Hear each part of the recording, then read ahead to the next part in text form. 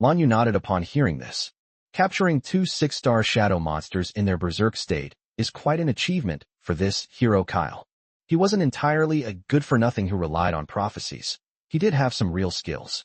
He withdrew his gaze, losing interest in the lively scene, and urged, "All right, stop looking. Take me to see your cult leader." Chapter 201 Unexpected Riot. Lanyu shouted that. Okay. Chidong finally realized what was happening and hurriedly nodded and bowed as he led the way. But the two had only just turned around and hadn't even taken 2 steps. Roar! Ah! Suddenly, a ferocious roar came from behind, followed by terrified screams from the crowd. The two of them turned around abruptly. The 4-armed demonic leopard inside, creating a huge gap. The freed shadow monster, like a black lightning bolt, instantly rushed into the crowd. The crowd immediately erupted into chaos. Screams and cries rose and fell. Blood instantly stained the street red. "Quick! Stop it! Protect the people!" Hero Kyle's expression changed, and he immediately gave the order. The knights behind him reacted quickly, immediately drawing their weapons and charging towards the shadow monster that was wreaking havoc in the crowd. However, another shadow monster also broke free of its restraints at some point. Instead of charging into the crowd, it turned around, its scarlet beastly eyes fixed on one direction. With a sudden burst of strength from its limbs, its massive body leaped high into the air, over the chaotic crowd, and pounced straight towards Lanyu and Chidong. That foul-smelling wind rushed towards us. Mr. Lanyu, be careful. Chidong was so frightened that his face turned pale, his legs went weak, and he collapsed to the ground. However, Lanyu's face remained expressionless. He didn't even lift his eyelids. He simply drew the Hegni sword at will. With a gentle wave, a tiny, palm-sized, jet-black crescent moon, condensed to its fullest extent, appeared out of thin air. Dark Moon Dragonblade. The dark crescent moon made no sound and did not generate any astonishing momentum. It just happened so quietly, in a flash. The next moment, the 6-star shadow monster, a 4-armed demonic leopard, which had pounced menacingly into the air, suddenly froze.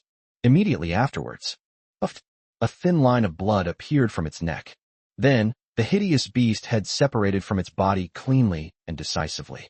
The massive headless corpse, propelled by inertia, slammed heavily onto the ground 3 meters in front of Lanyu, kicking up a cloud of dust. Sold out instantly. Clean and swift, a one-hit kill. The people around who had been terrified and scattered in all directions were stunned by what they saw. They stared blankly at the blue-haired youth who stood still, not moving an inch, their minds completely blank. Meanwhile, on the other side, the shadow monster that was rampaging through the crowd was also slain by the combined efforts of the hero Kyle and his knights. Kyle flicked the blood off his sword, but his gaze immediately fell on Lanyu. A hint of surprise and seriousness flashed in his eyes. He strode over, his signature gentle smile returning to his face, and extended his hand to Lanyu. "This friend is quite skilled. Thank you for your help, you solved our problem." Lanyu glanced at him, but didn't shake his outstretched hand. He simply nodded indifferently as a response. Then, ignoring this much-anticipated hero, he turned to Chidong, who was still trembling on the ground, and said, "They're gone." After saying that, he left directly. Chidong jumped up and quickly followed after him. Kyle's outstretched hand froze awkwardly in midair. As he watched Lanyu's decisive and unhurried retreating figure, the smile on his face froze slightly. At this moment, a member of the cult stepped forward and respectfully reported, "My hero, everything has been cleared up and the public's emotions have been calmed down." Kyle withdrew his hand, his gaze still fixed on the direction where Lanyu had disappeared. He casually instructed his subordinates, "Go, check the identity of that blue-haired youth." Led by Chidong, Lanyu walked through several secluded corridors and finally arrived at the depths of the Sunset Cult's headquarters. Unlike the magnificent and imposing halls outside, the interior of the cult was unusually simple and tranquil. There were no luxurious decorations, no noisy crowds, only rows of neat bookshelves and a few priests dressed in simple priestly robes, quietly cleaning or reading. The air was filled with a faint scent of sandalwood and old books, which naturally calmed the mind. Chidong seemed to notice the slight surprise in Lanyu's eyes and explained with a smile, "Our Sunset Cult values inner peace and the transmission of knowledge, rather than outward extravagance. Therefore, the true core of the church is actually the most simple." Lanyu nodded noncommittally. He followed Chidong to the door of a room that looked like a library. Chidong stopped, straightened his collar, and then respectfully knocked on the door. "Come in." An old but gentle voice came from inside the door. Che Chidong opened the door and gestured for Lanyu to enter. Lanyu stepped inside. The room was large, with all four walls occupied by bookshelves that reached the ceiling. The top was densely covered with all sorts of heavy books. In the center of the room, a figure sat beside an antique wooden table. She was an elderly woman who looked very old. Her hair was completely white, tied back with a simple wooden hairpin, and her face was covered with wrinkles of time, but her eyes still looked clear and gentle. She was wearing a faded gray priest's robe and reading glasses, her head down, intently looking at a thick ancient book in her hands. She looked like any other kind, approachable old lady next door. It's hard to imagine that such an ordinary-looking old lady could be like this. The leader of the Sunset cult, who controlled the largest religious power in the entire Sunset Kingdom. "Hey, you old geezer, stop looking, we have a guest." As soon as Che Chidong entered the room, he shouted in a loud and boisterous manner. His tone lacked any respect. It was as if he were talking to his neighbor, an older woman. Lanyu raised an eyebrow slightly. This Che Chidong seems to be treating their leader rather casually. Hearing the sound, the old woman slowly raised her head. Her cloudy old eyes narrowed into slits and looked over in this direction. She put down the scissors in her hand and walked over shakily. When she walked up to Lanyu, she suddenly stopped. A hint of doubt appeared in her cloudy eyes, which then turned into sudden realization. A kind smile appeared on her wrinkled face as she spoke to Lanyu. "Hero, you've arrived." "Lanyu." Che Chidong rolled his eyes and said irritably, "You old geezer, look carefully. You've mistaken me for someone else." He pulled Lanyu to his side and introduced him. "This is a distinguished guest I brought back, not your so-called hero." After saying that, he turned to Lanyu, smiled apologetically, and explained, "Mr. Lanyu, I'm sorry, our leader is getting old and her eyesight isn't very good. Sometimes she might mistake someone for someone else. Please bear with her." Lanyu didn't speak, but just quietly looked at the old woman in front of him who was called the leader. His heart was filled with doubt. Fluctuation of shadow energy from this old woman. Is Chapter 202 a bit too kind? This cult leader. She was just an ordinary person, completely and utterly. Or is it that her strength has reached a level that I cannot see through it all? Nidhogg, can you tell how deep she is? Lanyu asked in his mind. However, Nidhogg's voice soon echoed in his mind. I've confirmed it. This old lady doesn't have a trace of shadow energy in her body. She is indeed just an ordinary person. An ordinary person? How could an ordinary old woman, who couldn't even kill a chicken, manage to hold the position of leader of the most powerful force in Sunset Kingdom? This is really strange. Oh, a guest brought back from Cheeto. After a brief self-introduction, Lanyu then got straight to the point and briefly explained the whole story to the old cult leader. From Lanyu holding the core of the stars, to his desire to use this treasure to obtain a way to leave the barrier. Finally, he rubbed his hands together, chuckled at the old cult leader, and said, "So, you old codger, why don't you talk to this brother? Trading a piece of intelligence for a special material of the star core level is definitely a win-win deal for us." The old cult leader's smile remained unchanged after listening to Che Chidong's account. She looked at Lanyu and nodded gently. "Okay, no problem." Her answer was crisp and decisive, without the slightest hesitation. This time, it was Lanyu who was stunned. He originally thought that he would have to use his words and might even face some difficulties. Unexpectedly, this seemingly mysterious and eccentric old cult leader is actually so easy to talk to. Things went much more smoothly than he expected. Really, it's that simple? Lanyu looked at the kind-faced old cult leader in front of him, feeling a sense of unreality. To leave the barrier is an absolute top secret in the Sunset Kingdom. He was even prepared for the other party to make exorbitant demands and impose even more harsh conditions. But now, the other party has agreed so easily. The old cult leader smiled and nodded, his clear eyes revealing not a trace of scheming. She paused, then continued in her gentle tone. Actually, the method to leave the barrier is not some great secret. At least, that's true for the royal family and the higher-ups of our religion. Within our Sunset Kingdom, there are two special ancient teleportation arrays built by the Sunset God himself. Theoretically, through them, one can indeed ignore the barrier of the 3 layers of barriers and leave this world directly. Upon hearing the words teleportation array, Lanyu's eyes lit up instantly. Where are those 2 teleportation arrays? He pressed. The old cult leader slowly said. One, located deep within the royal palace of this capital city, the Eternal City, guarded by the royal family for generations. The other one is located in the remote third region, a very secluded location. To activate these two teleportation arrays, in addition to a massive amount of energy, a special key is also needed. Each teleportation array corresponds to a unique key. The key to the teleportation array in the capital city has always been kept in the hands of the current king. As he spoke, the old cult leader slowly took something out of the inner pocket of his faded gray priest's robe. It was an ordinary-looking stone slab, about the size of a palm. The stone slab is dark gold in color and is engraved with complex and mysterious runes. And this piece in my hand is the key to activate the teleportation array located in the third area. After the old cult leader finished speaking, he didn't hesitate at all and handed over the stone slab that looked extremely precious.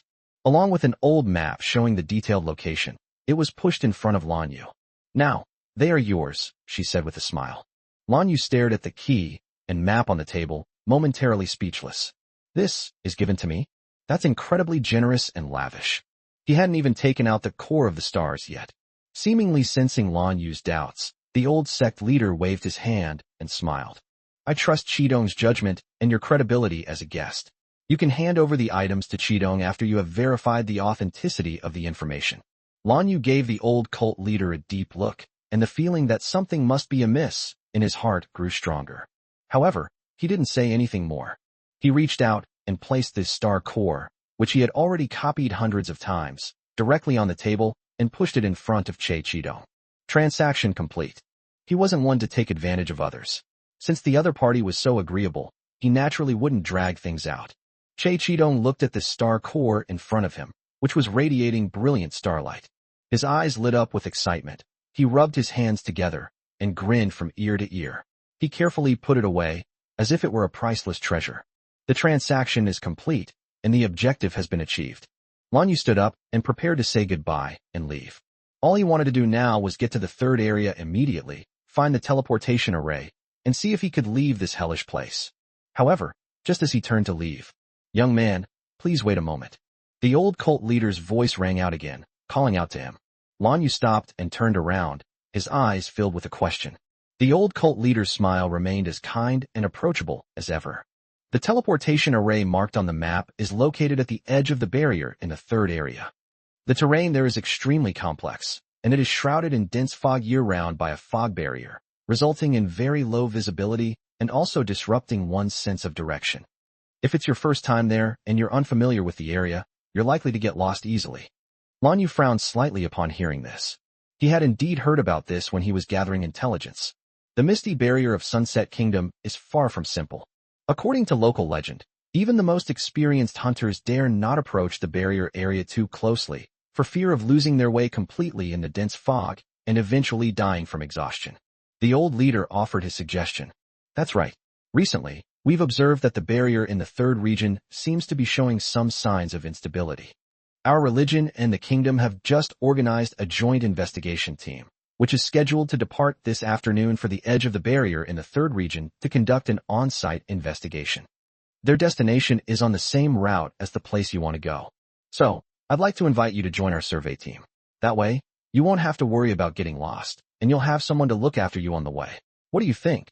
This suggestion sounds reasonable and is entirely in Lan Yu's best interest. But there's no such thing as a free lunch. Isn't this old cult leader being a little too kind? Chapter 203 Drinking Alone. Don't you feel lonely? Seemingly having heard Lan Yu's thoughts, the old cult leader's smile now carried a hint of "I knew it." She slowly began to speak. "Of course, I'm not entirely without conditions. I do have a small request, and I hope you can grant it if possible." Hearing this, Lan Yu felt a sense of relief. If there are requirements, then that's good. This is in line with the essence of trading. "What are the requirements?" he asked. The old cult leader's gaze turned somewhat solemn. "Based on my intuition, this investigation of the barrier in the third area may encounter some unknown dangers. I can see that you are a very capable young man. So I hope that if the investigation team encounters any danger on the road, you can do your best to protect our church's priests. Of course, it's only what I can do. If the situation is truly beyond your control, you are free to leave on your own, and we will have no complaints." It turns out he wanted to find a free, powerful bodyguard. Lan Yu pondered for a moment, then nodded. "Can."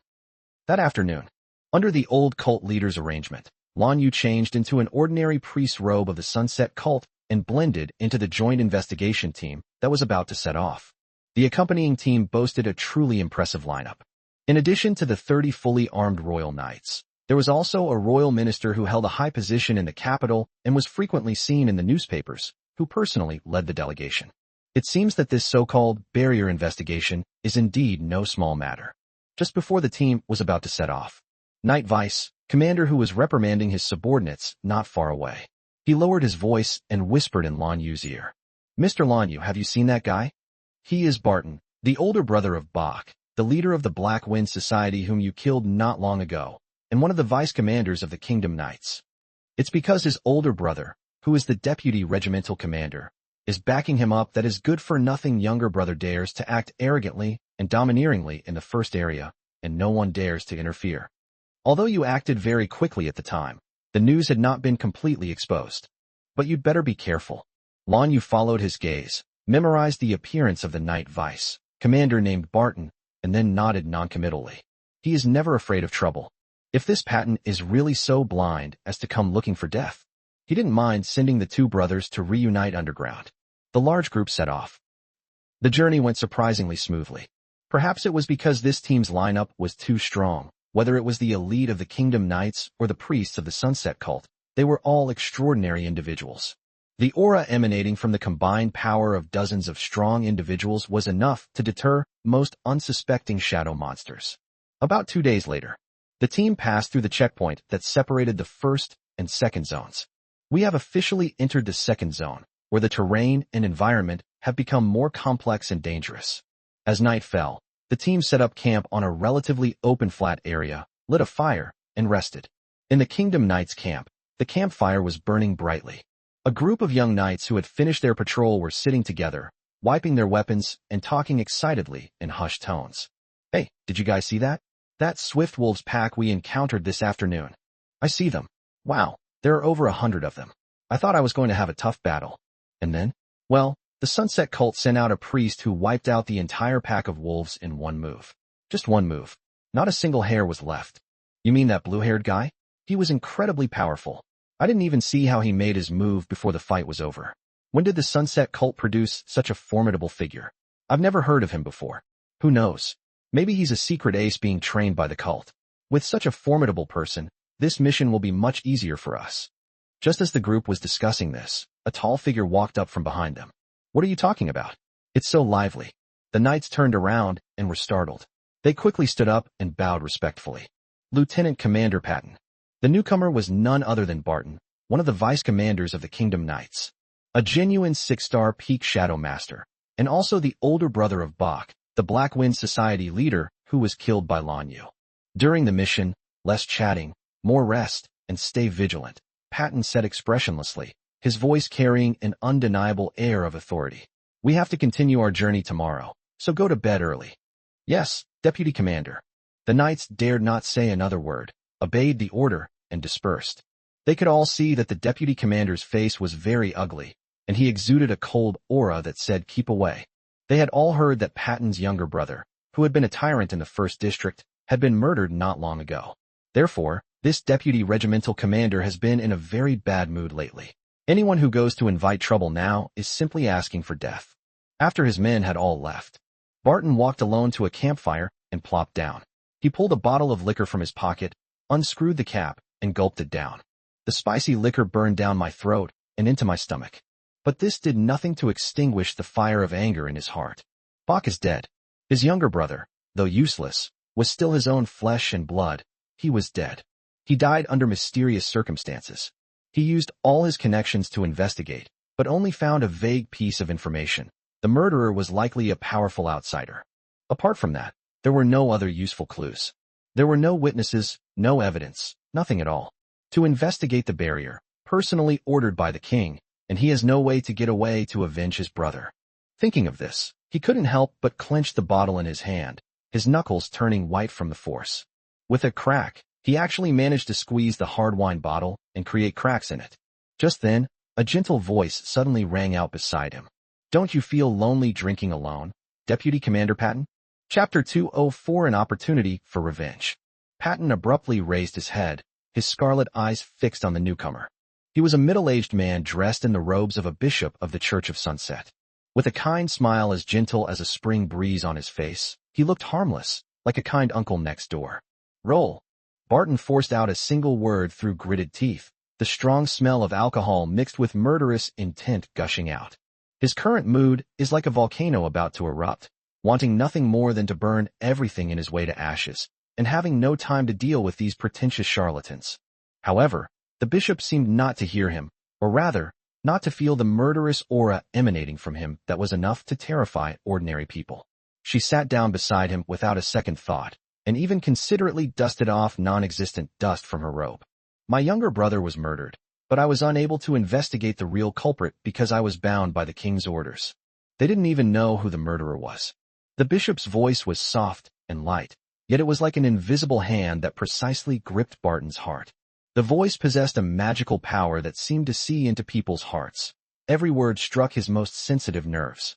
"Alas, it is truly a tragedy that such a talented person was killed at such a young age. It is truly regrettable." In that instant, Patton's pupils shrank to the size of pinpoints. He suddenly turned his head, his expression no longer simply fierce, but carrying a hint of surprise and uncertainty.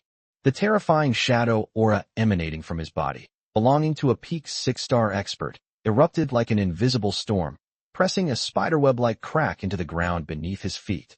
"What exactly do you want to say?" His voice was as cold as a gust of wind blowing from the depths of hell, enough to freeze one's soul.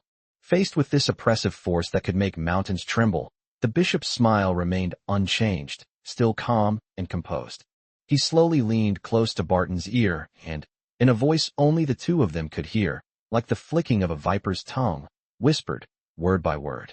"What I wanted to say was, I know who killed your brother." Barton's breath hitched. He stared intently at the smiling bishop before him, his eyes filled with a frantic suspicion and the last vestige of sanity in his wariness. "You know who the murderer is? Why should I believe you?"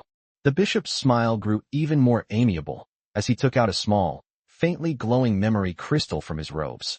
"Believe it or not, Vice Commander, you can see for yourself, won't you?" He gently handed the memory crystal to Barton. Barton's hand trembled slightly. After hesitating for less than a second, he snatched the crystal. He eagerly infused it with a wisp of shadow energy. The next second, an incredibly clear image, like a flood bursting its banks, instantly flooded his mind. It was a private room in a luxurious restaurant. A young man with blue hair sat there calmly. That was the day Lanyu killed his brother Bach. Lanyu never expected that someone would secretly record that scene in this way. Barton witnessed firsthand how his brother was slammed against the wall like a dead dog, with the other man grabbing his neck with one hand and casually throwing him against the wall.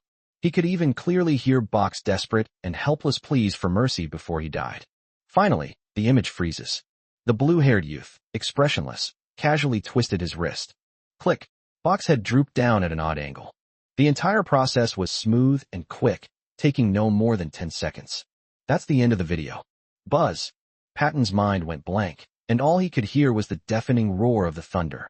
He remembered it very clearly, that the person in the picture, that blue-haired demon, was in this team. An extremely violent killing intent, mixed with overwhelming rage, erupted from his body. The ground beneath them could no longer withstand the pressure and exploded with a deafening roar. The bishop, a sinister smile playing on his lips, moved closer to the irrational Barton. He whispered in a seductive tone, "We, the people of our religion, have always been kind-hearted and cannot bear to see such despicable acts of indiscriminate killing of innocent people occur. Therefore, we are willing to create an opportunity for you to take revenge." For the rest of the journey, the atmosphere in the group became somewhat strange. As always, Vice Commander Barton remained stern and unsmiling, directing his knights to carry out their mission. But those in the group who were perceptive could sense that his gaze toward the Sunset Cult's group had become unusually cold and sharp, like a ferocious beast lurking in the shadows, ready to devour its prey at any moment. About half an hour later, the team was traversing a treacherous canyon. An accident happened. Rumble. With a deafening roar that shook the earth, the mountain walls on both sides of the canyon began to shake violently, without warning. Countless enormous rocks, weighing an astonishing amount of tons and mixed with soil, fell from the sky like an apocalyptic downpour. "Landslide. It's a landslide. Quick, get out of there." Someone in the group let out a terrified scream. The entire group instantly descended into chaos. The roars of the knights, the neighing of the horses, and the crashing of the boulders colliding into a symphony of apocalypse. The crowd scattered and fled, each fighting their own battle, trying to escape this death valley before being buried alive.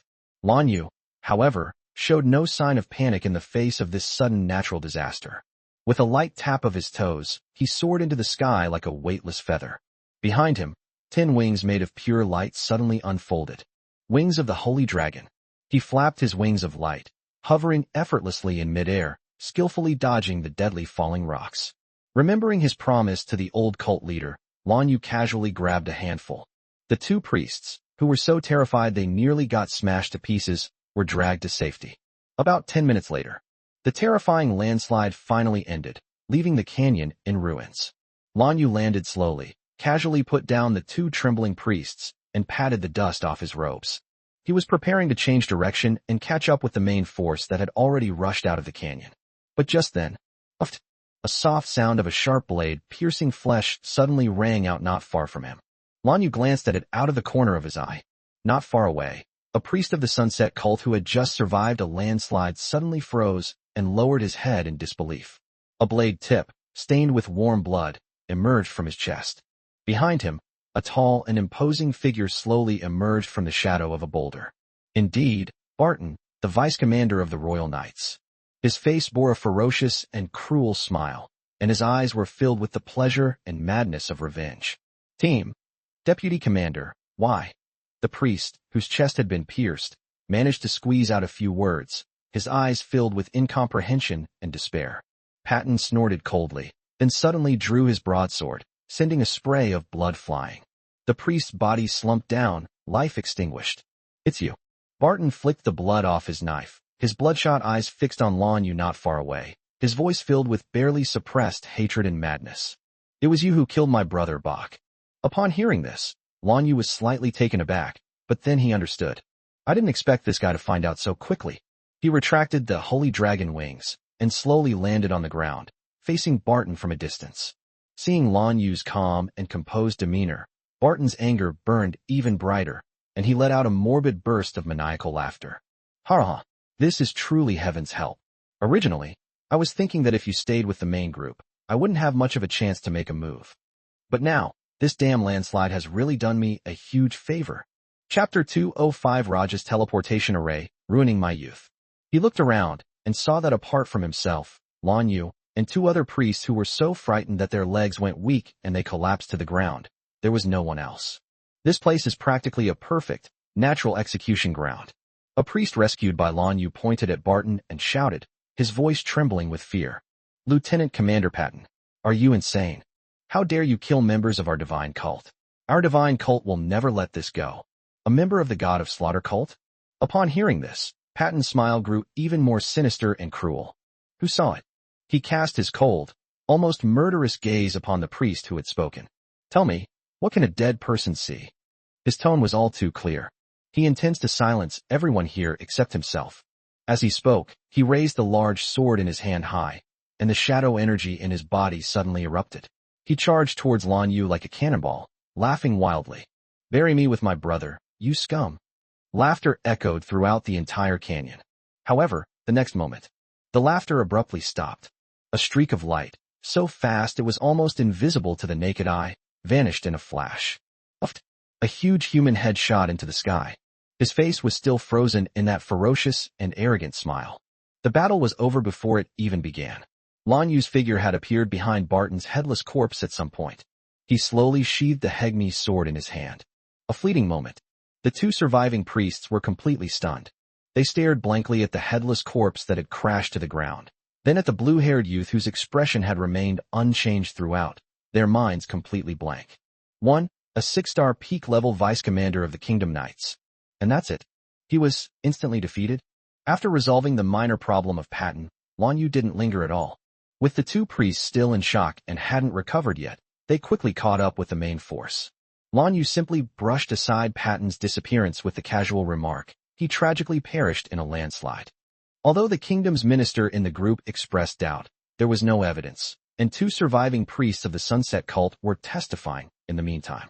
He could only make a note of the matter for the time being, and planned to conduct a detailed investigation after returning to the capital. The team continued their journey and finally, at dusk on the third day, arrived at their destination, the edge of the barrier of the third region. This is a desolate place shrouded in an eternal fog. The air was filled with a damp and rotten smell. Visibility was extremely low, beyond 10 meters. Everything was a white blur, and nothing could be seen. The thick fog seemed to possess a life of its own, carrying a strange energy that constantly eroded people's spirits, causing them to feel dizzy and oppressed. The survey team set up camp 100 meters away from the barrier. The kingdom's minister and the bishop of the religion immediately led their respective groups to begin various surveys and studies of the strange misty barrier. Lan Yu, however, was not interested in any of these things. He greeted the bishop leading the group and then left the group. Following the directions on the map, he walked alone in another direction. After walking for about 10 minutes and passing through a pile of rocks, a simple, round stone house built from huge rocks appeared in front of him. This is the location of the ancient teleportation array, as marked on the map. Lan Yu pushed open the heavy stone door and went inside. The interior of the stone house was empty. Only in the very center is there a circular stone platform about 10 meters in diameter. The surface of the stone platform is engraved with dense, complex runes, identical to those on the key stone slab. This must be the special teleportation array the old cult leader mentioned. Lan Yu walked to the stone platform and placed the dark gold keystone tablet into a perfectly fitting groove in the center of the platform. Buzz! As the key was returned to its place, the entire stone platform instantly lit up with a soft blue light. Those runes, which had been dormant for countless years, began to flicker and shine one after another, like dragons awakened. A vast and ancient aura began to permeate the entire stone house. There's a response. A hint of joy flashed in Lan Yu's eyes. He immediately began to try to inject shadow energy into the teleportation array, following the method Nidhogg had taught him, in an attempt to fully activate it. However, an hour has passed. The teleportation array, apart from emitting light, did not react in any other way. 2 hours have passed. The light on the teleportation array even began to flicker, as if it were running out of energy and about to go out at any moment. Lan Yu stood there, looking at the half-dead teleportation array in front of him, utterly speechless. He was furious and so frustrated that he wanted to curse. After all that trouble and effort, I've come all this way to this godforsaken place. As a result, this so-called teleportation array had been neglected and unmaintained for too long, and its core components had aged and been damaged, making it almost completely unusable. It's completely unusable. What a ripoff. He slammed his fist hard against the stone wall next to him. And just then, help me. Suddenly, a commotion and a weak cry for help came from outside the stone house. Immediately afterwards, the heavy stone door was suddenly pushed open from the outside. A man covered in blood, dressed in a priest's robe, staggered in. It was one of the 2 priests that Lan Yu had saved earlier. Run! He saw Lan Yu, his face filled with despair, and with his last bit of strength, he shouted. With his shouts and the wide-open door, a series of shrill screams came clearly from outside. Those were the voices of the other members of the investigation team. Something's happened. However, before Lan Yu could react, puffed, dozens of black, vine-like spikes made of pure shadow energy. It instantly tore through the thick fog outside, and like a torrential rain, it shot towards the priest who brought the news. Looking at the overwhelming black spikes before him, the priest gave a desperate, bitter smile and slowly closed his eyes. However, the death that was expected did not come. The next moment, he felt his body lighten, as if he had been lifted up. The wind whistled in his ears. When he opened his eyes again, he found himself safe and sound in the corner of the stone house, 10 meters away. At that moment, the one who had rescued him by grabbing him by the back of his collar with one hand was the blue-haired youth. Chapter 206, taking a detour. And at this time, the entrance to the stone house, a familiar figure slowly walked in. It was the same bishop of the Church of the Sunset who had always appeared kind, gentle, and refined. However, at this moment, he no longer had the harmless appearance he had before. Half of his face was covered by a black, bark-like substance. One of his arms was completely mutated, turning into a hideous, pitch-black vine covered in barbs that extended all the way to his shoulder. He exuded a nauseating, malevolent aura, typical of high-ranking shadow monsters. Eyes narrowed as he looked at the other person's half-human, half-monster appearance. He recognized him. High-level mimicry. A rare and extremely dangerous type of shadow monster. They can perfectly mimic human form, aura, and even memories, lurking in human society to carry out various acts of sabotage and conspiracy. He had encountered shadow fiends during the guild's shadow cave clearing missions. But those they encountered that time were just low-level scum. Their disguises were full of holes, and they could be seen through at a glance. But this one in front of us is clearly different. This guy probably disguised himself as a bishop of the religion from the very beginning. And yet, he hadn't discovered any flaws along the way. Rumor has it that high-level shape-mimicking monsters can even deceive the senses of 9-star powerhouses. It seems it's true. That guy. He's been a monster for the past 3 years. The priest beside him, who had been rescued, said in a trembling voice. This so-called barrier investigation was, from beginning to end, a cover-up operation he orchestrated. The bishop opposite, or rather, the shape-shifting monster, looked at Lan Yu and let out a strange heh-heh laugh. That's fast. With such strength, no wonder that simple-minded idiot Patton died at your hands. As soon as he finished speaking, he stopped pretending. The body emitted a series of cracking and popping sounds from its bones. His body began to expand rapidly, completely transforming into a ferocious monster over 3 meters tall, entangled with countless black vines and flesh. His aura instantly soared from 6 stars to 7 stars.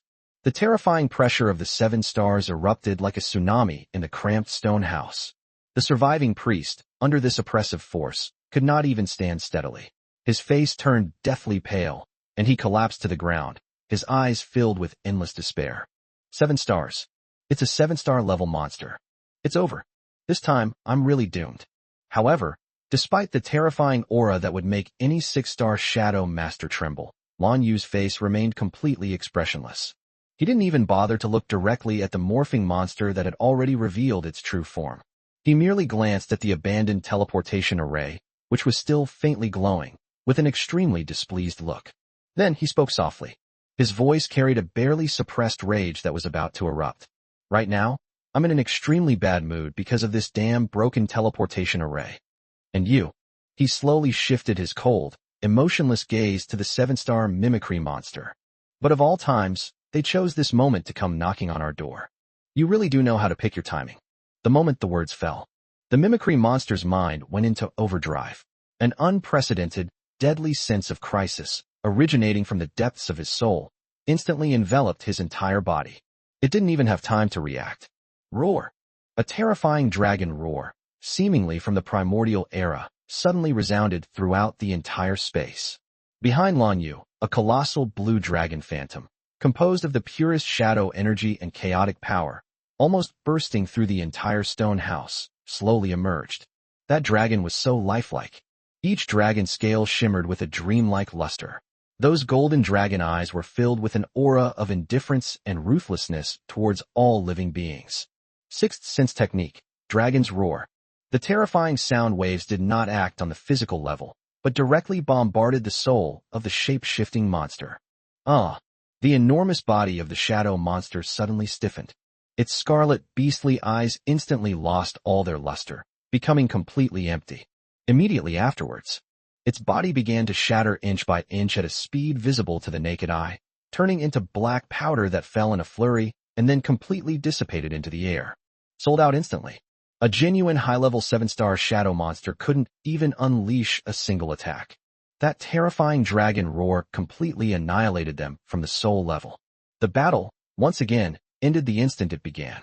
The surviving priest stared blankly at the shocking scene before him, his mouth agape, completely incapable of thinking. Who exactly is he? Slowly recovered from his extreme shock, he looked at Lan Yu, his eyes filled with awe and gratitude. He told Lan Yu everything he knew, in detail. It turns out that this high-level mimic monster killed the real bishop of the church 3 years ago and took his place. It lurks within the cult, secretly plotting an extremely evil conspiracy, a large-scale sacrificial ceremony that will affect the entire Sunset Kingdom. This ceremony needs to take place at several special locations within the Sunset Kingdom. At the same time, a large number of humans were sacrificed to open a passage to the realm of an unknown evil god. This edge of the barrier is one of the important sacrificial sites. This so-called barrier investigation mission was, from beginning to end, all about bringing in a sufficient number of sacrifices. They lured them here quietly, and it was all part of a carefully planned scam. As he spoke, the priest took out a somewhat worn map from his robes and handed it to Lanyu. Some other possible sacrificial sites that I deduced based on some information left behind by that monster and ancient texts of the divine cult. Lanyu took the map and glanced at it. To be honest, he wasn't interested in these things. As an outsider, he didn't want to get involved in the messy affairs of Sunset Kingdom. All he wanted to do now was rush back to the capital, find the king, get the other key, and then try the teleportation array in the palace to see if he could leave. He was about to throw the map back to the priest and let them deal with it themselves by going to the royal family or the higher-ups in the religion. But just then, his gaze, however, inadvertently fell upon a small town on the map, marked with a red circle, located in the second region. Pancher Town. Yes, it was the small town where Shu Qiaoyan lived. Lanyu's brows furrowed slightly. He doesn't consider himself a selfless philanthropist. He could be completely indifferent to this sacrificial ritual and to the lives and deaths of those other strangers. But Shu Qiaoyan, that girl, genuinely helped him when he was injured and unconscious. Well, finally, Lanyu sighed softly to himself. We need to go to the town where Shu Qiaoyan lives first. As for the capital, we'll have to go there later. Chapter 207 The Final Bottom Line. Rock Town, Lord's Mansion. Since Lanyu left, Prince Aus felt much more relaxed. The mountain that had been weighing on my heart has finally been removed. Even the air seemed to have become fresher and sweeter.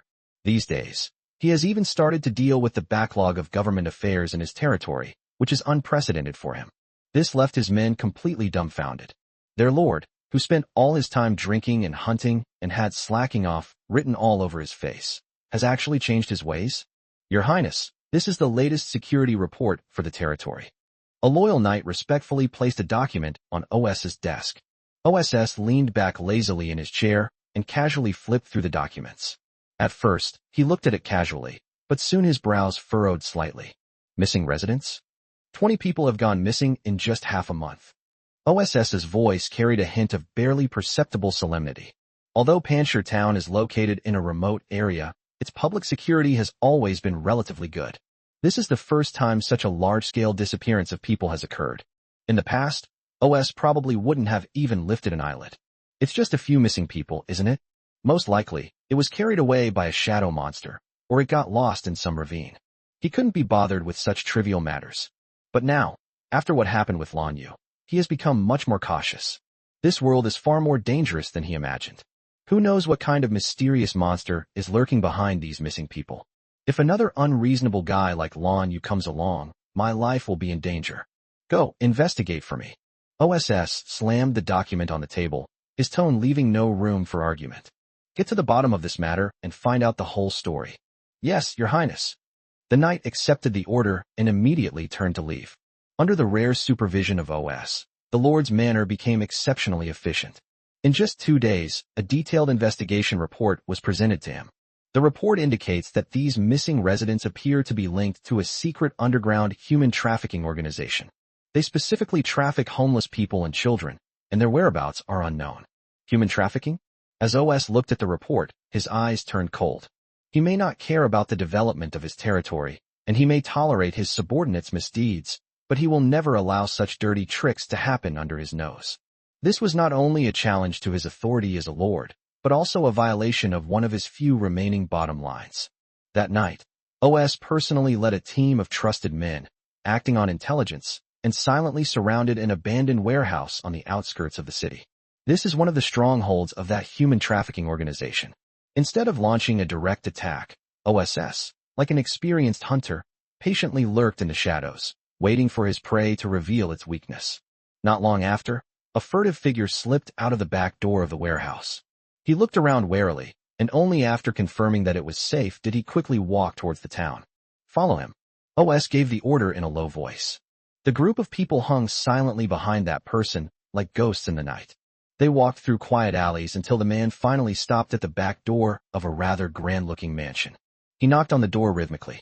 Soon, the door opened, and a man dressed in the robes of a priest of the Sunset cult walked out. Is everything ready? The priest asked in a gentle and polite voice.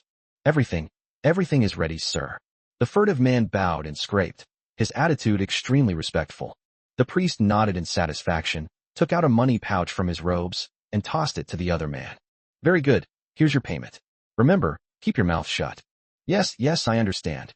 The man took the money bag, a greedy smile spreading across his face. Just as he turned to leave. Let's do it. One of the knights beside OS lowered his voice and prepared to lead his men to charge forward. However, a hand suddenly pressed down on his shoulder. Etc. OSS's voice carried an unprecedented solemnity. His eyes were fixed on the priest who still wore a smile and looked kind and approachable not far away. A chilling cold, originating from the depths of his soul, instantly swept over his entire body. Something's not right. This priest is very strange. Asna's innate ability to see into people's hearts and sense danger was now frantically sending him warnings. In his perception, the man in front of him wearing a priest's robe was not human at all. Beneath that gentle smile lay a nauseating aura of extreme evil and chaos. That's not something a human being should have. That's a shadow monster. And there's more than one. OS's gaze slowly swept over the half-open door. Several blurry figures stood in the shadows behind the door. Each of them exuded the same chilling aura of danger as that priest. They're all monsters. Your Highness. The knight, who was being held down, looked at OSS in confusion. Shut up.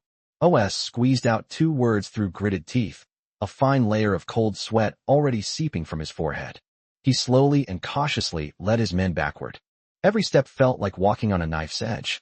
They were afraid of making even the slightest sound and alerting those terrifying monsters. The retreat went exceptionally smoothly. The monsters didn't seem to have noticed them. The group quietly withdrew from the alley, only breathing a sigh of relief when they were more than 100 meters away. Your Highness, why did you just now? One of the knights couldn't help but ask. However, OS made a shushing gesture, indicating that they should continue their retreat. Just then, a knight was backing away when he accidentally stepped on a shard of broken glass that was lying on the ground. Careful! With lightning speed, OS pulled the knight back. The broken glass reflected a faint light under the moonlight. If that step had landed properly, the crisp sound would have been enough to alert anyone in the alley. Everyone looked at the glass and felt a chill run down their spines. Cold sweat instantly broke out on their foreheads. They dared not be careless any longer, and followed behind OS, fleeing the area as quickly as possible without any major incident. Only after they were completely away from the mansion and back on the safe streets did they dare to breathe heavily. Your Highness, what exactly happened just now? That priest, is there something wrong with him? His men gathered around, their faces filled with confusion. OS did not answer. He leaned against the wall, his face still pale. His heart was still pounding wildly. Just now, if they had made one wrong move, their entire group would probably have been wiped out. What should we do, Your Highness? A subordinate asked. Should we gather all the guards in the territory and go to surround and wipe them out? Encirclement and suppression? Upon hearing this, OS laughed self-deprecatingly, as if he had heard the biggest joke in the world. What will we use to encircle and suppress them? Our lives. His intuition told him that the monsters were far more powerful than they had imagined. A direct confrontation will only lead to certain death. Run. OSS took a deep breath and made the most rational judgment. Immediately, right now, pack your things and leave Rock Town. This place is no longer safe. His intuition has never been wrong. This area has been shrouded in a huge shadow. If we stay any longer, we'll surely die? Yes. Although filled with doubts, the men, trusting OS implicitly, did not hesitate and immediately accepted the order to leave. However, after running 2 steps, OS suddenly stopped. He seemed to remember something important, his expression changed, and he suddenly turned around and ran in another direction. Your Highness. The subordinates were all stunned. Where are you going? You're going the wrong way. Without turning his head, OS's voice came urgently. You guys go first. I need to go back and get someone. Boss, why are we going back? It's too dangerous, the subordinate shouted anxiously. OSS's figure had already disappeared around the corner of the street. Only one resounding sentence remained, echoing in the night wind. I have to go and bring Shu Qiaoyan with me. He admitted that he, OS, was not a good person. Lacking talent and ability, he spends his days opportunistically and slacking off, and has even done many unethical things. However, taking good care of Shu Qiaoyan was his promise to Lan Yu. Keeping promises is his bottom line. Chapter 208 Determination. OS doesn't consider himself a good person, but he has a bottom line, which is keeping his promises.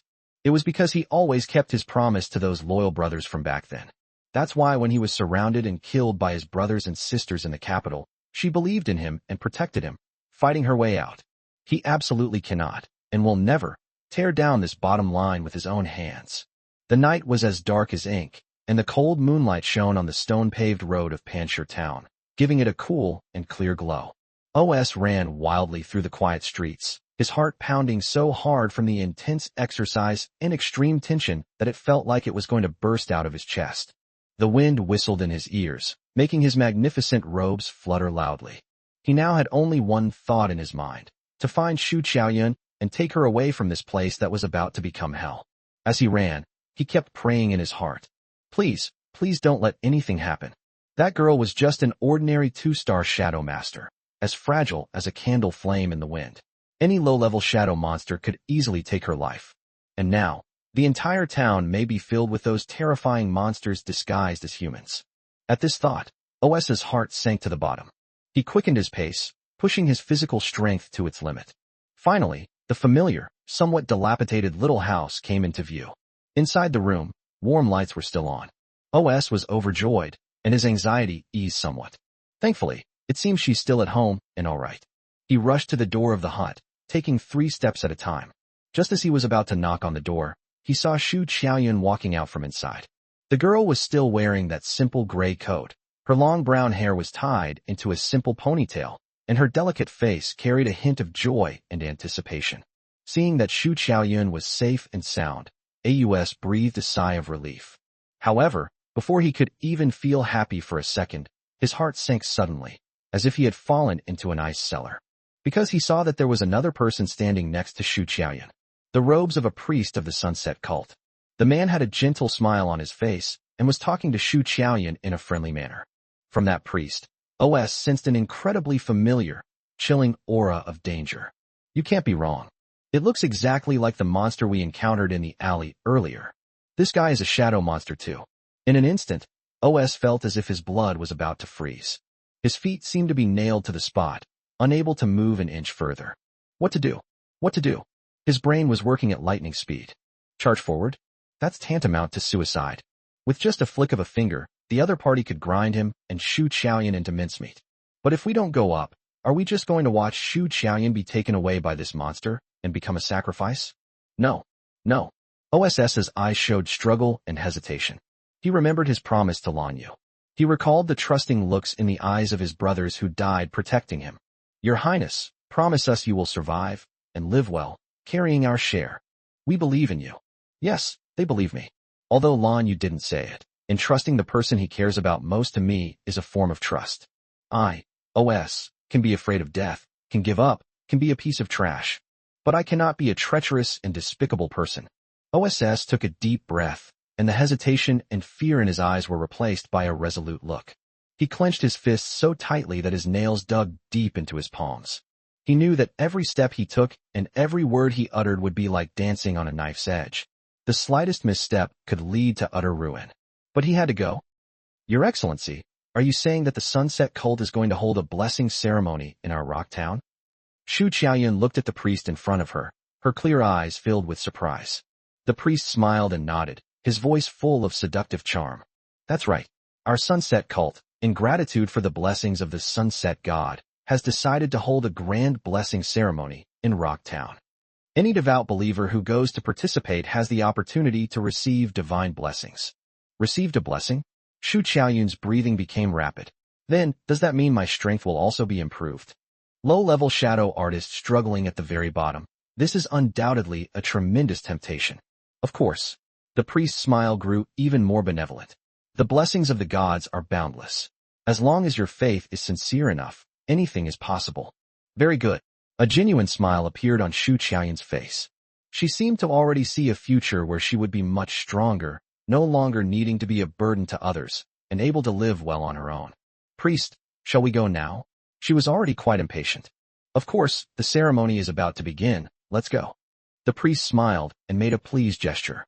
However, just as Xu Qiaoyun took a step, preparing to leave with the priest, suddenly, a hand reached out from the side and gently, yet undeniably, grasped her wrist.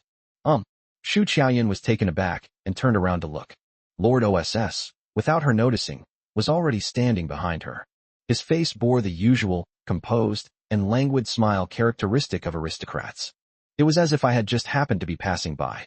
Your Highness, Shu Qiaoyan asked in surprise. The priest turned his head and looked at the unexpected guest. His gaze lingered on OS for a moment, his gentle smile remaining unchanged. So you are the Lord of Rocktown. My apologies for my disrespect. As he met the other person's gaze, alarm bells rang in his mind, but on the surface, he remained calm and composed. He even gave the priest an apologetic smile. My lord, I'm so sorry to have disturbed you. His voice sounded as calm as ever, even with a touch of cynicism. However, I suddenly remembered something important that I need to tell Miss Shu Qiaoyan. Oh, the priest raised an eyebrow slightly. I wonder what important matter requires your excellency to make this trip in person. OS's heart was in his throat. He could feel that the other person's gaze was like two invisible sharp knives, seemingly trying to see through his very soul. But he knew he absolutely could not show weakness. He laughed and said in a seemingly relaxed manner, It's nothing serious. It was something that Mr. Lan Yu asked me to pass on to Miss Shu Qiaoyan when he left. As you know, I have a bad memory and am often in a daze. That's why I suddenly remembered it today. So, I came here quickly, wanting to take Miss Shu Qiaoyan to my residence to retrieve it. OS. Chapter 209 How did you find out? As he spoke, he patted his head with a serious expression, looking quite annoyed. Lan Yu. When this name was uttered from OS's mouth, Shu Qiaoyan's body trembled violently. Those eyes, which had been shining brightly because of the blessing ceremony, were instantly filled with another, more complex and brighter emotion. Is it something left behind by Lord Lan Yu? Compared to the ethereal blessings of the gods, the name Lan Yu was the most real and reliable thing for her. My lord, I am very sorry. Shu Qiaoyan turned around and bowed deeply to the priest. The blessing ceremony. I'll participate next time. I must go and get Lord Lan Yu's things now. Her tone was full of apology, but her attitude was unusually firm. The priest looked at the two people in front of him, his smile still gentle. However, a barely perceptible chill seemed to flash deep within those eyes. Since it was left behind by Mr. Lan Yu, it is indeed very important. He nodded, appearing very understanding. It's all right, Miss Shu Qiaoyan, you may go. The blessings of the gods are always open to devout believers. Thank you for your understanding, Your Excellency. Shu Qiaoyan thanked him again, and then followed OS and turned to leave. OSS, holding Shu Qiaoyan's hand, walked ahead step by step, seemingly calmly. His back was already soaked with cold sweat. He could feel that cold gaze following them like a shadow. Like a venomous snake lurking in the shadows, always ready to launch a fatal attack. He dared not look back, nor even quicken his pace. He could only force himself to maintain a normal pace, step by step, moving further and further away from that terrifying monster. A cool night breeze rustled the leaves of the trees lining the streets. AUS held Shu Qiaoyan's wrist tightly, his palms covered in sticky, cold sweat. He dared not turn around, nor make any unnecessary movements, but maintained the composed gait befitting a nobleman, leading Shu Qiaoyan step by step away from that dilapidated little house. Every step felt like walking a tightrope. He could clearly feel the cold, malicious gaze behind him, like a leech, fixed on him. In that gaze, there were no human emotions, only a pure, chilling malice. It was as if he would be torn to shreds in an instant if he made the slightest move. Shu Qiaoyan followed behind AUS, her heart filled with doubt. She could feel the Lord's hand, which was holding her, trembling slightly. His steps appeared relaxed, but each step seemed unusually stiff. Your Highness, what's wrong? She asked softly. You look terrible. Fine. OS squeezed out 2 words through clenched teeth, his voice sounding somewhat hoarse. He forced a smile and turned to Shu Qiaoyan, saying, You've probably been drinking too much lately. You're feeling a bit weak. Hurry up, the things are still waiting at the manor. He dared not explain, nor dared he linger. They are still too close to the monster. Any unusual action could lead to their deaths. Although Shu Qiaoyan found it strange, she didn't ask any more questions when she heard that it was something left behind by Lan Yu. She just quickened her pace and followed closely behind OS. The two of them walked one after the other through one quiet alley after another. OSS, familiar with the terrain of Rocktown, deliberately chose to go to those remote and deserted corners. He didn't know if the monster had followed, but he had to prepare for the worst. Finally, after turning a street corner and confirming that the feeling of being pricked by needles behind me had temporarily disappeared, AUS suddenly pulled Shu Qiaoyan into an even narrower alley. He seemed to have all his strength drained away, leaning against the cold wall, panting heavily. Large beads of cold sweat trickled down his forehead and cheeks. His expensive clothes were soaked with sweat and clung tightly to his body, making him look utterly disheveled. Your Highness, Your Highness. Shu Qiaoyun was startled by his appearance. She had never seen this usually languid and composed lord so out of control. What exactly happened? She asked anxiously. OS waved his hand, indicating that he was fine. It took him a while to calm his wildly beating heart. He looked at Shu Qiaoyun, who had a worried expression, took a deep breath, and his face became more serious than ever before. Shu Qiaoyun, listen to me. What I'm about to say may seem unbelievable, but you have to believe me. Seeing his serious expression, Shu Qiaoyun also became nervous and nodded vigorously. The priest you just encountered. Austin paused, seemingly organizing his thoughts. He is not human. What? Shu Qiaoyun's eyes widened instantly. He's a monster, a shadow monster disguised as a human. OS's voice was extremely low. And that so-called blessing ritual. It was a complete hoax from beginning to end. A trap. Their goal is to lure ordinary people like you to a place, and then use you as sacrifices. Boom. OS's words were like a thunderclap, exploding in Shu Qiaoyun's mind. Her face turned deathly pale instantly, devoid of any color. Monster? Offerings? She couldn't believe her ears.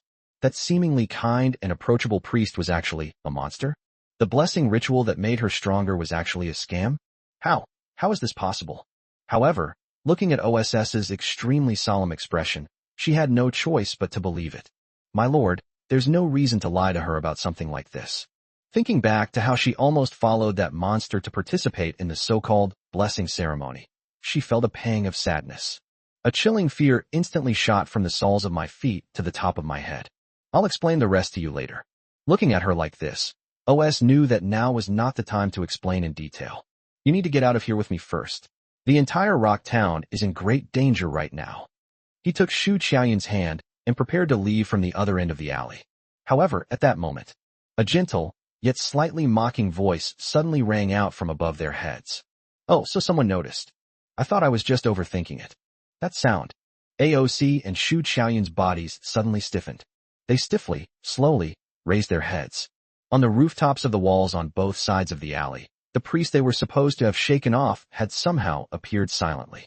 He looked down at the two people in the alley, his face still bearing that kind smile. However, that smile no longer held any warmth. Only the torment and cruelty of a cat playing with a mouse. It seems that it was the right thing for me to come and see for myself. He spoke softly, as if talking to himself. I never expected that a mere border lord would have such keen intuition. I should have been able to disguise it perfectly. Can you tell me how you found out? Chapter 210, Where is their lair?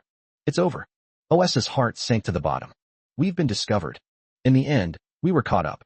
He held Shu Qiaoyun tightly behind him, his mind racing, trying to find even the slightest chance of survival. However, in the face of an absolute disparity in strength, any scheme seemed so pale and powerless. The priest looked down at the two humans below, who were like lambs to the slaughter, and his smile grew even brighter. He stopped pretending. His face began to twist and deform like a melting wax figure. A dark, bark-like substance emerged from under his skin and quickly covered half of his face. One of his arms, amidst the cracking and popping of bones, transformed into a grotesque, black vine covered in barbs. That nauseating, evil aura belonging to a high-level shadow monster erupted without reservation. Fine, I don't want to waste any more words. Let's just kill you all first. The shadowy creature's voice became sharp and piercing. The moment the words fell. Call out. The arm that had mutated into a vine stretched out instantly like a black lightning bolt, shooting towards AUS and Shu Qiaoyun below with a shrill whistling sound that tore through the air. Those menacing barbs gleamed with a deadly cold light under the moonlight. Alsa's pupils contracted sharply. Instinctively, he held Shu Qiaoyun tightly in his arms, closed his eyes, and prepared to face death. However, the expected excruciating pain did not come. Uft! A sharp sound, like a blade slicing into flesh, rang out clearly in the quiet alley. Immediately following was a streak of extremely fast, pitch-black light and shadow, almost too fast for the naked eye to catch, that flashed by in an instant. OS felt a gust of wind sweep past him. He opened his eyes slowly, puzzled.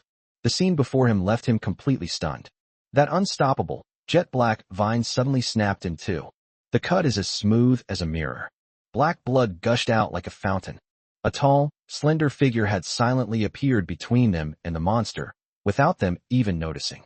Before Os and Shu Qiaoyan could even see what the newcomer looked like, the figure moved again. A fleeting moment, the figure vanished from the spot in an instant. The next moment, he appeared behind the morphing monster on the top of the wall. The arrogant, shadowy creature suddenly stiffened. Its face was still frozen with that cruel and bewildered expression. Immediately afterwards, puffed, puffed, puffed, countless fine lines of blood instantly appeared on its body. Then, its enormous body, like a shattered piece of porcelain, broke into countless pieces and fell from the top of the wall with a crash. Sold out instantly. Another instant kill. Only then did the figure slowly sheath the Hegmi sword in his hand. He turned around, revealing that familiar, calm face. Her short blue hair swayed gently in the night breeze. Mr. Lan Yu. Shu Qiaoyan looked at the figure in front of her and cried out in surprise. Tears welled up in her eyes, and she could no longer hold them back. In the quiet alley, only Shu Qiaoyan's sobs of joy and AOC's heavy breathing could be heard. Lan Yu glanced at the pile of mangled flesh on the ground, which was no longer recognizable as human, and his brows furrowed almost imperceptibly. It's that kind of grotesque creature again. It seems that the situation in Sunset Kingdom is worse than he imagined. He turned his head and looked at OS, who was still in shock and lingering after surviving the ordeal. What happened? His voice was as flat as ever, devoid of any emotion. It took OS a while to recover from the extreme shock. He looked at Lan Yu, his eyes filled with complex emotions. There was gratitude, awe, and a touch of relief. I'm so glad I made the right choice back then. He took a deep breath, forced himself to calm down, and then told Lan Yu everything he had learned about the situation and the thrilling scene that had just happened. From residents going missing to the discovery of a human trafficking organization. From his use of intuition to see through the priest's disguise to his escape with his men without serious incident. Then, in order to keep his promise, he resolutely returned to save Shu Qiaoyan. Finally, he was exposed by the monster and nearly lost his life. He described the entire process in great detail, without hiding anything. After listening to Alsa's account, Lan Yu fell into a brief silence. He gave the fifth prince of Sunset Kingdom a deep look. This guy? I knew I hadn't misjudged him back then. He seems to be an incompetent good-for-nothing who spends his days doing nothing. But in reality, he possesses an intuition far beyond that of ordinary people and the ability to remain calm and decisive even in life-or-death situations. If this guy had made one wrong move throughout the entire incident, he would probably be a cold corpse by now. They were able to see through the monster's disguise and escape successfully in such an extremely dangerous situation. This can no longer be explained simply by good luck. What's even more remarkable is that, knowing his life was in danger, he was still willing to come back to save Shu Qiaoyan for the sake of a verbal promise. Putting everything else aside, at least this guy is pragmatic and keeps his word. He's someone you can get along with. Since that's the case, Lan Yu had already made up his mind. He wasn't a pushover, but he always believed in the principle of repaying kindness and paying back debts. AUS kept his promise and saved Shu Qiaoyan's life, which could be considered a favor to him. Then I wouldn't mind helping him out again. Where is the lair of those shadowy creatures? Lan Yu asked. OSS was taken aback by this and subconsciously replied. It's in that abandoned warehouse area in the west of the city. After he finished speaking, he realized what he had said, and a look of astonishment appeared on his face. Mr. Lan, you wouldn't be thinking of. His voice was stammering. A faint smile appeared on Lan Yu's lips. Although the smile was faint, it made OS feel that it was 100 times more terrifying than the smile of the previous grotesque figure. You kept your promise and took care of Shu Qiaoyan for me. Then I'll take care of these little troubles in your territory for you. This deal is fair, and we're even. Are we even now? As AUS listened to Lan Yu's nonchalant tone, he felt that his worldview was about to be overturned. Those were a group of high-level shape-mimicking monsters whose numbers were unknown and whose strength was unfathomable. In his view, it was a den of dragons and tigers, a huge crisis that could overturn the entire town of Rock. But in this big shot's mouth, it actually became a minor trouble, and solve it casually. OS opened his mouth, wanting to say a few more words of persuasion. After all, based on his intuition, there were definitely a lot of monsters in that warehouse, and their strength was probably much greater than the one that had just been instantly killed. Although Mr. Lan Yu is very powerful, isn't it too risky for him to go in alone? Your Highness, I believe in Mr. Lan Yu.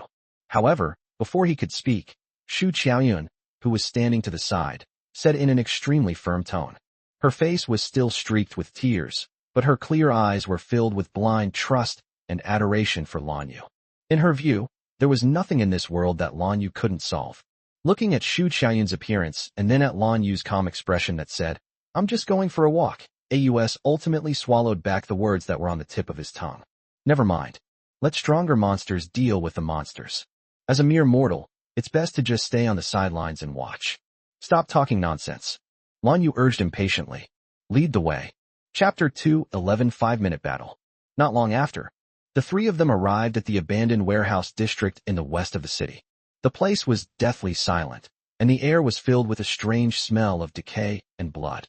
Os pointed to the largest warehouse, his voice trembling slightly. Mr. Lan, it's right there. According to my intelligence, that human trafficking organization is keeping all the kidnapped people here. Lan Yu nodded. He turned to Aus and Shu Qiaoyun and said, "You two, stay here and don't go anywhere." After saying that, he walked straight toward the warehouse that lay like a giant beast in the darkness. That figure didn't look like it was going to venture into a dangerous place. It looked more like it was taking a stroll in its own backyard. Aus and Shu Qiaoyun watched nervously as Lan Yu's figure disappeared behind the dark door of the warehouse. Almost the instant Lan Yu stepped into the warehouse. Boom! A deafening roar suddenly came from inside the warehouse. Then came a variety of shrill, inhuman roars and the sounds of fierce fighting. Boom! Another loud bang. The sturdy warehouse had a large chunk of one corner that looked as if it had been shaved off by something sharp. Countless bricks and steel bars fell from the sky like a torrential rain, smashing large craters into the ground. A terrifying energy shockwave spread wildly outward from that gap. Even though they were hundreds of meters apart, Aus and Shu Qiaoyun could still feel that terrifying, world-destroying power. Aus swallowed hard and held Shu Qiaoyun tightly behind him. His face was filled with horror. Is this Mr. Lan Yu's true strength? The aftershocks of the battle alone were so terrifying. Cataclysmic scene must have unfolded at the heart of that battle. However, the sounds of this fierce fighting came and went quickly. It lasted for less than 5 minutes. The entire warehouse area fell into a deathly silence once again. Quiet. A deathly silence. Os's heart jumped into his throat. What happened? Why has everything gone quiet so quickly? 5 minutes? This doesn't seem right. Could it be? A terrible thought, uncontrollably, popped into his mind. Could it be that Mr. Lan Yu made a mistake? They were killed by the monsters inside. The more he thought about it, the heavier his heart became. After all, there were more than 20 powerful shadow monsters inside. Just as OSS was feeling uneasy and his mind was racing, a figure slowly emerged from the huge gap that had been forcibly cut out. The figure was completely covered in a thick, black, petroleum-like liquid, making its appearance impossible to discern. Step by step, they walked towards them. Aus and Shu Qiaoyun's hearts jumped into their throats instantly, until that figure walked up to them. He raised his hand and casually wiped the black liquid from his face, revealing that familiar, indifferent face. It was Lan Yu. He looked at the two dumbfounded people and said calmly, "Nailed it. Nailed it." These two simple words struck OS's heart like two heavy hammer blows. His mind was blank. He had almost lost the ability to think. He stared blankly at the blue-haired youth in front of him, whose body was covered in the black blood of the shadow monster, yet whose breathing was perfectly steady, feeling as if he were dreaming. 5 minutes. From the time he went in to the time he came out, it only took about 5 minutes. That's it. Just like that, they wiped out a nest inhabited by more than 20 high-level mimicry monsters. Are you kidding me? Os swallowed hard, his voice dry as he asked. Mr. Lan, have all the monsters inside been dealt with? Lan Yu nodded, as if he had only done a trivial thing. There were 23 in total, and not one of them escaped. He paused, then added, there are some sacrifices who were imprisoned but didn't die. You can deal with them yourselves. 23. When Lan Yu uttered this exact number, Aus felt his heart skip a beat. He had only guessed, based on his intuition, that there were quite a few monsters inside. I never imagined there really were so many. Moreover, judging from Lan Yu's tone, these 23 mimicry shadow monsters did not seem to cause him any trouble. What kind of monster is this? The look in Asa's eyes as he looked at Lan Yu had changed from initial awe to utter fear. He is now extremely grateful that he didn't act rashly and choose to become enemies with this big shot when it came to Lian Qi. Otherwise, I probably wouldn't even be able to find my ashes now. To oppose such an unreasonable entity is simply asking for trouble. Lord Lanyu, are you alright? Shu Qiaoyun, who was standing to the side, finally came back to her senses from the shock. She looked at the shocking black blood on Lanyu's body, her face filled with worry. It's alright, it's all their blood. Lanyu waved his hand casually. In fact, those shadowy figures couldn't even touch the hem of his clothes. After activating Mind's Eye, every move and weakness of these monsters became crystal clear in his eyes. Combined with the extreme speed of Flash of Shadows and the sharpness of Hegni's sword, solving these problems was indeed as easy for him as chopping melons and vegetables. Alright, now that things here are resolved, I should be going. Lanyu glanced at the sky and decided not to delay any longer. Although he destroyed the sacrificial site in Rocktown, according to the map left by the priest, there are several similar locations within the Kingdom of Sunset. This includes the royal capital, the Eternal City. He must get to the capital as soon as possible, find the king, and obtain the key to the other teleportation array. As for this so-called large-scale sacrificial ceremony, if we can stop it, then we should. If he can't stop it, then it's none of his business. He's an outsider, and he doesn't have the saintly heart to save a foreign country. Mr. Lan, are you leaving already? Upon hearing this, OS quickly tried to persuade him to stay. You've done our Panshir town such a great favor. At least let me do my part as a host, and give you a welcome dinner. He genuinely wanted to curry favor with this powerful figure. No need. I have other important matters to attend to. Lanyu refused outright. He looked at OS, thought for a moment, and then offered a reminder. Although this town is safe for now, the mastermind behind this conspiracy is still here. Be careful.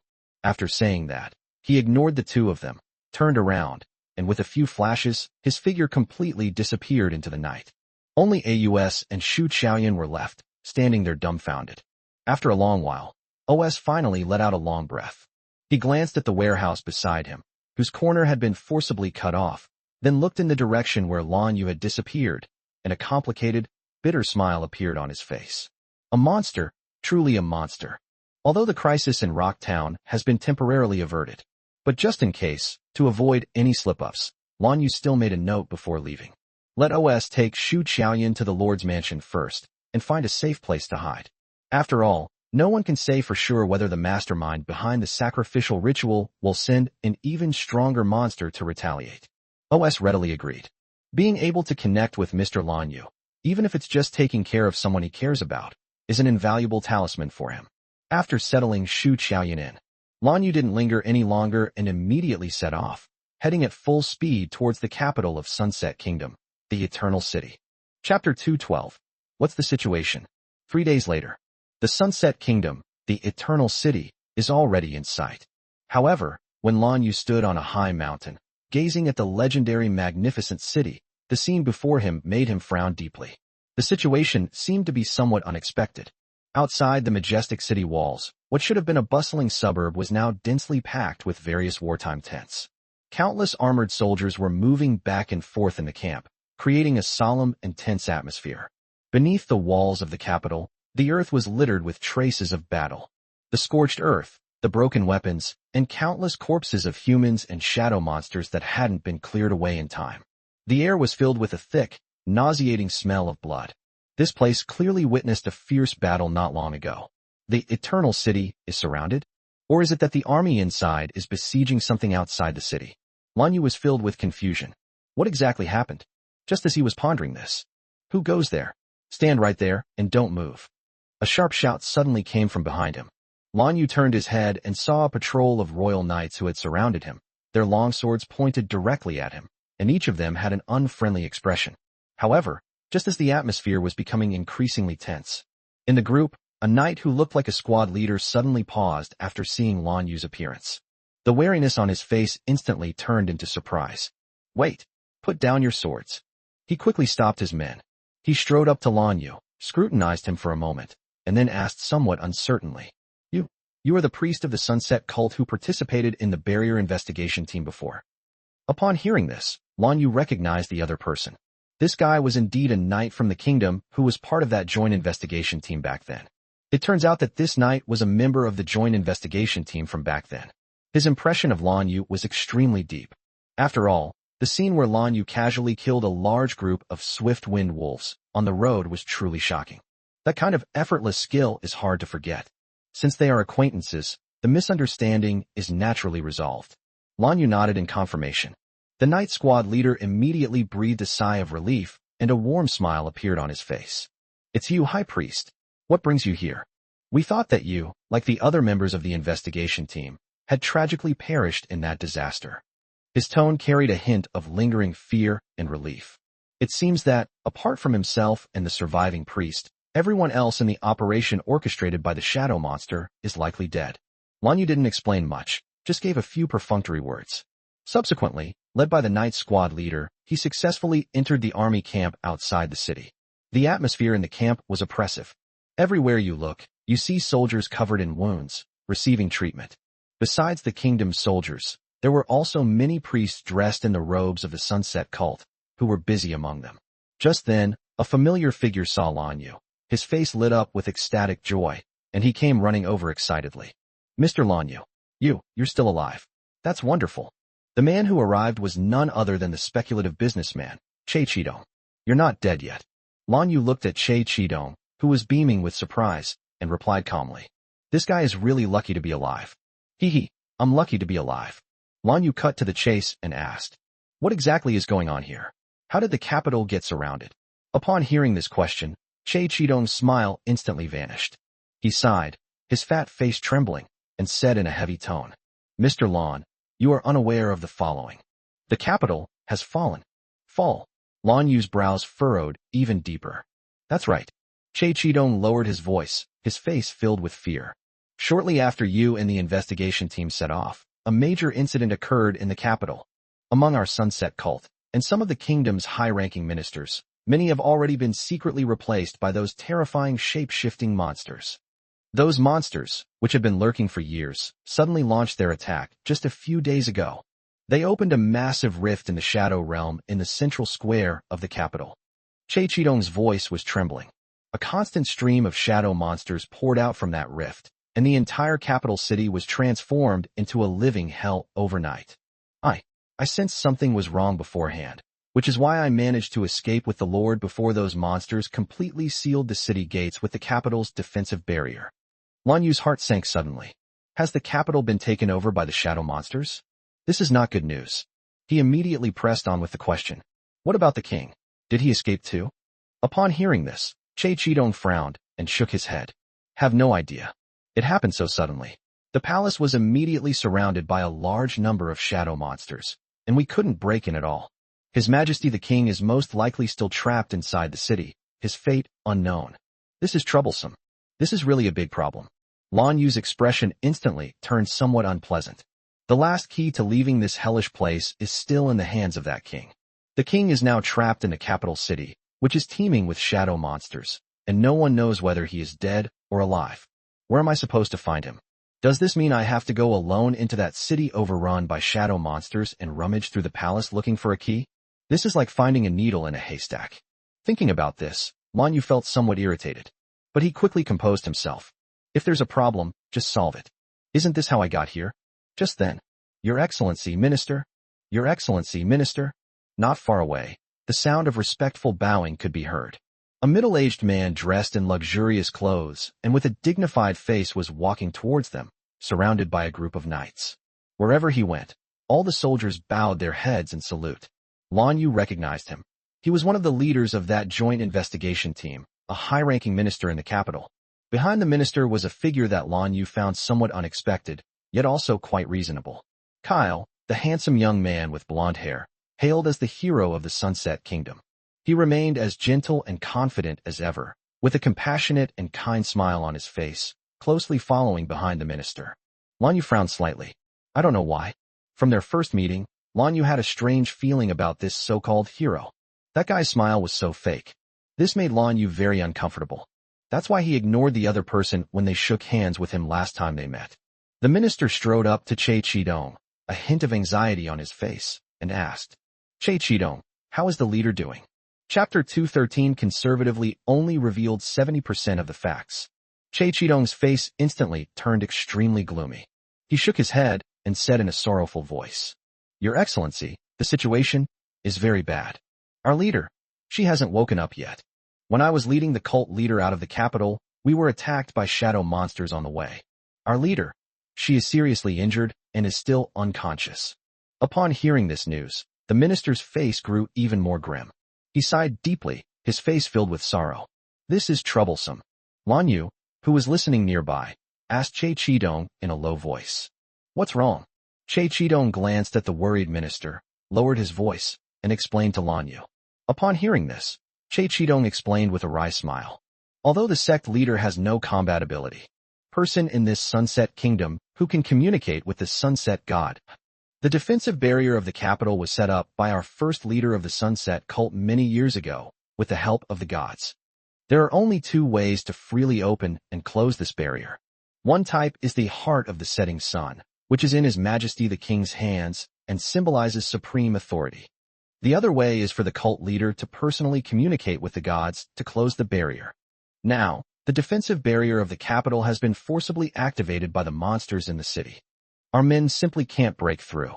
Originally, we were hoping that once the sect leader woke up, she could close the barrier. But now, Che Chidong didn't say anything more, but his meaning was already crystal clear. After listening, Lan Yu understood the seriousness of the matter. Without the key, they can't open the barrier and therefore can't storm the city. If they can't breach the city, they won't find the king.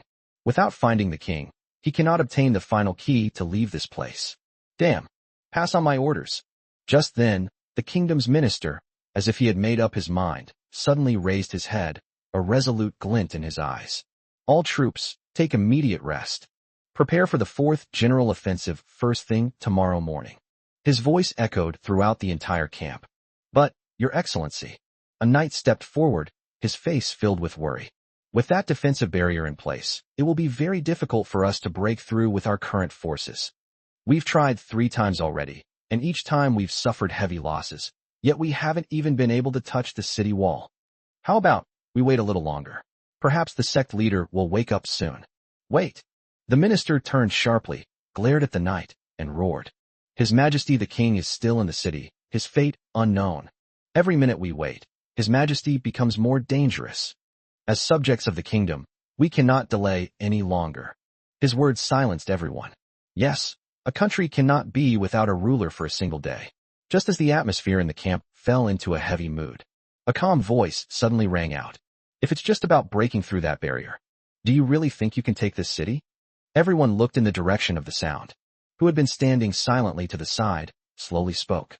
When Lan Yu's calm voice rang out in the oppressive camp, everyone's eyes instantly focused on him. The kingdom's minister paused for a moment, scrutinizing Lan Yu as if trying to recall something. A moment later, he recognized the mysterious priest who had displayed astonishing power within the investigation team. It's you. A hint of surprise flashed in the minister's eyes. He didn't answer Lan Yu's question immediately, but instead asked in return, "You can break through the defensive barrier of the royal capital?" His tone carried an obvious hint of doubt. After all, the defensive barrier of the capital was said to have been personally blessed by the god of sunset. Its sturdiness far surpasses that of ordinary defensive fortifications. They had previously used all the large siege equipment in the army and even gathered dozens of high-level shadow masters to launch an attack together. As a result, they couldn't even leave a ripple on that barrier. And now, this seemingly young priest is claiming that he can break the barrier? This sounds like a complete fantasy. Without the barrier, breaking through would naturally not be a problem. The minister answered in a deep voice, which was considered a response to Lan Yu's first question. Although there are many shadow monsters in the city, their high-end combat strength should not be too strong. What truly left them helpless was that tortoiseshell-like defensive barrier. Once they can break through the barrier, with their tens of thousands of elite troops gathered outside the city and the powerful warriors led by the hero Kyle, it's only a matter of time before they take over the capital. All right then. Lan Yu nodded. Then, in a casual tone as if saying, "The weather's nice today," he said. "Then I'll help you break that barrier." These words shocked everyone present. The knights and soldiers around him looked at Lan Yu as if he were a madman. "Hey, what nonsense are you spouting?" One of the hot-tempered knights couldn't hold back any longer and pointed at Lan Yu, shouting at him. "Do you know what level of barrier that is? It's a divine barrier that even the hero Kyle can't shake for the time being. You? Stop spouting nonsense and discouraging the troops. Exactly. We're risking our lives here, and you come here to make jokes like this? Is that really necessary? Your Excellency, don't listen to his nonsense. I think this guy has probably lost his mind. Immediately, a cacophony of doubts and ridicule arose. In their view, Lan Yu's words were an insult to all their previous efforts and sacrifices. However, just as the knight was about to say something more, "Shut up," the minister suddenly shouted, silencing the crowd's commotion. He simply stared intently at Lan Yu with an extremely serious and scrutinizing gaze. He participated in the investigation of the barrier in the third region and witnessed Lan Yu's unfathomable strength firsthand. Furthermore, it was later learned from the reports of the surviving priests that the seemingly ordinary blue-haired youth in front of me once killed a genuine, high-level, 7-star mimicry monster with just one move. This man cannot be judged by common sense.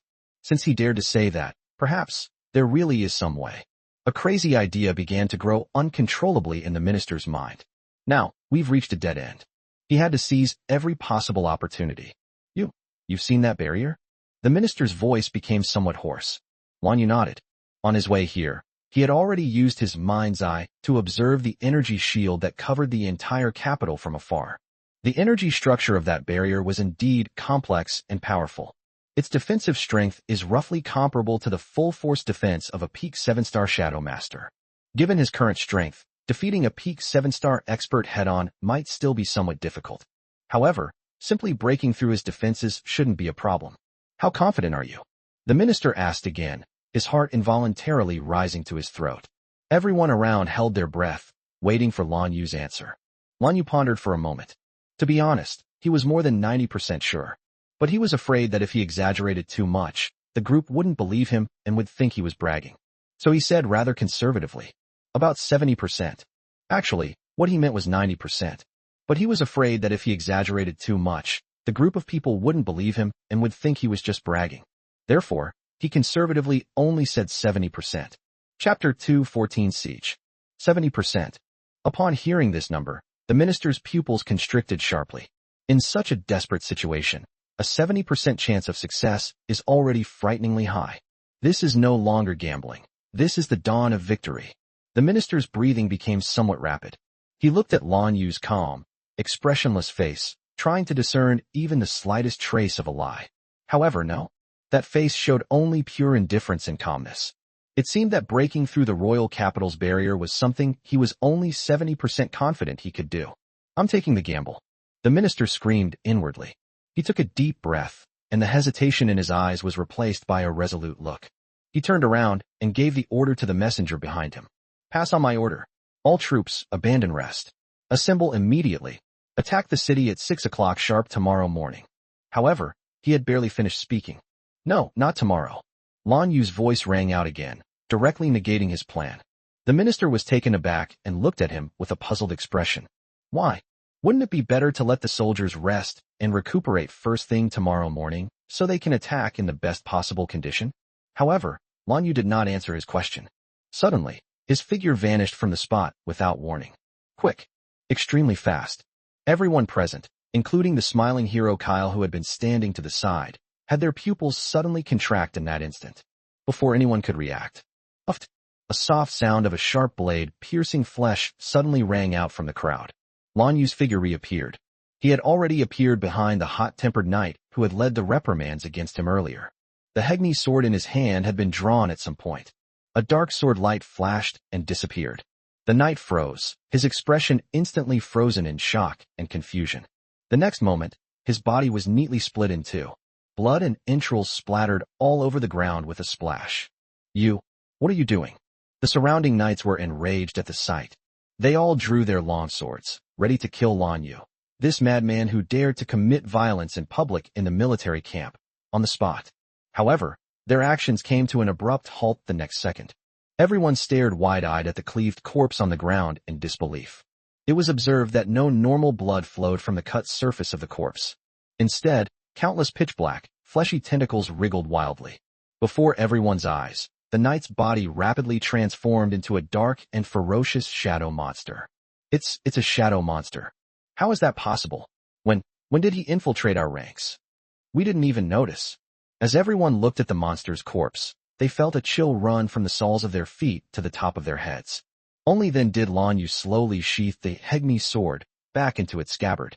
He turned his head, looked at the minister who still looked shaken, and said calmly, "If we wait until tomorrow, this mole will leak our entire plan. At that time, facing a well-prepared enemy will only bring more trouble.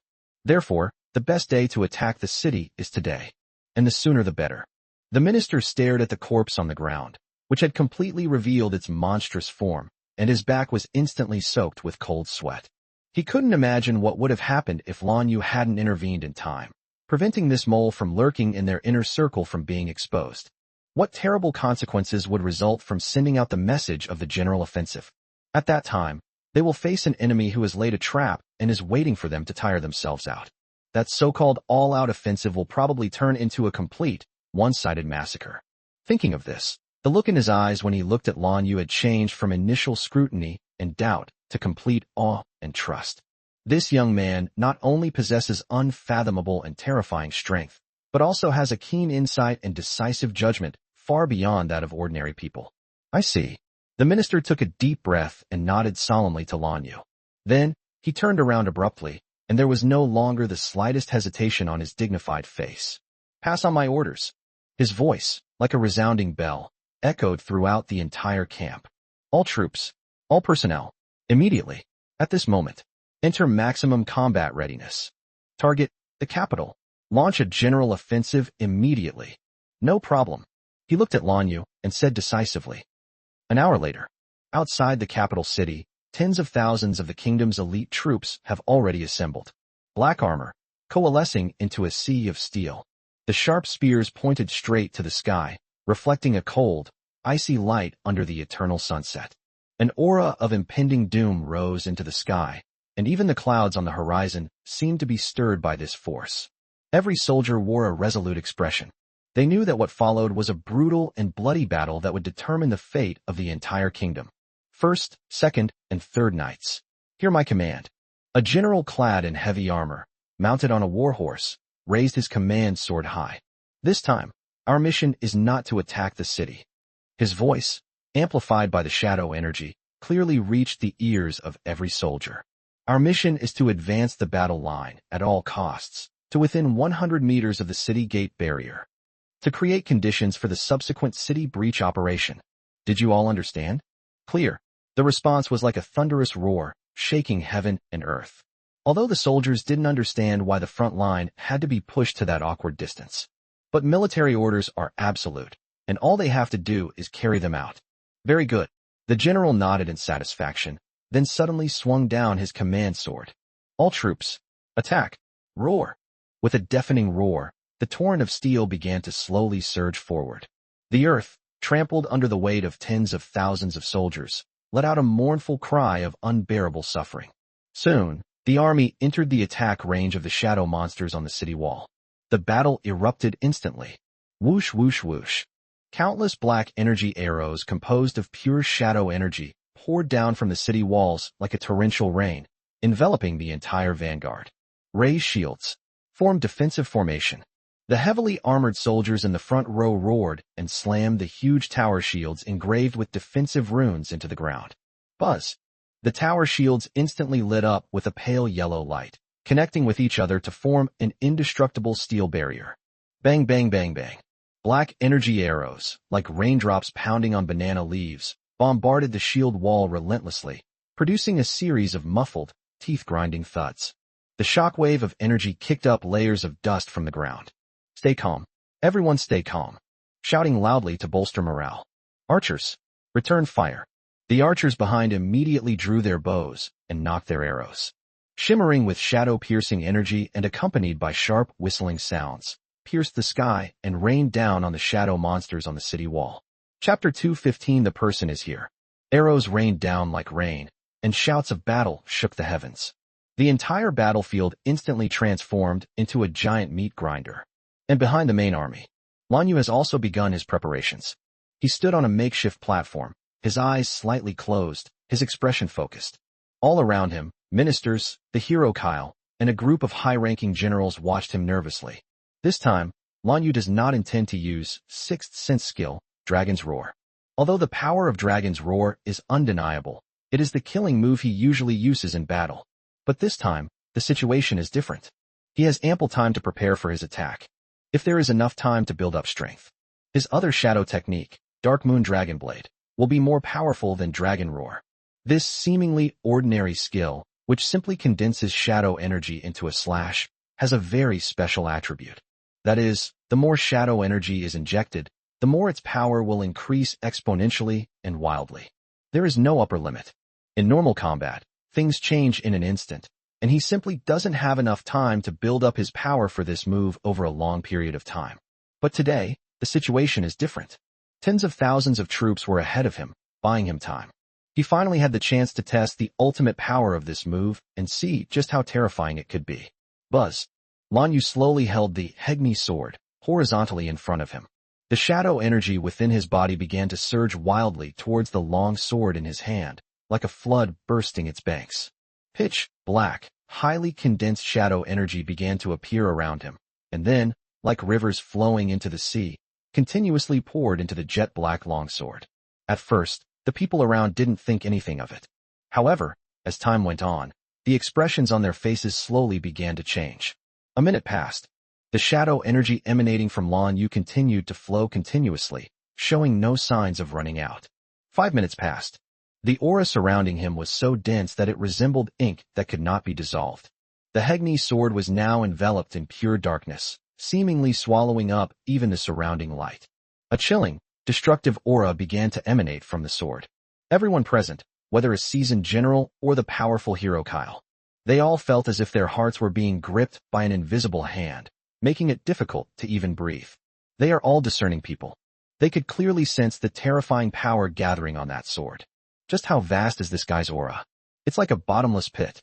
The same unbelievable thought popped into everyone's mind. 10 more minutes passed.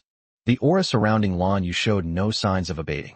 The Hegni sword in his hand was completely unrecognizable from its original form. It transformed into a pure, constantly writhing mass of darkness, as if it possessed life. That destructive aura had risen to a peak that made everyone present tremble. Even the kingdom's minister was deathly pale at this moment, his forehead covered in cold sweat. He had no doubt that if this power were to erupt at this moment, the entire camp, along with their group, will be completely wiped off the face of the earth in an instant. Just then, a messenger covered in blood rushed back from the front lines, having risked his life. He knelt on one knee, and with his last ounce of strength, roared hoarsely. Report. The vanguard has advanced the battle line to within 100 meters of the barrier. Upon hearing this, the minister turned around abruptly, about to ask Lan Yu if more time was needed to prepare. But they found that the platform was already empty. Lan Yu's figure had already disappeared. The capital city had been transformed into a hellish landscape.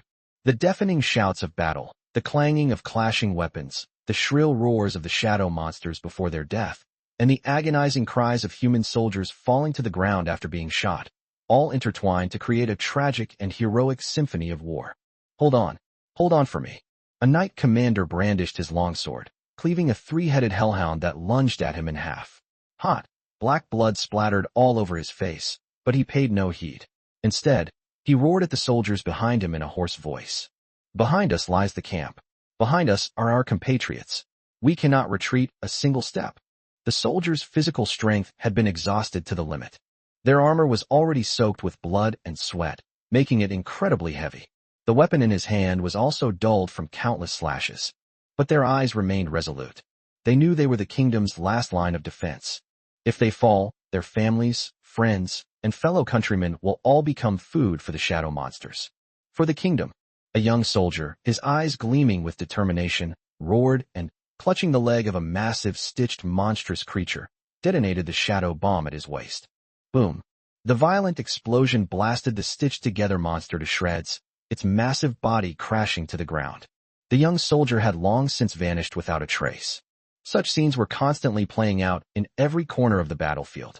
Human soldiers, with their own flesh and blood, stubbornly built an insurmountable defensive line against the shadow monster's relentless onslaught. They moved forward step by step, with difficulty, to the defensive barrier that emitted an ominous light, which was 100 meters away. Hold on. Everyone hold on.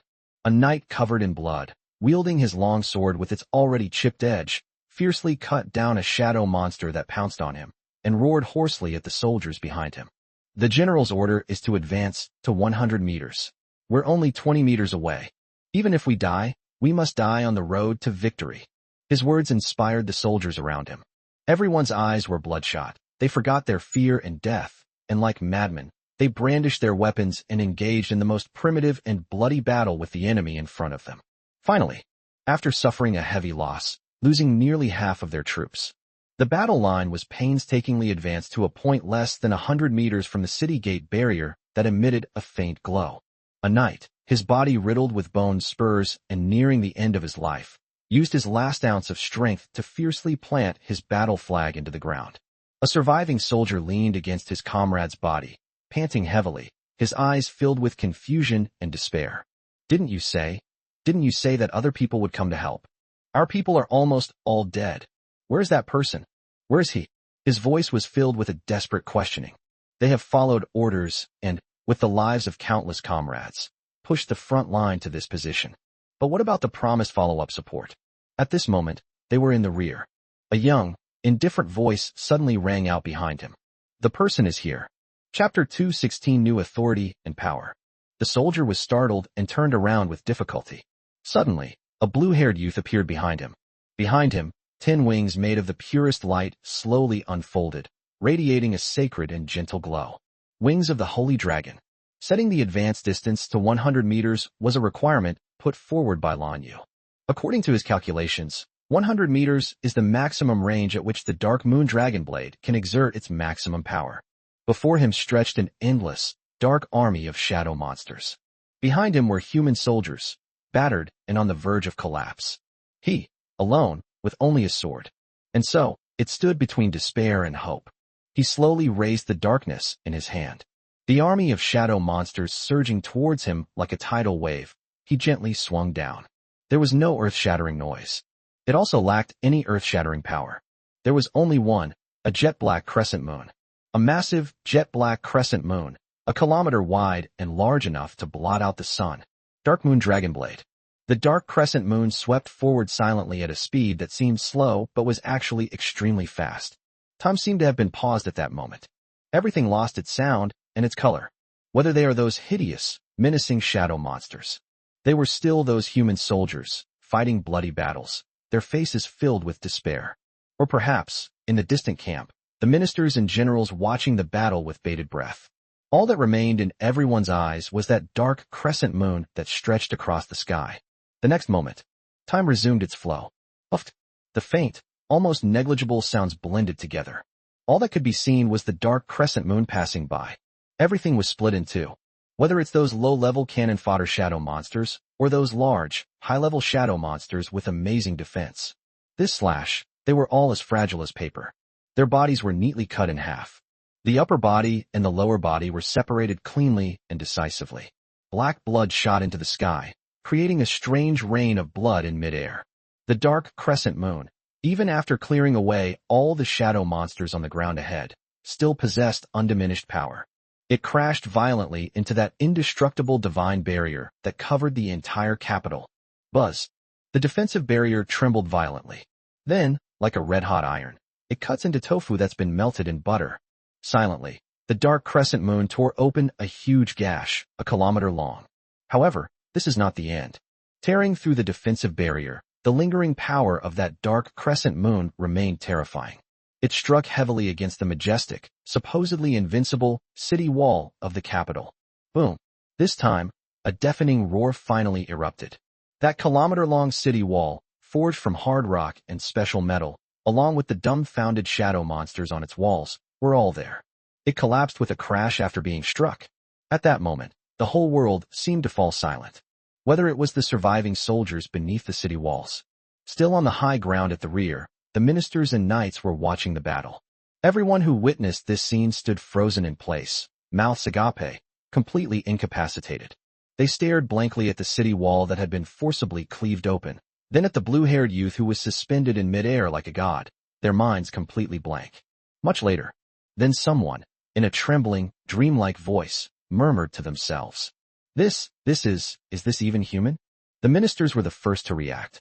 He stared at the massive gaping hole leading to the capital, his expression shifting from utter shock to ecstatic joy. With all his might, he roared at the soldiers who were still standing there in a daze. What are you all standing there for? The barrier has been broken. All troops, charge. Break through. His roar, like a thunderclap, instantly jolted everyone awake. The next second, oh. Kill them all. The soldiers who survived the ordeal erupted in an unprecedented, earth-shaking cheer.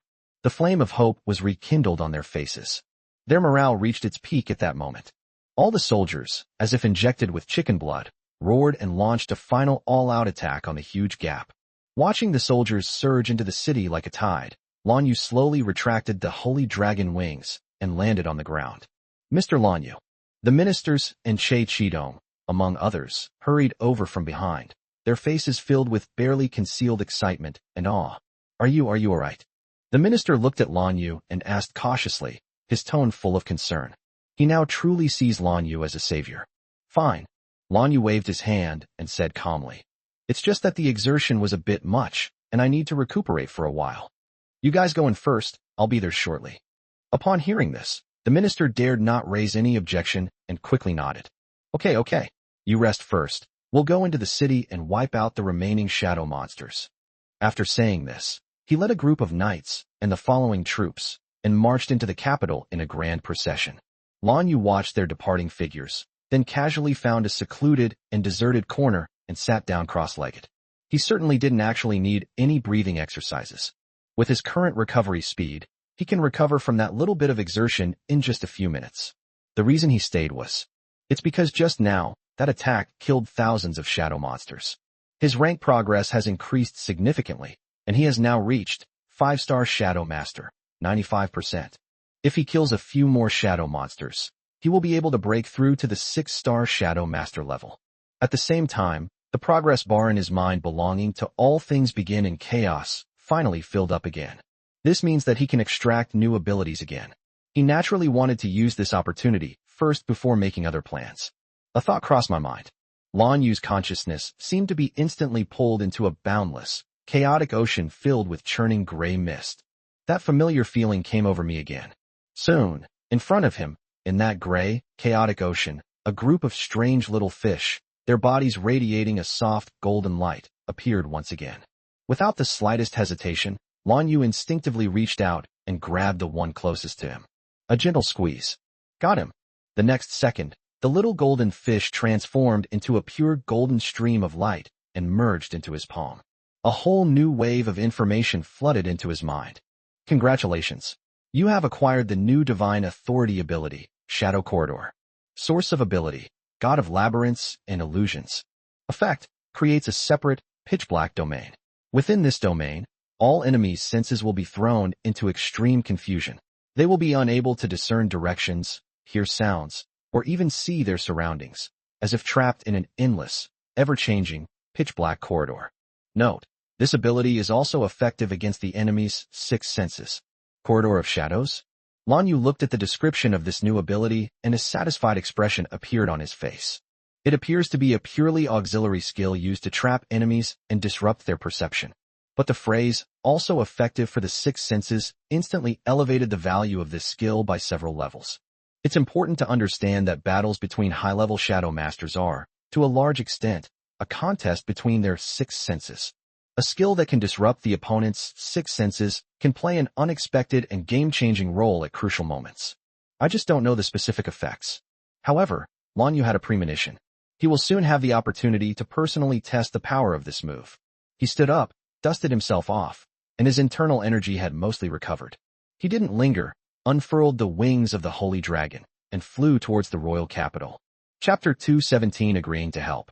Lanyu unfurled the wings of the holy dragon, his figure transforming into a streak of light as he flew toward the massive gaping hole he had personally torn open. The closer they got to the capital, the more pungent the stench of blood and the distinctive stench of the shadow monsters became. At the massive breach in the city wall, the battle had reached its climax. Kingdom soldiers surged into the city like a tidal wave, clashing with the shadow monster army that had rushed to the scene to try and plug the breach.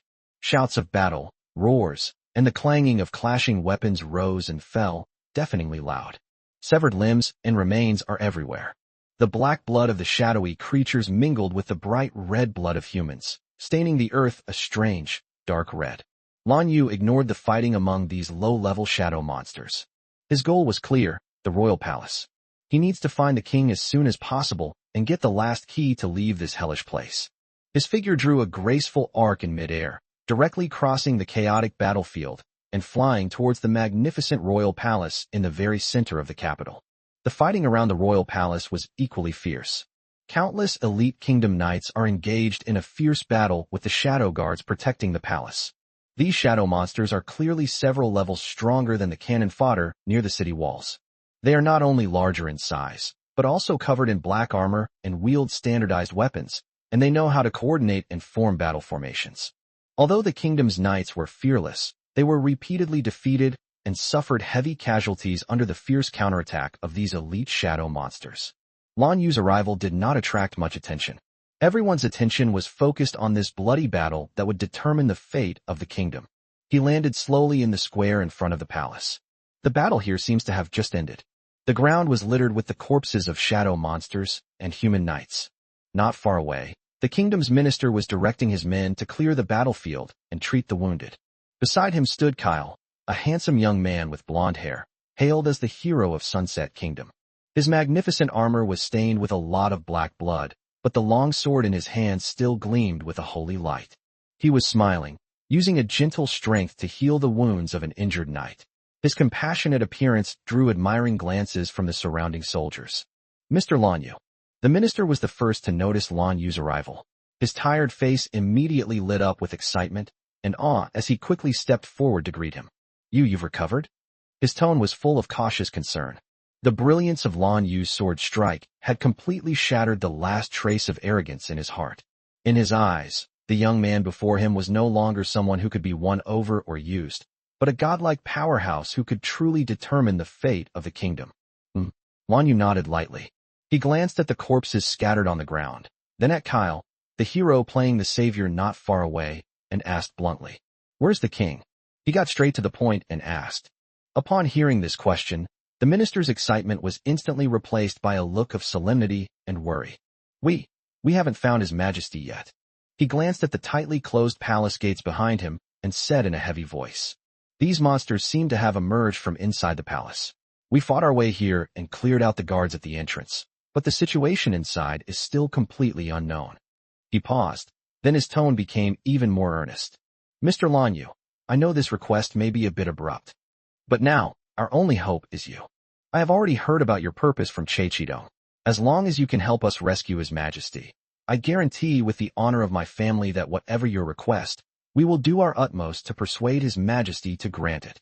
These words were spoken with heartfelt sincerity. Lan Yu looked at him and nodded. He was originally looking for the king. Helping them was also helping himself. "However, I have a question before I go in." Lan Yu's gaze swept over the corpses of the shadow monsters on the ground, and finally landed on several corpses dressed in luxurious clothes. The corpses, after death, revealed their true forms as monstrous creatures, but from their tattered clothes, it was still possible to discern that they were probably prominent figures in the capital, perhaps even princes or members of the royal family. However, before taking action, he felt it necessary to remind the minister, who had been blinded by victory. Lan Yu's gaze fell on the tightly closed door. "You said before that only two people can control the barrier of the royal capital. One is the cult leader. The other one is the king, right?" The minister paused for a moment, not understanding why he suddenly asked this, but still nodded. "Yes, that's right." Lan Yu's tone remained calm. "The defensive barrier was always open while we were attacking the city. This shows that the person in the city who can control the barrier never intended for us to come in from the beginning."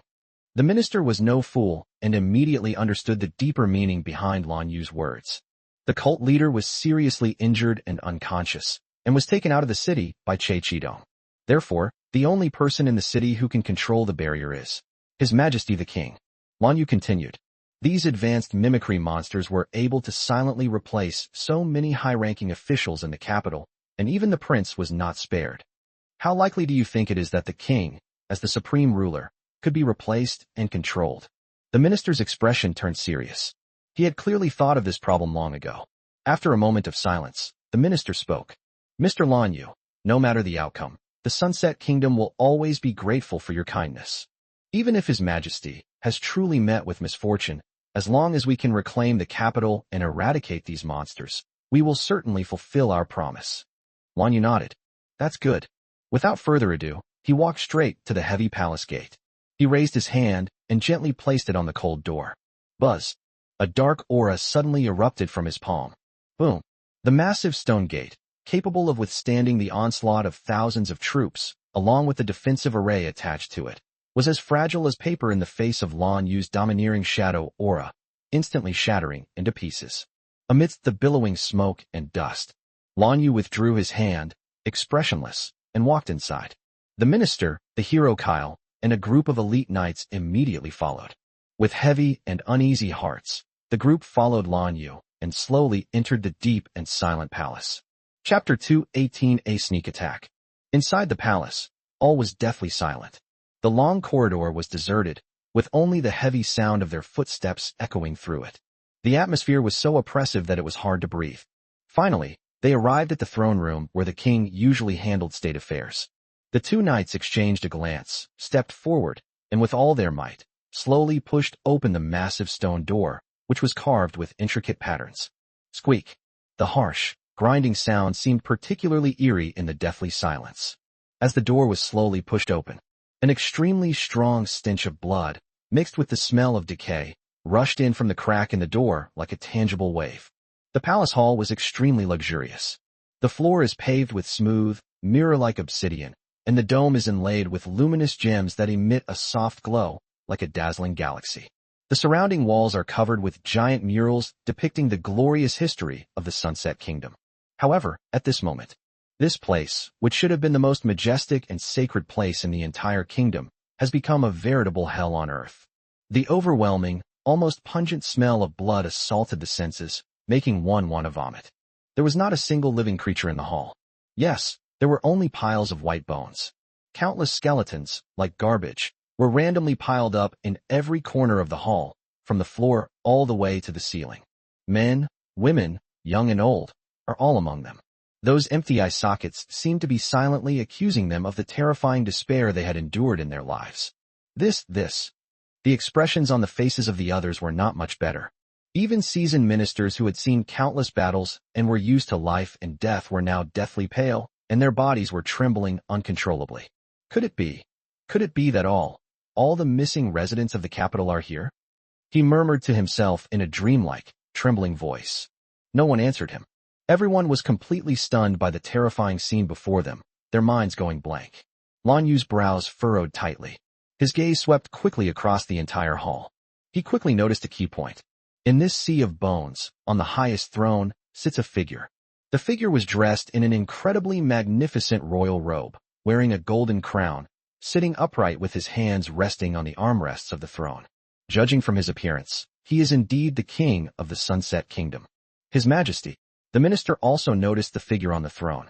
As if grasping at a last straw, he shouted in a trembling voice. However, the king on the throne did not react at all. He remained in that position, motionless and expressionless, looking down at everything below. That face had no trace of the vitality a living person should have. It was only filled with a deathly coldness. The minister's heart sank completely. It's over. Everything is over. The horrific scene before us has proven everything. His Majesty, he really has. Just as the atmosphere in the hall fell into a deathly silence and despair, Lan Yu's voice rang out again, calmly. Be careful, everyone. The spectral monster that controls the king is very likely hiding nearby. His words instantly pulled everyone back from their shock and grief. Yes, there's also a mastermind behind it all. The minister suddenly raised his head, a renewed flame of revenge burning in his eyes. The knights gripped their weapons tightly, scanning the shadows around them warily, trying to find the enemy hiding in the dark. Lan Yu ignored them. As he spoke the reminder, he had already quietly activated his sixth senses. An invisible sense, like mercury spilling onto the ground, instantly covered every corner of the entire throne room. However, to his surprise, under his sixth senses, the entire hall was devoid of any signs of life, except for the group of living people present. There wasn't even a fly, let alone any shadowy creatures. What happened? Could that guy be so good at hiding that he can even fool his own sixth senses? A sense of doubt arose in Lan Yu's heart. Although no trace of the shadow monster was found, Lan Yu's gaze made an even more astonishing discovery after carefully observing the layout of the entire hall. He discovered that the seemingly chaotic arrangement of the bones on the ground seemed to hold a hidden secret. Although the bones were piled up like mountains, when viewed from above, they vaguely formed a huge and incredibly complex pattern. And those places where the skeletons were most concentrated seemed to correspond to some special nodes. In Lan Yu's mind, the map he had obtained from the priest he had killed in Rocktown flashed by. The map marked several so-called sacrifice points. And the nodes where these bones are piled up in front of us are surprisingly consistent with the sacrificial sites on the map. A terrible suspicion gradually took shape in his mind. Sacrificial ceremonies across the country are all related to the ritual array before us. Just then, Nidhogg's cool yet solemn voice echoed in Lan Yu's mind. This formation has a very similar function to the sacrifice you made in the cemetery of that research institute. Its purpose is also to summon a certain being. Be careful, Lan Yu. I smell something from this formation, a very unpleasant and dangerous odor. Lan Yu sensed it even without her saying it. From the moment he stepped into the hall, a faint sense of crisis, originating from the depths of his soul, lingered in his heart and wouldn't go away. There's definitely something wrong with this formation. It must be destroyed as soon as possible. He no longer hesitated. The shadow energy within his body began to circulate wildly. He was prepared to use his strongest area of effect attack, Sixth Senses skill, Dragon's Roar, to completely erase this evil sacrificial formation, along with the puppet on the throne, from this world. Buzz, a terrifying energy, powerful enough to distort space itself, began to gather behind him. A colossal blue dragon phantom, composed of the purest shadow energy and chaotic power, almost bursting through the entire palace hall, began to slowly emerge. That terrifying dragons might instantly swept across the entire hall. Everyone present, from ministers to elite knights, felt their souls tremble under this oppressive aura, and even breathing became incredibly difficult. However, just as Lan Yu was about to unleash this earth-shattering attack, an unexpected change occurred. A sword aura, sharp to the extreme and shimmering with holy light, shot out from behind him without warning. The attack was aimed directly at his back. Quick, extremely fast. This sword strike was not only fast, but also perfectly timed. It happened at the perfect moment when Lan Yu's old strength was exhausted and his new strength had not yet been generated. The person who made the move had clearly been planning this for a long time. A dull thud as a sharp blade pierced flesh. The holy sword energy struck Lan Yu squarely in the back. A terrifying power erupted.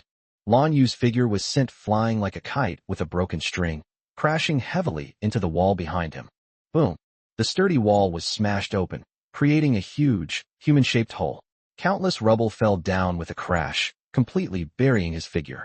The whole world seemed to have been put on pause at that moment. Everyone was stunned. In disbelief, they slowly turned their heads to look at the person who had launched the sneak attack.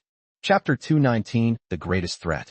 The minister's mouth gaped open, and the expression on his face shifted from shock to bewilderment, finally turning into endless anger and incomprehension.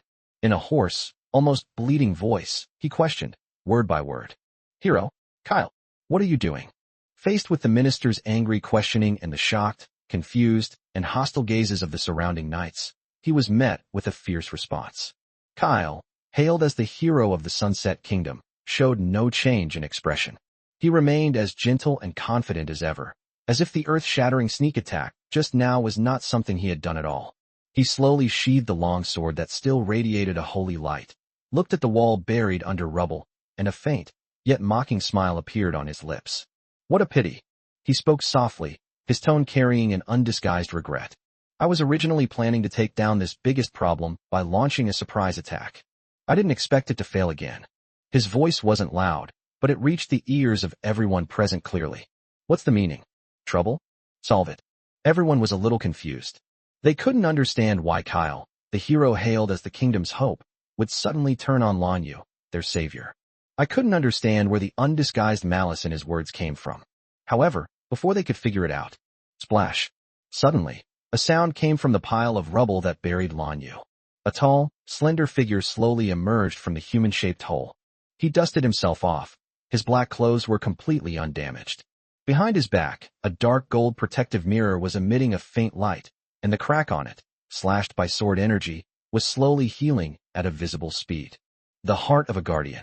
It was this rare shadow weapon, powerful enough to withstand a fatal blow from 2 levels higher than himself, that saved him from that deadly sneak attack. Looking at Lanyu, who was completely unharmed and whose breathing was not even slightly disordered, Hero Kyle's expression remained unchanged. I'm very curious. Kyle looked at Lanyu and spoke slowly, his voice carrying a hint of inquiry. From the first time we met, I could sense that you seemed to be always on guard against me. Can you tell me why? My disguise should be far more perfect than those ordinary shadow creatures. His words left the surrounding ministers and knights even more confused. Camouflage? What disguise? However, Lan Yu's answer was simple and direct. Have no idea. Lan Yu's gaze calmly fell on Kyle's handsome face, his tone indifferent, as if stating a simple fact. Just looking at you makes me feel disgusted. This statement contains not a single insulting word. But that pure, heartfelt disgust is more hurtful than any vicious curse. The air froze instantly. The expression on Hero Kyle's face finally froze completely at this moment. A moment later. Oh.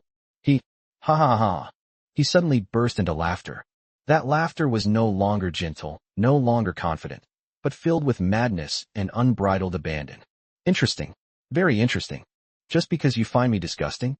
As his maniacal laughter echoed, his body began to undergo bizarre and terrifying changes. Crackle. A sickening cracking sound came from his body. His magnificent armor, a symbol of holiness and glory, shattered inch by inch. A pitch-black, bark-like substance burst forth from beneath his skin and quickly covered his entire body. His body began to swell, twist, and deform rapidly. The arm transformed into a sharp bone blade. Grotesque bone spurs grew from his back. That handsome face was completely transformed into a hideous monster face covered with scarlet compound eyes and sharp mouthparts. In the blink of an eye, he was the hero of Sunset Kingdom, who was worshipped by countless people and hailed as the hope of the kingdom. And so, in full view of everyone, his hideous and terrifying true form as a shadow monster was completely revealed. Ah, a monster. The hero who was prophesied to save the Sunset Kingdom. He's actually a shadow monster. How is this possible? How is this possible? The surrounding knights, witnessing this scene that shattered their worldview, screamed in terror, their faces filled with disbelief and utter despair. Their faith collapsed at that moment.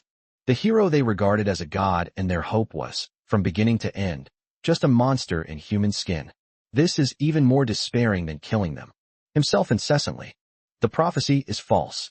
Kyle, who had revealed his true colors, seemed to relish the expressions of despair and collapse on everyone's faces. He spread his arms and let out a satisfied, chilling roar. That's it. That's the expression. That's the look in my eyes. His scarlet compound eyes swept over everyone present, his voice filled with mockery and cruelty. Originally, I wanted to wait until the very end, until you thought you had won and your hopes were rekindled, before I crushed all of this in front of you with my own hands. Let you taste the deepest despair in the midst of the most extreme hope. What a wonderful scene that would be. It's just a pity. He abruptly changed the subject, and his scarlet compound eyes finally locked onto Lanyu. There was no longer any contempt in his eyes, only deep fear and killing intent. It's a pity that such an accident happened. A huge variable that forced me to act ahead of schedule. Without a doubt, of everyone present, the only one who could pose a threat to him was Lanyu. Kyle harbored deep apprehension towards Lanyu. This guy is very strong. That's ridiculously strong. Especially the Dark Moon Dragon Blade, outside the city, which had been gathering power for a long time and cleaved through the barrier of the gods with a single sword strike. The power of that attack was so great that even he felt a chill run down his spine. He had no doubt that if the other party used that move again, even 100 of him would be reduced to ashes on the spot. That's why he chose that perfect moment to launch a sneak attack. Unfortunately, it failed. But it's okay. All you need to do is give the opponent time to unleash that terrifying killing move. Kyle twisted his neck, making a series of crackling sounds. Let's deal with you, our biggest threat, right here first. The rest is just a matter of time. Chapter 220, The Unyielding Sense of Crisis. The moment the words fell, his figure suddenly vanished from the spot. When it reappeared, it was already standing in front of Lanyu. The arm, transformed into a bone blade, slashed down fiercely towards Lan Yu's neck with a piercing shriek that tore through the air. However, at that moment, another mutation occurred. Beneath Lan Yu's feet, a deep, pitch-black domain, seemingly capable of swallowing all light, suddenly expanded out without warning. In an instant, it completely enveloped the entire palace hall. Dark. An endless expanse of darkness. That dark domain spread out. The hero Kyle was enveloped in pure, pitch-black darkness. Everything lost its color and its form. Whether it was Lan Yu's figure, the terrified knights around him, the mountain of bones, or the high throne above him, it was all there. Everything vanished completely in that instant. In his world, only endless, deathly darkness remained. What the hell is this? Kyle's seemingly surefire strike missed its mark. He abruptly stopped, his scarlet compound eyes scanning the surrounding darkness warily. For the first time, a bad premonition rose in his heart. Domain-specific skills? Wrong. This darkness is eerie. Just as he was filled with doubt and uncertainty. Despair. Despair. Despair. A clear, unhurried sound of footsteps suddenly broke the deathly silence of the darkness. The voice seemed to be right next to his ear. Kyle felt a chill run down his spine and abruptly turned his head to look in the direction from which the sound came. However, there was still only emptiness and darkness there. Despair. Despair. Despair. Footsteps sounded again. This time, however, it seemed to come from behind him. Kyle suddenly turned around again. Still, there's nothing there. The footsteps sounded sometimes far away, sometimes near. Suddenly to the left, suddenly to the right. Like a ghost, it roamed freely in this endless darkness, toying with its only prey. Damn it! Kyle growled, his unease growing stronger. He understood. This eerie darkness not only robbed him of his sight, but also disturbed his hearing. A mere trick. Kyle snorted coldly, a disdainful sneer appearing on his face. You think you can get rid of me by disrupting my 5 senses? Since the 5 senses are unreliable, he'll use the 6 senses. Buzz. An invisible force of perception suddenly spread out from him. As a powerful high-level shadow monster, he had naturally already awakened the 6 senses. In this environment, the 6 senses are undoubtedly the best means of locating the enemy. However, the next second, the cold smile on his face froze completely. In his perception of the 6 senses, the whole world seemed to have become a distorted and chaotic space made up of countless funhouse mirrors. Lan Yu's figure could be seen everywhere. Thousands upon thousands of Lan Yu surrounded him. Every figure exudes the same, genuine aura. Every figure was staring at him with a mocking, death-gazing look. How is this possible? A storm raged in Kyle's heart. His 6 senses were also interfered with. What kind of bizarre ability is this? Even the 6 senses, which originate from the soul, can be deceived and distorted? For the first time, Kyle felt a surge of fear. A field that can simultaneously interfere with both the 5 senses and the 6 senses is completely beyond his comprehension. Just as his mind was in turmoil and he was thrown into chaos. In the darkness, Lan Yu's voice drifted faintly. You seem a little flustered. It's Lan Yu's voice. Kyle's pupils contracted sharply. As if sensing something, he suddenly raised his claws and swung them fiercely to the left front. Laugh.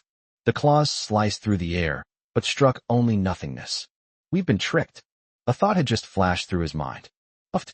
A soft sound of a sharp blade piercing flesh suddenly came from behind him. Immediately afterwards, a sharp pain erupted from his neck. He stiffly, slowly, lowered his head. A black sword tip, exuding an ominous aura, protruded from his chest. His dark blood still stained it. He was stabbed? When his consciousness began to rapidly fade. In his final moments before losing all sensation, he seemed to see a pair of indifferent, emotionless eyes silently watching him from the endless darkness. It's like looking at an inanimate object. Whoosh. The darkness that had enveloped the entire hall receded quietly, like the receding tide. Light has returned. The ministers and knights finally broke free from that despairing darkness. They were still in shock, panting heavily. When they saw the scene before them clearly, they were once again collectively petrified. In the center of the hall, there it was. That terrifying monster hero who had just been so arrogant, yet plunged them into endless despair. At this moment, it had turned into a pile of scattered, still slightly wriggling chunks of meat. It's no longer recognizable as it used to be. And next to that pile of minced meat, Lan Yu was slowly sheathing the Hegni sword in his hand. His face remained expressionless and indifferent. It was as if, just now, he had merely crushed a tiny, insignificant ant. From the moment Lan Yu unleashed that eerie darkness until the darkness dissipated, the whole process took less than a minute. A terrifying high-level mimicry monster whose power was so great that it made them all tremble with fear. That's it gone? The way everyone looked at Lan Yu had changed from initial awe to utter, deep-seated fear. This man, what kind of person is he exactly? Lan Yu ignored the way those people looked at him like he was a monster. He was silently assessing the power of his new skill in his mind. Corridor of Shadows. As expected, he was not disappointed. The note that it works on the six senses as well was a stroke of genius. Skill that can interfere with both the five senses and the six senses simultaneously is a devastating blow to advanced shadow masters. This is an unbeatable, top-tier control skill. After killing Kyle, the mastermind behind it all, Lan Yu wasted no more time. He turned around, his gaze falling once again on the massive sacrificial array made of bones. Although it is unknown how far the ceremony has progressed. But just in case, let's destroy it first. He raised his hand again, and the shadow energy within his body surged wildly. This time, no one could bother him anymore. Roar! Accompanied by a deafening dragon roar. The enormous blue dragon phantom, composed of the purest shadow energy and chaotic power, once again solidified behind him. A terrifying pressure swept through the entire hall. Go! A cold glint flashed in Lan Yu's eyes, and he suddenly swung his arm downwards. The blue dragon behind them roared, carrying a world-destroying power, and swooped down fiercely towards the array of bones on the ground. Boom! A deafening roar echoed throughout the entire palace. The entire throne room trembled violently under this terrifying blow, as if it might collapse at any moment. A violent energy shockwave, mixed with countless fragments of bone and stone, spread wildly in all directions. The ministers and knights were blown about by the shockwave, staggering backward, their faces filled with horror. Much later, the smoke and dust slowly dissipated. On the floor of the hall, a huge pit with a diameter of more than 20 meters and a bottomless depth appeared. As for the so-called sacrificial ritual array, along with the mountain of bones, it had already been reduced to ashes by this attack, leaving not a trace. However, after doing all of this, the sense of crisis in Lan Yu's heart did not diminish. On the contrary, it became even stronger. Chapter 2:21 Eat Your Grandpa. Strangeness. He frowned, feeling as if he had overlooked something. He turned his gaze once again to the throne high above that he had been deliberately avoiding. On the throne, one could see. The king, who should have been a puppet, remained seated motionless on his throne. Those dull, lifeless eyes were now staring intently at him. Something's not right. Lan Yu's pupils suddenly contracted. Kyle has been reduced to ashes by him. Logically, the corpse puppets he controlled should have immediately lost their ability to move. But why is this king still alive? An even more terrifying thought surfaced in his mind. Could it be? Kyle isn't the real manipulator? Just as that terrible thought had just surfaced in Lan Yu's mind. Without warning, the entire palace hall began to shake violently. Buzz! At this moment, even space itself seemed to let out a mournful cry of unbearable burden. In the center of the hall, above the giant crater created by Lan Yu's six senses skill, Dragon's Roar. A pitch-black spatial rift, like a chasm in an abyss, slowly tore through space and appeared out of thin air. The crack was initially only the size of a person, but it quickly expanded outwards at a speed visible to the naked eye. In the blink of an eye, it transformed into a massive gate to the Shadow Realm, tens of meters wide and towering beyond sight. A terrifying pressure, 100 times more terrifying than Kyle's previous shadow monster. No, 1,000 times more terrifying. An evil, chaotic, ancient pressure filled with destructive energy suddenly erupted from the dark rift.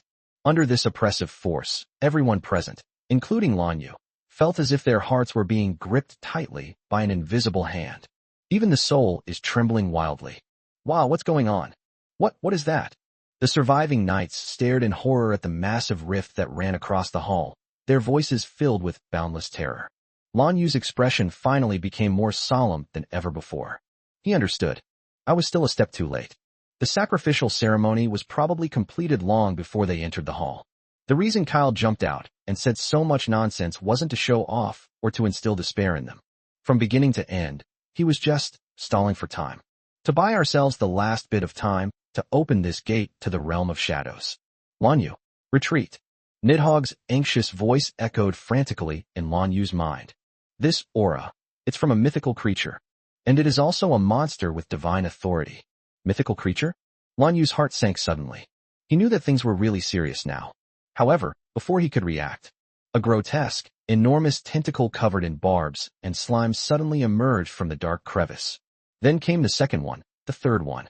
Finally, a gigantic monster, so enormous it nearly burst the entire palace hall, and so hideous it defied description, slowly emerged from the crack. The monster was entirely black, its body appearing to be haphazardly pieced together from countless twisted flesh and sharp thorns. Its body has no fixed shape, only countless open, gaping mouths filled with sharp teeth, and dozens of eerie eyes of varying sizes, gleaming with a scarlet light. That nauseating, evil aura, originating from the primordial era, seemed to freeze the air in the entire world. The Doomsday Devourer. Just then, the minister, who had already suffered a mental breakdown and collapsed to the ground, upon seeing the monster, let out a shrill, distorted scream, as if he had seen the most terrifying being in the world. It is a follower of the legendary god of space, the Devourer of Doomsday. Why is it here? His voice was filled with endless, deep-seated despair. After the monster known as the Doomsday Devourer descended into this world, its dozens of scarlet eyes slowly scanned the surrounding environment. Finally, its gaze fell upon the humans below, who trembled like ants. Its countless enormous mouths, filled with sharp teeth, slowly opened. A hoarse, ancient, yet incredibly clear voice resounded directly in everyone's minds. The air of the real world, it's been so long. I am hungry. The moment the words fell, suddenly, all of its dozens of scarlet eyes focused on Lan Yu. It was as if, among countless foods, it had found the most delicious and delectable delicacy at a glance. You have a very nice smell. The monster's hoarse voice carried an undisguised, greedy desire. I really want to eat it. He was stared at by dozens of scarlet eyes, as if they were looking at food on a plate. Lan Yu showed no fear whatsoever. He simply returned the enormous monster's gaze with extreme displeasure.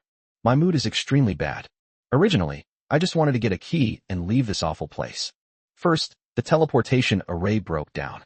Then, they got caught up in some ridiculous sacrificial ritual. Now, even more inexplicably, they've been made food by an incredibly ugly monster that crawled out of who knows where. He looked at the monster that was still eyeing him with greedy eyes, and slowly uttered 4 words. Eat your grandpa's ass. The moment the words fell, the blue dragon phantom behind him solidified once more. Without the slightest hesitation.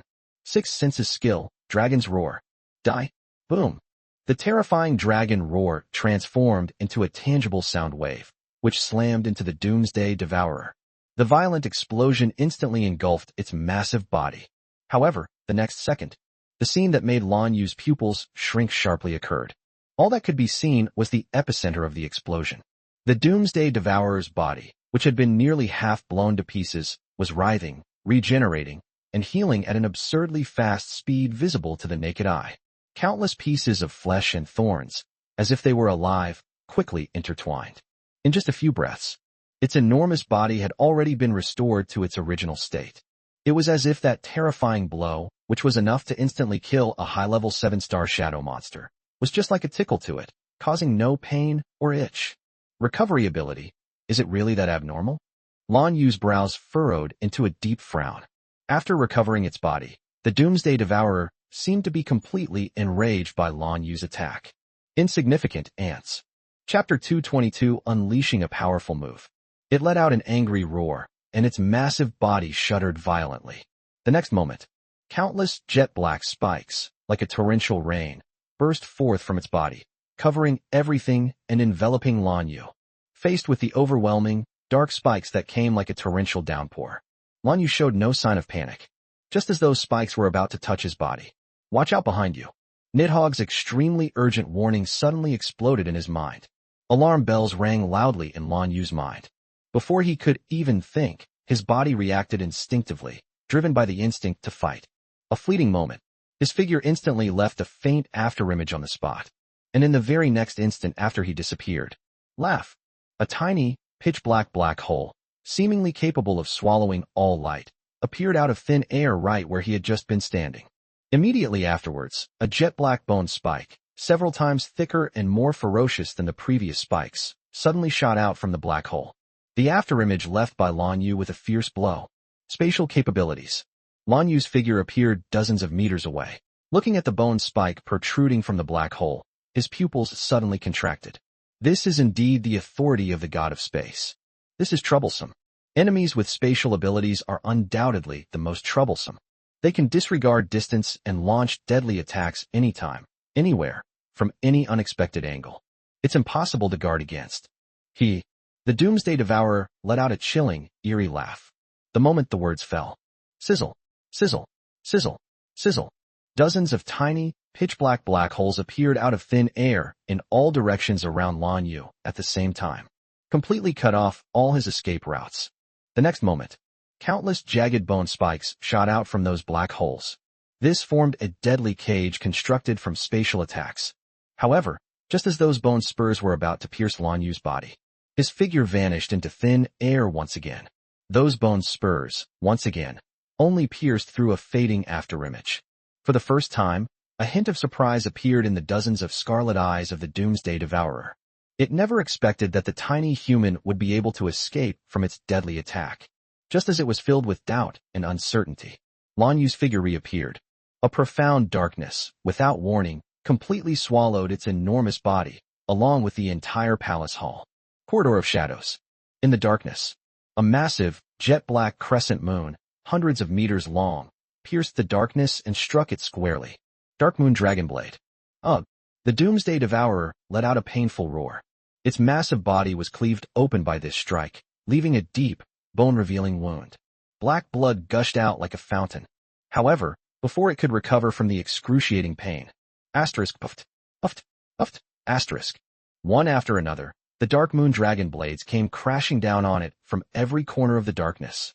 Within the realm of the Shadow Corridor, Lan Yu can attack at will, while his enemies cannot even find his direction. That's what makes this skill so powerful. The Doomsday Devourer roared madly in the darkness, waving countless tentacles and attacking its surroundings indiscriminately. However, its attack couldn't even touch the hem of Lan Yu's clothes. On the contrary, the wounds on its body kept increasing. Although these wounds heal quickly thanks to its abnormal regenerative ability. But the excruciating pain of being used as a live target and cut at will is real and undeniable. Wah! The Doomsday Devourer unleashed a helpless rage. Lan Yu ignored its clamor. He was like the calmest and most patient hunter, hidden in the darkness, constantly wearing down his opponent with the Dark Moon Dragonblade. As he attacked, he calmly analyzed the situation in his mind. Judging from the exchange just now, this monster's strength is probably around the peak of the 7th star.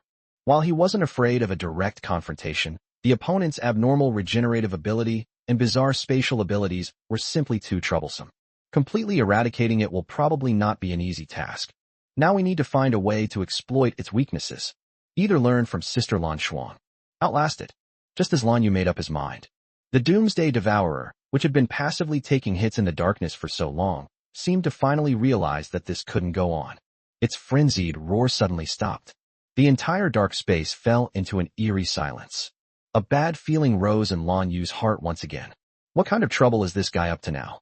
The next moment, boom! A terrifying energy, powerful enough to destroy everything, suddenly erupted from the Doomsday Devourer in all directions, without warning. Indiscriminate, area of effect attack. This guy actually wanted to force himself out of the darkness by doing this. Cut! Lan Yu smacked his lips, then his figure flashed, instantly exiting the area of the Shadow Corridor. Even so, he was still affected by the terrifying energy shockwave. Several small cuts were made on his body. Although, thanks to the regenerative power of the chaotic body, these wounds healed quickly. But Lan Yu's expression turned somewhat unpleasant. He's not too stupid.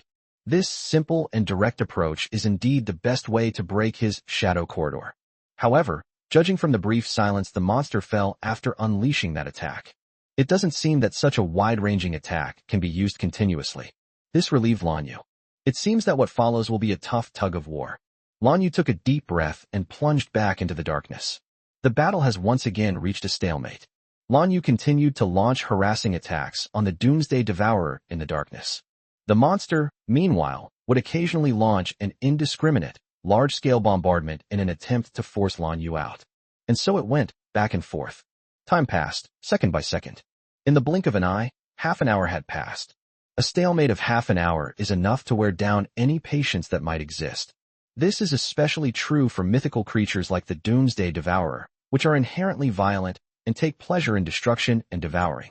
We've been toyed with for so long by a tiny human being using this kite-flying method. This is simply an utter disgrace. A roar filled with boundless rage exploded in the dark realm. Suddenly, the body of the Doomsday Devourer stopped all its futile struggles. Its dozens of scarlet eyes were fixed intently on one direction, although it still couldn't see Lan Yu's figure. But with the keen intuition of a mythical creature, it had already roughly determined Lan Yu's location. Buzz, a shadow force, more terrifying and powerful than ever before, began to frantically gather in front of it. Chapter 223 My old life, at least, wasn't lost in vain. Its countless enormous mouths, filled with sharp teeth, opened at the same time. He actually tore off a thorny arm from his own body. Black blood was flowing freely. But the other party didn't care at all. It raised the thorny arm in front of it. As immense shadow power flowed from its mouth, it merged into the thorny arm.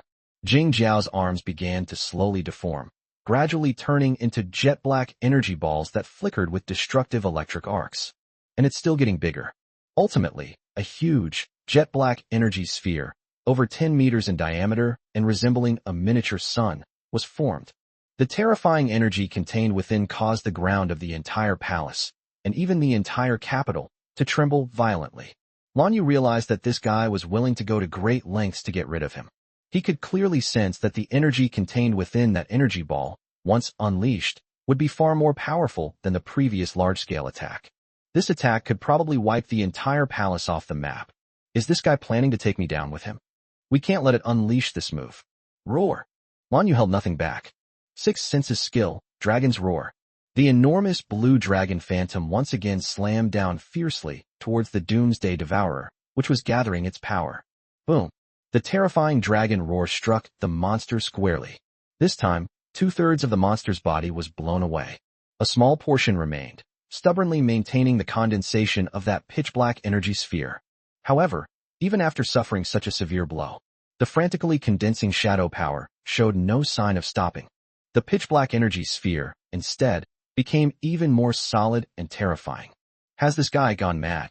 A storm raged in Lan Yu's heart. He sensed that something was wrong.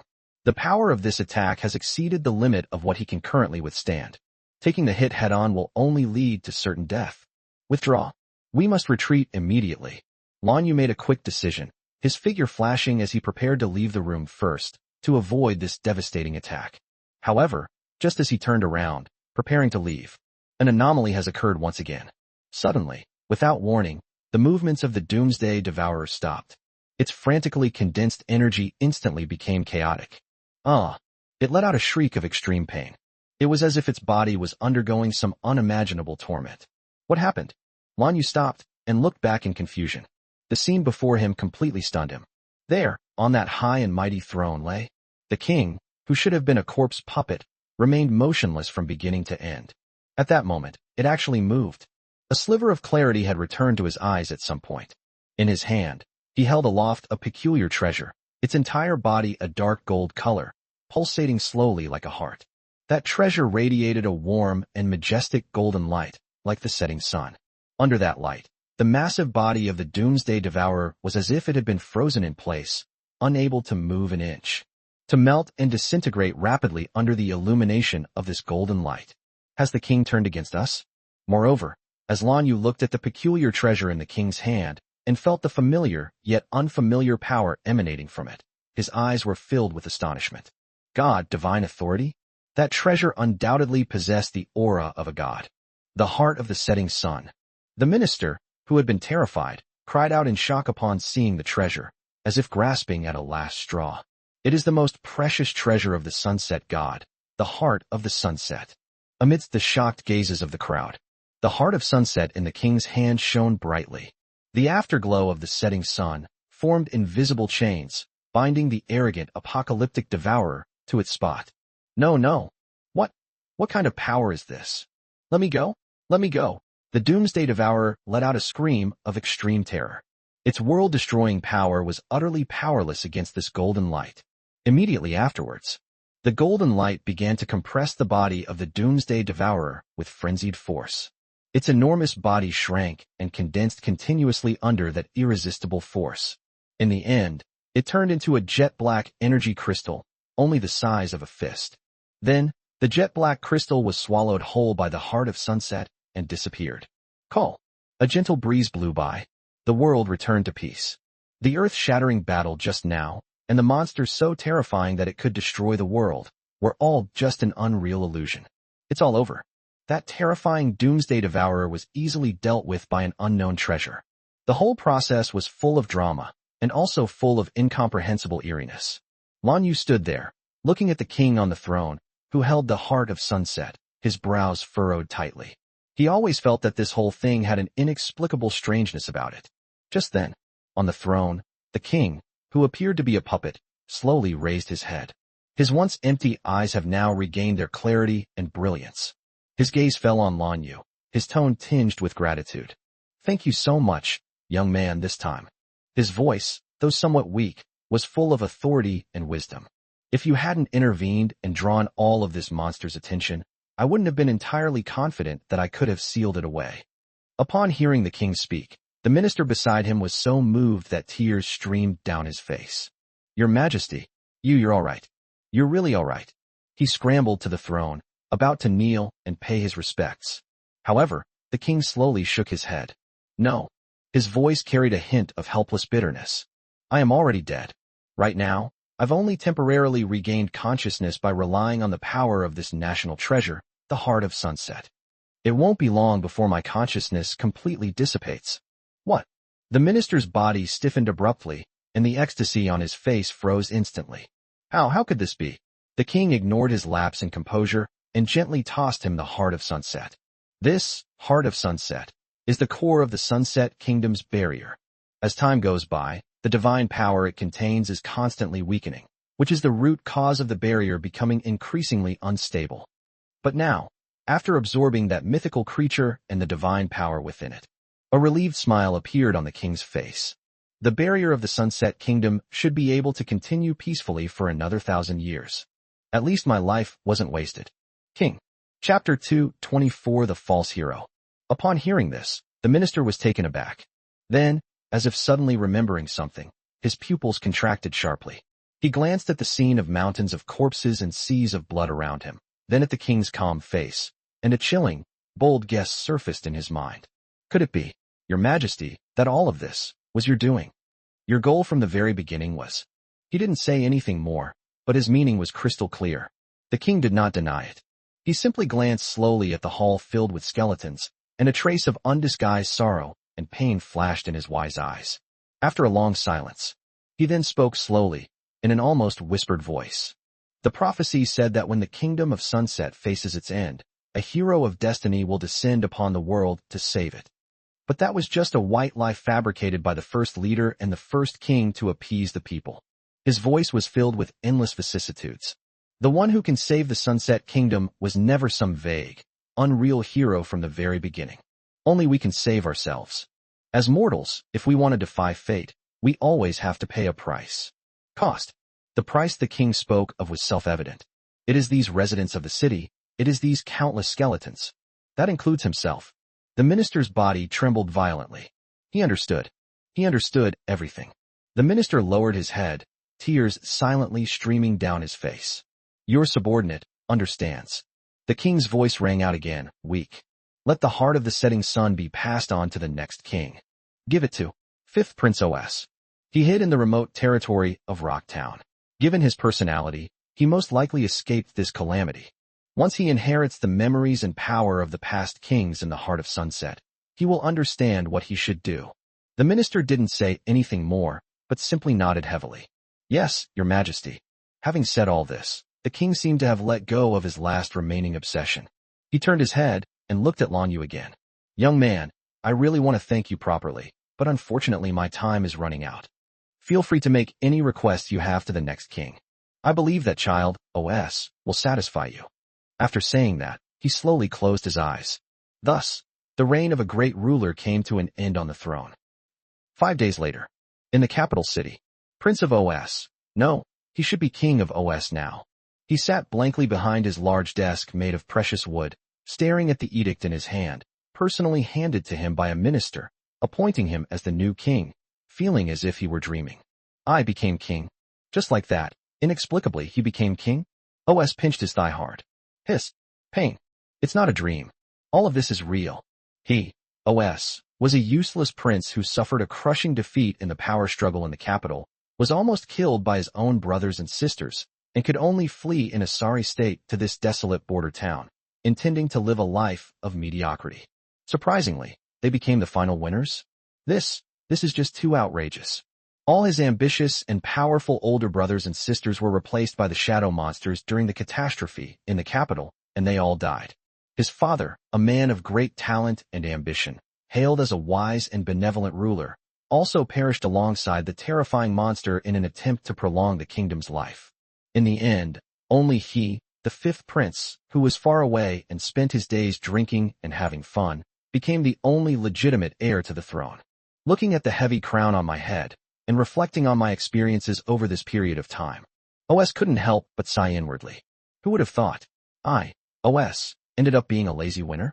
OSS's feelings were complicated. There's a sense of unreality, absurdity. There is also a sense of relief, like surviving a disaster. He had learned roughly the whole truth about this series of events from the ministers. As for his father, who sacrificed the soldiers and civilians of the entire nation to save the country, was it right or wrong? He was too lazy to think about it anymore. After all, the person is already dead, so what's the point of judging his merits and demerits? What I should do now is to be a good king and not squander the precious 1,000 years of peace that the old man paid such a high price for the Sunset Kingdom. What will happen when the barrier of the Sunset Kingdom faces another crisis 1,000 years from now? Oh, by then, he had long since been laid to rest. That's not something he, as the king, should worry about. Whatever. Let the king 1,000 years from now have a headache. Crucial and most important person who helped him become king. That is, Lanyu.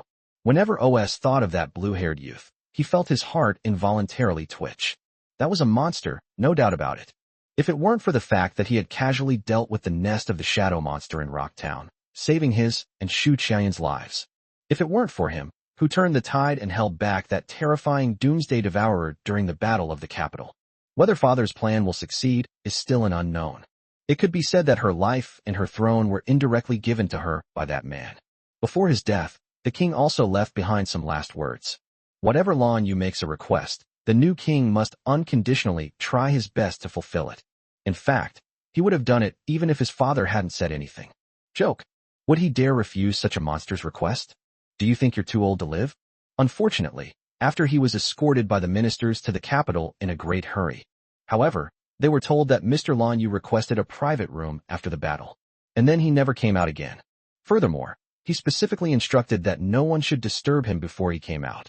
Judging from his appearance, he must have gained some insights during the battle and needs to go into seclusion to recuperate.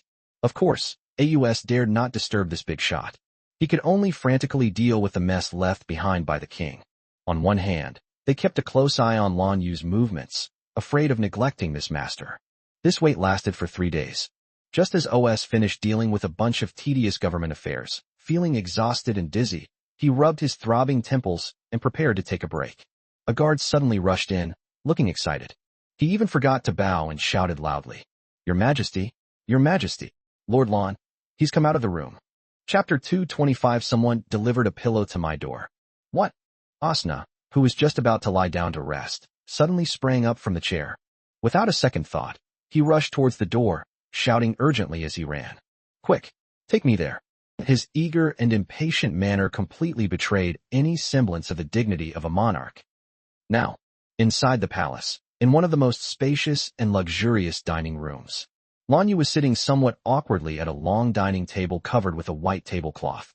The table was laden with all sorts of delicacies, a dazzling array that filled the air with enticing aromas. On either side of the dining table stood 2 rows of beautiful and slender maids. Behind Lanyu, several of the prettiest maids were carefully massaging his back and shoulders. The spectacle was even more luxurious and impressive than that of a king.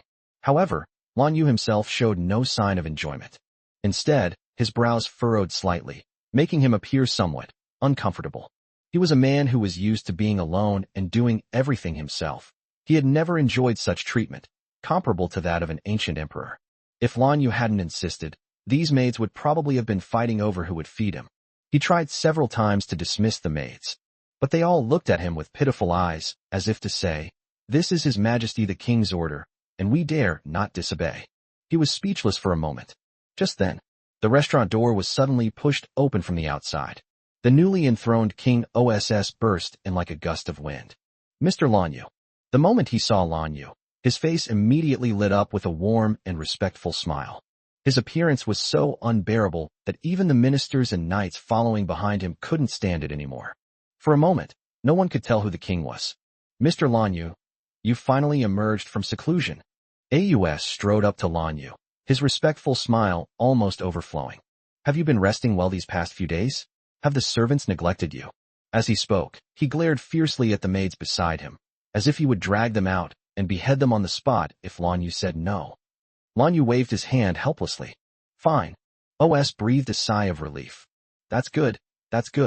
Then, as if remembering something, he quickly said, "By the way, Mr. Lanyu, I've already sent someone to safely bring Miss Shu Xiaoyan from Panshir Town to the capital, the one you entrusted to my care. And as you wished, you arranged a leisurely official position for her in the capital and bestowed upon her a mansion and a great deal of wealth, guaranteeing her a life of luxury and comfort. Are you satisfied with this arrangement?" He looked at Lanyu expectantly, like a puppy eager to curry favor with its master. Hearing that Shu Xiaoyan was all right, Lanyu felt relieved. He nodded. "That's thoughtful." Although it was just 3 simple words, it made Os so happy that he almost jumped for joy. Receiving a word of affirmation from this bigwig made him happier than any reward. Lanyu glanced at the maids and ministers around him who were still secretly observing him with curious eyes, and his brows furrowed almost imperceptibly. He looked at Os and said calmly, "Let them all leave. I have something I want to talk to you about alone." Okay. Upon hearing this, Os immediately understood. He turned around abruptly, and his face, which still carried a hint of fawning smile, instantly became stern. "All of you stand back. No one is to approach the restaurant without my order." "Yes, Your Majesty." No one dared to be negligent in the slightest. They all bowed respectfully and then left the restaurant in an orderly fashion. Soon, only Lanyu and Aus remained in the huge restaurant. After everyone left, Lanyu felt that the air around him was much fresher. He looked at Os and asked bluntly, "You should know your father's last words, shouldn't you?" I know. Os nodded frantically, like a chick pecking at rice. "My father instructed me before he died that whatever your request is, I must do my utmost to fulfill it. Just tell me what you need. I'll do my best to help if it's within my power." He adopted an extremely humble attitude. Lanyu was very satisfied with his pragmatism. Told Oss that he needed to use the key in the hands of the royal family and that special teleportation array to leave this world. After listening to Lanyu's explanation, Aus didn't hesitate at all and immediately patted his chest to assure him, "No problem. My father's memories do indeed contain records about that key and that special teleportation array. The key is in the palace treasury. I'll send someone to retrieve it immediately. The teleportation array has remained intact underground in the royal city. I'll arrange it for you right away, so you can use it anytime." He spoke with absolute certainty, as if it were the simplest of things. However, just when Lanyu thought things would be resolved so smoothly, Oss suddenly changed the subject, a somewhat troubled look appearing on his face. He glanced cautiously at Lanyu before continuing. "However, there might be a small problem with that teleportation array." "Trouble?" Lanyu raised his eyebrows slightly. Not long after, Lanyu followed Aus through layers of heavily guarded passages and complex barriers. Finally, they arrived at a spacious underground hall deep within the royal city. In the center of the hall stood a huge circular platform that looked very familiar to him, made of countless complex runes and strange metals. It was that special teleportation array. Moreover, it was different from the dilapidated and nearly unusable teleportation array he had seen at the edge of the third area's barrier. The teleportation array here is perfectly preserved. The runes engraved on it still shimmered faintly, indicating that it was still functional. However, Lanyu's gaze did not linger on the teleportation array for long. His gaze fell on the teleportation array in front of him. There, a gigantic humanoid figure, several meters tall, was completely encased inside a massive, crystal-clear block of ice that exuded a chilling aura. Hideous shadow monster, entirely black, with 2 horns on its head and bat wings on its back. Even though it was frozen, The faint yet powerful and violent aura emanating from it was still evident. This shadow monster was definitely not weak when it was alive. This is, Lanyu looked at OS. OS quickly explained with a wry smile. Mr. Lanyu, it's like this. About several hundred years ago, one of my ancestors made a mistake when activating this teleportation array, and a powerful shadow monster of the 7th star level was teleported from the other end. The royal family paid an extremely heavy price to subdue this monster. In the end, we could only rely on the power of the barrier to temporarily seal it here. Because once the teleportation array is activated, the seal will be broken. We're worried that this monster will destroy the teleportation array the moment it escapes. So this teleportation array has been left here for all these years, never to be used again. After hearing Alsa's explanation, Lanyu turned his head. He looked at OS's face, which was filled with dilemma and pleading, and said calmly, "So you're saying you want me to take care of a centuries-old problem for your kingdom before I leave?" No. Upon hearing this, OS shook his head vigorously. "I absolutely did not mean that. This was just an accident. A complete accident. If you find this troublesome, we can think of another way." Lanyu ignored his clumsy acting and instead looked with great interest at the frozen 7-star shadow monster. He just successfully broke through from a 5-star shadow master to a 6-star shadow master. He was just worried about not finding a suitable opponent to test his newly acquired skills. And then someone proactively delivered the pillow to my door. Chapter 226, Leaving Sunset Country. Lanyu waved his hand and said calmly, "Never mind. Unseal it." Oh. OS was stunned for a moment. Then his face lit up with ecstatic joy. Yes. I'll have someone break the seal right away." With a command from OSS, the frozen barrier slowly dissipated. The massive block of ice began to melt rapidly at a rate visible to the naked eye. Click. Cracks began to appear in the ice. A terrifying, tyrannical aura belonging to a 7-star powerhouse burst forth wildly from the crack. However, just as the 7-star shadow monster was about to break free completely and unleash its furious roar that had been suppressed for hundreds of years, without warning, a pitch-black cloud, carrying an ominous aura, gathered and took shape above the entire underground hall. Immediately afterwards, drizzling rain, countless dark green raindrops, highly corrosive, fell from the dark cloud. Divine authority and power, rain of corrosion. This is the second ability that Lanyu comprehended from the divine authority of immunity to all poisons after he advanced to the 6-star shadow master, an ability derived from the god of poison. Roar. The 7-star shadow monster had only been freed from the ice for less than 3 seconds. Its angry roar instantly turned into an extremely shrill scream. The dark green raindrops fell on its hard, iron-like body. It was like a red-hot iron dripping onto butter. It emitted a sizzling, tooth-grinding corrosive sound. Its body, right before everyone's eyes, rapidly dissolved and vaporized at a speed visible to the naked eye. He couldn't even let out a complete scream. It took less than 5 seconds. That was the 7-star shadow monster that had caused the Sunset Kingdom royal family immense suffering and remained helpless for hundreds of years. Just like that, it was completely melted away by a strange green rain, leaving not a single hair behind. The entire underground hall fell into a deathly silence. Lanyu ignored the monstrous looks the people behind him were giving him. He simply walked straight to the teleportation array, which was now completely unobstructed. The teleportation array started automatically. A flash of white light appeared. Lanyu's figure disappeared. The blinding white light slowly dissipated. Lanyu's feet landed on solid ground. He looked around and found himself in a huge underground cave. The cave's dome is very high, inlaid with some unknown luminescent minerals that emit a faint, cold light, illuminating the entire space. The air was filled with an ancient scent of dampness and dust. Directly in front of him was a magnificent hall carved from black rock. The main hall has a rugged and ancient style, full of the sense of time. At the deepest part of the hall, a solitary throne, also made of black stone, can be vaguely seen. This place looks like a palace that has been forgotten for a long time. Lanyu frowned. Is that teleportation array in Sunset Kingdom actually leading to a place like this? As he surveyed his surroundings and pondered where to go next. Boom!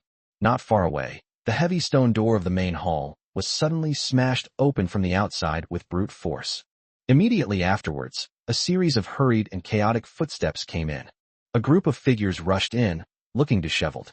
They wore identical leather armor, but most of it was tattered and covered in dust and black bloodstains. The leader was a tall young man.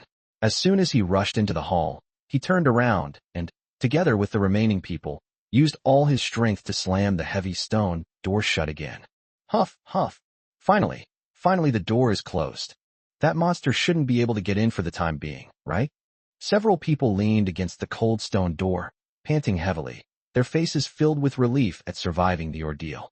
Lanyu glanced at the group of uninvited guests and raised his eyebrows almost imperceptibly. He keenly noticed that these people's skin was covered with strange, tattoo-like black patterns. These patterns reminded him of the state a Shadow Master was in when activating Shadow Transformation.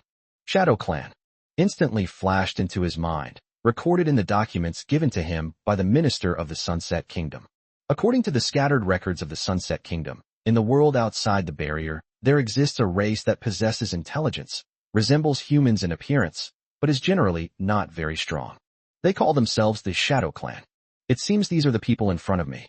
Just as Lanyu was observing them, a young girl in the group finally recovered from her shock.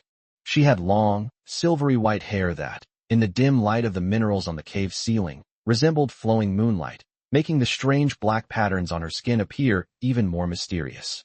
Most striking were her amethyst eyes, which were now wide open in terror. She subconsciously glanced around the shelter, and then her gaze suddenly fixed on Lanyu, who was standing in the shadows of the main hall. The girl's eyes widened instantly. Wait a minute. She pointed in Lanyu's direction, her voice stammering with surprise. There's someone over there. As the girl exclaimed, everyone's eyes instantly turned towards Lanyu. The air seemed to freeze at that moment. The relief on those people's faces was instantly replaced by vigilance and shock. They never imagined that there would be other people in this seemingly safe shelter. The girl's name is Ingyun, and she is one of the members of this team. She looked at the blue-haired youth standing quietly in the shadows, her heart filled with doubt. When did this person get here? Why didn't they notice anything when they rushed in? She hesitated for a moment, but still mustered up her courage and prepared to go up and say hello. However, she had barely taken a step when the young man in the lead stopped her. Don't go over there. The young man, named Lei, was the captain of the squad. He stared intently at Lanyu, his eyes filled with intense hostility and wariness. He slowly drew the long sword from his waist, the tip pointing directly at Lanyu. Who are you? Razor's voice was deep and cold. Why are you here? Ingyun was startled by Lei's actions and quickly grabbed his arm. Raze, what are you doing? He doesn't seem like a bad person. Shut up, Lei hissed, but his eyes never left Lanyu. Ingyun, you're too naive. He lowered his voice, speaking in a volume only they could hear. When did such a person ever appear in our sweeping squad? This is the deepest part of the Valley of Oblivion. How could there be any other Shadow Clan members besides us? Chapter 2:27 Interesting Puppet. Razor's eyes grew increasingly cold. Furthermore, have you forgotten the Elder's records? This hall is sealed with 2 terrifying shadow demons. The one we just encountered was only one of them. This guy is very likely another one. Just like the one outside, a monster disguised as one of our Shadow Clan members. Upon hearing the words Shadow Fiend, the faces of the other team members instantly turned deathly pale.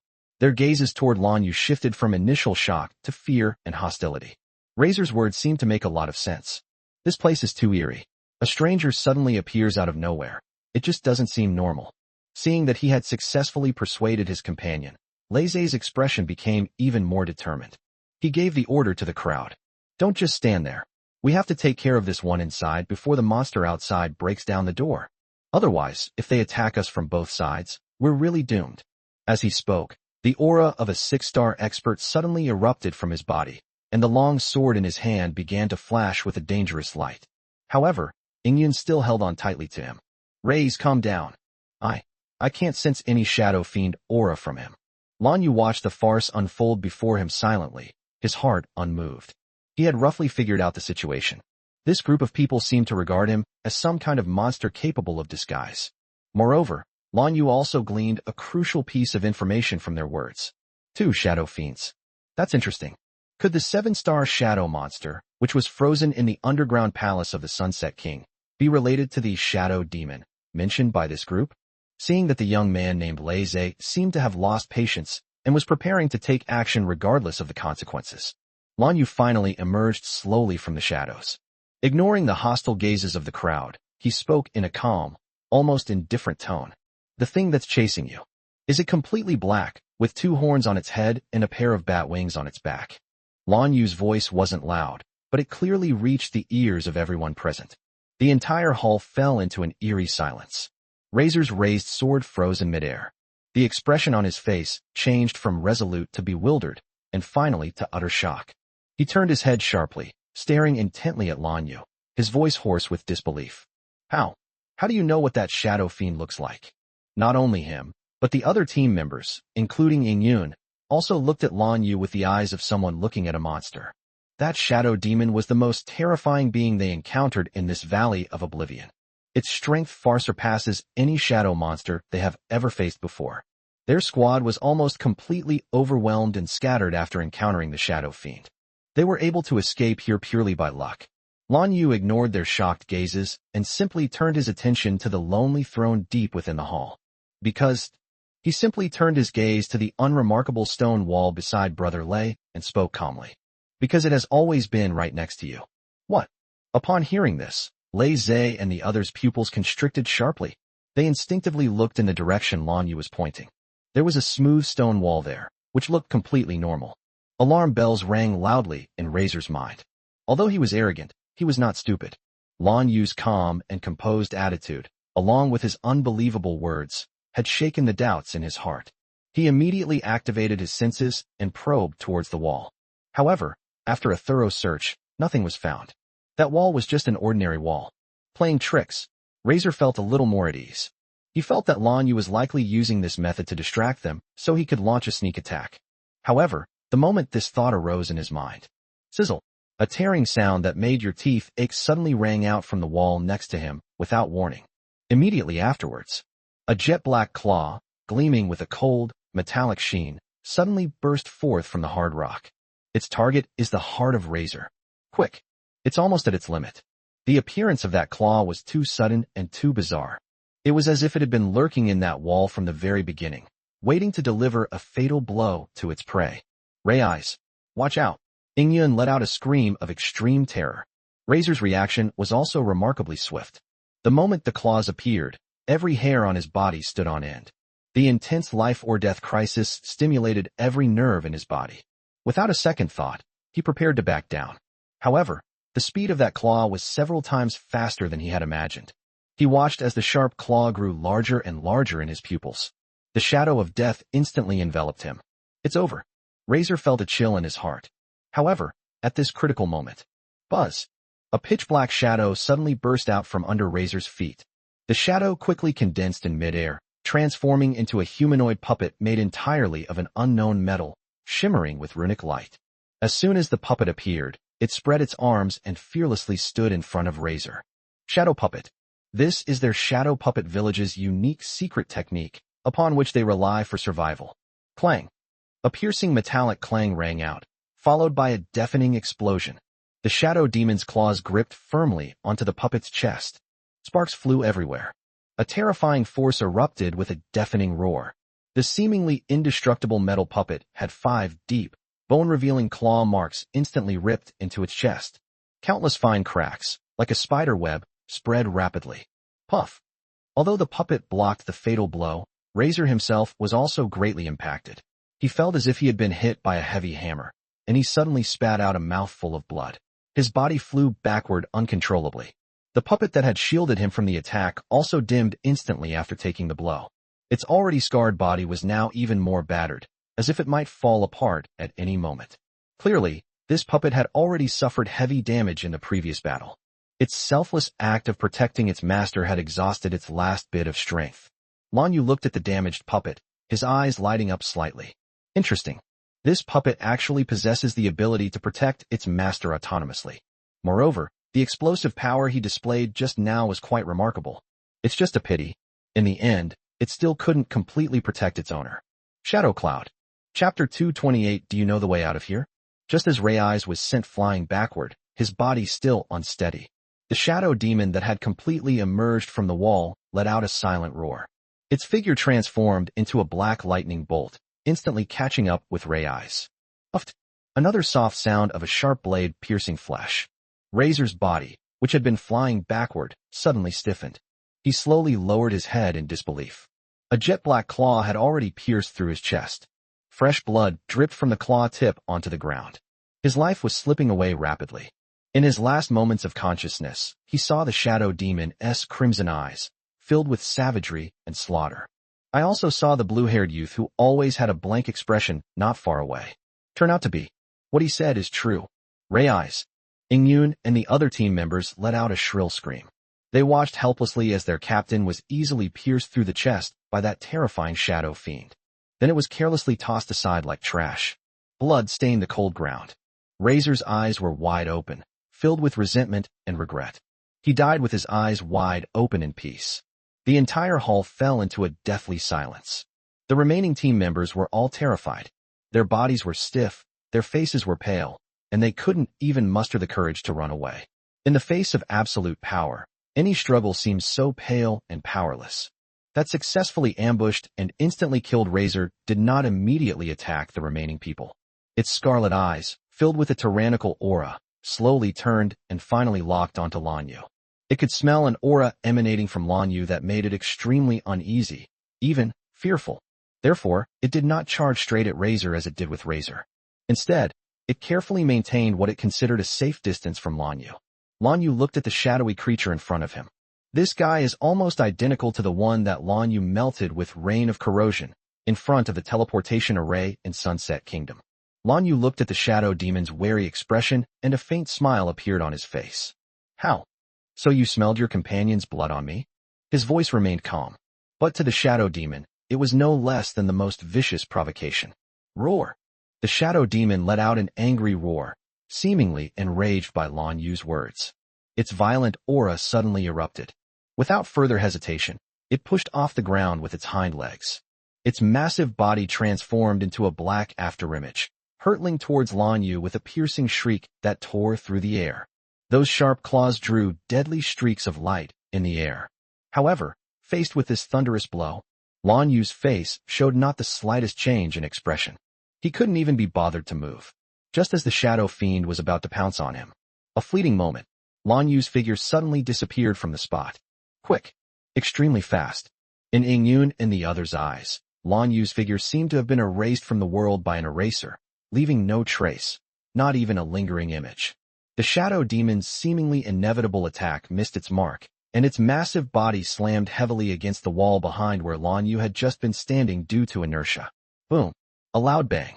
The solid wall was smashed open, leaving a huge hole, and smoke and dust filled the air.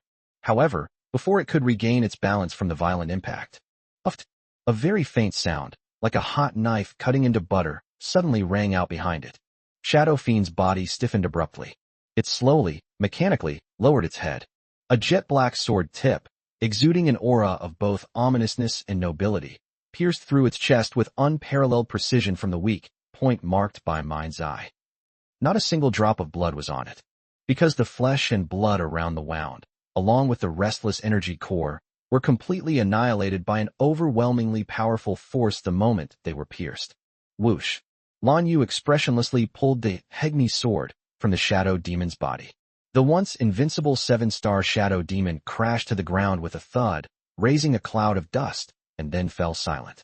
The whole process was so smooth and fast that it was hard to comprehend. From the moment Lanyu made his move to the end of the battle, it took less than 3 seconds.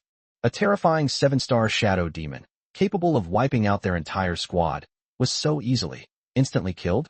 Ingyun and the remaining team members stared blankly at the scene, their minds completely blank. They watched the blue-haired youth slowly sheathing his black sword, their initial fear and hostility transforming into a profound and deep-seated awe. This man, what kind of person is he exactly? Much later, Ingyun was the first to react. She took a deep breath, forcibly suppressing the shock and fear in her heart, and quickly walked to Lanyu. Then he bowed deeply to Lanyu. I'm sorry. Her voice trembled slightly and was filled with deep apology. We misunderstood you just now. I apologize for our previous rudeness. And thank you for saving us. Lanyu turned to look at the group of people and responded calmly. You're welcome, and I was just saving myself. He didn't harbor much hostility towards the people in front of him. The person who just drew his sword against me is now dead at the hands of the shadow monster. As for the rest of the people, he apologized when he needed to, and expressed his gratitude when he needed to. He wouldn't hold a grudge against them over this. He sheathed the Hegmi sword, looked at Shadow Cloud, and asked bluntly, "Who are you? And where is this place?" Upon hearing Lan Yu's question, Yun dared not be negligent in the slightest and quickly told Lan Yu everything about her identity and the situation there. "We are from Shadow Puppet Village, the territory belonging to the King of Knowledge, one of the 7 great kings." Yun answered respectfully, "Our village has made a living by controlling shadow puppets for generations. We came to this Valley of Oblivion to participate in the village's trials. We just didn't expect an unexpected incident to occur midway, causing our team to be scattered by the Shadow Fiend." Lan Yu listened quietly. Shadow Puppet Village? A learned ruler? This was information he had never heard of before. It seems the film industry is far more complex than he imagined. He nodded, indicating that he understood the situation. Looking at the young people in front of him who were still in shock, he already had a preliminary plan in mind. He looked at the crowd. "By the way, do you know the way out of here?" Chapter 229, What a Pity. After quickly disposing of Rei's body, Yun, along with the remaining 2 team members, followed Lan Yu with heavy and uneasy hearts. They have now completely regarded Lan Yu as their only lifeline. Lan Yu's power has far exceeded their comprehension. They walked in the direction they remembered they had come from. After walking for about half an hour, a huge landslide area consisting of countless rubble and mud appeared in front of them. "This road is completely blocked. Damn it." Another team member couldn't help but mutter a curse. How could it have collapsed so badly? Yun frowned deeply as she looked at the landslide in front of her. She explained to Lan Yu, "We got separated from the rest of the team because of a sudden and violent collapse here. The situation was so chaotic that we had no choice but to flee into the main hall in a panic to avoid the falling boulders. However, the shadow monster has now been dealt with. They have enough time to clear the roadblocks." As she spoke, she prepared to call on the remaining 2 team members to help clear away the rubble. Although the project seems huge, they are all filmmakers after all, and it is not impossible for them to clear a passage together. However, just as they were about to take action, Lan Yu suddenly raised his hand to stop them. Etc. His voice remained calm, yet carried an undeniable air of authority. "There's movement. Hide first." "Is there any movement?" Yun and the others were taken aback, instinctively holding their breath and listening intently. However, apart from the howling wind and the occasional roar of beasts in the distance, there was no other sound. They looked at Lan Yu with suspicion. But Lan Yu didn't give them any explanation. He simply flashed and silently disappeared into the dense shadows beside him. Seeing this, Yun and the others were filled with doubt, but they dared not disobey in the slightest. They exchanged a glance and immediately followed Lan Yu's example, each finding a secluded corner to completely conceal their figures and aura. Shortly after they had hidden themselves, click, click, a faint sound of chiseling rocks suddenly came from deep within the massive landslide area. The sound was very faint at first, but as time goes by, it becomes clearer and closer. Someone is digging through from the other side. Yun and the others' hearts jumped into their throats. Who could it be? Are they their lost companions? Or someone else? Soon, with a whoosh sound, a small hole was dug open from the other side of the thick pile of rubble. Immediately afterwards, several blurry figures emerged from the hole. At the same time, their conversation was clearly heard by Lan Yu and the others who were hiding in the shadows. "Hey, Brother Hushan, isn't it a bit too early for us to go in now?" A voice, sounding somewhat shrewish and monkey-like, spoke with a hint of flattery and worry. What if those 2 shadow demons are still roaming inside? Our numbers wouldn't even be enough to fill their teeth." Immediately afterwards, a rough and bold voice rang out. "What's there to be afraid of?" The man known as Brother Hushan said disdainfully. "Do you think I'm dealing with that beast for the first time?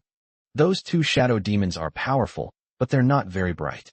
Every time they kill someone, they just go back to their lair and fall fast asleep. Loot all the treasures from those idiots in Shadow Puppet Village. This is a big deal. After we pull this off, we brothers won't have to worry about money for the rest of our lives." Another voice echoed this with a hint of complaint. "Exactly. Damn it, we shouldn't have made such a big commotion. This landslide made it so hard for us to dig for ages before we could even get a proper opening. Next time we need to control the amount of explosives better." The conversation among these people was not loud, but every word struck Yun and her 2 companions like a heavy hammer blow. Their eyes widened even more. His expression shifted from initial confusion to shock, and finally transformed into boundless rage and chilling killing intent. Conspiracy. This was all a complete conspiracy from beginning to end. The so-called accidental collapse was not an accident at all. Instead, it was a carefully planned scheme by this group of people to kill them in order to rob them of their valuables. They wanted to use that terrifying shadow fiend to kill their entire trial squad. Then they can come in and reap the benefits. Ingyun's body trembled violently from extreme anger. She bit her lip hard, her nails digging deep into the flesh of her palm. But she forced herself to remain silent. She knew that rushing out now would be tantamount to suicide. The other side had a large number of people and a strong presence, and judging from their confident conversation, they were definitely not weak. She could only suppress this overwhelming hatred deep in her heart. However, at that moment, the man known as Brother Hushan seemed to have sensed something. His previously smug smile suddenly froze. He turned his head sharply, his sharp, hawk-like eyes fixed on the shadows where Ingyun and the others were hiding. "Who's there? Get the hell out here." Hushan's loud shout resounded like thunder in the silent valley. The moment the words fell, the ground beneath his feet suddenly trembled. Boom! A black energy wave rippled outwards from him like waves. Where Pian Ingyun and the others were hiding were instantly shattered by the impact of this energy wave. Uft! Uft! Next to Ingyun were directly shaken out of their hiding place by this domineering energy.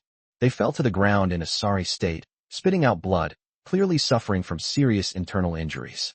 Although Ingyun barely escaped injury thanks to a protective artifact, she was forced to reveal herself. She steadied herself and raised her head, her beautiful eyes now filled with icy killing intent and boundless rage. She stared intently at Hushan, her voice sounding as if it were being squeezed out from between her teeth. "Hushan, it really was you guys. This was all part of your plan from the very beginning, wasn't it?" Hushan looked at Ingyun, whose pretty face was filled with murderous intent, and her two seriously injured companions, and a cruel yet triumphant smile appeared on his face. "Oh, isn't this Miss Shadow Cloud, the little princess of Shadow Puppet Village? What? It's a shame you didn't die at the hands of the Shadow Fiend." Chapter 230 hit a brick wall. Hushan's tone was full of undisguised mockery and sarcasm. His cloudy eyes swept over Ingyun and her two companions, as if he were picking through wilted cabbages at a market. That's strange." Hushan stroked his messy beard, feigning confusion, and said, "It seems your team is missing one person." He fixed his gaze on Ingyun's pretty face, which was taut with anger, and said slowly, "Why isn't that self-righteous idiot named Lei Zhe with you?" Ingyun's nails dug deeply into her palms, and Lei Zhe's unwilling gaze before his death seemed to be right before her eyes. She gritted her teeth, remaining silent, but the violent heaving of her chest betrayed the turmoil in her heart. "Judging from your disheveled appearance, that guy couldn't possibly be already dead, could he?" Hushan deliberately dragged out his words, like a venomous snake flicking its tongue. When Hushan saw the anger mixed with an undisguised sorrow in Ingyun's fiery eyes, his smile completely blossomed, twisted yet radiant. "Ha ha ha ha." He laughed loudly without restraint, the laughter echoing through the empty forest and startling several unknown birds. "As expected, he's dead. That idiot. Does he really think he's some kind of genius, repeatedly ignoring me? Just because he's from Shadow Puppet Village, does he think he can mess with me? Good riddance. A very good death." His laughter was filled with schadenfreude and morbid pleasure, and his four accomplices behind him also burst into ear-piercing laughter. Their eyes, when they looked at Ingyun, were filled with greed and lust, which they made no attempt to hide. However, as he laughed, Hushan's laughter gradually subsided. His sharp eyes swept back and forth between Ingyun and the other two again. Something's not right. He quickly discovered the problem.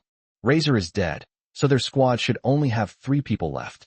But why does he feel like the number of people on the other side hasn't changed? That faint sense of oppression doesn't seem like something that 3 defeated soldiers could emanate. His gaze passed over the angry Ingyun and finally landed on the blue-haired youth who had stood silently to the side the whole time, as if he were an outsider. Hushan's brows furrowed tightly. Who is this person? He was certain that there was no such person in the Shadow Puppet Village's trial team. His clothes were completely out of place with the uniform leather armor worn by the Shadow Puppet Village. A sense of vigilance rose in Hushan's heart. Something unusual must be going on. Despite his caution, he remained absolutely confident in the strength of his side. He had 5 people on his side, and each of them was a seasoned 6-star expert. Aside from the somewhat eerie blue-haired youth, the opposing side consisted of only Ingyun and 2 severely injured and essentially incapacitated individuals. No matter how you look at it, the advantage is on their side. Thinking of this, Hushan's initial wariness gradually dissipated. Who cares what kind of monsters or demons they are? Faced with absolute power, they all have to obediently surrender. He grinned, revealing a set of teeth stained yellow from tobacco. Fine, one more is one more. That saves us the trouble of looking for it again. Consider it an extra treasure. He waved to his accomplices behind him, his tone becoming extremely sinister. Brothers, what are you all standing there for? Superior. Send them on their way. Yes, brother. Their gazes toward Yun were filled with undisguised, greedy desire. As they spoke, they activated the shadow energy within their bodies and approached Lan Yu and Yun step by step. However, at this tense moment when swords were about to be drawn and war was imminent, a flat, emotionless voice suddenly rang out. You seem quite happy. It's Lan Yu. He finally spoke. Upon hearing this, Hushan and the others paused, instinctively looking at the blue-haired youth.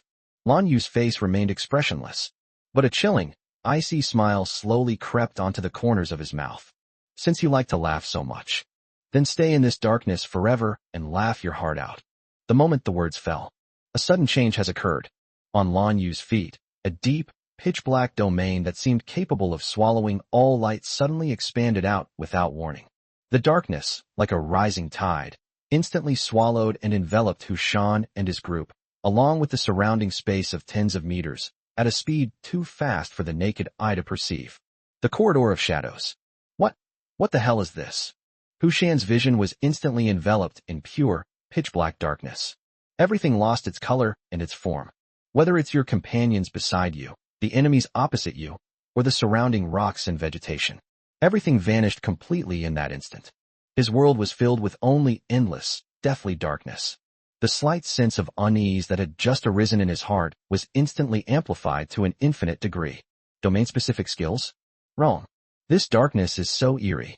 It not only deprived him of his sight, but it also seemed to completely block out his hearing and smell. He could not hear his companion's screams, nor smell the blood in the air. The silence of the world made him uneasy. Don't panic. This is just an illusion. Stay calm. Hushan forcibly suppressed his fear and shouted at the top of his lungs. He tried to embolden his companions and himself in this way.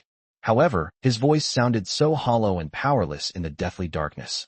There wasn't even the slightest echo. It was as if his voice had been completely swallowed up by the endless darkness the moment it left his lips. Just as he was filled with doubt and uncertainty. Drizzling rain. A soft, spring-like sound suddenly broke the deathly silence of the darkness. Immediately afterwards, a strong, deadly, corrosive aura spread from all directions. Alarm bells rang loudly in Hushan's mind. Before he could even think, his body instinctively pushed the shadow chi within him to its limit. A thick, earth-yellow energy shield instantly enveloped his entire body.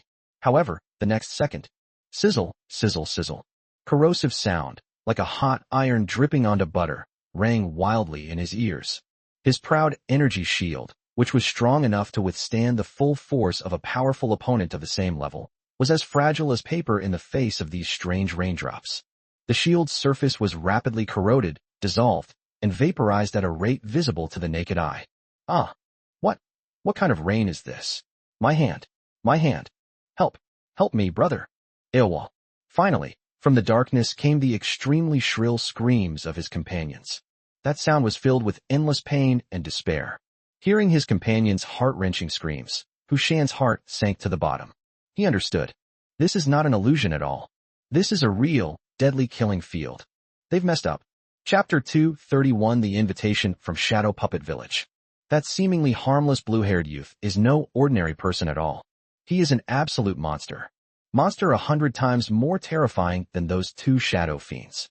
No. Hushan roared madly in the endless darkness, his battle axe igniting with the last of its shadow energy, as he wildly slashed in all directions. Like a drowning man, he desperately tried to grasp at the last straw, using brute force to tear a hole in this damned domain.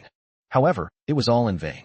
Every time he swung his battle axe, it was as if he were striking nothingness, failing to even create a ripple. On the contrary, the energy shield on his body, under the continuous erosion of the dark green corrosive rain, made a hissing sound as it was overwhelmed, and its light dimmed at a visible speed, with cracks spreading rapidly like a spider web.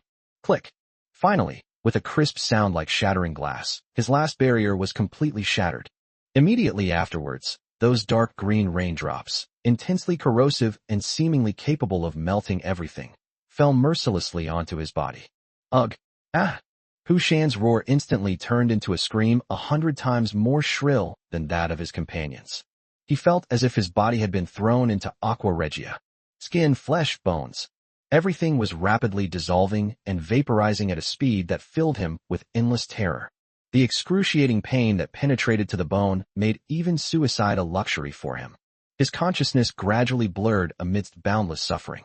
In his final moments before losing consciousness, he seemed to see a pair of indifferent, emotionless eyes silently watching him from the endless darkness. It's like looking at a pile of garbage that's about to rot. Whoosh! The darkness that had enveloped the entire valley receded quietly, like the receding tide. Light returned. Ingyun and her two companions finally escaped from that despairing darkness. They were panting heavily, still shaken. When they saw the scene before them, they were all petrified once again. All they could see was an open space in front of them. Hu Shan, who was just moments ago arrogant and overbearing, and his accomplices. It has vanished without a trace. Not a single hair or drop of blood was left behind. It was as if they had never existed in this world. Only a faint sour smell remained in the air. From the moment Lan Yu released that eerie darkness until the darkness dissipated, the whole process took less than a minute. 5 powerful 6-star shadow masters, just like that, gone? It was completely melted away by a strange green rain, leaving not even a trace. She looked at the blue-haired youth who remained expressionless, as if he had merely crushed a few ants, and her throat involuntarily bobbed. Was so calm and collected when facing the 7-star shadow demon. Because in his eyes, neither the 7-star shadow demon nor these 6-star shadow masters mattered. Perhaps they are just insects that can be crushed at will. After dealing with Hu Shan and his gang, the valley returned to silence. Ingyun and the other two, who were still in a daze. They're gone. He uttered 2 words calmly. Then he ignored them and walked toward the exit of the valley on his own. Huh? Oh, okay. Ingyun shuddered, as if waking from a dream. She quickly called to her 2 companions who were still in a daze and hurried after Lan Yu. This time, their feelings as they followed Lan Yu were completely different from before. If they had previously regarded Lan Yu as a lifeline, now, their gazes toward Lan Yu were filled with awe. They didn't even dare to breathe loudly, for fear of accidentally displeasing this capricious god of death. Reign of corruption upon them as well. Then they won't even have a place to cry. Valley of Oblivion. A place that had left them with endless psychological trauma, in a strange and oppressive atmosphere. Once we left the valley, the outside world opened up before us. This is a vast, boundless black plain. On the plains grow some strangely shaped plants that emit a ghostly light. On the distant horizon, the outlines of some rolling mountain ranges can be faintly seen. Lan Yu stopped and turned to look at Ingyun. In which direction is the nearest town? He planned to find a place to stay first. Then we should gather more information about this world. After all, the scattered records from the Kingdom of Sunset are extremely limited. He now knows almost nothing about this so-called film industry. Ingyun was taken aback upon hearing this. She instinctively wanted to point Lan Yu in the direction of the nearest settlement established by other villages. However, she swallowed the words back as if possessed. An idea began to grow uncontrollably in her mind. She looked at Lan Yu, a hint of hesitation and struggle flashing in her beautiful eyes. Was completely suppressed by an even stronger emotion called hope. She took a deep breath, mustered her courage, and extended an invitation to Lan Yu. Lord Lan Yu, if you don't mind, would you like to stay at our shadow puppet village for a while? Her heart started pounding as soon as she finished speaking. She looked at Lan Yu nervously, afraid of hearing the word rejection from his mouth. Upon hearing this, Lan Yu's brows furrowed almost imperceptibly. Go to their village? His first instinct was to refuse. He has never liked to get too involved with strangers, especially in a world full of unknowns and dangers. However, just as he was about to refuse, his mind started racing. Go to a completely unfamiliar town. Being in an unfamiliar place, gathering intelligence can be quite troublesome. But going to this shadow puppet village is different. Acquaintance with these people. At least these few people would never dare to have any bad intentions towards him.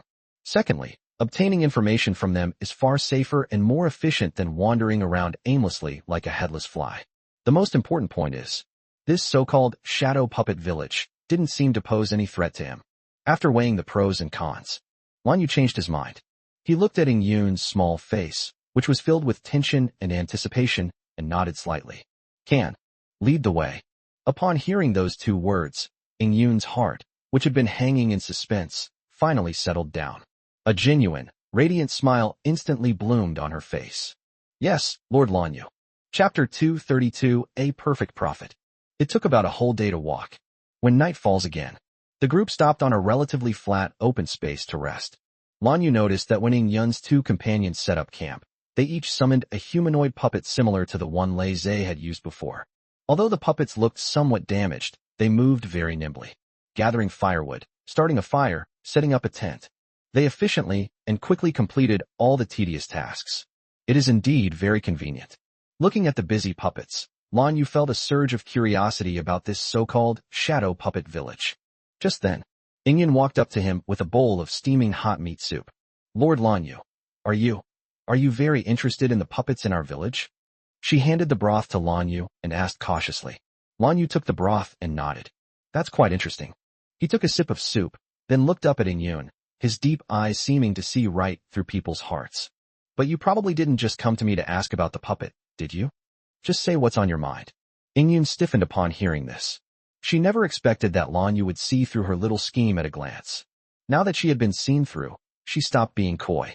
She took a deep breath, as if making a firm decision, and solemnly said to Lan Yu, Lord Lan Yu, I would like to request your help for our shadow puppet village.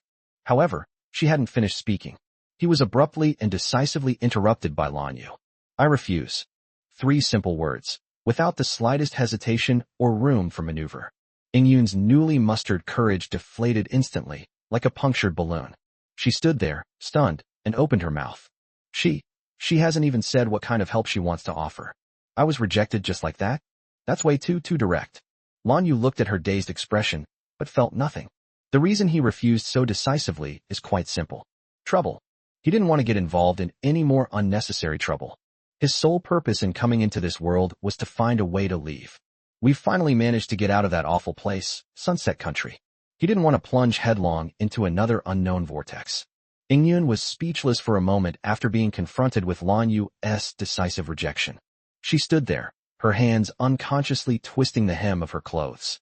He seemed somewhat at a loss. But she did not give up. She knew this might be their only chance. She hesitated for a long time before gritting her teeth and speaking again. Lord Lan Yu, I know this request may be somewhat abrupt. But this is really not difficult for you. And we won't let you do this for nothing. We are willing to offer our appropriate compensation. Exquisite box made of special black wood from her pocket. Look, this is it. If you agree, regardless of whether this succeeds or fails, the dark obsidian crystal in this box is yours. Lan Yu had already prepared to close his eyes and ignore the little girl. However, when he heard the words, dark crystal, his eyes, which were about to close, suddenly opened. His gaze instantly fell on the exquisite black wooden box in Ing Yun's hand. Dark obsidian crystal. Did he hear that right? Lan Yu's heart skipped a beat. Advancing to the 7-star Shadow Master requires 3 extremely rare core materials. They are Star Core, Dark Crystal, and Tear of the Void. Each of these 3 materials is rare and extremely valuable. All he has now is the Star Core. He originally thought it would take a long time to collect all 3 items. But I never expected it. I never imagined that I would encounter the 2nd core material here today. In this way, Lan Yu's expression instantly turned serious. He turned his head and stared intently at Ing Yun with his deep eyes, his tone becoming more solemn than ever before. Are you sure this contains dark obsidian crystal? Ing Yun was startled by Lan Yu's sudden change in aura, but she nodded emphatically nonetheless. I'm sure. As she spoke, she carefully opened the black wooden box. Buzz. A pure and profound dark energy, seemingly capable of devouring all light, emanated from the box. Crystal, no bigger than a thumb, was completely black, yet its surface seemed to be filled with countless stars. That's right. That's it. It's exactly the same as what's recorded in the documents. After confirming the authenticity of the goods, Lan Yu's heart also burned with excitement. He raised his head and looked at Ing Yun again. This time his tone was much gentler. Speak. How can I help you?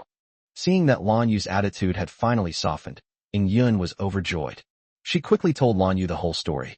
It turns out that their shadow puppet village, although belonging to the territory of the King of Knowledge, But there are dozens of villages like theirs in this vast territory. In order to allocate limited resources and land more rationally, the learned king established a rule. Every 5 years, all the villages send out their strongest priest elders to participate in a grand competition. The ranking of the competition will directly determine the share of resources that each village can obtain over the next 5 years.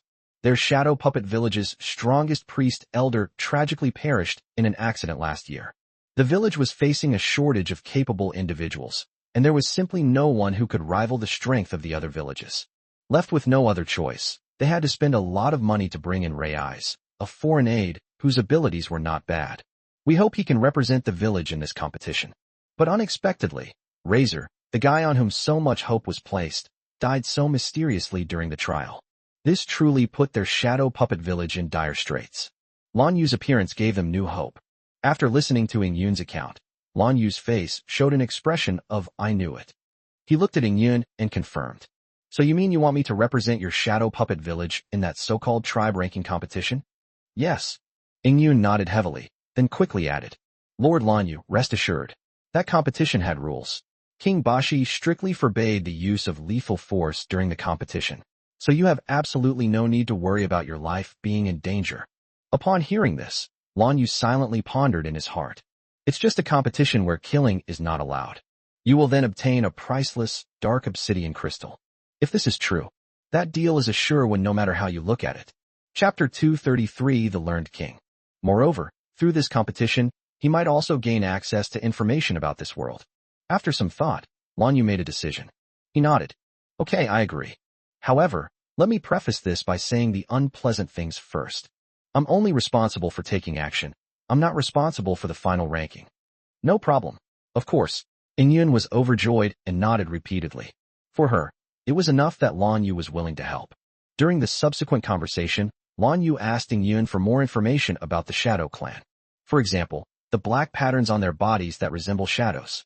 Ing Yun explained that this was a blessing bestowed upon them by the knowledgeable king. It is precisely because of these patterns that these ordinary Shadow Clan members possess intelligence no less than that of humans. After she finished speaking, she curiously looked at Lan Yu's smooth skin. "To be honest, Lord Lan Yu, this is the first time I've ever seen someone like you with absolutely no markings on their body. I heard from the village elders that Shadow Clan members without markings either possess extremely rare ancient bloodlines and are born with intelligence. Either or." She paused here, then said, as if joking, "Or perhaps it's one of those rumored humans. Haha, when I first saw you, I really thought you were human." Slightly at this point. However, Ing Yun quickly dismissed this absurd idea. Of course, how could that be?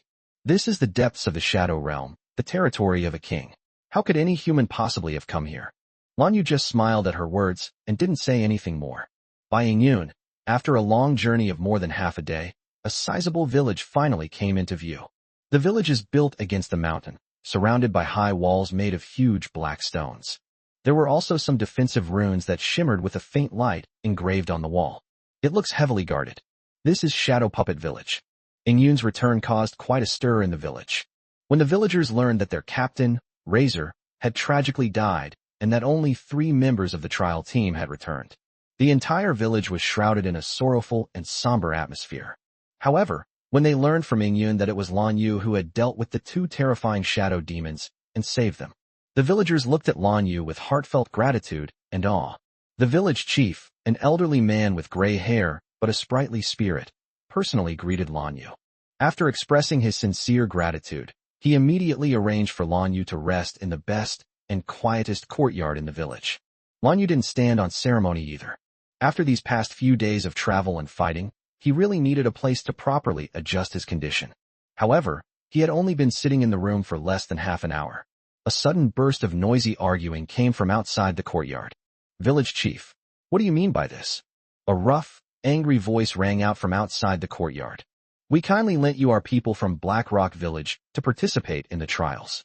Now that someone's dead inside, not only have you not offered a decent explanation, but you're even trying to unilaterally break our agreement?" Immediately afterwards, the village elder's old but powerful voice rang out. "Bald Xiong, stop spouting nonsense.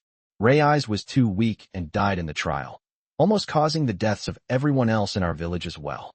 And now you still have the nerve to come to our village and demand an explanation. Lan Yu sat in his room listening to the argument outside, his brows furrowing slightly. Black Rock Village. It sounds like the force that provided external assistance to Shadow Puppet Village. Now that their men are dead, the deal is off. This group of people looks like they've come here demanding an explanation. Sure enough, trouble came knocking. The commotion outside is getting louder and louder. Soon, a series of hurried footsteps rushed toward the courtyard where he was. What are you trying to do? You can't go in. Yun's urgent and angry shouts came from the courtyard gate. However, her attempts to stop her were clearly ineffective. Boom! A loud bang.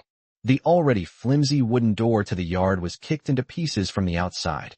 Immediately afterwards, Shadow Clan men, who looked menacing, stormed in. The leader was a burly, middle-aged man with a shaved head. He had a hideous scar on his face that stretched from the corner of his eye to the corner of his mouth. It made him look fierce. He must be the bald-headed Xiong the village chief was talking about. Soon as the bald man barged in, his menacing eyes locked onto the calm and collected blue-haired youth in the room. He looked Lan Yu up and down, his eyes filled with disdain. Huh, I thought he was some kind of three-headed, six-armed being. So all he is this frail, blue-haired kid. Village chief, are you getting senile? He thinks he can take your Shadow Puppet Village's place in the tribal competition? They'll probably collapse from exhaustion on the way to the competition venue. His undisguised sarcasm drew a burst of laughter from the burly men of Black Rock Village behind him. Just then, Yun rushed in from outside, her face full of anger. She stood in front of Lan Yu, glaring angrily at the bald man. Bald Xiong, I'm warning you. You are not allowed to be disrespectful to Lord Lan Yu. It was your Black Rock Village people who were useless and died in the trial. Who can you blame? Now that our Shadow Puppet Village has a new priestly elder, how could I possibly trust and use your people again? Bald Xiong's expression remained unchanged upon hearing this. He shrugged, looking like a dead pig that wasn't afraid of boiling water. Ni Xingyun, you can't say that. The laissez we sent last time was just a newcomer from our village. His lack of experience led to his death in the trial, which was indeed a shortcoming on our part. Therefore, to express our apologies and in order for both of us to continue our cooperation. This time, I've specially brought our Black Rock Village's true trump card. As he spoke, Bald Xiong patted a young man next to him who kept his head down and wore a large cloak that obscured his face. His name is Mo, and he's one of the top 10 strongest fighters in our Black Rock stronghold. His strength has reached the peak of the 6-star level. With him in charge, this competition is absolutely foolproof. After saying that, he turned his oppressive gaze to Lan Yu. And don't forget about Ni Xingyun. There are prerequisites for becoming a priestly elder and representing the village in the competition. That means we must first pass the trial of the Valley of Oblivion. Even our carefully trained razor died inside. He looked at Lan Yu, his disdain evident on his face. Do you think this skinny, blue-haired kid can pass the trial? Chapter 234. What? You want to try it with me too? However, what none of them expected was, hearing Lei Quan's words, Yun's face did not waver in the slightest. Instead, he revealed a cold smile that was almost pitying. Who told you he failed the trial? That shadow fiend who killed your henchman Razor. He was personally killed by Lord Lan Yu. These words were spoken. The entire courtyard fell into a deathly silence in an instant. The smile on Bald Xiong's face suddenly froze. He slowly turned his head, his eyes, filled with disbelief, falling once again on Lan Yu. Just him. Yun ignored him and simply repeated coldly. Therefore, our Shadow Puppet Village already has a priestly elder. You can take your people and get out. Bald Xiong's expression shifted unpredictably. He didn't say anything more. He gave Lan Yu a deep look. Then, gave a subtle wink to the cloaked man beside him who remained silent. The cloaked man named Mo instantly understood. The next moment, his figure suddenly vanished from the spot. Just as the cloaked man Mo disappeared, a violent and powerful aura of shadow energy suddenly erupted. Everyone present felt a blur before their eyes. When he looked again, the cloaked man was already standing in front of Lan Yu. His wide cloak was billowed by the wind as he moved rapidly. His face, calm yet filled with indifference, was revealed. He now held a massive warhammer that seemed completely out of place with his thin frame. The warhammer was made entirely of black metal, covered with jagged spikes, and exuded a chillingly fierce aura. He raised the giant hammer high, and the shadow energy within his body surged wildly into the warhammer. The massive warhammer was instantly enveloped in a thick layer of earthy yellow energy. Then, With terrifying force like splitting mountains and shattering rocks, it slammed down hard onto Lan Yu's head. This hammer blow was powerful and heavy, and as fast as thunder. Stop! Yun let out a terrified scream. She never expected that the people from Black Rock Village would be so audacious as to directly attack Lan on their Shadow Puppet Village's territory. However, it was too late for her to stop her. The bald man blocked her path. His expression remained unchanged. Ni Xingyun, don't be nervous. I simply asked Mo to test the waters and see how capable this new high priest is. To prevent you from being deceived by him. After all, seeing is believing, hearing is believing. Boom! A deafening roar echoed throughout the entire courtyard. The enormous warhammer slammed solidly into the ground. The entire courtyard seemed to tremble violently under this terrifying blow. The violent energy shockwave, mixed with countless fragments of rock and dust, spread wildly in all directions. Yun, the village chief, and the others were blown backward by the shockwave, their faces filled with horror and despair. It's over, Master Lan Yu. However, the smoke and dust slowly dissipated. A huge pit, more than 3 meters in diameter and bottomless, appeared on the ground of the yard. As for the cloaked man Mo, he stood quietly at the edge of the pit, still in the position of swinging his hammer. However, what puzzled everyone was the mangled corpse they had expected was not found in that huge crater. There wasn't even a trace of blood. Lan Yu's figure vanished as if it had evaporated into thin air. Where are they? Bald Xiong and his men were all taken aback. Could it be that it was blasted into dust? Just as this thought arose in their minds, an astonishing scene unfolded. Mo remained motionless in his hammer-wielding stance. A thin, almost negligible line of blood suddenly appeared on his neck. Immediately afterwards, the line of blood began to expand rapidly. Puffed. It was accompanied by a soft sound. His head, still bearing a hint of surprise and bewilderment, slowly slid off his neck. Thud and rolled a long way. Blood gushed out like a fountain from his headless neck. The headless corpse stood frozen in place for a moment. Then, with a thud, he fell straight to the ground. There was no more sound. Everyone was stunned. Dead. Mo, whose strength had reached the peak of the 6th star, and who was ranked among the top 10 in Black Rock Village. He just died like that? How did he die? When did he die? No one even saw clearly what happened. Just as Bald Xiong was caught in a huge shock and fear due to this sudden change, and was still unable to react. A chilling voice, seemingly emanating from the deepest hell, suddenly rang out behind him. He has already tried it. Wouldn't you like to try it yourself? Bald Xiong's body suddenly stiffened. It was as if all the blood in his body had frozen at that moment. He slowly turned his head with an almost mechanical, stiff movement. There stood the blue-haired youth who should have been smashed into a pulp. She had silently appeared behind him without him noticing. His face remained expressionless and indifferent. The jet-black long sword in his hand had been drawn at some point. The sword, which gleamed with a chilling, deathly light in the afterglow of the setting sun. He was less than half a meter away from Lan Yu. He could even clearly feel the chilling, killing intent emanating from Lan Yu. A wave of intense shock and fear instantly overwhelmed him. He finally calmed down. No, it should be said that they were so frightened that they calmed down completely. The ferocity and cruelty on his face vanished instantly. Instead, he wore a kind smile that looked even worse than crying. Misunderstanding. This is all a misunderstanding. As he spoke, he carefully took out a high-quality-looking arm guard from his pocket. Then he respectfully presented it to Lan Yu with both hands. And my lord, your strength is truly remarkable, as your reputation suggests. We were blind to your greatness just now, and were very offensive. Please forgive us this time. This Black Rock arm guard is a specialty of our Black Rock village. Consider it an apology to you. Lan Yu glanced at the arm guard, then at the bald man's face, which was filled with fear and flattery. Lan Yu did not choose to make another move. After all, this is the territory of the 7 kings. If we were to carry out a massacre here, it would be bad if the king found out. He slowly reached out and took the arm guard. After doing all this, Bald Xiong didn't dare to linger for a moment, and let out a low growl at his equally terrified subordinates behind him. Go quickly. After saying that, he turned around and fled Shadow Puppet Village in a disheveled state with his men without looking back. Chapter 235. Don't miss out. In the courtyard carried the stench of blood, brushing against everyone's cheeks. Bald Xiong and his group of strong men from Black Rock Village.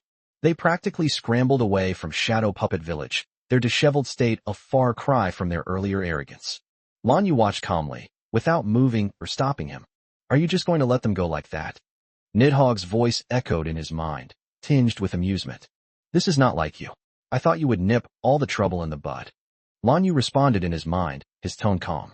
This is the Shadow Realm, and it is the territory of the Seven Kings. It's a completely unfamiliar environment for me. Before I figure out what's going on here, it's wiser to keep a low profile than to make enemies everywhere. If we really start a massacre here and leave all the people of Black Rock Village alive, and things get out of hand, it will attract the attention of that knowledgeable king, which will be a bad thing for him. Since Bald Xiong has already backed down and given them a way out, he went along with it, too lazy to cause any more trouble. Only when their figures completely disappeared at the village entrance did the people of Shadow Puppet Village wake up as if from a dream and let out a long sigh of relief. The huge weight that had been pressing on my heart has finally been lifted, at least temporarily. The village chief and Ingyun looked at the blue-haired youth who was still standing in the center of the courtyard with complicated expressions. He held the strangely shaped black sword in his hand, his expression indifferent. It was as if he had just casually crushed a clueless insect, rather than instantly killing a 6-star powerhouse. Lord Lan Yu. The village chief's aged voice trembled slightly. He wanted to say something to express his gratitude, but when the words reached his lips, he didn't know how to begin.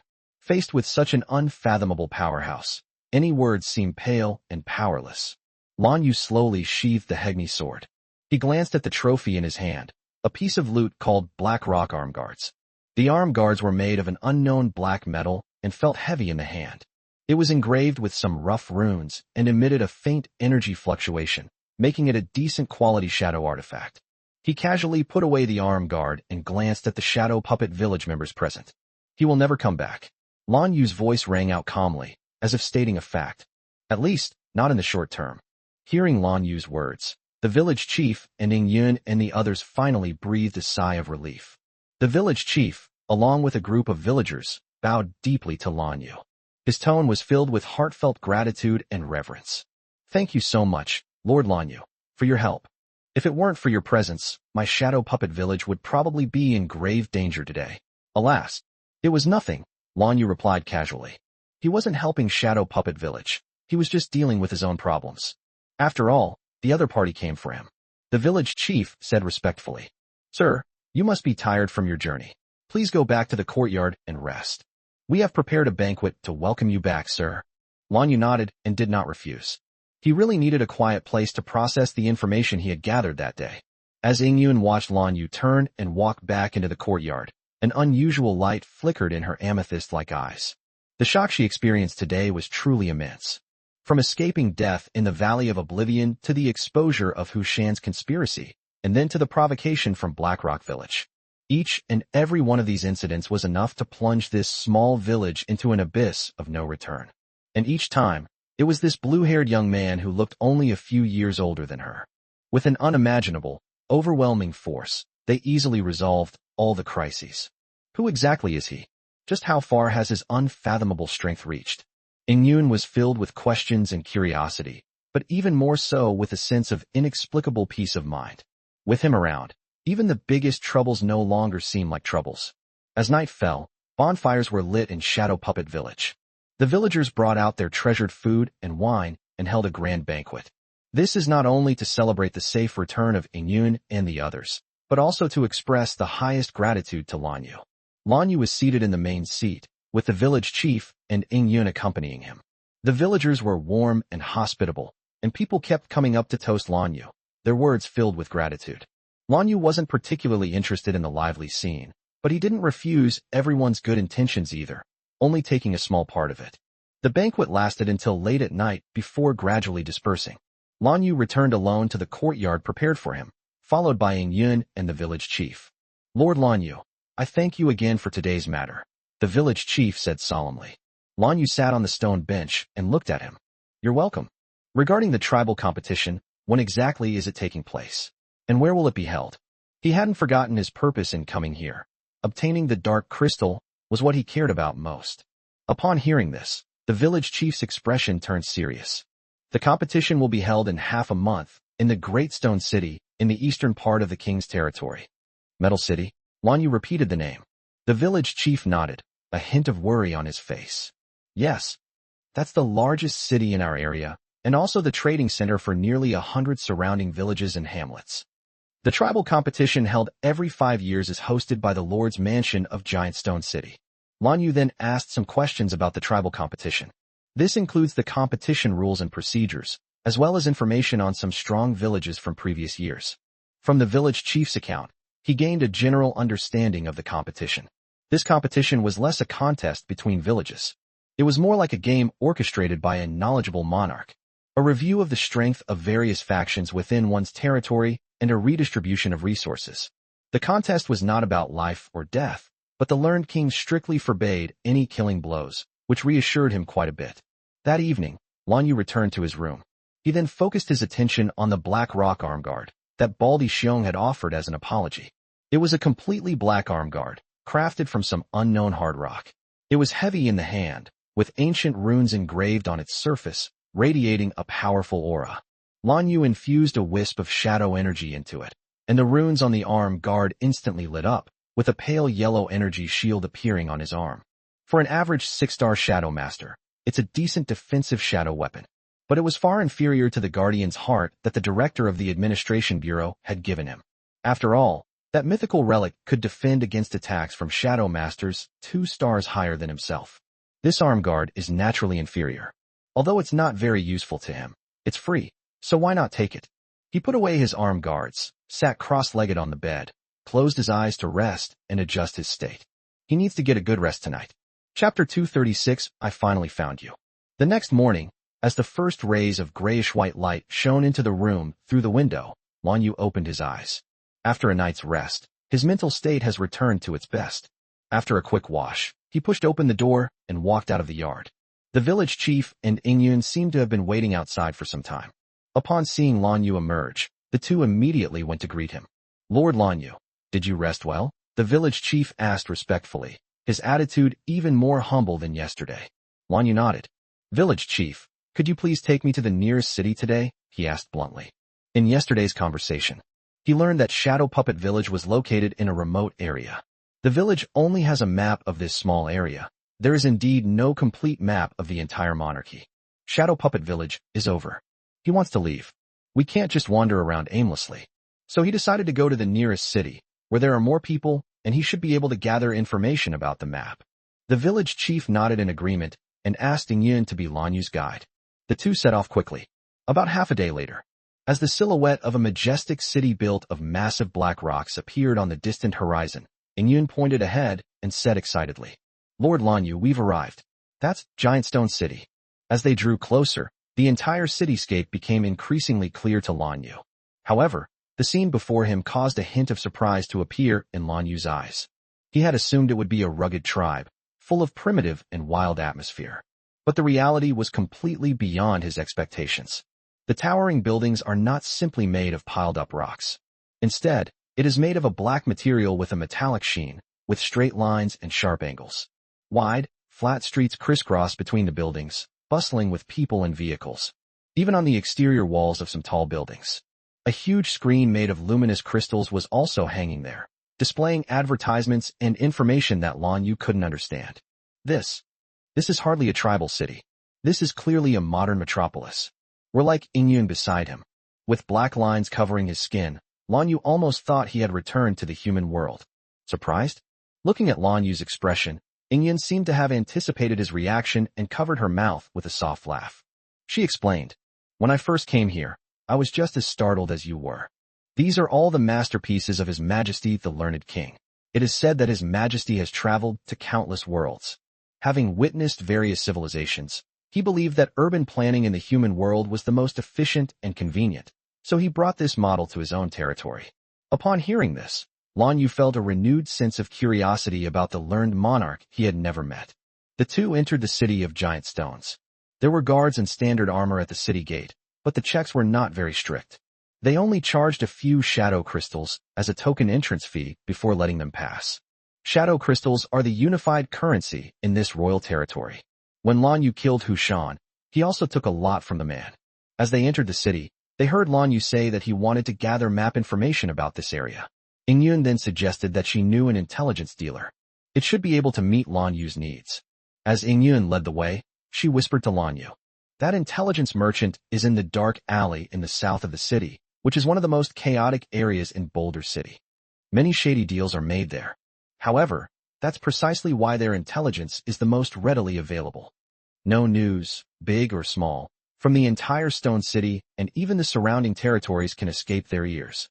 Lanyu nodded and followed Yun through several bustling streets before turning into a dark and narrow alley. The light in the alley dimmed instantly. The air was filled with a damp smell, a mixture of alcohol and cheap spices. This is the dark alley. The dark alley and the bustling streets outside seemed like two completely different worlds. The walls were covered in messy graffiti, and there were unidentified stains everywhere on the floor. Some raggedly dressed Shadow Clan members leaned against the corner of the wall, their murky and numb eyes scrutinizing every passerby. The air seemed to be filled with an atmosphere of danger and depravity. Yun subconsciously moved closer to Lanyu, clearly feeling somewhat uneasy about the environment. Lanyu remained calm, having activated his sixth sense. Every rustling sound and movement within 100 meters of him was clearly presented in his mind. He sensed all those malicious glances lurking in the shadows. However, it seemed that she sensed the faint yet unsettling aura emanating from Lanyu. Those thugs and hooligans didn't foolishly come up to cause trouble. By Yun, the two walked through the intricate alleyways for more than 10 minutes. Finally, it stopped in front of an inconspicuous underground entrance with a tattered wooden sign hanging on it. The wooden sign reads, "Sinking Bar," in crooked handwriting.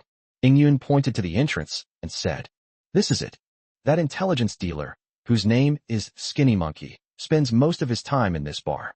Lanyu glanced at the dark entrance, nodded, and went down first. As you descend the damp steps, an even stronger smell of alcohol and loud music assault your senses. The bar's interior was larger than I had imagined, with dim lighting and a smoky atmosphere. All sorts of people from the film industry crowded in there, some drinking alone at the bar. Some were talking and laughing loudly in the booths, while others were swaying their bodies to the frenetic music in the center of the dance floor. This is a place where desire and information converge. Lanyu's gaze swept quickly around the bar. Soon, Yun tugged at his sleeve and pointed to a spot in the corner of the bar. "Sir, look, that's Skinny Monkey." Lanyu looked in the direction she pointed and saw a slender man with a goatee. A shifty-looking young man was sitting at the bar, boasting to the bartender. His face had several conspicuous pockmarks, which made him look more comical and easier for people to remember. Lanyu understood and was about to lead Yun over. However, at that moment, a sudden change has occurred. "Damn it! I finally found you, Skinny Monkey." A harsh, angry shout suddenly rang out in the noisy bar. Immediately afterwards, 7 or 8 burly Shadow Clan men with fierce expressions appeared. They stormed in from the bar entrance and surrounded the corner of the bar counter.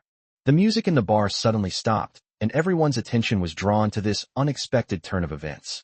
The Skinny Monkey who was originally spitting as he spoke. The moment he saw this group of people, the smug smile on his face froze, turning deathly pale. He was like he had springs in his buttocks. He suddenly jumped off the bar stool and turned to sneak out the back door of the bar. Chapter 237. Can we bury it later? However, the Skinny Monkey was no match for this group of well-prepared people. A burly man darted forward and grabbed him by the back of his collar with his large, fan-like hand. They lifted him up like a chick. The man in the lead stepped forward. "Run? Go ahead and run again." He was of medium build and had a menacing black scorpion tattooed on his neck. His aura was steady, his eyes sharp, and his temples slightly bulging. He was clearly a shadow master of considerable skill. The Skinny Monkey, suspended in midair, kicked its legs wildly, forcing a smile that looked more like a grimace onto its face, its voice trembling. Brother Lei, it's a misunderstanding. It's all a misunderstanding." Cold Brother Lei sneered. "Misunderstand? The false information you sold us caused our brothers to perish in the Valley of Oblivion, and you're telling me it was a misunderstanding?" The Skinny Monkey is still trying to argue. I didn't know it would turn out like that. The situation in the Valley of Oblivion is always unpredictable. Who can guarantee 100% accuracy? Brother Lei clearly had little patience for his explanation and waved his hand at his subordinates. "Stop talking nonsense. Take him away. Find a place and have a proper talk with him." "Yes, boss." 2 burly men immediately stepped forward, grabbed the skinny guy on either side, and tried to drag him out of the bar. "Help! Murder! Is anyone going to help?" The Skinny Monkey let out a pig-like scream, struggled desperately, and cast pleading glances at the surrounding drinkers. However, everyone in the bar just watched this scene indifferently. Some people even had gloating expressions on their faces. In places like dark alleys, the drama of thieves killing thieves plays out every day. No one would risk offending a group of seemingly intimidating individuals for the sake of an unrelated information broker. It looked like Skinny Monkey was about to be dragged out of the bar. Lanyu frowned. This is really troublesome. He looked at Ingyun beside him and asked, "Are there any other intelligence brokers?" He clearly didn't want to get involved in this mess. Ingyun paused for a moment, then shook her head with a bitter expression. There are only a few well-known intelligence dealers in Boulder City, but he is the most trustworthy and well-informed. I don't know any of the others. Upon hearing this, Lanyu sighed softly to himself. It seems we have no choice but to wade into these muddy waters. He strode towards the group of burly men and blocked their path. The 4 burly men who were dragging the person were stopped in their tracks. Unfriendly gazes were all cast at Lanyu. Lanyu ignored their fierce glares, even sporting a polite smile, and said, "Excuse me, everyone. I have something to discuss with this gentleman. Could you please allow me to speak with him for a few minutes first? How about you bury it after we've finished talking?" Lanyu's tone was very polite, and his request didn't seem unreasonable. However, those menacing Shadow Clan men clearly had no intention of making any concessions. At the head of the group, known as Brother Lei, looked Lanyu up and down, his eyes filled with contempt and impatience. The burly man with the scorpion tattoo spoke in a rough, hoarse voice, thick with the smell of gunpowder. "Who do you think you are? How dare you meddle in the affairs of our Claw Society? We also need to talk to him about something very important. So we won't give it to him." He stretched out his thick finger, pointed to the door, grinned, revealing a mouthful of yellow teeth, and his smile was cruel. "Kid, if you really need something from him, I'll show you the way. Wait a minute, we'll bury him in the mass grave 10 miles west of the city. The pit has already been dug. If you don't mind the trouble, you can go over and dig him out yourself later. You can talk to him for as long as you want, and we promise not to disturb you." Upon hearing this, the mustachioed intelligence broker who was being held hostage by them, terrified, she screamed even louder, "Brother, hero, spare my life.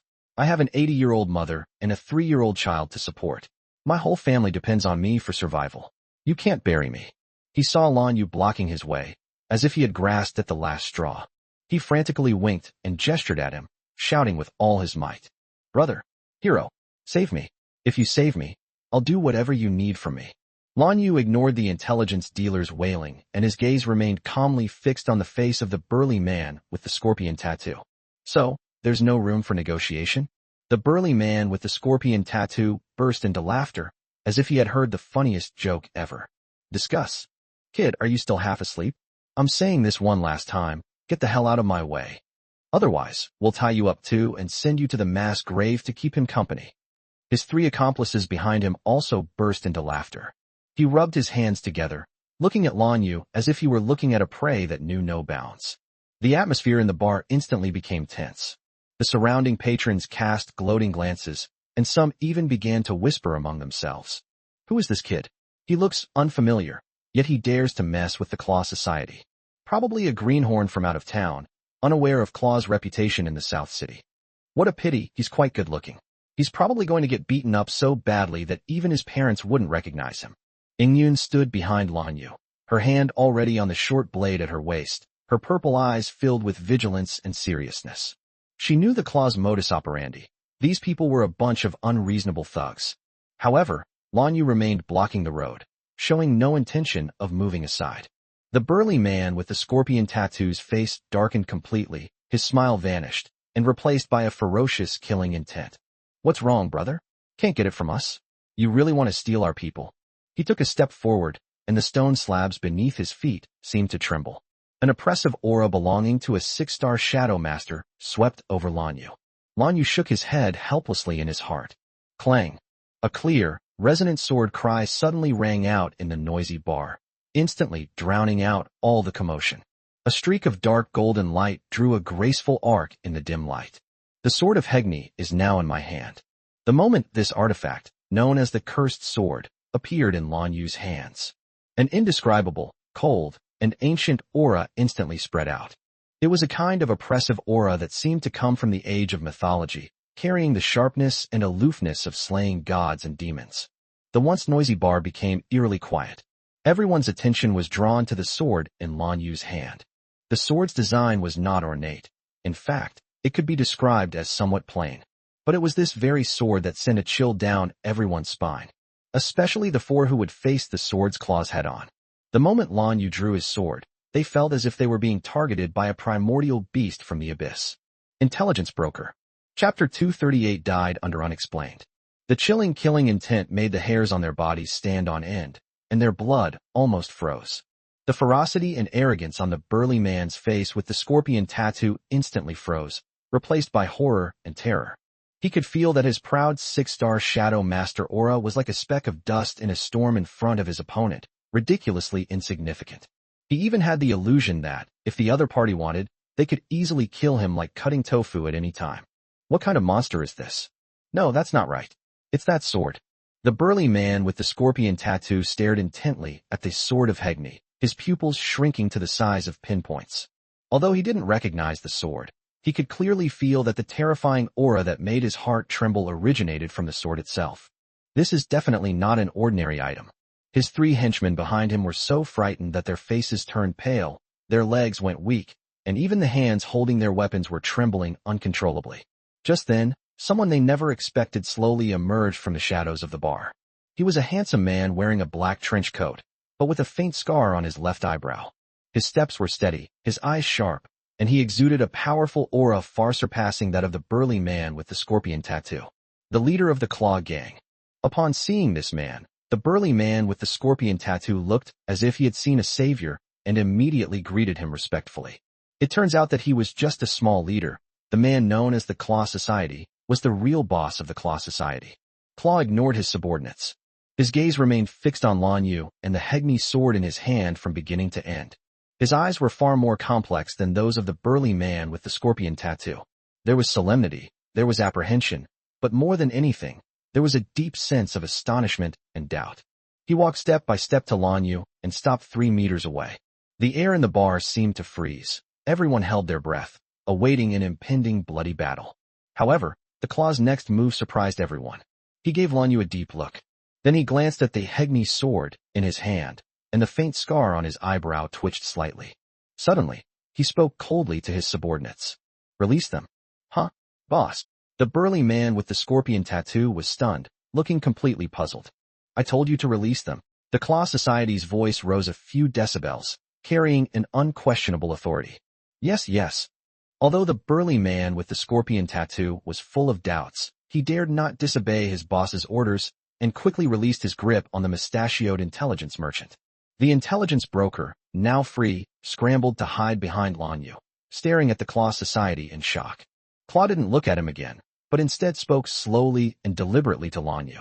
Take this person with you. Let's pretend today's events never happened. After saying that, he even nodded slightly to Lan Yu, as if to express a gesture of reconciliation.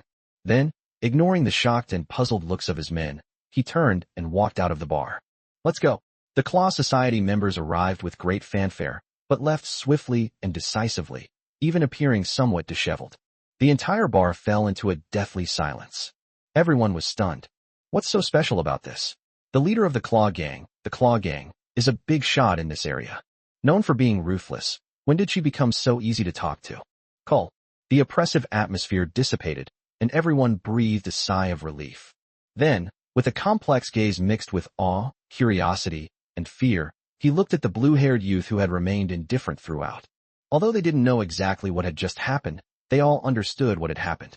It was this young man who, merely by grasping the sword hilt, terrified Claw Club, the once arrogant Claw Club member, into fleeing in panic. This blue-haired youth is definitely a terrifying presence that you shouldn't mess with. The people in the bar dared not linger any longer, paid their bills, and hurriedly left. They were afraid of accidentally offending this great master. Soon, the once noisy bar became empty. Only Lan Yu, Ing Yun, and the intelligence merchant named Skinny Monkey remained, and the bartender, trembling with fear, hiding behind the bar.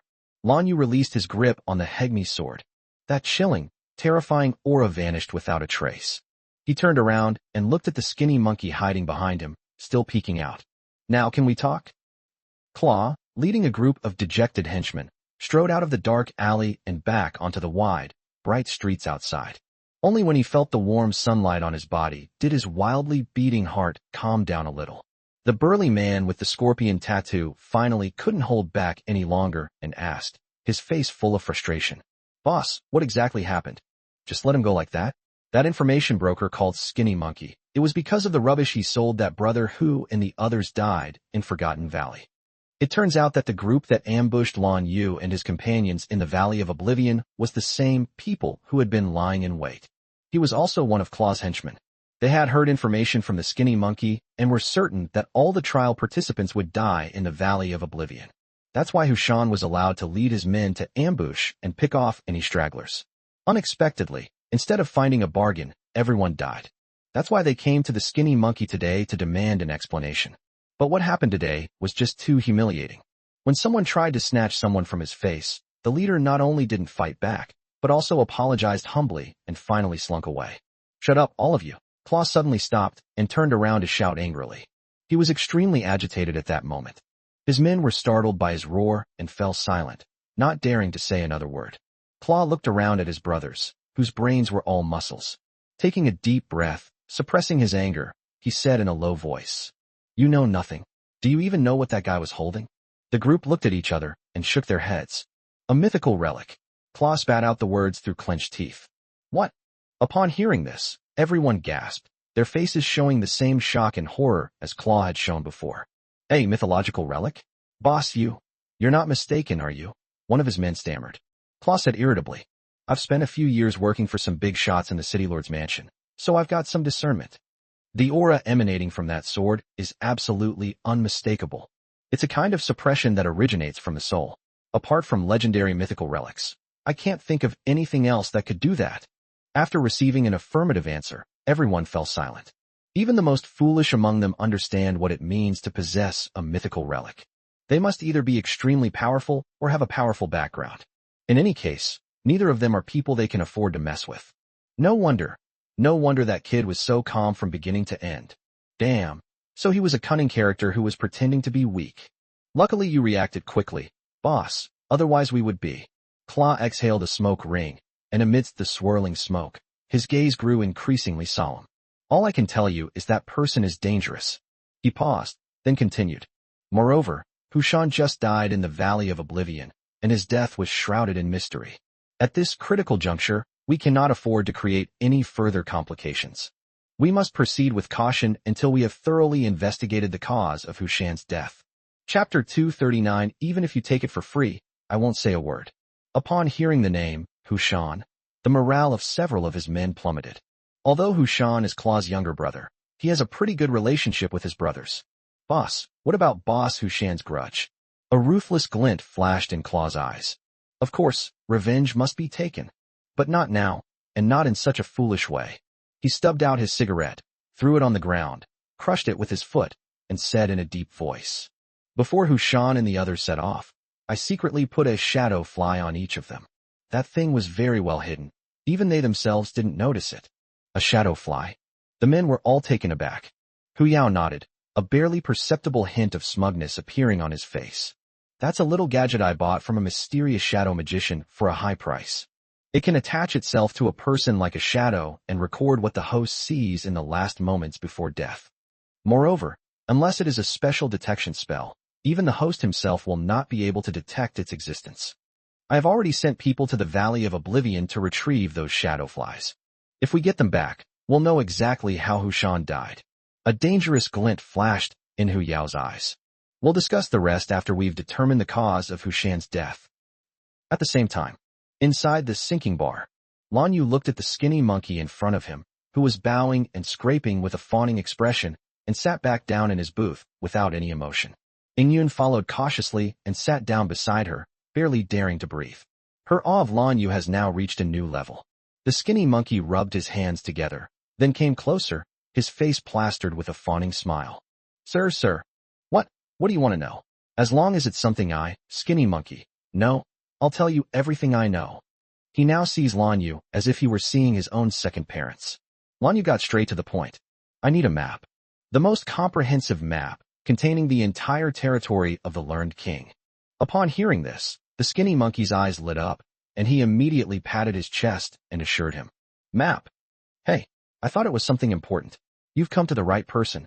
To tell you the truth, in the entire Stone City, when it comes to the comprehensiveness and accuracy of maps, if I, Skinny Monkey, claim to be second, no one dares to claim to be first.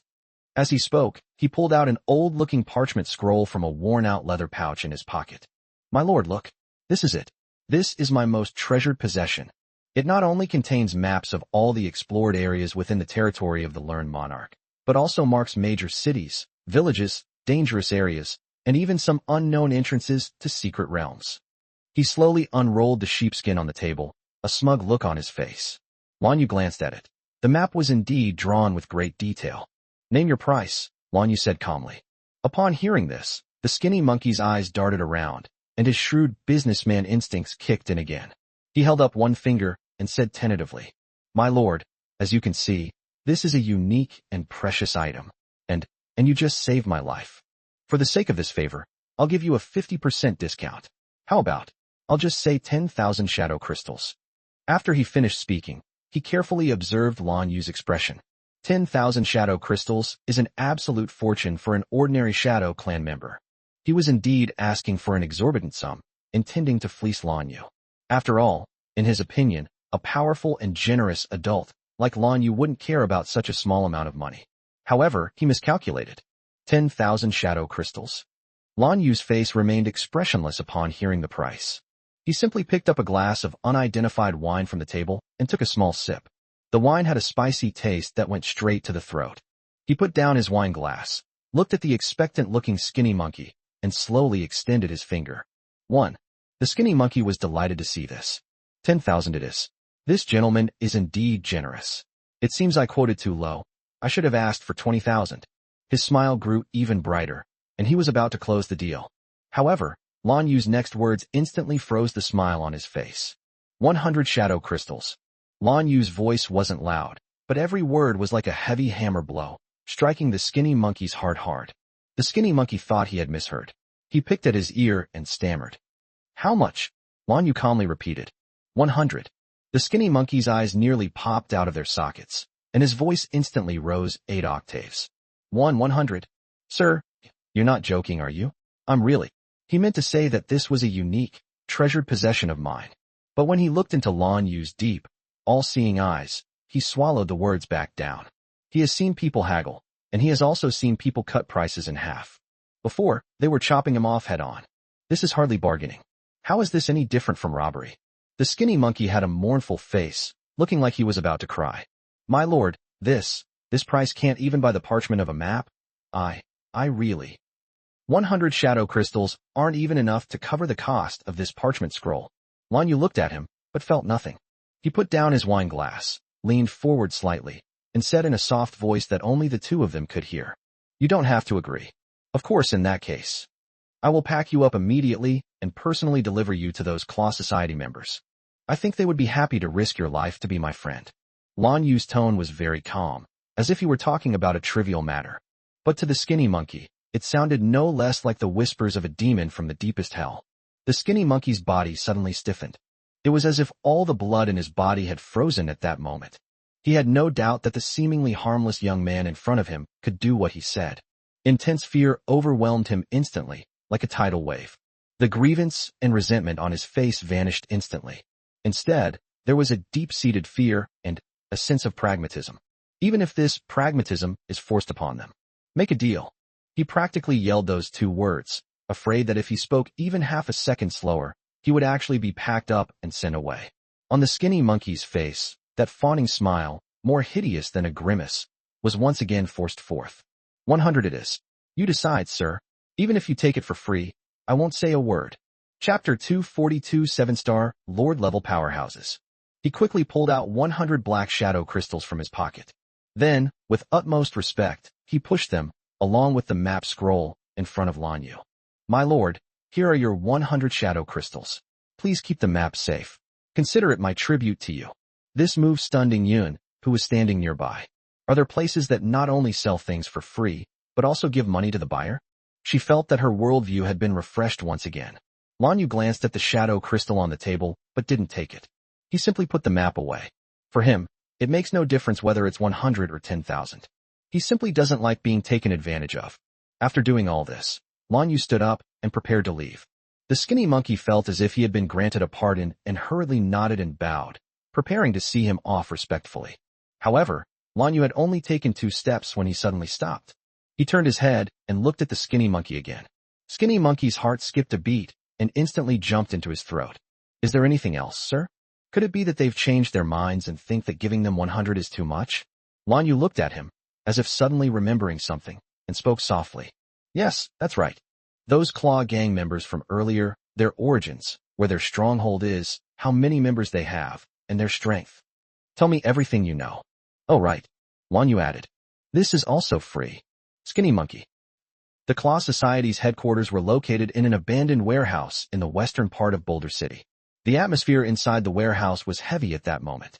Hu Yao sat in the only relatively intact chair, his face so gloomy it could drip water. His men stood dejectedly on both sides, none of them daring to utter a sound. What happened at the bar during the day was a huge blow to them. Just then, the warehouse door was pushed open from the outside. A henchman responsible for gathering information rushed in, looking flustered. Boss, the guys who collect the phenotypic flies are back. Hu Yao's eyes suddenly lit up, and he sat up straight instantly. Where's the stuff? Did you get it? I got it. The henchman panted as he took a small black metal ball from his pocket and handed it over with both hands. Hu Yao snatched the ball away, a hint of urgency flashing in his eyes. He infused a wisp of shadow energy into the small ball. Buzz! The ball vibrated slightly, and a faint light appeared on its surface. Then a 3-dimensional light screen was projected from above the small sphere. The scene displayed on the light screen was the Valley of Oblivion. The footage was initially shaky and blurry, clearly showing Hu Shan and his group fleeing. Immediately afterwards, they rushed into an ancient hall. The image stabilized. Then, they saw the blue-haired youth. It's him, one of his men said through gritted teeth, pointing at Lan Yu on the screen.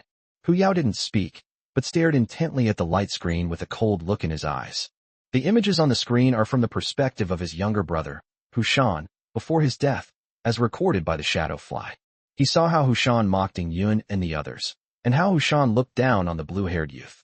Then, he saw the blue-haired youth, a smile playing on his lips, and uttered those words that they would never forget. Since you love to laugh so much, then stay in this darkness forever and laugh to your heart's content.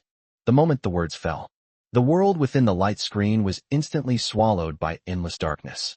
Immediately following was Hu Shan's terrified roar in the darkness, and that sickening, corrosive sound. Finally, there were the extremely shrill screams of his companions.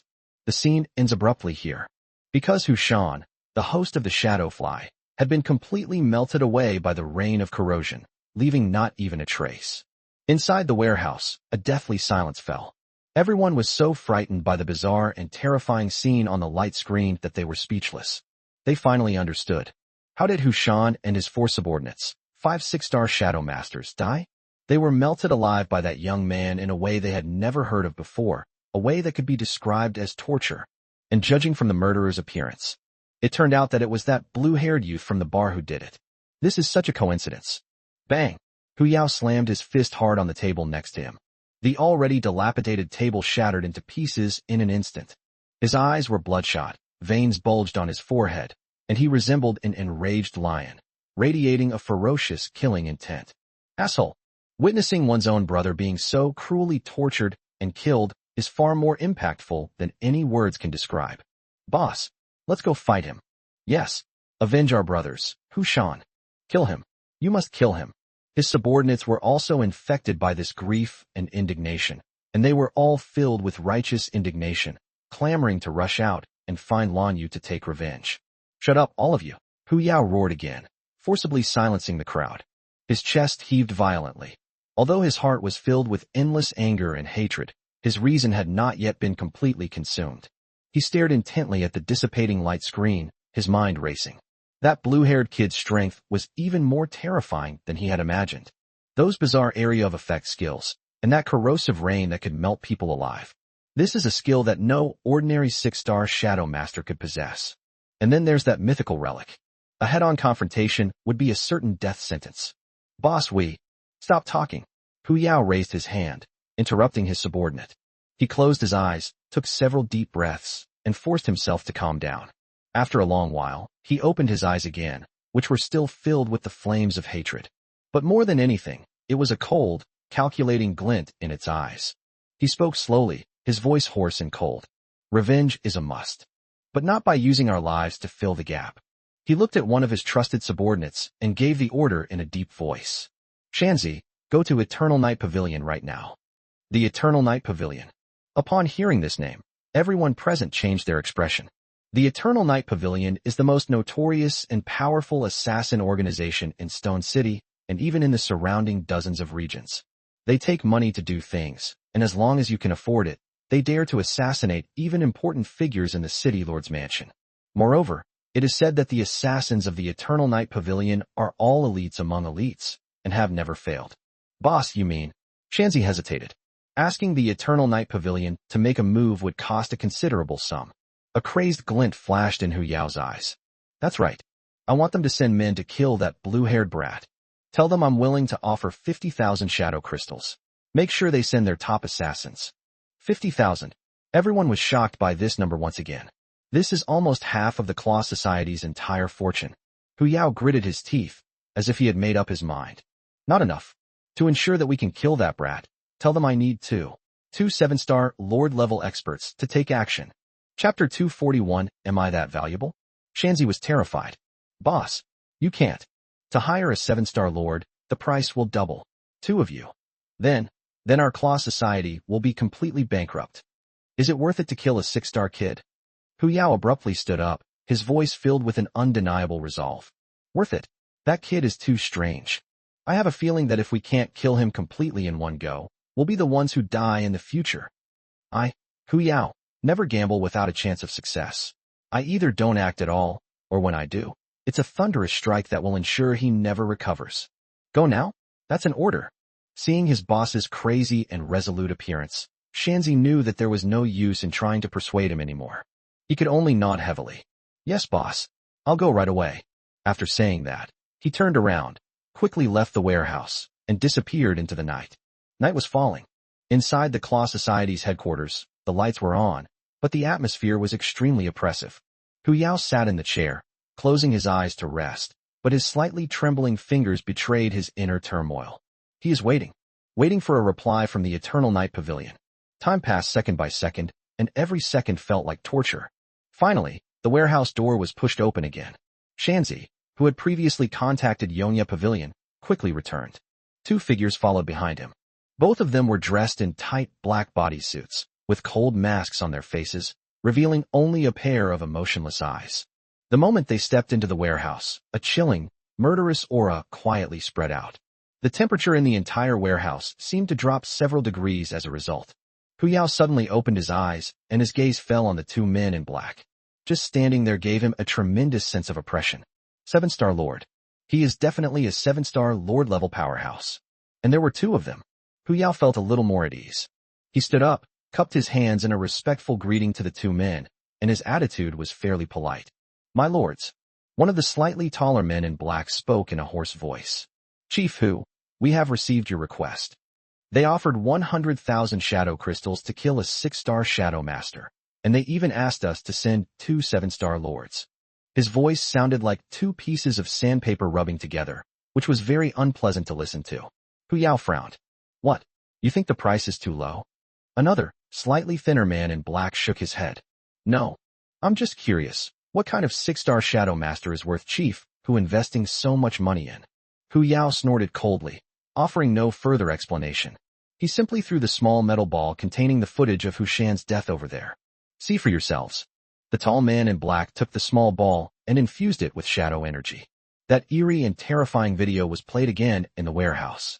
When they saw Lan Yu's incredible corridor of shadows and rain of corrosion, a barely perceptible hint of surprise flashed in the eyes of the 2 men in black. The thin man in black spoke. That's interesting. Domain-type abilities, and that kind of corrosive attack, are indeed very troublesome. The tall man in black added. However, that's all. He's strong, but he's only a 6-star. One of us is enough to deal with him. Hu Yao said in a deep voice. My lords, I must ensure that my brother's revenge is carried out without any mishap. Therefore, I insist on asking the 2 of you to take action. The tall man in black nodded, seemingly unconcerned. Can. However, the price will double again. Hu Yao's expression changed. What? 200,000. You're taking advantage of our misfortune. The gaunt man in black's voice remained icy. Chief Hu, you must understand that asking 2 7-star lords of our Eternal Night Pavilion to assassinate a 6-star Shadow Master is itself a very low-class thing to do. 200,000 for his life, and also for a guarantee from our Eternal Night Pavilion. This price is very fair. Hu Yao's expression shifted unpredictably. 200,000 shadow crystals. This wasn't just going bankrupt. He had to go into debt to raise the money. He gritted his teeth, his mind in turmoil. However, the thought of Hu Shan's tragic death and Lan Yu's indifferent face made her hesitate. In the end, the hatred in his heart overwhelmed his reason. He seemed to squeeze out the word through gritted teeth. Good. I agree. 200,000 it is. As long as we can kill him, my Claw Society is willing to start all over again. The tall man in black nodded, seemingly satisfied with his decision. Very good. Then, the deal. However, he hadn't finished speaking. A slightly mocking, eerie voice suddenly came from above the warehouse. Wow, am I that valuable? 200,000 shadow crystals. The way you've done this has made me want to capture myself and sell myself for money. The sound wasn't loud, but it was like a thunderclap, exploding loudly in the silent, secret room. Scorpion 13 and the 2 assassins from the Eternal Night Pavilion both underwent a dramatic change in expression. They looked up abruptly, in the direction from which the sound came. Suddenly, a person appeared on the dimly lit rafters of the secret room. The man had striking short blue hair and was sitting there with his legs crossed, looking down at them with an air of schadenfreude. If it's not Lan Yu, then who is it? Hu Yao's voice became sharp and distorted with extreme fear. He felt as if his heart was about to leap out of his throat. When did you? He simply cannot understand. This is the core secret chamber of their Claw Society headquarters, heavily guarded and equipped with numerous mechanisms. Lord-level Eternal Night Pavilion assassins in the room right now. How did he get in? How did he manage to appear there so quietly, right under the noses of 3 powerful figures? No one could answer his question. Those 2 assassins from the Eternal Night Pavilion reacted much faster than him. The moment Lan Yu's voice rang out, their auras changed drastically.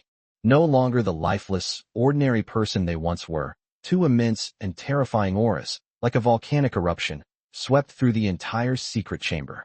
A 7-star Lord-level being was released without reservation. Whoosh! Whoosh! Without exchanging a single word, the 2 moved at the same time, with astonishing tacit understanding. Their figures transformed into 2 blurry black shadows, one on the left and one on the right, shooting towards Lan Yu on the roof beam. It was so fast that it even left a long afterimage in the air. However, Lan Yu simply watched them quietly, even with a faint smile on his face. He neither dodged nor made any defensive stance. Just a moment before the 2 assassins' attacks were about to touch his body, Lan Yu moved. No, it should be said that it was his sword that moved. Chapter 242, No Last Words. No one saw how Lan Yu drew his sword.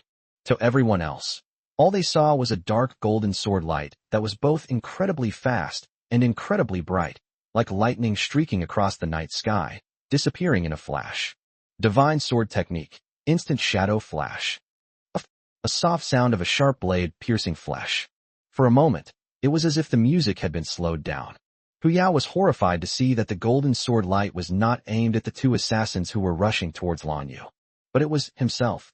The sword light appeared out of thin air in front of him, so fast that he didn't even have time to blink. He didn't even feel any pain. He simply looked down and saw a smooth line of blood on his chest. Then, his vision began to spin. He saw his lower body, still standing in the same spot. But his upper body had already taken flight. He wanted to say something, but no sound came out. Endless darkness instantly swallowed his consciousness.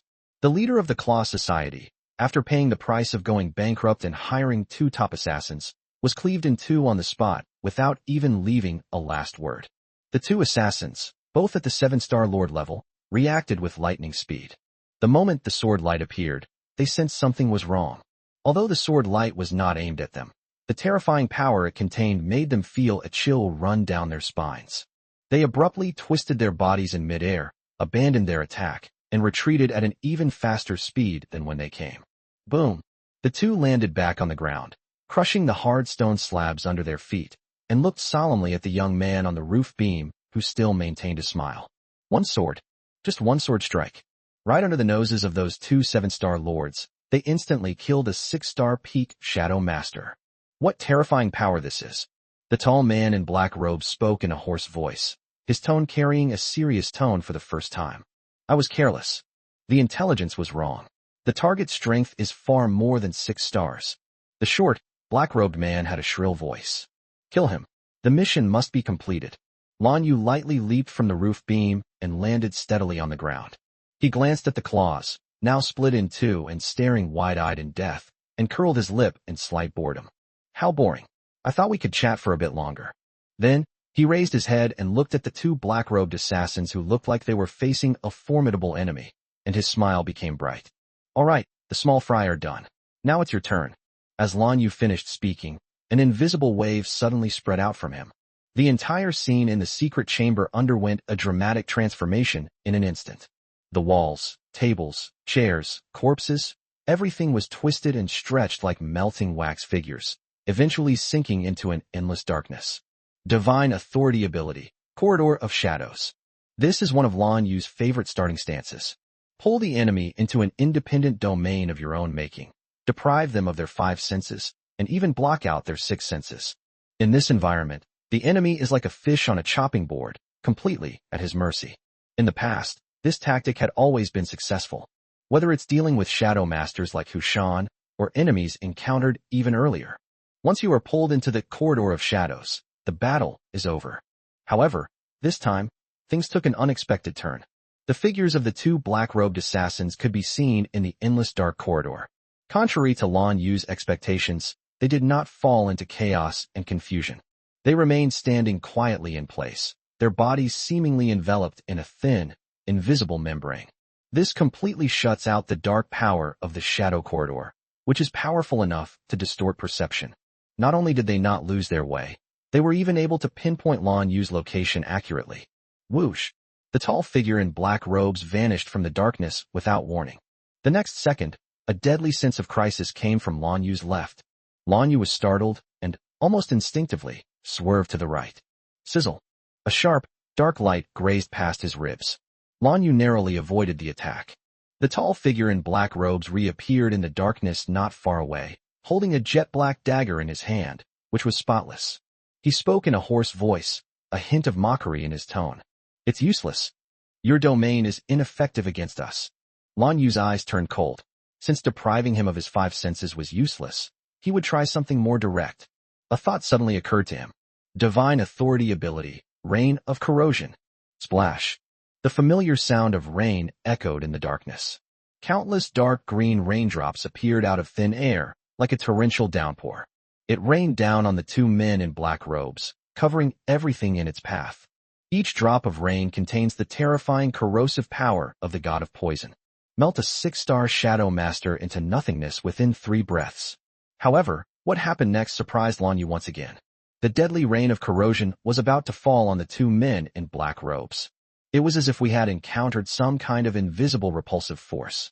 It automatically parted to the sides, forming an absolutely safe spherical space where not a single drop of rainwater could penetrate. The short, black-robed man laughed shrilly, the sound echoing jarringly in the dark corridor. I told you it's useless. Lan Yu's brows furrowed tightly. He carefully observed the two men in black robes. Mind's eye activated. In his view, the whole world instantly changed. The essence and weaknesses of everything were clearly presented to him in the form of an information flow. He could clearly see that the bodies of the two men in black robes were enveloped in a faint, almost transparent white halo. Perfectly blocked his shadow corridor and rain of corrosion. I see, Lan Yu understood. It's not that their strength can resist my authority, but that they possess some kind of special treasure. A treasure that can help them become immune to the power of divine authority? This is no ordinary thing. It seems that this Eternal Night Pavilion has a much richer history than I imagined.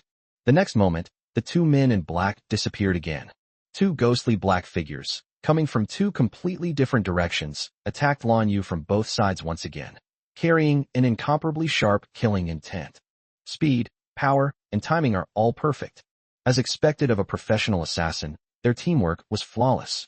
If it were an ordinary 6-star Shadow Master, facing such a deadly situation, they probably wouldn't even have time to react before being instantly torn to pieces. But Lan Yu is no ordinary 6-star Shadow Master. Chapter 243 Dark Source Demon Fruit. Since tricks aren't working, it's time to show some real skills, he murmured to himself. The next second, the corridor of shadows that had enveloped the entire secret room vanished instantly, like the receding tide. The secret room was restored to its original state. There was only a corpse split in two on the ground, and a mess everywhere. Just as the domain dissipated, an aura even more terrifying and vast than the previous two assassins combined erupted from Lan Yu's body. It was a kind of domineering power that blended chaos with the purity of shadow energy, like the dragon's might from the ancient primordial era. Sixth Senses skill, Dragon's Roar. Roar! A deafening dragon roar echoed through the heavens, under the horrified gazes of the two black-robed assassins. A colossal phantom of a dragon, composed entirely of the purest blue energy, slowly emerged behind Lan Yu. The giant dragon coiled its body, blotting out the sky, its golden dragon eyes coldly looking down at the two black-robed figures on the ground, who looked like ants. Sixth Senses skill, Dragon's Roar. The drop of creation, as a gift from Janus, the king of the void, when he attained enlightenment of the six senses. Lan Yu then mastered this sixth sense technique, which was practically a bug. As he advanced to the 6-star Shadow Master, he was able to mobilize and contain the energy of the creation drop within his body. It has also doubled. This means that the power of the six senses technique, Dragon's Roar, he is using now has made a qualitative leap compared to before. That enormous blue dragon brought more than just a visual impact. It is an absolute suppression originating from the soul. The two black-robed assassins, who were advancing at high speed, suddenly froze, their movements halting for a moment. For the first time, their faces showed expressions of utter horror. The short, black-robed man screamed, his voice filled with disbelief. What is this? The tall man in black robes had a hoarse voice, but it trembled slightly. Six Senses technique. How is this possible? The Shadow Clan doesn't have such a skill. Only, could it be that you are human? They finally realized something was wrong. Lan Yu's voice rang out coldly. You got it right, but unfortunately, there's no reward. He slowly raised his hand, facing forward, and gently clenched it. The enormous blue dragon behind him also made the same movement. The enormous dragon claws carried terrifying power capable of destroying mountains and tearing the earth apart. He slammed his fist down on the two black-robed assassins who were already in a daze. No. In endless despair and regret, the two black-robed assassins only had time to let out a single, unwilling roar. Then, along with the entire headquarters of the Claw Society, they were completely, and without a doubt raised to the ground by the blue dragon claw that descended from the sky. Boom! The loud explosion echoed throughout the entire southern district of Boulder City. The earth trembled, and dust billowed into the sky. A huge, bottomless, claw-shaped pit appeared in the original location. Everything returned to calm. As the smoke and dust slowly dissipated, the huge claw mark and deep pit were revealed. At the bottom of the deep pit, there was a scene of devastation, with no intact remains to be found. Neither those two arrogant 7-star, Lord-level assassins. Or perhaps it was the corpse of Claw, cleaved in two, or even the entire building. All of them were reduced to pure powder by that devastating blow, merging with the dust. Lan Yu hovered silently above the deep pit, the holy dragon wings slowly flapping behind him, allowing him to remain in midair. He looked down at his masterpiece, his face expressionless. After advancing to the 6th star, the power of Sixth Sense skill, Dragon's Roar, was even stronger than he had expected. He instantly killed two 7-star lords who were protected by treasures, which was within his expectations. But the process was so swift and efficient that he was quite satisfied. Looks like I can use this move as a regular clearing skill from now on, he thought to himself. His gaze swept across the deep pit. Soon, he discovered two unusual items amidst the charred ruins. They were two palm-sized, completely black boxes. Despite the energy impact of that level, they were able to remain completely intact, without even a scratch. Found it. Lan Yu moved swiftly and landed at the bottom of the pit, picking up the two boxes.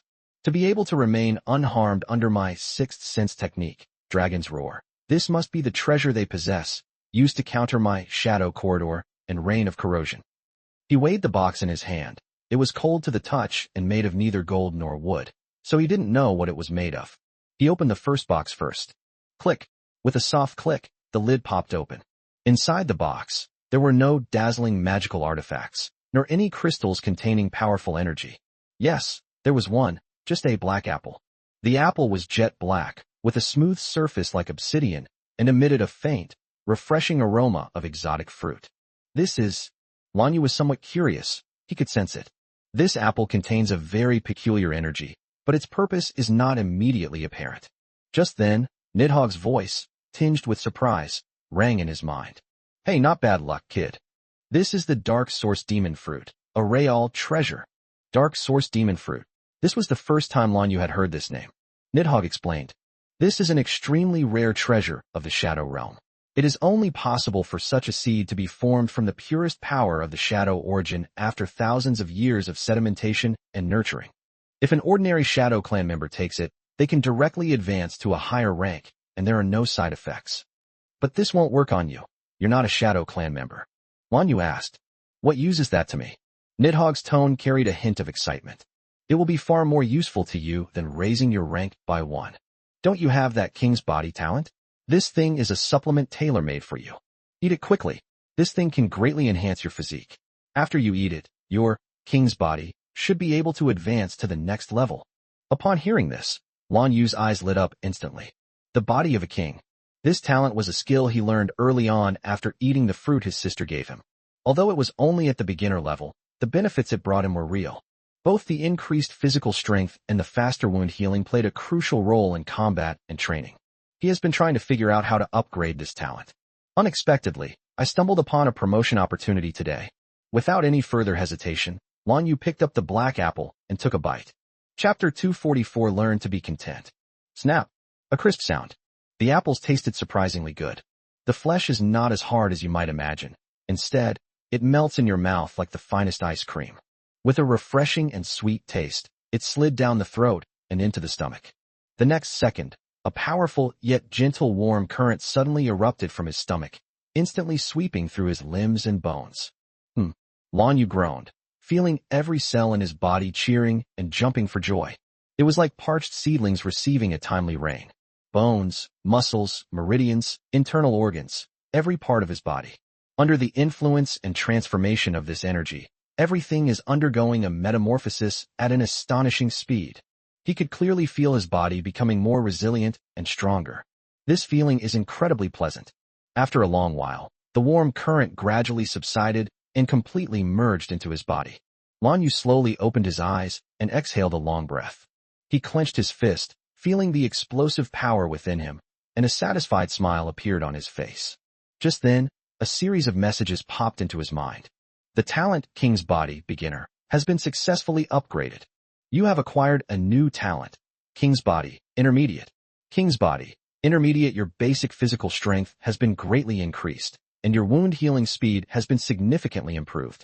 Your physical resilience has begun to approach that of a true king, making you capable of matching other artifacts of the same rank with your bare hands. Talent advancement detected. You have unlocked a new talent skill, Monarch's Demon Armor. King's Armor, exclusive skill for King's Body, Intermediate. Upon activation, it will condense an indestructible set of King's Armor on your body using chaotic power and shadow energy. In this state, your strength, speed, and recovery will all be doubled. Hiss! Upon seeing the new skill that was finally unlocked, Lanyu couldn't help but gasp. King's Demon Armor. All attributes are doubled. This is simply insane. This is not just a simple improvement, but a qualitative leap. It's a perfect blend of offense and defense, with no weaknesses whatsoever. Excellent, excellent.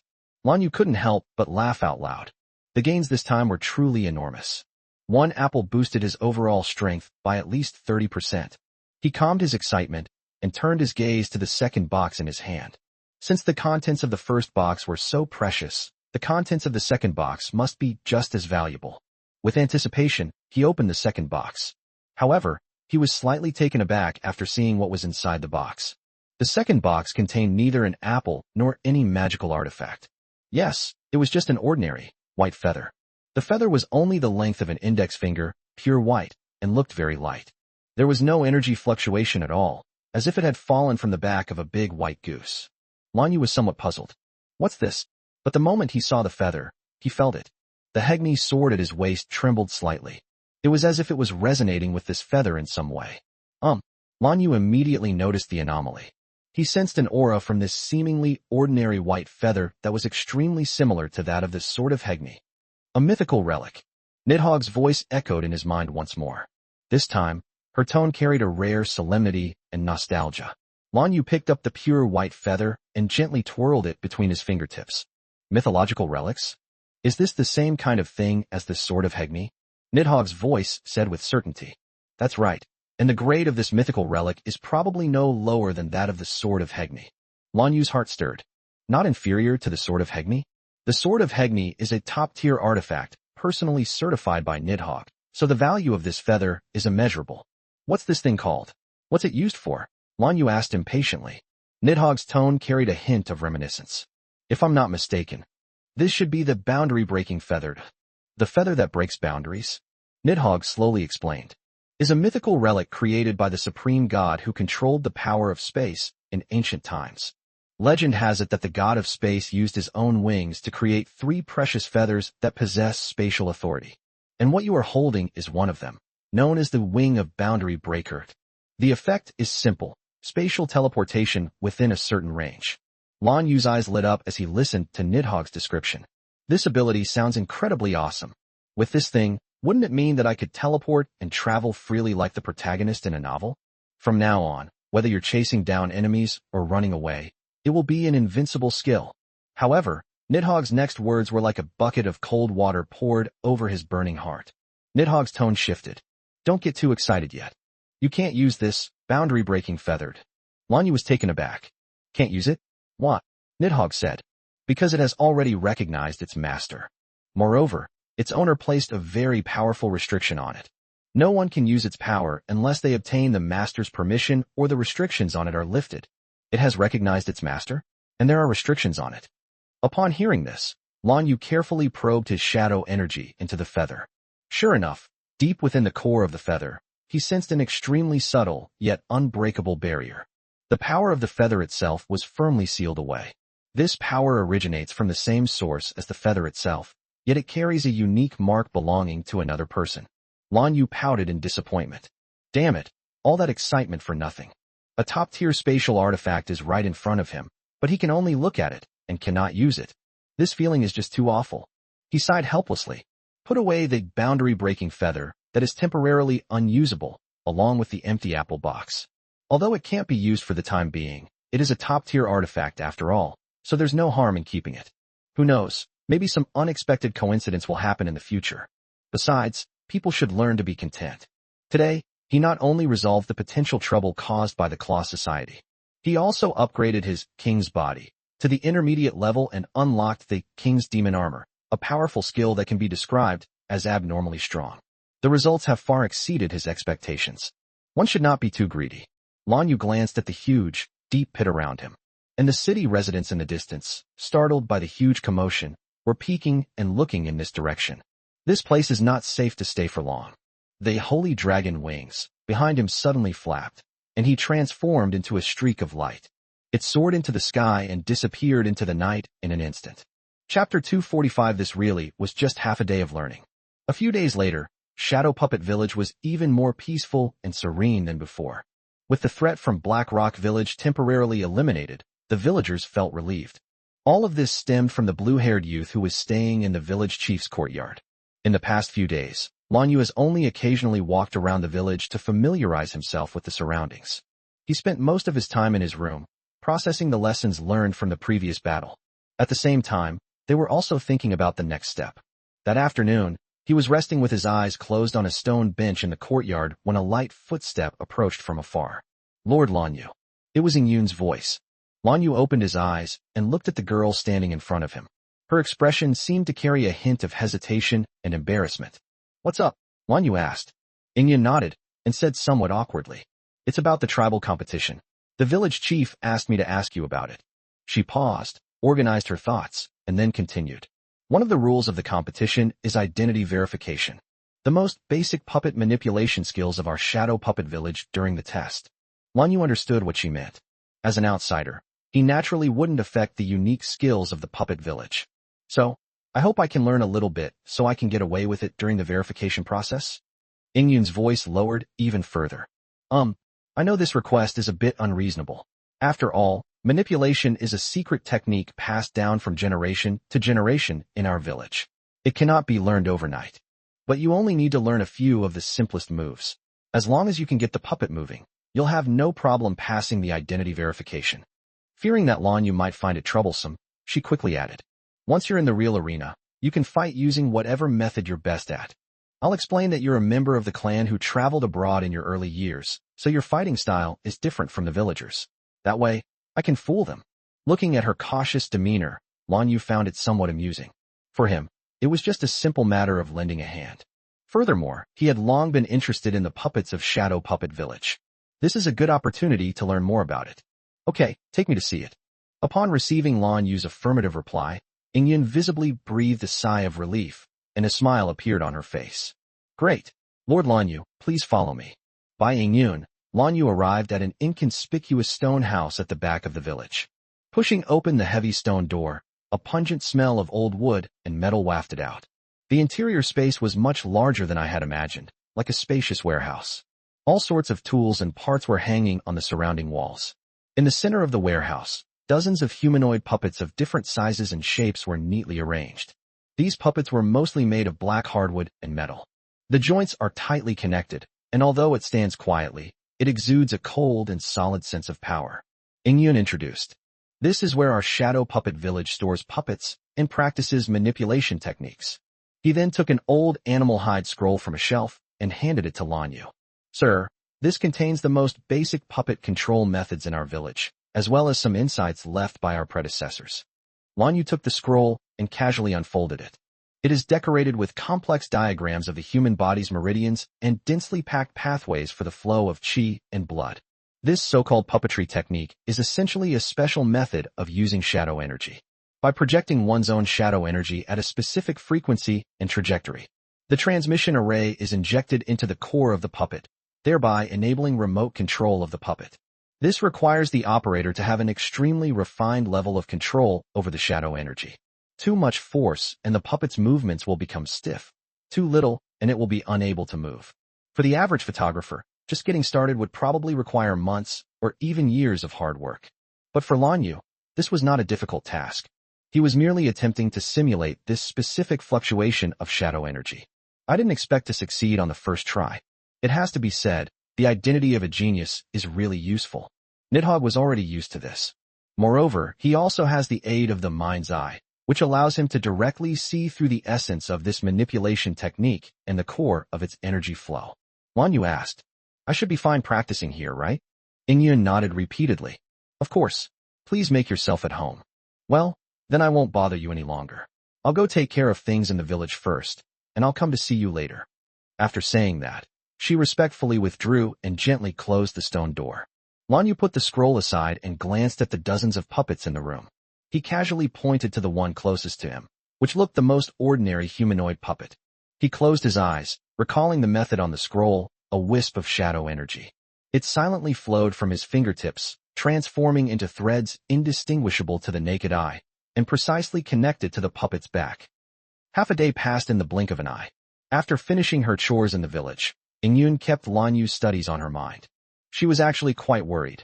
After all, manipulation was the core skill of their village, and it was extremely difficult. She was afraid that Lanyu wouldn't be able to learn it, or that he would give up because it was too difficult, and that would be a real problem if he couldn't pass the identity verification.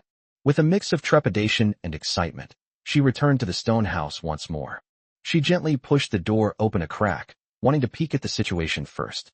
However, after just one glance, she froze on the spot. His amethyst-like eyes were filled with a shock that defied description. In the open space of the warehouse, Lanyu was casually sitting on a wooden crate. Around him, 5 humanoid puppets were performing a complex set of fighting moves with the slightest flick of his fingers. Punching, kicking, dodging, blocking. The movements of the 5 puppets were not stiff or sluggish at all. On the contrary, they were full of amazing coordination and fluidity. Their movements were perfectly synchronized, as if they were all made from the same mold. Their teamwork was seamless, just like a well-trained combat squad. How is this possible? Ingyun felt that her worldview had shattered a little. Her original expectation was that Lanyu could barely make a puppet raise its arms and move its legs to pass the identity verification. But what about this scene before us? Simultaneously controlling 5 puppets to conduct such a complex combat exercise. That level of control skill, let alone her. Even the village's senior elders who have been immersed in this art for decades might not be able to do it so easily. This really was just half a day of learning? Chapter 246, 7-Star Puppet. Ingyun rubbed her eyes, wondering if she was hallucinating. But the 5 puppets' powerful punches and kicks, and the whistling sound in the air, they all told her with absolute certainty that everything before her eyes was not an illusion. Just as she was completely shocked, Lanyu seemed to notice her arrival and stopped what he was doing. The 5 puppets also stopped moving instantly and stood still in place. Lanyu turned around, looked at Ingyun who was standing dumbfounded at the door, and casually asked, "Shouldn't this pass the verification?" "Verified. Far more than that." Ingyun stammered in response, her mind still blank. Oh, okay, no problem." She walked in, looked at the 5 puppets, then at Lanyu, and felt like she was dreaming. "Lord Lanyu, you really only studied for half a day?" Lanyu was telling the truth. This isn't difficult." "Not difficult?" Upon hearing those 2 words, Ingyun's lips twitched involuntarily. If this is considered easy, then those people in the village have been studying it for years. Even controlling 2 puppets at the same time is a struggle for the tribesman. What is he? A fool? She took a deep breath, forcing herself to calm down, but her voice still trembled. "My lord, your talent is truly astonishing." Lanyu smiled non-committally, then, as if remembering something, pointed to a puppet in the far corner of the warehouse. "Everything else is fine, but that puppet is a bit difficult to control. I've tried several times, and so far I can only get one of its hands to move slightly." Ingyun looked in the direction he pointed, and when she saw the appearance of the puppet, her pupils suddenly contracted. It was a completely black puppet, a size larger than the other puppets. Its design is even more ferocious, with sharp metal barbs covering its joints. A complex and ancient rune was also engraved on his chest. Upon seeing the puppet, Ingyun's voice changed. "That's a 7-star puppet." She walked over quickly and introduced. "This is the most precious treasure of our shadow puppet village. It is the only combat puppet that has reached the 7-star, Lord-level rank, passed down from our ancestors." She turned her head and looked at Lanyu with an expression that went beyond shock. It was as if she were looking at a monster. Controlling this 7-star puppet requires an extremely large amount of shadow chi and unparalleled precision in manipulation. The village has been there for over 100 years, and no one has been able to successfully drive it anymore. Lanyu had only been learning for half a day, yet he was already able to move one of its arms. This fact was even more shocking to her than seeing Lanyu simultaneously control 5 puppets. This can't be explained by mere talent. It's simply monstrous. Lanyu looked at her excited expression, but didn't feel anything special. He simply felt that the internal structure of this puppet was 100 times more complex than the others, making it exceptionally mentally taxing to control. At this moment, Ingyun noticed that Lanyu's gaze was lingering on the 7-star puppet, seemingly unintentionally. A thought struck her, and she subconsciously asked in a low voice, "Lord Lanyu, are you very interested in this puppet?" Lanyu turned to look at her, his deep eyes seeming to see right through people's hearts. He could roughly guess what the girl was thinking. He nodded calmly. "I am somewhat interested." Ingyun's heart skipped a beat. However, Lanyu's next words surprised her slightly. "But don't worry, I'm a person of principle. Now that we have agreed to your conditions, we will not use this puppet as an extra reward to threaten you." After saying that, he stood up, dusted himself off, and walked toward the door of the stone house. "I've practiced enough, and the identity verification should be fine. I'll head back now." Only Ingyun was left standing there, staring blankly at the pitch-black 7-star puppet. He glanced at Lanyu's departing figure again and fell into deep thought. 3 days passed in the blink of an eye, and the day of the tribal competition finally arrived. Early in the morning, Lanyu, accompanied by Ingyun and the village chief, left Shadow Puppet Village and headed to Giant Stone City once again. This time, the atmosphere in Stone City was noticeably more lively than last time. The wide streets were bustling with people, and people from various villages and hamlets could be seen everywhere. They gathered in small groups, dressed in the distinctive costumes of their respective tribes. With expressions of either nervousness or excitement on their faces, they converged towards the city center. The competition, held every 5 years, is not only a major event that determines the allocation of resources for each village over the next 5 years. A grand gathering of all the Shadow Clan members in this area. The arena for the competition was set up in a huge circular arena at the very center of the city of Giant Stone. The arena is built of massive black stones, and its style is both magnificent and ancient. It could accommodate tens of thousands of spectators. At this moment, the arena's stands were already filled with Shadow Clan members who had come to watch the battle. To the north of the arena, a high platform was erected. On the high platform, 6 ornate chairs made of obsidian were lined up in a row, 5 of which were already occupied. The 5 men were composed and dignified, clearly high-ranking figures who had long held important positions. Ingyun whispered to Lan Yu. Those are the 6 lords who are in charge of hosting this competition. They are all rulers of Boulder City and other cities. Each of them is at least a 7-star powerhouse, and they are deeply respected by everyone. Lan Yu's gaze swept across the high platform, without lingering for long. To avoid unnecessary trouble. Before coming, he deliberately used a disguise tool from Shadow Puppet Village to slightly alter his appearance. It's a special ointment applied to the face that can blur a person's facial features. With the added assistance of Nidhogg's power, unless someone is far stronger than him or has special methods of detection, it is difficult to see through his true nature.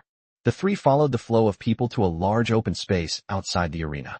This is the area where participants undergo identity verification and testing. More than a dozen long queues had already formed in the open space. Each team had a sign in front of them displaying the name of the village. Ingyun pointed to the very last position in the line. Let's go queue up over there. Lan Yu looked in the direction she pointed and saw that the line there was so long that it seemed to stretch on forever. He asked, somewhat speechless, when will our turn come? A bitter smile and helplessness appeared on Ingyun's face. There's nothing we can do, Lord Lan Yu. The order of the queue is determined by the rankings from the last competition. As she spoke, her voice trailed off. Our Shadow Puppet Village, ranked 116th last time, which is at the bottom of all the villages, so we can only be ranked last. Chapter 247. Is this Red Rock tribe really that strong? 116. Lan Yu's lips twitched, gaining a more direct understanding of the Shadow Puppet Village's strength. The wait is long. Lan Yu stood listlessly in the line, listening to the people from other villages around him. They were excitedly discussing the favorites to win the competition and all sorts of gossip. Have you heard? The reinforcements that Blackwood Village has invited this time are said to be formidable characters. They once single-handedly wiped out the lair of a 6-star shadow monster. What's that? Shermang, the genius of the Stone-Tooth tribe, has also emerged from seclusion this year. It's said that he has broken through to the peak of the 6th star, and his rock-shattering fist is unmatched. If you ask me, this year's champion will definitely come from the top 10 villages. Their position is unshakable. Time passed slowly, and the line in front of us got shorter and shorter. After waiting for nearly an hour, it was finally their turn. The test was conducted by 2 guards dressed in the standard armor of the city lord's mansion. They glanced at Lan Yu and Ingyun expressionlessly and said in a businesslike manner, Shadow Puppet Village, participant identity verification. Lan Yu stepped forward and, following the method he had practiced before, flicked a wisp of shadow energy from his fingertip and injected it into a small puppet being used for testing next to him. The puppet immediately raised its arm and moved slightly. Although it was just the most basic movement, Lan Yu's control was incredibly precise, without the slightest flaw. The 2 guards nodded and crossed out a list in their hands. Authentication successful. The whole process was simple and quick. However, although Lan Yu passed the verification, his unfamiliar face still attracted the attention of many people around him. Huh? Who's that guy? He looks unfamiliar. He's not from Shadow Puppet Village, is he? They must have hired thugs. Shadow Puppet Village has fallen into such a state of decline. If we don't bring in outside help, are we expecting them to play on their own? The surrounding chatter was neither too loud nor too soft, just enough to reach Lan Yu's ears. He didn't really care about it. He was just there to complete the transaction anyway. Ingyun once said that hiring thugs has now become an unspoken rule. Although the rules of the competition are ostensibly prohibited, who would bother to investigate if identity verification is possible? Besides, which village hasn't done this kind of thing in private? Everyone just keeps quiet about it. Just as he and Ingyun were about to leave the testing area and head to the rest area to wait for the competition to begin, a tremendous roar of an engine, accompanied by arrogant honking, suddenly came from behind. Buzz! A magnificent, all-black land-based vessel, resembling a steel behemoth. It barged into the testing area, creating a gust of wind and nearly knocking over the people queuing nearby. What's going on? Do you even know how to drive? You're asking for it. A chorus of curses erupted from the crowd. However, when they saw the markings engraved on the side of the landship, all the curses stopped abruptly, like ducks being choked. It was an emblem consisting of crossed swords and a wolf's head. They are the people from Blood Wolf Stronghold. Blood Wolf Stronghold, ranked 10th. The crowd's faces instantly changed to expressions of awe and fear, and they all voluntarily made way for them. Lu Xingzhou's door opened, and a group of Shadow Clan members dressed in uniform blood-red outfits and exuding a fierce aura walked down from above. They ignored the stares of everyone around them. He walked straight to the front of a line and cut in without any hesitation. The small village that was cut off dared not speak out in anger and could only silently retreat a few places. Ingyun explained in a low voice from the side. They can skip the queue and get tested first. The top 10 villages have this privilege. Lan Yu raised an eyebrow, neither confirming nor denying it. Since it wasn't his team that was being cut off, he couldn't be bothered to pay attention. He was about to leave with Ingyun when he caught an interesting glimpse of something out of the corner of his eye. The Blood Wolf Stronghold members seemed to have encountered a minor problem during the identity verification process. Representing them in the competition was also a young man who looked very young. The young man had neat black hair, a cold face, and an aura that kept strangers at bay. He was testing the swordsmanship of the Blood Wolf Stronghold. Although his movements were equally standard, it was clear that he was not a native of Blood Wolf Village. What's going on? Even the 10th-ranked Blood Wolf Stronghold is hiring thugs. That's really strange. Aren't there plenty of experts in their village? How come they've fallen to the point of having to ask for outside help? Who knows? Maybe they're aiming for a higher ranking. The crowd started talking again. However, the elder leading the Blood Wolf Stronghold clearly has some connections in the City Lord's mansion. He simply stepped forward and whispered a few words to the two guards, then slipped them a bulging money bag. The two guards immediately smiled and approved their verification. Lan Yu saw this scene and understood what was going on. It seems that this so-called tribal competition is quite complicated. He withdrew his gaze, no longer paying attention, and walked with Ingyun towards the rest area of Shadow Puppet Village. The first match is about to begin. Shadow Puppet Village is located in a secluded corner of the arena. The place is small, with only a few simple stone benches, and is similar to those of the other top-ranked villages. The contrast was stark, with guests enjoying private tents and exquisite refreshments. The village chief brought over a relatively clean stone bench, his face showing some apology. Lord Lan Yu, please sit down and rest for a while. We apologize for the poor conditions here. Lan Yu waved his hand, indicating that he didn't care. He found a corner to sit down, closed his eyes, and began to adjust his state of mind. Servant from the City Lord's mansion, responsible for relaying battle information, walked to the various rest areas with a list in his hand and loudly announced the arrangements for the first round of battles. The first match is between Blackwood Village and Greenstone Village. The second match is between the Stone Tooth Tribe and the Flying Feather Tribe. As the match rosters were read out one by one, the atmosphere gradually became tense. The villages whose names were called were all eager to participate and ready to go on stage. Those whose names hadn't been called yet were all listening intently, waiting with bated breath. Finally, the servant's voice reached their corner. Match 17. Crimson Rock Tribe vs. Shadow Puppet Village. Upon hearing this battle arrangement, the village chief and Ingyun's expressions changed instantly. The village chief's voice trembled slightly. What? The Red Rock Tribe? Drained from Ingyun's face, and her purple eyes were filled with solemnity and unease. Lan Yu opened his eyes and asked calmly, "What's wrong? Is this Red Rock Tribe very strong?" Chapter 248 is simply the worst possible outcome. The village chief, with a pained expression, nodded and explained in a dry voice. Strong is an understatement, Lord Lan Yu. The Crimson Rock Tribe ranked 26th in the last competition. They are definitely a top-tier team. Their people are naturally skilled at manipulating fire, and their fighting style is extremely ferocious, making them very effective against puppets like ours that are primarily made of wood. We're so unlucky. Out of over 100 villages, we drew them in the very first round. This is the worst possible outcome. The village chief sighed repeatedly, looking as if the sky had fallen. Upon hearing the match arrangement, the other people in the rest area also cast sympathetic glances at this side. Shadow Puppet Village? That's the village that's always at the bottom? They're really unlucky to run into the Crimson Rock Tribe right away. Yeah, what's the point of fighting? The Red Rock Tribe's flames are the natural nemesis of those wooden lumps. I bet that Shadow Puppet Village thug will be burned to ashes in 3 minutes. I think 3 minutes is an overestimation. 1 minute is more like it. Let's just surrender and avoid making a fool of ourselves. Various gloating comments were heard without any attempt to conceal them. Ingyun looked at Lan Yu, but her expression didn't show much worry. Because she had witnessed Lan Yu's strength firsthand. The other party is fine. I guess so.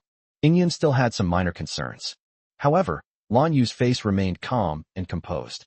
He stood up, stretched his limbs, and calmly said, "Let's go, it's time to go on stage." The village chief stammered as he asked, "Lord Lan Yu, do you still want to go on stage? How about we just forfeit? There's no need to take this risk. It wouldn't be good if someone got hurt." Lan Yu ignored the other party and walked straight towards the designated competition platform number 17. Watching Lan Yu's composed figure, Ingyun and the village chief exchanged glances, unsure of what to say. As if by some strange twist of fate, the despair in their hearts dissipated considerably. The number 17 competition platform is a circular platform paved with bluestone slabs, with a diameter of about 50 meters. At this moment, a tall young man with a full head of red hair was already standing on one side of the platform. He was shirtless, revealing bronze-colored, rock-hard muscles. His skin was covered with flame-shaped, crimson lines. Held no weapon in his hands, he simply stood there casually. A scorching and violent aura emanated uncontrollably from his body, causing the surrounding air to become somewhat distorted. He is the representative sent by the Qiyin tribe this time. He is also the top expert among the younger generation of their tribe, Chiefing. Seeing Lan Yu walk onto the competition stage, a disdainful smile curled at the corner of Chiefing's mouth. He looked Lan Yu up and down, his eyes like those of someone looking at a lamb to the slaughter. Chiefing's voice carried a condescending arrogance. "I've heard that you're the thug hired by Shadow Puppet Village." Lan Yu did not answer, but just looked at him quietly. Chiefing didn't seem to care, and continued speaking to himself. "Kid, let me give you a piece of advice. Get off the stage yourself, and you'll suffer less. After all, if you thugs get seriously injured and develop some kind of chronic illness, you won't be able to make a living in the future." His tone, on the surface, sounded like he was offering well-intentioned advice. But the undisguised sarcasm and contempt in those words were more jarring than any vicious curse. A burst of laughter erupted in the rest area of the Qiyin tribe below the competition platform. "Ha ha, Brother Feng is awesome. This is how you deal with arrogant thugs who don't know their place. Someone hired from a rundown village dares to challenge our Red Rock tribe? How laughable." Meanwhile, in Shadow Puppet Village, both Shadow Cloud and the village chief were furious. Ingyun was so angry that she trembled all over. This is outrageous. How could they insult people like this? On the competition stage, despite Chiefing's provocation, Lan Yu's face remained expressionless. He spoke softly, his voice not loud, yet it clearly carried throughout the entire competition area. "Have you finished talking nonsense?" Chiefing's smile froze, and his eyes instantly turned cold. "You fool. Since you're so eager to die, I'll grant your wish." The moment the words fell, the referee in charge of supervising the competition also announced loudly, "Let the competition begin." Boom! As soon as the referee finished speaking, a violent flame suddenly erupted from Chiefing's body. The crimson aura burned fiercely on his body like a volcanic eruption, enveloping his entire body. Fireblast Fist. Chiefing roared, and the bluestone slab beneath his feet cracked instantly. He transformed into a crimson meteor. Carrying temperatures high enough to melt gold and iron, it charged fiercely towards Lan Yu. He didn't even bother with any fancy techniques. It was all about the purest, most direct power and the crushing force of fire. In his opinion, this punch would be enough to end the fight against a guy who controls wooden puppets. The audience below the stage gasped in surprise. Such speed. Such domineering flames. With that punch, that thug will probably be blasted to dust. Ingyun's heart jumped into her throat, and she nervously covered her mouth. However, facing this earth-shattering punch, Lan Yu remained standing still, without moving an inch. He simply raised his hand and snapped his fingers lightly. Smack! With a crisp sound, a humanoid puppet, entirely black, appeared. It appeared before him without warning, like an indestructible shield. It firmly blocked Chiefing's path. Upon seeing this, Chiefing's disdain deepened. "You think this piece of wood can stop me?" Instead of slowing down, he poured even more shadow energy into his right fist. He was going to use this punch to smash this overconfident puppet, along with the kid behind it, into pieces. The next second, the fist burning with raging flames slammed hard into the chest of the black puppet. Boom! A deafening explosion erupted on the competition stage. Crimson flames and violent shockwaves instantly engulfed the entire platform, raising clouds of dust. Everyone instinctively squinted and craned their necks, trying to see the scene through the smoke and dust.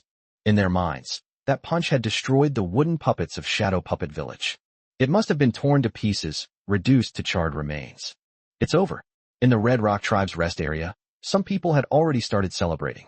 With that punch from Brother Foam, that kid will be seriously injured, if not killed.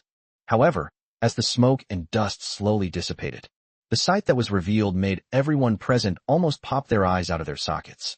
On the dueling platform, the completely black puppet remained firmly in place. Kid, don't you know that smoke doesn't cause injury? Chapter 249. They actually won? On stage, no one could believe their eyes. The puppet used its own chest to take the brunt of Chi-Fing's devastating punch. Apart from a small area on its body being blackened by the flames, it was otherwise unharmed. Incredibly, completely unharmed. Not even a single crack. On the contrary, the confident Chi-Fing staggered back 3 steps before barely managing to regain his balance. His right fist, which was burning with flames, was trembling slightly, and his face was filled with shock and disbelief. How is this possible? He cried out in disbelief. He used 70% of his strength in that punch just now. Let alone a wooden puppet. Even a piece of refined steel would have been blasted with a huge hole by him. But this thing in front of us actually withstood it, and it doesn't seem to have wavered at all. What the hell is this thing? What's going on? That puppet actually blocked Chi-Fing's firestorm fist. Am I seeing things? The material of that puppet doesn't look like metal, so how can it be so hard? The audience below the stage was completely dumbfounded. Those who were originally gloating and waiting to see the Shadow Puppet Village make a fool of itself. The expression on his face at that moment was as if he had swallowed a fly whole. It was absolutely hilarious. Ingyun and the village chief jumped up from the stone bench in excitement. On the competition stage, Lan Yu looked at Chi Feng, who was in a state of astonishment, without changing his expression. Shadow Puppet Village. It belongs to the type that becomes harder the more shadow power is injected. Although there is a limit to its hardness, it is more than enough to withstand these 6-star Shadow Masters. This is perfect for Lan Yu. After all, even he himself doesn't know how much shadow power he possesses. Lan Yu's voice rang out softly. Is that all the strength you have? It's like I haven't eaten at all. Chi-Fing was so angry by Lan Yu's words that his face turned red and veins bulged on his forehead. Damn it, don't get cocky. That was just a warm-up. He roared, and the flames on his body surged again, this time unleashing his full power without reservation. Again, Chi-Fing transformed into a streak of fire once more, charging towards the puppet. However, Lan Yu simply snapped his fingers again, unhurriedly. Smack! Another identical, pitch-black puppet appeared out of thin air next to the first puppet. What? Chi-Fing's pupils contracted. 2. Before he could even react. Smack! Smack! Smack! Lan Yu's fingers moved as if playing an elegant melody, striking the strings 3 times in succession. 3 pitch-black puppets reappeared in front of him. In the blink of an eye, there were 5 tall, imposing, pitch-black puppets. Like 5 insurmountable mountains, they stood side by side blocking Lan Yu's way. The space behind him was completely protected. The entire arena became crowded with the appearance of these 5 puppets. The cold and heavy sense of oppression made everyone feel suffocated. 5 bodies. He can actually control 5 puppets at the same time? Are you kidding me? When did Shadow Puppet Village produce such a monster? The audience below the stage erupted in cheers. If Lan Yu producing an indestructible puppet only surprised them. So, the fact that he can now control 5 puppets at the same time is enough to terrify them. Controlling a puppet and multitasking is already genius. Multitasking is genius. To be able to multitask and maintain independent combat capabilities for each puppet. In their understanding, this was simply impossible. This guy, is he really a temporary thug hired by Shadow Puppet Village? You call this temporary thugs? If these are thugs, then what are we? Useless trash. I suspect this isn't a thug at all. This is definitely a genius that Shadow Puppet Village has been secretly cultivating for many years, hiding his true abilities all along. The direction of public opinion shifted dramatically in an instant. No one dared to underestimate Lan Yu anymore, and no one dared to mock Shadow Puppet Village anymore. All eyes were focused on the indifferent-looking blue-haired youth. His eyes were filled with awe and curiosity. At this moment, The most bewildered person on the competition stage was none other than Chifeng. His forward-rushing figure abruptly stopped in midair, staring blankly at the 5 black mountains before him, his mind a complete blank. He might still have confidence if he takes on one opponent. Fighting 5. How are we supposed to fight them? Are we supposed to fight them with our heads? He felt like a worker preparing to demolish a house, only to find upon arrival that what he was to demolish was not a thatched hut, but an impregnable fortress complex. Lan Yu's voice rang out again, tinged with a hint of mockery. Shall we continue? Chifeng's face turned pale and then red, looking extremely unwell. Fight. He doesn't even have the courage to charge in now. Not fight. Then the Red Rock tribe will lose all face today. Just as he was caught in a dilemma, Lan Yu decided not to give him any more time to think. Since you're not going to attack, then I won't be polite. Lan Yu flicked his finger lightly. The 5 pitch-black puppets, with a flash of red light in their eyes, seemed to be demons imbued with souls and moved at the same time. They marched with heavy steps from 5 different directions. They launched a siege on Chifeng, which had already fallen into a slump. In an instant, the wind howled and the air surged. Chifeng was instantly engulfed by the puppets' relentless barrage of attacks. He could only frantically activate the flames to form a shield around himself, struggling to hold on. Bang, bang, bang, bang, bang. Heavy fists pounded on his fire shield again and again, producing a dull thud like drumming. Each punch contained immense power, causing his blood to surge and his internal organs to feel as if they were about to shift. His prized flames were as fragile as paper before these seemingly indestructible puppets. I admit it. Chifeng finally couldn't hold on any longer and was about to admit defeat. One of the puppets, however, seemed to have timed it perfectly, delivering a precise uppercut that slammed into his chin. Chifeng let out a muffled groan as he was sent flying high into the air. It traced a beautiful parabola in the air before crashing heavily onto the edge of the competition platform with a thud, instantly losing consciousness. The entire room fell into a deathly silence. Everyone stared in disbelief at the scene, unable to recover for a long time. Did we win? Puppet Village, which everyone underestimated, actually won? Red Rock Tribe, ranked 26th, in such a decisive and overwhelming manner. After what seemed like an eternity, the referee finally snapped out of his daze and announced loudly. Match 17, Shadow Puppet Village wins. Chapter 250, I advise you not to cause any unnecessary trouble. As soon as he finished speaking, the entire audience erupted in thunderous cheers and applause. Meanwhile, on another arena stage, the battle ended at almost the same time. Blood Wolf Village, ranked 10th, faces off against Iron Mountain Tribe, ranked 15th. The black-haired youth only used one move. One cut. They then chopped the representative of the Taishan tribe off the competition platform. Clean, efficient, and utterly domineering. 2 truly outstanding dark horses burst into everyone's view in the first round of the competition with the most dazzling performance. After the first round of competition ended, the entire arena was immersed in an exciting and enthusiastic atmosphere. The Red Rock Tribe and the instant annihilation by the Blood Wolf stronghold became a hot topic of conversation. Lan Yu and the black-haired youth, these 2 dark horses who suddenly emerged, are undoubtedly the most dazzling stars of the day. Just who is that blue-haired kid from Shadow Puppet Village? He's incredibly powerful.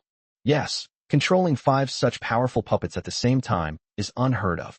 I feel like he hasn't even used his full strength yet. And that black-haired guy from Blood Wolf Stronghold is even more ruthless. He took down an expert from Iron Mountain Tribe with a single strike, and that's a team ranked 15th. Looks like this year's competition is going to be quite a show. These 2 might even disrupt the top 10 standings. Amidst the murmurs of the crowd, Lan Yu had already stepped down from the competition platform and returned to the rest area of Shadow Puppet Village. Lord Lan Yu, you are amazing.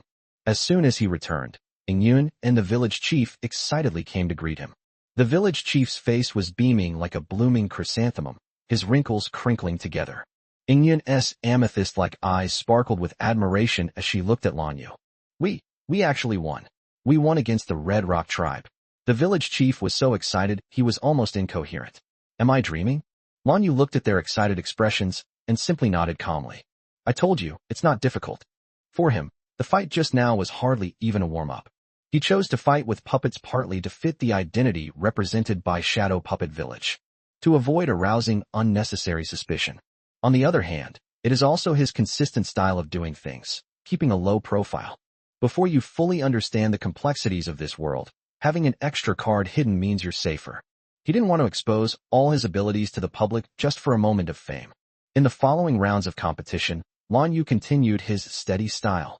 No matter who the opponent is, no matter what moves they use, he simply summoned the 5 pitch-black puppets at a leisurely pace. Then, in the simplest, most direct, and most unsolvable way, crush your opponent. His fights lacked any fancy techniques or thrilling scenes. Yes, there is only absolute power and defense. 5 indestructible puppets form an insurmountable steel defense line, rendering any attack futile. Then came a brutal, relentless beating. The whole process was tedious and boring, but it was extremely effective. Winning streak. Shadow Puppet Village is advancing triumphantly and is unstoppable. The opponent ranked 98th wins. The opponent ranked 73rd wins. The opponent ranked 52nd wins. Victory after victory caused Shadow Puppet Village's ranking to soar like a rocket. Lan Yu's reputation as the 5 Puppet Azuras spread throughout the entire Giant Stone City. Everyone knows that Shadow Puppet Village, which used to be at the bottom of the rankings, has produced an unfathomable monster this year. Meanwhile, another dark horse, the black-haired youth from Bloodwolf Stronghold, also demonstrated unparalleled dominance. His fighting style is completely opposite to Lan Yu's. If Lan Yu is a fortress as solid as Mount Tai, then he is a sharp sword with its edge fully exposed. In every match, he only used one move. One cut. Regardless of whether the opponent is strong or weak, whether they are on the defensive or on the offensive. He only used one knife. A blade of light, incredibly fast and domineering, flashed by, and the battle was over. His opponents don't even have a chance to react before they are sent flying out of the arena. This overwhelming power terrified everyone. Then, an interesting phenomenon emerged. This year's tribal competition has almost become a personal showcase for these 2 dark horses. All eyes were on them. People were amazed by the unbeatable defense and manipulation techniques of Lan Yu, the 5 Puppet Azuras. On one hand, they were shocked by the terrifying attack power of the 1/Azura from Bloodwolf Stronghold. Everyone is speculating. Which of these 2 dark horses is stronger? If the 2 of them were to face off, would Lan Yu's strongest shield be able to block the opponent's strongest spear? Or is it the opponent's strongest spear that can cleave through Lan Yu's strongest shield? On the other side of the arena, in the Bloodwolf Stronghold's exclusive rest area, the black-haired youth was sitting on a luxurious animal skin chair, polishing his long, black sword. In front of him floated a light screen, displaying a match that Lan Yu had just finished. In the scene, Lan Yu still maintains his calm and collected demeanor, commanding 5 puppets to easily defeat his opponent. The black-haired youth looked at Lan Yu in the picture, and for the first time, a hint of interest appeared on his usually cold face. He stopped wiping the knife and muttered to himself. That's interesting. How could a village ranked outside the top 100 possibly hire thugs of this caliber? He could tell that Lan Yu had not used his own power from beginning to end. The 5 puppets were quite strong, but not to the point that he should be wary of them. What truly interested him was Lan Yu's composed demeanor and his incredible manipulation skills. This is a master like him, who concealed his true strength. His fighting instincts told him that this person was very strong. A long dormant fighting spirit slowly rose in his chest. The black-haired youth licked his lips, his eyes gleaming with a warlike light. I really want to fight him. Just then, a middle-aged man dressed as a butler with a smile appeared. She walked over carrying a cup of tea that emitted a unique fragrance. The middle-aged man handed over the teacup with a respectful tone, but his eyes held a hint of helplessness. Young master, it's time to take your medicine. He naturally saw the match on the screen and heard his young master talking to himself. The middle-aged man spoke up to offer advice. Young master, I advise you not to cause any unnecessary trouble. We're only here to earn some travel expenses and to complete the task assigned by the master. There's no need to cause unnecessary trouble in a place like this. Chapter 251. That blue-haired kid is in danger. He glanced at Lan Yu on the light screen and continued. That person's origins are unknown, and his strength is unfathomable. Perhaps he has other motives, just like us. The wisest choice is for us to keep to ourselves and not interfere with each other. The black-haired youth took the teacup, drank it all in one gulp, and frowned because of the bitter taste of the medicine. He curled his lip and said dismissively, What's there to be afraid of? It's just a fight. I'm just itching for a match and want to find a decent opponent to warm up my muscles. The middle-aged man looked at him and sighed helplessly. This young master of ours is good in every way, except for his belligerent nature, which is really a headache. Hopefully he won't really do anything reckless. On the other side, Lan Yu has just finished another competition. His opponent was a village ranked 17th, which was quite strong. But the result remained unchanged. Surrounded by 5 puppets, the opponent couldn't even touch the hem of Lan Yu's clothes before being defeated in frustration. With this victory, Shadow Puppet Village has successfully broken into the top 20, reaching 17th place. This ranking has broken the highest record in the history of Shadow Puppet Village. The village chief and Ingyun were so excited they could hardly speak. If we win just one more game, we can make it into the top 11. The village chief trembled with excitement. 11th. This was a ranking they never even dared to dream of before. And now, that dream is within reach. The atmosphere in the arena reached a new climax due to the upcoming clash of titans. Because Lan Yu's opponent for the next match has already been determined. That ranked 11th in the previous competition, the Flowing Sand Tribe. The Flowing Sand Tribe, a top 16 team in the previous competition, possesses strength and foundation far surpassing their previous opponents. The atmosphere in their rest area was somber. A lean and sharp-eyed young man, Zheng, and an elderly man with white hair and beard were sitting around a light screen, repeatedly watching recordings of Lan Yu's previous matches. The young man's name was Sand Scorpion, a genius that the Flowing Sand Tribe rarely saw in a century.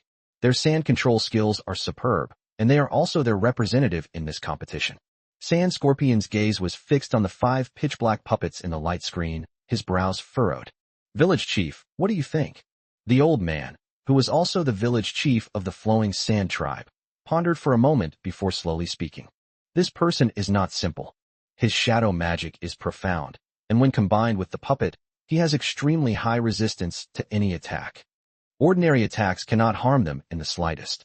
What's even more terrifying is his ability to control 5 things at once. It's simply unbelievable. The 5 puppets work together seamlessly, combining offense and defense, and are almost without any weaknesses. Sand Scorpion nodded, a hint of seriousness flashing in his eyes. I admit, his puppetry skills are indeed genius level. In a pure ranged combat, I have no chance of winning. At this point, he changed the subject, a confident smile appearing on his face. However, he is not invincible. The old man looked at him. Oh. Sand Scorpion pointed at Lan Yu on the light screen and analyzed.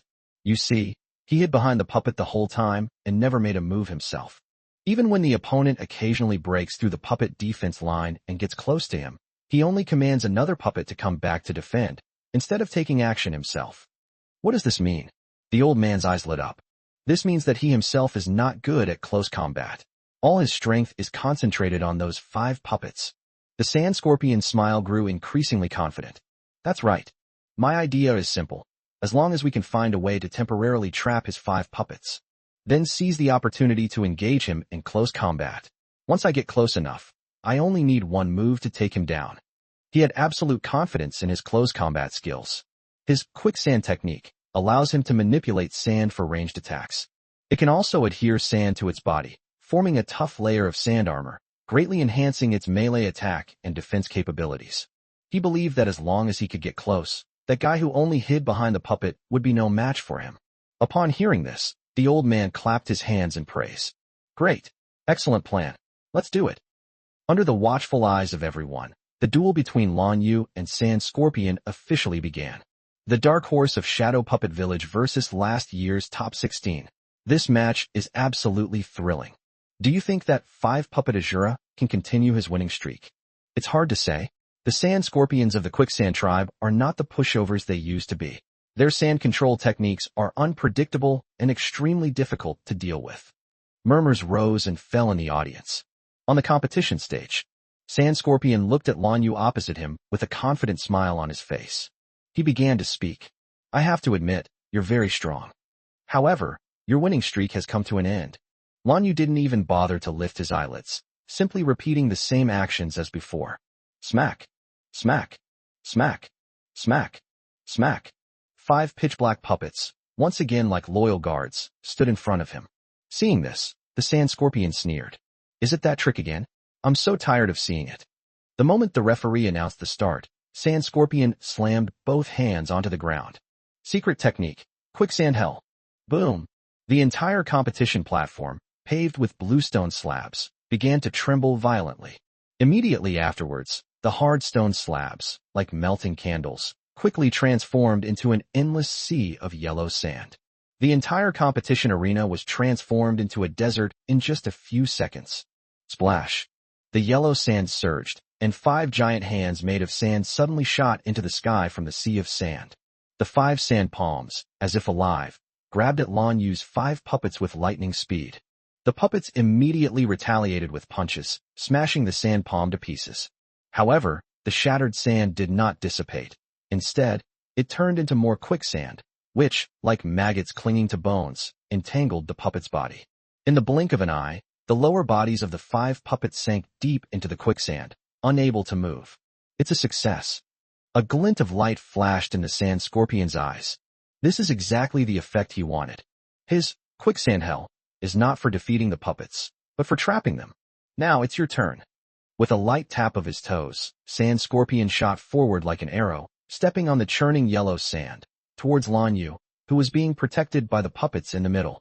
On his body, yellow sand gathered and quickly condensed into a majestic suit of sand armor. His right hand transformed into an incomparably sharp blade of sand. A great opportunity. Sand Scorpion's tactics have succeeded. He has trapped those 5 puppets. That blue-haired kid is in danger. He's about to be caught in close combat. Chapter 252, An Unexpected Decision. The audience members below the stage all stood up excitedly. Ingyun's heart was in her throat. She never expected that the Sand Scorpion would have such a powerful ability to alter the terrain. Lan Yu's puppet is trapped. How will he deal with this deadly close-range attack? The Sand Scorpion was incredibly fast. In the blink of an eye, it broke through the puppet's defenses and arrived in front of Lan Yu. The gleaming sand blade was less than half a meter away from Lan Yu's throat.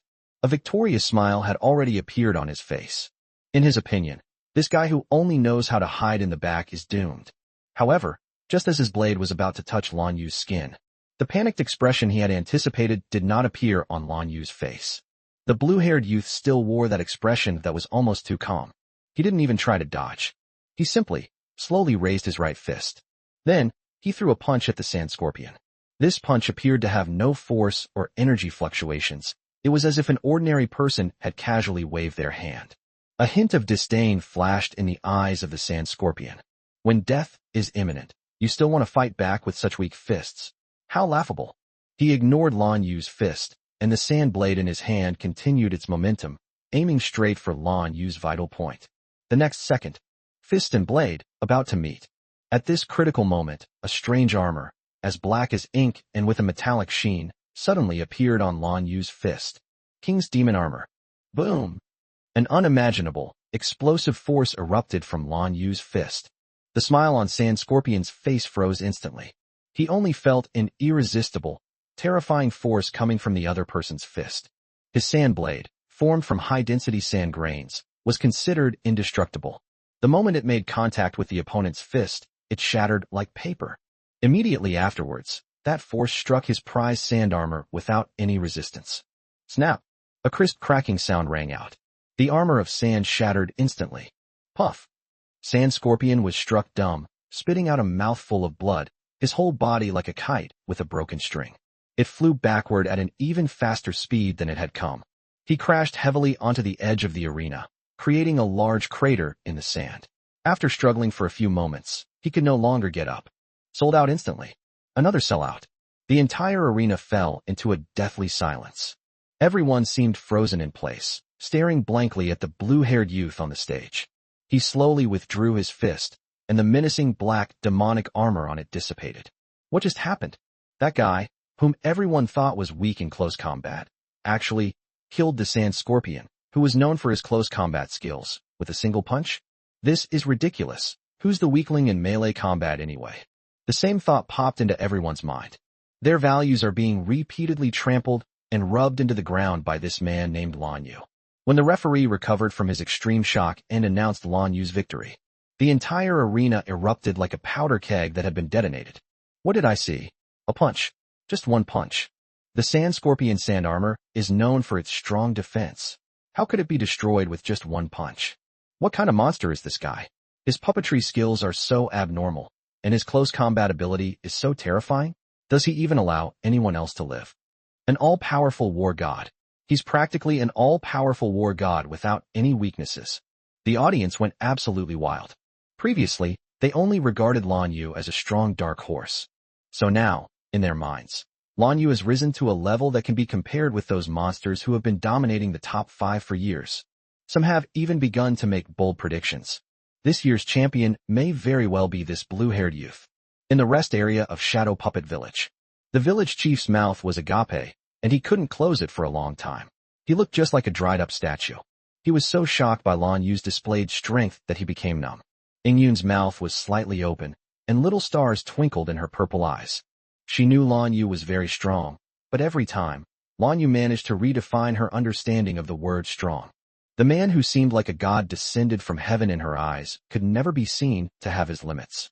With this victory, Shadow Puppet Village has risen to 11th place in the rankings. If they win just one more game, they can break into the top 10. Top 10. That's the glory that every village around Stone City dreams of. This means that in the next 5 years, they will receive more than 10 times the resources they do now. The village chief was so excited just thinking about it that he almost fainted. However, just when everyone was expecting Lan Yu to continue creating miracles, and hoping that Shadow Puppet Village, the biggest dark horse, could make it all the way to the finals, a decision that surprised everyone was quietly brewing. After the competition ended that day, Lan Yu returned to the rest area, but before he could even sit down, Yun came looking for him. The girl's face no longer held the excitement and exhilaration of the past. Instead, it displayed a solemnity and composure beyond her years. She looked at Lan Yu, took a deep breath, and seemed to have made a difficult decision. Lord Lan Yu, for the next match, we forfeit. Lan Yu looked at her with some surprise. Upon hearing this, the village chief became anxious and rushed over. What? Forfeit? Young girl, are you crazy? We're in 11th place right now. Just one more win, and we'll be in the top 10. How can we give up such a great opportunity like this?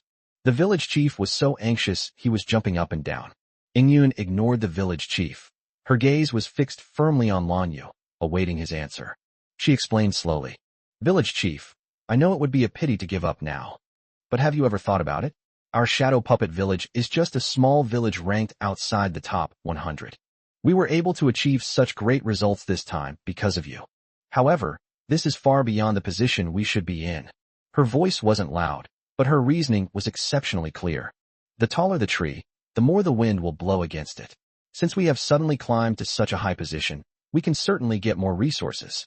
But at the same time, it will inevitably affect the interests of other powerful villages, especially those forces that have consistently ranked in the top 10 for many years. Chapter 253, The Village Chief's Request. Shadow Cloud continued to explain. What will they think of us? Will they be willing to let a village like ours, which is at the bottom of the rankings, take away their position and resources? In the competition arena, there are rules that limit them, so they might not dare to do anything. But what happens after the competition? Can our Shadow Puppet Village withstand the wrath and retaliation of a top 10 village? When Lord Lan Yu leaves, how will our village cope? These words left the village chief speechless. The excitement and fervor on his face gradually faded, replaced by deep fear and apprehension. Yes, he was only thinking about the glory and benefits in front of him, but forgot about the huge risks hidden behind them. Shadow Puppet Village's foundation is too weak. They simply cannot afford such unexpected good fortune. Lan Yu looked at the girl in front of him, and for the first time, a hint of approval appeared in his eyes. He never expected that this seemingly naive girl would have such a long-term vision and such decisive judgment. It is no easy task to maintain a clear head and know when to stop in the face of enormous profits and glory. Lan Yu nodded. I'm fine. For him, what ranking he achieved in the competition was completely unimportant. His goal was simply to obtain the Dark Crystal. Since the people from Shadow Puppet Village had voluntarily withdrawn from the competition, he was naturally happy to relax. The fewer matches you play, the less risk you have of exposing your true strength. The next day, he was the host of the arena. It was announced that Shadow Puppet Village had decided to withdraw from the competition because its main player, Lan Yu, suffered a relapse of an old injury in a previous battle and was unable to continue participating. The entire arena erupted in uproar. What? They withdrew from the competition? What a joke. When he killed Sand Scorpion with a single punch yesterday, he didn't look injured at all. A recurrence of an old injury? You're kidding me. That's just an excuse. What a pity. I was really looking forward to seeing him fight that one sword Azura from Bloodwolf Stronghold. Now I can't watch it. The audience members were discussing among themselves, their faces filled with disappointment and confusion. They couldn't understand why Shadow Puppet Village, which was riding high, would choose to give up at this critical juncture. However, inside a secluded luxury box in the arena, inside the private room, sat representatives from several of the top 10 villages. They were sitting together, discussing something sinister. An old man with a sinister face said coldly, "That kid from Shadow Puppet Village has become a force to be reckoned with. If he keeps winning, one of us will inevitably be pushed out of the top 10. That's right, 5 years' worth of resources is no small amount. We absolutely cannot let some wild brat who's popped up out of nowhere steal it." Another burly man chimed in. "My suggestion is to go all out and take him out before the next match starts. Do it cleanly, without anyone noticing." "I agree. Once he's dead, Shadow Puppet Village will revert to being a helpless piece of trash that everyone can manipulate." The atmosphere in the room was filled with a chilling, murderous intent. They had already decided to kill them, just as they were about to vote on whether to take drastic measures against Lanyu. One of his men rushed in and reported that Shadow Puppet Village had withdrawn from the competition. The room fell silent instantly. The murderous intent on the faces of those representatives slowly faded, replaced by expressions of relief. "He forfeited the match? Heh, he's smart to be sensible." The sinister old man sneered. "Since they've withdrawn on their own, there's no need for us to go through all this trouble. It'll save us from leaving any loose ends that could cause problems if the city lord's mansion finds out." "That's right. As long as our interests are not harmed, there is no need to go to extremes." An assassination plot against Lanyu was thus thwarted by Ing Yun's wise decision. The day after announcing their withdrawal from the competition, the courtyard that Shadow Puppet Village had arranged for him, he keenly sensed that the gazes that had been subtly fixed on him since the start of the competition, filled with prying and malice, had disappeared. It seems that Shadow Cloud's strategy has indeed been effective. However, this is for the best. It saved a lot of unnecessary trouble. The controversy surrounding the competition gradually subsided. Shadow Puppet Village ultimately withdrew from the competition, but their 11th place finish is enough to give them several times more resources over the next 5 years than before. The whole village was immersed in a joyous atmosphere. That evening, the village chief held a small celebration banquet in his stone house. Only Lanyu, Ing Yun, and a few village elders participated. The village chief, holding a wine cup polished from stone, stood up, his face flushed. "Lord Lanyu, thank you so much this time. If it weren't for you, our Shadow Puppet Village would never have the glory it enjoys today. On behalf of all the villagers of Shadow Puppet Village, I raise a toast to you." After saying that, he drank the slightly cloudy fruit wine in his glass in one gulp. Lanyu took a symbolic sip in response. He has never been interested in such social engagements. Several elders also stood up and expressed their gratitude and flattery to Lanyu. Lanyu only gave perfunctory replies. The atmosphere at the banquet was quite lively. After several rounds of drinks, the elders were quite drunk and, supporting each other, took their leave. Only Lanyu, Ing Yun, and the village chief remained in the stone house. The village chief poured Lanyu another glass of wine, his smile somewhat mysterious. He rubbed his hands together, seemingly hesitant to speak, but finally mustered the courage to say it. "Lord Lanyu, this old man has another request." Lanyu glanced at him, signaling him to continue. The village chief took a deep breath, as if he had made up his mind, and solemnly said, "My lord, your strength is extraordinary and your character is noble. You are truly the only person I have ever met in my life. Our Shadow Puppet Village is truly fortunate to have met a powerful figure like you. This old man dares to suggest that Ing Yun and you, sir, be betrothed." Puff. Hearing this, Ing Yun, who was sipping her juice nearby, spat out the juice she had just taken a sip of. She coughed until her face was red, and her purple eyes were wide open as she stared at her village chief in disbelief. Village chief. What nonsense are you talking about?" Lanyu was also slightly taken aback, not expecting the old man to suddenly pull such a stunt. The village chief ignored Ing Yun's reaction, staring intently at Lanyu as he continued to throw out his chips. "Lord Lanyu, if you are willing to marry into our Shadow Puppet Village and become one of us, I am willing to pass the position of village chief to you. All the resources in the village are at your disposal. Furthermore, we will also present you with another ancestral 7-star puppet from the village as part of the betrothal gifts. Yun is the most outstanding girl in our village. Her character and appearance are both top-notch. She would never be unworthy of you. Chapter 254 Additional Gains. The terms he offered were undeniably generous. The position of village chief grants him the power to allocate resources at will, along with a 7-star puppet.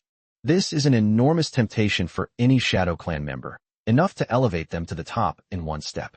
Looking at his sincere and eager appearance, Lan Yu instantly understood the old man's plan. The marriage alliance and betrothal gifts are just a pretense. His true purpose was to use this method to completely and permanently bind his powerful fighting force to the Shadow Puppet Village. It has to be said that this old man has a very good plan. However, he was destined to be disappointed. Lan Yu had no interest in becoming a village chief. He came to the Shadow Realm only to complete a mission, improve his strength, and then return to the human world. This place is just a stop on his journey through life. He cannot stay here forever. Just as Lan Yu was about to politely refuse. Village chief, please stop talking. Yun suddenly stood up, interrupting the village chief with a mixture of shame and anger. She quickly walked up to the village chief, grabbed his arm, and dragged him out of the stone house. You've had too much to drink. Go back and rest. The village chief is still struggling. Hey, young girl, what are you doing? I'm not drunk. I'm discussing serious matters with Lord Lan Yu. Yun didn't give him another chance to speak and dragged him out of the stone house. Soon, complaints came from outside about the village chief being forcibly taken away. A short while later, Yun returned, her face flushed. She dared not look Lan Yu in the eye, her head lowered, her voice barely audible. Lord Lan Yu, I'm sorry, Grandpa Village Chief. He's just getting senile. Please don't take what he just said to heart. Lan Yu looked at her embarrassed appearance and smiled faintly. Fine. Yun looked up and secretly glanced at him, only to breathe a sigh of relief when she saw that he didn't seem angry. She bit her lip and said softly, I know you had other destinations, and your appearance here was just an accident. I knew you wouldn't stay here. Her voice carried a hint of barely perceptible disappointment, but more so a clear-headed understanding. She was more intelligent and insightful than he had imagined. Silence fell over the stone house for a moment. After a long while, Yun seemed to remember something and turned to walk to a corner of the stone house. A heavy black metal box was pulled out from a hidden compartment. She placed the box on the table in front of Lan Yu and pushed it towards him. Lan Yu asked, What's this? A genuine smile appeared on Yun's face. This is the compensation you deserve. She opened the box. It lay quietly inside the box. It was none other than the core component of the 7-star puppet that had shone brightly in the competition, along with a thick manual on its operation. Lord Lan Yu, this time you have won unprecedented glory and benefits for our village. A single dark obsidian crystal is far from enough to repay your kindness. Please accept this 7-star puppet. This is the reward you deserve. Lan Yu was somewhat surprised. Isn't this your village's most prized treasure? What will you do with it if you give it to me? Yun blinked and smiled mischievously. There is indeed one more in our village. So please accept it without worry, don't worry about us. Looking into her sincere eyes, Lan Yu knew that it would seem pretentious to refuse again. His help this time has indeed brought great benefits to Shadow Puppet Village. This 7-star puppet was indeed a significant boost to his combat strength. Lan Yu nodded and put the box away. Having obtained the dark crystal and the 7-star puppet, Lan Yu had no reason to linger in Shadow Puppet Village. The next morning, he bid farewell to the village chief and Yun. Although the village chief was extremely reluctant to part with him, he knew that forcing him to stay was useless, so he could only thank him repeatedly and tell him to be careful on his journey. Leaving Shadow Puppet Village, Lan Yu began his journey toward his next goal, following the map and information he had obtained from Skinny Monkey. His current location is roughly within the territory of the King of Knowledge, in the middle of the entire film industry. To return to the human world, he needs to go to the port city at the easternmost edge of this territory, Endless Harbor. There, you can take a special ship across the dangerous Sea of Shadows to reach the outer region of the Shadow Realm. Once you reach the outer regions, you won't be far from the human world. There are not only the headquarters of various guilds and Shadowman legions there, but also a stable spatial passage that allows one to return to reality. According to the map, the journey from his current location to Endless Harbor is long. If it were an ordinary member of the Shadow Clan, it would probably take them more than half a year to walk there. But this is not a problem for Lan Yu. He possesses the wings of the Holy Dragon, allowing him to fly regardless of terrain. He estimated that if he traveled at his own pace at full speed, it would take him about a month to reach the port. Before embarking on his long journey, Lan Yu decided to return to Giant Rock City to purchase some necessary supplies. Upon arriving once again in this modern film metropolis, Lan Yu easily found the city's market. He bought some food and water that were easy to carry and store. In addition, he also specially bought a lot of a staple food unique to the film industry, black rice. This type of rice is completely black, and when cooked, it has a chewy texture and a unique aroma. Most importantly, Lan Yu discovered that consuming this black rice could slowly increase the shadow energy within his body. Although the growth was minimal, it was better than nothing. He thought to himself that this thing was a pretty good local specialty, and he could bring some back for his sister and his guildmates to try. After making all these preparations, Lan Yu found a hotel in Giant Rock City that looked fairly clean and settled in. We planned to rest for one night, and then officially set off the next day. It was late at night. In the hotel room, Lan Yu took out the black metal box containing the 7-star puppet from his storage space. He opened the box and took out the fist-sized black core sphere. He infused a wisp of shadow energy into it, then tossed the sphere to the ground. Buzz! With a flash of black light, the tall and mighty 7-star puppet appeared in the room, almost filling the small space. Looking at the powerful combat weapon before him, Lan Yu smiled with satisfaction. This is definitely one of the biggest gains from his trip to the film industry. In Shadow Puppet Village, he didn't idle around. Instead, he thoroughly studied the manipulation manual that Shadow Cloud had given him. He has now basically mastered the fighting style of this 7-star puppet. This puppet can unleash combat power comparable to a true 7-star lord in battle. The only drawback is that it consumes an extremely large amount of the user's shadow energy. An ordinary 6-star Shadow Master would probably be drained of energy in less than 3 minutes of combat using it. However, this weakness is nothing to Lan Yu, who possesses unlimited shadow power. Middle-aged housekeeper, Uncle Wong. Chapter 255, they'll be coming to our doors soon. His influence is virtually limitless. He briefly manipulated the puppet to move its limbs around the room, familiarizing it with the feeling of power, before returning it to the core sphere. After doing all this, he sat cross-legged on the bed and closed his eyes to rest. The next day, just as dawn was breaking, Lan Yu then checked out of the room and left Giant Stone City. Arriving at a deserted wilderness outside the city, the holy dragon wings behind him suddenly flapped, and he transformed into a streak of light, soaring into the sky and flying rapidly eastward. The wind was fierce high in the sky. Lan Yu was moving at an extremely fast speed, and the mountains and rivers below rushed past him. This feeling of freedom and soaring made him feel good. However, this was only about half an hour after he left the city of Boulder. A familiar engine roar suddenly came from ahead. Lan Yu frowned and stopped. In the sky ahead, a black land-based vessel that looked somewhat familiar floated silently, blocking his path. This land-based vessel has an ornate design and is clearly very valuable. Blood Wolf Village, which ranked 10th in the tribal competition, had ridden. 2 people were standing on the deck of the land-based boat. One was the dark-haired youth who, like him, was also called a dark horse. The other was the middle-aged guard who always stayed by the young man's side, with a gentle smile on his face. Lan Yu could tell that the stronger of the two was the middle-aged guard. Judging from the fluctuations in his aura, the black-haired youth was only 6-star, just like himself. The middle-aged man, though his apparent strength was only 7 stars, was actually hiding his true strength, which should be at least 8 stars. Lan Yu was getting impatient. He thought he would have no further contact with these people after the competition ended, but he didn't expect them to be here waiting for him. Hello. The black-haired youth opposite had obviously also seen Lan Yu. He pointed at Lan Yu, looking displeased, and spoke first, his voice loud and clear, questioning. Why did you withdraw from the competition back then? Lan Yu looked at him and answered expressionlessly. My old injury flared up again, so I had to withdraw from the competition. This is the official reason given, so he naturally didn't bother to make up any other ones. However, the black-haired youth immediately became furious upon hearing this. He pointed at Lan Yu and started cursing. Bullshit. You're just standing here, not injured at all. Old wound flared up again. Who the hell are you trying to fool? Lan Yu was too lazy to waste words with him.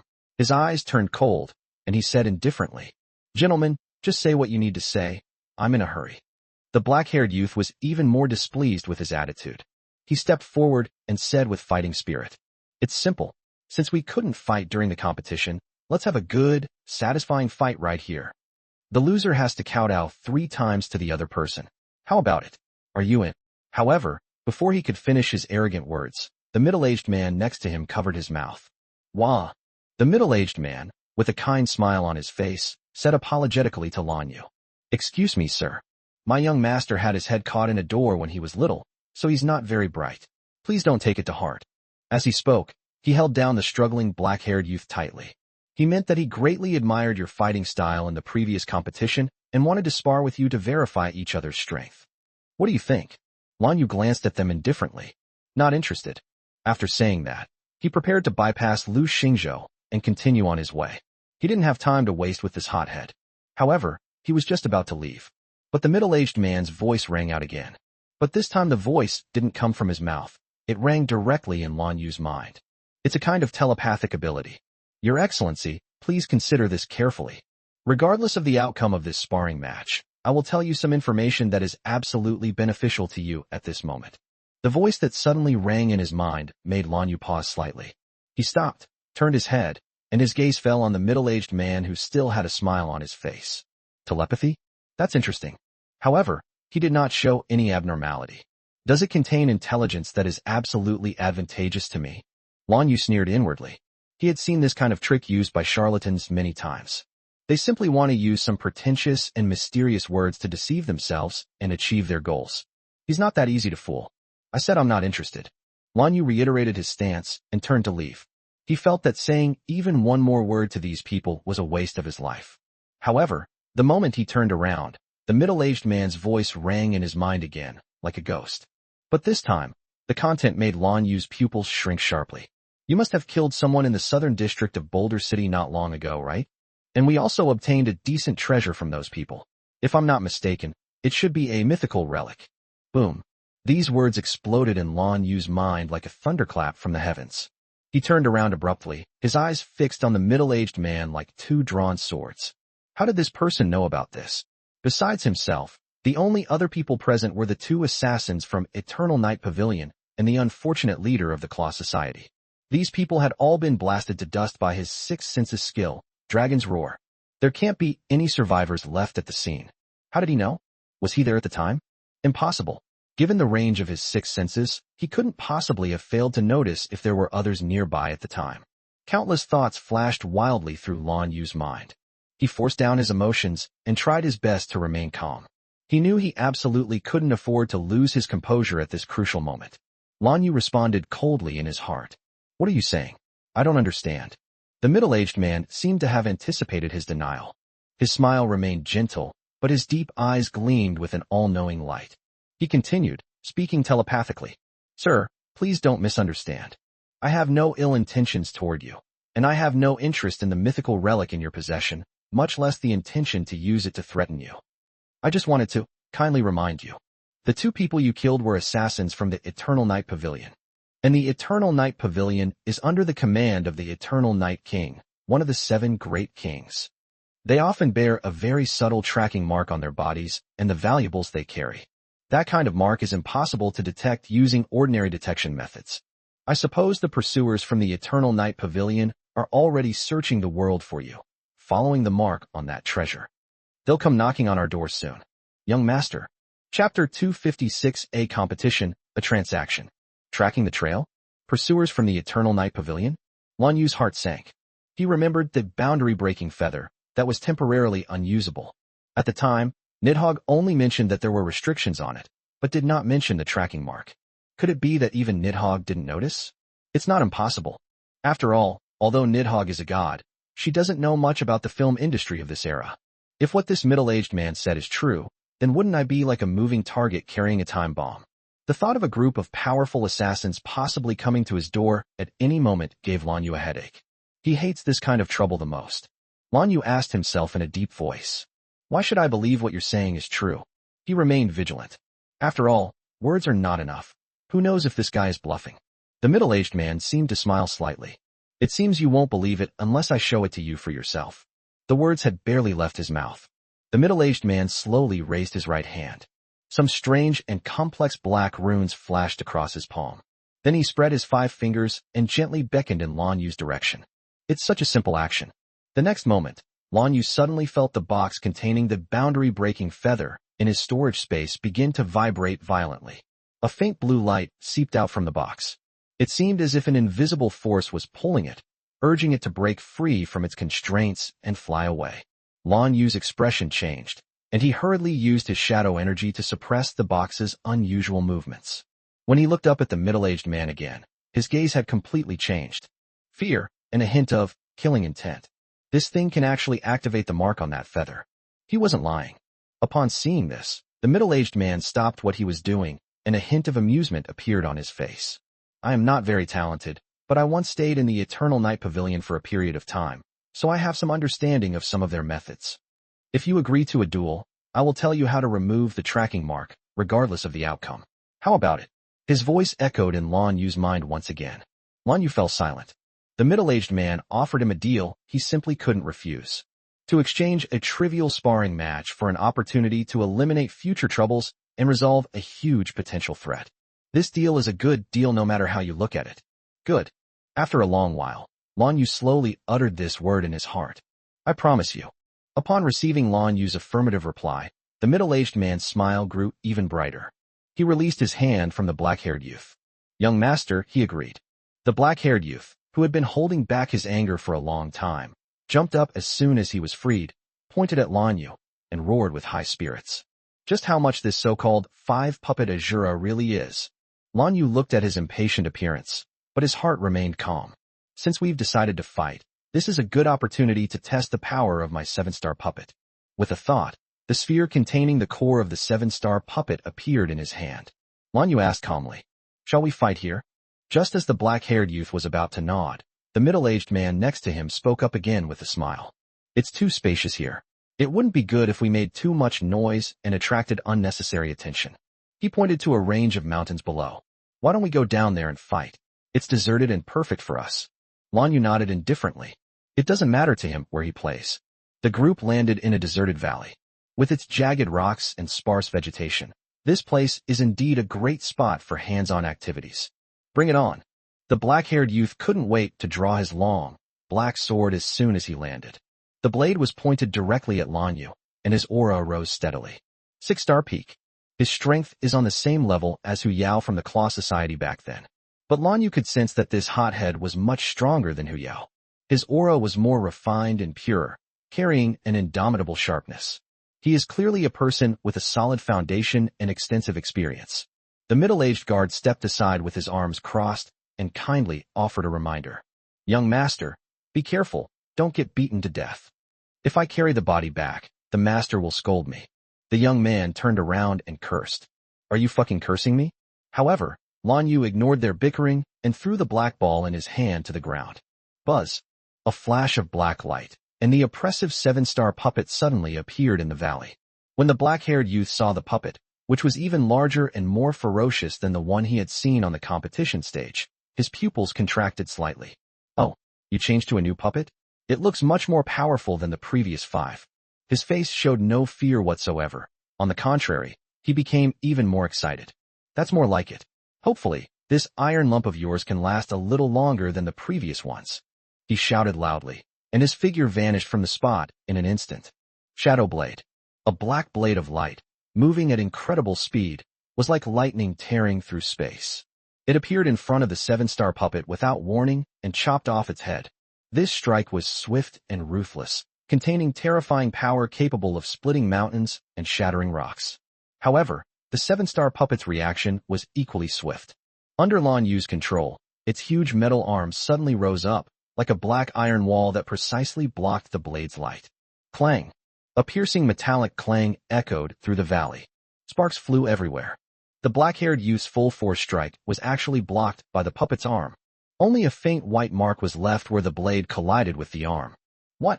For the first time, a look of horror appeared on the black-haired youth's face. His Shadow Blade is his most prized skill. Combined with the treasured sword in his hand, it can cut even a defensive shadow weapon of the same level in two with a single strike. But this puppet in front of us actually blocked it without getting hurt with its own flesh. No, with its arm? Just how ridiculously hard is this thing? Before he could recover from his shock, the 7-star puppet's arm that had blocked the attack suddenly spread its 5 fingers, transforming into a giant iron claw that slashed down at his head. The howling wind made it almost impossible for the black-haired youth to breathe. He was greatly alarmed and quickly sheathed his knife. He then pushed off with his feet and retreated rapidly, narrowly avoiding the grab. Boom! The enormous iron claws landed where he had just stood, tearing 5 deep furrows into the hard rock. Looking at the horrifying claw marks, a bead of cold sweat appeared on the black-haired youth's forehead. If he were caught red-handed, he had no doubt that he would be instantly crushed into a lump of minced meat. "You've got some skill." He steadied himself, his gaze becoming extremely solemn. He realized he had underestimated the puppet in front of him. This thing's strength has definitely surpassed the 6-star level and reached 7 stars. A 6-star Shadow Master control a 7-star level puppet? What kind of monster is this kid? Chapter 257, let's kowtow 3 times first. The last trace of disdain in the black-haired youth's eyes vanished completely, replaced by an unprecedented solemnity. He took a deep breath, and the shadow energy in his body surged violently like boiling water. Wolf Shadow Clone. He let out a low shout, and the shadow energy around his body surged violently. The next second, 2 clones identical to him, made of pure shadow energy, appeared on his left and right sides. 3 black-haired youths simultaneously wielded long swords and charged at the 7-star puppet from 3 different directions once again. That's interesting. Lan Yu, watching this scene from afar, nodded in approval. This hothead's shadow skills are indeed quite impressive, especially his tricky swordsmanship. This incredibly realistic clone technique is definitely top tier at the 6-star Shadow Master level. Any opponent of the same level would probably be in a panic and completely disorganized by now. Unfortunately, he encountered himself today, and the person he was playing with wasn't even human. Despite being attacked from 3 sides, the 7-star puppet's scarlet electronic eyes remained completely unmoved. Under Lan Yu's mental control, its enormous, almost clumsy body made an incomprehensible move. Suddenly, its knees sank, and the rocky ground beneath its feet was instantly covered with spiderweb-like cracks. Immediately afterwards, those 2 metal thighs, comparable to giant pillars, suddenly burst forth like springs compressed to their limit. Boom! The ground cracked open, and its enormous body leaped high into the air, and slammed down on the 3 black-haired youths below like Mount Tai. Not good. The black-haired youth's expression changed drastically. He never expected that this seemingly clumsy puppet could perform such tricks. He quickly directed his 2 clones to meet the giant foot that was falling from the sky, while his main body swiftly dodged backward. Bang! Bang! 2 muffled thuds. The 2 shadow clones were crushed like bubbles the moment they touched the giant puppet's foot, serving no purpose whatsoever. The puppet landed heavily on the ground with a loud thud, and the entire valley seemed to tremble. Although he escaped a fatal blow, the black-haired youth's situation became even more passive. The 7-star puppet gave him no chance to breathe. As soon as it landed, the ancient rune on its chest suddenly lit up. Buzz! A powerful energy gathered in its chest. The next second, a thick, dark red beam of energy, powerful enough to pierce through mountains, suddenly shot out from its chest, heading straight for the black-haired youth's body. Magic Annihilation Cannon. This is the strongest attack method that this 7-star puppet possesses. The beam of light was incredibly fast, arriving in front of the black-haired youth almost instantly. A deadly sense of crisis made the hairs on the black-haired youth's body stand on end. His pupils contracted sharply. He tried to dodge, but it was too late. At this critical moment, he could only pour all the shadow energy in his body into the long sword in his hand. A crisscrossing net of blades formed in front of him, attempting to block this devastating attack. Rumble! An even more terrifying explosion rang out in the valley. The dark red energy and the black blade light collided and annihilated each other wildly. The entire valley was bathed in dazzling light. Lan Yu, who was some distance away, squinted as he looked at the epicenter of the explosion. He knew the battle should end. Really, when the light fades, the black-haired youth knelt on the ground, panting heavily. A deep, bottomless ravine was left in the ground in front of him, stretching all the way to the end of the valley. Although he barely managed to block the shot, he was already on the verge of exhaustion. The precious sword in his hand was covered with cracks and was almost shattered. He himself was dressed in rags, with a trace of blood at the corner of his mouth, looking extremely disheveled. He looked up at the unharmed, still terrifying 7-star puppet, and for the first time, a hint of helplessness appeared in his eyes. He lost. A complete and utter defeat. Just then, the 7-star puppet raised its arm again. However, just as it was preparing to deliver the final blow to the black-haired youth, its movement suddenly stopped. The black-haired youth was startled and looked up. The 7-star puppet, which he had previously destroyed, was now healing the crack in its chest caused by his sword energy at a speed visible to the naked eye. In just a few breaths, the crack disappeared without a trace, as if it had never existed. This can even repair itself. The black-haired youth was completely dumbfounded. If you can't beat them but can't kill them, how are you supposed to play like this? What he didn't know was that this puppet could self-repair indefinitely as long as there was a sufficient supply of shadow energy. Lan Yu's shadow energy is limitless. So to him, this 7-star puppet was a indestructible fighting machine. Seeing the black-haired youth's desperate expression, Lan Yu was too lazy to continue playing. He manipulated the puppet to slowly walk forward. The battle was decided in 5 minutes. The black-haired youth was punched in the stomach by the 7-star puppet. He flew backwards, his body arched like a boiled shrimp. He fell heavily at the feet of the middle-aged guard, completely losing his fighting ability. Young master. The middle-aged guard looked at the black-haired youth who had fallen unconscious at his feet, but the smile on his face did not diminish. On the contrary, it seems to have gotten even worse. He crouched down to check the young man's injuries and found that he was not seriously hurt.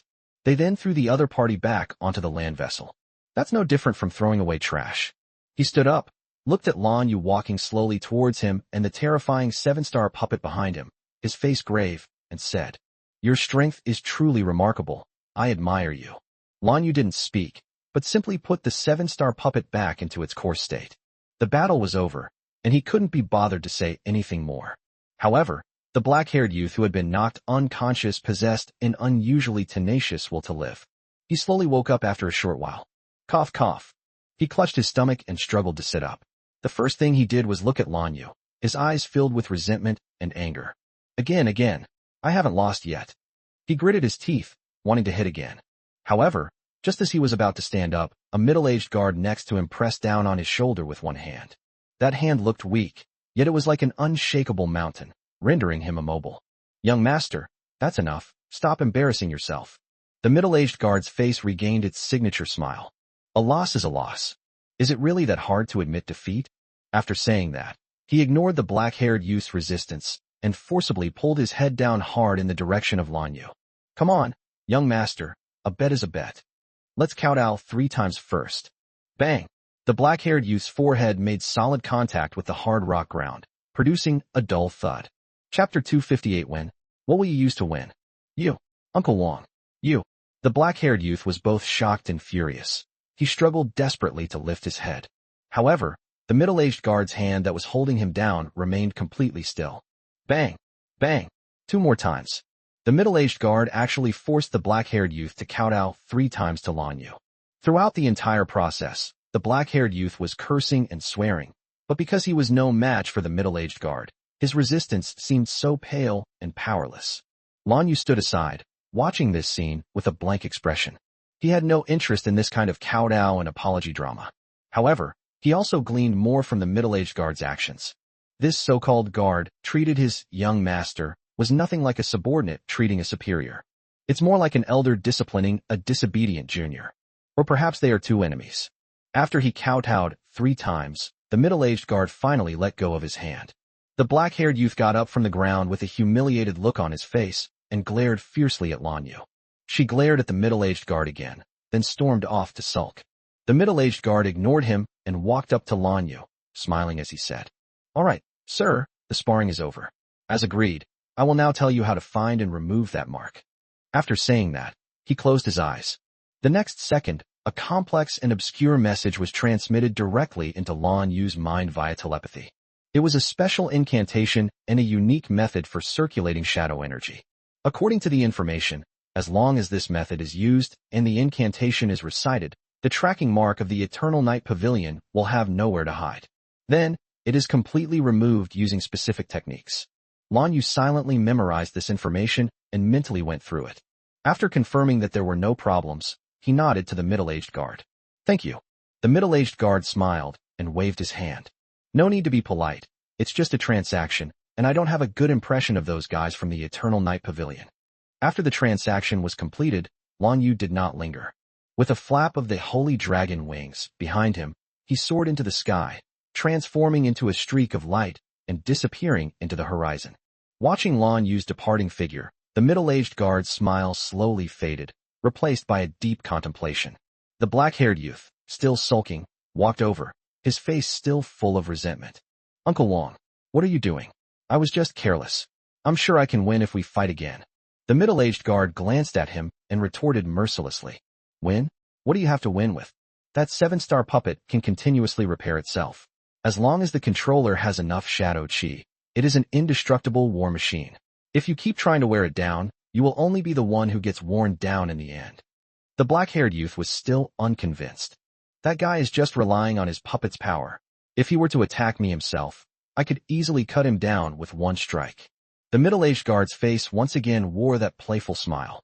Yeah, I feel like they were already holding back by using that 7-star puppet to fight you. If I'm wrong, and he really does go in person, I'm afraid you won't even last one round. The black-haired youth seemed to have heard the biggest joke imaginable. What? Uncle Wong, you're not kidding, are you? He's only a 6-star like me. How could I not even last one round against him? But halfway through the argument, he quieted down. Because he knew Uncle Wong well, the other man's ability to judge people was exceptionally accurate. The middle-aged guard shook his head and offered no further explanation. His gaze turned toward the direction where Lan Yu had disappeared, his expression growing increasingly solemn and complex. And for some reason, I always have a very strange feeling. The black-haired youth asked curiously. How does it feel? The middle-aged guard paused, then slowly uttered a sentence that left the black-haired youth dumbfounded. I have a feeling, if I had done it myself just now. I'm afraid I can't beat him either. What? The black-haired youth was utterly shocked, staring at his uncle in disbelief. What nonsense are you spouting? Didn't you just recently become an 8-star Shadow Master? An 8-star Shadow Master think he couldn't beat a 6-star Shadow Master? This is simply a fantasy. The middle-aged guard looked at his shocked expression, remained silent for a moment, and then gave a self-deprecating laugh. Maybe it's just my imagination. He said it like that, but the feeling in his heart was exceptionally clear. That blue-haired youth is no ordinary person. He harbored far more secrets than he imagined.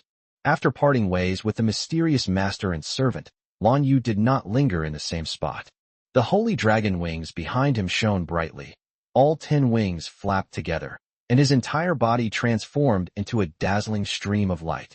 It tore through the sky and disappeared instantly at the horizon. High in the sky, the gale force winds were like knives, howling as they lashed against our bodies. But for Lan Yu, who possesses the body of a king, these are nothing more than a gentle breeze. While maintaining high-speed flight, he repeatedly rehearsed the secret technique he had just received from the middle-aged guard in his mind. It was an extremely complex and obscure incantation, accompanied by a unique method of circulating shadow energy, completely different from any other method of cultivating shadow energy he knew. It's more like a reverse analysis and interference. According to the description in the information, the tracking mark of the Eternal Night Pavilion is not a simple shadow mark. It is a special rune that has a weak connection with the laws of space, and is extremely well hidden. Ordinary detection methods simply cannot detect it. This is why even Nidhogg didn't realize it at the time. After all, Nidhogg is a god. However, her understanding of the various strange and unusual methods developed by filmmakers in this era was not comprehensive. To remove this mark, one must first use a specific method of circulating shadow energy.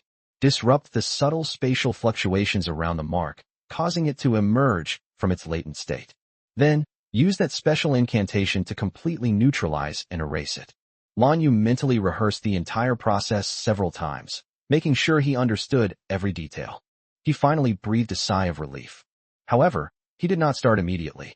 This is high in the sky, and although it's a remote place, no one can say for sure what might happen to pass by. The process of removing the mark must be completely undisturbed. He needed to find a place that was absolutely safe and completely hidden. Lan Yu activated his 6 senses, and his immense perception spread like an invisible net, enveloping the continuous mountain range below. Soon, he discovered a hidden cave deep in the mountains and forests. The cave was hidden behind a waterfall, its entrance concealed by dense vines. If he hadn't used his 6 senses to conduct a thorough search, it would have been almost impossible to find with the naked eye alone. This is it. Chapter 259 is probably not short of money. Lan Yu moved swiftly, like a nimble bird, silently passing through the water curtain and landing in the cave. The cave was dry and spacious, filled with a faint, earthy smell. It's clear that no living creatures have visited for a long time. Just in case, Lan Yu first summoned the 7-star puppet and ordered it to guard the cave entrance. This enormous war machine is like a silent guardian deity. Any creature that dares to approach will be torn to shreds in an instant. After doing all this, Lan Yu sat down cross-legged at the deepest part of the cave. He took out the black box containing the boundary-breaking feather from his storage space. As soon as the box appeared, Lan Yu felt a faint sense of being watched. This feeling was extremely subtle. If he hadn't just obtained the method to eliminate it and hadn't deliberately tried to sense it, he probably wouldn't have been able to detect it at all. There really is something. Lan Yu's eyes turned cold. The thought of carrying this thing around all the time makes me feel like a moving target. He felt a surge of unease, knowing that assassins from the Eternal Night Pavilion might come knocking on his door at any moment. What he hates most is the feeling of being secretly watched. Without further hesitation, Lan Yu took a deep breath and began to circulate the shadow qi within his body according to the method in his mind. This is a completely new experience. The power of chaos and the energy of shadow flowed slowly through his meridians in an unprecedented manner. This process was not smooth.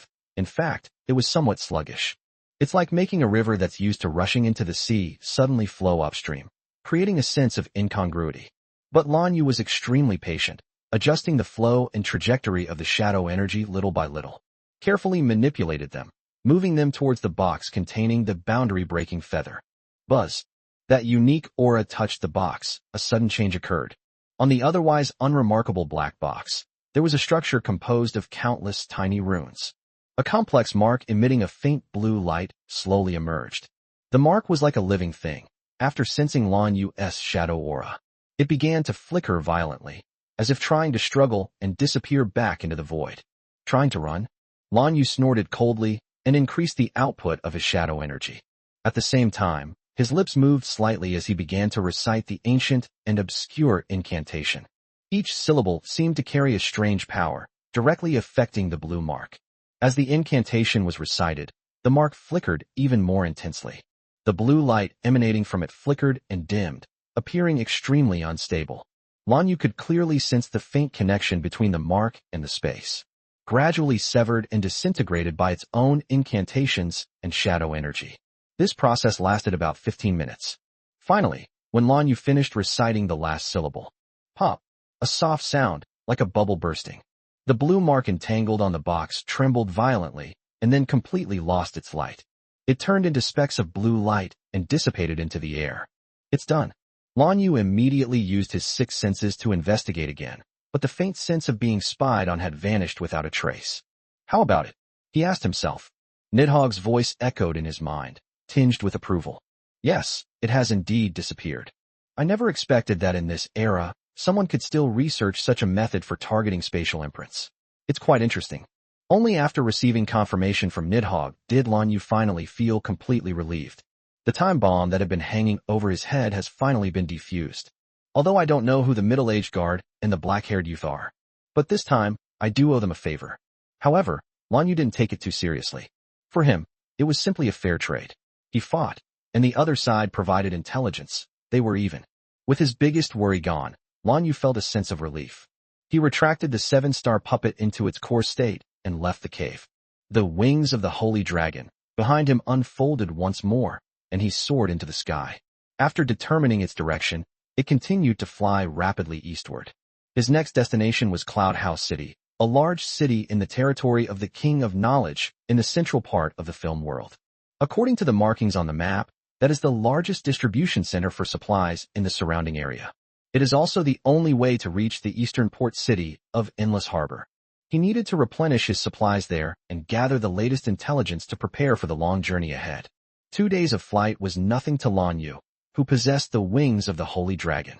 The outline of a huge city shrouded in a light mist. When the horizon appeared, Lan Yu knew he had arrived at his destination. He slowly descended and landed in a grove of trees several miles from the city gate.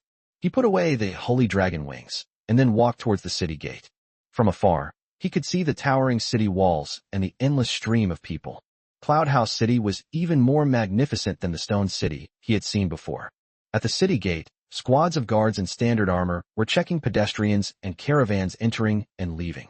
Lan Yu walked forward at a leisurely pace, following the flow of people. However, the closer Lan Yu got to the city gate, the more he frowned. He noticed that the procession at the city gate was moving unusually slowly, and the atmosphere was somewhat oppressive. Everyone who wants to enter the city, whether they are Shadow Clan or any other race, must obediently hand over a few glittering shadow crystals when being checked by the city gate guards. This is clearly blatant solicitation of bribes. Lanyu was not surprised by this. Such things happen all the time. He has never liked to cause trouble, adhering to the principle that it's better to avoid trouble. He took out several pieces of decent quality shadow crystal from his storage space, intending to pay for them directly later. However, while he was waiting in line, a considerable commotion suddenly broke out in front of him. Hey, what do you mean? Didn't we agree on 5 shadow crystals per person? How come it's 50 for us? A voice that sounded somewhat unconventional, yet carried a hint of coldness, rang out. Lanyu looked in the direction of the sound, and saw 2 well-dressed Shadow Clan youths who did not look like locals being stopped by a group of guards. The one who spoke was one of the black-haired youths. He wore a black eye patch over his left eye, leaving only his right eye exposed, which gleamed with impatience and danger. The guard captain, whom he was questioning, had a greedy and arrogant expression on his face. He looked the 2 of them up and down, and said with a forced smile, "Judging from your distinguished attire, you 2 are probably not short of money. 50 shadow crystals are nothing to you, right? Stop talking nonsense and pay up. There are other people waiting." Chapter 260 shouldn't be such a coincidence. The guard was clearly taking advantage of the fact that the 2 were from out of town and looked wealthy. He then hatched a wicked plan to raise the price at the last minute and extort a large sum of money from the customer. Heh! The one-eyed youth sneered, his laughter devoid of any warmth. "You think you're so great, huh?" Before he finished speaking, his figure vanished from the spot in an instant. The next second, he appeared in front of the guard captain as if by magic. One hand, like an iron clamp, gripped the other person's neck tightly, lifting him into the air. The guard was off the ground, struggling desperately, his face turning red. He made a hoarse sound in his throat, but couldn't utter a complete sentence. The one-eyed youth's voice was cold and devoid of any emotion. "That's good enough." Seeing that we were well-dressed, they assumed we were easy targets from out of town and tried to raise the price on the spot, which is a bit unethical. He spoke softly, but everyone around him could hear him clearly. It turned out the guard was trying to extort money, but he ran into a brick wall. Such things are common in many places, but it is truly rare to see someone who dares to take action directly at the city gate like this one-eyed youth. "How dare you?" The other guards finally reacted, drawing their weapons and surrounding the 2 men. A burly man who looked like the guard captain pointed at the one-eyed youth and shouted sternly, "Who are you? How dare you attack the guards of Cloud House City? Put him down right now." Upon hearing the words Cloud House City, the surrounding onlookers instinctively took a few steps back. Her gaze toward the 2 men held a hint of pity. Everyone knows that the city lord of Yunwu City is a 7-star lord-level powerhouse, and he is no pushover. Those who offend the city lord in this city usually don't fare well.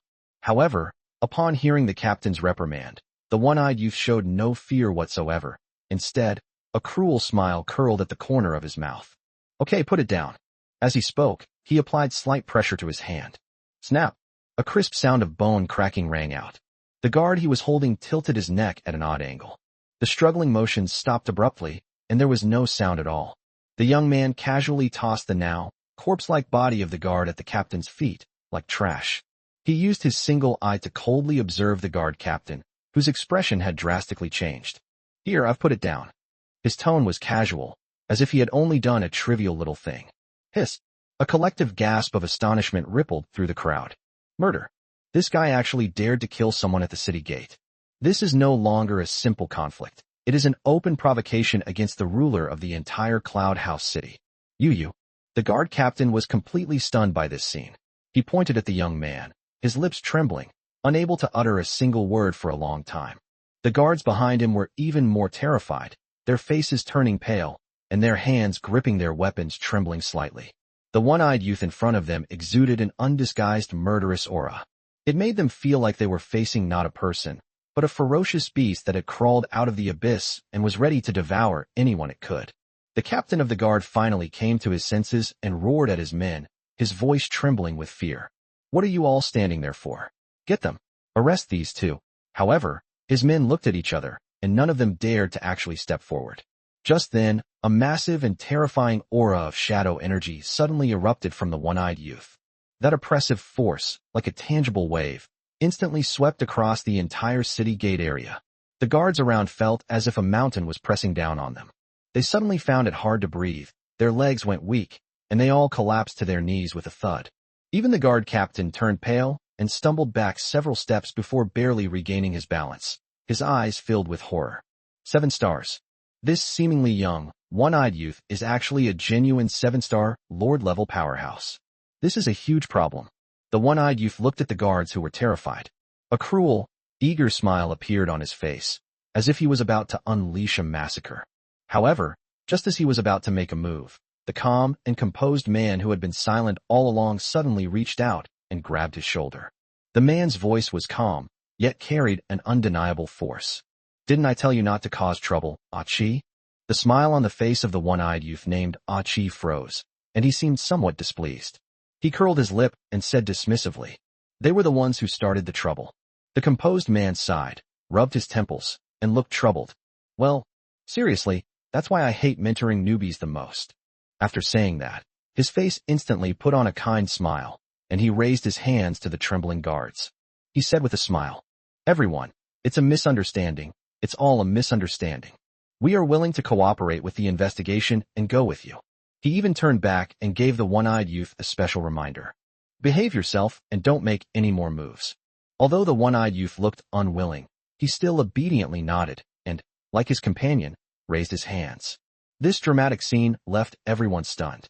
One second they were murderous and ready to wreak havoc. The next second they raised their hands and surrendered. What kind of operation is this? The guards were stunned, looking at each other, unsure of what to do.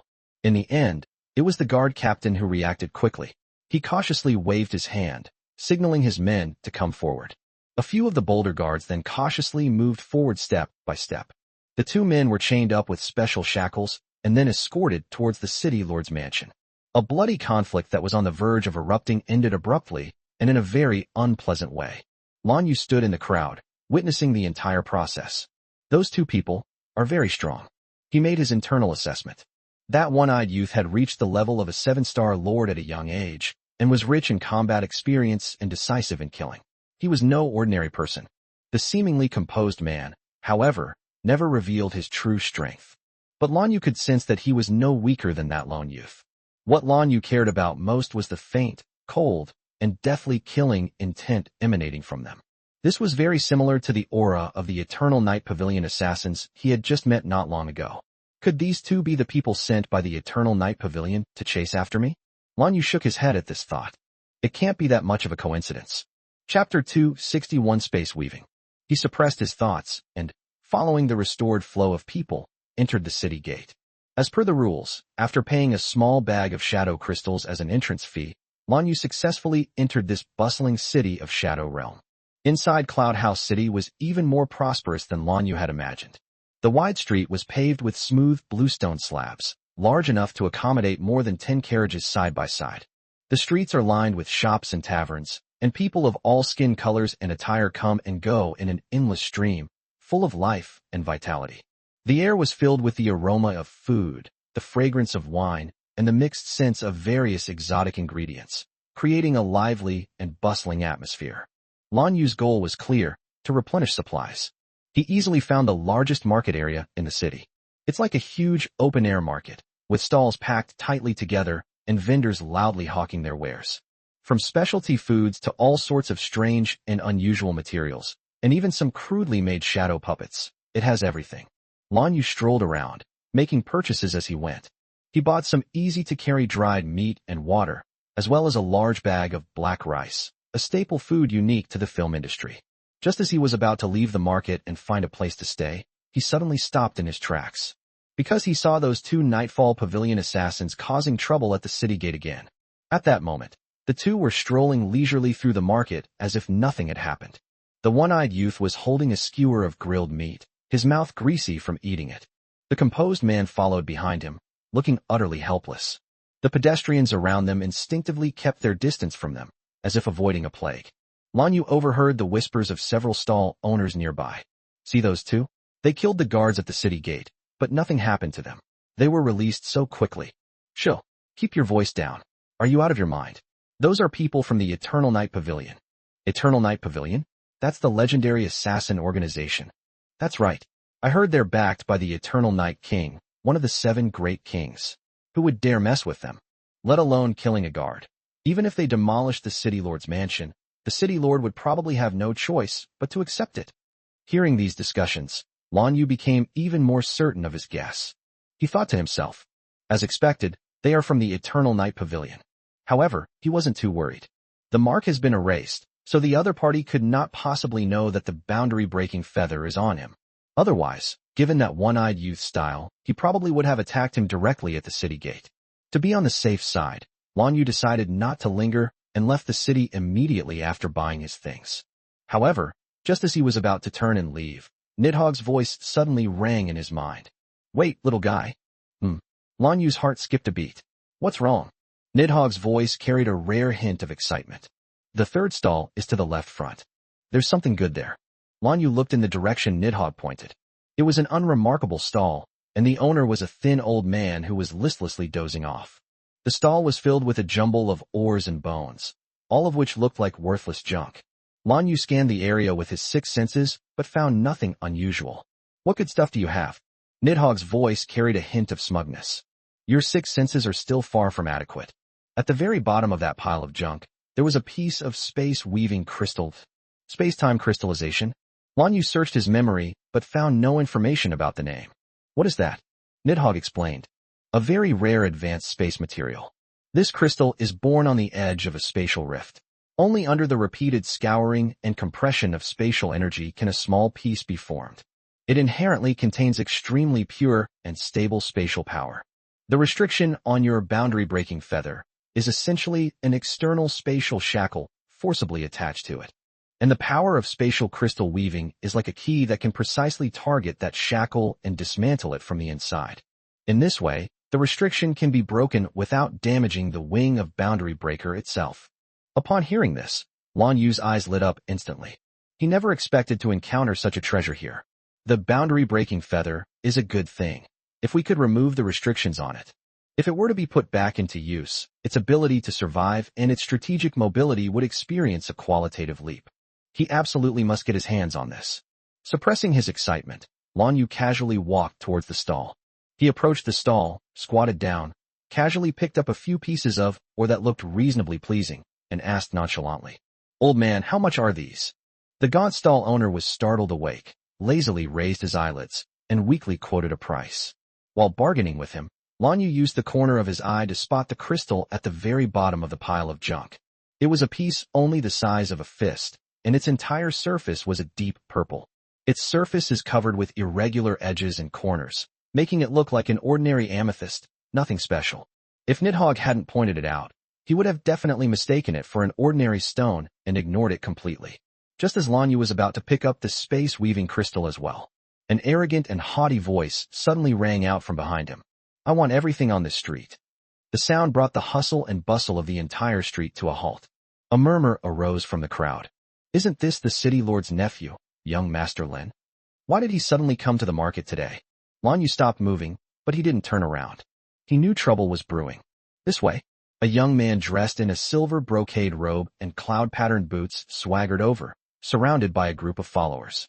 This person is Lin Yu, the nephew of the city lord of Yunwu City. At this moment, young Master Lin was very agitated, extremely agitated. As the nephew of the city lord of Yunwu City, he usually lived a very comfortable life. "Wherever I go, I'm always surrounded by people who fawn over me and say all sorts of nice things to me." He also knew that everything he had now was thanks to his uncle, the city lord. Therefore, pleasing his uncle was the most important lesson he learned in his life. The problem is, he was having too much fun with some friends a few days ago, and completely forgot about something extremely important. Tomorrow is his uncle's birthday. He hasn't even prepared a decent gift yet. If his uncle finds out, he'll be skinned alive. Lin Yu broke out in a cold sweat at the thought of his uncle's imposing face. In desperation, he could only come up with this simple and crude method. They booked the entire street. Buy everything from every stall in the market. He refused to believe that among so many things, he couldn't find a treasure that would satisfy his uncle. "What are you all standing there for? Didn't you hear what our young Master Lin said?" One of Lin Yu's henchmen yelled at the surrounding stall owners. "Pack up all your things. I'll take them all." The stall owners were stunned at first, then their faces lit up with ecstatic joy. Who cares about his background? When you encounter a god of wealth like this, why not quickly cling to his coattails?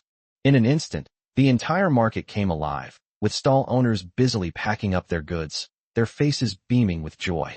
The onlookers, sensing the situation, quickly dispersed to make way for the arrogant young master. Soon, the once crowded streets became empty, except for that blue-haired youth who was still squatting in front of the stall, picking out stones by himself. Hey, you over there, are you deaf? Chapter 262, all he wanted to do now was get rid of this big shot as soon as possible. That young nobleman seemed to be a relative of some important figure in Cloud House City, judging from his arrogant and fearless demeanor. The bodyguards around him were all around 5-star level.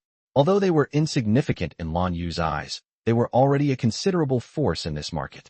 The surrounding stall owners and pedestrians, witnessing this scene, dared not speak out in anger and all avoided it.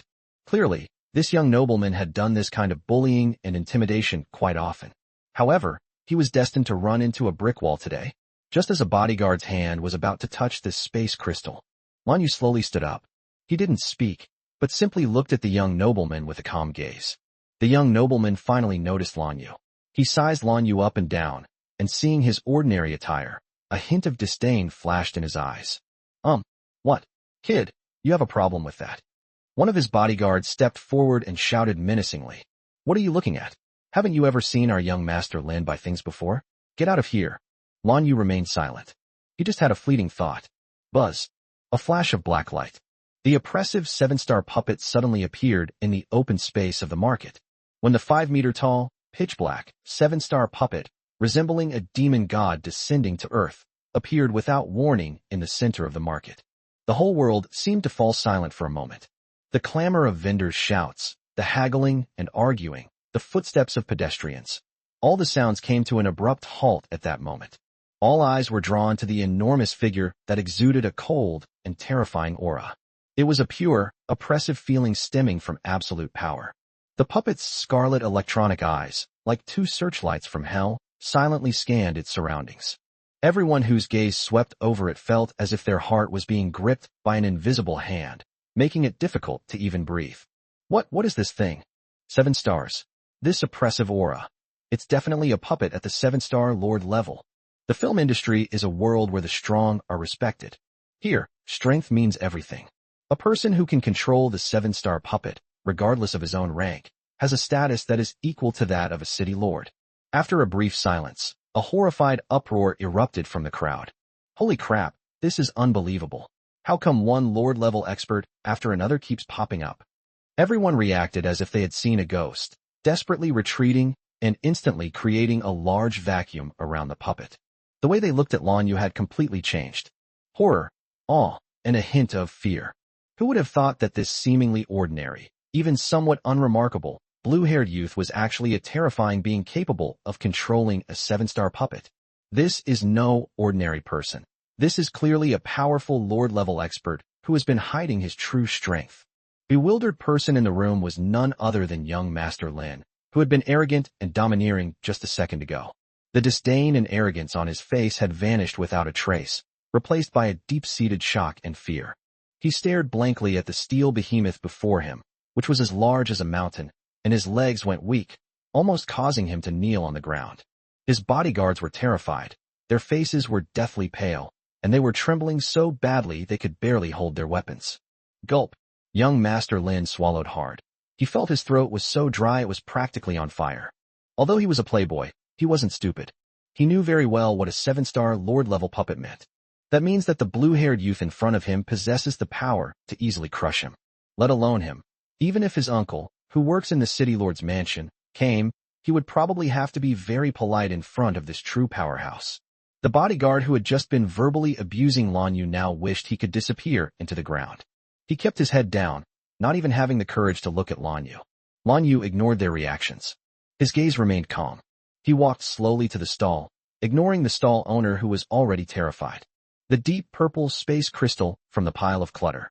Upon handling the crystal, a cool sensation was felt, and at the same time, a faint yet peculiar spatial fluctuation emanated from it. Nidhogg's voice confirmed. That's right, that's it. Lan Yu nodded in satisfaction. He turned around, looked at the still dazed young Master Lin, and spoke softly, his voice not loud, but clearly reaching the ears of everyone present. I'm taking this. His tone was flat, without threat or command, as if he were stating a fact. However, this fact carries undeniable weight when contrasted with the terrifying pressure emanating from the seven-star puppet. Young Master Lin was jolted awake and suddenly came to his senses. He looked at the purple crystal in Lan Yu's hand, then at the demon-like puppet behind Lan Yu. His expression went from pale to ashen, a truly fascinating sight. Give up? He's really lost face today.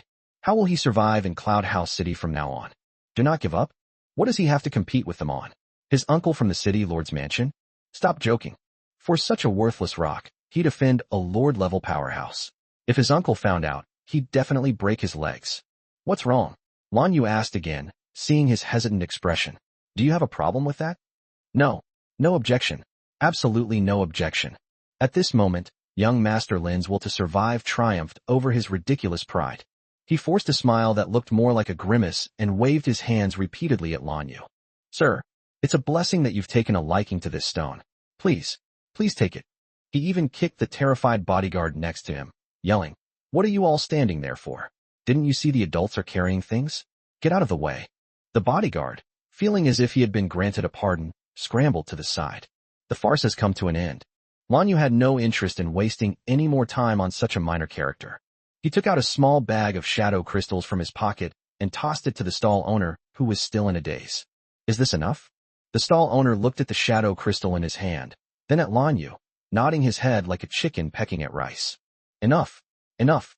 Sir, it is my honor that you have taken a liking to my things. How could I possibly accept your money? Consider this stone my tribute to you.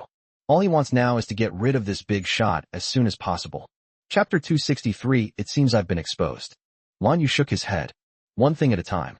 After saying that, he ignored everyone, put this space-weaving crystal into his bag, and then with a thought, he also returned the seven-star puppet to its core state.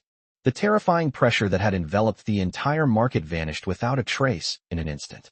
Everyone felt a sense of relief and breathed a long sigh of relief, as if they had survived a disaster. Lan Yu turned around, preparing to leave this place of trouble. However, in the instant he turned around, his six senses keenly caught a gaze full of inquiry and scrutiny. That gaze came from the second floor of a tea house not far away. Lan Yu felt a chill run down his spine and glanced discreetly in the direction of that gaze. Two people were sitting by the window of the tea house. It was those two assassins from the Eternal Night Pavilion. At that moment, the composed man was slowly sipping his tea, while the one-eyed youth was staring intently at him with an excited expression. On their table was a strange, compass-like object. Lan Yu's pupils contracted slightly. He sensed something was wrong. The second floor of the tea house, a window seat. The composed man is Xia, a senior assassin from the Eternal Night Pavilion. He was slowly savoring a cup of fragrant cloud and mist tea. He liked this feeling. In between completing tasks, he would find a lively place and quietly watch people come and go, enjoying a moment of peace. This is a rare moment of relaxation for him. However, the newcomer beside him always managed to easily break the tranquility. Senior, look, the one-eyed youth, He, excitedly slapped the table, pointed towards the market outside the window, and his voice trembled slightly. Xia Lian didn't even bother to lift his eyelids, and simply said indifferently, What's all the noise about? You're about to spill the tea. Achi said urgently. No, senior. Look down there. That blue-haired kid. He summoned a seven-star puppet. Oh. Upon hearing the words, seven-star puppet, Xia finally showed a reaction. He put down his teacup and looked in the direction Achi was pointing. With just one glance, his gaze froze slightly. In the center of the market, the pitch-black puppet exuding a terrifying aura was indeed a genuine seven-star, lord-level being.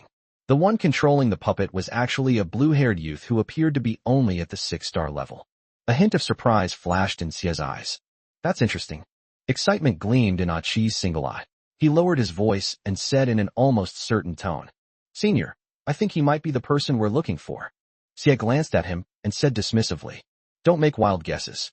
How could someone who could kill two of our colleagues and erase the mark on the boundary-breaking feather be such a small fry who fights with people in the market?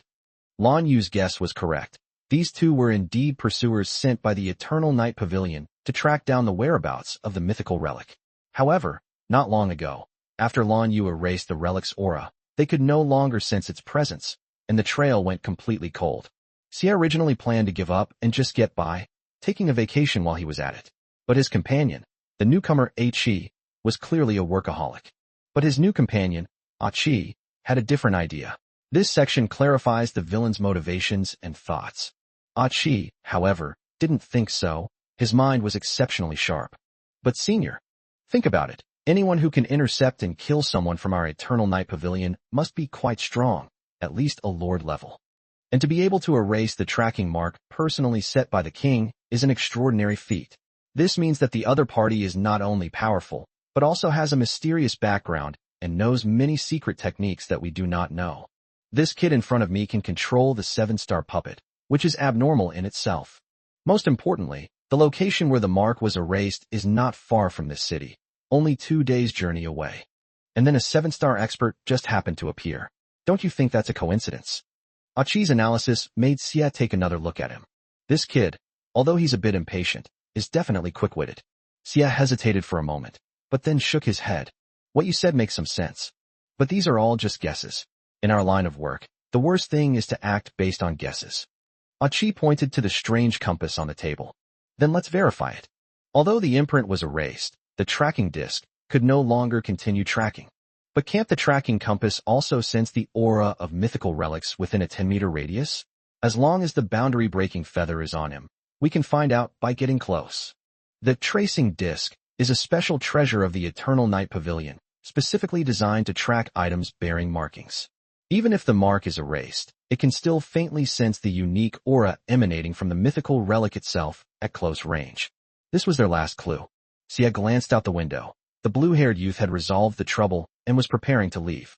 He sighed. Although he thought Achi's idea was a bit far-fetched, as the other party said, it wouldn't hurt to give it a try. What if this kid actually guessed right? He picked up the tracking disc on the table and pointed it in the direction the blue-haired youth had left. See, I told you so. Xia's words were cut off midway through his sentence, because he saw that the pointer on the tracking disc had been stationary. The moment it aimed at the blue-haired youth, it suddenly started spinning violently, as if it had gone mad. The speed at which it rotated was so fast that it even produced a slight, buzzing sound. On Xia's perpetually lazy face, his pupils suddenly contracted to the size of pinpoints. Xia was stunned for a moment, but quickly came to his senses. He quickly turned his head and said, 7. Don't be impulsive. We need to think this through carefully. However, when he turned around, he found that the seat next to him was empty. That one-eyed youth had long since disappeared. Xia cursed inwardly. That impatient bastard. Xia's face instantly turned extremely ugly. He knew Achi's personality too well. Once that guy spotted his prey, they would pounce on it without hesitation, just like sharks that have smelled blood. He didn't have time to think. In a flash, he disappeared from the second-floor window. Coldly addressed a guard from the city lord's mansion downstairs in a commanding tone. Immediately notify your city lord to seal off the entire city, and tell him to bring reinforcements immediately. At the same time, as Lan Yu prepared to leave the market, his ominous premonition grew stronger. It felt like being stalked by a venomous snake, cold, sticky, and terrifying. Something's not right. Lan Yu didn't stop walking. In fact, he quickened his pace. He could sense that he had been exposed. Chapter 264. How could he just die like that? Although it's unclear what methods the other party used, those 2 assassins from the Eternal Night Pavilion were absolutely certain that he had identified himself. He must leave here immediately. He quickened his pace and headed toward a secluded alleyway in the city. The deep, narrow alleyways are like an inconspicuous scar in the fabric of the city. The towering walls on both sides blocked most of the sunlight, making the place dark and damp. A faint musty smell and the sour stench of rotting garbage filled the air. Occasionally, a few large shadow mice would dart through the garbage heap in the corner, making a rustling sound. Lan Yu stopped at the end of the alley. This is a dead end. He turned around and calmly looked towards the alley entrance. He did not choose to continue running away, because he knew that since he had already been locked on, simply running away would be pointless. Only by completely resolving the troubles that have followed can the matter be put to rest. This is the grave he chose for his hunters. Tap, tap, tap. The crisp sound of footsteps echoed in the quiet alleyway, growing louder as it approached. A tall, slender figure appeared at the alley entrance. It was that one-eyed youth, Achi. He walked over step by step, a playful smile on his face, like a cat catching a mouse. His single eye was fixed on Lan Yu, filled with a greedy and bloodthirsty light. Achi's voice carried a hint of amusement. Run? Why have you stopped running? I thought you were really capable. but all you do is run around like a mouse. He seemed to enjoy the feeling of cornering his prey. Lan Yu didn't speak, but just looked at him quietly, his eyes as calm as a bottomless, icy pool. Achi's smile grew increasingly cruel. Not saying a word? Are you scared out of your wits? That's right. Few people who are targeted by our eternal night pavilion are not terrified. He stretched out a hand and beckoned to Lan Yu with his finger. Kid, I'll give you a chance. Hand over what you took from our eternal night pavilion obediently, then cut off your own limbs, and I might consider leaving you a whole corpse. He spoke to himself as if he already held Lan Yu's life and death in his hands. However, the moment he finished speaking, buzz, an invisible wave suddenly spread out from Achi as the center. On the walls on both sides of the alley, black rune chains appeared out of thin air, instantly sealing off the entire alley and forming an airtight cage. Gray Shadow Cage. This is one of Achi's most prized control-type shadow techniques. Once trapped, not only will one be unable to escape, but even the circulation of shadow energy within the body will be greatly suppressed. In Achi's view, the battle was over. A 6-star shadow master trapped by him, whose strength was inferior to his, was simply a fish on a chopping board, at his mercy. He didn't even take out his weapon. He simply formed his 5 fingers into a claw and vanished from his spot in an instant. The next second, he appeared in front of Lan Yu like a ghost, and grabbed at Lan Yu's throat with a claw, ghostly green glow emanating from its fingertips, clearly indicating that it was coated with a potent poison. He wanted to torture this arrogant brat to death in the most cruel way possible. Despite the fatal blow, Lan Yu's face remained expressionless. He didn't even try to dodge. Just as Achi's poisonous claws were about to touch his skin, a strange armor, as black as ink and with a metallic sheen, suddenly appeared on Lan Yu's body. King's Demon Armor. Clang. A piercing clang of metal clashing suddenly rang out in the alleyway. Achi felt as if his claws were gripping a piece of refined steel. A tremendous force of recoil came from the other person's neck, making his entire arm go numb. His claws, sharp enough to pierce steel plates, shattered inch by inch the moment they touched the black demonic armor, leaving it dripping with blood. What? Achi's smile froze instantly. He stared at the scene before him in disbelief, his mind blank. How is this possible? His poison ghost claw is a defensive shadow weapon of the same level. It could easily be pierced, but this guy in front of me actually blocked it with his bare body? And it even shattered his fingernails? What on earth is this kid's body made of? Before he could recover from his shock, Lan Yu moved. He didn't use any fancy shadow techniques. He simply raised his hand slowly and grasped the hilt of the sword at his waist. Then, he drew his sword. A dark sword light flashed and disappeared in the shadowy alley. Quick. It's almost at its limit. It was so fast that even Achi's mind couldn't keep up with the speed of that sword light. A fleeting moment. Uft. A soft sound of a sharp blade piercing flesh. The shocked expression on Achi's face froze completely. He lowered his head and stared blankly at the deep, bone-revealing sword wound on his chest. Gushed out of the wound like a fountain. His life force is slipping away at an alarming rate. How could this be? A roar of resentment escaped his throat. He couldn't understand how he, a dignified 7-star lord, could be. How could he be instantly killed by a 6-star shadow master? However, he no longer had the chance to think about the answer to that question. Lan Yu's sword is too fast. Almost as soon as he was hit, his head separated from his body. A head, bearing an expression of astonishment and resentment, shot into the sky. It drew a blood-red parabola in the air before finally rolling to the ground with a gurgle. That single eye, wide open, was still fixed on Lan Yu, as if it couldn't believe what it was seeing. The headless corpse swayed for a moment, then collapsed heavily into a pool of blood with a thud. The entire alleyway fell silent once again. Only the strong smell of blood slowly spread through the air. Lan Yu slowly sheathed his sword, the Hegni sword, which remained unstained by a single drop of blood. He didn't even glance at the corpse on the ground, as if he had just casually crushed an ant. And just then, another figure appeared at the alley entrance. Thank you for being late. When he saw the scene inside the alley, he was struck dumb, frozen in place. His gaze passed over the calm-faced Lan Yu and landed on the familiar headless corpse lying in a pool of blood. His pupils shrank to the most dangerous pinpoints in an instant. Dead. Achi, he's dead just like that. From the moment he sensed that Achi had acted on his own to the moment he caught up with him, only a few dozen seconds had passed. A newly promoted, high-spirited 7-star lord, just like that, had his head chopped off. Chapter 265 Feather of the Sky. The alleyway was deathly silent. Sia stood blankly at the alley entrance, staring at the familiar headless corpse on the ground, his brain frozen for a good 10 seconds. A tremendous storm raged within him. He was well aware of the shadow's strength. Although he has only just advanced to the 7 stars level, his foundation is not yet stable. However, thanks to the secret techniques of the Eternal Night Pavilion and its endless stream of bizarre methods, his overall combat strength is enough to rival those established 7-star lords. But now, such a powerful 7-star lord was actually killed by a 6-star shadow master in such a short time. Moreover, judging from the traces at the scene, this was a crushing defeat with no suspense whatsoever. Shadow was killed before he could even put up a decent fight. This is simply a fantasy. Sia's gaze fell on Lan Yu again. The blue-haired youth in front of him remained calm and composed. There wasn't even a trace of a fight on him. It was as if he had just casually swatted a fly. That composure and indifference sent a chill down Sia's spine. He finally realized that he, or rather the entire Eternal Night Pavilion, had severely underestimated the man before him. This guy is no 6-star shadow master at all.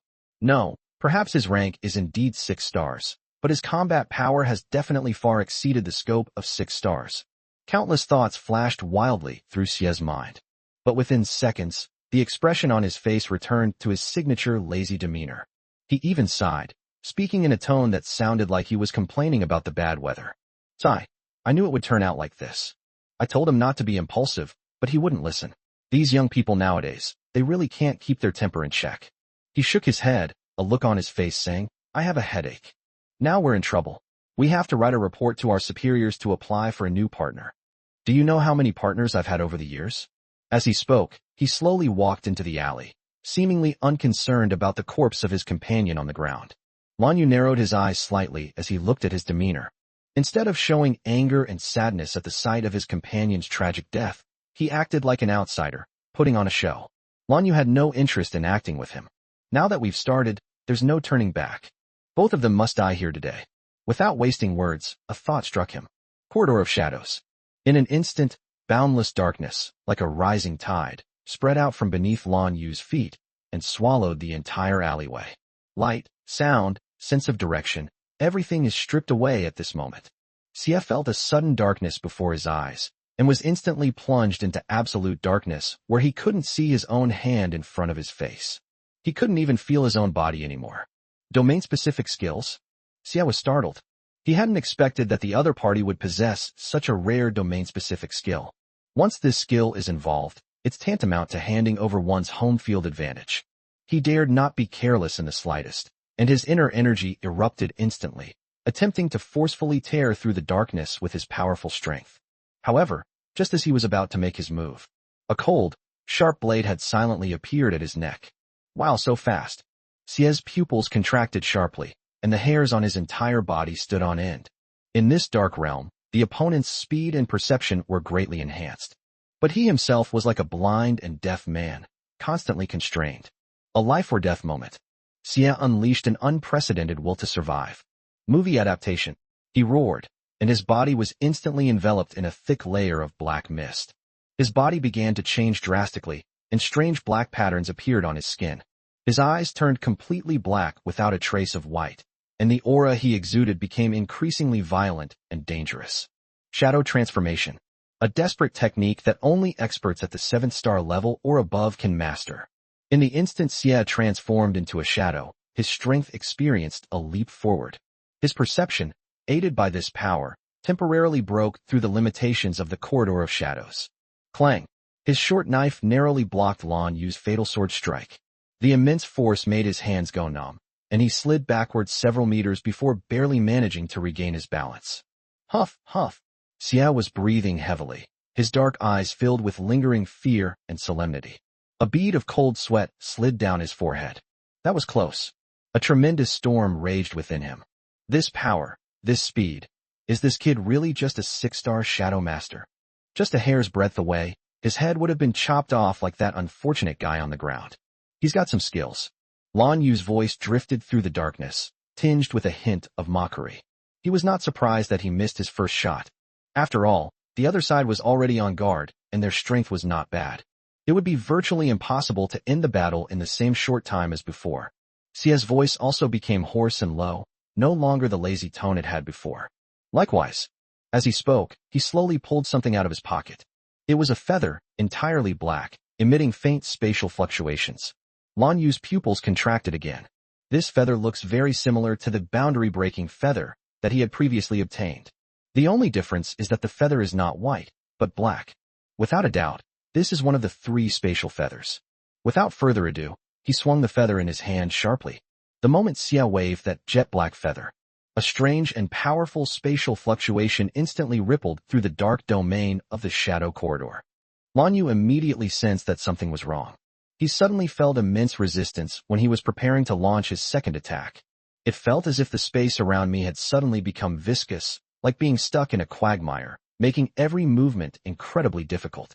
This is gravity manipulation? Lan Yu's eyes narrowed. He immediately understood that the mythical relic in the other party's hand possessed the ability to manipulate spatial gravity, just as his body froze under the weight of gravity. Xia's figure appeared to his left at an incredible speed, as if he had teleported. The short knife in his hand transformed into a black lightning bolt, piercing straight into Lan Yu's heart.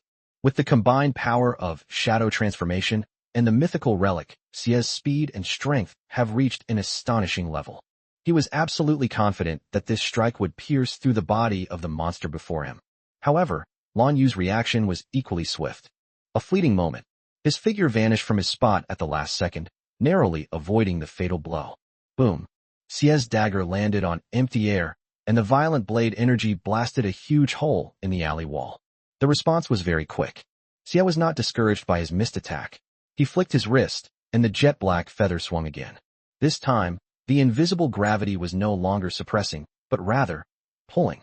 Lan Yu felt a tremendous pulling force coming from all directions, causing his body to fly involuntarily towards Xia's direction. Not good. Chapter 266 The City Lord's Arrival. Lan Yu was startled.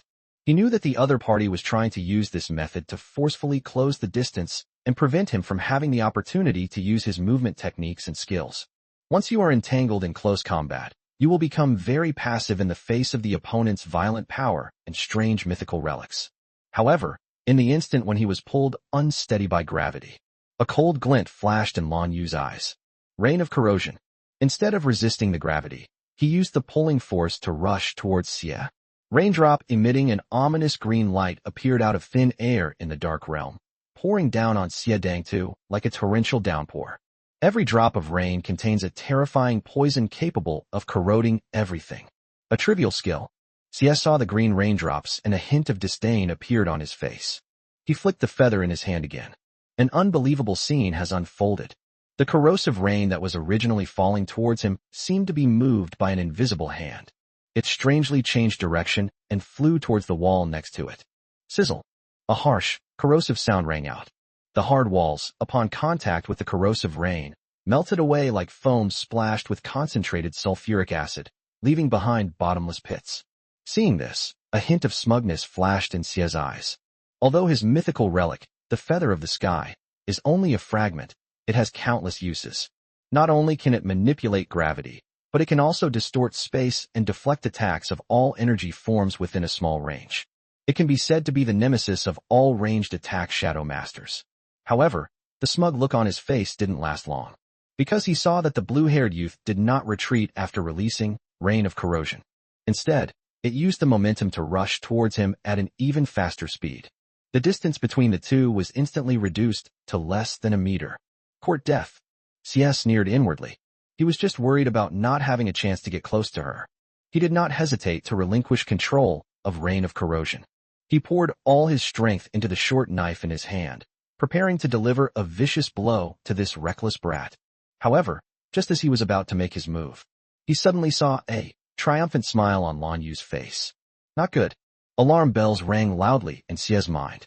He realized he might have been tricked. The opponent's use of Rain of Corrosion was not intended to attack him at all, but was a decoy. Its real purpose is to attract my attention and distract me from controlling the sky feather, thereby creating this opportunity to get close. This kid is so cunning. Unfortunately, by the time Xia realized this, it was too late. Lan Yu's sword was already drawn. It was still that black sword light, incredibly fast and domineering. A fleeting moment. This time, Xia was prepared.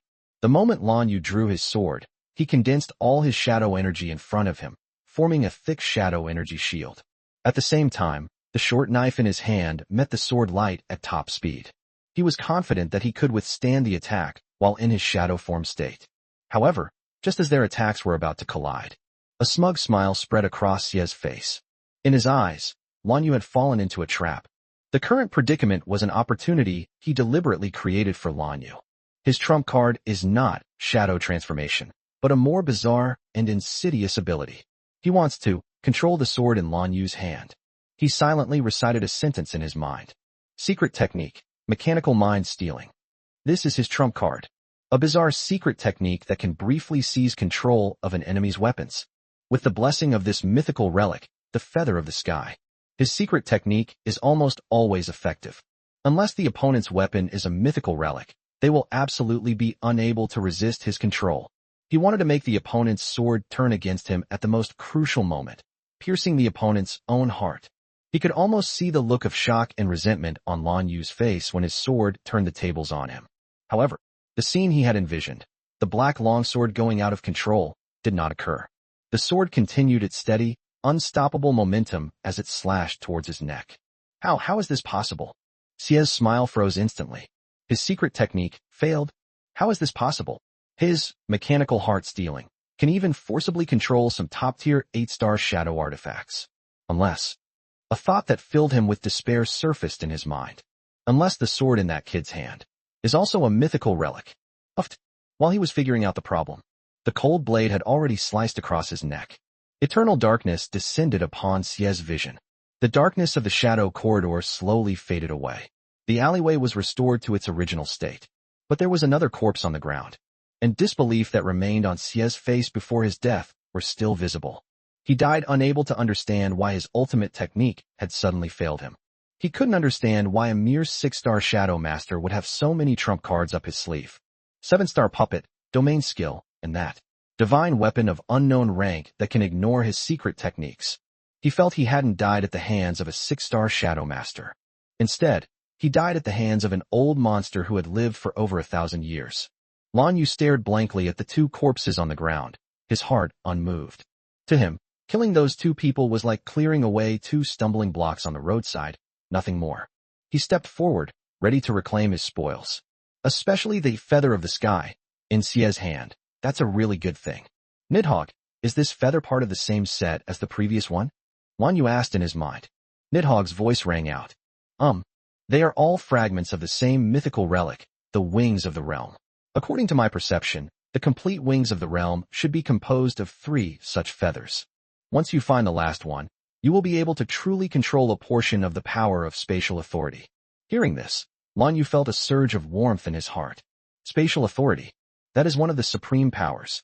Unexpectedly, this accident brought such a pleasant surprise.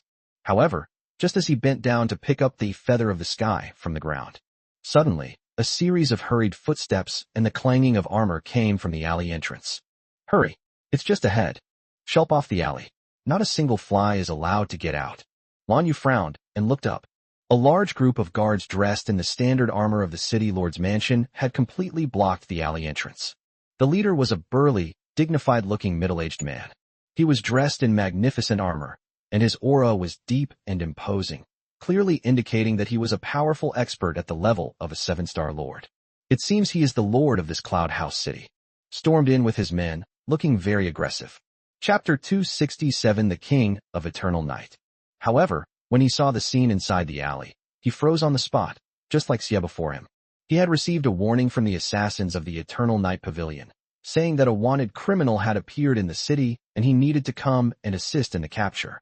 He originally thought this was just a good opportunity to curry favor with the Eternal Night Pavilion, and that he could just come and go through the motions. But he never dreamed he would see such a scene. The 2 lords of the Eternal Night Pavilion are actually dead, and he was killed in such a swift and decisive way in this inconspicuous alley. The city lord's gaze fell on the 2 gruesome corpses, his pupils contracting sharply. Although he was unaware of the exact strength of these 2 Eternal Night Pavilion masters, but he knew that those who could be sent out to carry out the mission were definitely the elite of the elite, and their strength was definitely no weaker than his, the city lord, and might even be stronger. But now, these two important figures, whom he regarded as high and mighty, have become two cold corpses. And the murderer? The city lord's gaze slowly fell on the calm-looking blue-haired youth in the center of the alley. When he met Lan Yu's cold, emotionless eyes, the city lord's heart skipped a beat. A bone-chilling cold shot from the soles of his feet straight to the top of his head. Danger. Extremely dangerous. His battle-hardened intuition was frantically warning him. The young man in front of him was definitely the most dangerous person he had ever met in his life. Escape. We must escape immediately. This was the only thought left in the city lord's mind.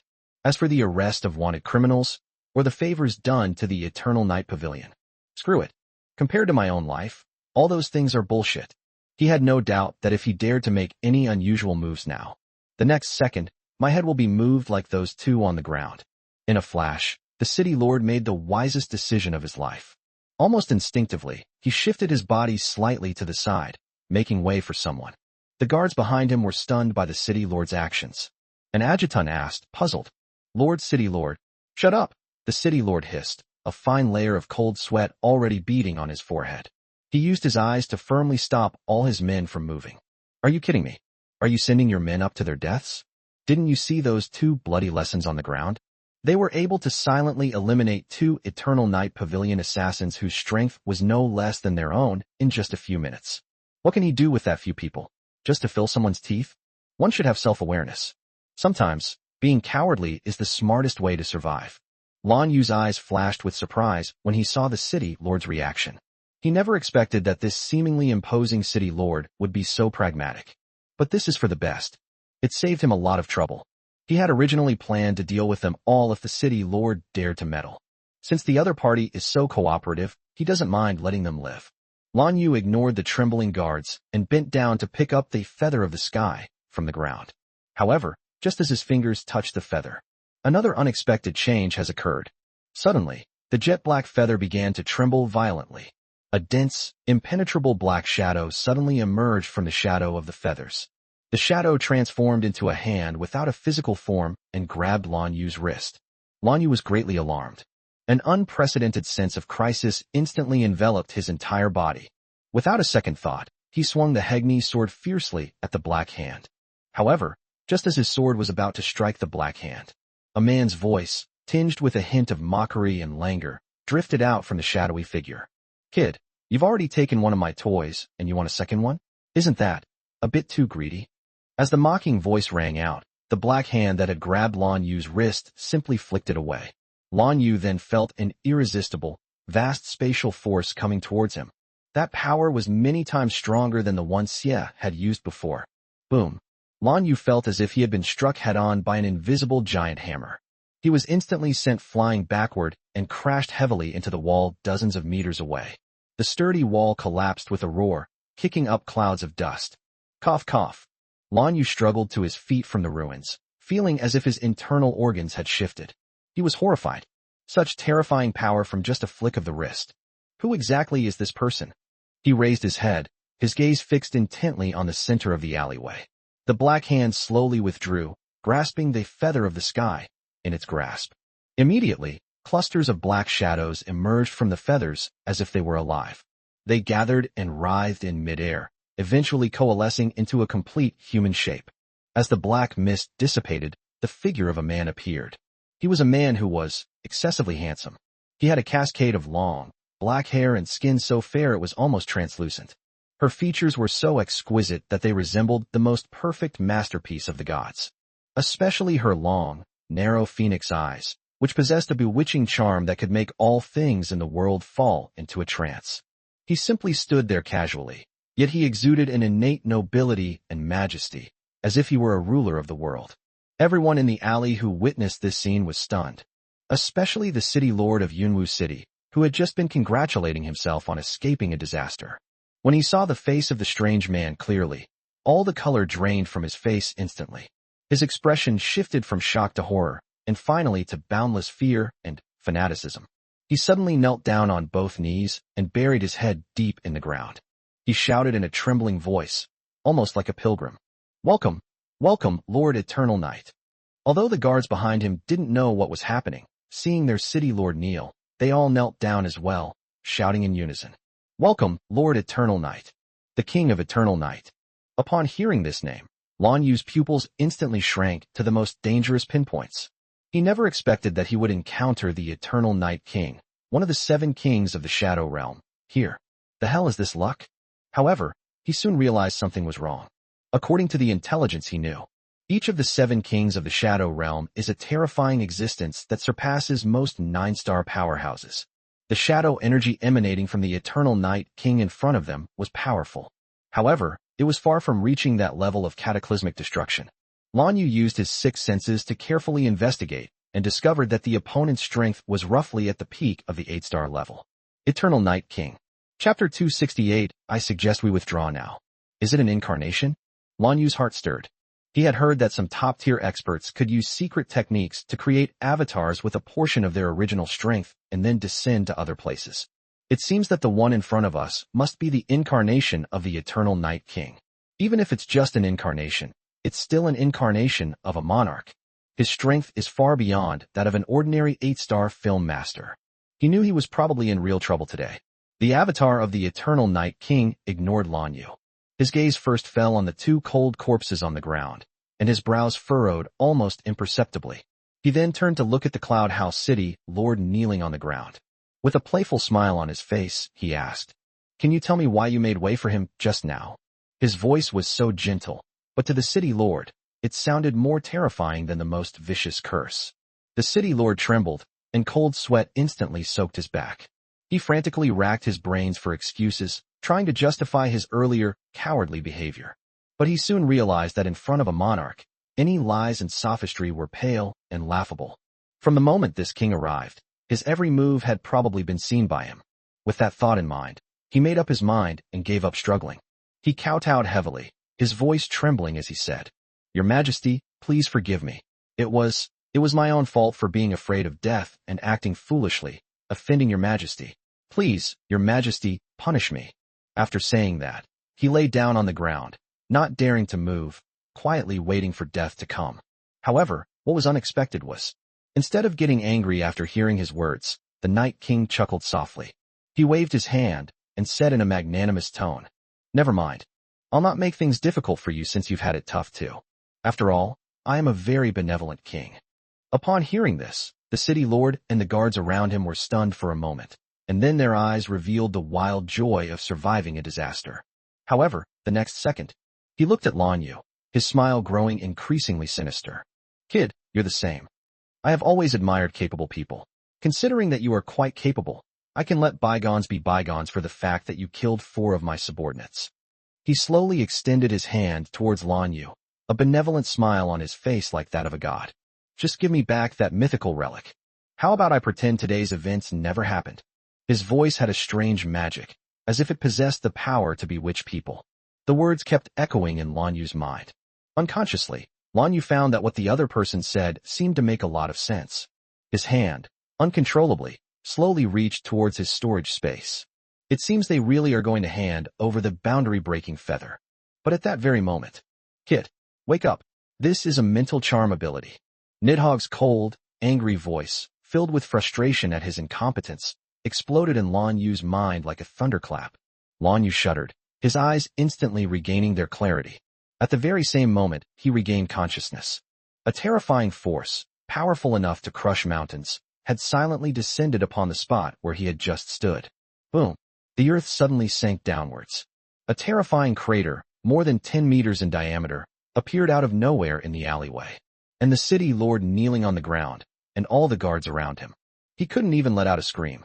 Under that terrifying gravity, they were instantly crushed into a pulp. Smoke and dust filled the air. On the other side of the ruins, Lan Yu's figure slowly emerged. He activated Flash of Shadows the instant he regained consciousness. They narrowly avoided the fatal blow. He watched as the bottomless crater was crushed into the likeness of a 2-dimensional lord and others.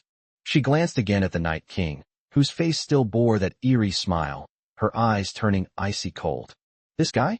From the very beginning, I never intended to let anyone go. His so-called magnanimity and forgiveness are just a pretext to unleash his bizarre and seductive skills. Oh, you actually managed to break free from my royal decree. When the Night King saw that Lan Yu had dodged his attack, A hint of surprise flashed in his eyes. It seems you're hiding quite a few secrets. He licked his lips, his bewitching eyes gleaming with increasing interest. Especially your blue hair. It really reminds me of some very unpleasant memories. The king's voice rang out leisurely. A few years ago, a crazy woman with blue hair, just like you, recklessly barged into our territory and killed that idiot undying king. Speak, kid. His gaze, like two sharp swords, was fixed intently on Lan Yu. What exactly is your relationship with that woman? A blue-haired madwoman? She killed the immortal king? Upon hearing the words of the eternal Night King, Lan Yu almost immediately thought of one person, his sister, Lan Xuan. He never expected to find himself here. I heard about my sister's glorious deeds from another king. It seems that my sister left a rather deep impression on those high-ranking monarchs back then. However, now is clearly not the time to think about these things. As the king of eternal night uttered those words, his hands did not stop moving in the slightest. He gently waved the wing of the sky in his hand once more. Swish, swish, swish. The weapons scattered from the hands of the guards who had been crushed into a pulp. It was as if it had been given life under the control of gravity. They flew into the air and transformed into deadly streaks of light, shooting towards Lan Yu from all directions. Each weapon was enveloped in a layer of dark shadow energy, making them several times more powerful than when they were in their original owner's hands. Lan Yu's eyes narrowed, and the Hegni sword, in his hand, instantly transformed into an impenetrable net of swords. Jingle bells. A series of rapid clanging sounds of metal clashing rang out. The weapons that flew towards it were all shattered into countless fragments the moment they made contact with the Hegni sword. However, while he was dealing with these weapons, the figure of the Night King suddenly vanished from the spot. This time, it was the king himself who was affected by gravity. His body was supported by gravity. He instantly traversed a distance of tens of meters at a speed that completely defied the laws of physics, appearing in front of Lan Yu. Quick. It was so fast that even Lan Yu's six senses could only barely catch a fleeting afterimage. A fist enveloped in dark energy rapidly magnified in his vision. This punch was simple and unadorned, yet it contained a terrifying power capable of shattering mountains. Lan Yu's pupils suddenly contracted. Without thinking, he instinctively held the dark gold breastplate in front of him. The heart of a guardian. Boom! A deafening explosion. Lan Yu felt as if he had been hit head-on by a high-speed meteorite. He was sent flying backward again, crashing into a building behind him and smashing it to pieces. Smoke billowed and gravel flew everywhere. Lan Yu stood up from the ruins, appeared on the king's demon armor he wore. The hand holding the guardian's heart was trembling slightly. He looked down. On the mythical relic shield, which was said to be able to withstand a fatal blow that was 2 major levels higher than itself, one could see. To everyone's surprise, clear cracks have appeared. Just one punch. This brought this top-tier defensive mythical relic to the brink of destruction.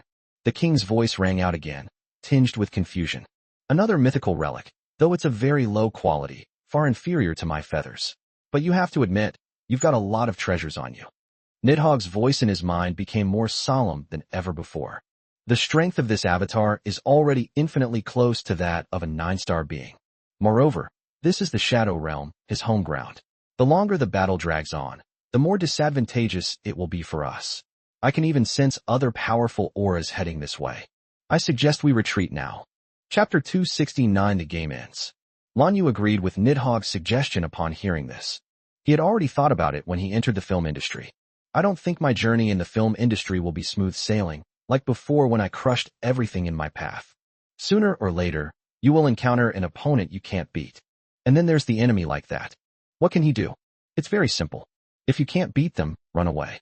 Is it like in anime or novels, where the protagonist can't win? Shouting, I absolutely cannot fall here, and then inexplicably unleashing a cheat-like power spike to crush the opponent? Obviously, this is unrealistic. But the question is, how do we evacuate? Faced with such a monster that can manipulate space and gravity, his speed, which he was so proud of, was completely useless. Nidhogg's voice rang out again. I've been analyzing the spatial laws on that feather of the sky, and I've got some clues. Give me just 5 more minutes, and I'm confident I can use its power to forcefully tear open a spatial rift and take you away from here. 5 minutes. A resolute glint flashed in Lan Yu's eyes. Good. Without the slightest hesitation, he responded in his heart. It's only 5 minutes. Let's give it our all. He watched the godlike figure slowly emerge from the smoke and dust.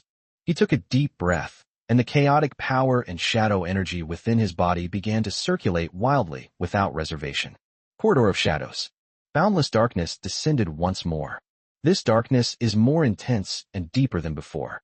The Night King remained unperturbed despite being swallowed by darkness.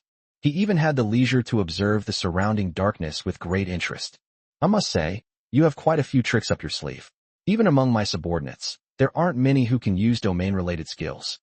Unfortunately, this level of darkness is too much for me. He shook his head, a disdainful smile on his face. Not good enough. As soon as he finished speaking, two dark purple lights suddenly appeared in his eerie eyes. An invisible power, filled with the aura of destruction and annihilation, suddenly erupted from his body. Click, click. Under the impact of this force, Lan Yu's corridor of shadows shattered into pieces like fragile glass.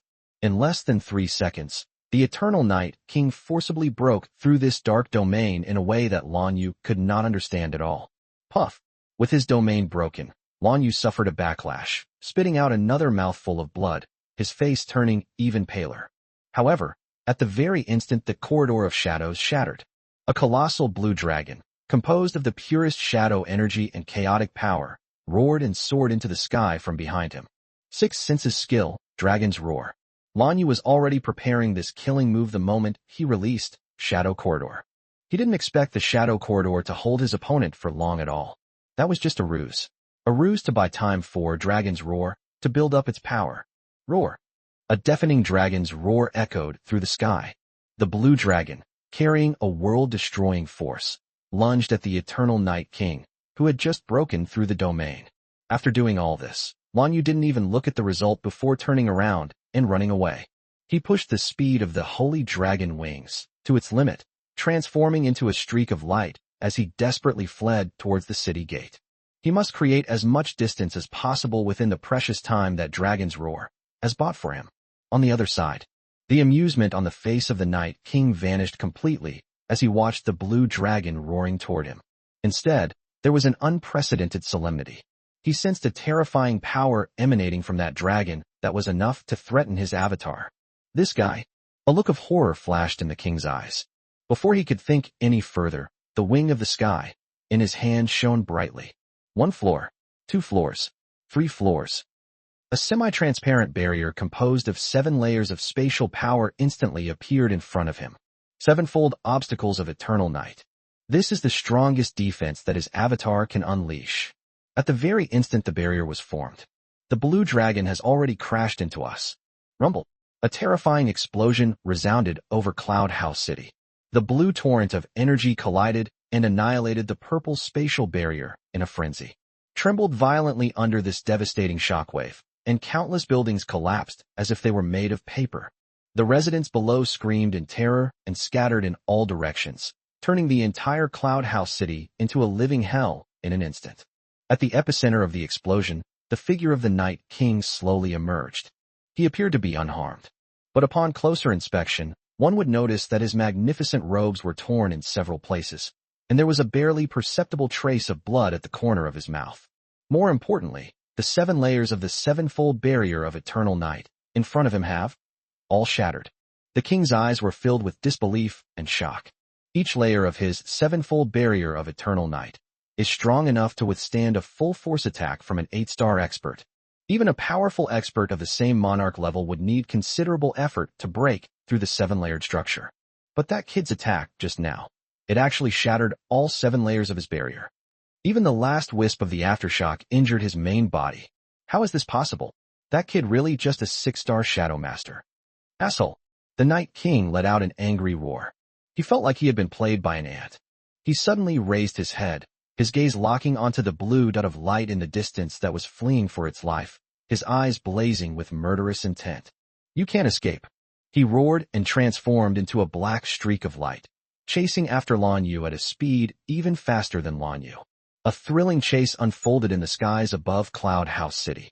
Lan Yu pushed his speed to its limit. The holy dragon wings behind him flapped wildly, each flap creating a series of sonic booms that propelled him forward hundreds of meters. However, the black streak behind him was like a persistent leech. Not only did she not fall behind him, but she was also gradually closing the distance between them. This can't go on. Lan Yu's heart sank to the bottom. He knew that in a simple contest of speed, he was no match for the incarnation of the monarch. He must find a way to buy time. With a thought, the core of the seven-star puppet reappeared in his hand. Without hesitation, he poured a massive amount of shadow energy and chaotic power into it. Buzz! With a flash of black light, the enormous seven-star puppet reappeared in midair, completely unharmed. Go! Stop him!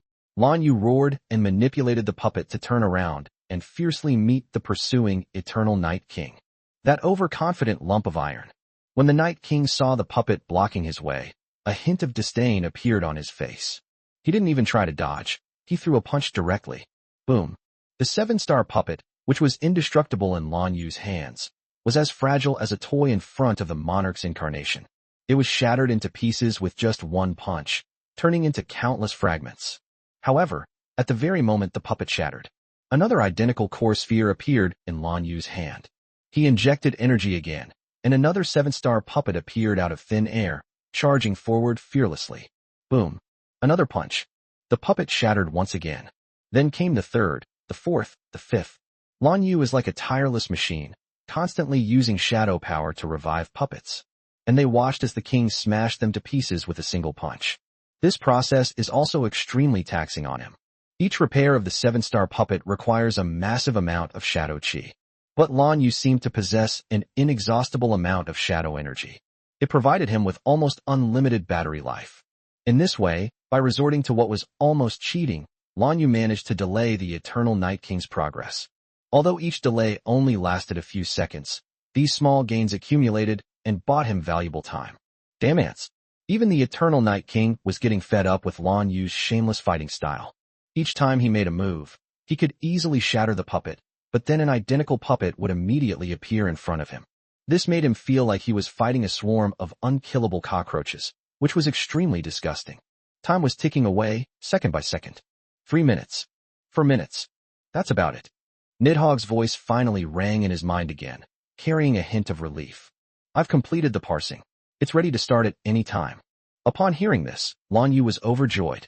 He glanced ahead, and the city gate of Cloud House City was already in sight. As long as he can break through the city gates, he will have a chance to escape. However, just as hope arose in his heart, a familiar figure appeared out of nowhere, blocking his way, directly above the city gate. It was the Eternal Night King whom he thought he had left behind. Kid, the game is over. The Night King looked down at him with a cruel smile on his face. Do you really think I'll be held back by your little tricks? I just want to see how many more surprises you, this interesting ant, can bring me. It seems your performance should come to an end now. Lan Yu looked at the figure blocking his way, then glanced at the black streak of light rapidly approaching from behind. Blocked in front and pursued behind. He was in dire straits once again. However, despite facing certain death, Lan Yu showed no despair. Instead, a smile appeared on his face. He didn't waste any unnecessary words. He simply raised the Hegni sword high in his hand. A perfectly condensed, jet-black crescent moon slowly took shape at the tip of his sword. Dark Moon Dragonblade. This is his real killer move. All the previous escapes and humiliation were just to buy time for this move to build up its power. Now it's time for this high and mighty monarch to taste his ultimate move. Chapter 270. What strange methods did that kid use? At this moment, the avatar of the Eternal Night King finally sensed something was amiss. His smile faded slightly, and his brows furrowed. This kid is about to die. How can he still be laughing? Moreover, the energy fluctuations contained in the attack that is taking shape in his hand seemed to be unusually powerful. However, he didn't pay too much attention to it. In his eyes, this was nothing more than the final hysteria of an ant at its last gasp. Even if it were powerful, how powerful could it possibly be? Could it possibly harm him, the embodiment of a monarch? However, he was unaware of this. All of Lan Yu's previous escapes, his disheveled state, and even his repeated summoning of the seven-star puppet to his death were not simply attempts to buy time. All of that was just to buy enough time to charge up this Dark Moon Dragonblade. The charge time for the skilled Dark Moon Dragonblade is, the more its power and speed will increase exponentially. Now, after several minutes of desperate pursuit and charging up, the power of this attack has reached a terrifying level that even Lan Yu himself cannot estimate. It's time. Lan Yu's gaze suddenly became incredibly sharp. Go! He let out a low shout, and swung the Hegni sword down fiercely. Call out.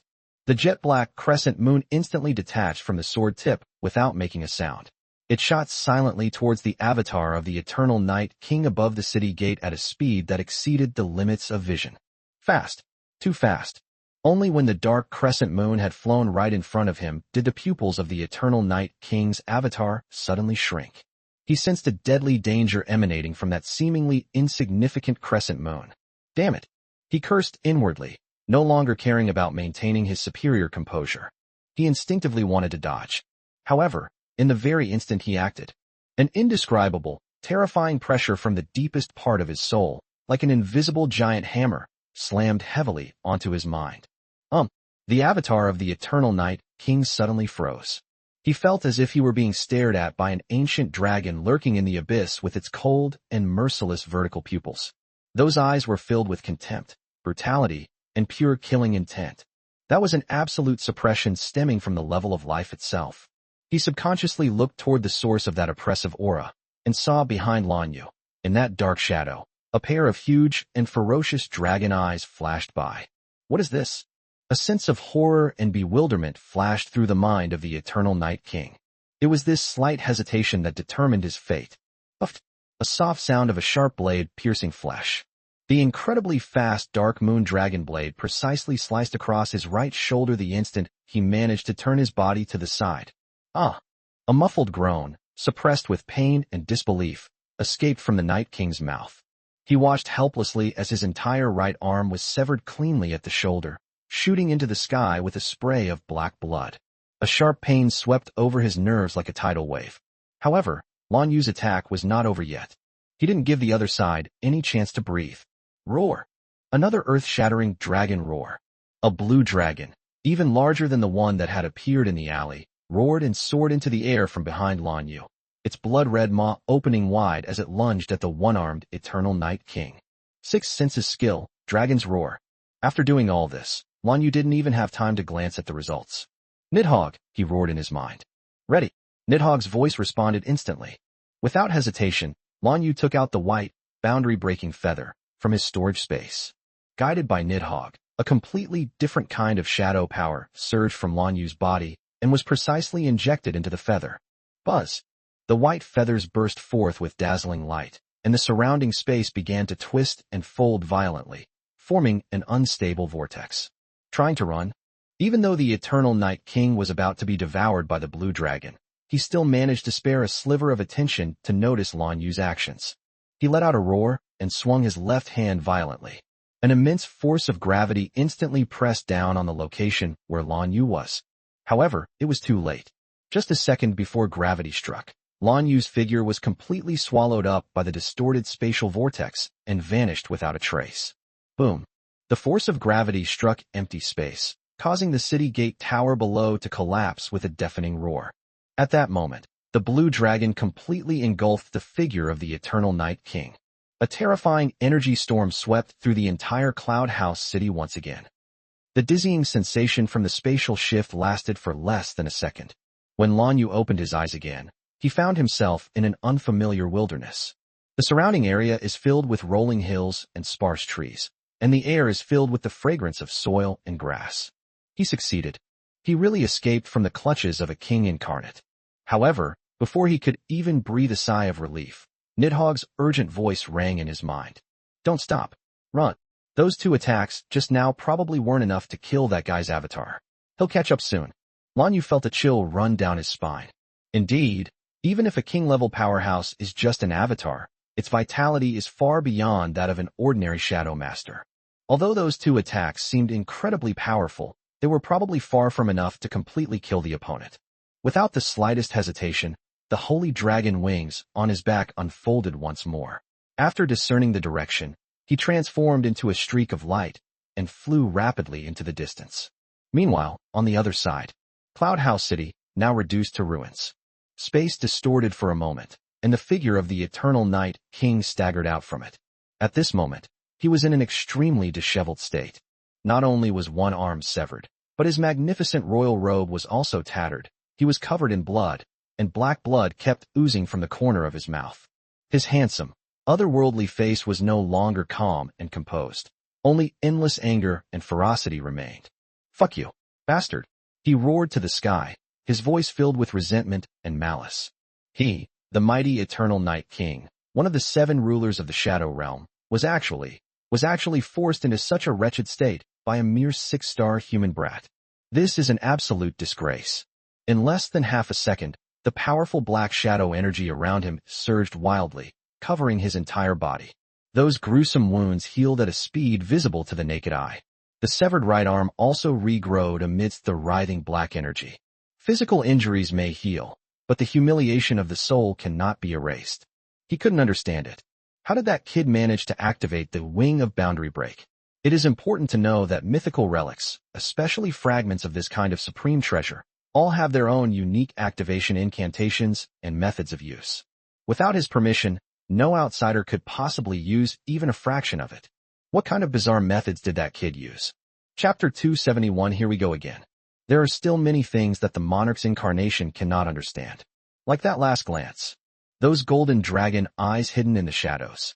Just a single glance was enough to send shivers down his spine and freeze him in place. That's an aura of power that no ordinary god could possess. What kind of monster did that kid contract with? I don't care who you are. How dare you trick me, the Eternal Night King? No matter what means you use, I will tear you to pieces. He roared, his eyes flashing with a crazed killing intent. If he tolerates this, what kind of ruler is he? He stretched out his newly recovered right hand and scratched his palm with his fingernail. Black royal blood dripped to the ground, and he used the blood as a guide to quickly inscribe a complex and bizarre array on the ground. In the name of eternal night, with blood as the guide and origin as the sacrifice. Chasing souls and seizing spirits, locking form across 10,000 miles. As he chanted hoarsely, the entire formation erupted with dazzling blood-red light, shooting straight into the sky. He was willing to expend even a sliver of his own power to plant an indelible tracking mark on that damned ant. He wanted to leave him with nowhere to go, no way to escape to heaven or hell. Lanyu was riding the holy dragon wings at high speed through the clouds, trying to get away from that city of trouble as soon as possible.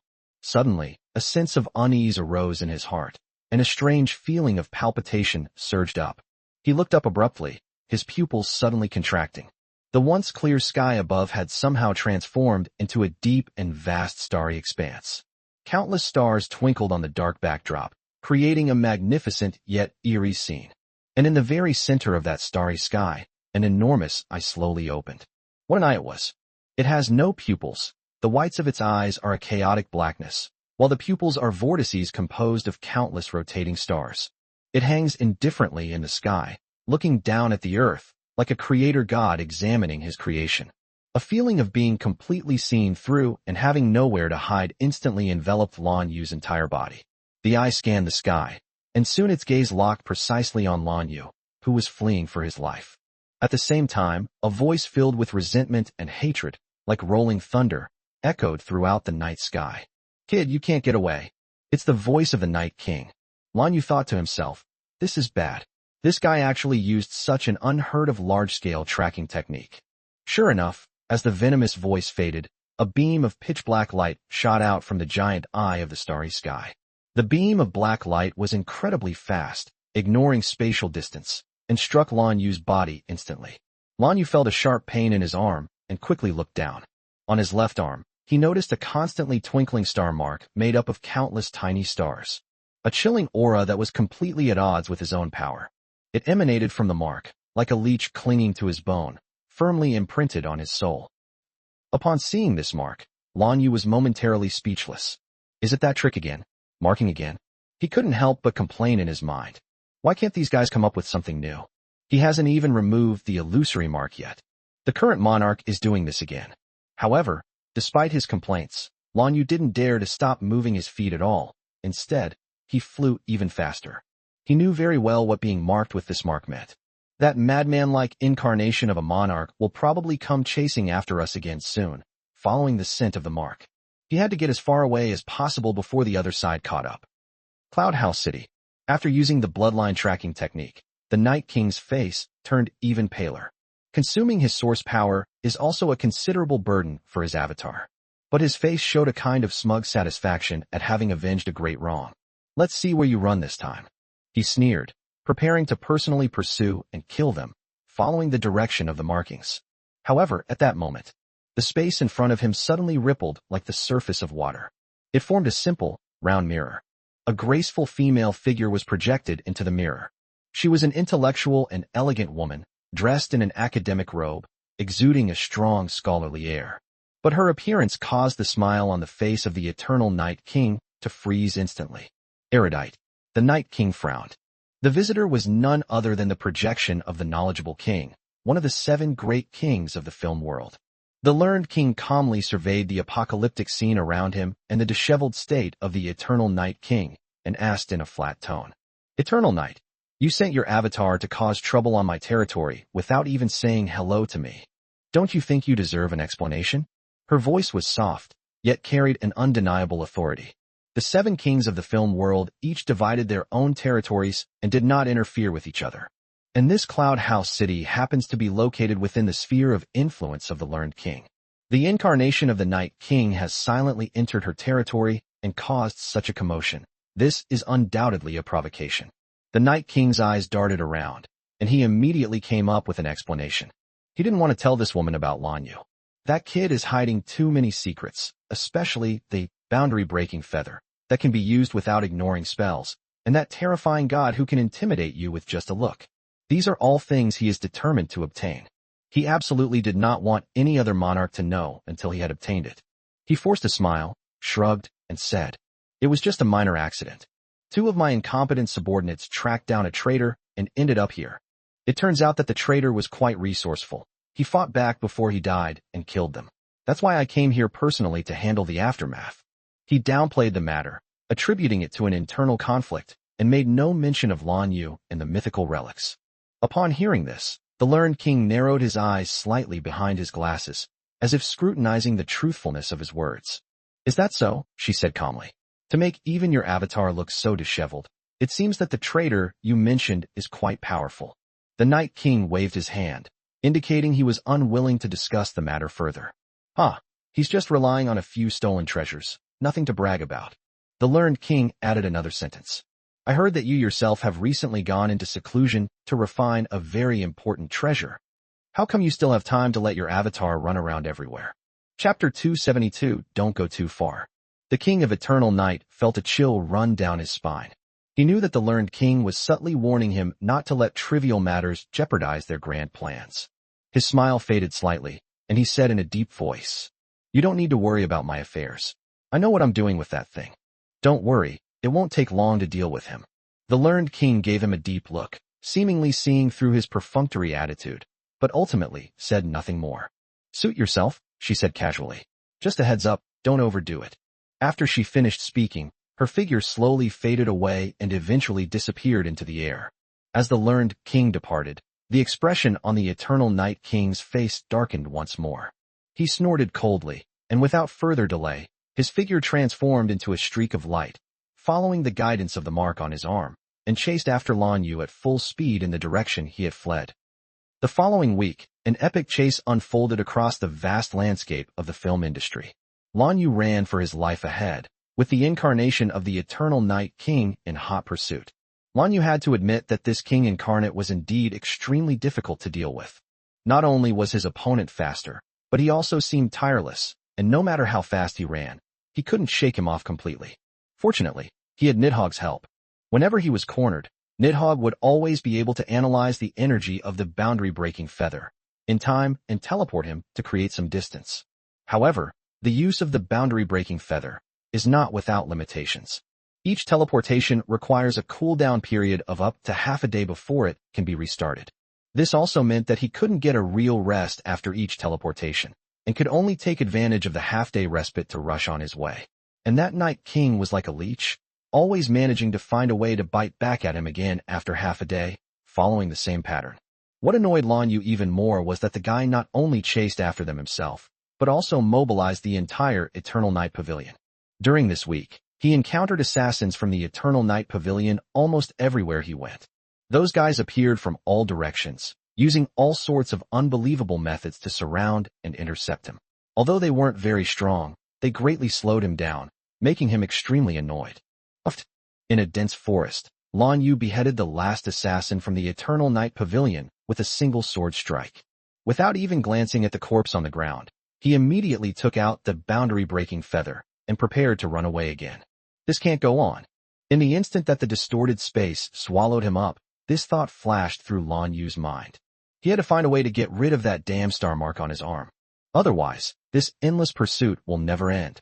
After using the boundary-breaking feather to teleport once again and temporarily shake off his pursuers, Lan Yu immediately found a secluded cave and plunged inside. He wasted no time. With a focused mind, he directly entered his own mental world. He was fed up with being chased around like a dog. He must find a way to break free from that tracking mark, or he will eventually be worn down by that mad king. Azure sky, soft sand, and that small figure leisurely fishing by the sea. Everything in my mental world was as peaceful and serene as ever. Upon seeing that figure, Lan Yu rushed over almost in 3 steps at a time. These past few days, he had been unable to find the king of the Void Realm every time he came in, but today he finally managed to run into him. Janus, the king of the sky, who was intently watching the float, was startled and almost dropped his fishing rod. "What are you doing? Shouting like that? You scared my fish away," he complained, puffing out his cheeks. Lan Yu wasn't in the mood for jokes right now. He pointed to the same star-shaped mark on his soul and asked bluntly, "Hey bro, help. Do you have any way to get rid of this stuff?"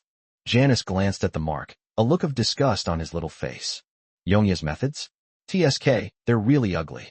He looked uninterested and turned his gaze back to the fishing float on the sea. "Why are you looking for me? I never said I would help you for no reason." Upon hearing this, Lan Yu knew there was hope. This guy may look like a little kid, but he's actually an old monster who's lived for who knows how many years. He's definitely the type who won't do anything without a profit. He immediately put on a smile and said, "Boss, how about this? If you help me solve this problem, I'll tell you as many jokes as you want to hear. One a day, never the same one." However, Janus shook his head and pouted. "A joke? No way. You only need to hear a joke once every 100 years. If you hear it too often, your sense of humor will become more refined, and then it won't be funny anymore." Lan Yu was speechless. This guy's thought process is definitely different from normal people. Just as Lan Yu was racking his brains, trying to figure out what else he could do to impress this great master, Janus, however, seemed to have suddenly thought of something, and his eyes lit up. He pointed to the well not far away, the one capable of replicating items, and said, "Got it. How about this? You use the water from that well to trade with me. Fill me a full jug, and I'll tell you how to remove this mark." Upon hearing this, Lan Yu looked over and discovered that it was the well water with the ability to replicate. Without much thought, Lan Yu agreed without hesitation. "Make a deal. Compared to my own life, a pot of well water is nothing." He told Lan Yu about the 10,000-mile lock, mark planted by the Eternal Night King. Essentially, it involved using a trace of primordial power directly imprinted on the soul and cannot be removed by ordinary means. To eliminate it, you need a special material called soul-eating flour. This type of peanut grows in extremely mean places and can devour all energy at the soul level. However, the other party emphasized that it can only be used to remove the mark of the Night King. The mark of nothingness is another characteristic, which the soul-devouring flour cannot achieve.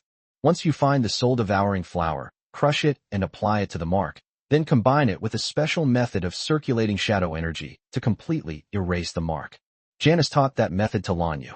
He was told that, according to his senses, there was a soul-devouring flower in a valley not far from where Lan Yu was.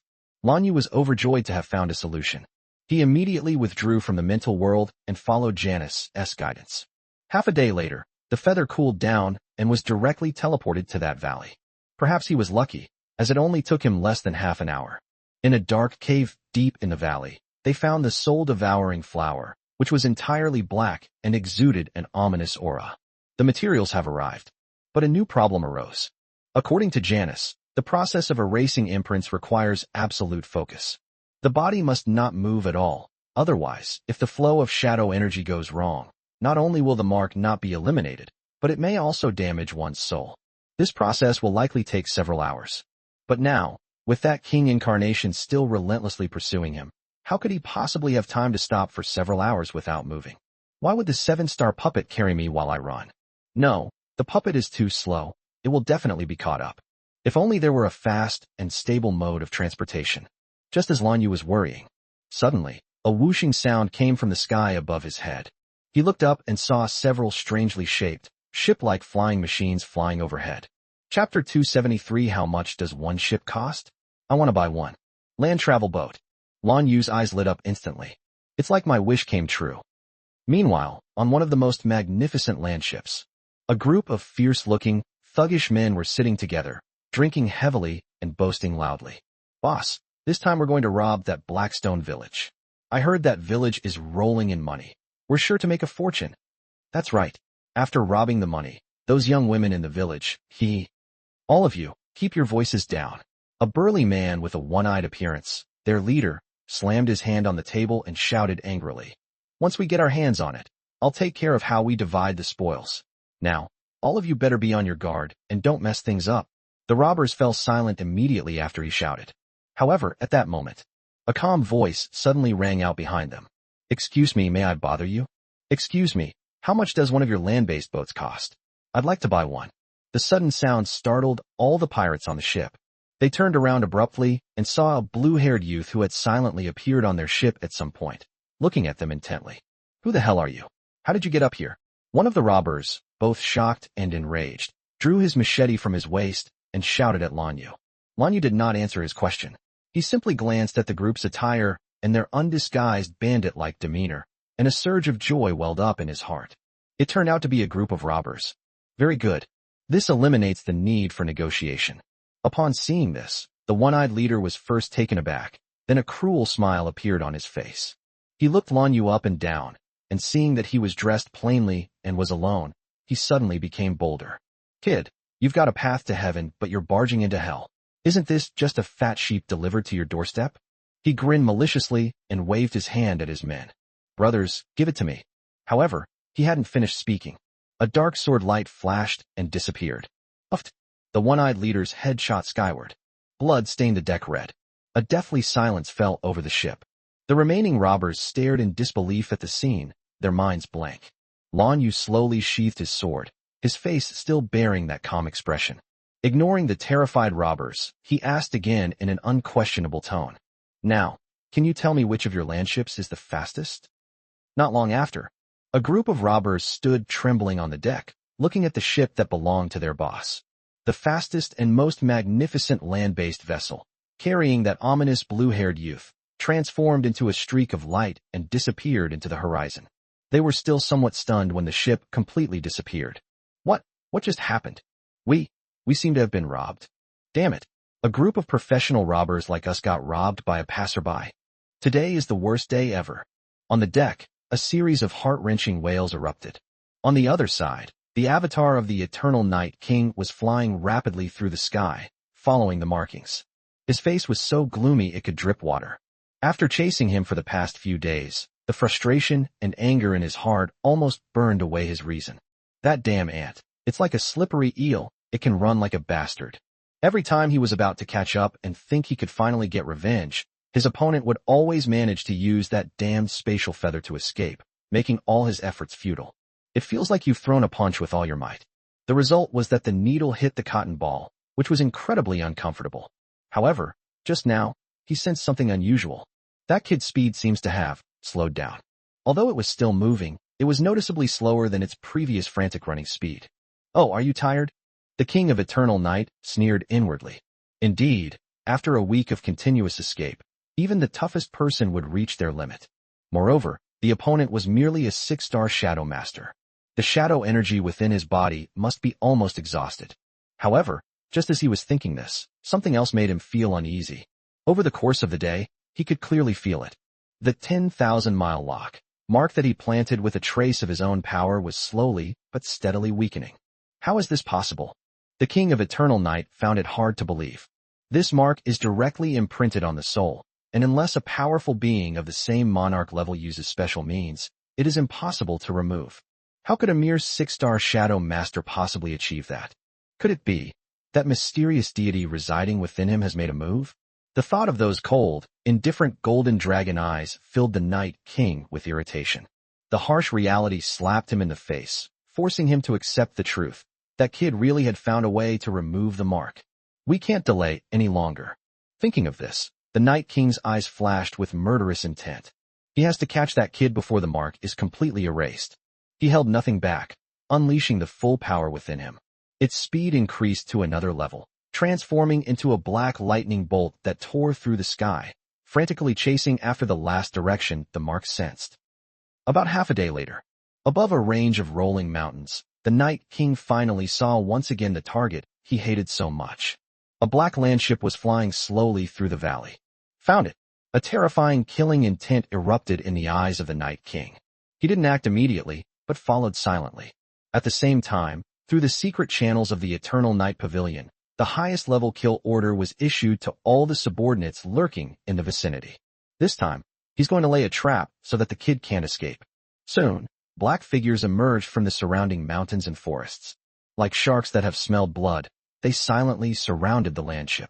However, strangely enough, faced with this murderous intent surging from all directions, the landship, however, maintained its previous speed, flying at a leisurely pace, as if it were completely unaware of the approaching danger.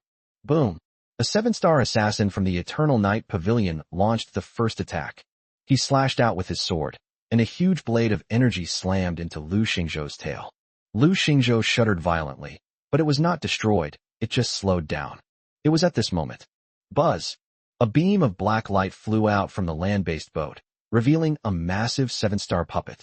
He reappeared in midair, blocking the path of all the assassins. Chapter 274 Impotent Rage. The puppet's scarlet eyes swept across the entire area. Without saying a word, it charged directly at the assassins closest to it and launched a ferocious attack. The battle erupted instantly. However, the blue-haired boy never came out of the land-based boat. Only the puppet was fighting tirelessly. High in the sky, the Night King took in everything, but he did not rush to make a move. He simply observed quietly, his brows furrowing deeper and deeper. Something's not right. Something's really wrong. Given that kid's personality, once he realizes he's surrounded, even if he doesn't immediately use the spatial feather to escape, he will definitely activate Lu Xingzhou as soon as possible to accelerate his breakout. But now, he allows Lu Xingzhou to be attacked, only sending out a puppet to fight. This is completely out of character for him. Moreover, that mark. The Night King could clearly feel that since the start of the battle, the speed at which the mark was dissipating had suddenly increased several times over. The land-based boat flew slowly. He only sends out puppets to fight, while he himself stays hidden away. The mark is fading rapidly. Clues were rapidly connecting in the mind of the Night King. A bold and exhilarating guess suddenly popped into his mind. That kid. Although he found a way to remove the mark, he couldn't move during the process. That's right. That must be it. He's currently hiding in that landship, performing a crucial step in removing the mark, which is why he can't be distracted. That's why he could only send out a puppet to buy time. Ha! This is truly heaven's help. Having figured this out, the Eternal Night King couldn't help but burst into laughter. He felt he had seized a once-in-a-lifetime opportunity. This is a fatal flaw. Everyone, destroy that ship at all costs. He issued a cold command to his subordinates below. Having received the king's order, the assassins of the Eternal Night Pavilion launched an even more frenzied attack. They bypassed the troublesome puppet and unleashed all their attacks on the black landship. Boom, boom, boom. Violent energy continuously exploded on the landship. That fairly sturdy land-based boat, treasured by the bandit leader. Under the combined attack of several 7-star experts, it quickly became unable to hold on. The hull was riddled with cracks, and parts kept falling off. Break! An assassin seized the opportunity, leaped high into the air, and swung his giant axe with the force of thunder, slamming it down on the top of Lu Xingzhou. Click! A crisp sound. A huge hole was forcibly cleaved open in the roof of Lu Xingzhou. It's done. All the assassins wore expressions of joy. The Night King's eyes flashed with a sharp light, and he moved to personally go down and capture and kill the immobilized boy. He couldn't wait to see when the kid got to the most crucial step. He interrupted himself, and then a look of despair and disbelief appeared on his face. However, just as they lifted the roof of the landship and saw what was inside, everyone froze in their tracks. The joy on his face froze instantly. Instead, there was boundless terror and horror. Inside the broken cabin, all that could be seen was Lanyu was sitting cross-legged. There was not a trace of tension or weakness on his face. He was looking at them with a calm, even slightly mocking expression. Before him, a jet-black long sword floated silently. Above the sword tip, a dark crescent moon, even more refined, deeper, and more terrifying than the one that had appeared above Cloud House City, was slowly rotating. The crescent moon emanated a destructive aura powerful enough to eclipse the very heavens and earth. Inside the cabin, Lan Yu watched as the expressions on the faces of the Eternal Night Pavilion assassins outside shifted from ecstasy to terror, and felt a strange sense of satisfaction. Let you chase me. You guys have been chasing me for over a week. Today, I'll make sure you get your principal and interest back all at once. That's right. He had already removed the mark long ago. Just as the assassins began to surround him, he had already completed the final step. With his current strength, plus Nidhogg's help, he could have easily activated Wings of Boundary Break again and left before everyone could surround him. But after being chased for so long, Lan Yu was also seething with anger. It would be so unlike him to slink away like that, given his vengeful nature. He wouldn't be satisfied unless he gave these guys a good beating. So he turned the tables on him. He deliberately pretended to be still removing the mark and unable to move, luring these guys to attack him. Meanwhile, he used this time to continuously charge up the power of the Dark Moon Dragon Blade. It took a full hour to accumulate. This will be the longest charged and most powerful Dark Moon Dragon Blade he has ever unleashed. Now the time has come. Here's a big gift for you. Lan Yu looked at the Eternal Night King in the sky, whose expression had changed drastically, and his smile grew even colder. Go. The dark crescent moon hovering at the tip of the Hegni's sword instantly transformed into a streak of light and shot into the sky. Oh no, get out of the way. The Lord of Eternal Night let out a horrified roar. He sensed an unprecedented crisis of death from that crescent moon. Without a second thought, he frantically activated the power of the Wing of the Sky, and his figure instantly vanished from his original spot, reappearing 1,000 meters away. He dodged it, but his subordinates were not so lucky. The dark crescent moon suddenly swelled up the instant it flew out of the cabin. From its original palm-sized size, it instantly transformed into a terrifying black moon blade that stretched across the sky for 1,000 meters. The crescent blade swept across silently. There was no explosion, no roar. But wherever it passed, the space seemed to be cut open with a pitch-black crack. The dozen or so elite Eternal Night Pavilion assassins didn't even have time to react. Their bodies were as thin as paper. Some people were cut in half at the waist. Some people had half their bodies cut off. A few unlucky ones, right in the center of the moon blade, didn't even have time to scream before being completely disintegrated and vanished in that extreme dark energy. Blood and severed limbs rained down from the sky. Just one strike. More than a dozen elites from the Eternal Night Pavilion, all of whom were at least 6-star, including some 7-star powerhouses, were wiped out. 1,000 meters away, the Eternal Night King, who had just revealed himself, stared blankly at the scene, completely dumbfounded. He looked at Lan Yu. Lan Yu smiled slightly at him and waved his hand. Goodbye. After saying that, he decisively activated the boundary-breaking feather, and his figure disappeared again. All that remained was the image of a king, impotent and furious. This one is really beautiful. Chapter 275, Grey Sun City. After completely resolving the troubles caused by the incarnation of the monarch, Lan Yu finally ushered in long-awaited peace. Without those annoying tracking marks, and without the endless stream of assassins from the Eternal Night Pavilion. For the next 2 weeks, he had no trouble getting around. However, out of caution, Lan Yu did not let his guard down. He maintained his high-speed movement, not lingering in any one place, and continued rushing towards the border of the Shadow Realm. 2 weeks later, a magnificent and bustling megacity appeared on the horizon. Grey Sun City. The city is known for its gray sun every morning. This is one of the largest cities in the eastern part of the film industry, and also the inland main city closest to the seaport. According to the map, it will only take 3 more days to reach the port of the Sea of Shadows from here. Once there, he can use a special route to leave the core area of the Shadow Realm and return to the border between the human world and the Shadow Realm. I'm almost home. After traveling continuously for more than a month, even Lan Yu, with his strong physique, felt a bit tired. To take his final rest in this Grey Sun City. As usual, he paid the city entrance fee and entered the city smoothly. The city's prosperity far surpasses that of the previous Cloud House city. The wide streets, magnificent buildings, and the constant flow of Shadow Clan members all demonstrate the city's strength and prosperity. Along the way, Lan Yu robbed, cough, he seized quite a few shadow crystals, so he was quite well off. He didn't skimp on himself and checked into the most luxurious hotel in the city. A soft, comfortable bed, clean hot water, and exquisite food. Lan Yu lay on the bed, enjoying the long-lost comfort, so comfortable that he almost groaned out loud. Indeed, it is easy to go from frugality to extravagance, but difficult to go from extravagance to frugality. He planned to get a good night's sleep and recharge before heading to the port the next day.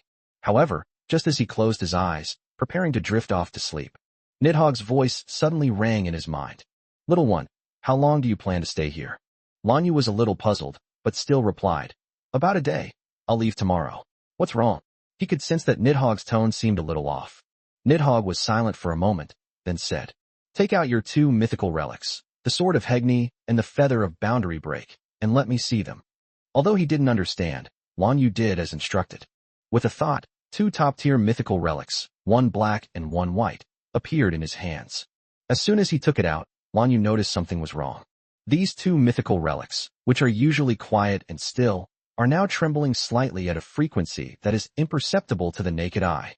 In particular, the Sword of Hegni even emitted a slight humming sound, as if it were resonating with something. "What's going on?" Lanyu asked in surprise. Nidhogg's voice carried a hint of solemnity and excitement. "Just as I expected. Ever since I entered this city, I've had a very strange feeling, as if something extraordinary is about to descend upon this area. Now it seems that my feeling was right. The treasure that can elicit a reaction from mythical relics of the caliber of the Sword of Hegni and the Feather of the Boundary is definitely extraordinary. It might even be an existence of the same level as them.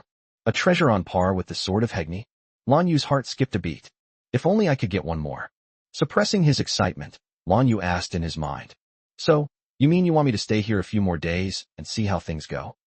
Nidhogg pondered for a moment, then said, "It's up to you. The appearance of a treasure of this caliber will inevitably attract the covetous eyes of countless powerful individuals, and its danger is beyond doubt." She changed the subject. "But my personal advice is that fortune favors the bold. This is a once-in-a-lifetime opportunity. If you miss it, you'll never have another one." Hearing Nidhogg's analysis, Lanyu also fell into deep thought. Danger? How many dangers has he encountered along the way? He survived even the pursuit of a king in disguise, so why would he be afraid of this? Moreover, he will later face the formidable enemy of nothingness.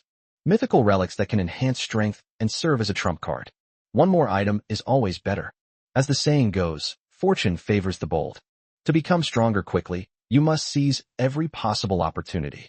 After thinking for only a few seconds, Lanyu made his decision. Stay a couple more days and see how things go. His eyes gleamed with a light called ambition. After making the decision, Lanyu was no longer in a hurry to rest. He closed his eyes, and his mind once again sank into the world of his imagination. He was going to meet someone to thank them in person. It remains that tranquil island.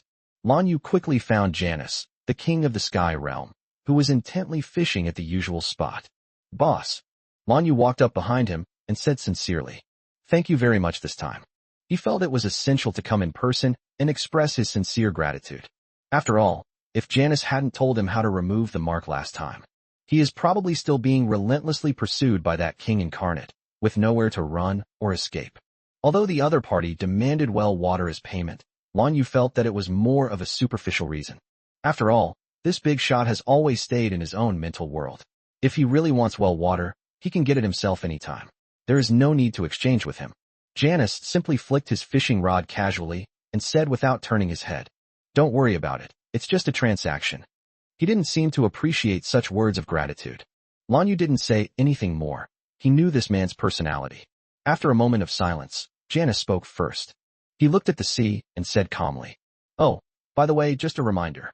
I've already studied that well that can replicate things. That thing can't be used indiscriminately. Each copy requires a large amount of the power of the legendary water droplets to recover. The cooldown time is about half a month." Upon hearing this, Lanyu nodded, indicating that he understood. This was exactly what he expected. Such an incredible ability would be abnormal if it had no limitations. Just then, Janus suddenly stood up and put away his small fishing rod. "All right, I should go now." "Huh?" Lanyu was taken aback. "Go? Where to?"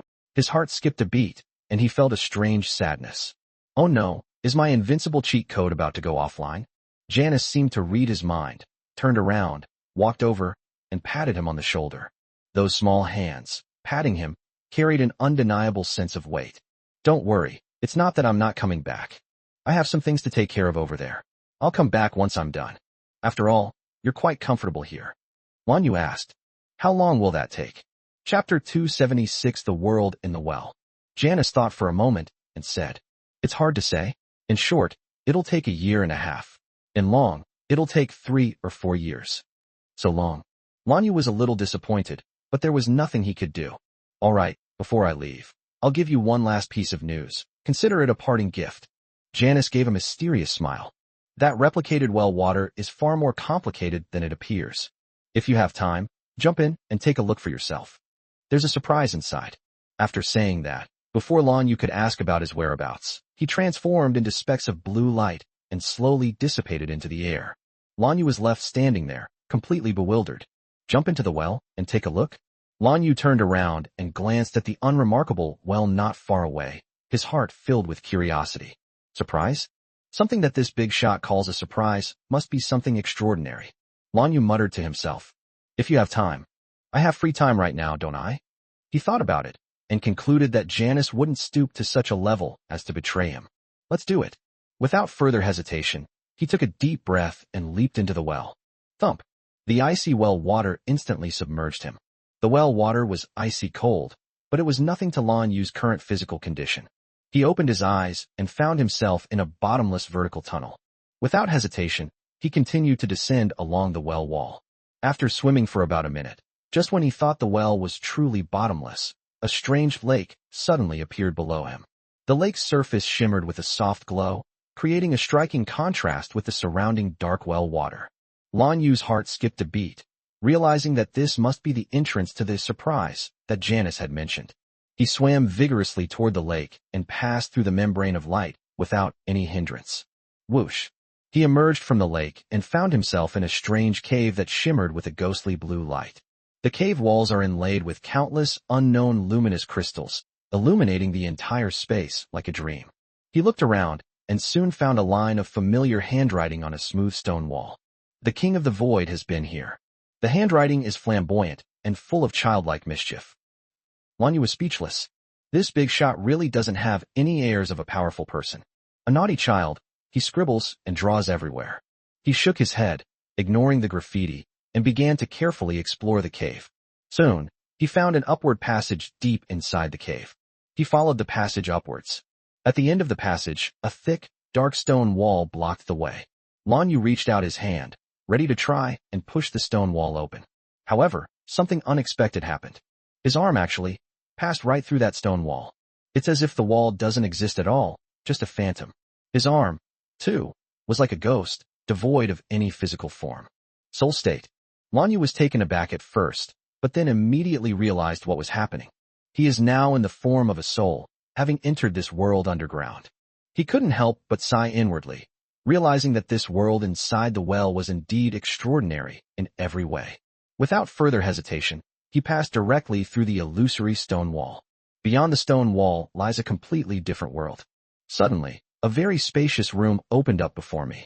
The room is decorated in a classical medieval style, with a high dome and rows of shelves filled with various antiques and objects. This appears to be the interior of an ancient castle. Around the room stood a dozen stone knight statues, each clad in heavy armor and wielding a weapon. These stone knights caught Lan Yu's attention. He sensed a structural aura emanating from these stone knights that was very similar to that of the puppets he had encountered in Shadow Puppet Village.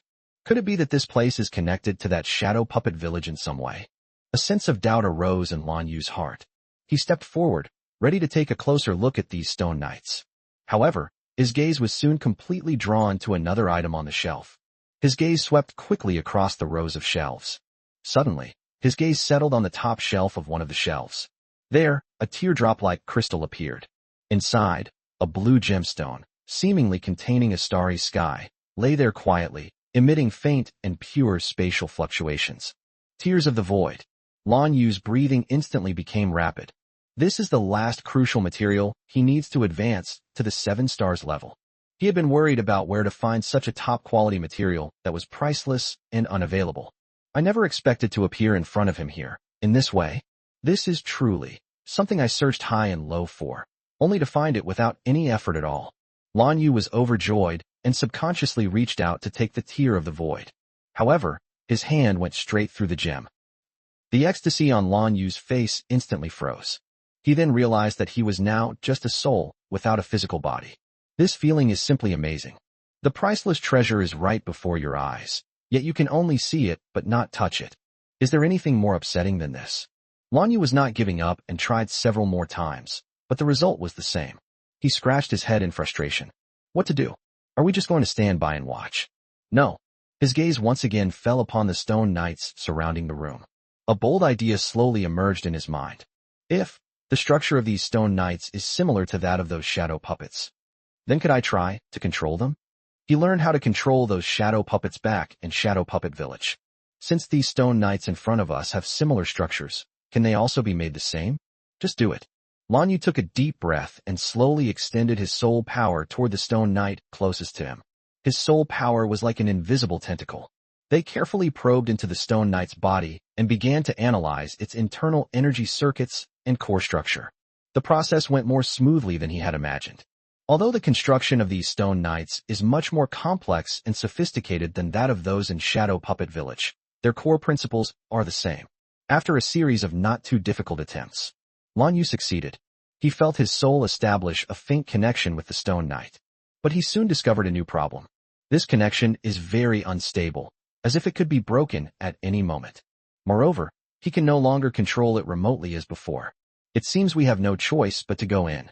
Lan Yu made a judgment. With a thought, his entire soul transformed into a stream of light and directly entered the body of the stone knight. The moment you enter the puppet, a strange sense of control arises spontaneously. He felt as if he had become the brain of this cold stone statue. He could clearly perceive every part of this body. Move a little. Lan Yu gave the order in his mind. Creak. The stone knight's stiff fingers twitched slightly. It was a success. Lan Yu was overjoyed. He controlled the somewhat awkwardly proportioned stone knight, walking step by step towards the shelf where the Tears of the Void were displayed. He walked to the shelf, slowly raised his stone arm, and reached for the blue gem. This time, a cold and hard sensation came from my fingertips. He successfully grasped the Tear of the Void in his hand. However, the moment he removed the Tears of the Void from the shelf, call! A sharp, piercing sound suddenly came from behind him. Chapter 277 The Castle Owner. A massive battle axe, carrying immense force, cleaved fiercely toward his back. Lan Yu was startled, but his reaction was quick. He controlled the stone knight, and with a sidestep, easily dodged the attack. Boom! The battle axe struck empty air, shattering the sturdy wooden frame to pieces. Lan Yu turned his head to look. What attacked him was another stone knight, exactly the same as the one he was controlling. The stone knight's eyes flashed with a cold red light. It raised its battle axe and uttered a series of mechanical syllables that Lan Yu couldn't understand at all. At #UN%, asterisk. However, strangely enough, when those unfamiliar languages entered the stone knight's body where Lan Yu was, they seemed to undergo some kind of strange transformation. He actually, miraculously understood. The meaning of that sentence is very simple. Thief detected. Activate attack mode. Thief. Lan Yu glanced down at the void tear in his hand and instantly understood. These stone knights were actually the guardians of this place. Taking the void tear triggered their warning mechanism.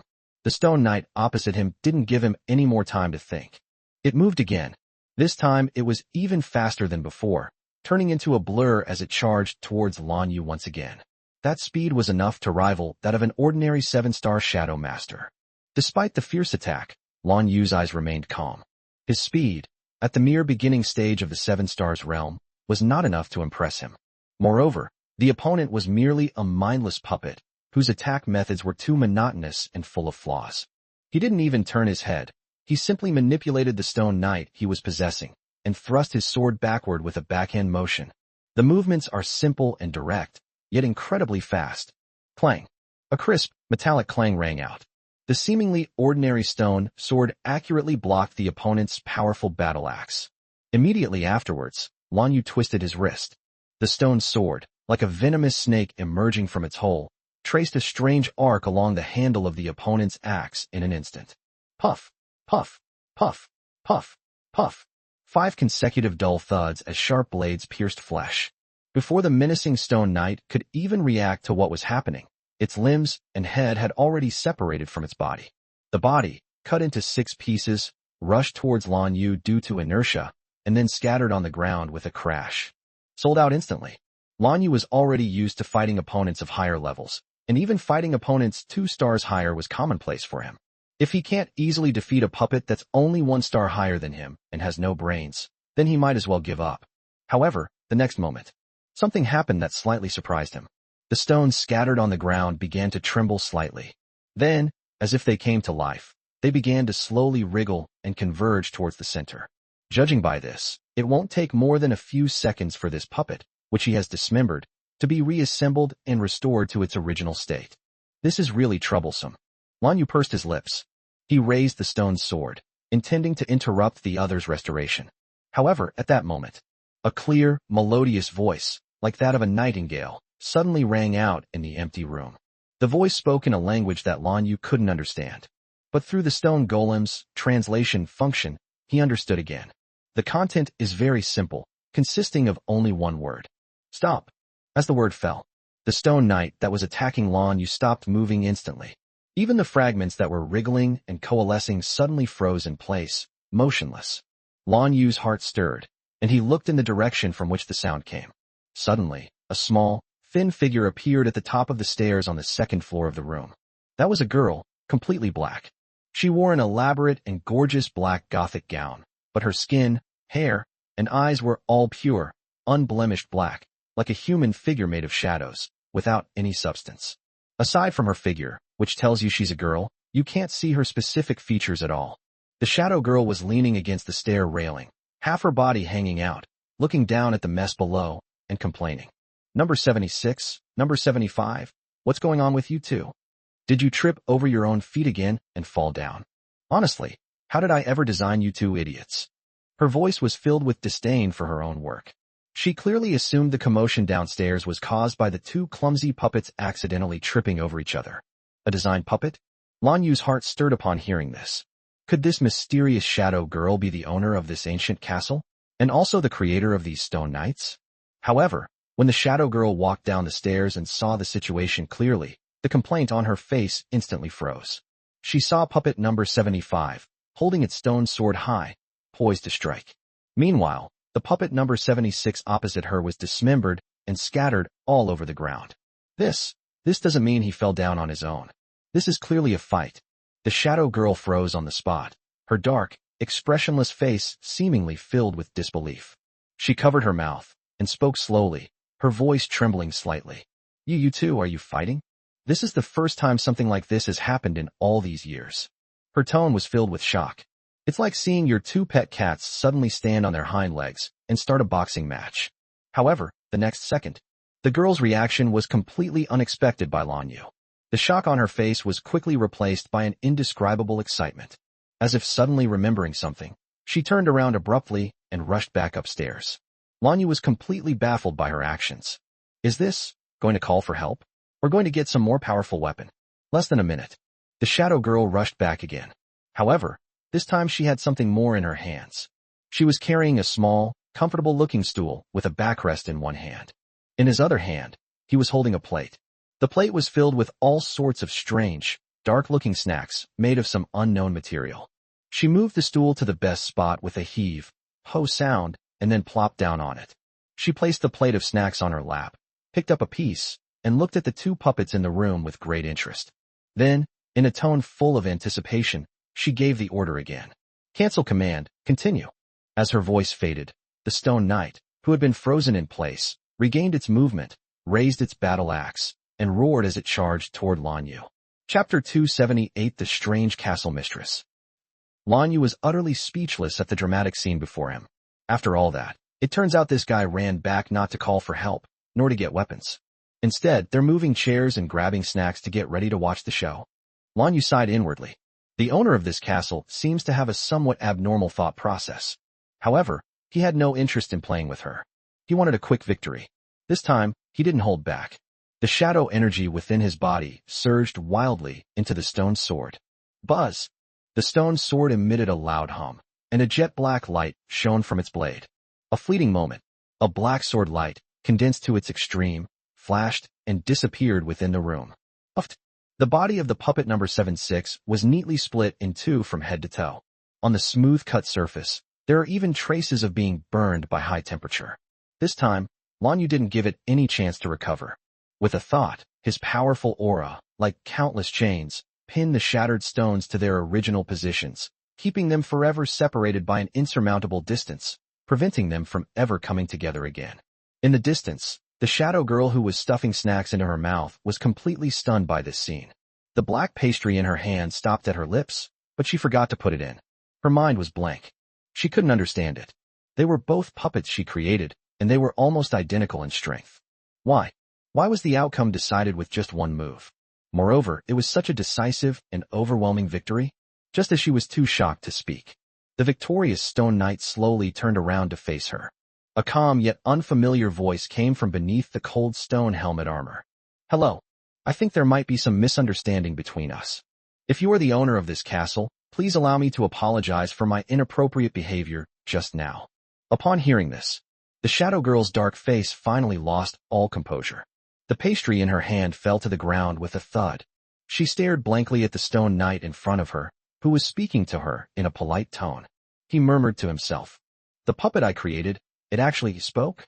10 minutes later, in the reception room on the first floor of the castle, beside an exquisite round table, the Stone Knight controlled by Lan Yu and the mysterious shadow girl sat facing each other.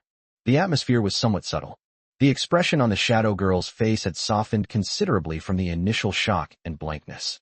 Clearly, in those 10 minutes, Lan Yu had explained the ins and outs of the matter to her. From how he unexpectedly arrived here, to why he took the Tear of the Void. To Lan Yu's surprise, this seemingly eccentric girl had a very strong ability to learn. After hearing Lan Yu's explanation, she was not angry at all, but quickly forgave Lan Yu's rash behavior of taking the things and running away. Of course, there is a very important reason for this. Janus, the king of the sky. So, the shadow girl picked up a glass of black liquid from the table, took a small sip, and then spoke. Are you the guest that Mr. Smurf mentioned, the one who will come from the well later? Puff. When Lan Yu heard the words Smurfs, he almost lost his composure. He suppressed a laugh and nodded. During their conversation, he learned that Janus had been here before him and had spoken with the shadow girl in front of him. That unreliable king of the void seemed to have given them advance notice, saying that a guest would be coming to visit later. However, he never expected that Janus would refer to himself as a Smurf in front of others. This nickname is just hilarious. Lan Yu cleared his throat, trying to make his voice sound as normal as possible. Ahem. If the Smurf you're talking about is someone who glows blue all over and looks like a little kid, then I think that must be him. By the way, Lan Yu didn't want to dwell on the awkward form of address any longer. I was so busy explaining that I haven't had a chance to ask, are you the owner of this castle? Upon hearing this question, the shadow girl seemed to straighten up. Although he couldn't see her expression clearly, Lan Yu could detect a slight sense of pride in her tone. My name is Hillen Kelster. He is the first head of the Kelster family and the only owner of this eternally silent castle. The Kelster family? Upon hearing the name, Lan Yu felt a strange sense of familiarity. It wasn't his own memory, but rather the memory of the original owner of this body. He seemed to have a somewhat vague impression of the term. It seems that when I was a child, my family's history teacher mentioned this name. But he couldn't remember exactly what it was because it had been so long ago. Maybe I can look into it after I return to the human world, Lan Yu thought to himself. A family that can be included in history courses by a top-tier family, like the Lan family, is definitely not a simple existence. So it's the head of the Hiren family, my apologies. Lan Yu controlled the puppet and performed a standard noble salute. Hillen seemed pleased with his politeness and nodded slightly. After exchanging pleasantries, Lan Yu finally got back to the main topic. He pointed to the Tear of the Void he had placed on the table and said, Patriarch Hiren, about this item. I urgently need this material because I'm advancing to the 7 stars level. That's why I was in a hurry just now and offended you. Please forgive me. I'm willing to exchange this Tear of the Void for something of equal value. For example, Starry Sky, which is also a key material for the 7 stars. What do you think? Lan Yu has already replicated several sets of 7-star materials through the well in his mental world. He doesn't hesitate to exchange one of them for another. However, what he didn't expect was, after hearing his words, Hillen shook his head directly. No. My castle is full of treasures. Adding another item would just take up space. She paused, then said in a matter-of-fact tone. Since you need this Tear of the Void, just take it. Consider it a small gift from me. Oh. Lan Yu was stunned upon hearing this. Give it to me? This is the Tears of the Void. These are top-quality materials that you can't buy even if you have money. Countless peak 6-star powerhouses fought tooth and nail for such a small stone, even resorting to war. But when it came to her, she actually just gave it away like that. Looking at Shiluan's "this thing is worthless" expression, Lan Yu was momentarily speechless. Seeing that the stone knight controlled by Lan Yu hesitated to reach for the tear of the void, Hirin seemed to have noticed his hesitation. She tilted her head, thought for a moment, and then said, "If you feel really bad about taking it for free, how about this? Could you bring me some books next time you come?" Hirin. Chapter 279, An Unexpected Treasure. "A book?" Lan Yu asked, puzzled. Hirin nodded, his tone tinged with anticipation. "Yes, a book. I heard from Mr. Smuff that you came from a cave behind that wall, and then from the lake. But I went to see it, and from my perspective, there was no cave or lake behind that wall at all. So I think you must have come to me from another world through some very special means, right? Since they are different worlds, your world must have many interesting books, right?" A hint of distress seemed to appear on her dark face. "I don't have many other hobbies, but I really enjoy reading. But I've read all the books in this castle countless times, and I'm almost tired of them." Lan Yu gleaned a great deal of information from her words. First of all, the passage connecting the mental world and this ancient castle is one way. Only you can see and pass through it. Secondly, the girl in front of me, who looks quite young, seems to have been in this castle for a very, very long time. Last but not least, she wanted a book. For Lan Yu, this deal was like a windfall. Would you trade a few books, which are readily available in the human world, for a priceless tear of emptiness? Is there a better deal than this? Lan Yu nodded in agreement without hesitation. "No problem. Don't just say a few. I'll bring you as many as you want. Our world has all sorts of interesting books." Hearing Lan Yu's assurance, Shirin seemed very happy. Although he couldn't see her expression clearly, Lan Yu could sense that she was radiating a joyful aura. "Great," she exclaimed happily. "Then it's settled. Please take this tear of the void. Remember to bring me a book next time you come." She pushed the blue gemstone in front of Lan Yu. Lan Yu no longer held back. He controlled the stone knight and solemnly put away the tears of the void. "Then I won't bother you any longer. I'll take my leave now." Having achieved his goal, Lan Yu prepared to leave and return to the real world to complete his promotion as soon as possible. Lan Yu controlled the stone knight and turned to walk back towards the wall they had come from. However, just as he was about to pass through the wall, Hilin's voice came from behind him again. "Oh, right, guest. Next time you come, could you bring me some, those storybooks with lots of pretty pictures about love and romance between men and women? I heard Mr. Smuff say that those kinds of books are called, what's it called, comics?" Lan Yu stumbled and almost lost his balance. He turned around stiffly, looked at the expectant girl in the shadow, and couldn't help but twitch his lips. He seriously suspected that Janice, that unreliable fellow, had instilled some strange things in this innocent girl. Lan Yu, still feeling quite annoyed, finally agreed to Shiluan's small request. He could even imagine how this first patriarch, who had lived for countless years, would be completely engrossed in his manga when he brought a bunch of shoujo manga next time. The scene was too beautiful for him to imagine. After bidding farewell to the somewhat eccentric but surprisingly easygoing castle owner, Lan Yu controlled his soul form and returned the way he came. He passed through the stone wall, returned to the cave with its shimmering light, and then plunged into the strange lake.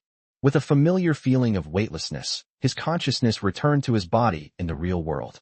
On the soft, large bed in the hotel, Lan Yu suddenly opened his eyes.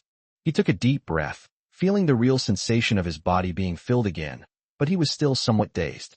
This journey through the world of mental images was truly fantastical. He not only obtained the key material for advancing to the 7th star, the Tear of the Void, but also unexpectedly discovered a mysterious ancient castle in another world, as well as a living, first patriarch of the Kelster family. All of this made him feel like he was dreaming. He reached out his hand, a thought forming in his mind. Teardrop-shaped gem shimmering with brilliant blue light appeared out of thin air in his palm. It was that Tear of the Void. Upon handling the gemstone, a cool and pure sensation lingered in my hand. The unmistakable tactile sensation told him that none of this was a dream. We've struck it rich. Once we return to the human world, we'll have to thoroughly investigate the origins of this Kelster family, Lan Yu thought to himself, making a mental note of it. Currently, all the materials needed to advance to the 7th star level have been collected. All you need to do is wait for the progress of 6 stars to reach 100%. Then one can hold a promotion ceremony and step into the ranks of 7-star Shadow Masters. Lan Yu glanced at the current progress. Rank, 6-star Shadow Master, 36%. Since becoming a 6-star Shadow Master, my progress has slowed down considerably. But Lan Yu could understand, since it was harder to improve one's rank as one progressed. Moreover, Lan Yu's speed would still leave others speechless if they saw it. I pulled myself back to reality. On the soft, large bed, Lan Yu sank into a long-lost sense of comfort. Chapter 280 Gathering Information. I rested for a while. He got out of bed, quickly tidied his clothes, and left the room. At the front desk of the luxury hotel stood a young-looking Shadow Clan member, whose strength was probably only around 2 stars, idly wiping the counter. Lan Yu walked over and casually placed a shadow crystal on the counter. The young Shadow Clan member's eyes lit up when he saw the crystal-clear shadow crystal, and his expression became enthusiastic. "How may I help you, sir?" Lan Yu asked succinctly. "I want to ask about something. I'm new to Gray Sun City and not very familiar with the area. I was wondering if there have been any unusual or interesting rumors circulating in the city recently." Rumors? The young man was taken aback. Then a look of understanding appeared on his face. It seemed that quite a few people had been asking this question recently. He deftly put away the shadow crystal, lowered his voice, and said mysteriously, "Guest, you must be from out of town? If there's one big rumor going around lately, it's definitely the news that Sky City, Babylon, is about to appear in this area." Castle in the Sky? Lan Yu felt a slight stirring in his heart upon hearing this name. He was not unfamiliar with this name. In fact, he was quite familiar with it. The Sky City consists of 3 great wonders left over from the age of mythology. They were powerful war fortresses in themselves, and their interiors contained countless secrets and treasures from the mythical era. The headquarters of the Shadow Bureau of the human world is located in one of the Sky Cities called Asgard. Apart from the one owned by the Administration Bureau, the other 2 have remained missing, existing only in ancient legends and records.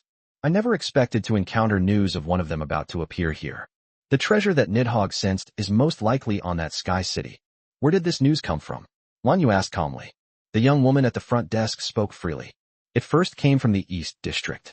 It is said that some informants and mercenaries over there were the first to discover the anomaly.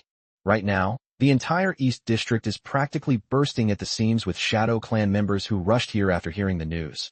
It's incredibly lively. East District. Lan Yu nodded, tossed a few more shadow crystals as a reward, and then turned and left the inn. Without any delay, he walked straight towards the East District. Gray Sun City is a place where mercenaries, assassins, intelligence brokers, and all sorts of people mingle. It's a melting pot of all sorts of people, but that's precisely why it's the most well-informed place in the entire city.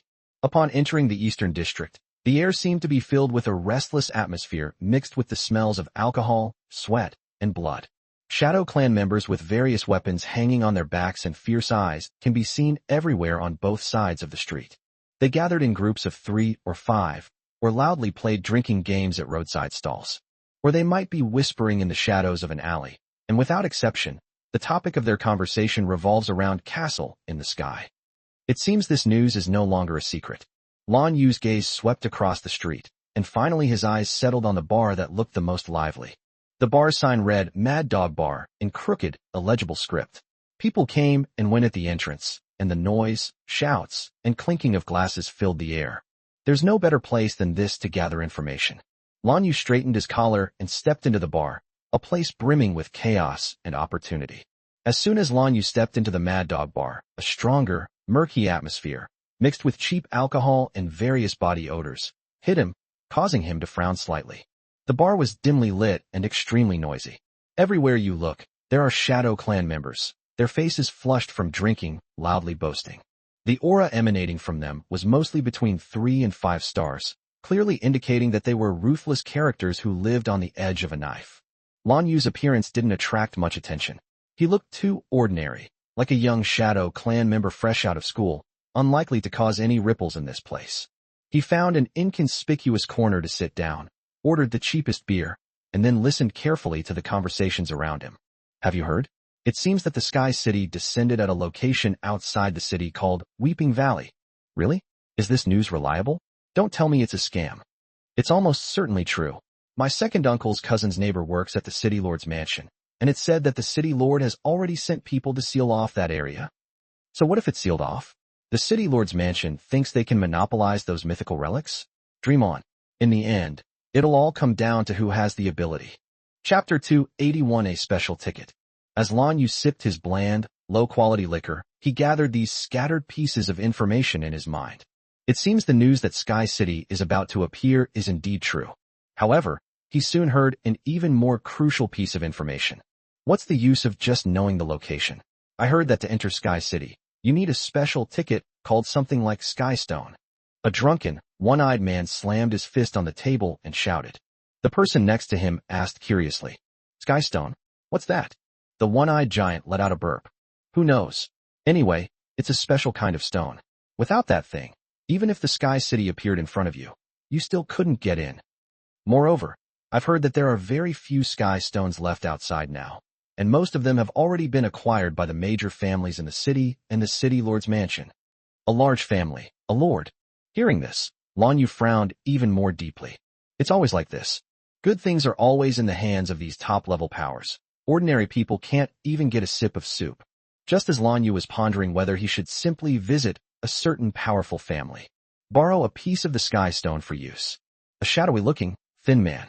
He quietly approached his table with his wine glass in hand and plopped down on it. The man winked and asked in a low voice, Brother, you're from out of town, right? Lan Yu glanced at him, but didn't say anything. The man didn't seem to care and continued speaking to himself. Seeing you drinking alone here all by yourself, are you also worried about the Sky City situation? He lowered his voice, moved closer, and a strong smell of bad breath wafted over. Brother, to be honest, although the Sky City is about to descend, not everyone will have the chance to go in and search for treasure. Seeing that Lan Yu remained unmoved, he seemed to get a little anxious and directly threw out his own chips. Entering Sky City requires a Sky Stone as a ticket. You've probably heard about this, brother, haven't you?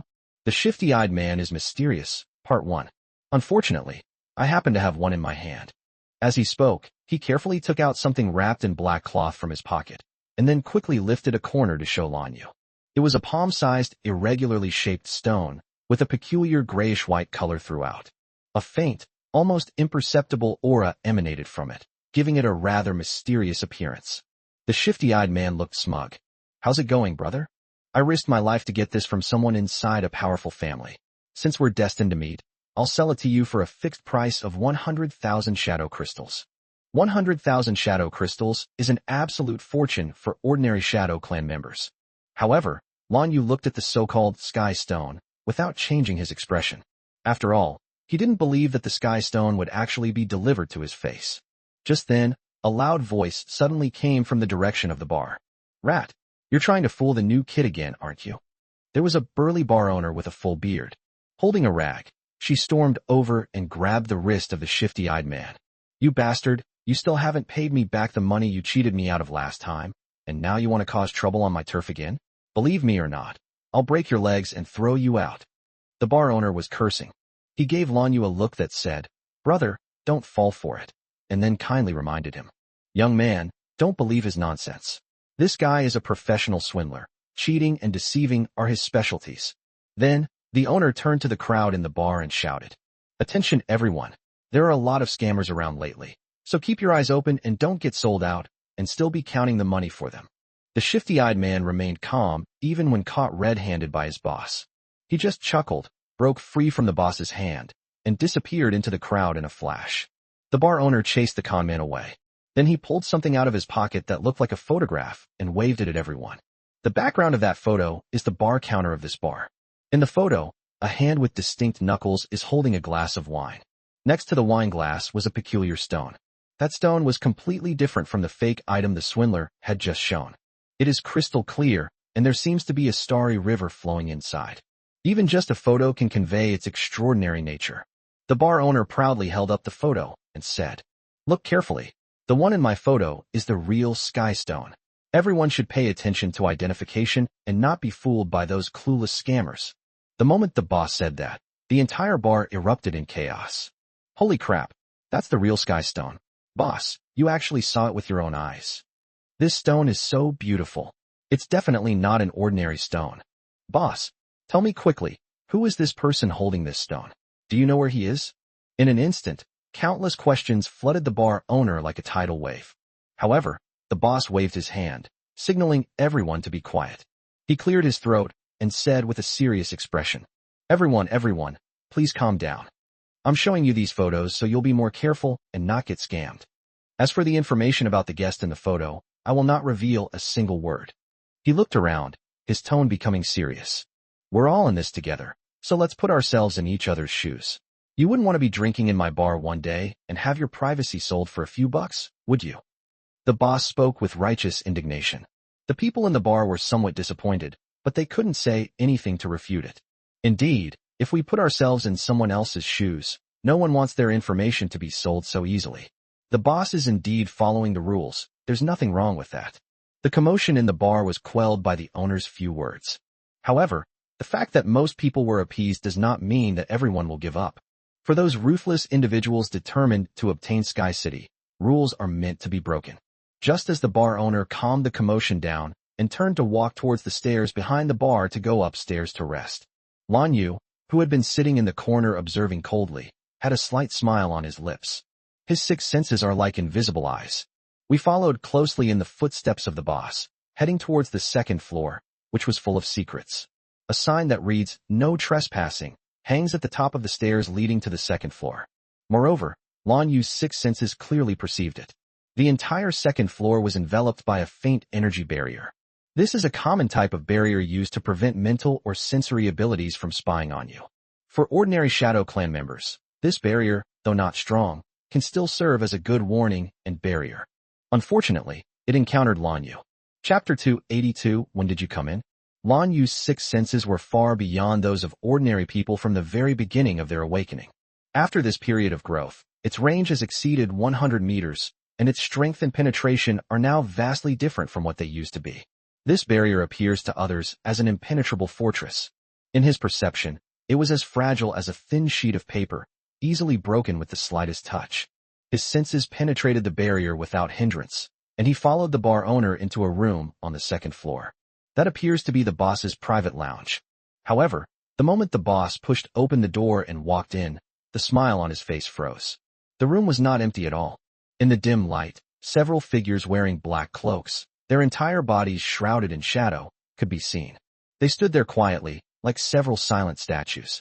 A fierce and icy aura instantly filled the entire room. The bar owner's pupils contracted sharply, but as someone who had been welcoming and seeing off customers here for years, he quickly regained his composure. He closed the door, forcing a smile back onto his face. "If you'd like to have a drink, there are seats downstairs. This is my private area, so it's probably not convenient here." However, the cloaked figures completely ignored his nonsense. The middle-aged member of the Shadow Clan who was in the lead slowly raised his head, revealing a face covered in pockmarks, his voice hoarse and cold. "Name your price. Who is the person holding the sky stone in the photo?"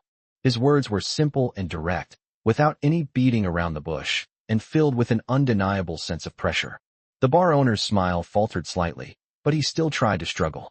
"Everyone, as I've already said, I have my own rules here." Before he could finish speaking, he was rudely interrupted by the pockmarked middle-aged man. The pockmarked middle-aged man's eyes were like those of a venomous snake, fixed intently on the boss. "We don't want to hear it a second time. Either you name your price and tell us what you know, or we'll smash up this lousy bar right now and hang you out the door to interrogate you slowly." A blatant threat. The bar owner's face finally darkened. He knew that things were unlikely to end well today. He remained silent for a moment, seemingly weighing the pros and cons, before slowly speaking. "What if I told you that the people in the photo are from one of the 6 most powerful families in the city? Wouldn't you all have come all this way for nothing?" He was testing the waters with those words. Most of the tickets to Sky City are controlled by the various families and lords in the city. This is common knowledge. These powerful families are the true local tyrants of Grey Sun City, each with a 7-star lord-level expert in charge. Their power is immense, and their experts are numerous. These desperate criminals are simply not people they can afford to offend. If the person in the photo is indeed a member of a large family, even if he told these people the information, they would absolutely not dare to take action. However, upon hearing his words, the cloaked figures all burst into laughter. The laughter was full of mockery and disdain. The pockmarked man sneered. "People from the 6 major families? Boss, are you treating us like 3-year-olds? If the people in the photo really are from the 6 major families, Would you dare to take that photo out and flaunt it so openly downstairs? You know what happens when you leak information about a powerful family, right? When that happens, your bar won't just be smashed up. The pockmarked man's words shattered the boss's last glimmer of hope. Indeed, the reason he dared to produce the photos was because he was certain that the people in the photos were not people he couldn't afford to offend. The bar owner looked at the men across from him, their eyes filled with confidence. The last shred of hope in my heart vanished. He slowly exhaled, letting out a soft sigh as if resigned to his fate. All right, I agree to your deal. Upon hearing this, the pockmarked middle-aged man smiled with satisfaction. That's smart. After accepting the heavy bag of shadow crystals, the bar owner cleared his throat and then lowered his voice to speak. That guy usually hangs out near Owl Street in the South District. I don't know that guy's name. Nobody knows his real name. As the boss spoke, he dipped his finger in the liquor on the table and drew a rough outline. Short, striking silver-white hair, and a faint scar on her left eyebrow. His strength is probably at the peak of the 4-star level, almost reaching the threshold of the 5-star level. He usually likes to wear a worn-out black trench coat, and looks no different from a ragpicker. In the corner of the bar downstairs, Lanyu picked up his glass and drank the last sip of ale in one gulp. He saw the details and information of a transaction clearly through his 6 senses. That sounds plausible. He stood up to leave. He stood up, ready to leave this place of trouble. Now that he had obtained some possible information for free, whether it was true or false, he had a direction to follow, so he didn't want to waste any more time here. However, just as he was about to take a step, he suddenly stopped. He sat down again, a playful expression on his face. Because, in his perception, another familiar figure was sneaking into the bar through the back door. Then, familiar with the place, he made his way to the boss's room on the 2nd floor. It was the same shifty-eyed conman nicknamed Rat, who had been driven away by the boss. Interesting.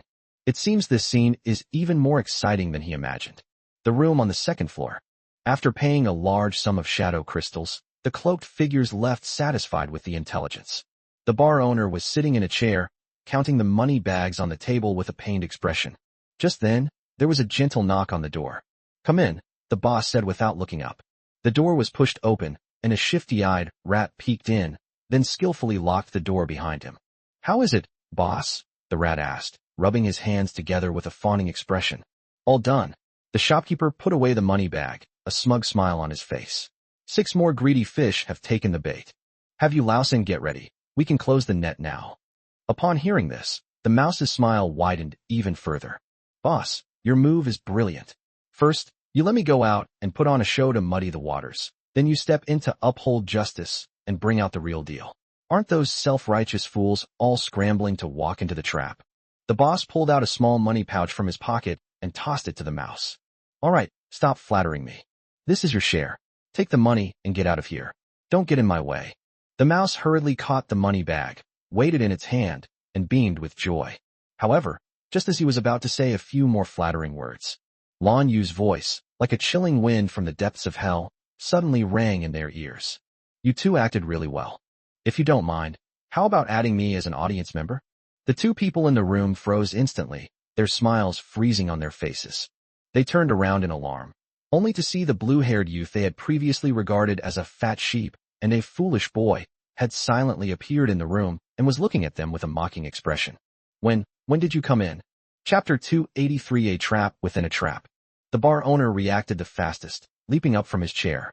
The shadow energy within his body surged instantly, and one hand reached for the short sword at his waist. The shifty-eyed Rat was terrified. The money bag in his hand fell to the ground with a thud, and his legs went weak, almost causing him to collapse. They couldn't understand how this seemingly ordinary young man had managed to bypass the guards downstairs and the barrier on the 2nd floor so quietly and appear here. However, Lanyu didn't give them any time to think. Buzz. A soft buzzing sound. A huge black core sphere appeared out of thin air and then crashed heavily to the ground.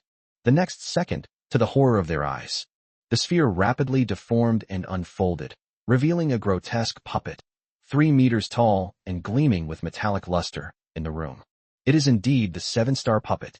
The 7-star puppet's scarlet electronic eyes coldly swept over the 2 of them. Before they could react at all, whoosh! The puppet's arm, as thick as a giant pillar, swung suddenly, so fast that it left afterimages. The shifty-eyed Rat didn't even have time to let out a scream. Just as he reached out to pick up the money bag from the ground, his outstretched right hand was grabbed by the puppet's enormous hand. Click! A crisp sound of bone cracking. The mouse's entire arm was twisted into a pretzel shape. Ah! A piercing scream finally burst from his mouth. Without pausing, the seven-star puppet grabbed his neck with its other hand, as if it were a chick. They lifted him up and slammed him hard to the ground. Boom! The sturdy wooden floor was smashed, leaving a huge dent. The mouse was thrown around so hard it was completely disoriented, and it was unclear how many bones in its body were broken. He lay on the ground like a lump of mud, only able to groan in pain. All of this happened in the blink of an eye. The bar owner was terrified when he saw this. He could no longer afford to hide his strength. The shadow energy within his body erupted without reservation, revealing the aura of a peak 5-star expert. He roared, and a black vortex appeared in his hand, a powerful shadow technique about to take shape.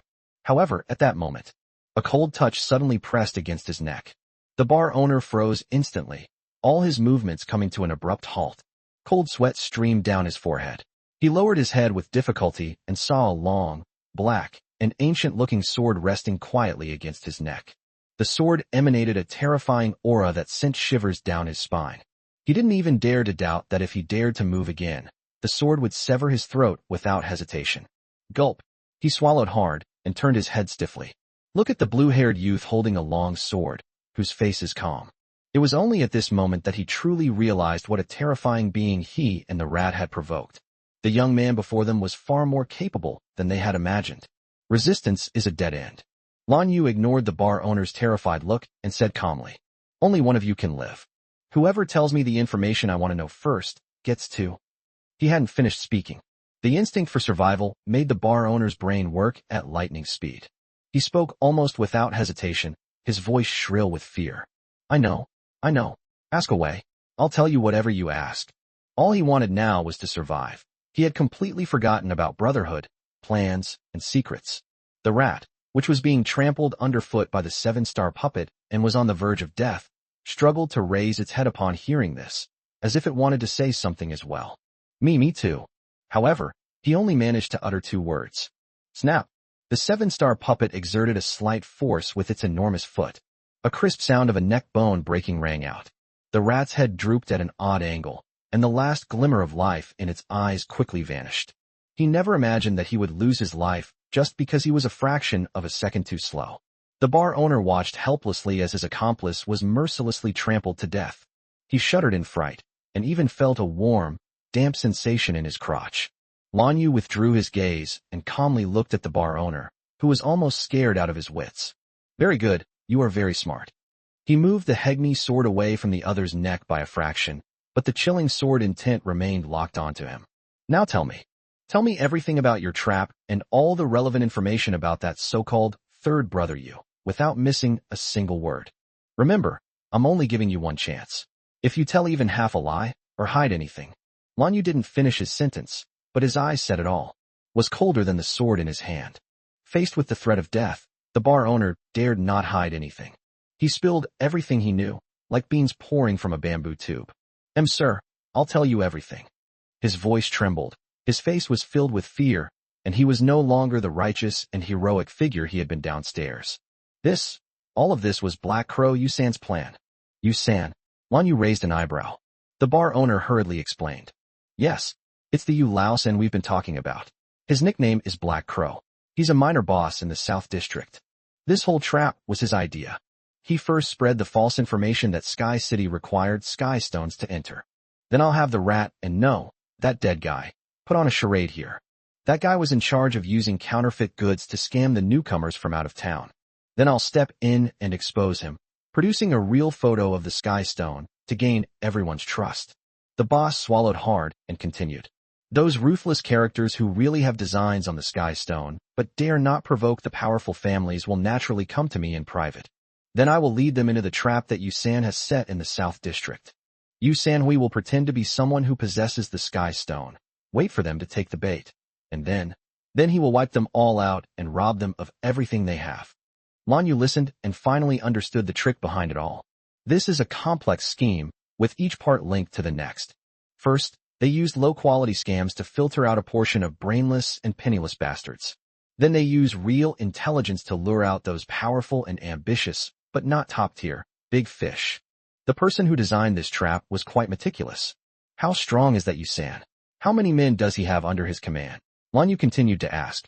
Chapter 284 The Six Great Families. This is his biggest concern. Yusan is very strong. The bar owner's face showed a hint of fear.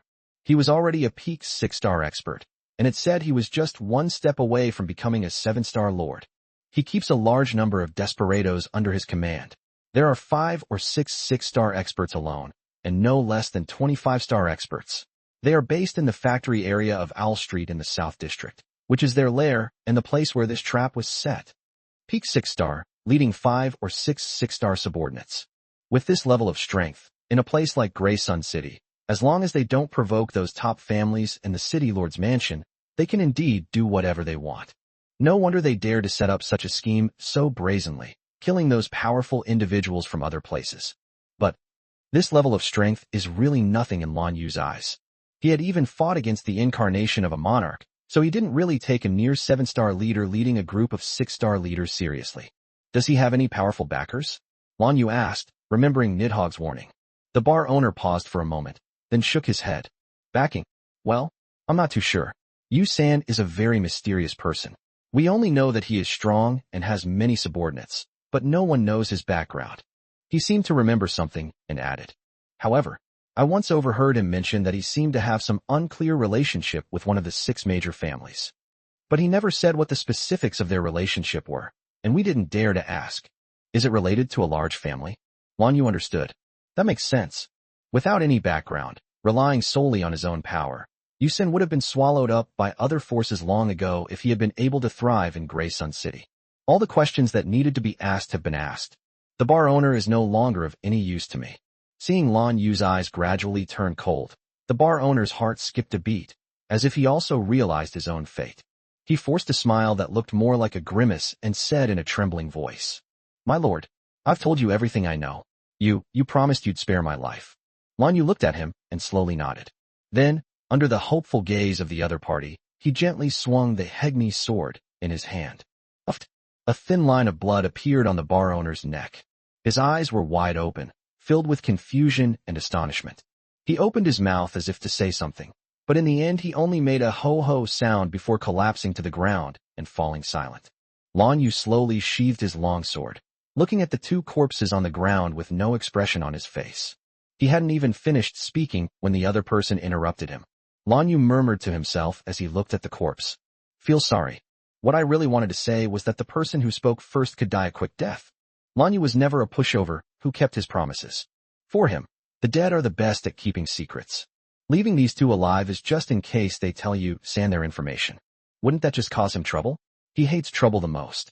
He walked over to the shifty-eyed corpse and picked up the money bag that had fallen to the ground. He then walked over to the bar owner's body and took the money bag from his arms. Even a small mosquito is still meat. Why not take it? After doing all this, he didn't even glance at the blood-soaked room again. He manipulated the 7-star puppet back into its core sphere and stored it in his mental world, then turned and left the bar silently like a ghost. The South District, the remote Owl Street. Yusan. Lan Yu noted down this information. He didn't intend to directly cause trouble. Since someone has already scouted the way for him, why doesn't he just sit back and reap the benefits? He wanted to see if it was the mantis stalking the cicada or the oriole lurking behind. With a flash, Lan Yu disappeared into the shadows of Grey Sun City at night, stealthily making his way towards the Southern District. Southern District of Grey Sun City at night is completely different from its bustling daytime atmosphere. This is the edge of the city, a gray area forgotten by mainstream society, with abandoned factories, collapsed houses, and a maze of alleyways. The air was filled with the smell of rust and decay. This is a paradise for outlaws and a vacuum of order. At this moment, deep inside a steel smelter that has been abandoned for many years, a team of more than 10 people was stealthily making its way through the ruins. The man in the lead was the pockmarked middle-aged man who had bought the information from the bar owner. His name is Tu Feng, a ruthless character with a considerable reputation in the underworld of Grey Sun City.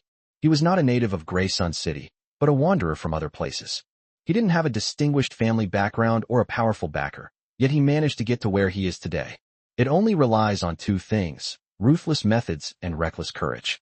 The dozen or so brothers following behind him were mostly Shadow Clan members like him, struggling to survive amidst the clash of various powerful forces.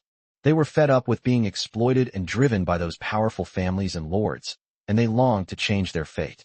In Tu Feng's view, the arrival of Sky City this time was their only chance. His own strength has reached the peak of the 6-star level, and he is only one step away from the 7-star Lord level. But he knew very well that without a great opportunity, he could only rely on his own hard work. He may never be able to cross this threshold in his entire life. Therefore, he was determined to get that Sky Stone.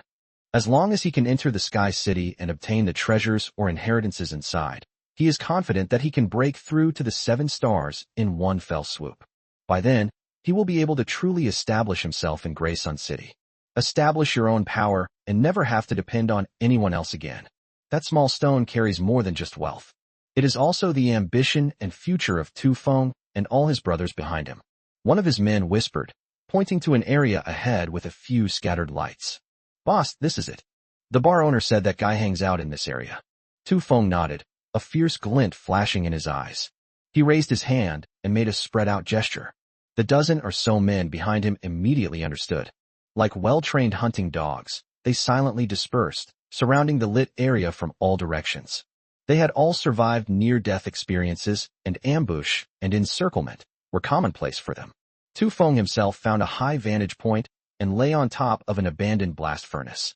He took out a monocular telescope and carefully observed the movements below. Soon, he spotted their target in front of a relatively intact factory building in the center of the area. Chapter 285 Black Crow at 3. It was a silver-haired man dressed in black, with an oval face and several black stripes on his body. He was sitting around a campfire, drinking and wiping a dagger in his hand. They looked completely relaxed, seemingly unaware of the impending danger. At his waist, a bulging, cloth-wrapped object was faintly visible, although its specific appearance is not clearly visible. But judging from its outline and the occasional spatial fluctuations it reveals, it is most likely that it is the Sky Stone. That's him. Tu Feng's breathing became slightly rapid. He lowered his binoculars, his eyes revealing a murderous intent. He carefully observed his surroundings and confirmed that the other party was alone and there were no other ambushes. It seems this guy is a self-important fool, daring to wander around in a place like this with such a valuable treasure all by himself. That's practically suicide. Without further hesitation, Tu Feng pulled out a small communicator from his pocket and issued an order in a cold and concise tone. Target confirmed, only one person. Let's do it. With his command. Whoosh, whoosh, whoosh. More than a dozen figures, like ghosts in the night, suddenly sprang up from the shadows from all directions. The weapons in their hands gleamed with a deadly cold light in the frigid moonlight. They sealed off all of the silver-haired man's escape routes from every angle. A vast net woven from death instantly enveloped the figure beside the campfire. The silver-haired man seemed startled by this sudden turn of events. He leaped to his feet, a look of panic on his face. "Who are you people?" He screamed and frantically pulled out his dagger to try and parry. However, he was besieged by more than a dozen Shadow Clan members of the same, or even stronger level. His resistance seemed so pale and powerless. Uft! A long sword broke through his defenses first and slashed hard at his shoulder. Blood instantly stained his clothes. Kill! Tu Feng leaped down from the blast furnace like a hunting eagle. With the force of a thunderbolt, the battle axe in his hand swung down towards the already injured silver-haired man. He wanted to kill him with one blow and finish the battle quickly. It looked like the silver-haired man's head was about to be split open like a watermelon. However, at this critical moment, the silver-haired man's panicked expression suddenly disappeared. Instead, a strange and cruel smile appeared. "They've taken the bait." He spoke softly, in a voice only he could hear. The next second, his body suddenly turned into a cloud of black smoke and disappeared into the air with a bang. It's just a phantom clone. Tu Feng's powerful axe strike landed squarely on empty air. Oh no, it's a trap. Sense of foreboding washed over Tu Feng, and an extremely ominous feeling instantly surged into his heart. However, it was too late. At the very moment the phantom vanished. Boom! The ground beneath their feet suddenly trembled violently.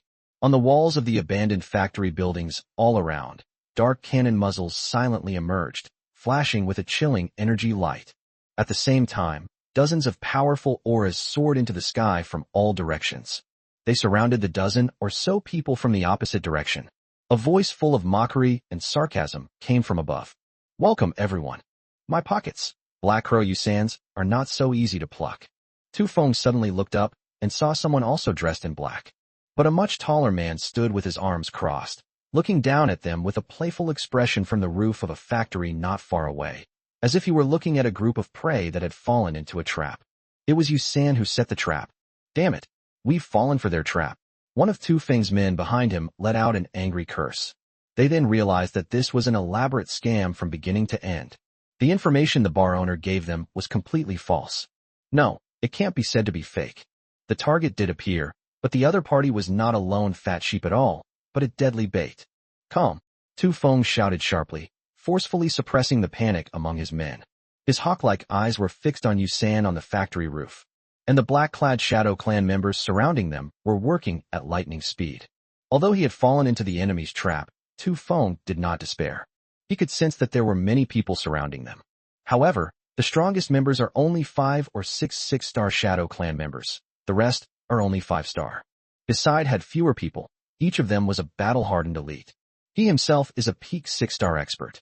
If they really fought to the death, it was still unknown who would win. Tu Feng gripped his battle axe tightly and said coldly, I admit, you played that trick well. But do you really think you can take us brothers by the nose with your bunch of scoundrels? Upon hearing this, Yusen felt as if he had heard the biggest joke in the world and couldn't help but burst into laughter. Ha ha, you think you can take me down? His smile vanished abruptly, and his eyes turned incredibly sinister.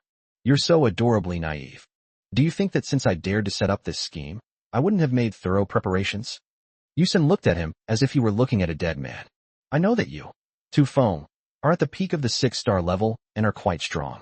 I also know that your brothers are all desperate criminals and not easy to deal with. So, he clapped his hands. I have prepared a special gift for you. As he finished speaking, several men in black struggled to carry a huge black iron box out from behind the factory. The box was made entirely of an unknown metal and was covered with densely packed runes. An ominous and oppressive aura emanated from the box. Yusan commanded in an unquestionable tone. Open it. Upon hearing this order, the men carrying the boxes all showed expressions of extreme fear, and their bodies trembled slightly. One of the henchmen seemed to have mustered immense courage, and said in a trembling voice, Third master, this thing, I'll let you open it. Yusan's eyes instantly turned icy cold, and the killing intent contained within made his subordinates feel as if they had fallen into an ice cave. Under the threat of death, they dared not hesitate any longer. One of his men reached out with trembling hands and carefully pried open the latch on the iron box. Then, as if he had encountered some kind of plague, he turned around and tried to run away. However, even so, it was already too late. Chapter 286, Soul-Devouring Vine Bees. Just the instant the latch was opened. Whoosh! A jet-black vine shot out from the crack in the box like a venomous snake emerging from its hole. The vines moved with incredible speed, instantly wrapping around the ankle of the fleeing henchman. No! The subordinate let out a terrified scream. However, no matter how hard he struggled, he could not break free from the vine's hold.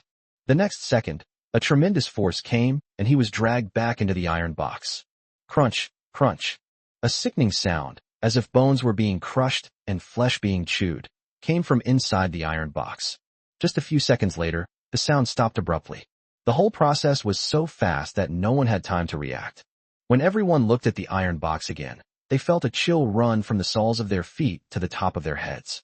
A living, breathing 5-star Shadow Clan member was just eaten like that? The iron box seemed to have just had a large meal, and the ominous aura had become even stronger. However, the monster inside seemed unsatisfied. Whoosh! Another jet-black vine shot out from the box, this time targeting Yusan, who was standing on the roof of the factory. Yusan looked at the vines rushing towards him, but his face showed no panic. Instead, he revealed a cold smile. The vine stopped abruptly just centimeters from his face, as if it had hit an invisible wall and could not go any further. Yusan slowly raised his right hand, and in his hand appeared a short stick that was entirely green and emitted a faint light. He seemed to have used this baton to forcibly control the terrifying vines. Yusan glanced sideways and spoke in a commanding tone toward the iron box. Since you've already eaten, then, according to our contract, you should do something for me. After saying that, he suddenly swung his baton. Boom! The huge black iron box shattered into pieces in an instant. A huge and ferocious figure finally revealed its true form. It was a gigantic monster the size of a small mountain, its body resembling a black wasp magnified countless times. But its body is not made of flesh and blood, but of countless thick, dark vines twisted and intertwined. On its back grew a pair of enormous, dragonfly-like wings made of black energy, which were slowly flapping. A terrifying pressure belonging to a 7-star Lord level swept across the entire area like a tsunami. It's the soul-devouring vine bee. One of Tu Feng's men recognized the monster the moment he saw it, and cried out in horror. Tu Feng's heart sank to the bottom in an instant. Soul-devouring vine bee. That's a 7-star Lord level shadow monster, unique to the Soul family, one of the 6 great families, and it took a huge amount of resources to raise it successfully. How could such a strategically terrifying creature appear here and be controlled by Yusan? Tu Feng suddenly looked up, staring intently at Yusan, his voice trembling slightly. What exactly is your relationship with the Soul family? He finally understood where Yusan's confidence came from. However, Yusan had absolutely no interest in answering his question. With a cruel and triumphant smile on his face, he lightly waved the baton in his hand. Roar! The enormous, soul-devouring vine let out a deafening roar. Its massive body transformed into a bolt of black lightning, hurtling towards the Shadow Clan members below, who had fallen into utter despair. Faced with a true 7-star, Lord-level shadow monster, all resistance seemed so pale and laughable. That was a battle from a completely different dimension. One of Tu Feng's subordinates roared and unleashed his strongest attack, a massive blade of energy, fiercely slashing towards the soul-devouring vine bee. However, the blade energy, powerful enough to cleave a tank, failed to leave even a white mark on the soul-devouring vine bee's vine-formed body. The next second, dozens of pitch-black vines, like venomous snakes that had come to life, instantly engulfed him. The piercing screams lasted for less than a second before abruptly ceasing. When the vines dispersed, only a pool of blurred flesh and blood and a few broken artifacts remained. Sold out instantly. This is the terror of a 7-star, Lord-level powerhouse. Run! Run! Another of Tu Feng's men was terrified and turned to run away. However, he had only run 2 steps. The soul-devouring vine bee suddenly flapped its enormous wings. Call! A terrifying black storm appeared out of nowhere and caught up with him in an instant. The subordinate didn't even have time to react before being swept into the storm. My body was torn to pieces as if it had been thrown into a meat grinder. Despair. An overwhelming sense of despair enveloped everyone present. They were like a flock of lambs to the slaughter, facing a tiger charging into the sheepfold. There's nothing they can do but wait to die. Tu Feng watched helplessly as his brothers, with whom he had spent every day, died one after another under the attack of the soul-devouring vine bees. His eyes instantly turned blood red. You beast! I'll fight you to the death. He let out a roar of grief and indignation, and the shadow energy within his body burned wildly, without reservation. A powerful force far exceeding his usual limits erupted from his body. In a desperate situation, he actually forced the activation of a forbidden secret technique that would damage his shadow origin and affect his foundation. A layer of blood-red light appeared on his body, and his speed and strength increased several times in an instant. Die! Tu Feng transformed into a streak of blood-red light, bypassing the soul-devouring vine bees and heading straight for Yusan, who stood on the factory roof with a mocking expression. To catch the thief, first catch the king. He knew that as long as he killed Yusan, the controller, the terrifying shadow monster would naturally collapse on its own. However, he still underestimated the strength of the 7-star shadow monster. Just as he was about to rush in front of Yusan, a black afterimage appeared in front of him in an instant, faster than he could, blocking his path. It was that soul-devouring vine bee. Get out of my way! Tu Feng roared, gathering all his strength into the battle axe in his hand, and fiercely slashed at the soul-devouring vine bee. This axe strike was the strongest blow he had delivered, a blow that came at the cost of his life. However, clang! A piercing clang of metal clashing. The soul-devouring vine bee simply extended a vine, easily blocking his unstoppable axe strike. Tu Feng felt an irresistible, terrifying force coming from the axe handle. Snap! The fine-quality battle axe in his hand shattered into pieces. Immediately afterwards, the vine lashed out. Puff! Tu Feng was struck as if by lightning. He flew backward like a kite with a broken string, crashing heavily into the wall in the distance, spitting out blood. Chapter 287. Now only you are left. Just one move. Despite burning his very essence and giving it his all, Tu Feng was still easily defeated. This is the insurmountable chasm between the 6 stars and the 7 stars. In less than a minute, all of Tu Feng's dozen or so elite men had been killed in action, none of them surviving. He was the only one left on the scene, barely clinging to life. Yusan slowly floated down from the factory roof and walked to Tu Feng, who was lying in a pool of blood and unable to stand up. He looked down at his opponent, who had been so confident not long ago, his face full of contempt and mockery. All right, now only you are left. Tu Feng raised his head and stared intently at Yusan, with eyes full of resentment and unwillingness. Why? He couldn't understand why the Soul Clan would lend such a precious soul-devouring vine bee to an outsider like Yusan. Yusan didn't want to waste words answering the other party, and commanded the soul-devouring vine bees to pierce the other party's chest with their vines. Tu Feng's eyes dimmed instantly, and his last glimmer of hope vanished. Yusan stood up, not even glancing at the corpse on the ground again, and waved indifferently to his subordinates who were also quite frightened. All right, let's clean up the battlefield. These people should have a lot of valuable equipment on them. It's all yours. Upon hearing this, the fear on the faces of his men was immediately replaced by greed, and they all stepped forward to loot the spoils. However, at that moment, a sudden change has occurred. There were no warning signs whatsoever. A deep, pitch-black realm, seemingly capable of swallowing all light, unfolded instantly. Everyone present, including Yusan and the giant soul-devouring vine bee, was enveloped in it. The corridor of shadows. What is that? Yusan was greatly alarmed. He felt as if the world before him had instantly plunged into boundless darkness and chaos. His 5 senses, and even his 6 senses, were completely stripped away at this moment. He could not hear any sound, see any sight, or even distinguish directions, as if he had suddenly been thrown into an endless, constantly spinning, pitch-black maze. However, before he could even react to this sudden turn of events, roar! A terrifying dragon roar, seemingly from the ancient primordial era, suddenly exploded deep within his soul. 6 senses skill, dragon's roar. That terrifying dragon roar was not just a sound, but a terrifying impact that directly affected the soul and body. Yusan felt as if his head had been hit hard by an invisible giant hammer, and his consciousness went blank for a moment. However, he was, after all, a peak 6-star expert, and he also possessed a life-saving treasure bestowed upon him by the eldest daughter of the Soul Clan. The moment the dragon's roar resounded, a jade pendant hanging around his neck suddenly burst forth with a dazzling green light. It formed a shield, absorbing most of the impact for him. Yusan suddenly jolted awake from the brief dizziness. His face turned deathly pale, and he was utterly horrified. There's an ambush. Moreover, he was a terrifyingly powerful individual whose strength far exceeded expectations. Without a second thought, he immediately pulled out a talisman that shimmered with silver light from his pocket and crushed it without hesitation. Space Teleportation Talisman. This is one of the most powerful life-saving trump cards given to him by the eldest daughter of the Soul family, allowing him to perform a short-distance force teleportation in any area or barrier. Buzz. With a flash of silver light, Yusan's figure vanished instantly from the pitch-black corridor of shadows. He managed to escape. However, just as his figure appeared 100 meters away, before he could even breathe a sigh of relief, boom, suddenly erupted from the dark area behind him.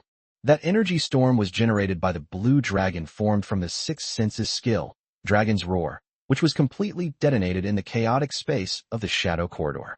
Its power is several times more terrifying than in an open area. Yusan, who had just escaped, was violently thrown away by the aftershocks of that terrifying energy storm.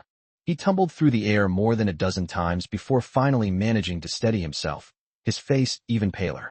He looked up, still shaken, and stared ahead. The dark area slowly dissipated. The scene inside was revealed. However, after seeing the scene inside, Yusan's pupils instantly shrank to the size of pinpoints. The place where his men had been was now completely empty.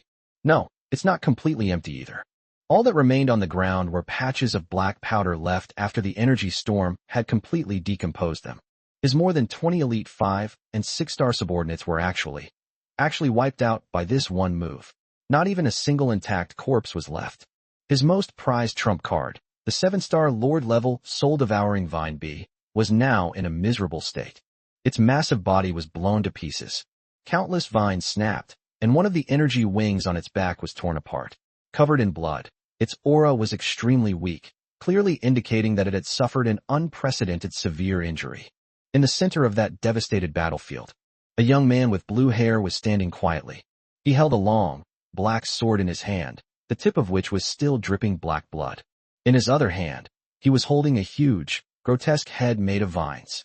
It was the head of that soul-devouring vine bee. The blue-haired youth slowly raised his head, his calm eyes piercing through the billowing smoke and landing on Yu-san, who was 100 meters away. Then he spoke slowly in an extremely indifferent tone. The voice was exactly the same as what Yu-san had said to Tu Feng not long ago. All right. Now only you are left. The moment Yu-san was stared at by Lan Yu's eyes, he felt an indescribable chill surge up from the depths of his heart. At that moment, every hair on his body stood on end. Only one word remained in his mind. Run. We have to run. Get as far away from this monster as possible. This thought, like an instinct, instantly occupied all his thoughts. Without a second thought, he immediately turned around, his inner energy surging wildly, trying to escape once again. However, he had only just made a step backward. The next moment, he felt his body suddenly become light, and he fell forward uncontrollably. Thump! He fell to the ground in a sorry state. What happened? My legs. A sense of bewilderment flashed through his mind, and he subconsciously turned around to look. Then he witnessed the most terrifying scene of his life that he would never forget. His legs had somehow become completely separated from his body. Two bloodied thighs remained standing in the same running posture. The cuts were smooth as a mirror, and blood gushed out like a fountain. And in front of him, that ominous blue-haired youth had silently appeared before him without him even noticing.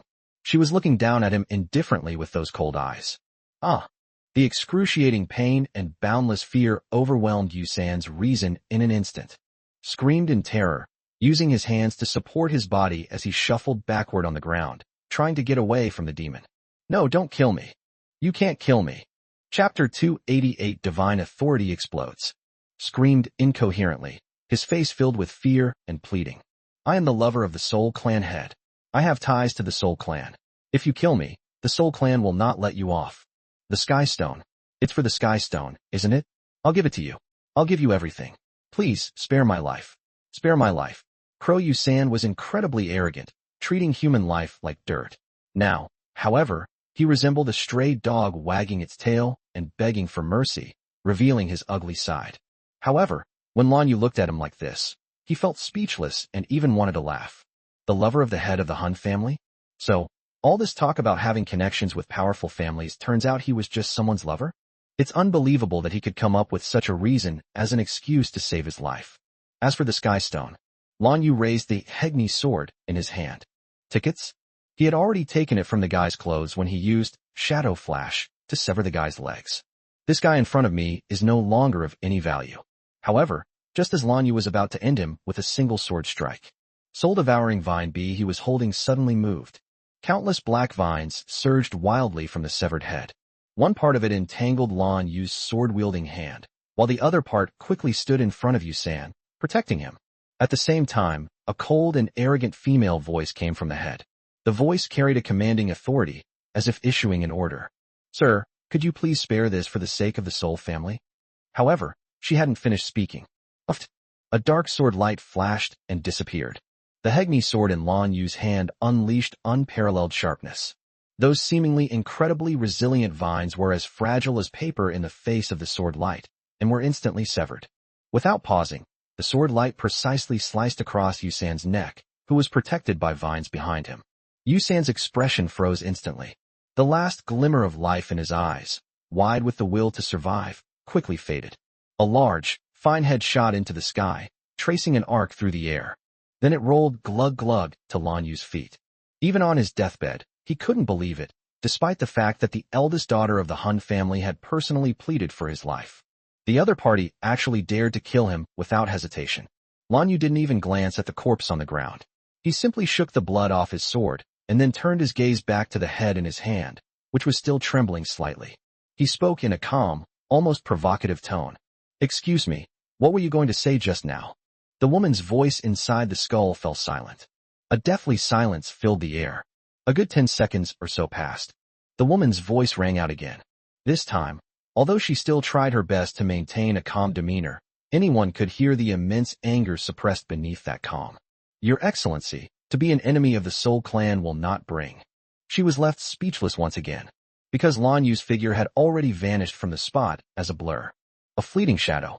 When he reappeared, he had returned to the same spot.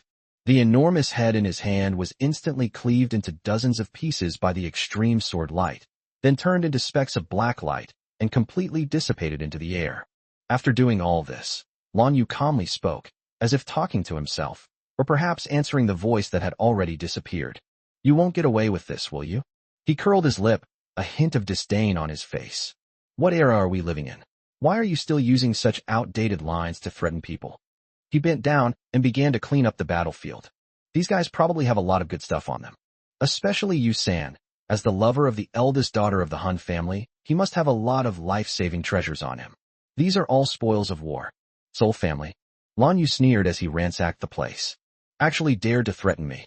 What he hates most is being threatened, and he's also most afraid of things going wrong if things drag on. Since we've already made an enemy of each other, let's just go all the way and see it through. Soul family would definitely send people to participate in the subsequent treasure hunt in Sky City. Once they're recognized, a fight is inevitable sooner or later. Since that's the case, why not take the initiative to go to their door and eliminate a competitor before Sky City opens? Perfect timing. He'd been chased by that damned Eternal Night King for so long, and he was seething with anger with nowhere to vent it. The Han family just happened to run into trouble at this time. They can only be considered unlucky. Just as Lan Yu had finished looting all the spoils and was preparing to set off, a familiar notification sound suddenly rang in his mind. The power of the authority that all things began in chaos has met the conditions.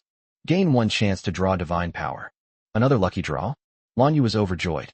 Without hesitation, with a thought, his consciousness was instantly pulled into a boundless chaos. In the gray, chaotic ocean ahead, a group of strange little fish, their bodies radiating a soft golden light, were swimming happily. He reached out his hand with practiced ease and gently grasped the nearest golden fish. Got him. The next second, the little golden fish transformed into a pure golden stream of light and merged into his palm. A whole new wave of information flooded into his mind. Gain new divine authority ability. Divine authority burst. Source of power. God of destruction. Effect. By directly contacting the object, one can infuse the power of their divine authority into any object containing shadow energy, transforming it into an unstable divine bomb. The explosive power depends on the concentration and mass of the energy source of the item being transformed. Bomb skill. Lan Yu frowned slightly as he looked at the new ability he had just acquired. Can anything containing shadow energy be turned into a bomb? This skill seems pretty good. His first thought was how to maximize the effectiveness of this ability. What if you turned yourself into a bomb? With the immense amount of shadow power within him, coupled with the physical strength of the king's body, if he were to self-destruct, the power would likely be quite astonishing. However, the thought only flashed through my mind for a moment. He wouldn't dare actually do that. Him to reassemble himself after being blown to bits? I'll study it when I have time later. Lan Yu shook his head, temporarily putting this dangerous thought out of his mind. The most urgent task is to first visit that ignorant and foolish soul family. He determined the direction, and his figure transformed into a streak of light, where the Soul Clan, one of the 6 major families in Grey Sun City, was located.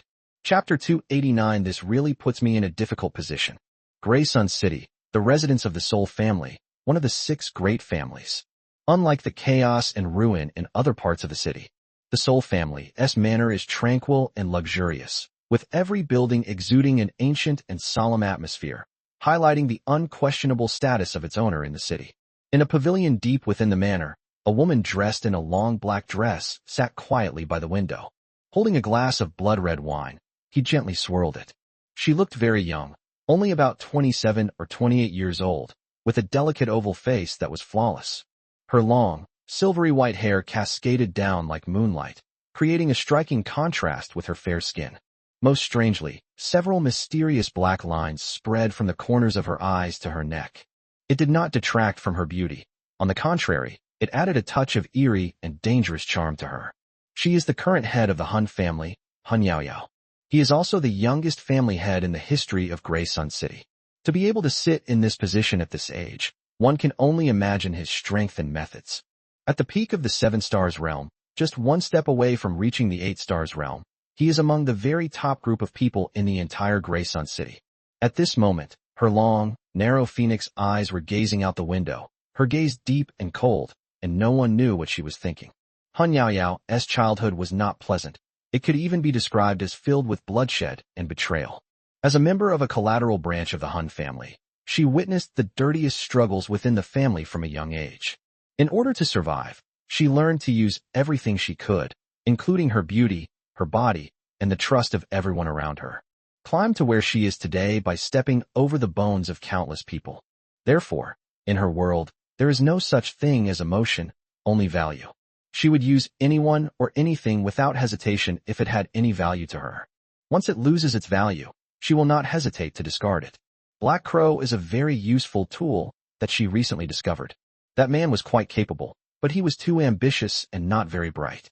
Han Yaoyao only showed him a little interest and promised some dubious benefits. Yu San then became her most loyal dog. The soul-devouring vine bee, a strategic-level shadow monster that her family had spent enormous resources cultivating, to Yu San was certainly not because of any nonsense about love. The reason is simple. The soul-devouring vine bee needs to constantly devour the flesh and souls of high-ranking Shadow Clan members to grow. But on the Soul family's own territory, she couldn't allow this monster to prey on them with impunity.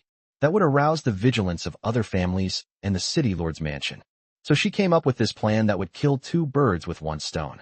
Give the soul-devouring vine bees to Yu San, and let him use the guise of treasure hunting to hunt in those no-man's land areas outside the city. Go and kill those powerful outsiders who were attracted by Sky City.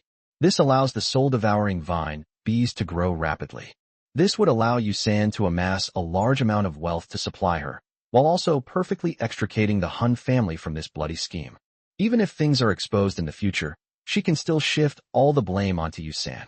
She claimed that it was her good-for-nothing lover who stole the family's shadow monster, and that the Soul family had nothing to do with it. This is a near-perfect plan. However, not long ago, this perfect plan was abruptly interrupted. She left a trace of her soul within the soul-devouring vine bee for remote control and communication. They sensed that Yu San and the soul-devouring vine bees had both suffered unprecedented heavy losses. When she tried to speak through the mark and intimidate the other party with the name of the Soul Clan, that trace of soul imprint was mercilessly and directly destroyed by the other party. Waste. Han Yaoyao downed the blood-red wine in one gulp, a cold smile curving her lips. She wasn't cursing the reckless attacker, but rather Yu San. She can't even handle such a small thing, and she even lost her most precious pet. She deserves to die. As for that person who dared to provoke the Han family, a chilling killing intent flashed in Han Yaoyao's eyes. No matter who the other party is, if they dare to destroy her things, they should be prepared to face her wrath. She was considering who to send to handle this troublesome matter. While we're at it, let's also retrieve the Sky Stone that should have been in Yu San's hands. Just then, a series of hurried footsteps came from downstairs. Master, an elderly man who looked like a steward hurried upstairs and reported in a somewhat flustered manner. The people from Eternal Night Pavilion have arrived. Eternal Night Pavilion? Han Yaoyao's brows furrowed slightly. Eternal Night Pavilion, the most elite assassin organization in the Shadow World, and one of the 7 kings, is the sharpest blade under the command of the Eternal Night King. What are they here for? A bad feeling flashed through Han Yaoyao's mind. She stood up, straightened her skirt, and her voice betrayed no emotion. Tell them to wait for me in the reception room.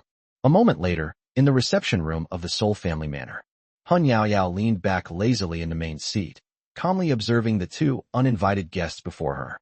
Both of them were young and dressed in black, practical outfits that allowed for easy movement. One of them had a strange vertical pupil in one eye, like a lizard's, shimmering with a ghostly green light, twitching slightly at an inhuman frequency as he examined every detail of the room. The other person was even stranger. He was burly and didn't utter a sound. His face was covered by a simple iron mask that concealed his mouth and nose, revealing only a pair of empty eyes. His hands were wrapped in layers of gray-black bandages, emanating a faint smell of medicine and blood.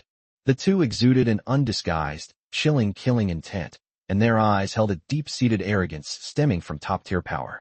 I wonder what brings you two esteemed guests from the Eternal Night Pavilion here. Hun Yaoyao spoke first, breaking the silence. One of the men with vertical pupils sneered and said bluntly, Master Hun, we have come on the orders of the king, and we want something from you. Oh, Hun Yaoyao remained calm. What could possibly warrant such a personal order from His Majesty the King? With vertical pupils said, enunciating each word clearly. The Sky City, the ticket to Babylon, the Sky Stone. Sky Stone. Upon hearing these three words, Hun Yaoyao's hand holding the teacup paused slightly in midair, but her expression remained calm and composed. Her beautiful phoenix eyes narrowed slightly as she looked at the two arrogant Eternal Night Pavilion assassins before her, her mind racing. This is troublesome. Her worst fears came true. The news that the Sky City, Babylon, was about to appear had already spread like wildfire in Grey Sun City. As one of the three oldest and most mysterious wonders of the world, Babylon holds secrets and treasures within its walls. It is enough to drive any power mad. Even the highest monarch is no exception. As a local strongman in Grey Sun City, Hun Yaoyao had naturally obtained 2 sky stones in advance through various channels. These things are incredibly precious. Each piece represents an opportunity to enter the Sky City and obtain a tremendous fortune. Her original plan was to keep one piece for herself and give the other piece to Yu San so that he could also try his luck. Even if that good-for-nothing Yu San can't find anything good, if he comes back alive and provides some information about Sky City, it will still be valuable to her. But now, Yu San is dead, and the Sky Stone in his possession has disappeared without a trace, most likely falling into the hands of that mysterious attacker. In other words, she now only has one piece left. This was her only proof of entry into Sky City. How could she possibly be willing to hand it over? However, the people on the other side were from the Eternal Night Pavilion, and they even invoked the name of the Eternal Night King. Hun Yaoyao tapped her fingertips lightly on the table, her brain racing as she considered what to do. She gave a perfectly timed look of embarrassment and sighed softly. My lords, this is truly putting me in a difficult position. Chapter 290 No one is leaving.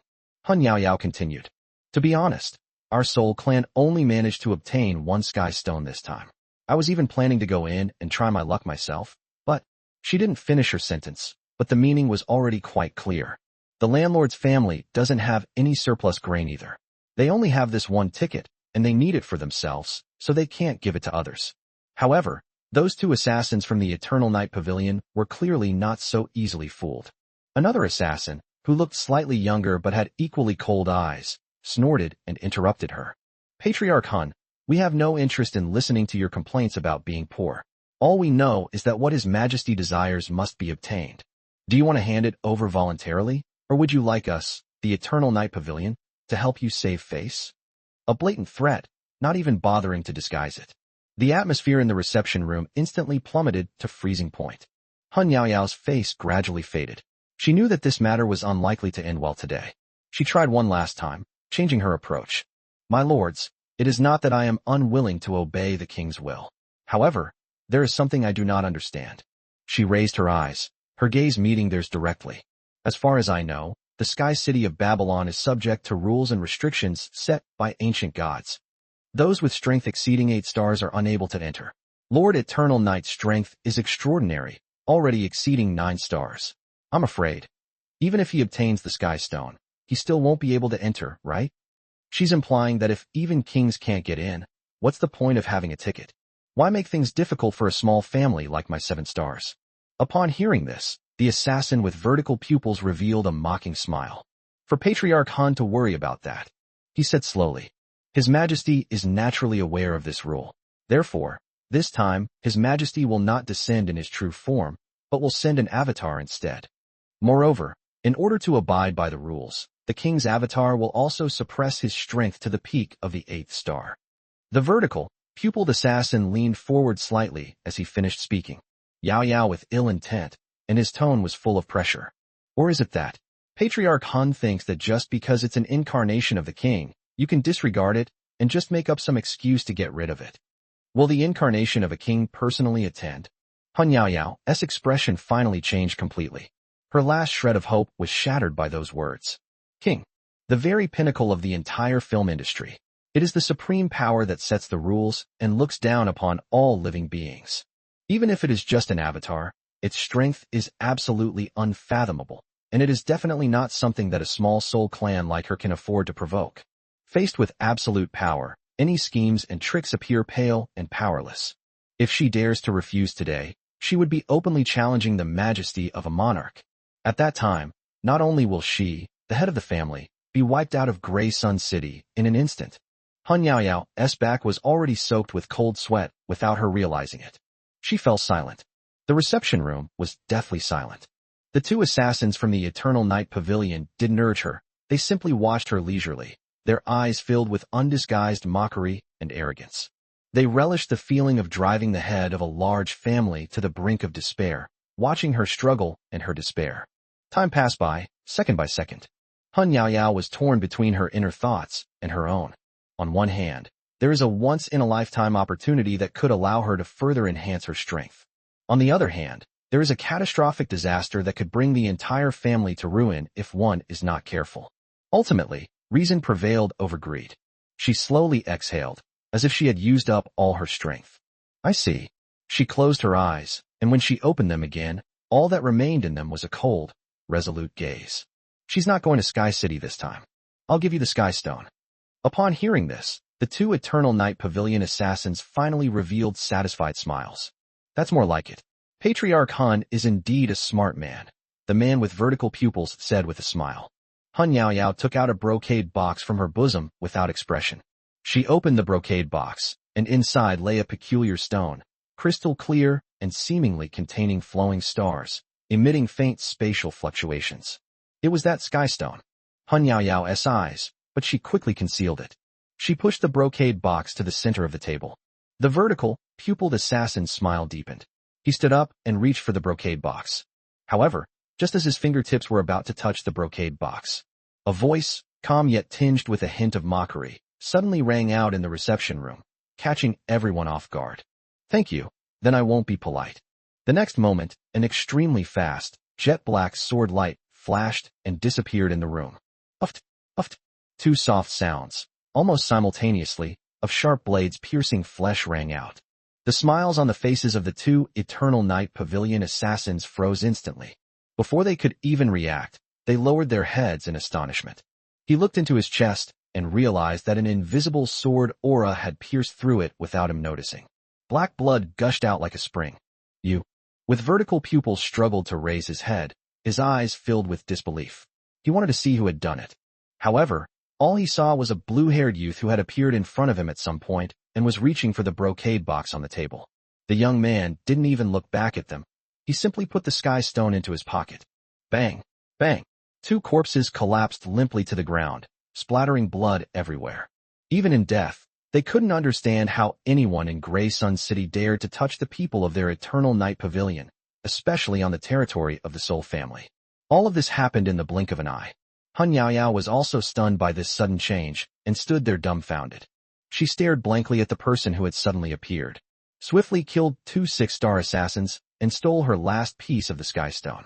The moment she saw the other person's face clearly, her pupils contracted sharply.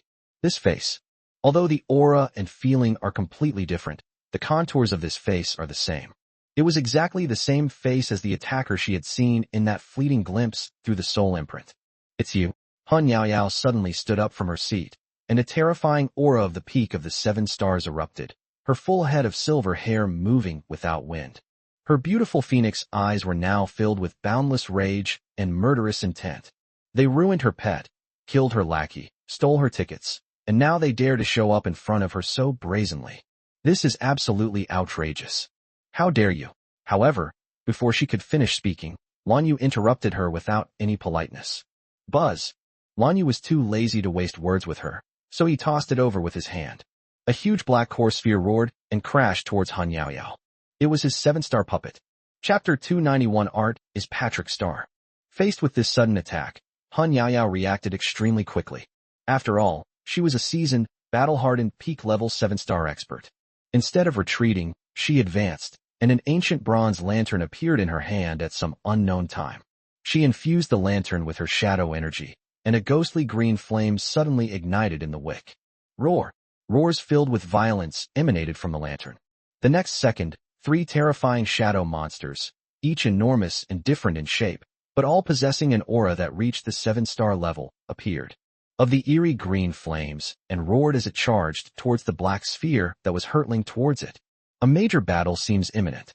Hun Yaoyao is ready to make this arrogant brat pay the most terrible price. However, what happened next was completely beyond her expectations. After throwing out his puppet core, the blue-haired youth did not rush to fight her. Instead, he flashed away at an incredible speed, retreating out of the reception room. That look doesn't seem like an attack. It looks more like, they're running away? Hun Yaoyao was startled, and then a bad premonition arose in her heart. She subconsciously looked at the black core sphere that had already flown into the air. Suddenly, the surface of the sphere shone with an incomparably dazzling black light. Countless mysterious runes swirled wildly across the sphere, and a terrifying, destructive energy, so powerful it made her heart tremble, was rapidly increasing exponentially within it. Broken. Hun Yaoyao's face turned deathly pale instantly. She finally understood what the other person wanted to do. However, it was too late. Lan Yu's icy voice drifted over from afar. Art is Patrick Star. Boom! A terrifying explosion, beyond description, occurred. The 7-star puppet, empowered by divine authority burst, exploded with a deafening roar. The black energy storm was like a devastating tsunami. Centered on that reception room, it instantly swept across an area of several hundred meters in radius. Solid architecture, luxurious courtyards, exquisite sculptures. Everything was as fragile as paper in the face of that terrifying energy storm, instantly torn apart, decomposed, and annihilated. Along with Hun Yaoyao and her 3 newly summoned 7-star shadow monsters. Before it could even utter a scream, it was completely vaporized at the epicenter of the explosion, leaving not even a trace of ash behind. 200 meters away, Lan Yu's figure quietly appeared on a rooftop. The sole family manor in the distance, which had been razed to the ground, leaving only a huge crater. And the mushroom cloud that shot into the sky also made me click my tongue in amazement. This power, isn't it a bit too exaggerated? Even he himself was startled. He never expected that using divine power burst to detonate the 7-star puppet would produce such a terrifying effect. The Soul Clan probably couldn't understand until his death why someone would be so extravagant as to use a precious 7-star puppet to immediately self-destruct. Did you go too far? Lan Yu muttered to himself as he began to try to communicate with the world of his mind, attempting to restore the 7-star puppet that had been blown to ashes. To be honest, looking at the desolate scene before him, where not even a trace remained, he felt somewhat uncertain. If it can't be restored, he'll suffer a huge loss. He concentrated his mind, continuously channeling the shadow energy within his body into the connection with the puppet's core. 1 second, 2 seconds, 3 seconds. Just when Lan Yu's heart was in his throat, a familiar sense of connection was finally re-established. He was overjoyed and increased the transmission of his shadow energy. Soon, countless tiny black particles appeared out of thin air on the open ground in front of him. As if guided by some force, they quickly converged and reorganized. In less than a minute, the huge black core sphere, then it reappeared before him, perfectly intact. Phew, thank goodness. Lan Yu breathed a sigh of relief. As long as it can be restored. Although the shadow chi consumed in this restoration was about 10 times that of his usual puppet control, it was nothing to him. Now Lan Yu was certain that he had gained another powerful trump card that could be mass-produced. However, he also gleaned some troublesome information from the conversation between the 2 Night Pavilion assassins. The incarnation of the Eternal Night King is also coming to Sky City this time. The thought of that incredibly handsome but ruthless man gave Lan Yu a headache. Based on the experience of the last encounter, without using Hell's ultimate trump card, the Death Dragon Horn, his chances of winning against that guy are probably less than 50%. With such limited confidence, going head-to-head with the opponent is no different from suicide. It seems that disguise is necessary, Lan Yu thought to himself. However, ordinary disguises would certainly not fool a monarch-level being, even if the other party is just an avatar.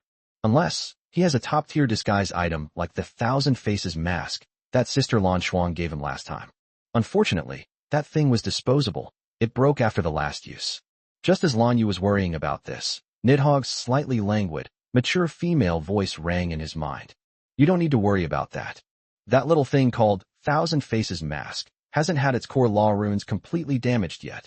I'll put in a little effort to fix it up for you, and it should be fine for you to use it again. Upon hearing this, Lan Yu was overjoyed. Really? That's wonderful. Now that the biggest problem has been solved, all that's left is to wait quietly for the arrival of Sky City in 3 days. Time flies, and 3 days passed in the blink of an eye. During these 3 days, Lanyu did not go out and cause any more trouble. Instead, he stayed quietly in the hotel to rest and recuperate, consolidating his rapidly increasing strength. At the same time, he did not forget his promise to Hylan, the owner of the Eternal Silent Castle. He took some time to stroll around Grey Sun City, specifically looking for shops that sold books about the human world, and collected a large number of books of all kinds. From historical biographies to chivalric romances, and even specifically according to Heron's requirements. I bought a lot of beautifully printed comics and books. The thought of the first patriarch, who had lived for countless years, engrossed in reading shoujo manga, filled Lanyu with dread. But he still stuffed all these things into his mental world, intending to bring them to her the next time he went there.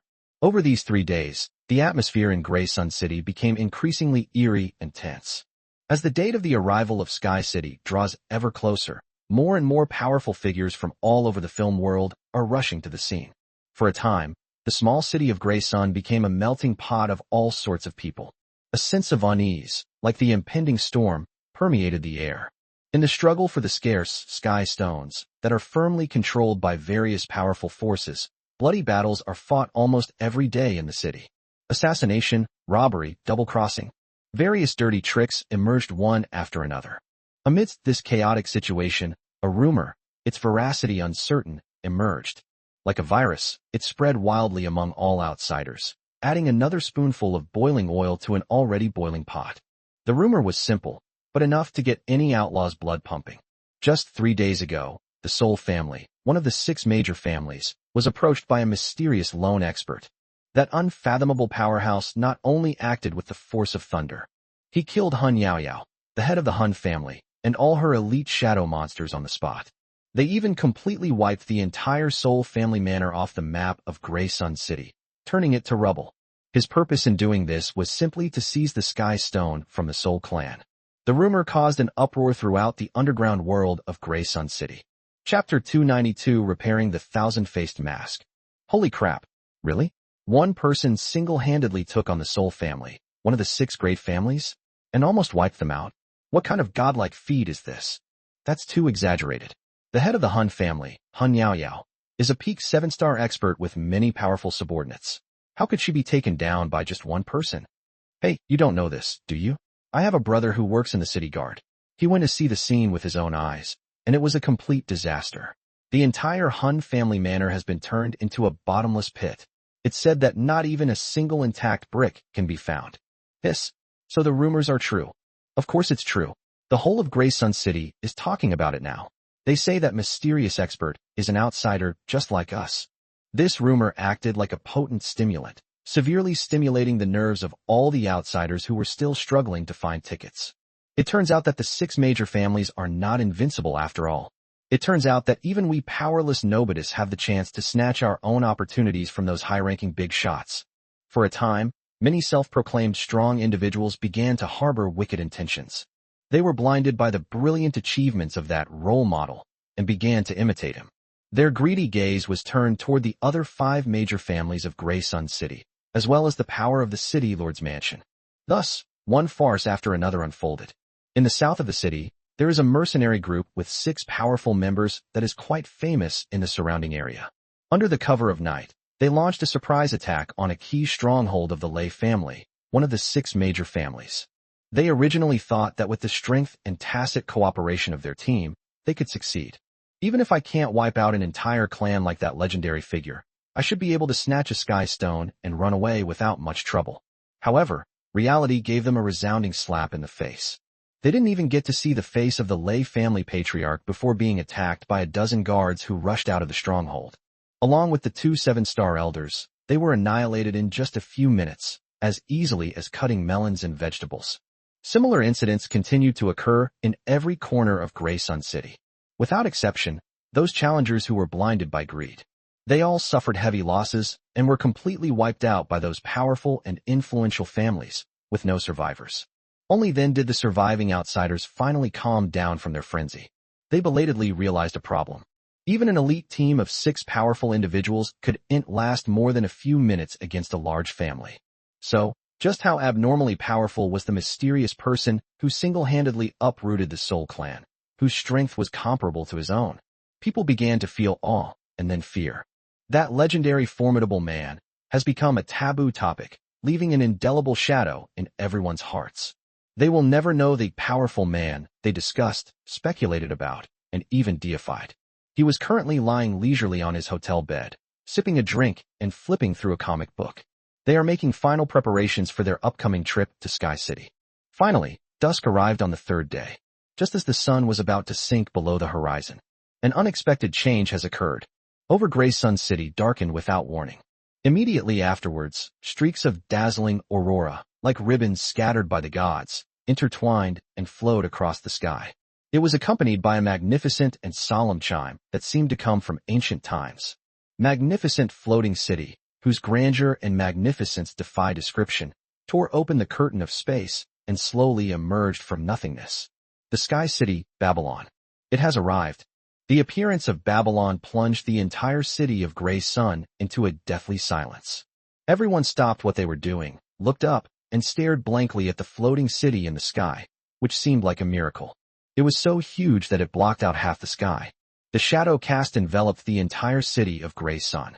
An ancient and magnificent architectural complex, a strange garden suspended in the air, and a silver river of light that flows slowly around the city. Every detail is imbued with a mythical aura. It exudes an ancient pressure that makes one's soul tremble. Is this the castle in the sky? Countless people murmured to themselves, their eyes filled with shock and fervor. After a brief silence, a deafening clamor and commotion erupted. Some outsiders, blinded by greed, activated their shadow energy without a second thought. They transformed into streaks of light, attempting to fly towards the giant city in the sky. They naively thought that the city in the sky was right in front of them. And who said that you had to get a ticket to go in? The first person to rush in will gain the upper hand. However, reality soon dealt them a heavy blow. Just as they were about to approach the Sky City, an invisible, transparent barrier suddenly appeared in front of them. Bang, bang, bang. A series of dull thuds rang out. Those Shadow Clan members who tried to force their way in were like those who had crashed into an invisible wall. They were all smashed to their heads and fell from the sky in a sorry state. There's a barrier. It can't be broken. This barrier is too strong. Damn it. Does this mean we really can't get in without the Sky Stone? Those who refused to believe in evil tried various methods, using their strongest attacks to bombard that invisible barrier. However, all the attacks were like throwing a stone into the sea. They couldn't even create a ripple in front of that seemingly weak barrier. This scene shattered the last illusions of those who wanted to take advantage of the situation without tickets. And just then, another anomaly has occurred. Soft white beams of light shone down from the Sky City. It landed precisely on every person in Gray Sun City who possessed a Sky Stone. Inside the hotel room, Lan Yu, who was preparing to leave, was also enveloped by one of the beams of light. He felt a gentle yet irresistible pull, and the next second, his body turned into specks of white light and disappeared from the spot. When Lan Yu opened his eyes again, he found himself in an incredibly spacious and magnificent front hall. The dome of the main hall is so high that it seems to reach the horizon, and it is engraved with intricate patterns that resemble a star map. It emitted a soft light, illuminating the entire hall as bright as day. The surrounding walls are carved with lifelike murals, recording the wars and glories of the gods in the mythological era. An ancient, solemn, and sacred aura wafted over me. Is this the interior of Sky City? Lan Yu looked around, feeling slightly shocked. He subconsciously checked his own condition, fitted to his face, perfectly altering his appearance. Her originally striking blue hair has been transformed into a neat short black hairstyle. His facial features also became unremarkable, the kind that would be easily lost in a crowd. He even disguised several black markings on his face, markings that only members of the Shadow Clan possess. This is the mask of 1,000 faces restored by Nidhogg. With this top-notch prop made by his sister, Lan Yu has absolute confidence. Let alone the incarnation of the Eternal Night King. Even if his true form were to come in person, he probably wouldn't be able to see through his disguise. Chapter 293 Shadow-Binding Beast. Just as Lan Yu was looking around, inside the main hall, several more flashes of white light appeared. One by one, the Shadow Clan members holding tickets were teleported here. Soon, the once empty hall became lively. Lan Yu's gaze swept across the crowd, observing them discreetly. He saw the men from the Grey Sun City Lord's mansion, led by a composed, peak stage 7-star elder. They also saw the teams of the other 5 major families. As for the Soul family, it seems they can't come because they were robbed of their tickets. They all sent their family's top experts and most outstanding young generation, clearly determined to win Sky City this time. In another corner, he also saw 5 Shadow Clan members dressed in matching black outfits, exuding a chilling aura. People of the Eternal Night Pavilion. Lan Yu's gaze swept over the 5 people. They discovered that the leader was a green-haired youth wearing a silver mask. He did not find the figure of the king who had once hunted him down. The assassins from the Eternal Night Pavilion said that the incarnation of the Eternal Night King had said he would come, right? Moreover, in order to specifically enter the Sky City, he suppressed his strength to the peak of the 8th star. How exactly were they hidden? Lan Yu was secretly on guard. After all, he had witnessed the other party use similar methods before. After observing the crowd, Lan Yu turned his gaze to the end of the main hall. There is a staircase made of light, suspended in the air, spiraling towards an unknown upper level. According to the intelligence he had previously gathered, the Sky City of Babylon was divided into 5 levels. The higher the floor, the greater the danger, but also the greater the opportunity. The legendary treasure that everyone dreams of, capable of changing the world's gate, Gujyu, a term referring to the overall situation or pattern of things, is located at the deepest part of the 5th level. However, since the age of mythology, countless powerful figures have come to explore it, but no one has ever been able to truly obtain that secret treasure. At this moment, some people couldn't contain themselves and took the lead in walking towards the staircase of light. Everyone's hearts were in their throats, preparing to face the first test of Sky City. The moment the first Shadow Clan member stepped onto the stairway of light, a sudden change occurred. A thin layer of black mist, almost imperceptible to the naked eye, spread out from nowhere and instantly enveloped the entire staircase and the passageway extending upwards. What's this? It seems my shadow luck transformation is slowing down. Me too. It feels like my body is filled with lead, making it so difficult to mobilize my inner energy.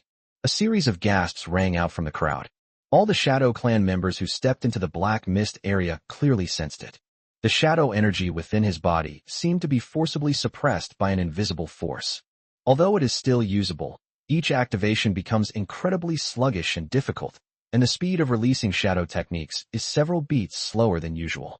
This sudden turn of events cast a shadow over everyone's hearts. However, the real test has only just begun. Roar! Accompanied by bursts of bloodthirsty roars, dozens of grotesque shadow monsters appeared. It suddenly pounced out of the shadows on both sides of the stairs.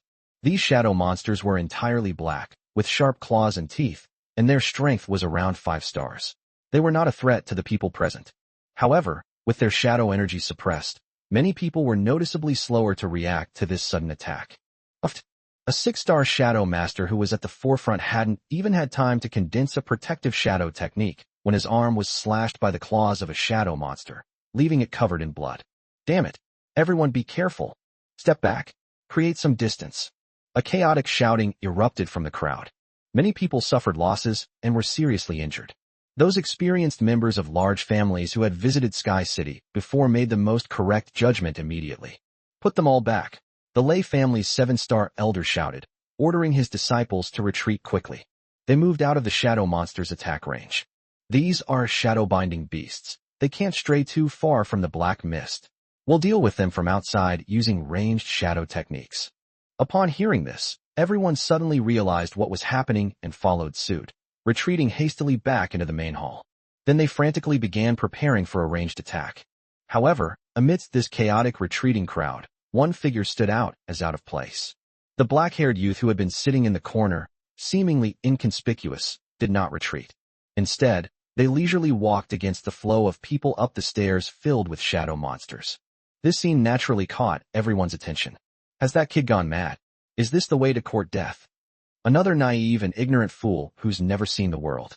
He'll probably be torn to shreds in the next second. The crowd looked at Lan Yu's retreating figure with eyes filled with pity and mockery. In their eyes, this guy who dared to charge into the monster horde even when his shadow energy was suppressed was simply a fool. Even on the side of the Eternal Night Pavilion, there was the green-haired youth who was leading the group and wore a silver mask. He only glanced at it briefly before paying no further attention, as if he had already foreseen Lan Yu's fate. However, what happened next almost made everyone's eyes pop out. A shadow beast roared and brandished its sharp claws, lunging fiercely at Lan Yu's head. Faced with this fatal blow, Lan Yu didn't even lift an eyelid. He did not use any shadow techniques, nor did he conjure any shields. He simply raised his hand, met the sharp claws, and casually threw a punch. To everyone's astonishment. Bang! A deep, resounding thud, like the beating of a drum. Shadow-binding beast, whose strength was comparable to that of a 6-star expert, shattered into pieces the instant it made contact with Lan Yu's fist, as if it had collided with a high-speed train. Immediately afterwards, that unparalleled, terrifying power spread from its arm throughout its entire body. Bang! The enormous shadow-binding beast didn't even have time to let out a wail before its entire body exploded in midair. It turned into a cloud of flying blood and flesh fragments. One punch. Just one punch. Without even using a trace of shadow energy, he blasted a 5-star shadow monster to smithereens with pure physical strength. The entire hall fell into a deathly silence in an instant. Everyone seemed frozen in place, staring blankly at the black-haired youth standing on the steps, slowly retracting his fist, their minds completely blank. I didn't see wrong, did I? What kind of monster is that? Is this even a power that a human body can possess? Even a body cultivator who specializes in physical training couldn't possibly be this monstrous, right? Chapter 294, Azura Demon Body. After a brief silence, there was a burst of gasps and uproar, like a volcanic eruption. Everyone's face was filled with shock and disbelief. They finally realized that this seemingly ordinary young man was not a naive fool at all, but an ancient ferocious beast in human skin. For Lan Yu, these shadow monsters of such a level were indeed not even qualified to make him use his shadow techniques. His current, King's Body, Intermediate, has already brought his physical strength close to that of a true 7-star powerhouse, enough to rival a shadow weapon of the same level. Dealing with these small fry is easier than crushing an ant. He ignored the shocked looks behind him and continued walking up the stairs. Wherever it went, none of the shadow beasts that fearlessly pounced upon it escaped. He used the simplest, most direct, and most violent method, punching each of them one by one, turning them all into a cloud of blood mist. For a moment, the entire staircase seemed to have become his personal stage. However, while everyone was still immersed in the shock brought by Lan Yu's abnormal physical body, on the other side, a gasp of surprise also came. Lan Yu paused slightly, turned his head, and looked in the direction from which the exclamation came. Lan Yu's gaze fell on the Eternal Night Pavilion's team. The group of assassins in black, like him, did not choose to retreat, but instead stepped straight into the staircase shrouded in black mist. Leading the group was the green-haired youth with the silver mask. At this moment, the other party took off his mask, and Lan Yu finally saw his face clearly. The young man was handsome, but his brows carried an inescapable air of gloom and arrogance. What is most striking is his long, emerald green hair, which is braided into dozens of thin braids like pigtails, hanging down his back. With his movements, they writhed like countless small snakes, appearing eerie and sinister. Shadow beasts that charged forward, the green-haired youth didn't even have to make a move himself. A contemptuous sneer curled at the corner of his lips, and the shadow behind him suddenly twisted and writhed violently. Phantom of a demon god, formed from the purest darkness, leaped out from his shadow. The demonic phantom had 3 heads and 6 arms, each arm bulging with muscles and brimming with explosive power. Boom, boom, boom. The demon god phantom swung its 6 enormous fists, smashing all the charging shadow beasts into a bloody pulp like a whirlwind sweeping away fallen leaves. Its power was in no way inferior to that of Lan Yu's side. This scene once again captivated everyone present. What kind of shadow technique is that? Such a strong sense of oppression. That phantom feels even more terrifying than those shadow-binding beasts. In the crowd, a learned elder from a prominent family, upon recognizing the illusory image of the demon god, paled and cried out in alarm. It's the Azura Demon Body, the legendary secret technique of the Eternal Night Pavilion. The young man next to him asked curiously, "Elder, what is the Azura Demon Body?" The old man took a deep breath, his eyes filled with apprehension and solemnity, and explained in a low voice. That's an extremely domineering body-refining technique. It's said that only geniuses who have tempered their physical bodies to the extreme and can withstand the infusion of demonic power are qualified to cultivate it. Once mastered, one can summon the phantom of the Azura demon god to attach to oneself, gaining terrifying power capable of destroying the world. Moreover, this secret technique has always been the exclusive skill of the Eternal Night Pavilion, never to be passed on to outsiders. The old man paused here, his gaze fixed on the green-haired youth, his tone becoming even more complicated. Legend has it that only those chosen by the Eternal Night King as his successor are qualified to learn this supreme secret technique. Upon hearing this, a collective gasp of astonishment rippled through the surrounding area. The heir to the throne. These 5 words carry immense weight. All eyes were fixed on the green-haired youth, their gazes filled with awe, envy, and deep apprehension. No wonder he has such terrifying strength at such a young age. No wonder he dared to be so arrogant and domineering in Sky City. It turns out, he was actually the future king of Eternal Night. The green-haired youth seemed to enjoy the feeling of being the center of attention, and his arrogance grew even stronger. He seemed to notice Lan Yu's gaze, turned his head, and their eyes met in midair. Those shadow beasts with overwhelming force.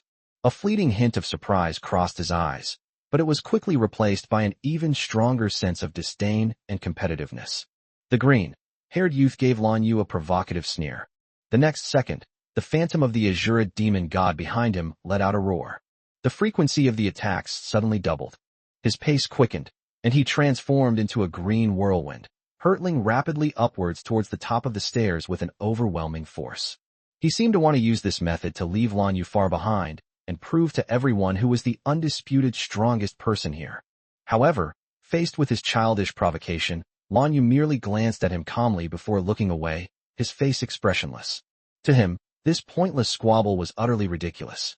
He continued at his original pace, unhurriedly advancing, punching one punch at a time. His calmness and composure formed a striking and interesting contrast with the flamboyance and eagerness of the green-haired youth.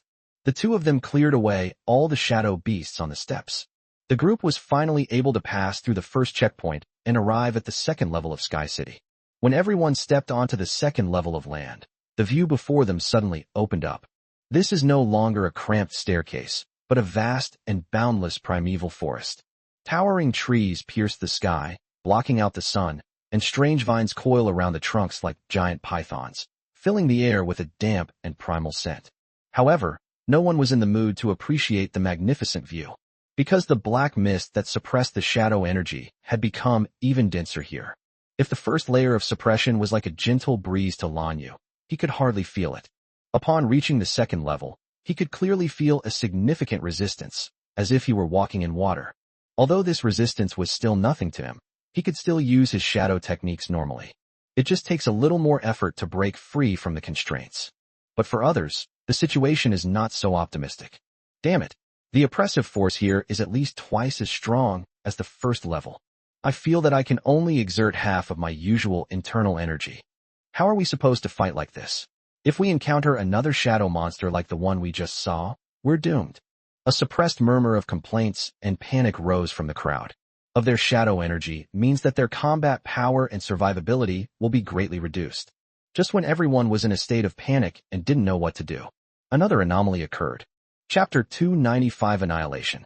In the heart of the forest, in the densest area, a magnificent radiant light suddenly burst forth without warning. A dazzling beam of light shot into the sky, turning the entire sky gold. Then, an ancient yet magnificent stone base slowly rose from the ground. At the top of the base, a magnificent, shimmering box made of an unknown crystal floats quietly. An indescribable, overwhelming, and terrifying aura emanated from the treasure box. That aura was ancient and sacred, filled with the essence of laws, as if it contained the truth of the entire world. The moment they sensed this aura, everyone present felt their souls tremble and felt an urge to prostrate themselves in worship. This is... Everyone was stunned by this sudden turn of events. Among the crowd were elderly people from prominent families who had once entered Sky City. The moment they saw the treasure box, they screamed in utter terror, as if they had seen a ghost. It is a supreme treasure. The legendary supreme treasure of Babylon. How could it be here? Impossible. According to the ancient records, shouldn't the secret treasure be located at the deepest part of the 5th level, guarded by the strongest guardian? Why has it appeared on the 2nd level ahead of schedule? These exclamations were like a bomb dropped on a calm lake. instantly igniting the entire scene. The supreme secret treasure. The ultimate reward of Babylon, the Sky City, which exists only in legends, attracting countless powerful individuals to follow in its footsteps, and even kings covet it. It just appeared before everyone without any warning. After a brief moment of shock came an uncontrollable, volcanic eruption of madness and greed. It's a secret treasure. It really is a secret treasure. I'm rich. As long as I get it, I can rise to the top and become the strongest person under the king. Charge. Whoever grabs it first keeps it. In an instant, at least dozens of Shadow Clan members were blinded by this enormous temptation. Their eyes were bloodshot, and they roared like sharks that had smelled blood, charging madly toward the treasure box in the center of the forest. They had completely lost their minds, with only one thought in their heads, to grab it. However, amidst this frenzied crowd, Lan Yu keenly noticed something amiss. He saw that the large families who had first recognized the treasure and were the most shocked were now standing still, with not a single one of them rushing forward. Their faces showed no joy or greed, but rather a deep sense of fear and unease. They were even desperately trying to hold back their own family's young members who had gone mad with ambition, preventing them from taking another step forward. Something's not right. Lan Yu frowned slightly. Something unusual must be going on. These large families know far more about Sky City than they, as outsiders, do. Even they didn't dare to step forward, and even showed a wary expression. This is enough to show that the treasure that is so readily available is definitely a deadly trap. Thinking of this, Lan Yu suppressed the slight unease in his heart and did not act rashly. Instead, he chose to stand still and observe coldly. Meanwhile, the Shadow Clan member who was at the forefront, already laughing wildly, reaching out his hand, about to touch the treasure box that exuded endless allure. However, just as his fingertips were about to touch the treasure box, unexpected changes occurred suddenly. Buzz. The magnificent crystal box suddenly emitted a loud buzzing sound. Then, to everyone's horrified gaze, it began to violently deform, twist, and recombine. The crystal material quickly faded, transforming into a deep, dark substance, as dark as the night sky, shimmering with a metallic luster. In just a few seconds, the treasure box, exuding endless allure, disappeared. He transformed into a majestic humanoid knight, nearly 3 meters tall, completely enveloped in a heavy and ornate black armor. He had no weapon in his hand, but simply stood there quietly. A terrifying pressure, like a landslide or a tsunami, instantly swept across the entire area. What is that? Those Shadow Clan members who were at the forefront were startled by this sudden turn of events, and their steps instinctively faltered. However, before they could react, the black-armored knight moved. He slowly raised his right hand. The next second, a long sword with an ancient design and a black blade appeared out of thin air in his hand. He didn't even make any extra movements. He simply casually swung the long sword in his hand forward lightly. There was no earth-shattering momentum, nor any devastating energy fluctuations. It was just a simple wave. However, this simple wave of the hand caused all the 7-star powerhouses present to. Everyone, including Lan Yu, felt a chill run from the soles of their feet straight to the top of their heads. Because they could sense that at the moment that sword was swung, all the laws of this space were twisted and submitted to it. Whoosh! The Black Knight's longsword flew out of his hand after being swung, and instantly split into 8 identical longswords in midair. Then, something even more horrifying happened. The 8 longswords that were suspended in the air began to expand and grow at a speed visible to the naked eye. In the blink of an eye, it transformed into 8 towering black peaks, hundreds of meters high, that blotted out the sky. 8 terrifying mountains formed from sword energy, carrying supreme divine might to suppress everything, crashed down on the dozens of Shadow Clan members below, who were completely terrified. No! Run! Help! Only at this moment did the Shadow Clan, whose eyes had been blinded by greed, finally awaken from their beautiful dream and let out a scream that was distorted with terror. They turned around in a panic and tried to run away. Some people frantically urged the shadow energy within their bodies, which was already suppressed to almost nothing, in an attempt to condense a shield to resist. Some people took out their most precious life-saving artifacts, hoping to block this earth-shattering blow. However, it was all in vain. In the face of absolute power, all struggles seemed so pale and laughable. Rumble. 8 massive black mountains fell mercilessly. The earth trembled violently, wailed, and then collapsed. Those dozens of Shadow Clan members, along with the vast forest beneath their feet, were utterly crushed into dust in that instant, leaving not a trace behind. When the smoke cleared, only 8 terrifying, bottomless craters remained. One strike. Just one strike. Dozens of experts, all at least at the 6-star level, were wiped out. The entire forest fell into a deathly silence in an instant. Chapter 296 The Secret Treasure appears ahead of schedule. All the survivors were like ducks with their necks choked, mouths agape, but unable to utter a sound, their faces filled with extreme fear and horror. Lan Yu's pupils also contracted sharply at that moment. This power definitely surpasses that of a 9-star power. A tremendous storm raged within him. This protective armor, formed from a secret treasure, is terrifyingly powerful. Looking back now, those powerful families probably already knew how powerful this protective armor was, which is why they showed such terrified expressions the moment the treasure appeared. While everyone was still immersed in the boundless fear brought about by that earth-shattering blow, the black-armored knight slowly raised his head. Through the dark helmet and visor, 2 pale, ghostly lights shone. Those were his eyes. His pale, ghostly eyes slowly swept over all the survivors present. Everyone whose gaze swept over him. They all felt as if they were being targeted by a primordial beast from the abyss. Their blood seemed to freeze, and they couldn't help but retreat, fearing that this god of death would be their next target. Finally, those eyes, burning with ghostly flames, stopped after scanning the entire scene. It remained firmly anchored at the back of the crowd, on the black-haired youth who hadn't moved an inch from beginning to end. It set its sights on Lan Yu. The moment I was stared at by those pale, ghostly eyes, Lan Yu felt an indescribable, terrifying pressure, like an invisible shackle, instantly locking him in place. Holy crap! What the hell? A sense of foreboding washed over Lan Yu, and he was completely stunned. Why me? I didn't move an inch from beginning to end. He couldn't understand it at all. He was clearly just a bystander standing in the back row. They neither rushed forward to seize the treasure nor showed any hostility. Why would this seemingly incredibly powerful protective armor target me? This is not scientific. However, the black-armored figure's next move confirmed his suspicions. The black-armored knight ignored the other trembling Shadow Clan members around him. With heavy steps, he walked slowly towards the direction where Lan Yu was. With each step he took, the earth trembled slightly, and the terrifying pressure locked onto Lan Yu intensified accordingly. This scene left everyone around speechless. What's going on? The guardian spirit actually came looking for us. How is this possible?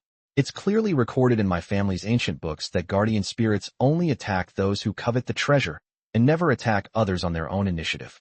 Just who is that black-haired boy? Why would the guardian spirit specifically target him? This has never happened before in the history of Sky City.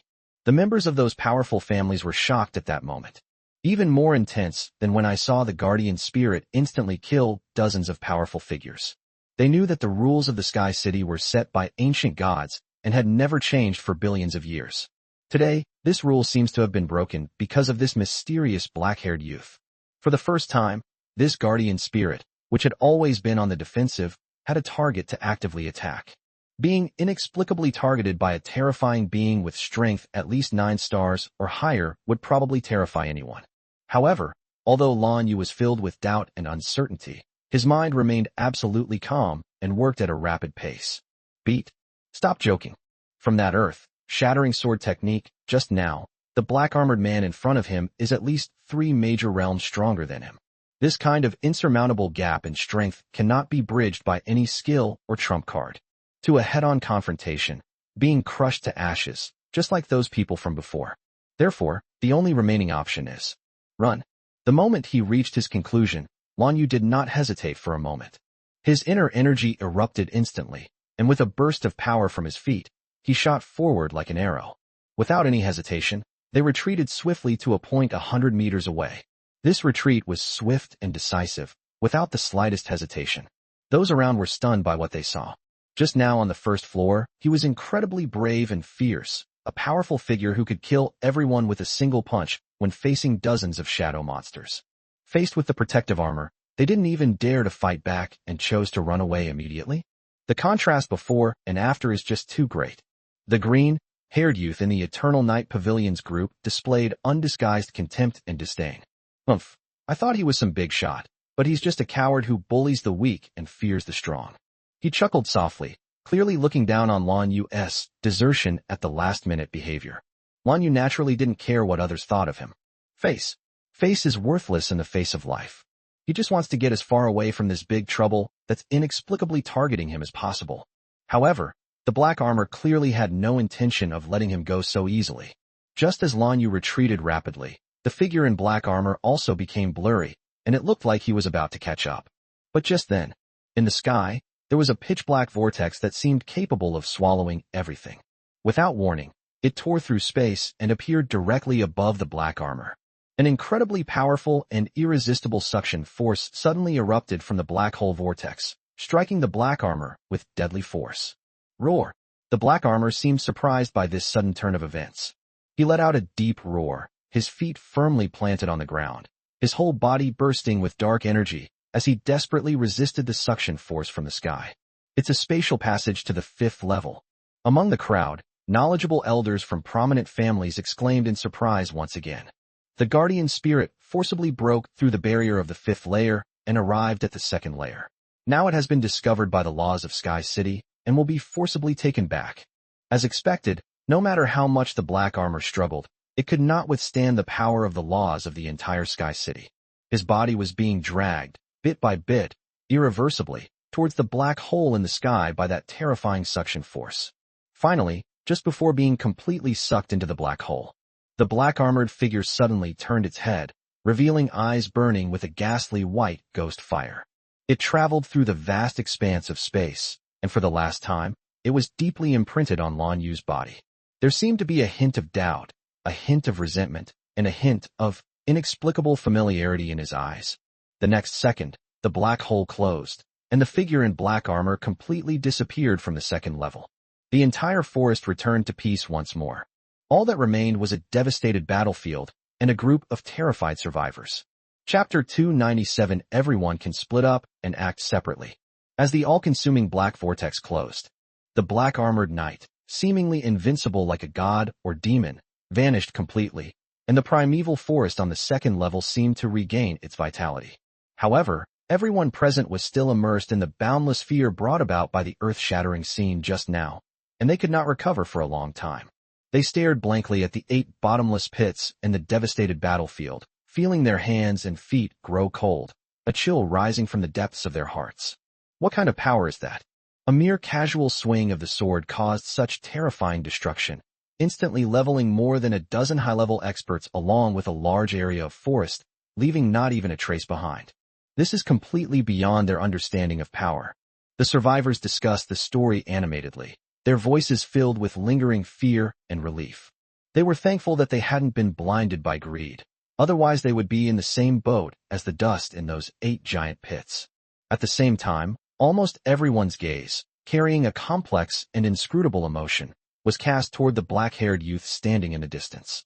If the guardian spirit's devastating attack just now brought them pure fear, what followed was an unbelievable scene that left them utterly bewildered and shocked. Why? Why would the guardian spirit, which had been passively defending and only attacking the treasure hunters, specifically target the black-haired youth who had been standing still and doing nothing from beginning to end? This is completely contrary to the rules that have remained unchanged in Sky City for billions of years. Who exactly is this young man? What secrets does he hold that could attract such a terrifying being to break the rules for him? In an instant, Lan Yu's image in everyone's mind became increasingly mysterious and unpredictable. Even on the side of the Eternal Night Pavilion, the arrogant green-haired youth now looked at Lan Yu with less contempt and more seriousness and inquiry. Although he had verbally mocked Lan Yu as a coward, he knew perfectly well what was going on in his heart. Faced with an existence of that level, running away is the wisest choice. If it were him, he would absolutely not dare to confront them head-on. He just couldn't understand why this seemingly ordinary guy could receive special attention from the guardian spirit. Lan Yu naturally felt the various gazes directed at him from all around, but he had no interest in paying them any attention at the moment. He let out a long sigh of relief, and his tense nerves finally relaxed. Holy crap, that scared me to death. Lan Yu cursed inwardly. The moment he was locked onto by that black armor, he truly thought he was going to die here today. The terrifying pressure that made his very soul tremble was the strongest he had ever experienced. Even the last time I faced the incarnation of the Night King, it was far less despairing than this. What exactly is that thing? Lan Yu couldn't help but ask himself. Nidhogg's languid voice echoed in his mind, tinged with disdain. Just a puppet bound by the laws. However, the guy who made it is quite interesting. He managed to integrate a trace of divine-level law power into a suit of armor, giving it the power of a 9-star weapon. 9 stars. Lan Yu clicked his tongue. Why did it suddenly target me just now? This is the question that Lan Yu can understand the most. Nidhogg himself was also unsure about the matter, and his answer might simply be that the other person was acting strangely. I can't figure it out. I just can't understand it. Forget it. I don't want to think about it anymore. Lan Yu shook his head, deciding to put this question out of his mind for the time being. The most urgent task is to keep moving forward. While everyone was still in shock and unsure of what to do next. Suddenly, 6 beams of light shot into the sky from the depths of the forest. The 6 beams of light displayed different colors. At the edge of the forest stood 2 towering black towers, each exuding an ancient and mysterious aura. It's the Tower of Trials leading to the 3rd level. Someone recognized the origin of the 6 towers and exclaimed in surprise. Look, there are 6. That means there are 6 different roads. Great. This way we won't have to squeeze together. Seeing this, the crowd, who had been filled with anxiety, immediately perked up. They knew very well that in a place like Sky City, the more people there were, the fiercer the competition and the greater the danger. Now that there are 6 different paths, everyone can go their separate ways. This is undoubtedly great news, as everyone's fate depends on their own efforts. Soon, the people present quickly divided into several teams based on their own judgment and intelligence, and chose different towers to rush to. The city lord's mansion and several major families, including the Lei family, seemed to have been prepared for this for some time. With a clear objective, they selected several of the most stable-looking giant towers. Haired Youth, the group from the Eternal Night Pavilion charged without hesitation toward the blood-red tower that exuded the most violent aura and appeared the most dangerous. In the blink of an eye, the once bustling forest was left with only Lan Yu. 6 towers, which one should we choose? Looking at the 6 tall towers in the distance, Lan Yu was momentarily at a loss. He was completely clueless about this Sky City, having no idea what kind of trials were contained in the 6 towers, and could only guess based on his intuition. However, just as he was about to randomly choose a direction that looked pleasing to the eye, Nidhogg's voice rang out again. Count to the right, the 2nd one. Huh. Lan Yu was taken aback. Sister, do you know what's inside that tower? Nidhogg's answer was straightforward. Have no idea. But I smelled a very familiar scent in that direction. A familiar taste? Nidhogg's tone seemed to carry a hint of nostalgia. Do you remember the dark source fruit you ate outside the Eternal Silent Castle? I sensed an aura that was exactly the same as it's in that direction. Dark source demon fruit. Upon hearing those 4 words, Lan Yu's eyes lit up instantly. How could he not remember? It was because he ate a dark source demon fruit that his king's body was able to advance from the initial level to the intermediate level, and his physical strength was greatly improved. He still vividly remembers the feeling of every cell in his body cheering and his strength surging. He had long been obsessed with that magical fruit. Unfortunately, that thing is a rare treasure in the film industry, and he never had the chance to get his hands on it again. I never expected to have another chance to meet him on the 2nd floor of this Sky City. This is an absolutely amazing surprise. Walk. Without the slightest hesitation, Lan Yu instantly activated the shadow chi within his body. He transformed into a streak of light. Without hesitation, they sped off toward the 2nd black tower on the right, as Nidhogg had pointed out. Chapter 298, Orchard Picking Trip. Following Nidhogg's directions, Lan Yu sped through the dense primeval forest. The deeper you go, the darker and more eerie the surroundings become. Towering trees blocked out the sun, and thick vines resembled lurking giant pythons, filling the air with a decaying and dangerous atmosphere. The suppressive power of the shadow energy here is much stronger than before, to even move in this environment. However, for Lan Yu, who possesses the body of a king, this level of suppression is not enough to have a significant impact on him. His speed did not slow down at all. His figure flickered like a ghost in the complex jungle. After running for about 10 minutes, Nidhogg's voice rang out again. It's about this area. That aura is getting stronger. Upon hearing this, Lan Yu slowed down and began to carefully observe his surroundings. His 6 senses were fully activated, and every movement within a 100-meter radius was clearly displayed in his mind. Soon, he discovered a peculiar little tree in an open space not far ahead, standing out from the towering trees around it. The sapling was only a little over a meter tall, and its entire body was as black as ink. The tree trunk was covered with mysterious patterns, as if it had not grown naturally but was carved from some kind of mysterious metal. At the top of the bare branches of that small tree, a fist-sized, jet-black fruit with a faint purple sheen on its surface hung quietly. It was the dark source demon fruit that Lan Yu had been longing for. Found it. Lan Yu was overjoyed and was about to step forward to pick the fruit. However, at that moment, his six senses detected an extremely faint anomaly. Beside that small tree, a seemingly ordinary, withered yellow branch hanging to the ground seemed unusual. Lan Yu stopped abruptly, his eyes narrowing slightly. The next second, the tree branch's disguise was instantly seen through by his eyes. Those aren't tree branches at all. It was clearly a terrifying shadow monster that had disguised itself perfectly. It was a peculiar creature with a slender body, resembling a stick insect. Its body blends perfectly with the color, texture, and even the scent emanating from the withered branches. If it weren't for Lan Yu's six senses being far beyond those of ordinary people, even a 7-star expert would likely find it difficult to detect its presence if they approached it without warning. That is the 1,000 illusion bamboo python. Lan Yu recognized the shadowy creature. It was extremely skilled at hiding and disguising itself. That energy fluctuation was cold, violent, and filled with a bloodthirsty aura, and the intensity of its shadow energy had reached the 7-star level. Lan Yu raised his eyebrows slightly, but his heart remained completely unmoved. The 7-star shadow monster is no longer a significant threat to him. The 1,000 illusion bamboo python seemed unaware that it had been exposed.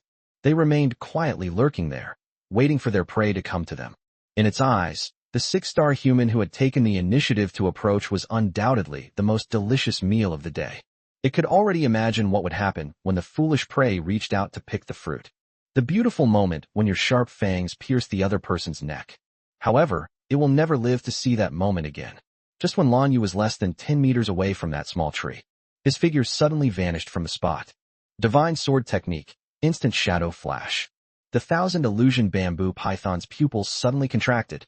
It felt an extremely dangerous aura instantly envelop it. It didn't even have time to react.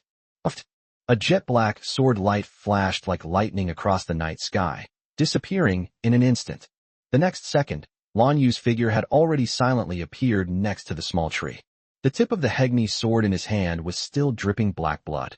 Behind him, the 1,000 illusion bamboo python, disguised as a tree branch, suddenly stiffened. A thin line of blood slowly emerged from the 7th segment of its head. Then, its enormous head silently slid off its body. Clatter! A final look of disbelief still lingering in its cold, serpentine eyes. Sold out instantly. Another clean and efficient 24-second kill. From the moment Lan Yu made his move to the end of the battle, the entire process took less than a second. Lan Yu flicked the blood off his sword, not even glancing at the shadow monster's corpse, as if he had casually crushed an insect. He reached out and plucked the alluring dark source demon fruit from the branch. Without the slightest hesitation, he put the fruit directly into his mouth. The fruit melted in his mouth, transforming into an incomparably pure and warm torrent that instantly flowed into his limbs and bones. Lan Yu couldn't help but let out a comfortable groan. He could clearly feel that every cell in his body was cheering and jumping for joy under the nourishment of this warm current. Muscles, bones, meridians, every part of his body is being strengthened and transformed at a visible speed.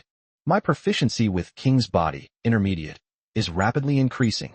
Although there is still a considerable distance to go before advancing to the advanced level, this improvement is still clearly visible.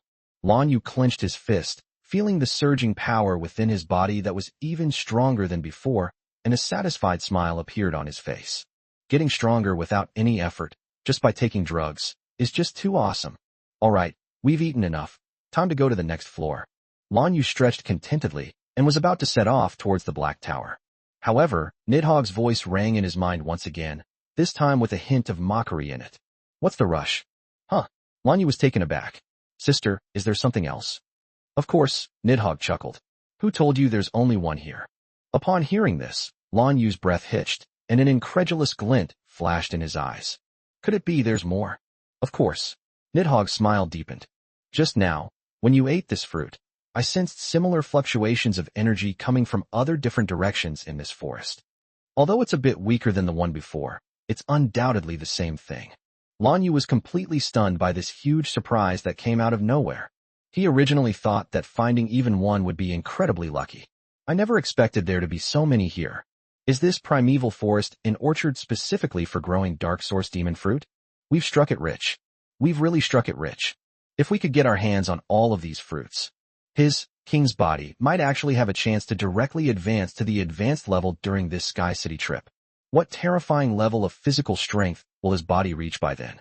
Just thinking about it made Lan Yu's heart pound and his blood boil. Sis, quick, tell me the way. Lan Yu's voice trembled slightly with excitement.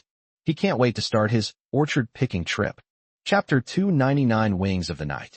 With Nidhogg's precise navigation, Lan Yu's picking journey proceeded exceptionally smoothly. For the next hour or so, he was like a diligent gardener. He roamed through this vast primeval forest, collecting the hidden dark source demon fruits from every corner. Of course, the process was not without its challenges. Each dark source demon fruit, without exception, lurks a powerful 7-star shadow monster as its guardian. These guardians come in various forms, some of which, like the 1,000 illusion bamboo python from before, are adept at disguise and sneak attacks. Some are thick-skinned and have amazing defense. Others are incredibly fast, like ghosts. If it were any other 6-star shadow master, let alone harvesting the fruit, they would probably have to risk their lives just to deal with one of them. But for Lan Yu now, these so-called guardians pose no threat whatsoever. With the insight of Mind's Eye, no weakness of any shadow monster can be hidden. Combined with his elusive Shadow Strike and the indestructible Hegni Sword, every battle ended cleanly and decisively, even elegantly. Often, with a flash of sword light, the guardian would be beheaded. Then Lan Yu calmly stepped forward, picked the fruit, swallowed it in one gulp, and turned to head to the next location. The whole process was smooth and efficient, without any unnecessary delays. Dark source demon fruit after another, he could clearly feel his physical body undergoing earth-shattering changes. His strength, speed, defense, and recovery ability are all skyrocketing at a terrifying rate. The proficiency of King's body, intermediate, has been rising like a rocket. When he ate the 4th dark source demon fruit, his physical strength had already faintly touched the threshold of the peak of the 7 stars. Relying solely on his physical strength, he was even confident that he could hold his own against some newly entered 8-star experts for a few moves. The thrill of this sudden surge in power captivated Lan Yu, leaving him almost unable to extricate himself. Just as he had dealt with the 4th guardian and was preparing to head to the final location, a familiar notification tone suddenly rang in his mind. The power of the authority that all things began in chaos has met the conditions. Gain 1 chance to draw divine power. Oh, another lottery draw. Lan Yu paused, a hint of unexpected surprise appearing on his face. He forgot that he had killed several 7-star shadow monsters that were much stronger than him along the way. According to the rule that all things begin in chaos, each time you kill a creature that is above your level, you will gain 1 layer of authority. Before we knew it, we had made it to 5 floors again. Perfect timing. Let's see what good stuff we can get this time. Lan Yu was filled with anticipation. He had been quite lucky in the previous lottery draws. Whether it's Shadow Corridor, Rain of Corrosion, or Divine Power Burst, they are all very practical and powerful skills. Hopefully, they can maintain this record this time too. Without hesitation, with a thought, his consciousness was instantly pulled into a boundless chaos. In the gray, chaotic ocean ahead, the strange little fish emitting a soft golden light swam happily once again. Lan Yu reached out his hand with practiced ease and gently grasped the nearest golden fish. Got him. The next second, the little golden fish transformed into a pure golden stream of light and merged into his palm. A flood of new information entered Lan Yu's mind. Gain new divine authority ability, Wings of Darkness. Source of power, God of Night. Effect, summons a pair of wings composed of pure dark energy, granting the ability to fly at high speed. Note, flight speed and stealth will receive additional bonuses in nighttime or shadowy conditions. Looking at this newly acquired ability, Lan Yu's smile slowly froze. Flight capability? That's it. He blinked, then carefully read the description of the ability again to make sure he hadn't misread it. For a moment, he didn't know what expression to make. He felt a mix of emotions and even wanted to curse. To say that his ability is poor is an understatement. In fact, it's not that bad. After all, for the vast majority of filmmakers who cannot fly, the ability to fly at high speed is an absolutely coveted skill, extremely useful for chasing, escaping, or traveling. Useless to Lanyu, because he could already fly. Moreover, he possesses the Holy Dragon clan's most top-tier signature shadow technique, Holy Dragon Wings. Those 10 wings made of holy light not only allowed him to fly at high speeds, it also comes with powerful defensive capabilities, even able to protect the mind and become immune to most illusions and mental interference. In terms of both functionality and prestige, it completely surpasses this newly acquired Dark Wings by leaps and bounds. Let me try it out and see just how fast this thing really is. Holding onto a sliver of hope, Lanyu activated Wings of Darkness with a thought. The next second, his back suddenly felt heavy. A pair of enormous, bat-like wings made of pure dark energy suddenly unfurled from his shoulder blades. Those wings look pretty cool. A faint black mist lingered around the jet-black wings, creating an eerie and mysterious beauty. Lanyu tried flapping his wings. Call. A powerful force propelled him into the air, and he transformed into a black streak of light, darting swiftly through the forest. However, after flying for less than 10 seconds, Lanyu stopped with a blank expression. Then he silently put away the Wings of Darkness on his back. He didn't want to say anything more. Based on the test just now, he can be 100% certain. This so-called Dark Knight Wings is not even as fast as his Holy Dragon Wings. The only advantage might be that it provides better concealment at night. Oh well, I guess I'll just consider it an extra spare skin. Lanyu shook his head helplessly and consoled himself with a remark. When it comes to lotteries, there are always times when you're unlucky. You can't always get the best items. He adjusted his mindset and put the unpleasant lottery experience behind him. Continue heading towards the location of the last Dark Source Demon Fruit. However, when he arrived at the 5th location, the scene before him made him frown slightly. There are already people here, and there's more than one. He saw the processions of several prominent families, including the Lei and Feng families. There were also some powerful independent cultivators he didn't recognize, but who all seemed quite strong. At this moment, the dozen or so people were gathered in an open woodland, facing each other with different expressions, and the atmosphere was somewhat tense. Dark Source Demon Fruit, radiating an alluring glow, hung quietly on a small, equally dark tree. Clearly, he wasn't the only one who discovered this last fruit. Chapter 300 Dream. This is troublesome. Lanyu thought to himself. He wasn't afraid of these people. He was confident he could take them all down even if they attacked together. He just found it troublesome. It's a waste of time and energy to fight so many people over a mere fruit. However, just as Lanyu was pondering whether to rush up and snatch it directly or simply give up on this last fruit, the situation on the field suddenly took an unexpected turn. Just as Lanyu arrived at the scene and hesitated about whether to take action, the various forces confronting each other in the center of the woods seemed to realize that continuing the stalemate was not a solution. After all, no one knows what other dangers might be lurking in this forest. Too much time and energy is wasted here for a mere single fruit. It would be a losing proposition to fight to the death. Finally, the leading 7-star elder of the Lei family stepped forward and spoke in a deep voice. Gentlemen, I think we don't need to waste our time here. Although this Dark Source Demon Fruit is precious, as everyone knows, there must be a powerful guardian shadow monster next to such a rare treasure. If we fight to the death here and the Shadow Guardian gets the upper hand in the end, it will be a huge joke. His words immediately resonated with everyone present. Indeed, they were so focused on being wary of each other that they almost forgot this most important point. The leader of another solo team, a burly, bald man, said in a deep voice, Elder Lei is right. So what do you think we should do? The elder of the Lei family stroked his beard, his gaze sweeping across the entire room, and slowly said, It's simple. Why don't we join forces to lure out that guardian shadow monster and take it down together? As for who gets this fruit, let's compete fairly based on our own abilities after we've resolved this problem, shall we? This proposal can be considered the most reasonable solution under the current circumstances. First, unite against the external threat and eliminate the biggest threat, then decide internally on the distribution of the spoils. Those present were all shrewd people who had lived on the edge of a knife, so they naturally understood this principle. I have no objection. Let's do it this way. Soon, everyone reached a consensus. In an instant, the tense atmosphere eased.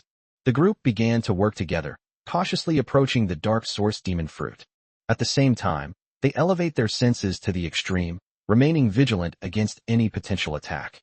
Lanyu, who was hiding in the shadows, frowned even more deeply when he saw this scene. The situation became more complicated than he had imagined. It will be unlikely that he can obtain the fruits of his labor as easily as before.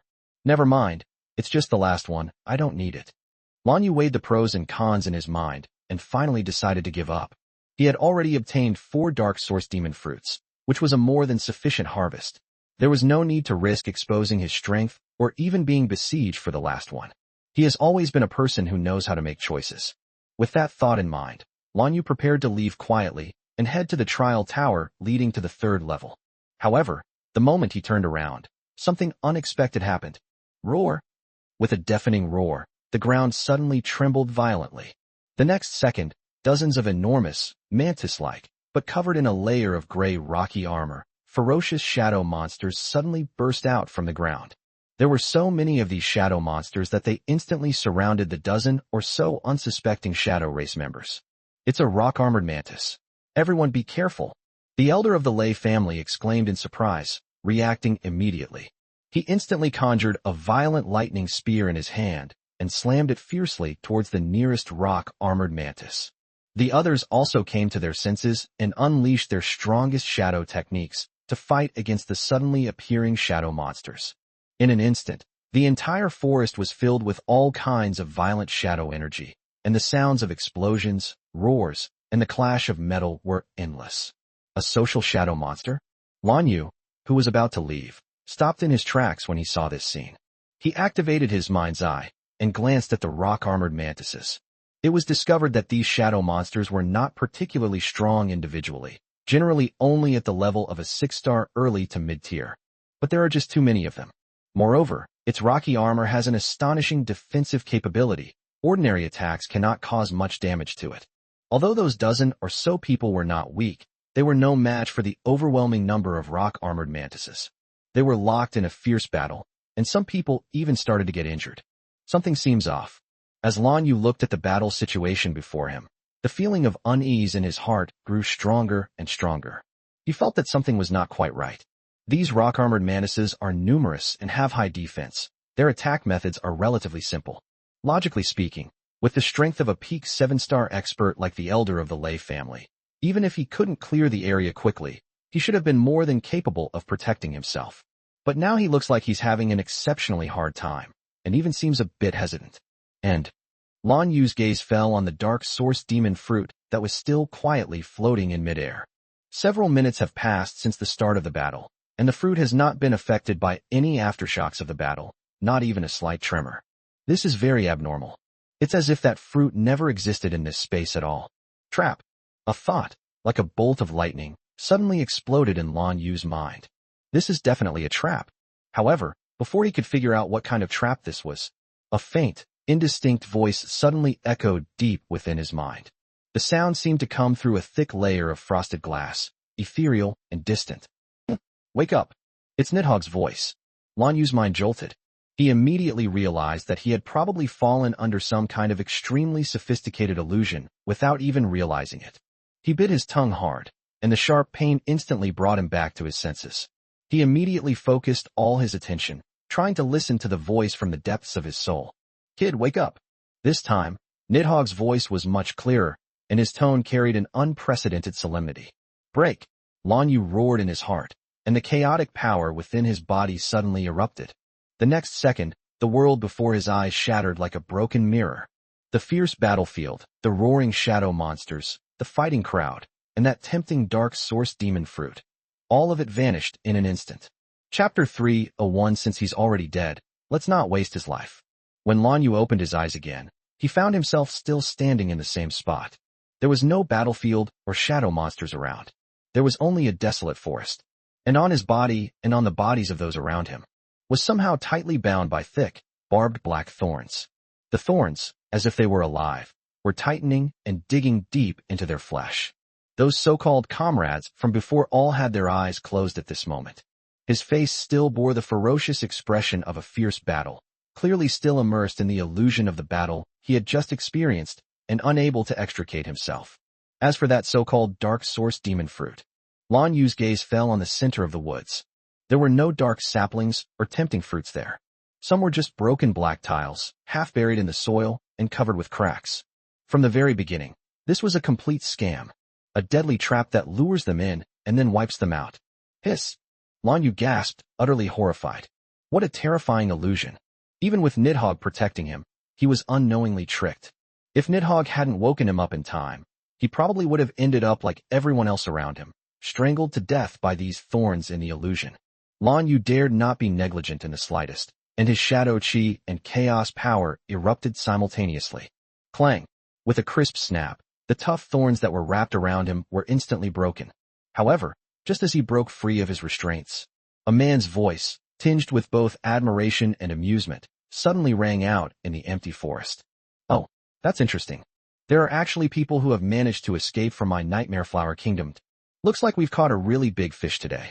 The sound seemed to come from all directions, ethereal and uncertain, yet it clearly reached Lan Yu's ears. Lan Yu's heart. He suddenly looked up, his sharp gaze sweeping across his surroundings. Who?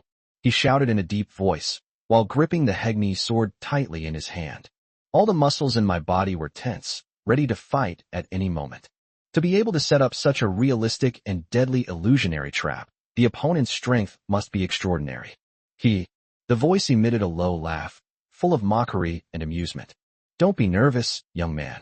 The words had barely left his mouth.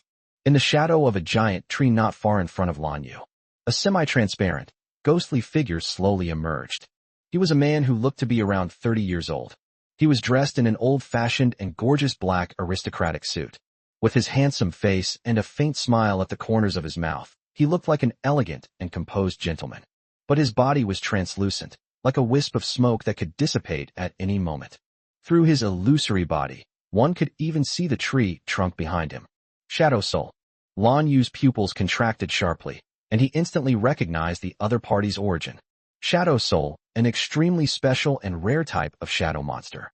These were created by powerful filmmakers in life who, after death, were driven by intense obsession or resentment. The soul failed to dissipate and instead combined with the surrounding shadow energy to form a special spiritual entity. This shadow monster not only retains most of its intelligence and memories from its previous life, but can even continue to use its shadow techniques. They are often more cunning and troublesome than shadow monsters of the same level, and are among the enemies that all shadow masters least want to encounter. The mere presence of this shadow soul exerted an indescribable sense of oppression on Lan Yu. Lan Yu was certain that this guy was an incredibly powerful expert in his lifetime. Even with Nidhogg protecting me, he managed to trap me with illusions for so long. Lan Yu's brain was working at lightning speed, analyzing the difference in strength between the two sides. This guy's strength has probably far exceeded the 7-star level, and may even have reached the 8-star level or even higher. This is an extremely troublesome enemy. Just as Lan Yu was filled with doubt and uncertainty, Shadow Soul, who called himself Nightmare, looked at Lan Yu with great interest, as if admiring an interesting work of art. That's really impressive. He spoke again, his voice tinged with admiration. Your soul strength far surpasses that of others of the same level, and it seems you are also protected by some powerful divine force. Otherwise, you wouldn't have been able to break free from my dreams so quickly. As he spoke, he turned his gaze to the others who were still bound by thorns and unable to extricate themselves from their dreams, a look of disdain on his face. Unlike these useless people, who can't even put up a little resistance, they're really boring. After saying that, he snapped his fingers lightly, as if he had done something insignificant. Smack! A crisp snap of fingers echoed through the deathly silent forest. The next second, something that made Lan Yu's scalp tingle happened. Snap! Snap! Snap! A series of teeth-grinding sounds of bones cracking rang out continuously. Suddenly, the black thorns that were wrapped around the elders of the Lei family tightened. A terrifying strangulation force erupted instantly. Uft! Uft! Those powerful beings who were still fighting fiercely against the rock armor mantis in their dreams. He couldn't even let out a scream. Their bodies were strangled into several pieces by that terrifying force, like fragile porcelain dolls. Blood and entrails gushed out like a burst dam, staining the entire land red. There were more than a dozen experts, all at least 6-star level, including several elders at the 7-star lord level. In that brief instant, they were all wiped out. They died without ever knowing how they died. Perhaps, in their dreams, they are heroes who fought to the death and sacrificed themselves. But reality is so cruel and ridiculous. Lan Yu watched this scene unfold. How ruthless. How decisive. This shadow soul treated human life as worthless, slaughtering more than a dozen high-level shadow masters in the blink of an eye, without showing the slightest emotion on his face, as if he had only crushed a few ants. This guy is an absolute madman, a complete demon. However, Shadow Soul's performance was far from over. He then waved his hand gently once more. Those blood-stained black thorns seemed to be infused with some kind of evil life force, and began to wriggle and grow wildly. Like nimble venomous snakes, they burrowed into the strangled corpses. The next moment, those corpses that should have been dead beyond any doubt stood up again in an extremely bizarre posture, swaying and staggering. Their joints were twisted to unbelievable angles, and their empty eyes burned with eerie green flames. A thick aura of death and resentment emanated from them. Since they're already dead, let's not waste them. Chapter 302, Clearing the Field in One Move. With a cruel smile on his face, Shadow Soul waved his hand lightly at the corpse puppets with an elegant gesture, as if he were conducting a symphony. Roar! The moment they received the order, the dozen or so corpse puppets let out a roar that was not human. With stiff and twisted steps, they transformed into streaks of black afterimages and pounced on Lan Yu from all directions. To catch the thief, first catch the king. The thought flashed through Lan Yu's mind instantly. He knew that these corpse puppets were merely tools controlled by the enemy, and eliminating them would be meaningless. Only by killing the true form of that shadow spirit can the problem be truly solved. However, the shadow spirit seemed to have seen through his thoughts. Just as Lan Yu was about to use instant shadow flash to rush directly in front of Ing Han, a mocking smile curled at the corner of the shadow spirit's lips as its figure slowly merged into the shadows behind it and disappeared. Only a single sentence remained, lingering in the air. Young man, it's not good to be too hasty. Lan Yu couldn't help but curse under his breath. That guy is so cunning. He watched as a dozen or so corpse puppets, each at least 6-star in strength, roared and pounced in front of him. Lan Yu knew he couldn't hesitate any longer. He took a deep breath, and his eyes instantly turned cold and indifferent. Since you want to play, I'll play with you to the very end. Roar! The next second, a terrifying dragon roar, seemingly from the ancient primordial era, suddenly exploded deep within his soul. Six senses skill, dragon's roar. An invisible sound wave, mixed with an overwhelming and unparalleled chaotic power, spread out from Lan Yu as the center. The dozen or so corpse puppets that had just pounced on him suddenly froze. Then, under Lan Yu's icy gaze, their bodies, like weathered rocks, began to crumble from the inside out. In the end, it turned into handfuls of black powder, which fell down and dissipated into the air. One move, and the area is cleared. The power of the six senses skill, Dragon's Roar, far exceeds everyone's imagination. That was more than just an impact on the soul. The chaotic power it contains has a devastating effect on these corpse puppets controlled by evil forces. In just a moment, the dozen or so menacing corpse puppets were completely purified, leaving not a trace behind. Oh! As the aftershocks of the Dragon's Roar subsided, the man's voice, tinged with surprise, rang out once again from another shadow not far away. Of the Shadow Soul reappeared. He looked at the empty battlefield and the unharmed Lan Yu, and for the first time, a look of surprise appeared on his handsome face. Lan Yu stared at him coldly without saying a word, but his vigilance was at its peak. Although the Dragon Roar, move just now, cleared the field instantly and looked incredibly powerful, it also consumed a huge amount of shadow chi. The shadow spirit in front of them seemed to be completely unaffected. This guy's strength is unfathomable.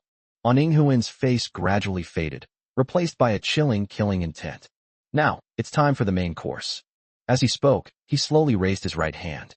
As he moved, the corpses and remains that had been pulverized by the Dragon's Roar, as well as the blood that had been spilled on the ground during the previous battle, began to converge wildly, as if drawn by some invisible force. Countless dark shadows were forcibly extracted from the remains and pools of blood. Like 100 rivers flowing into the sea, it surged into the palm of Shadow Soul. In just a few seconds, a massive energy sphere, over 3 meters in diameter, entirely black, covered with blood-red patterns, and radiating a destructive aura, condensed and took shape in his palm. That energy sphere contained the full shadow power of more than a dozen 6-star powerhouses and one peaked 7-star powerhouse. After being compressed and purified by Shadow Soul's evil secret techniques, its power has reached an astonishing level. Lan Yu could even feel that the space around the energy ball was creaking under the strain of its terrifying energy. A cruel smile appeared on Shadow Soul's face. This is the end of vengeance that brings together the life's work of more than a dozen high-level shadow artists. I hope you enjoy this meal. After he finished speaking, the black energy ball in his hand transformed into a black streak of light that tore through the sky. It hurtled towards Lan Yu at an unavoidable speed. The moment the energy ball locked onto him, Lan Yu felt every hair on his body stand on end. An unprecedented sense of impending death instantly overwhelmed his reason. Don't try to take it head-on. Never try to take it head-on. At this moment, Lan Yu's brain was working at an unprecedented speed. Almost instinctively, he wanted to use Shadow Flash to dodge this fatal blow. However, just as his figure was about to disappear, bang! With a muffled thud, his body seemed to have crashed into an invisible wall and was forcefully bounced back. Barrier. Lan Yu's heart sank to the bottom. He then realized that from the moment he stepped into this area, he had been trapped in an illusion. They were trapped within a powerful barrier. This barrier sealed off the space, preventing him from using Shadow Flash for short-distance movement. Carrying the power to destroy the world was already within reach. Lan Yu knew he no longer had time to forcibly break the barrier. No. At this critical moment, a white light flashed through Lan Yu's mind. He remembered that he still had a trump card up his sleeve. Spatial treasure capable of ignoring any barrier or blockade. Buzz! Without a second thought, Lan Yu immediately pulled out the ordinary white feather from his pocket. The feather that breaks boundaries. Lan Yu infused the shadow energy into it. The white feather suddenly burst forth with a dazzling silver light. A vast and mysterious spatial force instantly enveloped Lan Yu's body. The next second, just before the end of vengeance was about to devour him, Lan Yu's figure vanished into thin air. Boom. A terrifying explosion occurred. The entire barrier area like a nuclear explosion. The earth was torn apart, giant trees were evaporated, and the entire space was violently twisting and wailing. At the edge of the barrier, 100 meters away, Lan Yu's figure quietly appeared. He looked at the apocalyptic scene inside the barrier, his back completely soaked with cold sweat. That was close. Just a fraction of a second off, and I would have been torn to shreds by that terrifying energy storm. However, just as Lan Yu was congratulating himself on escaping death, the Shadow Soul, who stood unharmed at the center of the explosion, suddenly turned its head. A pair of illusory eyes stared intently at the white feather in Lan Yu's hand. His ever-present calm expression finally vanished completely at this moment. Instead, there was endless shock and disbelief. That's the wing of Boundary Breaker. He gasped in shock, his voice trembling. How is this possible? Shouldn't this mythical relic be in the hands of that guy Eternal Night? Why is it in the hands of a mere human like you? Chapter 303. Should I say you have commendable courage, or should I say you're courting death? Shadow Soul clearly recognized this spatial treasure and knew who its original owner was. He stared intently at Lan Yu, his eyes filled with confusion and bewilderment.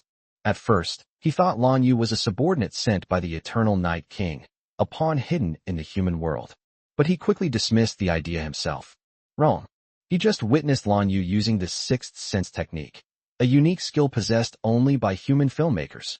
This is an ability that the Shadow Clan absolutely cannot master. Therefore, this kid's identity is definitely that of a pure human. A human being, yet possessing the Night King's most treasured possession. What does this tell us? An absurd yet unique possibility surfaced in Shadow Soul's mind.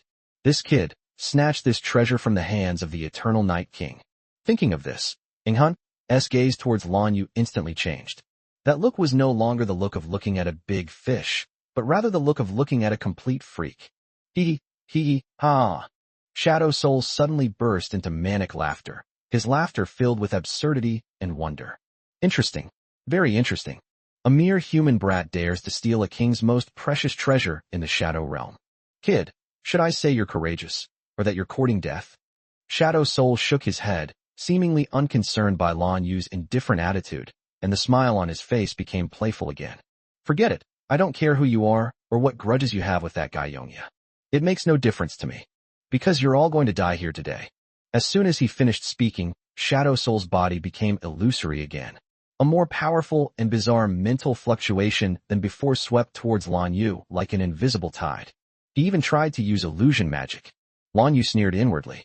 Are you trying to use the same trick on him a second time? That's utterly delusional. Buzz. Just as that strange mental fluctuation was about to touch Lan Yu, A resounding hymn seemed to rise from the heavens. A dazzling and holy golden light suddenly erupted from behind Lan Yu. 10 magnificent wings made of the purest holy light energy suddenly unfolded behind him. Wings of the holy dragon. Holy light shines everywhere, impervious to all laws, and banishing all evil. That terrifying mental fluctuation was enough to make even a 7-star expert instantly fall into despair. The moment they came into contact with the holy light emanating from the wings of the holy dragon, it was like ice and snow encountering the blazing sun, instantly purified and evaporated, without even causing a ripple. What? Shadow Soul's elusive voice. The holy dragon churches, wings of the holy dragon? And it's a fully formed 10-winged form. How could a human like you possibly use the holy dragon clan's top-tier shadow techniques? This time, he was truly shocked. If the appearance of the boundary-breaking feather only surprised and amused him, the appearance of the holy dragon wings completely overturned his understanding. What kind of monster is this human kid in front of me? He has so many secrets. However, Lan Yu did not give him much time to be shocked and think. After perfectly blocking the opponent's mental attack with the holy dragon wings, Lan Yu's counterattack followed. He knew that ordinary attacks would be ineffective against such cunning spirit-like enemies. We must use a power that can restrain him. And coincidentally, this is exactly the kind of power he has in abundance. Since you enjoy using illusions, then I'll let you experience what it's like to be purified. Lan Yu's voice was icy cold and devoid of any emotion. He slowly raised his hand, and the 10 wings of holy light behind him shone brightly. Endless holy light slowly appeared behind him. Ancient and sacred bells tolled between heaven and earth. Countless sacred musical notes transformed into tangible golden chains, flying out from the phantom of the church and instantly sealing off the space within hundreds of meters around. Sixth Senses Technique, Temple Gospel. This is a powerful area of effect attack that Lan Yu comprehended in the ruins of the Holy Dragon Church, specifically designed to counter evil and the undead. For dealing with this Shadow Soul. Not good. Shadow Soul saw the phantom of that church. His expression changed completely. He sensed a deadly threat emanating from the depths of his soul, from that holy light. That was the fear brought by a natural nemesis. Without a second thought, he immediately tried to transform into black mist and disappear into the shadows to escape. But it was too late. Boom! Endless holy light poured out from the phantom of the church like a flood bursting its banks. Wherever the holy light passes, all shadows and evil are instantly purified. Shadow spirit that had just turned into black mist didn't even have time to let out a scream before it was completely evaporated and annihilated in that destructive torrent of holy light. Not even a trace of its existence was left. When the holy light faded, the forest returned to peace. The illusory image of that magnificent church slowly faded away. The wings of holy light behind Lan Yu also retracted, and he breathed a slight sigh of relief, his face turning somewhat pale. Simultaneously using the 2 large-scale sixth sense skills, Dragon's Roar and Holy Temple Gospel, also consumes a considerable amount of his energy. However, the result was good. That troublesome Shadow Soul has finally been completely dealt with. Lan Yu breathed a sigh of relief and was about to go forward to check the spoils of war, and also to pick up the broken tile used as bait to see if it was anything special. However, just as he took his first step, another anomaly has occurred. Without warning, a black vine hidden underground suddenly burst forth from the ground beneath his feet, like a venomous snake emerging from its hole. It pierced straight into his heart. This sneak attack came too suddenly and was too cunning. Almost the instant the vines broke through the soil, they reached Lan Yu's chest. However, Lan Yu reacted even faster. He seemed to have anticipated all of this, showing no sign of panic on his face. He didn't even lower his head once. Clang! A clear, metallic clang rang out. Lan Yu's Hegni sword had somehow appeared in front of his chest, precisely blocking the deadly vine. Sparks flew everywhere. The vine, strong enough to pierce steel plates, was severed by the unparalleled sharpness of the Hegni sword. Tisk, you're really cautious, kid. A familiar male voice, tinged with regret, drifted from the shadows not far away once more. Lan Yu suddenly looked up and stared coldly at him. On that land purified by holy light, a pitch-black shadow was slowly writhing. The shadow spirit that he thought had been completely destroyed reappeared from the shadows, completely unharmed. Chapter 304. How about this? Let's cooperate. His face still wore that cynical smile. It was as if he wasn't the one who had just been annihilated by the holy light. Upon seeing the perfectly intact shadow soul, whose clothes were not even wrinkled, Lan Yu's pupils contracted sharply, and his heart sank instantly. The gospel of the temple is not working? No, impossible. Lan Yu immediately dismissed the idea. He was now absolutely certain that the holy light of the temple gospel, capable of purifying all evil, had completely annihilated the opponent. That feeling of being eradicated from the very root is something that can't be faked. Since that's the case, therefore, there is only one explanation for the current situation. The one I just killed was not your true form. Lan Yu spoke slowly, his voice cold, his eyes filled with solemnity. Oh. Upon hearing this, Shadow Soul showed a hint of surprise on his face, and he clapped his hands with great interest. Smart. You figured it out so quickly. He made no attempt to hide it, admitting it as such. That's right. That was just a clone I created using a small portion of my power. A clone. Lan Yu's brows furrowed even deeper. With such immense power, even a single clone could create an illusion that trapped over a dozen high-level shadow masters. It can even unleash a killing move comparable to the full force attack of an 8-star expert. How terrifying must his true form be? Lan Yu recalled a record about high-level shadow souls that he had once read in an ancient book. If the shadow soul exists for a long enough time, even thousands or tens of thousands of years, deeply merge with the shadow energy over endless years, eventually condensing into a unique soul crystal. As long as the soul crystal is not destroyed, the shadow soul can draw power from it and continuously split into clones with self-awareness. Each clone possesses considerable strength and is fearless in the face of death. Even if it is destroyed, it will only lose a portion of its power. Its main body will not suffer any substantial damage. It can be said that a shadow soul possessing a soul crystal is a near-immortal being. Lan Yu's heart sank. This is troublesome. Encountering an old monster that is impossible to kill, impossible to eradicate, and likes to hide in the shadows and play dirty tricks is definitely the situation he least wants to face. However, what Lan Yu didn't know was that the shadow soul on the other side was thinking the same thing. He also felt that Lan Yu was a huge problem. He was, after all, an ancient being who had lived for nearly 10,000 years. Although its strength has declined significantly for certain reasons, it is not someone that can be provoked by just anyone. But today, he has been repeatedly humiliated in front of a mere 6-star human shadow master. This kid has an endless stream of trump cards up his sleeve, and each one is more outrageous than the last. The most fatal thing is that the opponent also possesses holy light-based abilities that are a natural counter to his spiritual form. How can we fight like this? Even if we manage to wear him down in a direct confrontation, we'll likely suffer heavy losses, making it a losing proposition. Inghuen's gaze began to wander over Lan Yu. They seemed to be looking for his weakness. However, when his gaze fell upon the all-black, ancient-looking Hegmi sword in Lan Yu's hand, his body jolted violently. Those illusory eyes were instantly fixed on the sword, unable to look away. This sword. Shadow Soul's voice suddenly became somewhat excited, even trembling slightly. He stared intently at the sword, as if he had seen something he would never forget. Boy, the sword you're holding, could it be the legendary Sword of Hegmi? His voice trembled when he said the name. Lan Yu's heart skipped a beat, but his face remained expressionless as he coldly stared at him. And then the Shadow Soul saw Lan Yu's tacit expression. As if he had suddenly realized something, he was stunned for a moment, and then burst into laughter. Ha ha, I see, I knew it. I was wondering why that stubborn guardian would suddenly break the rules and force his way from the 5th level to the 2nd. So it's because you brought the Sword of Hegmi here. Shadow Soul's laughter was filled with the joy of sudden realization. He looked at Lan Yu, who had a puzzled expression, and his smile became unfathomable. It seems you don't know enough about this treasure in your hand and this Sky City. Fine, since you've given me so many surprises, I'll kindly tell you a secret. Shadow Soul paused, then spoke slowly in a mysterious tone. The first master of this Sky City, Babylon, was named Azazel, an ancient god in the mythological era who held the power of curse and calamity. And the Hegmi sword in your hand is the result of that god's painstaking efforts. Forged by my own divine bones and authority, the strongest divine artifact. It can be said that the sword in your hand and this Sky City are of the same origin. And that so-called supreme treasure is inextricably linked to this sword.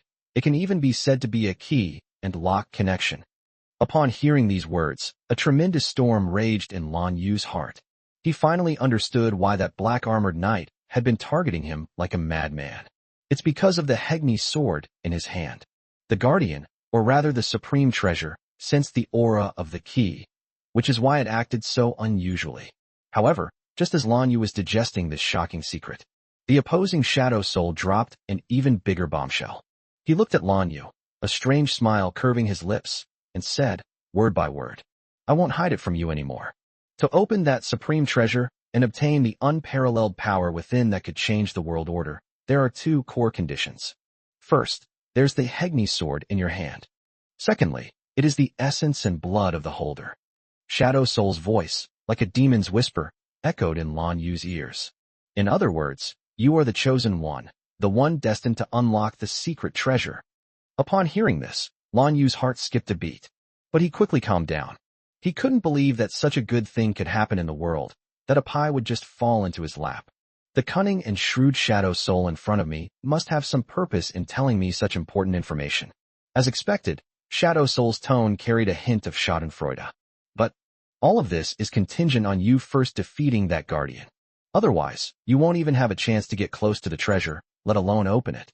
Just then, the Shadow Soul, who had been observing Lanyu's changing expressions, seemed to finally feel that the time was ripe. He dropped the playful smile from his face, and his expression became more serious and earnest than ever before.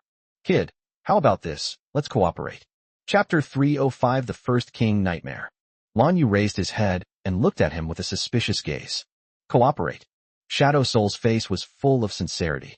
I'll help you deal with that troublesome Guardian, and you can use your sword and your blood to unlock the treasure. When the time comes, we'll split the treasures inside 50-50. The true intentions are revealed when the truth is finally revealed. Now, Lanyu finally understood this guy's intentions completely. He went through such a long and complicated process, revealing intelligence, demonstrating his strength, and using both threats and inducements. After all that, their ultimate goal was to cooperate with me to retrieve that so-called Supreme Treasure. He narrowed his eyes, staring intently at Inghan, and tentatively asked, what if there's only one treasure inside, or an odd number, making it impossible to divide equally? Without a second thought, Shadow Soul waved his hand generously. I've confirmed that there are at least 2 treasures inside. If there's an odd number, that's fine too. You can have the extra one. I'll be content as long as I can use the power of the secret treasure to escape this damned aerial city. The other party's attitude seemed extremely sincere, but Lanyu's intuition was frantically warning him. Suspicious. That's highly suspicious. This guy is definitely hiding some crucial information from me. Cooperating with him is like asking a tiger for its skin. But Lanyu glanced at the Hegni sword in his hand, then thought about the terrifying Guardian and the avatar of the Eternal Night King, who was still eyeing him covetously somewhere in Sky City. He had to admit that Shadow Soul was right. He is indeed in a dilemma. It would be almost impossible for him to seize the treasure by himself, surrounded by powerful enemies. In this situation, having an ally with unfathomable strength, even if it's just a superficial one, is always better than having a persistent enemy. Risks and opportunities coexist. To gamble, or not to gamble. Lanyu was going through a fierce internal struggle. The Shadow Soul on the other side didn't urge him, but just watched him quietly, waiting for his answer. Time passed by, second by second. Finally, after thinking for a full 5 minutes, Lanyu slowly raised his head. Okay, I promise you.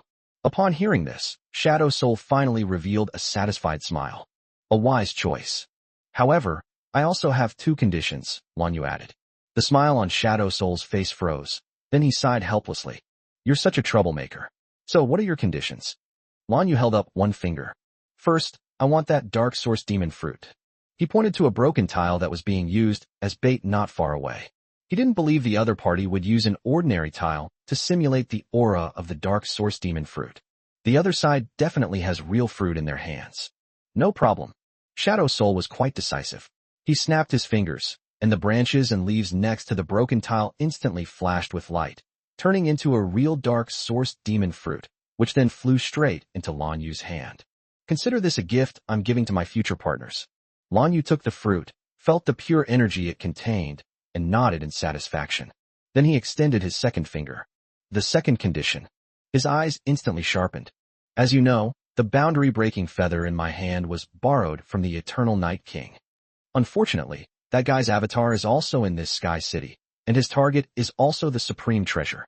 I imagine your excellency wouldn't want a monarch in disguise to interfere and steal a share of the spoils while we're preparing to retrieve the treasure, would you? Therefore, I hope you can temporarily restrain the other side while we are retrieving the treasure. Lan Yu stared intently at Ing Han and stated his second condition. He had experienced the other party's elusive illusions. He believed that this old monster definitely had a way to trap the avatar of the Night King. Upon hearing Lan Yu's second condition, Ing Han's face revealed a strange expression. He looked at Lan Yu and couldn't help but sneer as if he had heard the biggest joke in the world. Why go to all this trouble for a mere incarnation of a monarch? He said it casually, in a matter-of-fact tone. When we encounter him, I'll just kill him for you. Lan Yu was so shocked by the other party's bold remarks that he was speechless for a moment. Just kill them? That was the embodiment of a king. The very pinnacle of the entire Shadow Realm. Even if it is just an avatar, its strength is infinitely close to that of a 9-star. What seemed like an insurmountable chasm to him was treated like a worm that could be crushed at will in this guy's mouth. Lan Yu looked at him with extreme suspicion. You're not bragging, are you? Are you really sure? Shadow Soul trapped in Sky City for tens of thousands of years actually had the strength to directly confront the incarnation of a current monarch. Faced with Lan Yu's questioning, Ing Han remained silent for a moment. He seemed to realize that it would be difficult to convince this cautious young man with just words. The next second, a vast, ancient, and terrifying aura full of majesty suddenly erupted around his translucent body. That aura was as deep and unfathomable as a prison, as if it had descended upon this place across countless ages. The moment he sensed this aura, Lan Yu's pupils suddenly shrank to the size of pinpoints.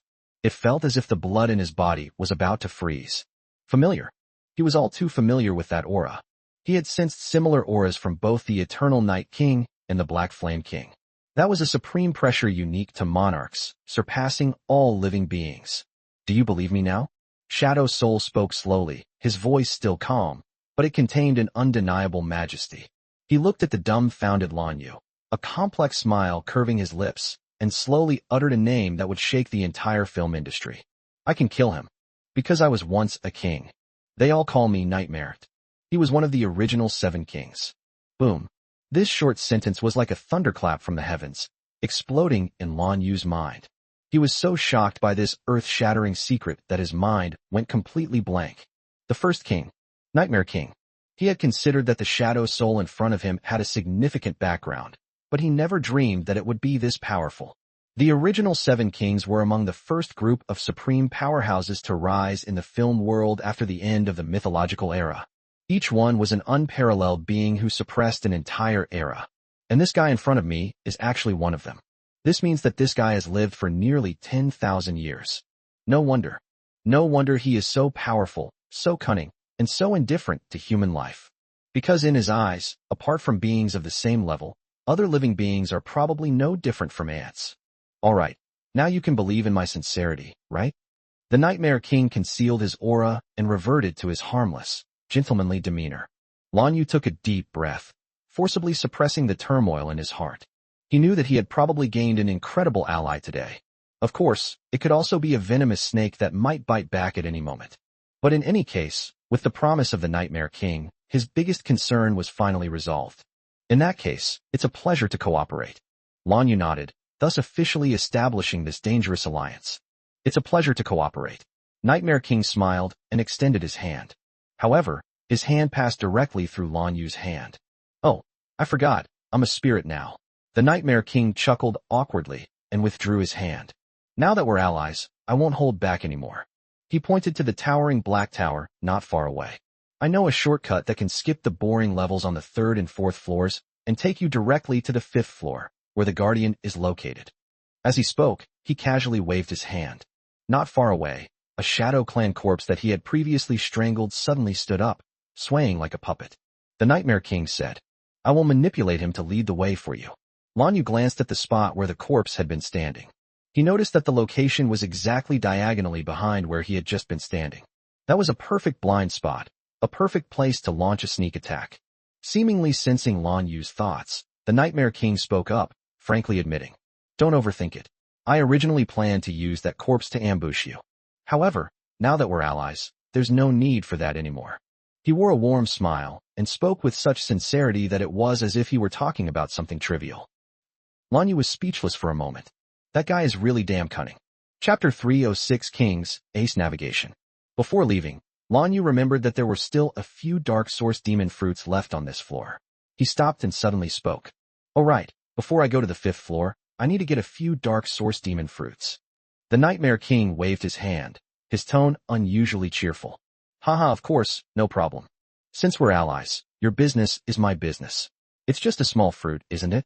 I'll accompany you on that trip." Over the next half hour, guided by Nidhogg, Lanyu successfully found 2 more dark source demon fruits. As before, each fruit was guarded by a 7-star level shadow monster. No match for Lanyu now. Basically, it's all a script of a flash of light, followed by a fatal blow. The battle was resolved cleanly and efficiently, and then the fruit was harvested, all in one smooth motion. Lanyu could sense that his proficiency with King's Body, Intermediate, had reached its peak. Just one step away from officially being promoted to senior level. He clenched his fist, feeling the explosive power within him, and his heart was filled with an unprecedented sense of satisfaction. He was confident that he could now face off against a mid-level 8-star expert head-on with his physical strength alone, and even gain the upper hand. "Sister, where's the last one?" Lanyu was already getting impatient. If he eats just one more, his King's Body will be upgraded. Strange, however, Nidhogg's voice carried a hint of doubt. The last trace of aura. How did it disappear? Disappeared? Lanyu was taken aback. "Yes, just a few minutes ago, that aura suddenly stopped," Nidhogg said. "Someone must have gotten there first." "It was taken by someone?" Lanyu frowned. He immediately activated his 6 senses and sensed the general direction Nidhogg had indicated. Sure enough, the fruit had already been taken. "It seems I'm a step too late." Although it was a bit of a pity, he didn't dwell on it too much. After all, his gains this time were already enormous. He had consumed a considerable amount of dark source demon fruit, resulting in a qualitative leap in his strength. One should not be too greedy. To have such a gain is already an incredible stroke of luck. Never mind, let's go back. Lanyu adjusted his mindset and turned to return to the place he had agreed upon with the Nightmare King. When he returned to the Black Tower, the corpse puppet controlled by the Nightmare King still stood there silently, as if it had never moved. "You're back," the Nightmare King's voice rang out. "Judging by your radiant face, you must have had quite a haul." "It's all right," Lanyu replied indifferently. "Hee, let's go, we don't have much time left." The Nightmare King smiled and asked no more questions. He then manipulated the corpse puppet and stepped into the ominous Black Tower. Lanyu followed closely behind and stepped inside. The scene before my eyes changed in an instant. He found himself in a dark, narrow corridor. This is the interior of the trial tower leading to the 3rd level. The Nightmare King's voice came from ahead. "Stay close and don't wander off. There are many traps and mechanisms in this tower. If you take one wrong step, even a 7-star expert will be severely injured." As he spoke, he manipulated the corpse puppet and walked straight toward a seemingly ordinary wall on his left. Then, to Lanyu's astonishment, the corpse puppet actually passed right through the wall and disappeared. "This is a hidden passage?" Lanyu's heart skipped a beat. "I suppose so." The Nightmare King's voice came from behind the wall. "This path bypasses most of the traps ahead and leads directly to the core area of the 3rd level. Hurry up and follow." Without further hesitation, Lanyu followed him inside. Sure enough, after passing through the wall, there was another, even more hidden passage. It seems that this old monster knows far more about this place than he imagined. With such a living map by my side, this trip to Sky City seems to be much more interesting. Lanyu looked at the corpse puppet leading the way ahead, and the corners of his mouth turned up slightly. The 3rd level is a trap maze. As its name suggests, this entire floor is a huge, intricate, 3-dimensional maze. The walls of the maze were made of an unknown black metal that was not only indestructible, but also effectively blocked the detection of shadow energy. Here, even the 6 senses that a 7-star expert is so proud of will have their perception range compressed to the limit, covering at most a radius of less than 5 meters around them. Even worse, the maze is filled with all sorts of deadly traps and mechanisms. There are dark holes that spray corrosive venom, sharp spikes that suddenly emerge from the ground, and bizarre runes that can instantly drain the shadow energy from a shadow master's body.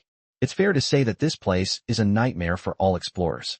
At this moment, at a wide crossroads in the maze, the delegations of several prominent families, including the Lei and Feng families, were gathered here, each with a worried expression.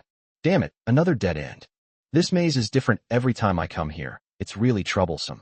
The Lei family's 7-star elder slammed his fist into the wall in front of him, producing a dull thud, but the wall remained completely still. They had been in this third floor for almost an hour, but they were still going around in circles. Several times they nearly triggered deadly traps, and several young members of the team have been injured.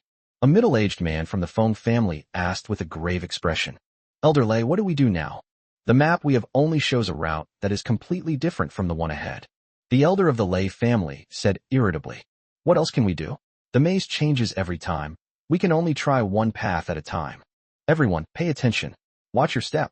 Although these large families possessed incomplete maps passed down from their ancestors, they were merely a drop in the ocean compared to the enormous, ant nest-like maze. In most areas, they were also completely in the dark. While most people were struggling and finding it difficult to move forward because of this damn maze, a series of unhurried footsteps suddenly came from a passage behind them. Huh? There are other people. The elders of the Lei family immediately turned around warily and gripped their weapons tightly. They saw a plain-looking, unremarkable young man with black hair walking leisurely out of the passageway, his hands in his pockets.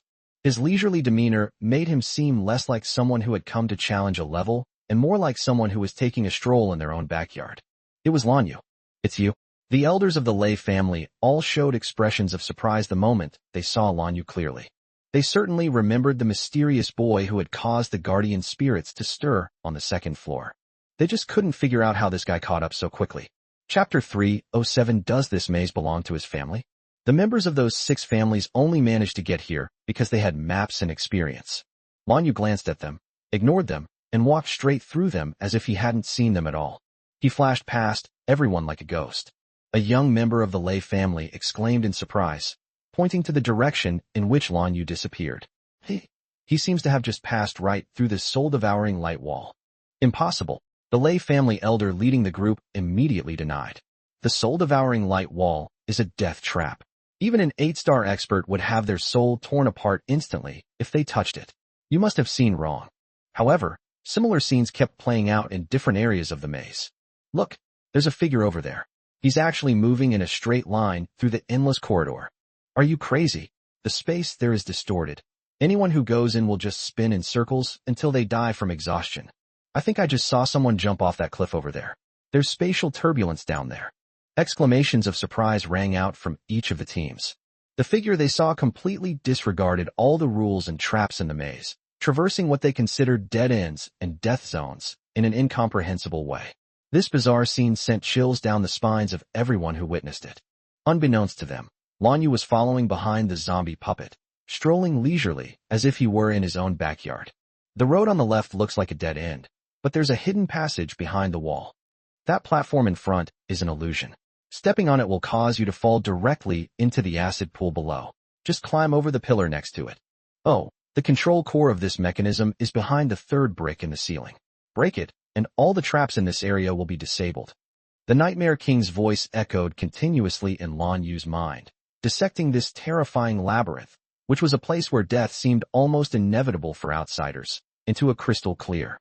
With this navigation system, which can be described as an official cheat code, Lanyu's speed was astonishing. He was clearly the last one to enter the 3rd floor, but it only took him less than 10 minutes. They had already overtaken everyone else and left them far behind. Those large family groups are still struggling in the middle of the maze. They could only stare in disbelief as the black figure flashed past not far in front of them. Then it disappeared at the exit leading to the next floor, its back view barely visible. How did he get there? This is not scientific. Does he own this maze? Everyone's mind was filled with endless confusion and shock. Lanyu, who had already stepped onto the passage leading to the 4th level, was in a good mood. He had to admit that, in hindsight, making this old monster an ally was indeed an absolutely correct decision. Just as he was about to reach the end of the 3rd level, the Nightmare King's puppet suddenly stopped and turned into a narrower, darker side path. The Nightmare King's voice rang out again. "It's closer this way." He didn't ask any more questions, but simply followed silently behind the corpse puppet. After many twists and turns, we entered a deeper passage. This passage was narrower than any of the previous ones, allowing only one person to pass at a time.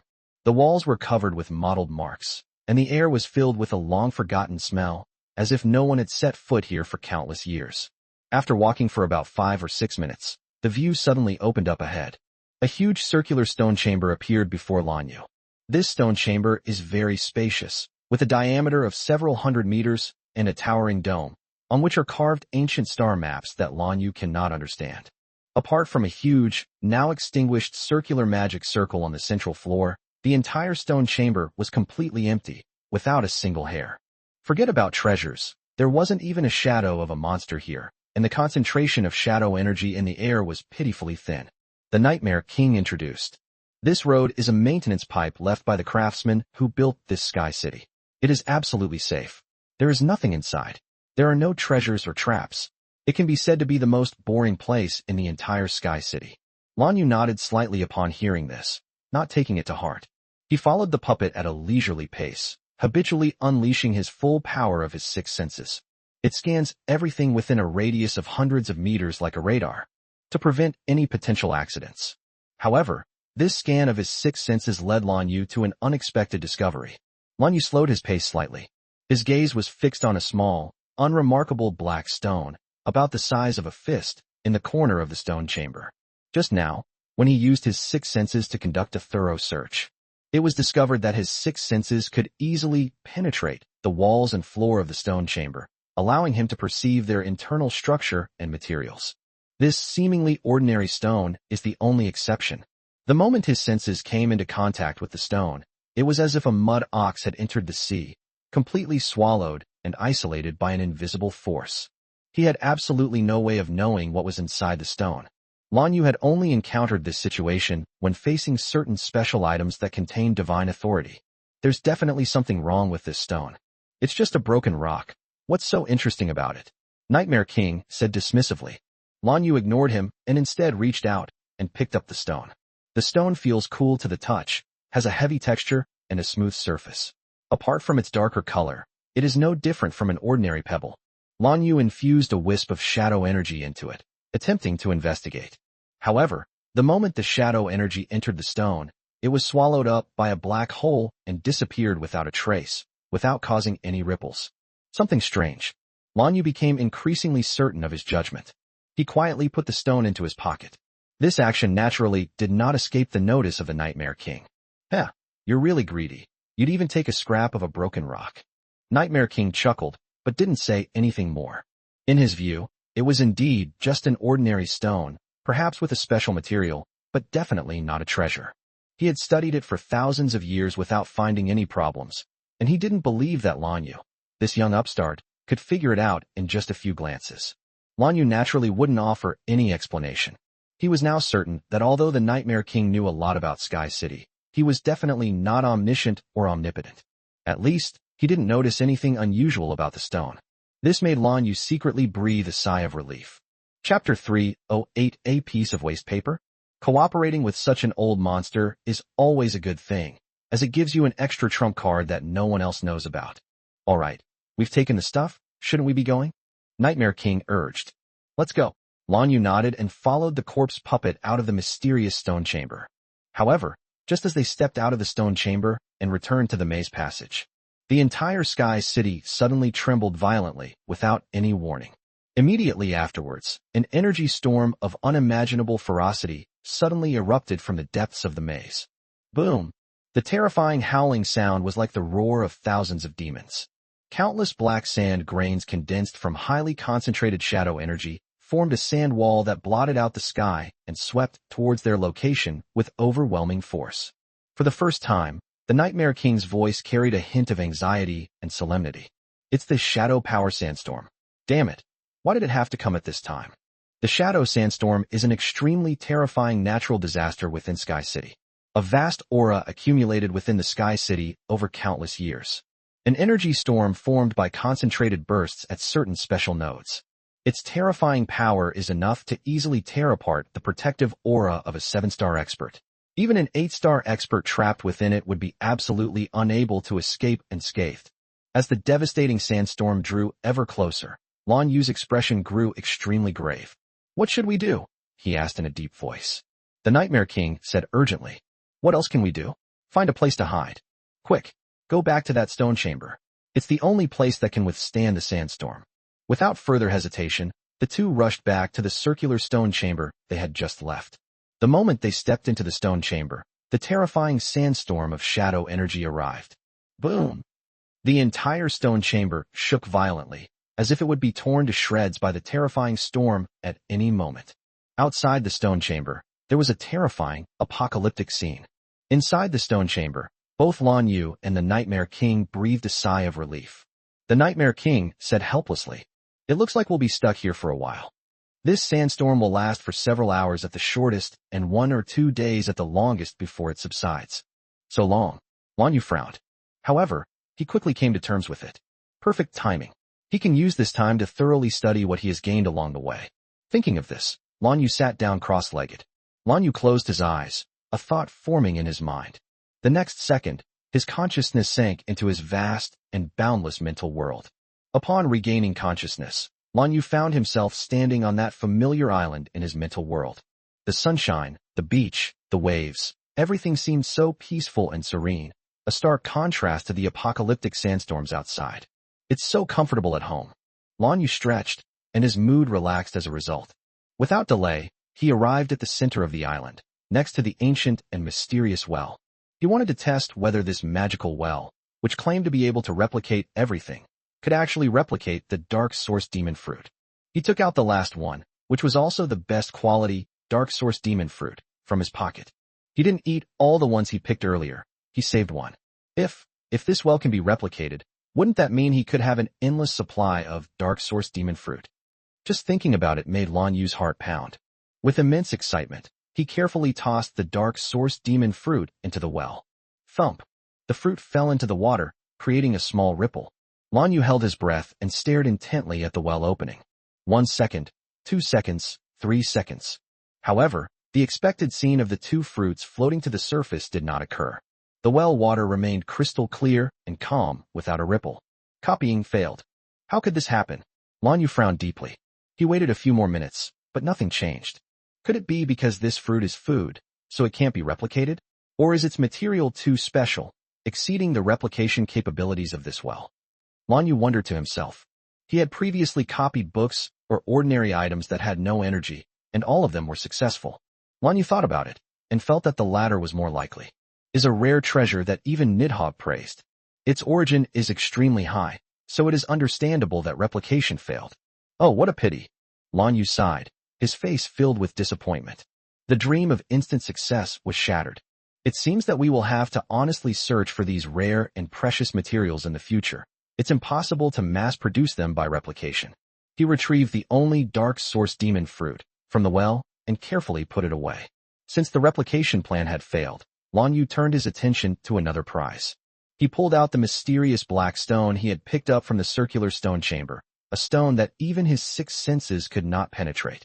He examined it over and over for a long time, but apart from discovering that it was exceptionally hard, he still couldn't figure out anything about it. Could it really just be an ordinary stone? Lan Yu was somewhat skeptical. He placed the stone on the ground, then gripped the Hegni sword tightly and chopped down on the stone with all his might. Clang! A piercing clang of metal rang out, sparks flying everywhere. Lan Yu felt a tremendous force of recoil coming from the sword. The shock made his hands go numb, and he almost dropped the Hegni sword. And that black stone was completely unharmed. Not even a scratch was left. Holy crap! It's so hard. Lan Yu was truly shocked this time. It's important to know that the Hegni sword is a top-tier artifact even Nidhogg has certified. Cutting through iron like mud is nothing to it. And this stone was actually unharmed by the full force of the divine weapon. This is absolutely a treasure. Lan Yu was overjoyed and picked up the stone again to examine it more carefully. Just then, he inadvertently pressed his finger hard on a certain spot on the surface of the stone. Click! With a soft sound, the stone split open from the middle, revealing a neatly folded, thin sheet of an unknown material. Lan Yu carefully unfolded the thin sheet. He found it covered with all sorts of messy lines and some strange symbols that he couldn't understand at all, just like a child's doodles. What the hell is this? Lan Yu studied it for a long time, but couldn't figure it out. The hope that had just been ignited in his heart was doused with cold water again. After all that was hidden inside was this piece of scrap paper? Chapter 309 Sky City Construction Diagram. Just as he was about to throw away the graffiti in disappointment, an idea suddenly flashed through his mind. Wait a minute, just because I don't understand it doesn't mean others don't understand it either. He thought of a learned person, the master of the everlasting silent castle, Hillenkelster. With that thought in mind, Lan Yu no longer hesitated. He first went to his library and moved a large stack of various books that he had previously promised to give to Hillen. Then, through that well, they arrived once again at that familiar Gothic castle, forever shrouded in darkness. You've arrived. A clear, melodious girl's voice came from the throne in the hall. Hiren remained as black as ever, like a shadow, sitting there quietly, as if he had been waiting for a long time. I'll keep my promise. Lan Yu put a large stack of books he was carrying on the ground. These are what I've collected recently. They should keep you occupied for a while. Upon seeing the pile of brand new books, a hint of joy seemed to flash in Hillen's pure black eyes. With a gentle wave of her hand, the books flew to her and floated in the air. Thank you. Her voice was still cool, but Lan Yu could hear a hint of gratitude in it. You're welcome. It's just a transaction. Lan Yu waved his hand, then, as if remembering something, took out the doodle from his pocket and handed it over. By the way, I'd like to ask you for a favor. Can you tell what's drawn on this? Hillen took the thin sheet and looked at it. With just one glance, her eternally aloof expression faltered slightly. Interesting, she murmured softly. You can understand it? Lan Yu was overjoyed and quickly asked. Hiren nodded, pointing to the jumbled lines on the thin sheet and saying, Yes, I can understand some of it. If I'm not mistaken, this should be a map. Map? Lan Yu's lips twitched. This garbled mess is actually a map? What a joke. However, what Hillen said next completely shocked him. Hiren's tone became serious. Moreover, this does not appear to be an ordinary map. Judging from the structure and labels above, this seems to be the internal structure diagram of some aerial city. The blueprints for a city in the sky. Upon hearing these words, Lan Yu's heart skipped a beat, and his breathing became rapid.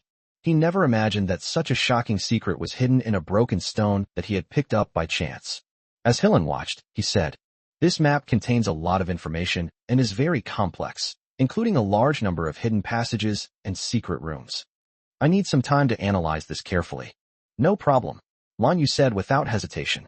You can keep this for now and study it at your leisure. He knew he had truly struck gold this time. With this complete structural diagram, the sky city of Babylon will no longer hold any secrets for him. That nightmare king who thought he controlled everything will become a complete joke in his eyes. Next time you come, I should be able to give you the deciphered structural diagram, Hillen said. Okay, thank you very much. Lan Yu suppressed his joy and solemnly thanked Shiluan. After bidding farewell to Shiluan, Lan Yu left the mental world with a sense of satisfaction, and his consciousness returned to his physical body. Outside the stone chamber, the Shadow Force sandstorm continued its raging onslaught. But Lan Yu's mood was completely different from before. He now only hopes that this storm will pass quickly. He couldn't wait to test the power of that map. The Shadow Force sandstorm raged for longer than the Nightmare King had anticipated. It took a full day and night for the devastating energy storm to gradually subside. When the shaking in the stone chamber completely stopped and the terrifying howling outside dissipated, Lan Yu opened his eyes from his meditative state. It's finally stopped. The Nightmare King's voice sounded somewhat helpless. Being trapped in this empty room for a whole day was also a torment for an old monster like him who was used to being free. Let's go. Lan Yu stood up, dusted himself off, and was the first to walk out of the stone chamber. The maze passage outside was in a mess, with a thick layer of black gravel on the ground and fine scratches on the walls caused by the impact of high-speed energy particles. One can imagine that if they hadn't taken refuge in this special stone chamber in time, they would probably have been torn to pieces by the sandstorm by now. Next, let's go to the 4th level. The Nightmare King controlled the corpse puppet and continued to lead the way. Having learned from his previous experience, Lan Yu didn't bother with his surroundings this time, and simply followed the puppet through various hidden passages. Soon, they reached the end of the 3rd level. It was a huge teleportation array, almost identical to the one connecting the 1st and 2nd levels. The two stepped into the magic circle one after the other. A flash of white light, and the scene before them changed once again. The dark, oppressive labyrinth disappeared, replaced by a dilapidated ruin shrouded in thick black fog. This is the 4th level of Sky City. The Nightmare King's voice rang in Lan Yu's ears, carrying a hint of barely perceptible solemnity. The incarnation of that guy, Eternal Night, is on this floor. Can you sense his exact location? Lan Yu asked. Nightmare King shook his head. No. The black mist in this layer has a strong isolating effect, and my senses are also severely suppressed. I can only vaguely sense that his aura is nearby, but I cannot pinpoint his location. He paused, then continued. Moreover, I can sense that the aura of that avatar seems to be constantly moving.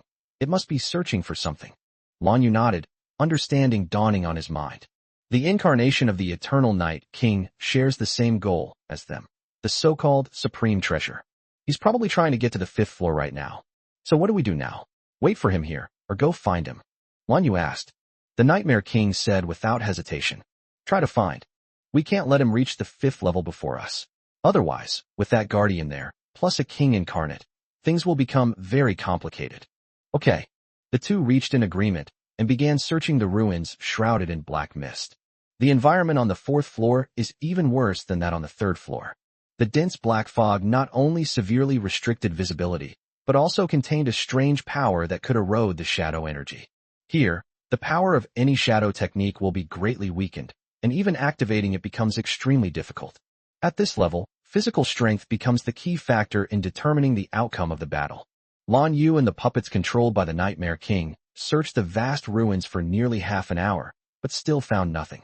The aura of the Eternal Night King's avatar was like a fish in water, slippery and elusive, moving east and west, making it impossible to lock onto.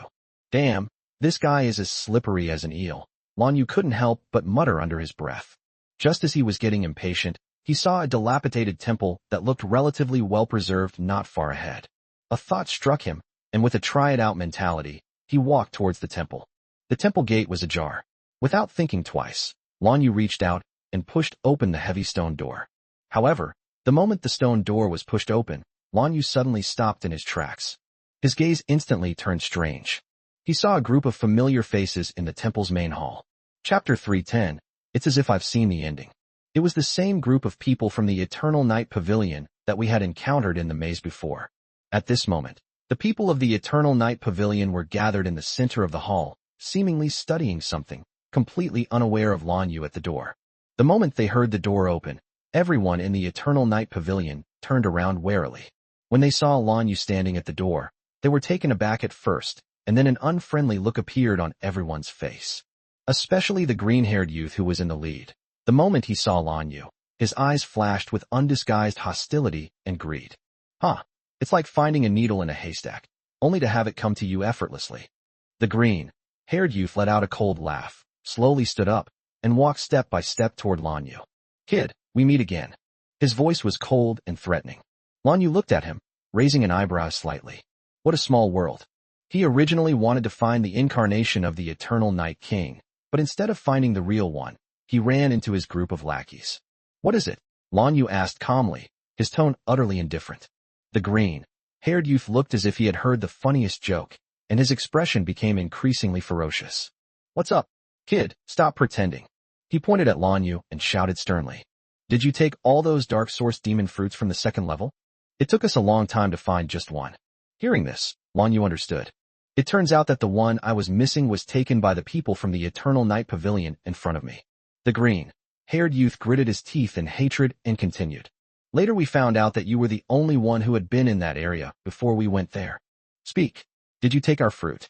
He approached Lan Yu step by step, emanating a powerful sense of oppression. Lan Yu did not deny it, but instead asked in a calm tone. If I say yes, are you planning to take it back? Lan Yu's seemingly casual, yet provocative question instantly brought the atmosphere in the temple to a freezing point. Everyone in the Eternal Night Pavilion stopped what they were doing and stared at Lan Yu with undisguised killing intent in their eyes. The green-haired youth was so enraged by Lan Yu's arrogant attitude that his face turned ashen and veins bulged on his forehead. Rup. He laughed in anger, looking at Lan Yu with the eyes of someone looking at a dead man. Kid, you think too highly of yourself. Just then, a tall member of the Eternal Night Pavilion stepped forward from behind the green-haired youth and arrogantly shouted at Lan Yu. It's not robbery. It's for you to offer as tribute to our young master. For an unknown nobody like you to be able to present treasures to our young master is the greatest honor of your life. Understand? However, he hadn't finished speaking. Bang! A dull, loud bang, like a heavy hammer striking a drum, suddenly resounded throughout the hall. A black afterimage flashed by and disappeared in the blink of an eye. The next second, the member of the Eternal Night Pavilion, who was still shouting. It was as if he had been hit head-on by a charging rhinoceros, and his body flew backward at an exaggerated angle. Boom! His heavy body slammed into the temple wall, cracking the hard stone wall with a spiderweb-like pattern. He then slid to the ground like a lump of mud, spitting out blood. It was clear he was not going to survive. The whole process was incredibly fast. Almost everyone present, including the green-haired youth at the 7-star level, was completely caught off guard. They didn't even see how Lan Yu moved. The hall fell into a deathly silence only after the member's body slid to the ground. Everyone stared in disbelief at Lan Yu, who stood rooted to the spot, then at the mangled, unrecognizable mass of flesh and blood in the corner, their faces filled with utter shock and horror. You. A member of the Eternal Night Pavilion pointed at Lan Yu, his voice trembling with fear. They couldn't understand why this seemingly ordinary guy would resort to deadly attacks without warning, and why his strength was so terrifying. That's a genuine high-level 7-star Shadow Master. He was actually defeated in one punch. Lan Yu slowly withdrew his fist, not even bothering to glance at the dead man's body, as if he had merely swatted a fly. He raised his head, his icy gaze sweeping over all the horrified members of the Eternal Night Pavilion, and said calmly, "I hate it when people talk nonsense in front of me. You're asking for it." Only at this moment did the green-haired youth finally recover from his shock. His eyes instantly turned blood red, and his face was filled with boundless rage and murderous intent. Kill his men right in front of him. This was a blatant slap in the face. It was the greatest humiliation he had ever suffered in his life. The green-haired youth let out a beast-like roar, and the shadow energy within his body suddenly erupted. However, in this fourth layer filled with black mist, the circulation of shadow energy was greatly restricted. The forces he can mobilize are less than half of what they usually have. But he didn't care at all, because his strongest skill has never been shadow techniques. Roar! With a low growl, the green-haired youth's body began to undergo strange changes. His body swelled and grew taller at a visible speed, and a layer of fine black scales appeared on his skin. Even more shockingly, 2 more pairs of arms actually grew out of his back. 3 heads and 6 arms. The shadow transformation ability brought about by the special shadow spirit he contracted. In this 4th level where shadow techniques are severely suppressed, a powerful physical body is the only way to succeed. He has absolute confidence in his physical strength. He believed that his 3-headed, 6-armed shadow form alone would be enough to tear this arrogant brat in front of him to pieces. Die! The green-haired youth roared, his 6 thick arms clenched into fists at the same time, like 6 cannonballs fired from a gun, bringing a terrifying force that tore through the air and blasted towards Lan Yu from all directions. He could almost see Lan Yu being blasted into a pile of minced meat by him. However, Lan Yu's face remained completely calm in the face of this devastating attack. He didn't even try to dodge. He just stood there quietly, looking at the green-haired youth who rushed in front of him with the eyes of someone looking at a clown. Buzz! An aura far more terrifying and domineering than that of the green-haired youth suddenly erupted from Lan Yu's body. The pitch-black, chaotic power mixed with the shadow energy and rapidly condensed on his body. In the blink of an eye, a set of grotesque black demonic armor, full of destructive beauty, enveloped his entire body. King's Demon Armor. The demonic armor was activated. Lan Yu's strength, speed, and defense all doubled. He slowly raised his right hand and made a fist. Then, he casually met the 6 fists that were already within reach. It was just a simple punch. There were no fancy techniques, no earth-shattering fanfare. Yes, it is simply the purest and most extreme power. The next second, the 2 forces collided with a deafening roar. Snap! A series of teeth-grinding cracking sounds, as dense as popping beans, suddenly rang out. To everyone's utter astonishment. That arrogant, green-haired youth who was absolutely confident in his own body. His 6 iron fists, powerful enough to split mountains and shatter rocks, shattered like fragile glass the moment they made contact with Lan Yu's fist. Chapter 3:11 The Liquidation of the King's Incarnation. Immediately afterwards, Lan Yu's unstoppable fist slammed heavily into his chest. Puff! The green-haired youth felt an irresistible, terrifying force instantly destroy all the life force within him. His once proud and powerful physique proved as fragile as paper in the face of that punch. He fell heavily to the ground, his eyes wide open, a trace of disbelief still lingering in them. Why? Why is it that when it's a physical contest, the difference between me and my opponent is so great? What he didn't know was that when he first entered Sky City, his physical strength might have been able to go toe-to-toe with Lan Yu's. But now, in front of Lan Yu, who has swallowed multiple Dark Source demon fruits and activated the Monarch demon armor, he's no longer even worthy of carrying my shoes. Just as Lan Yu was about to step forward and deliver the final blow to the heir to the throne, a chilling, arrogant aura, filled with boundless killing intent, suddenly emanated from the green-haired youth's shadow. The next second, an excessively handsome man slowly emerged from the shadows. It is the incarnation of the Eternal Night King.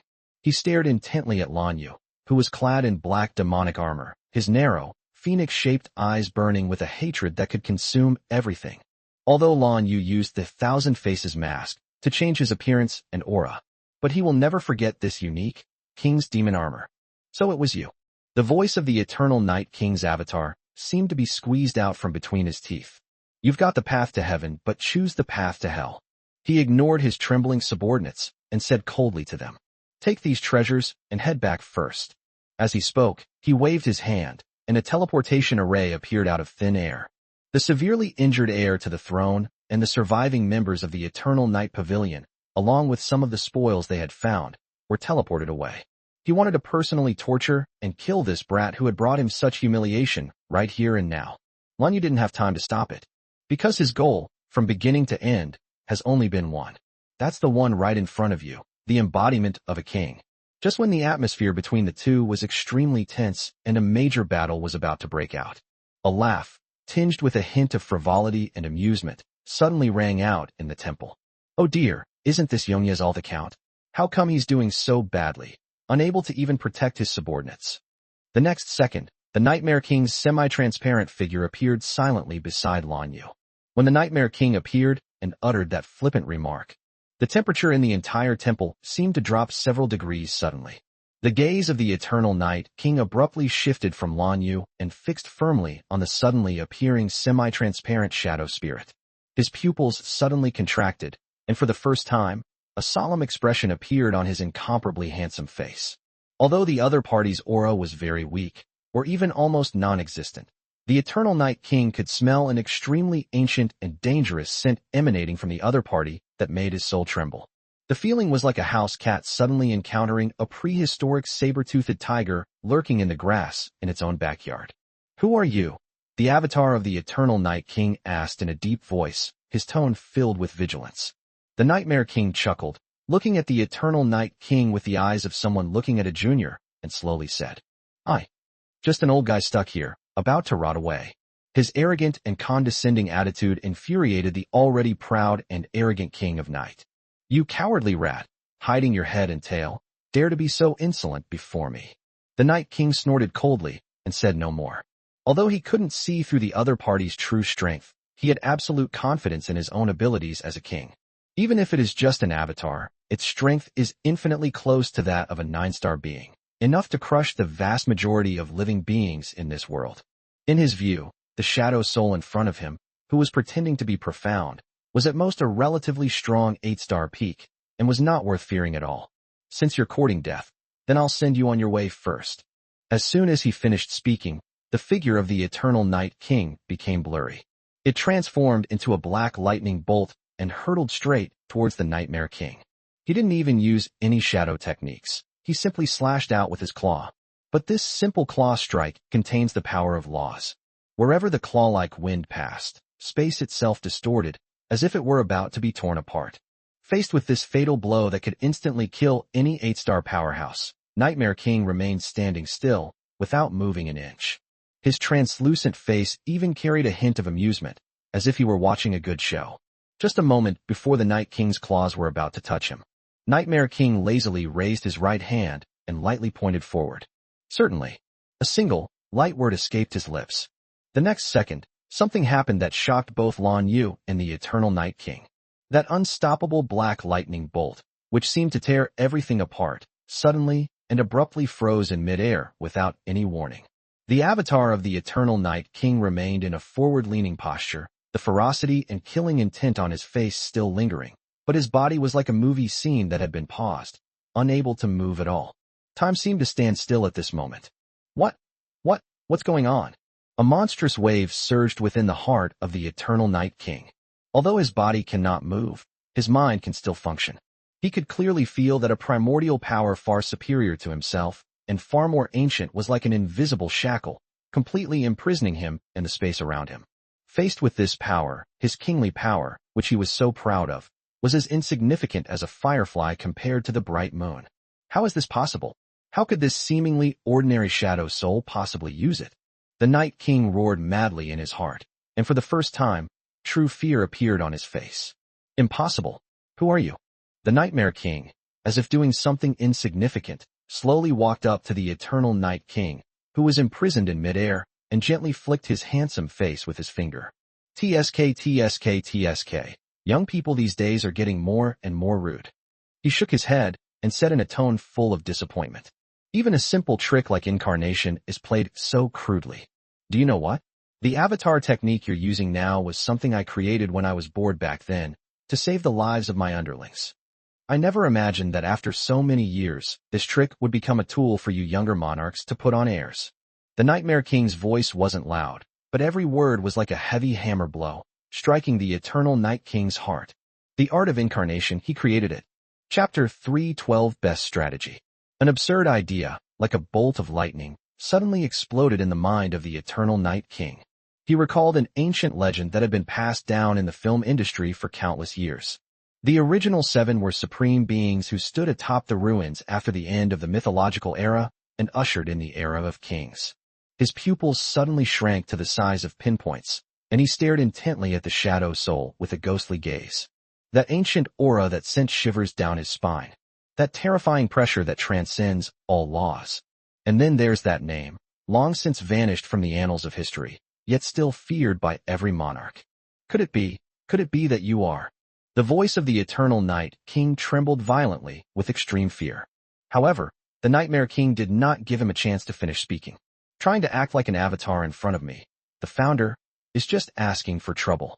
The smile on the Nightmare King's face slowly faded, replaced by a chilling coldness. He slowly raised his hand, and a faint black dot lit up at the tip of his index finger. The consequence of trying to teach someone a lesson is being utterly destroyed. The moment the words fell, he placed his fingertip on the forehead of the avatar of the Night King. There was no earth-shattering explosion, nor any devastating energy fluctuations. The moment that black dot came into contact with the avatar of the Eternal Night King, it spread wildly like a maggot clinging to a bone. Ah! A scream so shrill it was inhuman came out for the first time from the mouth of this proud king. In just a few seconds, the powerful avatar that the Eternal Night King had condensed by expending a great deal of his primal power shattered and disappeared inch by inch, leaving not even a trace of ash behind. The embodiment of a great monarch has thus fallen completely. Lan Yu stood aside, watching this scene unfold from beginning to end. He was so shocked that he couldn't speak. Sold out instantly. A true instant kill. The incarnation of the Eternal Night King, whom he considered invincible and who had even driven him to the brink of despair. Before this old monster, they didn't even have the slightest power to resist, like a lamb waiting to be slaughtered, easily annihilated. Is this the power of the first monarch? An unprecedented storm raged in Lan Yu's heart. For the first time, he gained the most direct and profound understanding of the power of a monarch. All right, the flies are taken care of. The Nightmare King clapped his hands, as if he had done something insignificant, then turned to look at Lan Yu, who was still in shock, and said with a smile, "So, now you believe in my abilities, right?" Lan Yu took a deep breath, forcibly suppressing the shock in his heart, and nodded. It wasn't just belief, it completely shattered his worldview. Lan Yu finally asked the question that had been nagging at him. Why are you trapped here? Given the strength this guy has shown, even if he's just a remnant soul, he absolutely shouldn't have been trapped in a mere sky city for tens of thousands of years. Upon hearing this question, the Nightmare King's smile faded slightly, and a complex emotion flashed in his eyes. He remained silent for a moment before slowly speaking. Because of some old stories. After I perished, only a wisp of my soul remained. I barely survived by relying on a trace of divine power left in this sky city. But at the same time, I am also bound here by this force and cannot leave. As he spoke, he looked at Lan Yu, and his expression became sincere again. Therefore, I desire that supreme treasure more than anyone else. Only with its power can I have the chance to break free from my shackles and regain my freedom. From this point of view, our interests are completely aligned. So you can rest assured that I will absolutely not cheat you before we obtain the treasure. The Nightmare King's explanation sounds reasonable. But Lan Yu caught a glimpse of something amiss from the change in his eyes just a moment ago. This guy is definitely hiding something from me. However, Lan Yu did not press the matter further. He knew that now was not the time to completely break off relations. Let's go to the 5th floor, Lan Yu said calmly. Good. The Nightmare King smiled and nodded, and the two walked side by side into the depths of the temple. One harbored ulterior motives, the other was full of suspicion. How long can this fragile alliance last in the face of absolute interests? After passing through the dilapidated temple, Lan Yu and the Nightmare King quickly found the teleportation array leading to the 5th floor. A familiar white light flashed by. The two finally arrived at their ultimate destination, the 5th level of the Sky City of Babylon. The moment I stepped out of the teleportation array, an ancient, sacred, and oppressive aura rushed towards me. Lan Yu looked up and found himself in an incredibly magnificent, enormous circular hall. The dome of the hall is so high that its top is invisible, and a dazzling light, like a galaxy, flows across it, illuminating the entire hall as bright as day. The ground was paved with smooth, mirror-like white jade, and towering pillars with intricate carvings stood all around. The entire hall was empty and quiet, filled with a solemn and dignified atmosphere. In the very center of the hall, on an ancient yet magnificent stone base, the exquisite treasure box made of an unknown crystal, which Lan Yu had seen once on the 2nd floor, was quietly floating there. It is that so-called supreme treasure. Unlike the 2nd level, this time, a figure stood quietly in front of the treasure box. A majestic humanoid knight, nearly 3 meters tall, completely clad in a heavy and ornate black armor. It was that terrifying guardian who killed dozens of powerful figures in a single move. It stands there like an unchanging statue, silently guarding the place, radiating a terrifying pressure like a landslide or tsunami. The moment Lan Yu saw the guardian, his pupils contracted sharply, and all the muscles in his body tensed up involuntarily. Even though they had already witnessed the Nightmare King's terrifying power that crushed everything. But facing this guardian who had once threatened his life again, he still felt immense pressure. Take it easy. Just then, the Nightmare King's relaxed and carefree voice rang out beside him. This guy may look intimidating, but he's actually just a dim-witted lump of iron with weaknesses. Weakness? Lan Yu looked at him with some confusion. That's right. Nightmare King nodded and began to explain to Lan Yu in detail.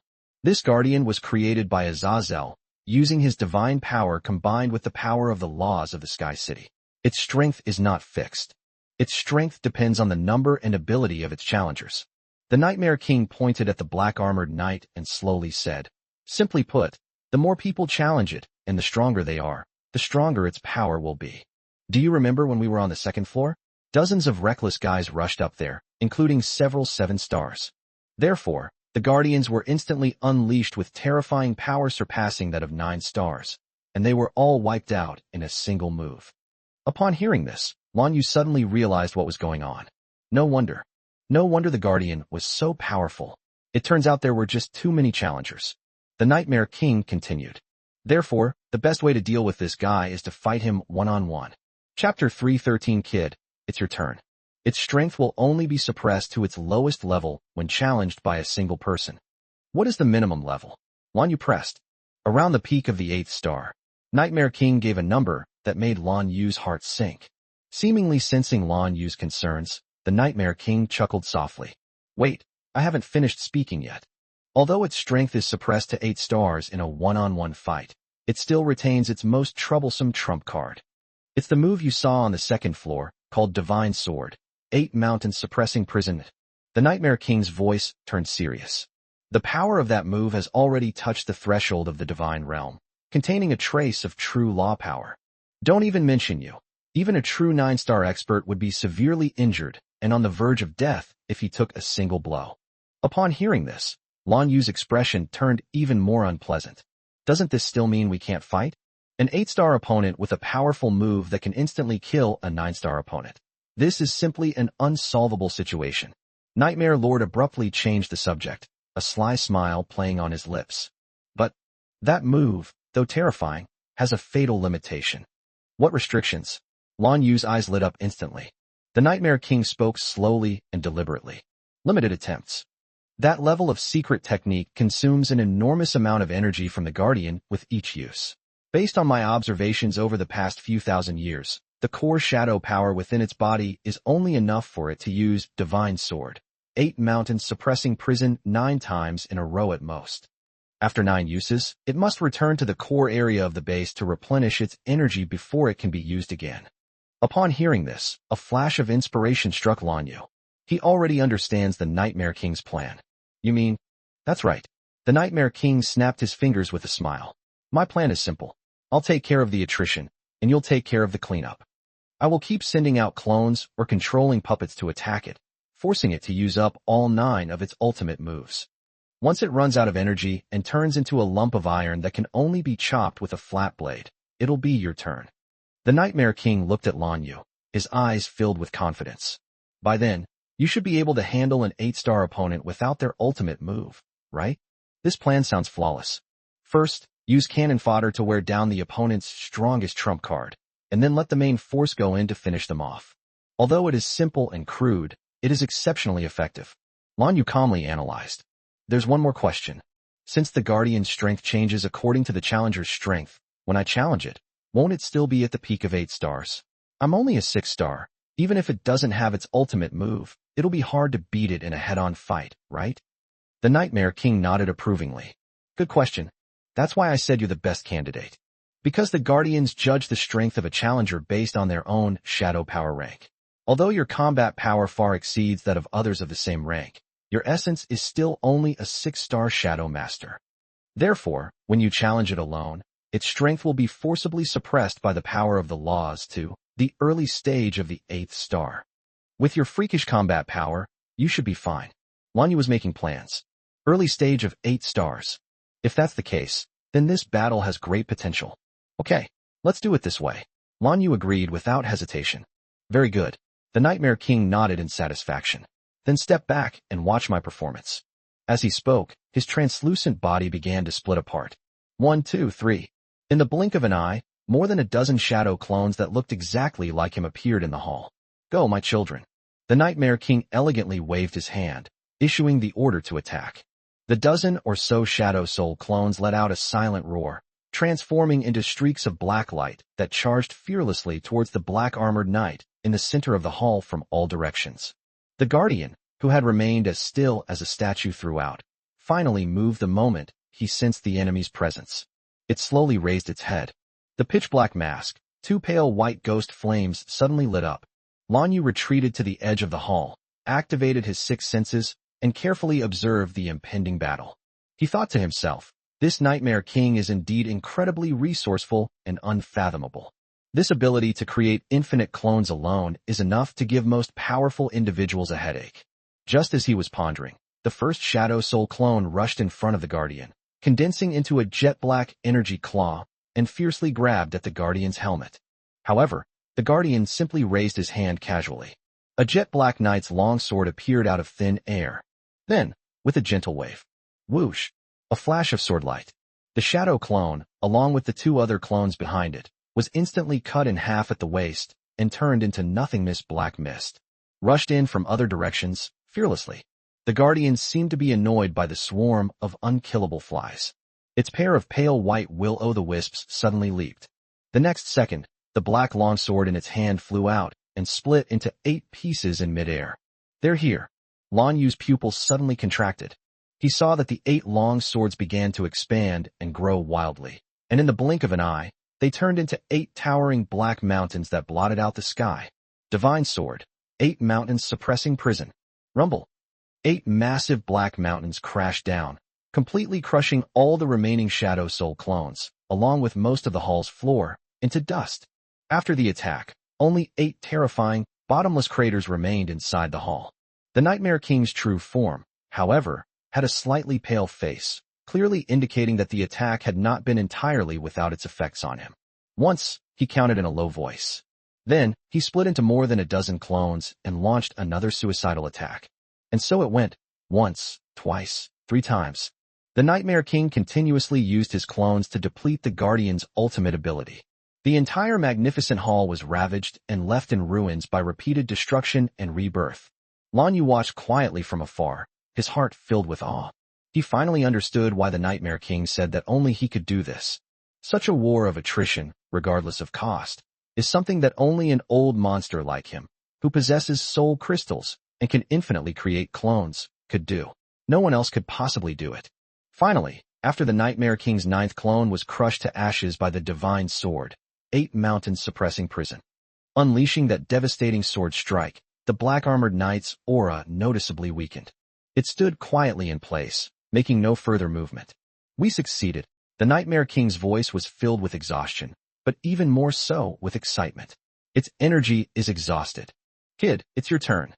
Chapter 314. Given time, he will surely become a king. Is it my turn?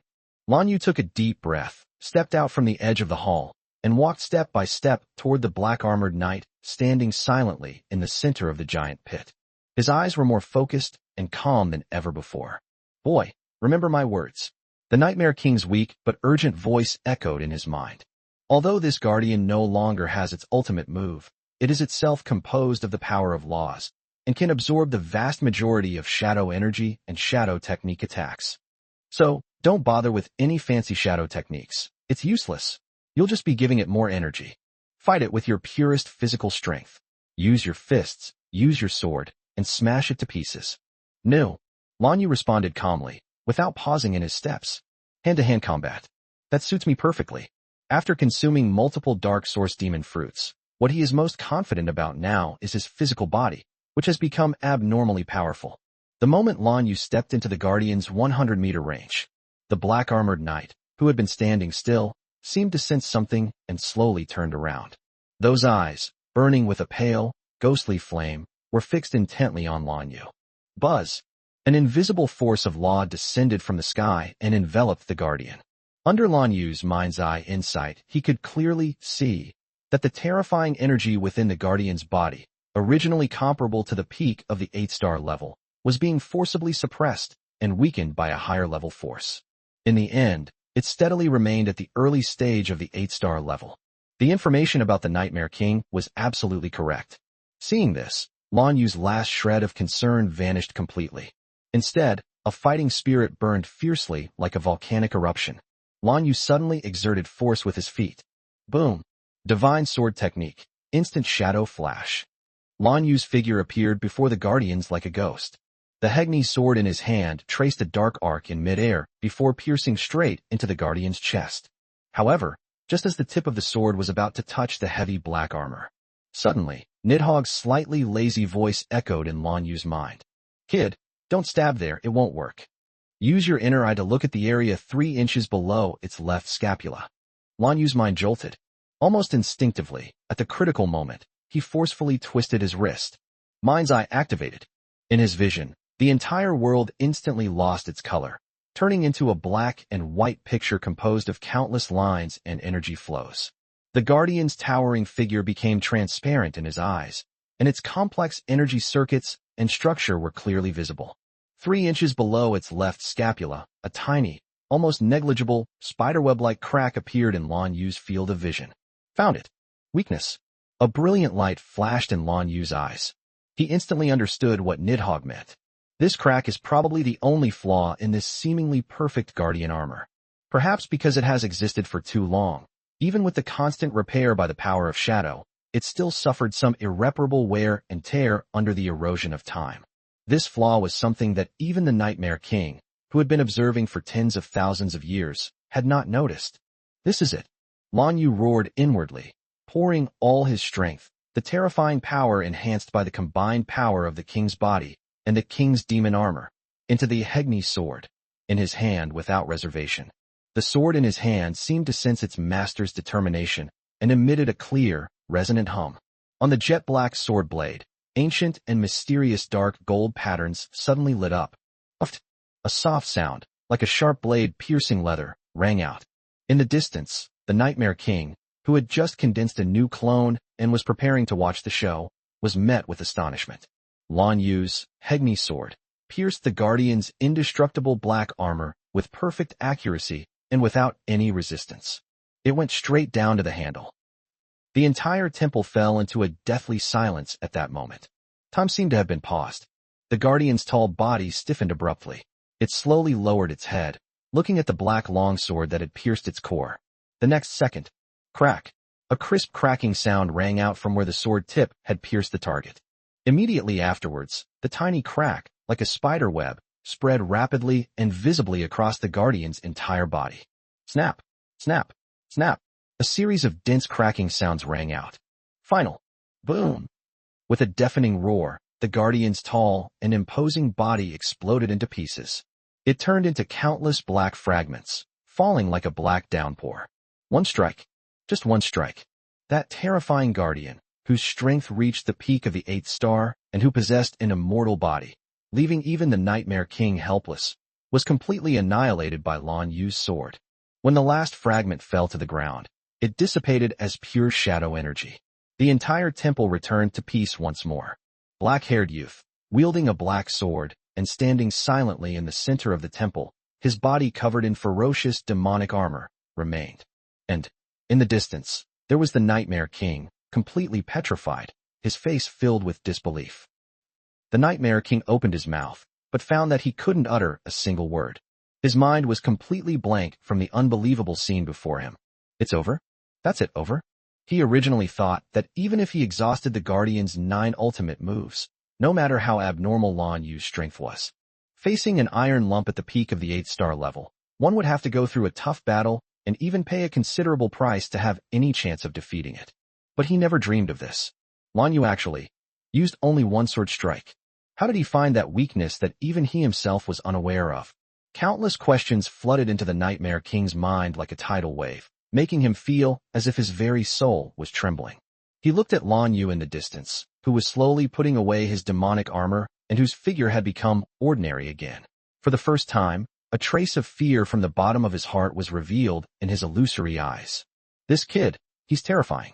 His strength, his composure, his insight, and the endless stream of mysterious trump cards he possesses. If a thought uncontrollably surfaced in the Nightmare King's mind. If this kid is a member of the Shadow Clan, given time, he will probably become a supreme king who can rival, or even surpass, that Black Flame guy. Chapter 315. You can go die.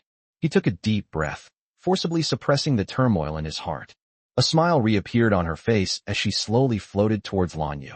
Well done, time to collect our spoils. The two arrived in front of the base and looked up at the supreme treasure that was suspended in midair. As agreed, the Nightmare King said, I need your sword and your blood. Lan Yu nodded without hesitation, traced the tip of the Hegni's sword across his palm. Bright red blood immediately gushed out. He slowly placed his bleeding hand on the cold stone base. At the same time, he inserted the Hegni's sword in his hand into an inconspicuous groove at the top of the base. Buzz! The instant Lan Yu's blood and the Hegni's sword simultaneously touched the base. The entire base suddenly burst forth with a dazzling golden light. Countless ancient and mysterious runes lit up from the surface of the base, flowing and rising rapidly like living things, and finally all flowed into the crystal treasure box above. Click, click. Accompanied by a series of crisp cracking sounds, fine cracks began to appear on the surface of the magnificent crystal box. Finally, to the delight of the two, it shattered completely with a deafening crash. The blinding light caused both Lan Yu and the Nightmare King to squint instinctively. When the light faded, they saw 3 fist-sized energy spheres, each radiating a soft glow, floating quietly in midair. Inside each sphere of light, there seemed to be a vast world, filled with the essence of laws. This is the supreme treasure. 3 items. Not bad luck. The Nightmare King looked at the 3 orbs of light, and a satisfied smile appeared on his face. He turned to look at Lan Yu and said in a very generous manner, according to our previous agreement, if there is an odd number, the extra 1 is yours. How about you choose 2 of these 3 treasures, and I'll choose 1. His attitude seemed extremely sincere, as if he genuinely intended to share these treasures, enough to drive the entire world crazy with Lan Yu. But in Lan Yu's heart, alarm bells were ringing loudly at this moment. Something unusual must be going on. The more generous this guy acts, the deeper his scheming is. However, Lan Yu remained expressionless, simply nodding slightly. Sure, You choose first. Hee hee. Okay, then I won't be polite. The Nightmare King smiled and pointed to the leftmost orb of light. I'll take this one. As he spoke, he stepped forward to take it. However, just as his hand was about to touch the sphere of light, it was bounced back by an invisible energy barrier. Nightmare King frowned. It seems this treasure isn't so easy to obtain. He seemed to be talking to himself, yet also explaining to Lanyu. He studied it for a moment, then said to Lanyu, to open this energy shield and retrieve the treasures inside, we need to inject shadow power into it. Moreover, this energy shield seems to have a time limit. If we don't open it soon, the treasures inside will probably be sucked back in quickly, and it will be troublesome to retrieve them then. As he spoke, he looked at Lanyu with a caring smile on his face. Okay, I'll go first and show you. After saying that, he placed his palm on the energy shield of the leftmost orb of light and began to frantically pour his shadow power into it. Lanyu watched coldly from the sidelines, activating his mind's eye to its fullest extent, carefully observing every movement of the Nightmare King and the energy changes of the light sphere. He saw that as the Nightmare King's shadow power was injected, the protective shield of the light sphere was indeed thinning at a visible rate. At the same time, he could also sense that the Nightmare King's own aura was rapidly weakening. Clearly, opening this shield was a huge drain on him. A few minutes later, with a soft pop, the shield of the leftmost orb of light finally shattered. The treasures inside transformed into a stream of light and instantly merged into the Nightmare King's body. He let out a long sigh of relief, then immediately withdrew and retreated to a safe distance of over 100 meters, where he sat down cross-legged, as if to immediately digest the treasure he had just obtained. All right, kid, it's your turn. He shouted at Lanyu. Hurry up, don't dawdle, or the treasure will disappear. His face still wore that warm smile, and his tone was so sincere that it seemed he was truly thinking of Lanyu's best interests, afraid that he might miss out on an opportunity. Lanyu looked at him, then at the remaining 2 orbs of light, and the unease in his heart grew stronger. Something fishy is going on. There's definitely something fishy going on. Lanyu couldn't figure it out for a moment. The light from the 2 orbs was dimming at a visible speed, seemingly just as the Nightmare King had said, and they could disappear at any moment. Lanyu gritted his teeth and finally decided to take action. Fortune favors the bold. He stepped forward, placed his palm on the central sphere of light, and began frantically channeling his shadow power into it. The moment his palm touched the sphere of light, a terrifying suction force emanated from it. The shadow energy within his body was being frantically drained away like a flood bursting its banks. At the same time, he finally saw the treasure inside the sphere of light. That wasn't a physical thing at all, but rather an incredibly complex and profound flow of information. Information about swordsmanship. Divine sword technique. Divine sword. 8 mountains suppressing prison. Lanyu's pupils suddenly contracted. This was actually the ultimate sword technique used by that guardian, a technique capable of destroying the heavens and the earth. Moreover, this sword technique seems to have been tailor-made for the Hegni sword, as many of the profound laws and principles it contains are from the same source as the Hegni sword. If I could learn this trick. Lanyu's heart began to pound uncontrollably. However, this divine sword technique is far too obscure and difficult to understand. The profound principles it contains are far beyond Lanyu's current comprehension. Even with his monstrous talent, after fully absorbing this stream of information, he only understood less than 10%. To fully master it, it will probably require a long period of research and comprehension. He glanced at the Nightmare King who was resting with his eyes closed in the distance, then looked at the last ball of light that had already dimmed, gritted his teeth, and placed his hand on it again. The absorption of the second orb of light also drew away a massive amount of his shadow energy. Fortunately, Lanyu's internal organs had enough airways. It doesn't have much of an impact. As for the second orb of light, it is also a sword technique exclusive to the Sword of Hegni. Lanyu glanced at it briefly. It was titled Divine Sword, Infernal Purgatory. It must be on par with the Divine Sword, 8 Mountain Suppressing Prison, both being top-tier divine sword techniques, so it can't be much worse. Just after Lanyu completely absorbed the second ball of light, the Nightmare King, who had been sitting cross-legged in the distance, slowly stood up. He walked up step by step. The warm smile on his face vanished without a trace. Instead, there was an undisguised, naked greed and murderous intent. Kid. He spoke, his voice hoarse and cold, completely devoid of any of its previous warmth. Are you satisfied with those 2 treasures? Lanyu didn't speak, but just looked at him silently, his eyes calm as still water. He wanted to see what tricks this old monster was up to. As Nightmare King looked at Lanyu's forced composure, his smile grew increasingly sinister and smug. Absorbing 2 light orbs at once. Even if your shadow energy far exceeds that of others of the same level, the shadow energy within your body now. He drawled out his words, staring at Lanyu with a teasing look, like a cat playing with a mouse. There shouldn't be a single drop left, right? Hee, you've really worked hard. To reward you for your hard work, I will send you on your way. The moment he finished speaking, his illusory body suddenly unleashed a tremendous burst of shadow power. The atmosphere in the entire hall instantly plummeted to freezing point. That undisguised killing intent was like a real, cold wind, making one's skin sting. The true intentions are revealed when the truth is finally revealed. That old bastard has finally shown his fangs. The Nightmare King looked at Lanyu, stretched out a hand, and his eyes were filled with greed that was almost overflowing. Hand over the Hegni sword, and all the secrets you hold. Then you can die. Chapter 316 The Flame of the Underworld. The Nightmare King's calculations were in full swing. This plan had been conceived in his mind from the moment he proposed the collaboration. He had long studied the energy sphere that this supreme treasure had transformed into. What seemed like an incredible opportunity was actually a huge shadow force pump. To open the energy shield and absorb the treasures inside, one must inject a massive amount of one's own shadow power. He absorbed just 1 ball of light, and most of his immense shadow power was drained away. At this moment, he felt his soul was somewhat unstable. Lanyu, a mere 6-star shadow master, greedily absorbed 2 in succession. In his view, Lanyu's body at this moment was just an empty shell that had been completely drained.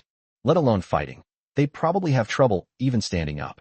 The Nightmare King's smile grew increasingly distorted. The illusory body suddenly unleashed a torrent of shadow power. It transformed into a gigantic, sky-covering demonic claw, and fiercely clawed down towards Lanyu's head. At the same time, the corpse puppet he had been controlling to lead the way suddenly darted out from the corner of the hall, blocking all of Lanyu's escape routes from behind. Countless eerie runes on the floor and walls of the entire hall lit up instantly. A massive barrier was formed, completely sealing off this space. This was a trap he had set up long ago, so that Lanyu would not have any chance to escape. Hand over the Hegni sword, and all the secrets you hold. Then you can go die. The Nightmare King's roar echoed within the barrier, filled with the arrogance and triumph of someone who was certain of victory. He could almost see Lanyu being crushed into dust by the ghost claws, and the legendary artifact falling into his own hands. However, Lanyu's reaction to this seemingly hopeless situation was completely unexpected. There was no panic, no fear, not even the slightest surprise. Lanyu slowly raised his head, and a ripple finally appeared in his calm, still eyes.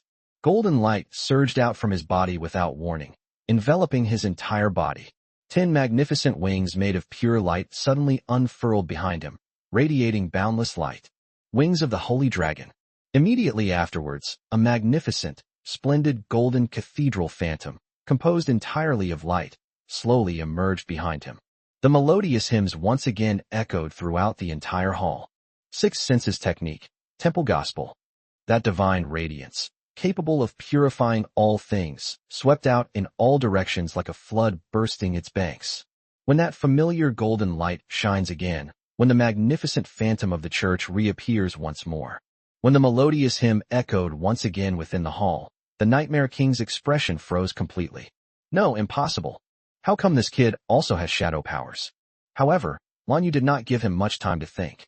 The golden light, powerful enough to purify all evil spirits, swept across the entire barrier in an instant like a raging torrent. Sizzle.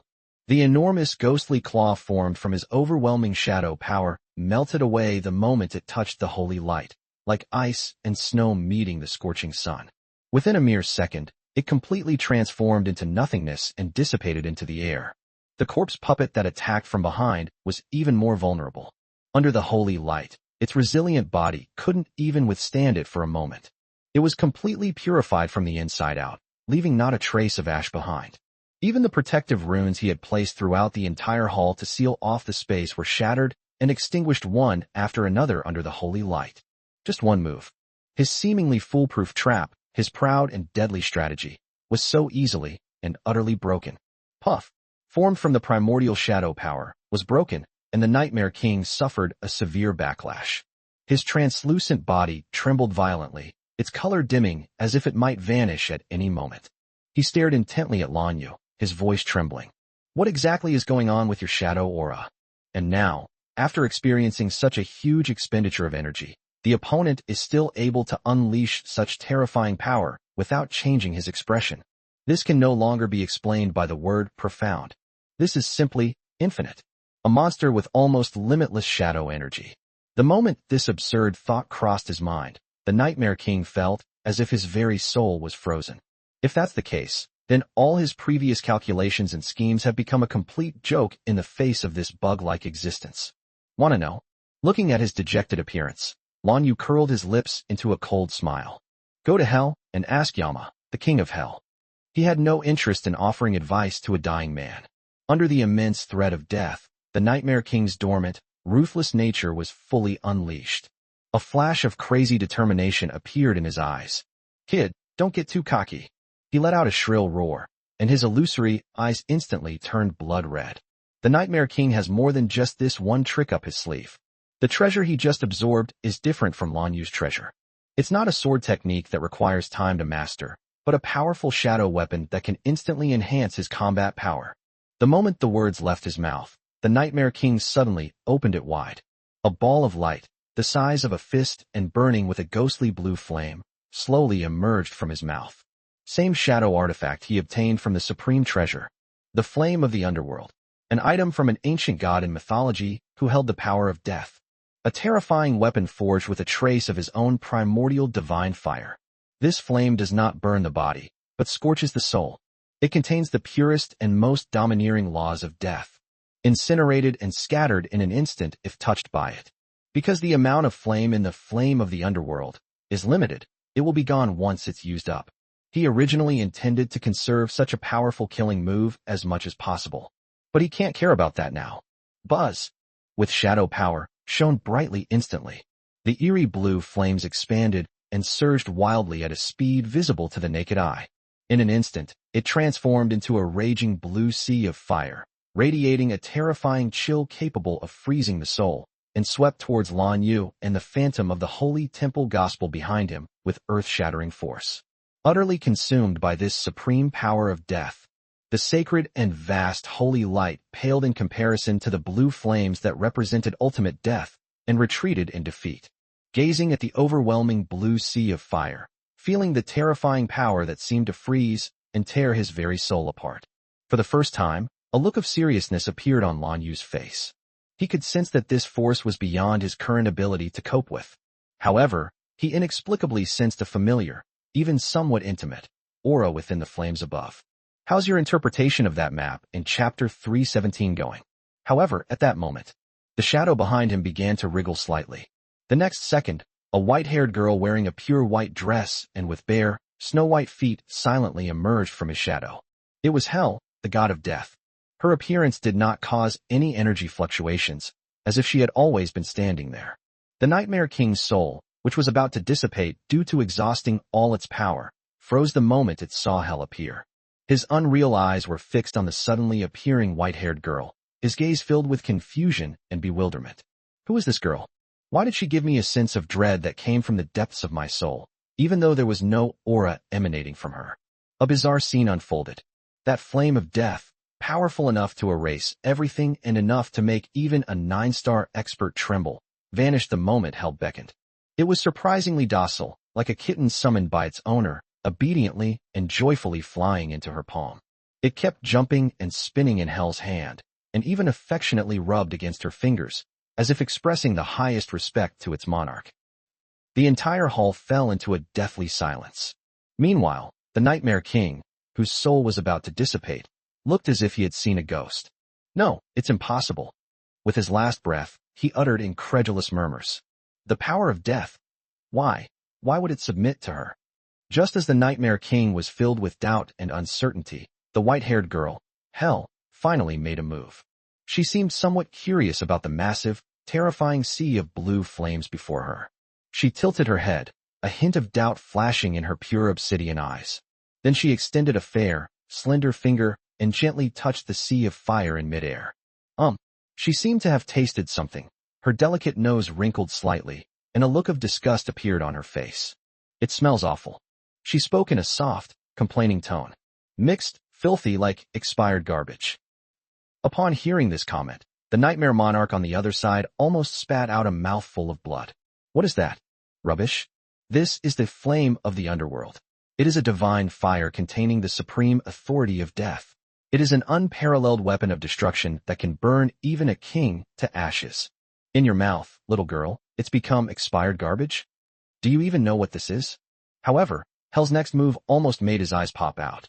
Hell seemed to have lost interest in this garbage.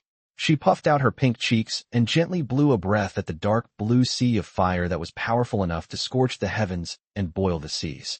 Call. There were no strong winds, no huge waves, and not even the slightest energy fluctuation. It's that simple, that casual, just like a little girl blowing away dandelion seeds. However, it was just this casual breath. However, this triggered a terrifying anomaly that caused even the Nightmare King's soul to shatter. The once raging, all-consuming blue sea of fire vanished the moment Hell exhaled that breath. It changed direction without any warning. It was as if a group of soldiers charging into battle suddenly received an order from their supreme commander, and without hesitation turned around and launched an even fiercer charge back to their own camp. No. He wanted to escape. He frantically urged his already exhausted soul to tear through space and escape the engulfment of this sea of fire. However, it was all in vain. That dark blue sea of fire had completely engulfed him, following him like a shadow. A piercing scream, so shrill it was inhuman, suddenly rang out in the hall, only to abruptly cease in a fleeting moment. Because the flame of the underworld faithfully fulfilled its duty. The moment it came into contact with the Nightmare King's soul, it burned and erased it completely from its most fundamental level, leaving not even a trace of residue. As the eerie blue flames gradually dissipated, the entire hall returned to tranquility. It was as if the earth-shattering battle just now, and the sea of fire that could have burned a king, were just an illusion. Still shrouded in holy light, and the petite, adorable white-haired girl floating in midair in front of him remained in the same spot. Hell seemed to have done something trivial. She gave a delicate little yawn and rubbed her sleepy eyes. Then, his figure flashed into Lan Yu's shadow and disappeared. She probably went back to sleep. He slowly retracted the wings of the Holy Dragon and Holy Temple Gospel behind him. A crisis that could have shaken the film industry was thus resolved by Hull with a nonchalant air. However, there was no sign of relaxation on Lan Yu's face. He knew that the Nightmare King was not dead yet. Soul Crystal. The word instantly popped into Lan Yu's mind. As long as the Soul Crystal remains intact, the Shadow Soul will be immortal. The one that was just killed by Hell was still just an avatar of the Nightmare King. Although this clone may contain the vast majority of his power. But as long as the Soul Crystal is still there, he can make a comeback at any time. We must find his Soul Crystal and eradicate this scourge completely. But Lan Yu's brows furrowed tightly. This Sky City is so enormous and its structure so complex. That cunning old fox must have hidden his manhood in the most concealed and unexpected corner. Soul Crystal in this massive aerial fortress is like finding a needle in a haystack. Hidden in a corner. Murmured these words unconsciously. Suddenly, a thought flashed through his mind like lightning. A hidden corner? It seems like he has something specifically designed to find places like this. Map. Lan Yu's eyes lit up instantly. He remembered the mysterious stone he had picked up from the third-floor secret room, and the graffiti hidden inside the stone that looked like a ghost's scribbles. I am reminded of Hillenkelster, the master of the ever-silent castle. On the day and night that the shadow sandstorm raged, Hillen promised him that she would help him decipher the map. Based on the timeline, we should have a result by now. There's no time to lose. Without the slightest hesitation, Lan Yu's mind stirred, and his consciousness instantly sank into his own mental world. Familiar islands, familiar beaches, familiar Gothic castles. Lan Yu's figure reappeared in the dim and empty hall of the eternal silent castle through that magical well. You've arrived. A clear, melodious girl's voice came from the throne at the far end of the hall. Hiren remained as dark as ever, like a shadow, sitting there quietly. Before her floated the thin sheet of paper she had obtained from Lan Yu, covered with strange symbols. It seems she has just finished her research. I need your help, Lan Yu said bluntly, stating his purpose directly. How's your interpretation of that map going? Chapter 318, There's Always a Way Out. With a gentle wave of his hand, the thin sheet of paper slowly floated to Lan Yu's front. Her voice remained cool and aloof, but Lan Yu could detect a hint of accomplishment within it. It has been completely deciphered. This map is more detailed and complex than I imagined. It not only marks the detailed structure of each level of the Sky City, Babylon, but also records a large number of hidden passages, secret rooms, and even the control core locations of some traps and mechanisms. Hillen paused, then continued. It's no exaggeration to say that possessing this map is equivalent to having supreme authority over the entire Sky City. Upon hearing this, Lan Yu was overjoyed. As expected, there's always a way out. The broken stone that I picked up by chance turned out to be the trump card that decided the outcome at the most crucial moment. That's great. Lan Yu suppressed his excitement and immediately asked, Then can you help me find all the hidden rooms on this 5th floor? Hillen seemed somewhat surprised that Lan Yu would ask this question, but she nodded nonetheless. She stretched out her slender finger and gently tapped it in midair. The next second, a huge and complex three-dimensional light and shadow map made of pure shadow energy appeared in the center of the hall. This is the complete structural diagram of the 5th level of Sky City. Hillen stretched out his finger and tapped the light and shadow map several times. A dozen or so red glowing markers, scattered throughout the hall, appeared on the map. There are 17 hidden rooms on the 5th floor, Hillen said, pointing to the markings. Most of them are maintenance passages left by the craftsmen of the past, or some abandoned storage rooms. 17. Upon seeing this number, Lan Yu's heart sank instantly. So much. That old monster could hide the soul crystal in any room. Do I have to search for them one by one myself? That would be too much of a waste of time. What if he recovers and causes some trouble again? That would be a real problem. Seemingly sensing Lan Yu's distress, Shiren's cool voice rang out again. Are you looking for something in these rooms? Treasure. Lan Yu shook his head and said in a deep voice. It's not a treasure. I'm looking for a Shadow Soul's soul crystal, which is his lifeline. I must find it and destroy it. Soul crystal? Upon hearing this word, a thoughtful glint seemed to flash in Hillen's pure black eyes. She paused for a moment, then stretched out her finger and precisely pointed to one of the 17 red markers on the map of light and shadow. That mark was located in the most remote and inconspicuous corner of the entire hall, right next to the outer wall. Hillen said in a rather confident tone, If that's what you're looking for, I think it's most likely hidden here. Why? Lan Yu was overjoyed and quickly asked, Why are you so sure? Hillen's answer was full of rational analysis and rigorous logic. Because soul crystals are essentially a combination of the soul's essence and a high concentration of shadow energy. For it to maintain its own existence and even draw power from it to create clones, it needs an environment with extremely abundant and stable shadow energy to nourish it. She pointed to the location she had marked on the map and continued to explain. I just analyzed the energy flow diagram of the entire Sky City. The core of the city's energy is located on the 1st underground floor. It provides energy to every floor through energy pipes that are distributed throughout the city. And this room happens to be located at an important node of the main energy pipeline on the 5th floor.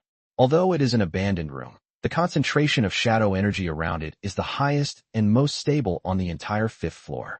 If I were that shadow soul, and I wanted to find an absolutely safe place where I could guarantee an energy supply to hide my manhood, this would be the only option. After listening to Hillen's clear and logical analysis, Lan Yu's last trace of doubt completely vanished. Professional. Absolutely professional. No wonder he's a tech geek who's lived for who knows how many years. His analysis of problems is incredibly insightful. Thank you so much, Hillen. You've helped me a lot. Lan Yu said to Hillen solemnly. Just a transaction, Hillen replied casually, putting away the map of light and shadow. Remember to bring a new book next time. Must. Lan Yu nodded heavily, and after saying goodbye to Shiluan, his consciousness quickly returned to the real world. Inside the magnificent hall, Lan Yu suddenly opened his eyes, a dazzling light flashing across them in an instant. He glanced at the corner marked by Hillen in the distance, a cold smile curving his lips. Found you, old monster. The moment he finished speaking, his figure transformed into a black lightning bolt and shot off in that direction. Guided by the map, he skillfully navigated around several obstacles that appeared to be walls but were actually hidden doors. Soon, an inconspicuous stone door, blending seamlessly into the wall, appeared before him. Without the slightest hesitation, Lan Yu kicked open the stone door. Behind the door was a small room of less than 10 square meters. In the center of the room was a fist-sized, completely black object. The crystal, its surface shimmering with an eerie purple light, floated silently in midair, emanating an evil yet powerful aura. It is the soul crystal of the Nightmare King.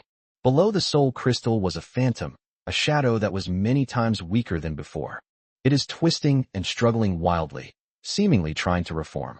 That shadow was none other than the Nightmare King, who had just escaped death. At this moment, he looked extremely disheveled, his very soul severely damaged by Hell's death fire. It even affected the original entity located far away. The opponent could no longer even maintain a basic human form. When he saw Lan Yu kick down the door and enter, the shadowy figure trembled violently, and a fear from the depths of his soul instantly overwhelmed him. "You, how did you find this place?" His weak voice was filled with disbelief. "This place is an absolute secret he has kept hidden for nearly 10,000 years. No one else could possibly know it except himself. How did they find this kid in front of them?" Looking at the trembling, illusory figure in front of him, unable to even speak clearly, there was not a trace of pity on Lan Yu's face. He walked over step by step, the Hegmi sword in his hand reflecting the dazzling light of the hall. It reflected a cold, icy glint. "No, don't come any closer." The Nightmare King was completely panicked. He could feel the undisguised, almost tangible killing intent emanating from Lan Yu. Chapter 319, The Final Trial ends. He was scared. He was genuinely scared. Having lived for nearly 10,000 years, this was the first time he felt death was so close to him. "No, don't kill me," he cried out with all his might, begging for mercy. "Boy, no, my lord, Lord Lan Yu, spare my life. If you spare my life, I'm willing to serve you as my master. I'm willing to tell you all the knowledge and secrets I've accumulated over the past 10,000 years. The legacy of the first king, the secrets of the mythical era, even the weaknesses of other kings. If you want to know, I can tell you." In order to survive, he abandoned all his dignity and pride as the first king. Like a dog wagging its tail and begging, it humbly pleads. However, Lan Yu did not respond to him, but simply raised the Hegmi sword in his hand. There is no need for an explanation to a dying man. No. As the black sword blade fell upon him, the Nightmare King let out his last roar, a roar filled with resentment and despair. A flash of sword light. The soul crystal suspended in midair, along with the illusory shadow below. It was cleaved in two by the sword of Hegni. There was no earth-shattering explosion, nor any shrill screams. That soul crystal represents the life essence of the Nightmare King. The moment it is cut open, it is like a punctured balloon, and all its energy dissipates instantly. Immediately afterwards, countless cracks appeared on the surface of the soul crystal. With a deafening roar, it exploded into countless points of light, then completely vanished into the air. The first monarch of his generation, a nightmare, thus fell completely. In the moment before the soul completely dissipates. In the Nightmare King's mind, countless images flashed by rapidly, like a revolving lantern. I'm so unwilling to accept this. He remembered his original self, the person he was back then. It was just a weak shadow monster called Dream Eater, struggling to survive at the very bottom of the shadow world. He survived by feeding on nightmares of devouring other living beings, enduring endless killing and being killed.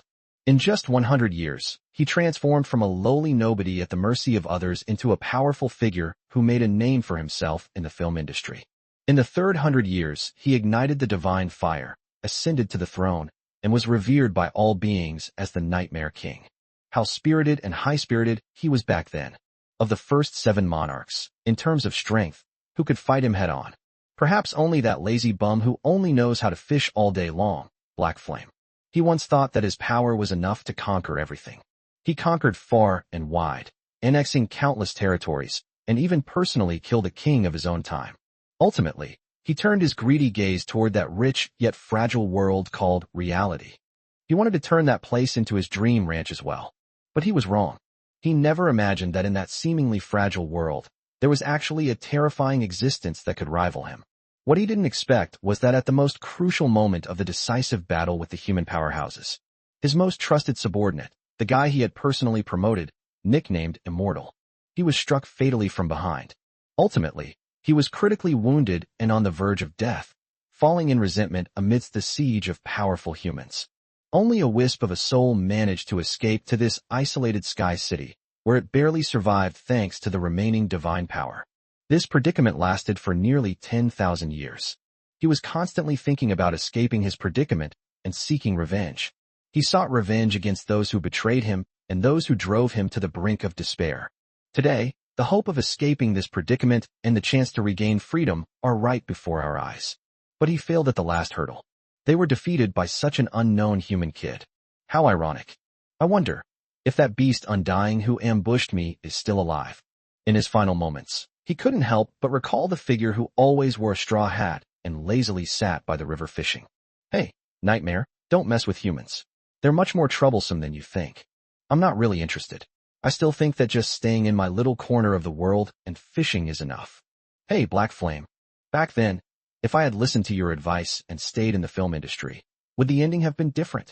With that final, unheard sigh, the Nightmare King's consciousness was completely swallowed up by eternal darkness. When the Nightmare King's soul crystal was completely shattered by the Hegni sword, the moment it vanished, turning into countless points of light, Lan Yu clearly felt that an invisible shackle seemed to have been removed from this ancient sky city. The entire secret chamber and even the entire fifth floor began to shake violently. Boom! The dazzling starlight above the dome began to become disordered. Visible spatial rifts, like hideous scars, appeared and closed repeatedly in the sky above the towering hall. The white jade stones on the ground, carved with intricate patterns, also began to crack inch by inch. It was as if they couldn't withstand some kind of immense pressure. What's going on? Lan Yu frowned slightly, and with a flash, he flew out of the huge hole he had blasted open and returned to the magnificent hall. It seems that the Nightmare King is not just trapped here. Nidhogg's voice echoed in his mind, carrying a hint of understanding.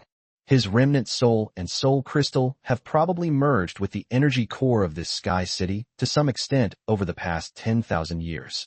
He is both a prisoner and the new controller of this aerial fortress. Now that you've destroyed him along with the soul crystal, the sky city, now without its controller, is naturally becoming unstable. I see.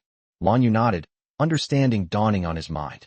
He glanced at the empty stone base in the center of the hall. I glanced again at this magnificent palace that was heading towards collapse, but felt no attachment whatsoever. The purpose of this trip has been fully achieved. Not only did his strength undergo a qualitative leap, but he also acquired 2 powerful divine sword techniques. They also conveniently eliminated a major threat and even obtained a complete, official map. They made a fortune. It's time to leave. However, just as he was about to set off to return the way he came, a cold, vast, and emotionless mechanical synthesized voice suddenly resounded throughout every corner of the entire sky city. Detection indicates that the supreme treasure has been taken.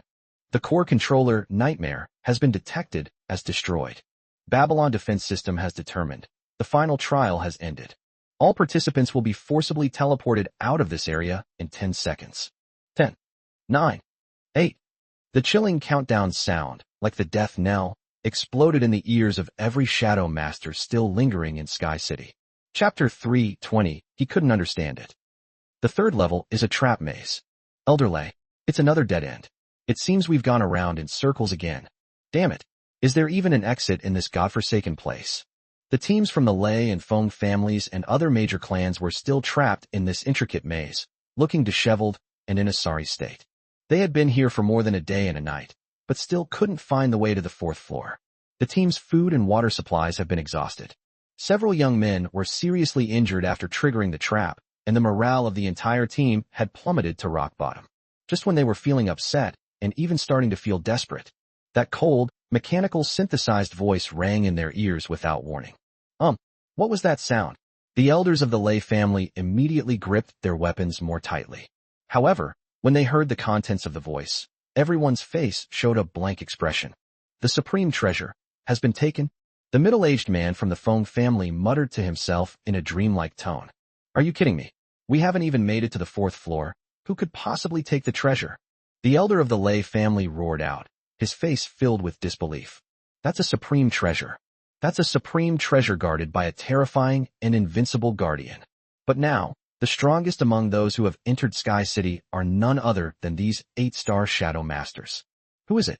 Who on earth has such extraordinary abilities? How could he possibly manage to single-handedly reach the 5th level while everyone else was trapped on the first few levels, defeat the invincible guardian, and take the treasure? This thought swept through the minds of everyone present like a storm, making them feel that their worldview had been completely overturned at this moment. However, the system didn't give them much time to be shocked. 3, 2, 1. Teleportation initiated. As the last syllable fell, beams of white light descended from the sky. It precisely enveloped every shadow artist still within Sky City. A flash of light. The next second, regardless of whether it was the large family team still wandering around in the maze. The lone expert who was still searching in the ruins of the 4th level vanished instantly. When Lanyu regained his sight, they found themselves back on that familiar, desolate plain shrouded in black mist. Not far away lies Babylon, a sky city that sprawls across the earth like a colossal beast. It is slowly becoming transparent, as if it is about to disappear back into the interlayer of space. And around him, beams of white light flashed continuously. Shadow artists who were forcibly teleported out. They appeared scattered across the plains like dumplings being dropped into a pot. Most of them still wore expressions of bewilderment and shock. Were clearly still reeling from the shocking news that the treasure had been taken. Who is it? Who took the treasure? Step forward. Hand over the treasure. Angry and resentful roars erupted from the crowd.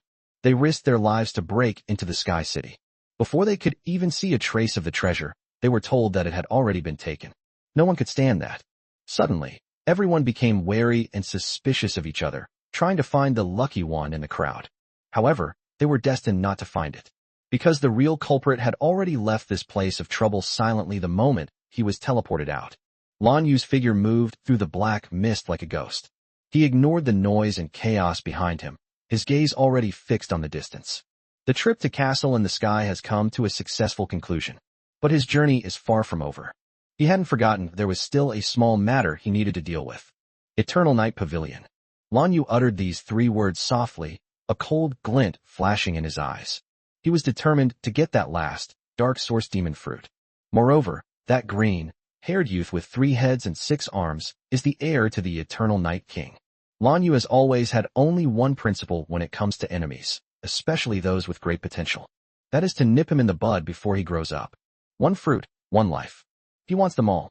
Hundreds of miles away from the sky city of Babylon lies a shadow city called Blackrock City. The city is not large, but its geographical location is very important. It is the largest distribution center for people and goods in the surrounding area. In the heart of the city, a fortress-like building constructed entirely of black megaliths stands out with its imposing style. This is an important branch of the Eternal Night Pavilion, one of the 7 major forces in the Shadow Realm. At this moment, they are in a heavily guarded secret room deep within the branch. The green-haired youth who was severely injured by Lanyu's punch on the 4th floor of Sky City. He lay pale-faced on a stone bed made of millennia-old cold jade. He was the most talented and most valued among the many sons of the Eternal Night King. Fan is hailed as the undisputed successor to the throne. At this moment, Yi Fan's chest was wrapped in thick bandages, with dark purple bloodstains seeping through them. His breathing was rapid and weak, and each gasp aggravated the injury in his chest. This triggered a sharp pain, contorting his otherwise handsome face. But he was more concerned about the physical pain than the physical pain.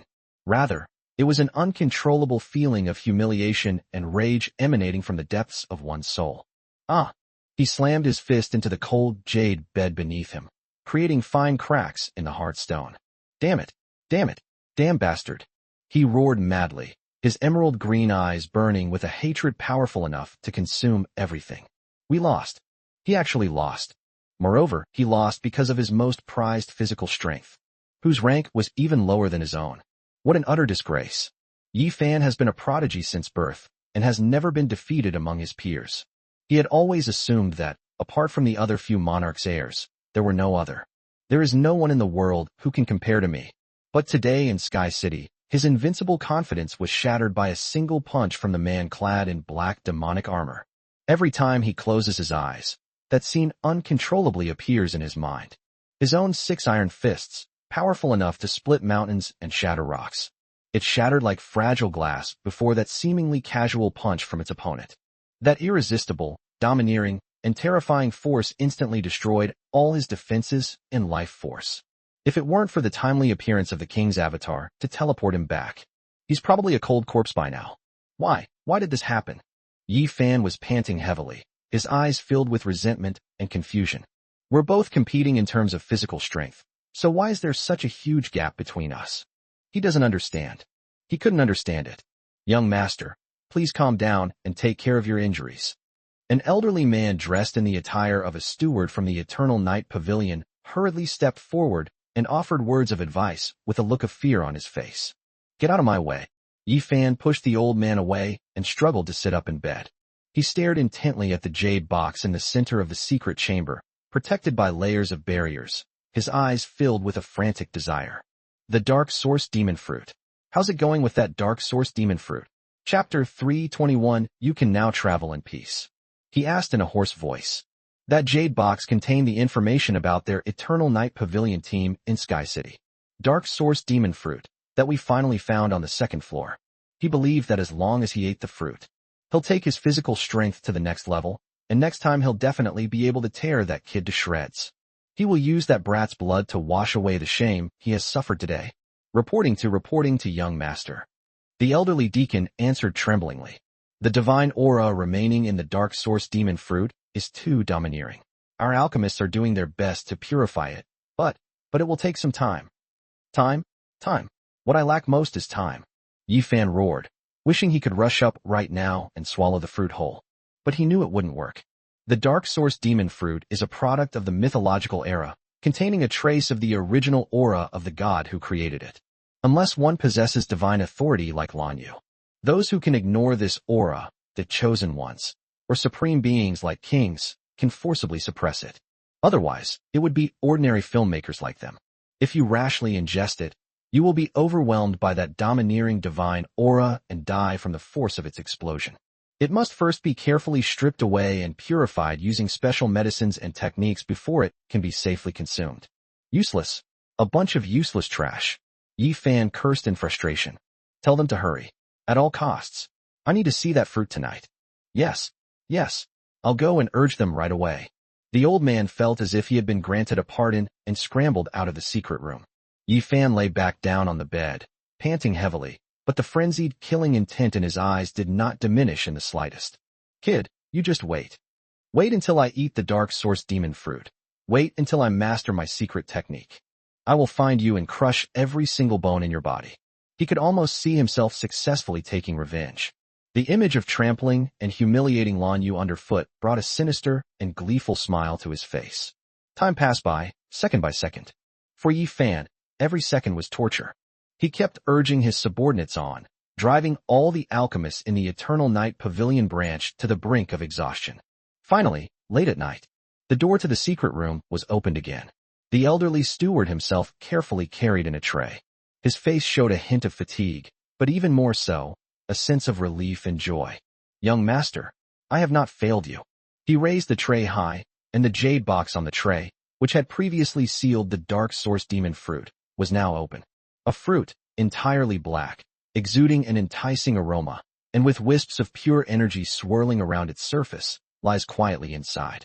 That domineering divine aura has vanished. Instead, there is pure, extreme life energy that can be directly absorbed. Good. A dazzling light instantly burst forth in Yi Fan's eyes. He suddenly jumped out of bed, the movement so violent that it aggravated his chest injury. It made him groan softly. But he didn't care at all. His eyes were only on the Dark Source Demon Fruit, which could grant him revenge and make him stronger. He snatched the tray from the old man's hands and stretched out his trembling hand to put the fruit he had been dreaming of into his mouth. However, just a moment before his fingertips were about to touch the fruit, a calm, indifferent yet unforgettable voice suddenly rang out in the silent chamber. Are you even worthy of eating this? The voice was so calm and even, as if it were stating a very simple fact. But to Yi Fan and the old steward, it was like a thunderclap from the heavens. Who? Yi Fan's body stiffened abruptly, his emerald green eyes widened instantly, and his pupils shrank to the size of pinpoints.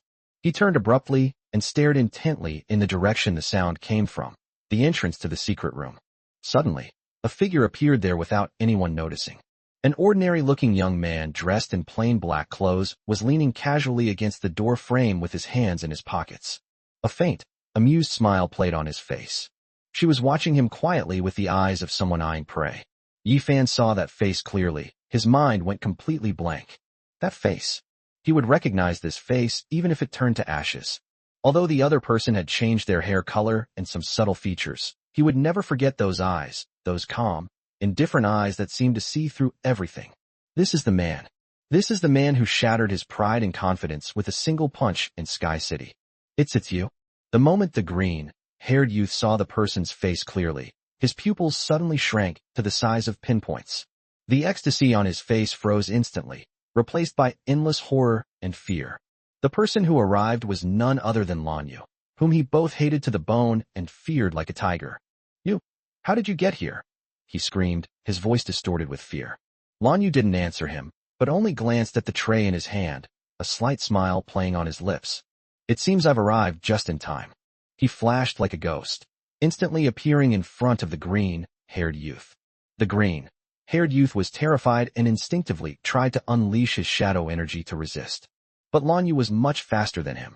Smack! Lanyu grabbed his wrist as it reached for the fruit and squeezed it gently. Snap! The crisp sound of bones shattering rang out.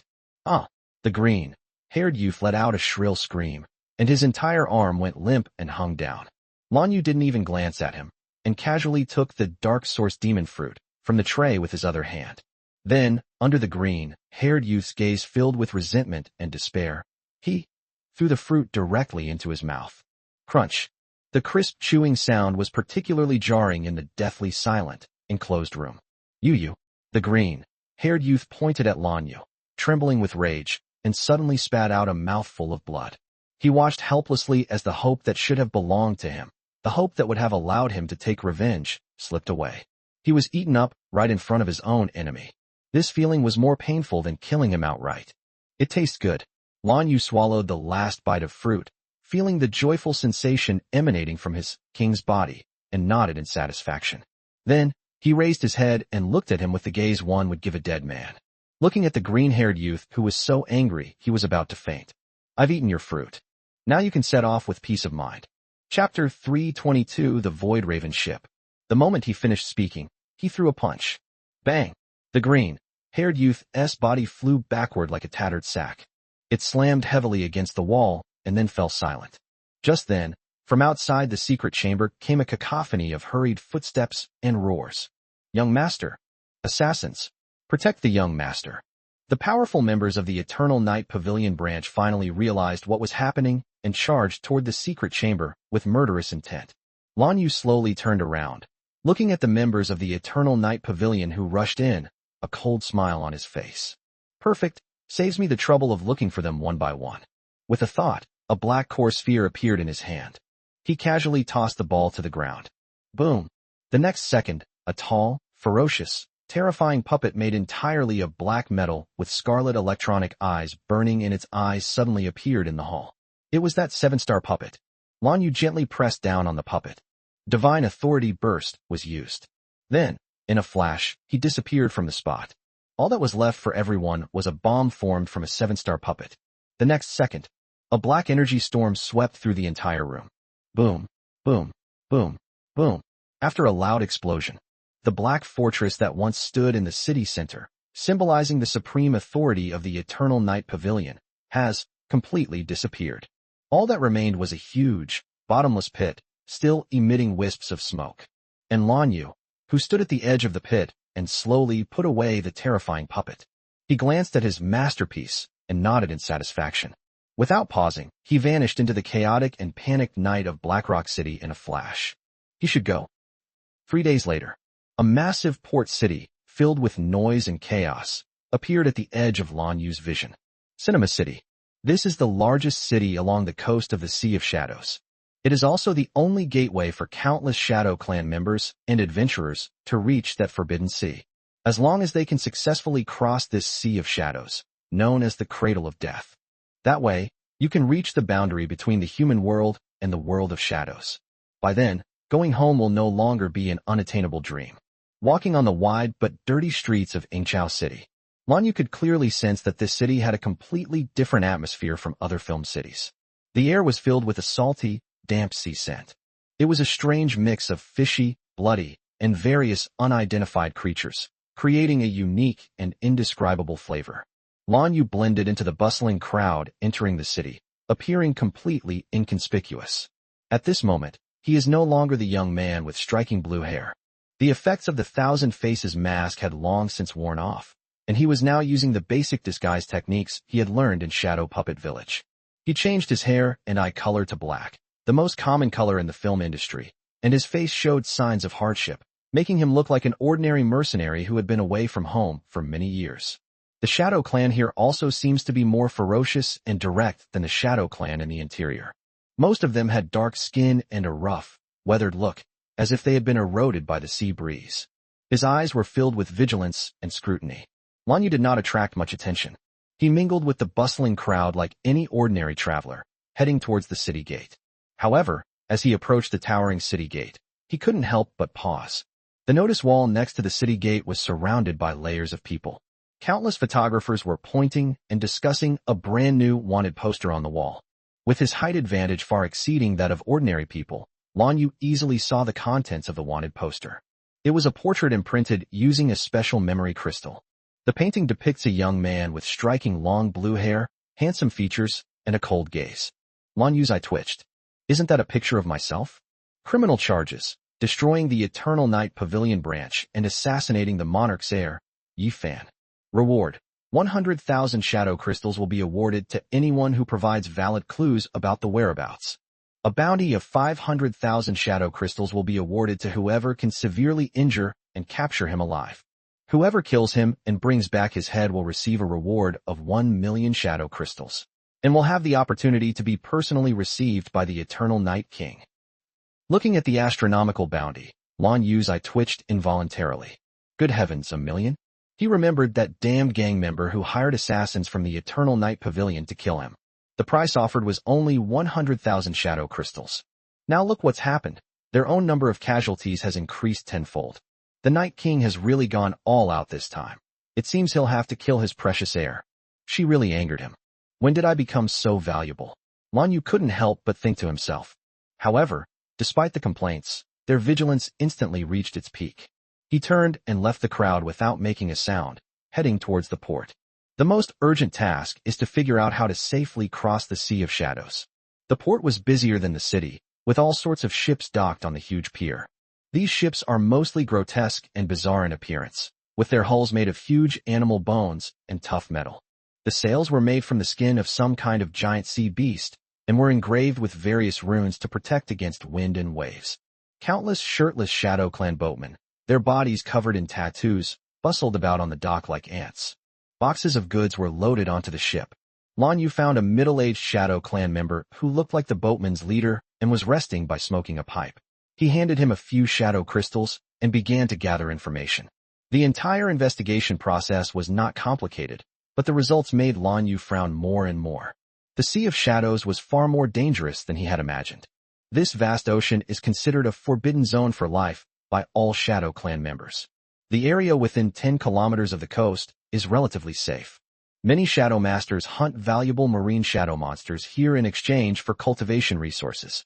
However, once you cross this invisible boundary and enter the true deep sea, the danger increases exponentially. The deep sea is home not only to countless powerful and unknown high-level shadow monsters. Even more terrifying is that a bizarre natural disaster called soul-devouring storm has been shrouded in the sky above the Sea of Shadows for many years. That storm is invisible and intangible, yet it can directly attack the soul of living beings. Any creature that attempts to fly across the Sea of Shadows will be instantly obliterated once it is caught in it, even a 9-star powerhouse. Therefore, the route to fly over there is completely blocked. The only way is by boat. However, not every ship can sail in the Sea of Shadows. To safely cross the Sea of Shadows, you must travel on a special vessel built by top craftsmen, the Void Raven ship. Chapter 323, A Special Blessing. This ship is not only incredibly sturdy, but it can also withstand attacks from most sea monsters. Most importantly, it possesses 2 irreplaceable special abilities. First, it can speed shuttle, which allows it to burst into extremely fast speed in a short period of time to shake off the enemy's pursuit. Secondly, void concealment allows a ship to enter a demiplane state for a short period of time, perfectly concealing its aura and traces and avoiding the perception of those terrifying high-level shadow monsters. Only by riding on one of these Void Raven ships is there a sliver of hope to successfully reach the other side. However, very few of these mythical creations have survived to this day, and each one is priceless. They are usually available, but not for sale, as they are firmly controlled by various powerful forces and are never sold or leased to outsiders. After making inquiries, Lan Yu's heart sank. The situation was more complicated than he had anticipated. He was standing on the edge of the dock. While gazing at the distant sea of shadows shrouded in black mist and surging with waves, he pondered a countermeasure. A rough hand suddenly reached out from the side and gently tugged at his sleeve. Lan Yu's body tensed instantly, and his eyes suddenly turned icy cold. His right hand had already subconsciously reached for the Hegmi sword at his waist. "Take it easy." A low, somewhat urgent voice sounded in his ear. Shadow Clan man dressed in ordinary merchant clothes with an unremarkable appearance looking at him nervously. The man's eyes darted around. After making sure no one was paying attention to them, he asked a question in an almost whispered voice that made Lan Yu's pupils shrink sharply. "Are you Lan Yu?" Lan Yu was stunned when someone called him by his first name. A chill instantly shot from the soles of my feet to the top of my head. He was 100% certain that he had never seen this Shadow Clan man before. How did the other person recognize me? Was the disguise seen through? Or has the influence of the Eternal Night Pavilion infiltrated to this extent? Even an ordinary vendor is their informant? Countless thoughts flashed through Lan Yu's mind. But his expression remained unchanged. Only the wariness and murderous intent in his eyes intensified. His hand, which rested on the hilt of the Hegmi sword, was already gripping it tightly. He would draw his sword and eliminate any potential threat at the first sign of any unusual movement from the other party. The Shadow Clan man clearly also sensed the palpable killing intent emanating from Lan Yu. He was so frightened that his face turned several shades pale. He seemed to realize that his behavior was somewhat reckless, which made Lan Yu extremely wary. "No, don't do that." The man hurriedly waved his hands, his voice stammering with nervousness. I didn't mean any harm." He glanced around anxiously and noticed that patrolling city guards were casting suspicious glances his way. In a moment of desperation, he grabbed Lan Yu's wrist and dragged him into a secluded alleyway. "Come with me. This isn't the place to talk." Lan Yu frowned, intending to break free immediately. But seeing the other person's anxious and genuine expression, she had a sudden thought and ultimately did not resist, letting him pull her into the alley. The alley was filled with all sorts of discarded junk, emitting a foul, musty smell. The man pulled Lan Yu to the deepest part of the alley, to a complete blind spot, before stopping, panting heavily. He leaned against the wall, panting heavily for a few moments, before looking at Lan Yu with a tense expression. He lowered his voice and said, "Don't misunderstand, I'm really not your enemy." Lan Yu didn't speak, but simply looked at him quietly with his calm and cold eyes, waiting for him to continue. Staring at Lan Yu with eyes that seemed to see right through people, the man felt cold sweat break out on his back. He swallowed hard, knowing that if he didn't produce something real soon, he might lose his head in the next second. He gritted his teeth and said in a reckless tone, "Don't be nervous, I'm human." Upon hearing the word human, Lan Yu's hand, which was gripping the sword hilt, finally paused for a moment. A hint of surprise flashed in his eyes. Humans? Deep within the Shadow Realm, in this port city where the Shadow Clan resides, are there actually humans? Seeing the still skeptical look in Lan Yu's eyes, the man knew that he couldn't gain his trust with just a few words. To prove his identity, he did something that surprised even Lan Yu. He raised his hand and gently wiped his cheek with one index finger. A ripple, like waves on water, spread across his face. Then, the black markings on his face belonging to the Shadow Clan slowly disappeared like faded ink. What was revealed was a standard human face, not exactly handsome, but with sharp features and a resolute expression. "This isn't over yet." The man then pulled out a sharp knife from his pocket without the slightest hesitation. In front of Lan Yu, he gently made a cut on his arm. Hiss! Crimson blood, completely different from the dark purple blood of the Shadow Clan, gushed out of the wound instantly. "Now you should believe me, right?" the man said, wincing in pain. Looking at that glaring red, Lan Yu's last trace of doubt finally vanished. It can't be wrong. Only human blood is this color. He slowly loosened his grip on the sword hilt, but his vigilance did not completely subside. Lan Yu asked 3 questions in a row, his voice still cold. "Who are you? Why are you here? And how did you recognize me?" The man answered while frantically tending to his wound. "My name is Lin Feng. and I am a member of the Intelligence Department of the Filmmakers Administration Bureau. Lanyu was startled. I never expected to run into people from the Administration Bureau here. As for why I'm here, that's a long story. He looked up at Lanyu, a wry smile appearing on his face. Let's talk somewhere else. It's too unsafe here. Come with me, and our boss will explain everything to you personally. Lanyu frowned again. Your boss? Lin Feng nodded, his tone carrying a hint of admiration. Yes, our boss. He is the backbone that allows us to stand here. He seemed to sense Lanyu's concerns and quickly added, Don't worry, we have absolutely no ill intentions towards you. In fact, we've been looking for you for a long time. Lin Feng's expression turned somewhat strange, and he pointed to his eyes. As for how I recognized you, you might not believe it, but it's because our boss gave me a special blessing. Bless? Yes, our boss's contracted shadow spirit is an extremely rare and special support-type shadow spirit called Eye of Truth. Chapter 324, What Happened to Your Injury? It has an ability to bestow a blessing upon others called Insightful Eyes. Those who possess this blessing can see through most disguises and illusions to a certain extent. Lin Feng explained. Your disguise is superb. Most people would never be able to tell the difference. But I still managed to see something amiss in you, thanks to this blessing. I see. Lanyu understood. Seeing that Lanyu seemed to believe him, Lin Feng quickly led the way. Let's go. Our boss will be very happy to see you.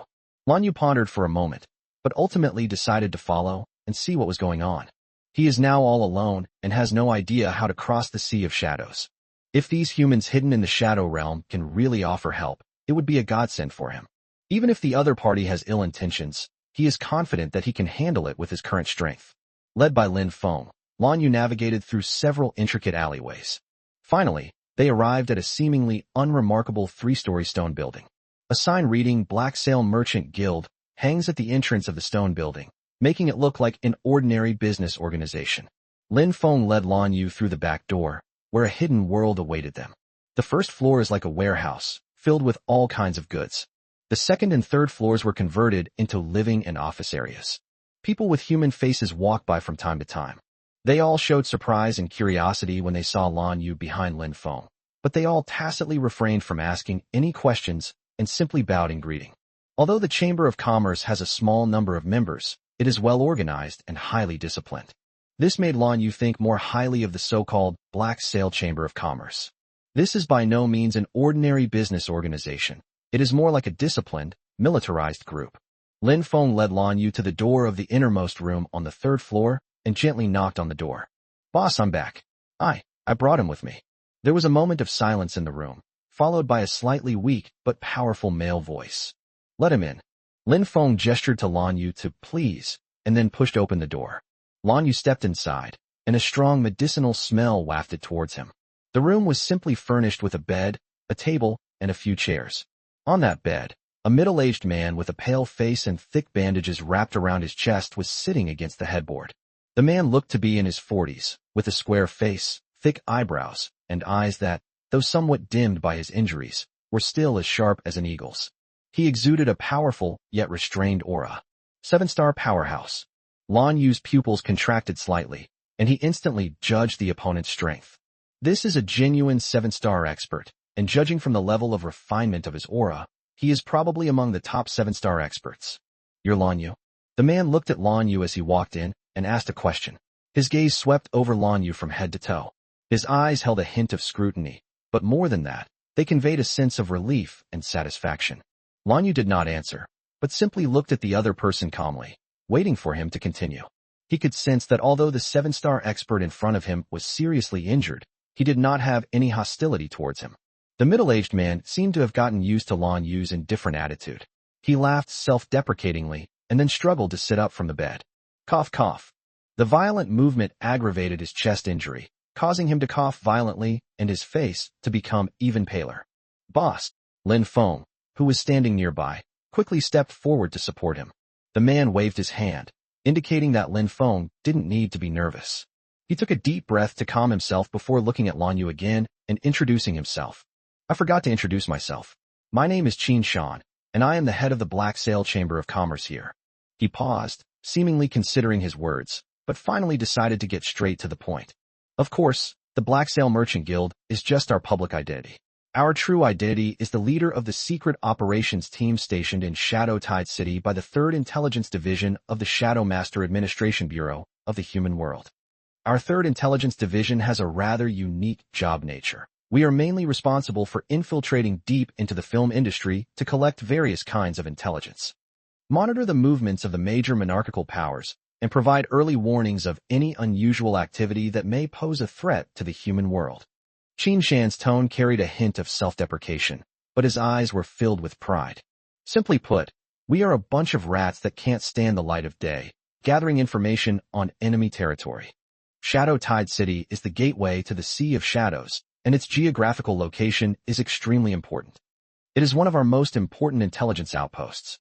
We have been lurking here for more than a decade, posing as a local chamber of commerce. Lan Yu listened quietly, and couldn't help but feel a sense of respect for these unsung heroes who fought in the heart of the enemy's territory. Qin Shan then changed the subject and brought up the issue that Lan Yu was most concerned about. As for why we came to you, about a month ago, we received an encrypted communication from Mr. Bai Yi, the director of the Qiming City branch. Director Bai Yi? Lan Yu was somewhat surprised. Qin Shan nodded. That's right. Director Bai Yi said in the communication that Lan Yu, the peerless genius of the Lan family, unfortunately fell into the Shadow Realm due to an accident and his whereabouts are currently unknown. He hopes that our operatives infiltrating the film industry will keep a close eye on things, and that if we get any news about you, we will provide as much assistance as we can while ensuring your safety. Qin Shan looked at Lan Yu, his eyes filled with emotion. To be honest, we were all quite disheartened when we received this news. The Shadow Realm is vast and fraught with danger. The chances of a 6-star Shadow Master surviving a fall into it are extremely slim. At the time, we just tried our best and left the rest to fate. We mobilized all our connections to inquire, but we never heard anything. Qin Shan glanced at Lan Yu's unfathomable aura and sincerely praised him. I didn't expect that you not only survived, but you seem to be doing quite well.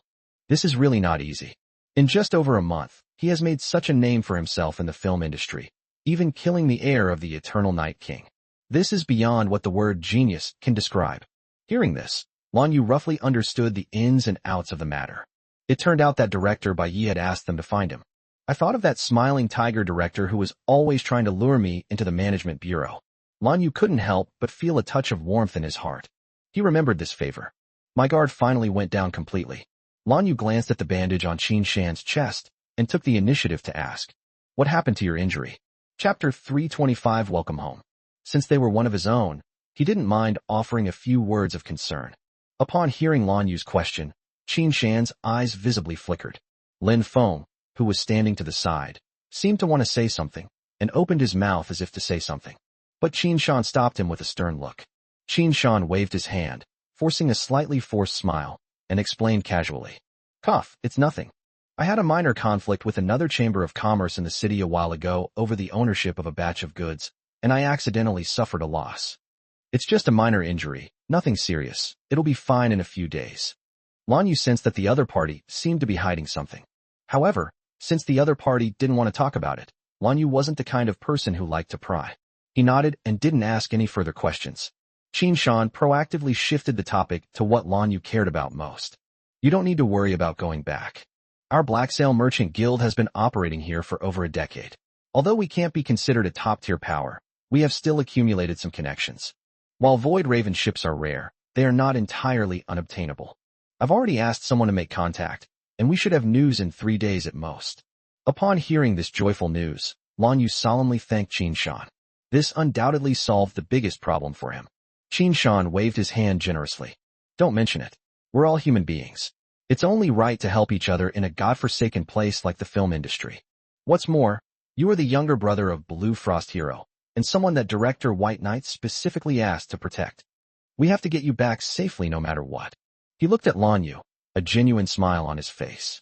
"Honestly, seeing you safe and sound has finally put a huge weight off our hearts. Welcome home, Lan Yu." "Welcome home," Lin Feng said with a smile.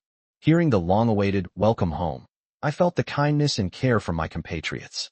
Even Lan Yu's heart, which had become cold and hardened from his solitary journey in the film industry, couldn't help but stir with a slight ripple. For the first time in a long time, he felt something called belonging in the film industry. This feeling is unfamiliar, but it's not bad. His nerves, which had been tense for so long, finally relaxed a little at this moment.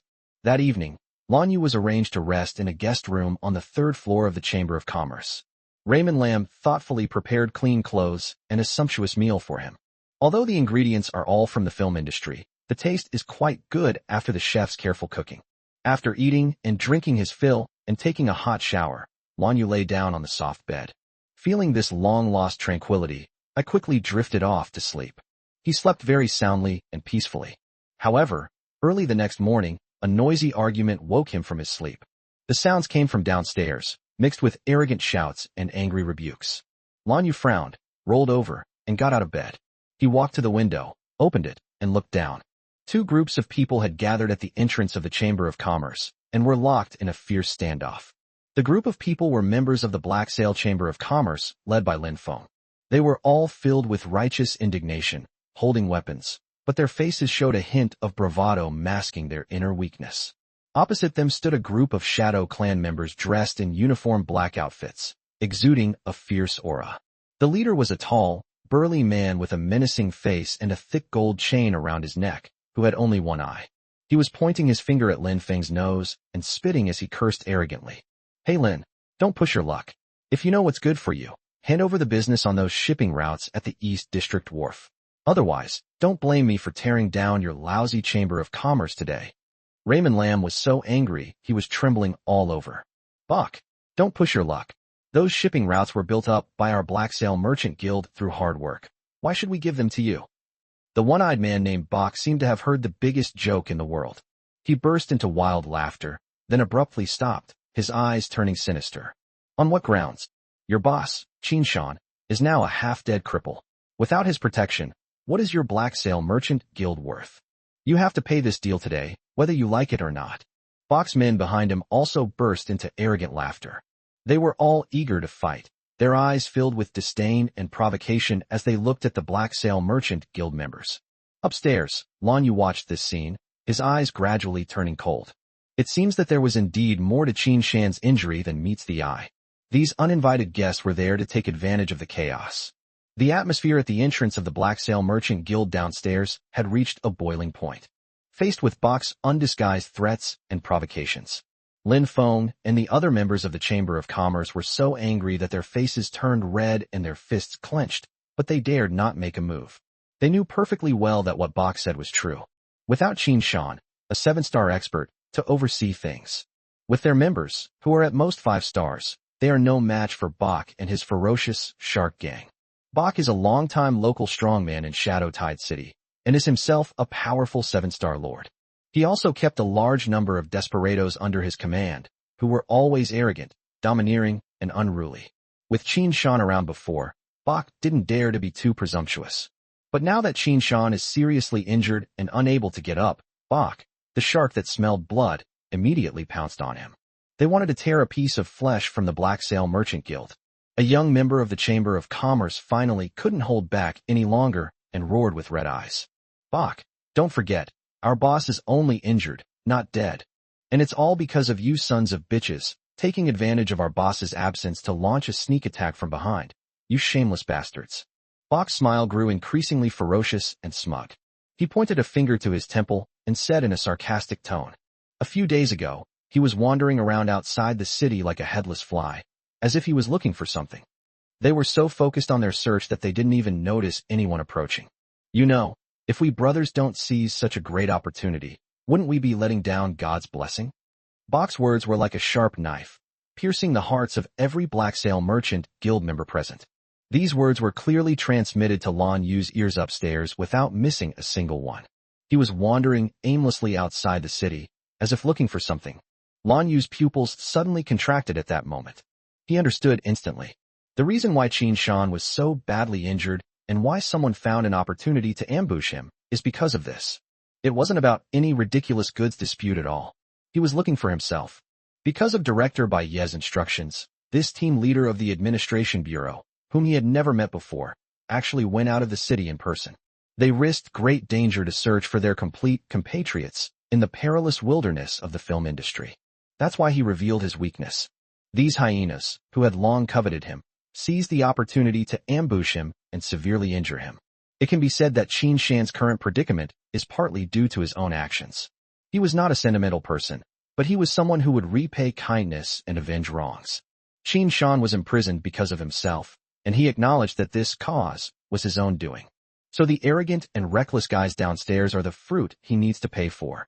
Chapter 326, I'm starting to admire you. Bok lost his patience. He shook his neck, producing a series of cracking sounds. So, Lin, have you made up your mind yet? I'll give you one last 10 seconds to consider.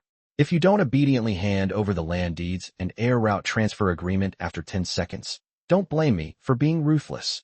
10, 9.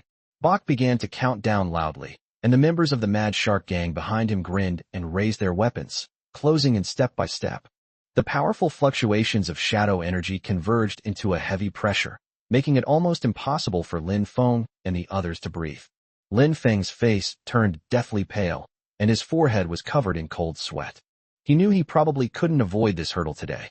He was even prepared to fight to the death, to risk everything. However, just as Bok counted to 3, a calm, even somewhat lazy voice suddenly came from the second floor of the Chamber of Commerce. What's all this noise so early in the morning? Can't a person get some sleep? The sudden sound startled everyone present. Bok's countdown abruptly stopped, and he looked up in confusion in the direction from which the sound came. On the second floor corridor, a seemingly ordinary young man dressed in plain black clothes was leaning lazily against the railing with his hands in his pockets, looking at them with a disgruntled expression. It was Lan Yu. Bok, seeing that Lan Yu was just a seemingly harmless young man, flew into a rage and pointed at him, launching into a tirade of abuse. Who the hell do you think you are? Do you even have the right to speak here? Lin Feng and the members of the Black Sail Chamber of Commerce changed their expressions drastically when they saw Lan Yu appear. Lin Feng hurriedly shouted upstairs. Mr. Lan, why did you come out? It's dangerous here. You should go back. In his view, Lan Yu was someone that Director Bai Yi specifically wanted to protect. But after all, he's only a 6-star Shadow Master. Getting involved in a conflict of this magnitude is tantamount to suicide. Lan Yu upstairs merely glanced at Bok indifferently before turning his gaze to Lin Feng. I remember you told me last night that your Shadow-Tide City has a rule that irreconcilable conflicts between factions can be resolved by going to the death arena? Lin Feng paused for a moment, then nodded subconsciously. Yes, there is such a rule. Why? This is an ancient tradition that has been passed down in Shadow-Tide City for over 100 years, in order to avoid large-scale power struggles that could cause devastating damage to the city. Any conflict between forces can be resolved through a one-on-one, life-or-death duel. The winner will have everything. The loser will lose everything, including their life. Lan Yu nodded. That makes things easier. He leaped down from the second-floor railing and landed lightly in front of the Black Sail Merchant Guild members. Then, to everyone's astonishment, he stared directly at Bok, whose face was filled with ecstasy. He said it calmly, in an unquestionable tone. Come to the arena for a fight to the death. I'll fight you. The entire scene fell into a deathly silence at that moment. Everyone stared blankly at the figure, which wasn't particularly tall, as if they had been frozen in place. But at this moment, the black-clad youth seemed to stand tall and upright.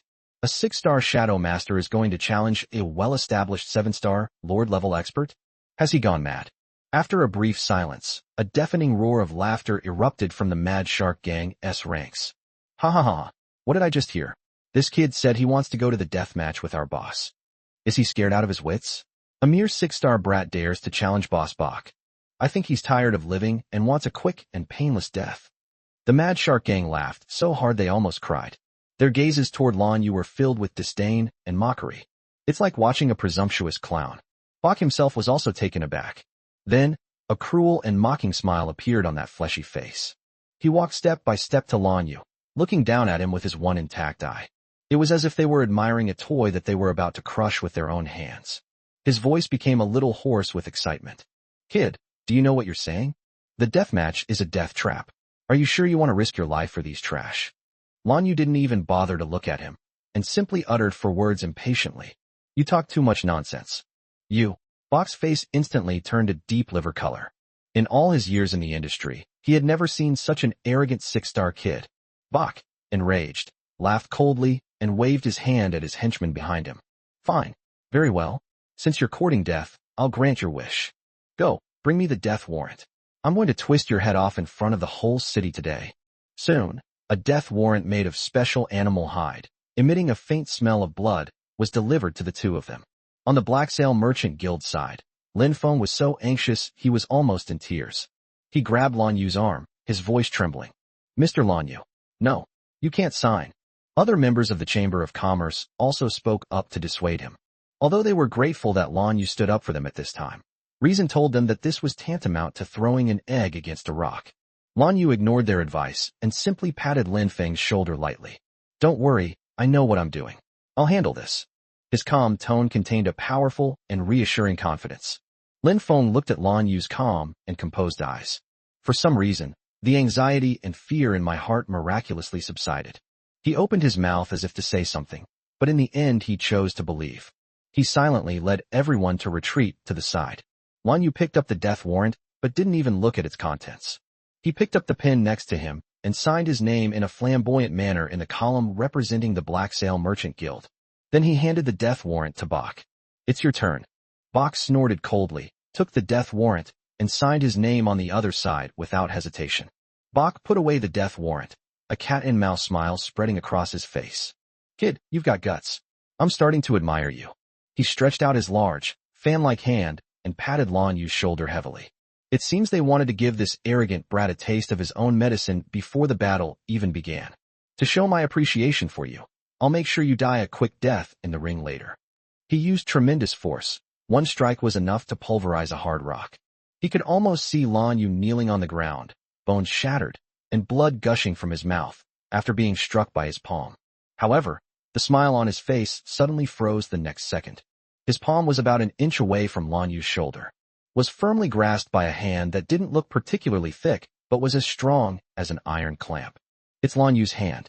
Chapter 327, Using a Sledgehammer to Crack a Nut. Bach frowned, somewhat surprised. This kid's reaction speed is pretty fast. But so what?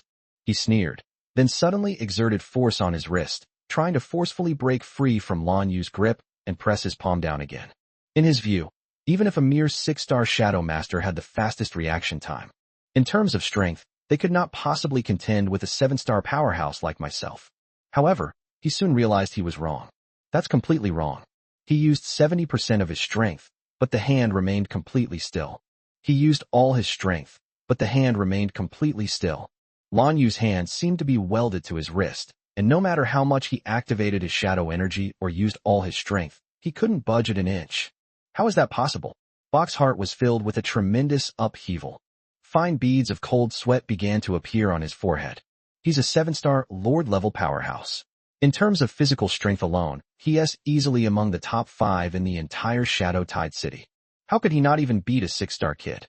This doesn't make sense. This is completely illogical. He looked up at Lan Yu in shock. Lan Yu maintained his calm and composed expression. She didn't even glance at him, but simply said indifferently, "You've put your hand in the wrong place." As he spoke, Lan Yu gently lifted the hand that was holding his wrist.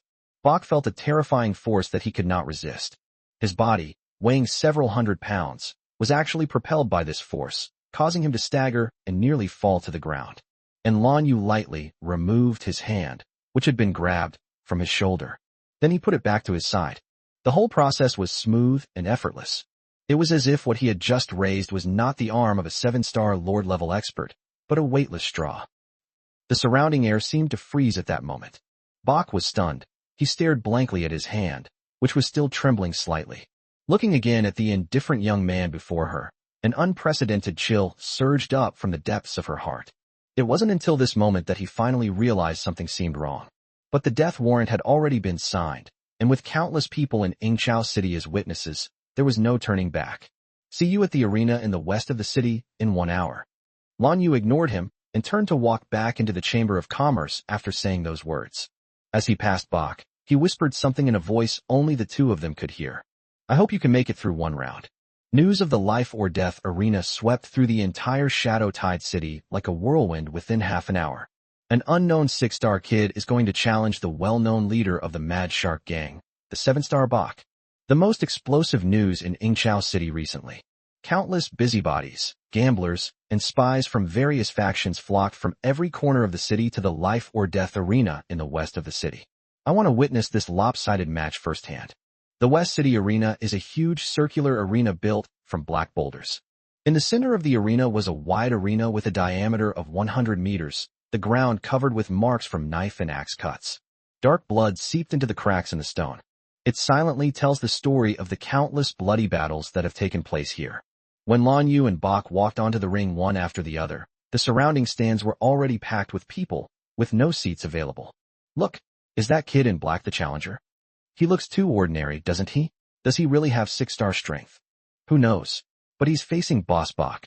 That's a ruthless character. There are at least 8 or 10 powerful people who have died at his hands. Is there even a need to gamble? I'm betting on Boss Bak to win. One move. I bet Boss Bak can take him down in one move. I'm betting on Bak too. That kid's just a money-grubbing idiot. The stands were filled with a cacophony of voices, discussions, cheers, and curses. Almost everyone overwhelmingly favored Bak. In their view, the outcome of the fight was a foregone conclusion. The only question was how many moves the reckless challenger could withstand from Bak. Lin Feng and others from the Black Sail Chamber of Commerce were also squeezed into a corner of the crowd. They all looked nervous, their palms sweaty. A young member asked in a low voice, his voice filled with unease. Brother Lin, do you think Mr. Lan Yu can really do it? Lin Feng's lips moved. Since Mr. Lan was able to escape from the Eternal Night King's avatar, he has also made such a name for himself in the Shadow Realm. They must have something to be confident about. He just didn't know how much of a chance he had of winning. On the ring, Bak's face was so gloomy it was almost dripping with water. He ignored the cheers and shouts of encouragement around him. His single eye was fixed on Lan Yu opposite him, his gaze filled with solemnity and apprehension. The previous contest of strength had completely dispelled any sense of contempt in him. This kid in front of me is definitely not as simple as he seems. He is a monster. A terrifying monster disguised as a 6-star monster. A powerful figure in the stands, well acquainted with Bak, loudly joked. Hey Bak, what's wrong? You look terrible. What's wrong? You're getting nervous just from beating a noob. Bak ignored the man's teasing, took a deep breath, and began to circulate his internal energy wildly. He knew that today's battle was the most dangerous one he had ever faced since his debut. When, with a long, drawn-out chime, the referee in charge of the arena announced loudly, "The arena for life and death begins now." The moment the words left his mouth, Bak moved. He didn't test me in the slightest, nor did he hold anything back. Roar! A beastly roar erupted from his mouth, and the muscles throughout his body swelled wildly at a visible speed. Black shadow energy erupted from his body like flames, enveloping his entire body. His body began to undergo drastic changes, and hard, black scales grew on his skin. Its hands transformed into sharp claws, and a tail covered in bone spurs even grew from its back. Shadow transformation. And it's a deep cinematic experience. My God, Boss Bak immediately transformed into a shadow form right from the start. Is it really necessary to go to such lengths to deal with a mere 6-star kid? They're planning to kill them in one fell swoop, giving them no chance. The audience in the stands were stunned. They had no idea what Bak was doing. In their view, this was completely overkill. However, they had no idea of the immense pressure Bak was under at that moment. Only he himself knew that if he didn't activate his shadow transformation, he might not even be able to withstand a single move from his opponent. 70% of his physical form activated, Bak's speed and power reached a whole new level. His figure left an afterimage in place, and in an instant he covered a distance of dozens of meters and appeared in front of Lan Yu. The gleaming claws, accompanied by a shrill whistling sound as they tore through the air, viciously clawed towards Lan Yu's heart. Chapter 328 Mad Sand Bandit Group. He used all his strength in that claw strike. He was confident that even a fellow 7-star expert would not dare to take his full force attack head-on. However, they were faced with a fatal blow that could shatter stone and split rocks. Lan Yu's face remained calm and composed. He didn't even move an inch. Just a moment before Bak's claws were about to touch him, he slowly raised his right hand and clenched his fist. Then he simply threw a punch. There were no fancy filming techniques, no dazzling lighting effects, and not even the slightest bit of wind was stirred up. It was such a simple and unadorned punch. To everyone else, the punch was slow and weak, like a child playing around. However, the moment Lan Yu's fist collided with Bak's claws, boom! A terrifying roar, seemingly capable of shattering the entire world, suddenly exploded. A visible white wave of energy suddenly spread out from the two of them. The hard black stone arena cracked inch by inch under the impact of this shockwave, collapsing and sinking nearly half a meter in an instant. The entire arena shook violently. The spectators in the stands were thrown about by the sudden shockwave. They were all dizzy and their ears were ringing. When they finally regained their footing and turned their attention back to the center of the ring, the scene before them made everyone hold their breath. All that could be seen were the ruins of the arena. Bach, the arrogant leader of the Mad Shark gang, remained motionless, still in his lunging, claw-wielding pose. His face still bore traces of ferocity and madness. Opposite him, the young man in black was also in a punching stance. His expression remained calm. Time seemed to stand still at that moment. The next second, crack, a soft cracking sound rang out. Suddenly, a tiny crack appeared on Bach's claw that had made contact with Lan Yu's fist. Then, the crack spread out like a spider web at a speed visible to the naked eye, from his claws to his arms, to his shoulders, and then to his entire chest. Eventually, it spread throughout his entire body. Bang! A soft sound.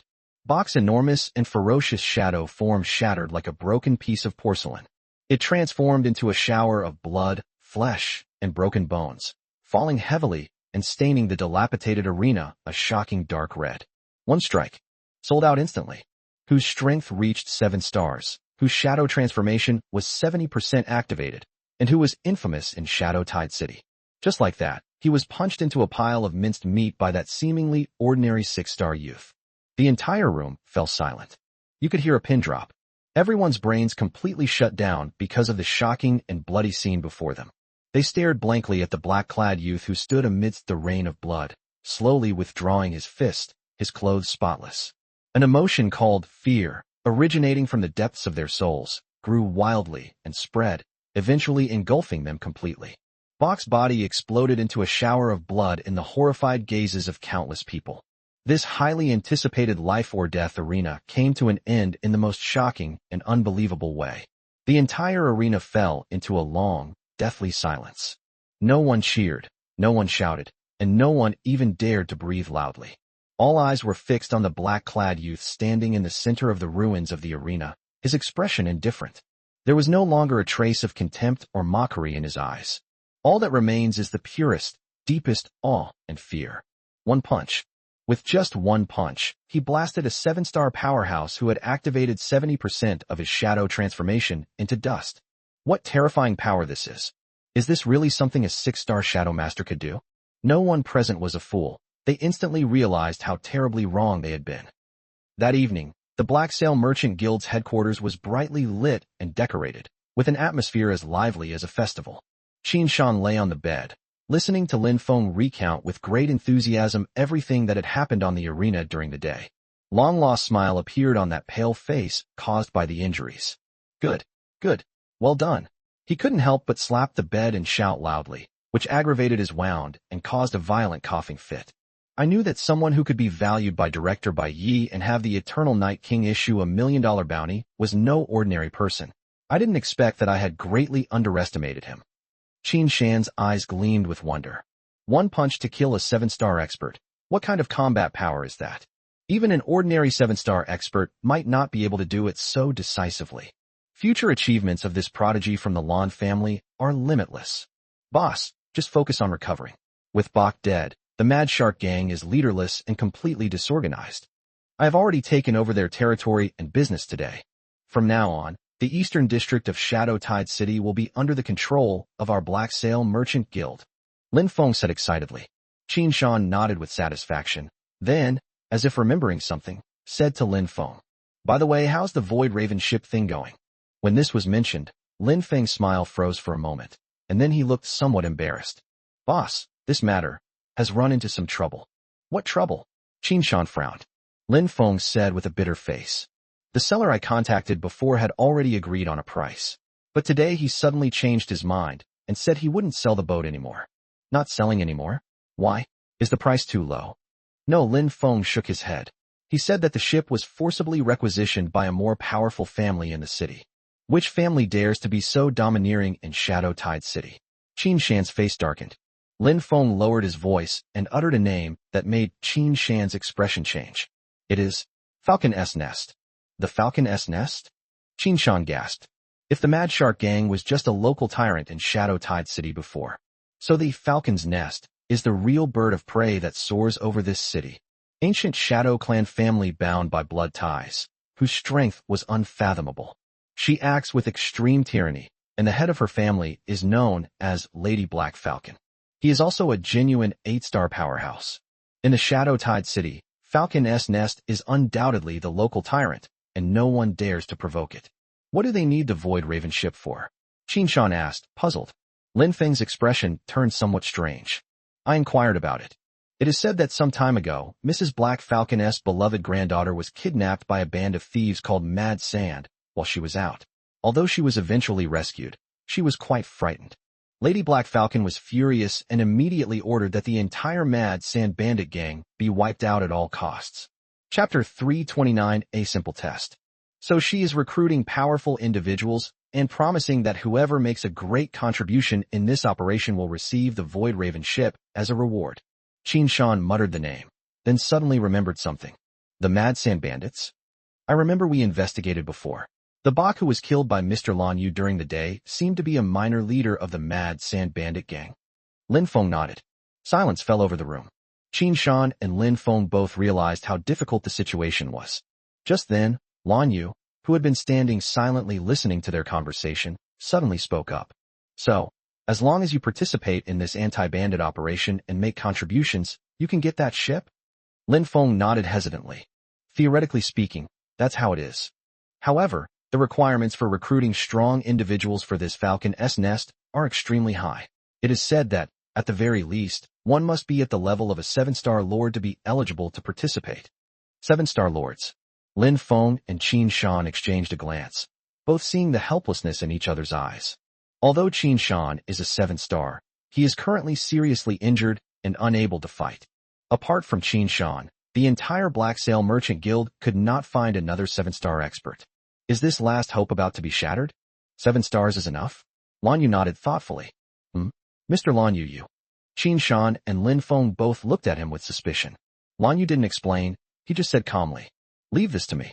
As he spoke, a black metal sphere with intricate patterns engraved on its surface appeared in his hand. He casually tossed the ball to the ground. Boom! With a muffled thud, a terrifying puppet nearly 4 meters tall, made entirely of menacing black metal, and with crimson electronic eyes burning in its eyes, suddenly appeared in the room. A terrifying pressure, so powerful it was suffocating, belonging to the level of a 7-star lord, instantly enveloped the entire room. It was that 7-star puppet. This is... Qinshan and Lin Feng were so shocked by this sudden scene that their eyes almost popped out of their sockets. They stared blankly at the terrifying war machine before them, their minds completely blank. 7-star puppet. Mr. Lan Yu, he actually possesses a 7-star level combat puppet? Lin Feng stammered, his voice trembling. You intend to use it for the Falcon's Nest operation? Lan Yu nodded, looked at Qinshan, and said, I need your help. I need you to help me disguise it as a real Shadow Clan member, so that at least on the surface no one can tell it's a puppet. Qinshan looked at the majestic puppet, then at Lan Yu, who had a calm expression. The shock in my heart was beyond words. He took a deep breath, forcibly suppressing the turmoil in his heart, and nodded heavily. No problem. Our 3rd Intelligence Division happens to have a special disguise technique called biomorphic skin. Although it has a limited lifespan, it's more than enough to fool ordinary detectives. Lan Yu nodded in satisfaction. That's good. With Qinshan's help, and utilizing the Bureau's special secret technique, biomorphic skin, Lan Yu's 7-star puppet quickly changed its appearance.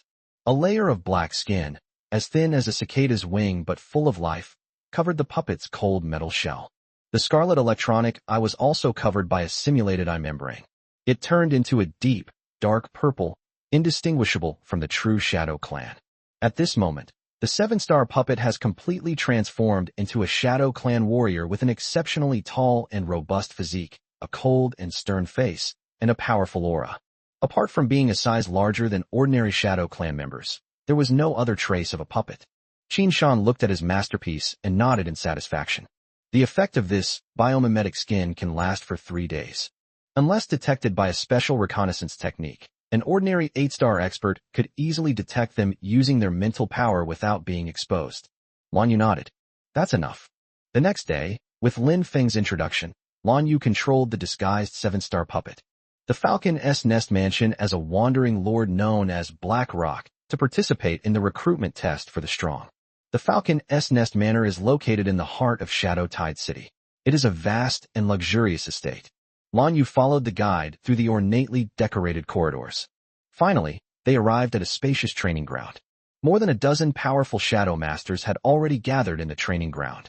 Without exception, they were all powerful individuals at the seven-star lord level. They stood in twos and threes, sizing each other up, their eyes filled with vigilance and wariness. When Lan Yu, controlling Black Rock, entered the training ground, his terrifying height of nearly 4 meters immediately attracted everyone's attention. They felt the undisguised seven-star pressure emanating from Black Rock. The powerful figures present all became more serious. Just then, a clear, cold, and authoritative female voice came from the high platform at the end of the training ground. Everyone's here, let's begin the test. Lan Yu looked up at the high platform. A woman was sitting on the main seat of the high platform, and no one knew when. A woman who looked very young, no more than 30 years old, yet exuded a chilling and terrifying aura. She wore a gorgeous black dress, and her long, black hair was casually draped over her shoulders. She was extremely beautiful, but she wore an exquisite black eye patch over her left eye. This did not detract from her beauty.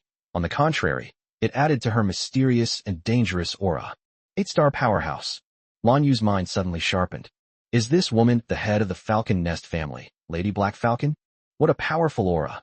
This pressure was even stronger than that of the Eternal Night King incarnate that he encountered in Sky City. Black Falcon's unblemished right eye swept indifferently over everyone present. The test is very simple. See that trial stone? Use your strongest attacks to leave marks on it. Those that are more than 3 inches deep will pass. Following her gaze, everyone saw a black stone tablet, more than 3 meters tall, standing in the center of the training ground.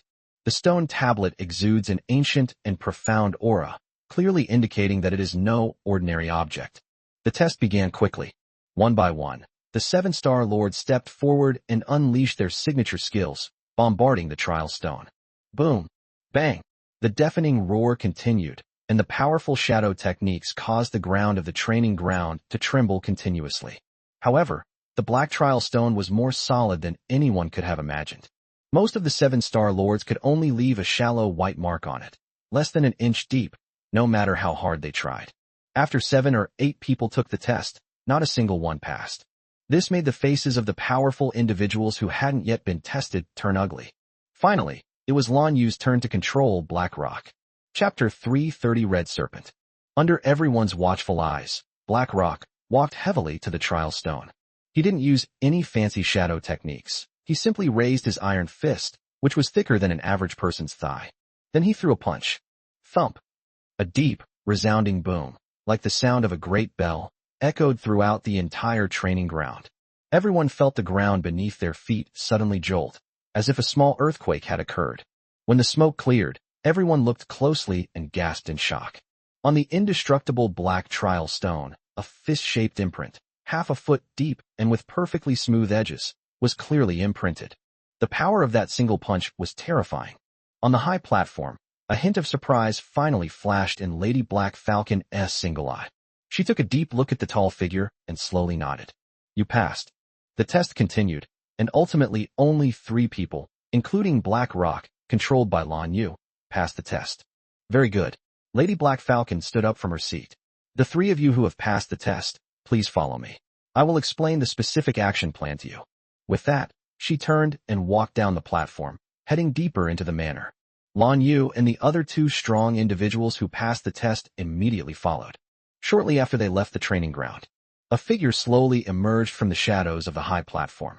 A tall man dressed in black samurai attire, whose face bore a resemblance to Lady Black Falcon. But he is a middle-aged man with a more composed and reserved demeanor. If Lan Yu were here, he would definitely discover that this man's strength had actually reached the terrifying peak of the 8th star. Black Falcon had returned to the platform at some point. She looked at the man and asked him a question. Brother, what do you think? It turned out that this man was her own brother. The man looked in the direction Lan Yu and the others had left and slowly spoke. That big guy called Black Rock is interesting. Black Falcon nodded. His strength is indeed quite good. The power of that punch is top tier, even among 7-star lords. but it shouldn't warrant this much attention, right? Upon hearing this, the man shook his head, a strange smile appearing on his face. Little sister, you're still too young and have poor eyesight. Black Falcon frowned. What's the meaning? The man countered with a question. Do you really think that's a living person? Black Falcon's body stiffened abruptly, and an incredulous light flashed in her single eye. You mean it was a puppet? The man nodded. That's right. Puppets of this caliber are quite rare. Black Falcon muttered to herself, a glint of greed flashing in her eyes. 7-star puppet. If only our falcon nest could have one. The man immediately interrupted her. Don't get any funny ideas. Black Falcon was puzzled. Why? No matter how strong it is, it's still just a puppet. Its master is at most a 7-star puppeteer, right? The man shook his head, his gaze becoming more serious than ever before. No. I just secretly investigated using a secret technique. That young man who was BlackRock's henchman was the one who controlled the puppet. Although it looks like he's only 6 stars, I can sense that his physical strength has already surpassed the 7-star level. Even stronger than us 8-star beings. That feeling. I've only ever felt it in the incarnations of monarchs. The man lowered his voice even further. And it seems that something slumbers within him, an extremely terrifying being that makes my soul tremble at the mere sight of it. Just as I was trying to investigate further, that terrifying being seemed to be awakened. I felt a cold gaze pierce through space and land on me.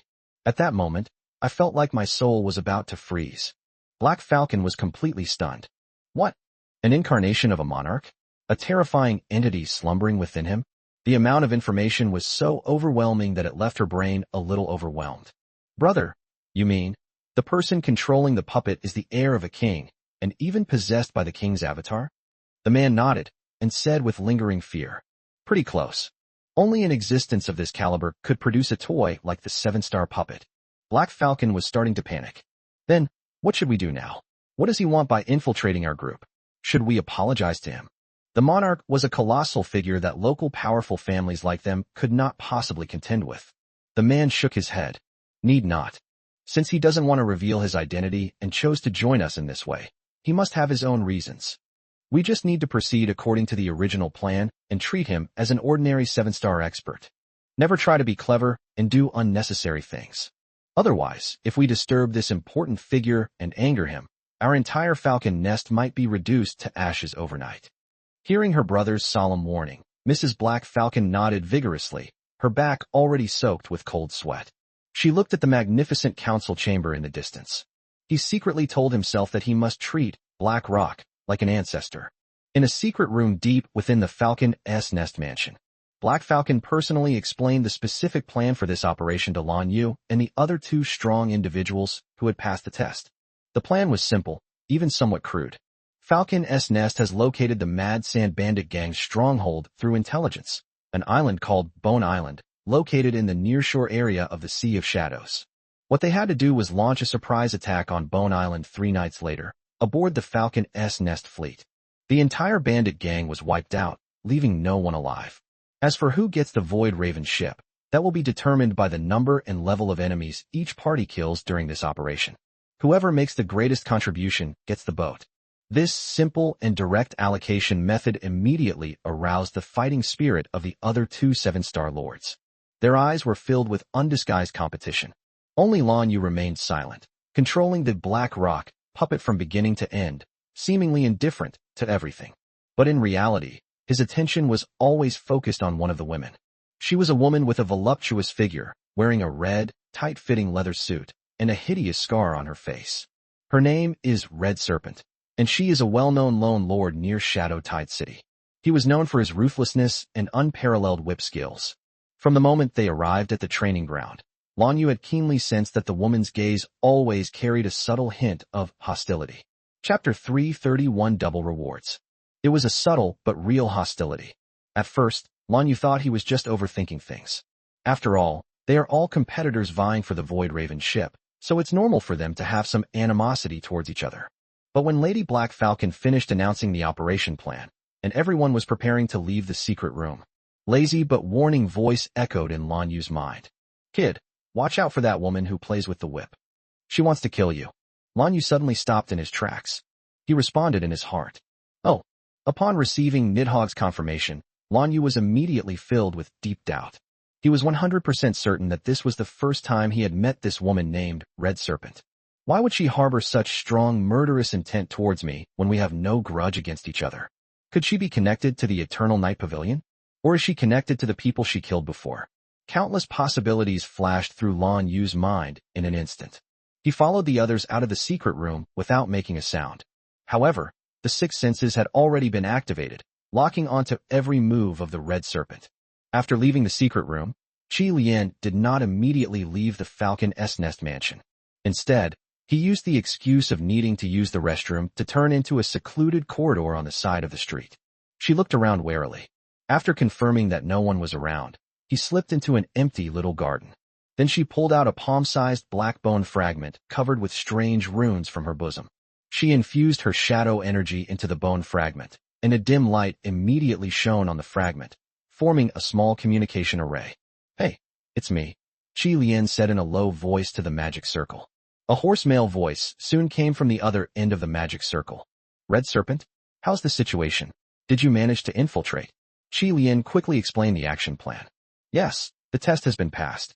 Falcon's Nest will launch a full-scale attack on Bone Island in 3 days." On the other side of the magic circle said with a cold laugh. 3 days later? Very good. That's enough time for us to make the arrangements.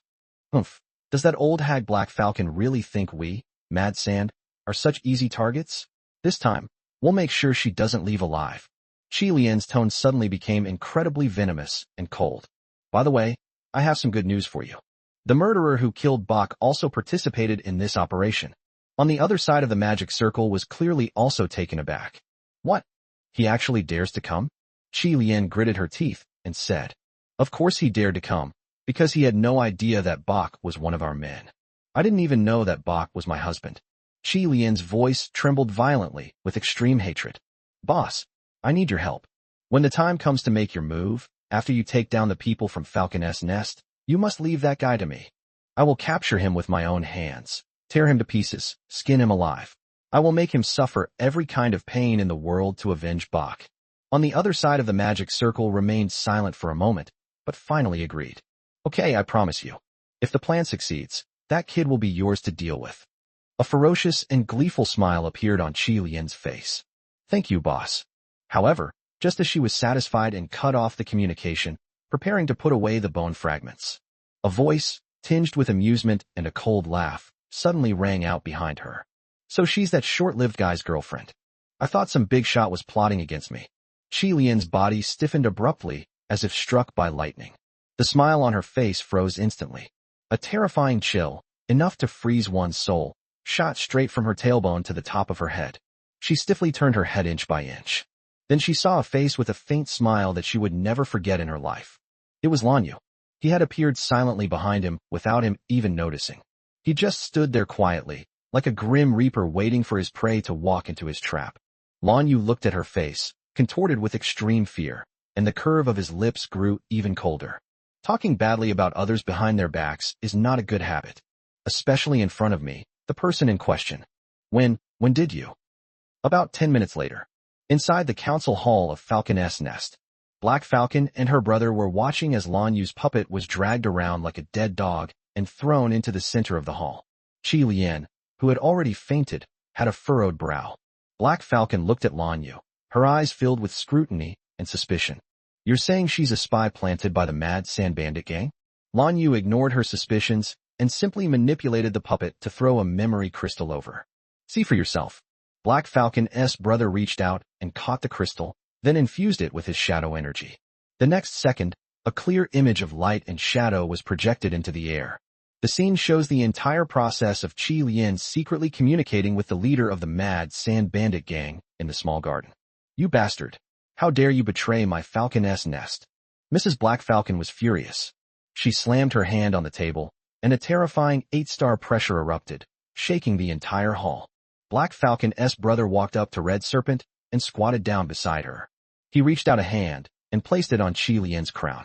Since she's a spy, let her make the most of her last bit of contribution. As the man spoke, a cold glint flashed in his eyes. A strange black aura surged from his palm and instantly entered Qi Lian's body. Qi Lian's unconscious body trembled violently and then began to wither and shrivel at a visible speed. Her life force vanished completely within seconds. Strangely, her body did not stiffen like a real corpse. Instead, it remained supple. The man withdrew his hand, stood up, and said calmly, "All right." Suddenly, Qi Lian, who had been dead, slowly stood up from the ground. Her eyes were empty, her face expressionless, like a soulless puppet. Lan Yu looked at this scene, a hint of surprise flashing in his eyes. "Our falcon nest's unique secret technique, corpse puppet technique," the man explained, seemingly noticing Lan Yu's confusion. "It is possible to refine a recently deceased corpse into a puppet that is absolutely obedient to commands. However, this crude refining method has many limitations. It can only last for 3 days at most, after which the corpse will completely decompose and dissipate." He glanced at the woodenly standing red serpent, a cold smile curving his lips. "But 3 days is enough for us. Should we turn the tables on them?" Lan Yu instantly understood the other party's plan. They intended to use this fake, crimson serpent to send false information to the mad sand bandit gang, luring them into a trap. Such ruthless methods. Lan Yu thought to himself. No wonder they are families that can build such a powerful force in a place like Shadow Tide City. None of them are easy to deal with. Black Falcon's brother suddenly turned his gaze towards Lan Yu, a kind smile spreading across his face. "Lord Blackrock, thanks to you, we were able to discover this traitor in advance, thus avoiding huge losses. Falcon's nest will remember this kindness." He paused, then continued.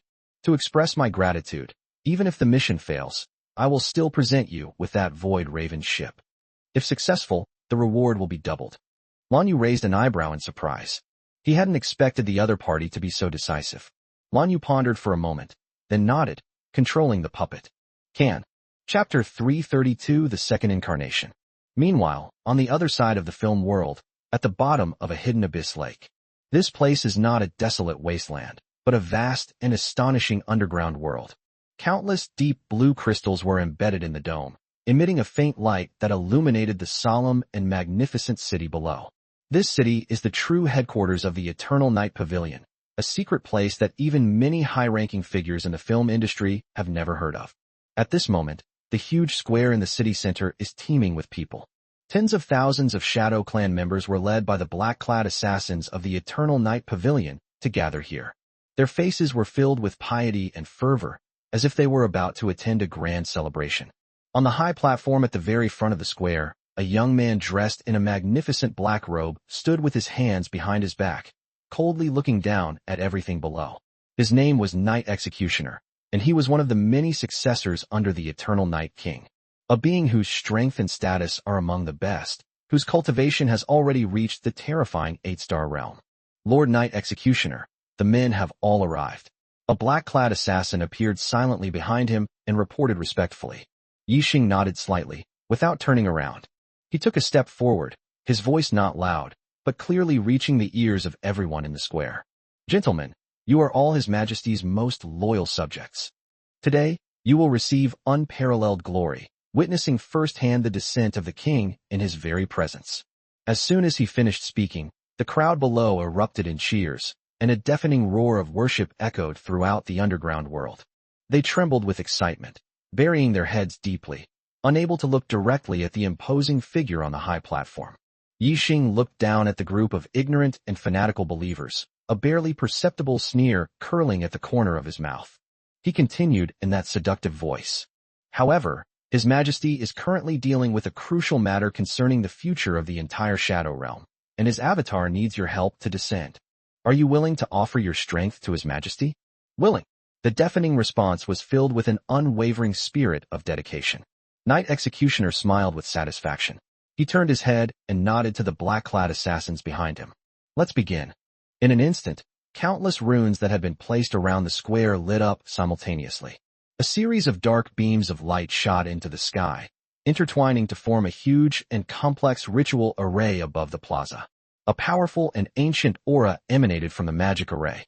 In the dim light, a blurry, towering phantom of a monarch slowly coalesced in the center of the magic array. The people below were even more excited at the sight, prostrating themselves and shouting the king's name. However, they soon realized something was wrong.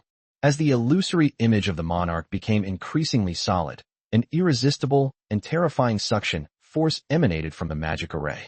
The shadow energy and even the life essence within their bodies were forcibly extracted like a flood bursting its banks, surging wildly towards the illusory figures in the air. Ah! What's going on?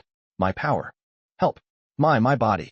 Terrified screams and painful wails instantly replaced the previous devout worship. People were horrified to discover that their bodies were shriveling and withering at a visible rate, turning into mummies devoid of all life. They tried to struggle and escape, but all their efforts were in vain before that terrifying ritual array. On the high platform, Yixing coldly looked down at the hell on earth below, his eyes showing no emotion. To him, these so-called subjects were nothing more than nourishment needed for the king's arrival. In just a few minutes, tens of thousands of lives in the square were completely drained, turning into a pile of bones. Having absorbed this immense life energy, the monarch's avatar finally solidified completely and stepped out from the void. He was a man so handsome he was almost otherworldly, with long, flowing black hair that cascaded down his back, skin so fair it was almost translucent, and features so exquisite they seemed like the work of a god. He simply stood there quietly, and a terrifying pressure that could make even an 8-star expert feel suffocated enveloped the entire space. "Welcome, your majesty." Knight Executioner and all the assassins of the Eternal Night Pavilion knelt on one knee, their expressions extremely respectful. The avatar of the Eternal Night King slowly opened his eyes. They were long, narrow, phoenix-shaped eyes, so deep they seemed capable of devouring everything. His gaze didn't linger on anyone. He simply asked the first question in an extremely cold tone. "Have you found that human kid yet?" Upon hearing the words, "human boy," Knight Executioner lowered his head even further, his voice tinged with fear. "Reporting to my lord, not yet. Not yet. However, we have already issued the highest level arrest warrant to the entire film industry, and they have laid a tight net in major cities. I believe it won't be long before they find clues about him." The Night King remained silent. The entire platform fell into a deathly silence, as if the air itself had frozen. The immense pressure made Knight Executioner and the surrounding assassins even breathe cautiously. The image of that hateful young face involuntarily flashed through the mind of the Eternal Night King. The scene I saw in the last moment before my avatar, which had descended to Babylon and was now completely destroyed, in the sky city of Babylon. He not only failed to reclaim that boundary-breaking feather, which was of paramount importance to him. Even his treasured wing of the sky, which he had kept for many years, had most likely fallen into that kid's hands. Utter disgrace.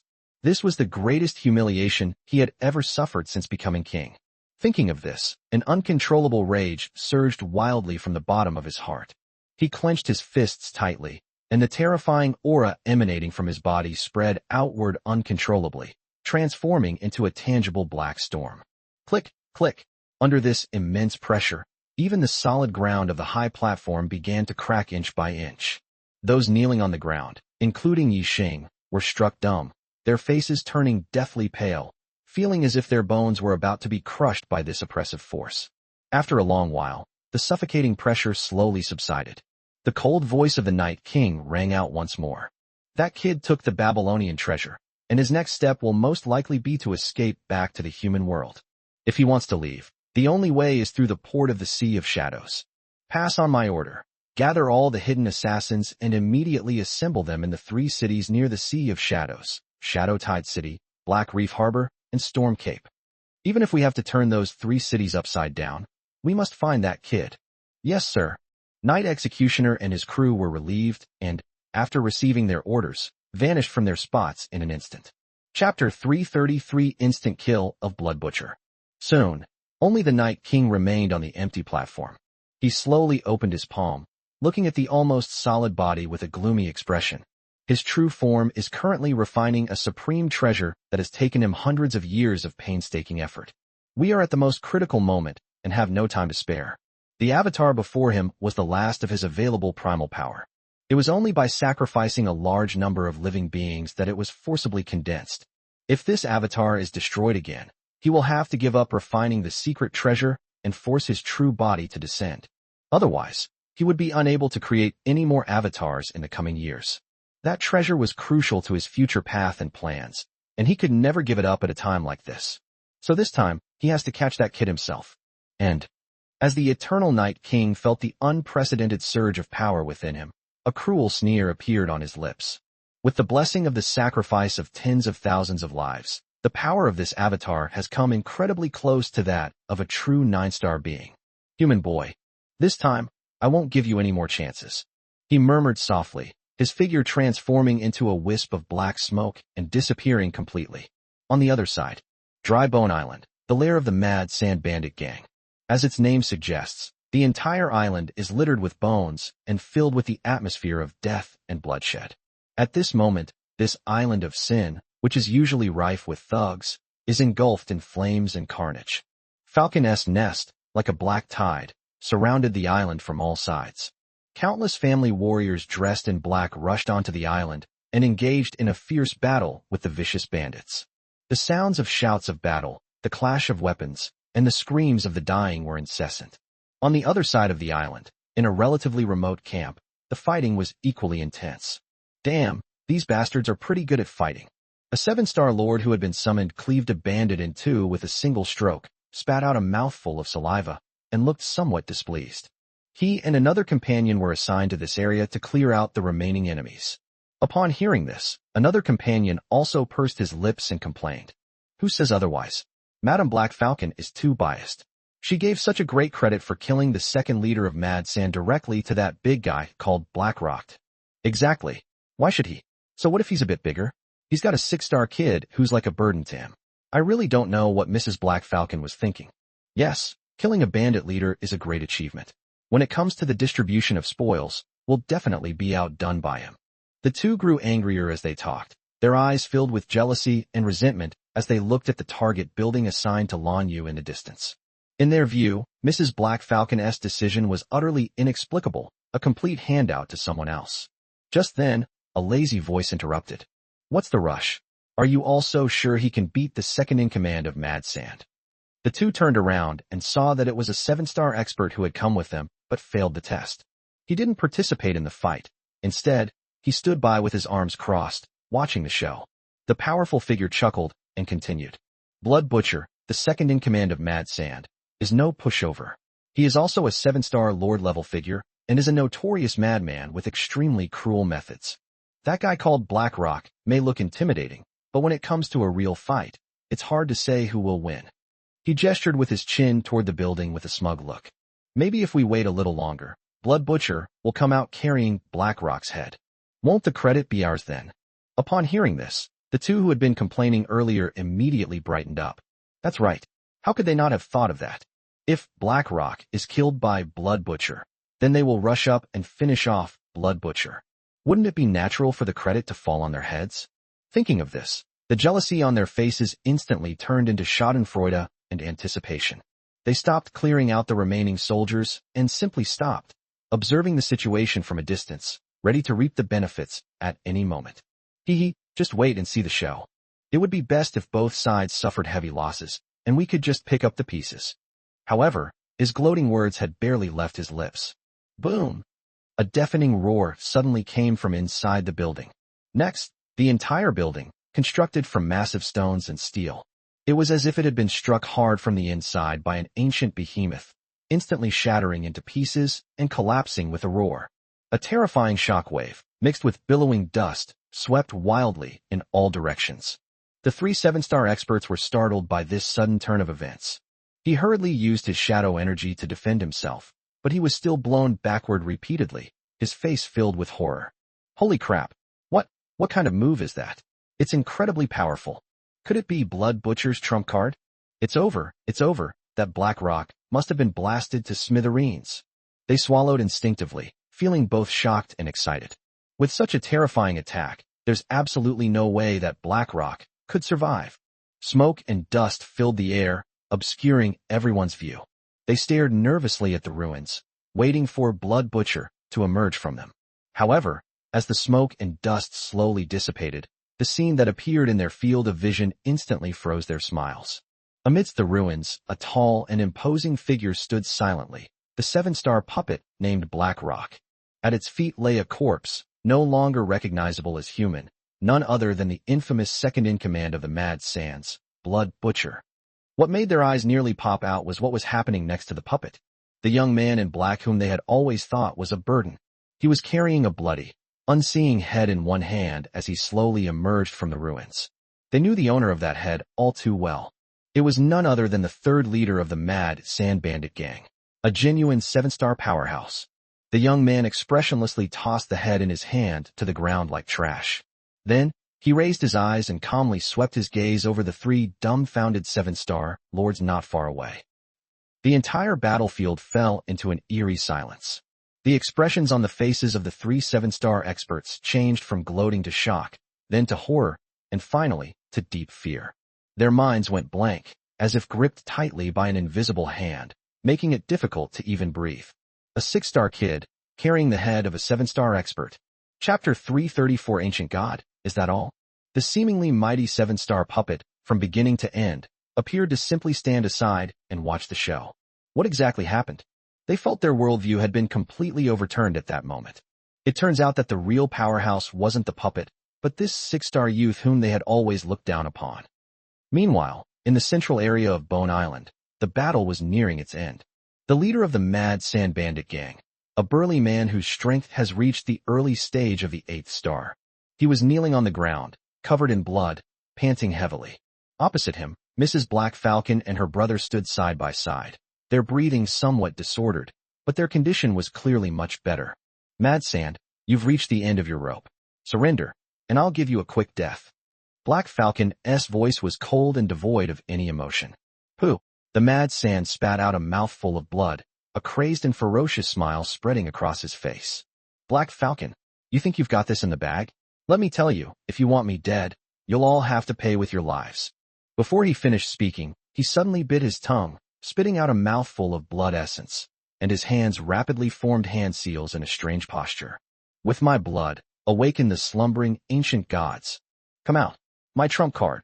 He roared madly, and his flesh withered away at a visible rate. All the essence of life transformed into a crimson pillar of light, which slammed into the earth beneath them. Boom! The entire island of bones began to tremble violently, as if some terrifying being from beneath the earth was about to awaken. Black Falcon and her brother's expressions changed drastically. Oh no, he's sacrificing himself to summon something from beneath the island. However, it was too late. With a deafening roar, a terrifying giant claw, covered in jet-black armor and as large as a mountain, suddenly tore through the earth from the depths of the ground and emerged. Immediately afterwards, a hideous head emerged from the crack. It was a mythical creature they had never seen before, resembling a mantis magnified countless times. Opened and closed like a meat grinder, emitting a nauseating stench. A terrifying pressure, far exceeding that of an ordinary 8-star, filled with an aura of violence and destruction, instantly swept across the entire area. Peak 8-star. This mythical creature's strength has actually reached the terrifying peak of the 8-star level. You will all be buried with me. The Mad Sands, who had long since turned into a dried-up corpse, uttered his final curse. His body was completely reduced to ashes. The mythical creature's 8 compound eyes instantly locked onto Lady Black Falcon and her brother.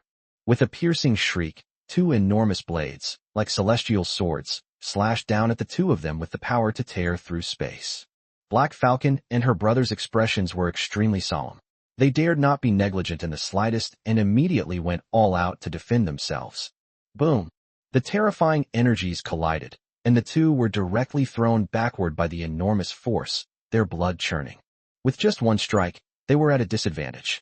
This mythical creature possessed ridiculously high strength and defense. Their attacks landed on its carapace. It only sends up a series of sparks, which cannot cause any effective damage. Each attack from the enemy left them running for their lives, constantly in peril. Black Falcon cried out anxiously, "Brother, this won't work. We can't break through its defenses at all." The man's face was also extremely ugly. He had never expected that such a terrifying existence would be suppressed beneath this small island of withered bones. Just when the 2 were in dire straits and thought they were going to die there that day, a calm voice suddenly came from not far away. "Do you need any help?" The 2 were taken aback and turned around to see that Lan Yu and his puppet Black Rock had arrived on the battlefield at some point. Before they could answer, Lan Yu had already walked forward on his own. He looked at the mythical creature that was swaggering around and slowly drew the Hagni sword from his waist. "Perfect, I'll use you to try out this new trick." As he thought this, The shadow energy and chaotic power within his body surged into the sword at an unprecedented speed. Buzz! The Hegni sword emitted an excited sword cry, and holy runes lit up one after another on its ancient blade. The next second, Lan Yu raised his sword. Divine sword, 8 mountains suppressing prison. As Lan Yu's calm voice fell, the Hegni sword in his hand suddenly burst forth with dazzling light. A buzzing sound resounded throughout the heavens and earth, and an ancient and vast sword intent soared into the sky, as if it wanted to pierce a hole in the sky. The next second, to the utter shock of Mrs. Black Falcon and her brother, 8 identical sword phantoms separated from the blade of the sword of Hegni. The 8 phantoms swirled rapidly in the air, growing larger as they faced the wind, and in an instant they transformed into 8 towering, terrifying mountain peaks that blotted out the sky. Each mountain peak exudes an overwhelming and oppressive power. Ancient runes flow across the mountainside, seemingly bearing the weight of the entire world. Go! Lan Yu uttered a single word softly. The 8 sword-chi peaks suspended in the sky carried an aura of world-destroying power. It crashed down on the mythical creature below, which was at the peak of the 8th star level. Roar! The mythical creature seemed to sense an unprecedented deadly threat, and for the first time, fear appeared in its 8 scarlet compound eyes.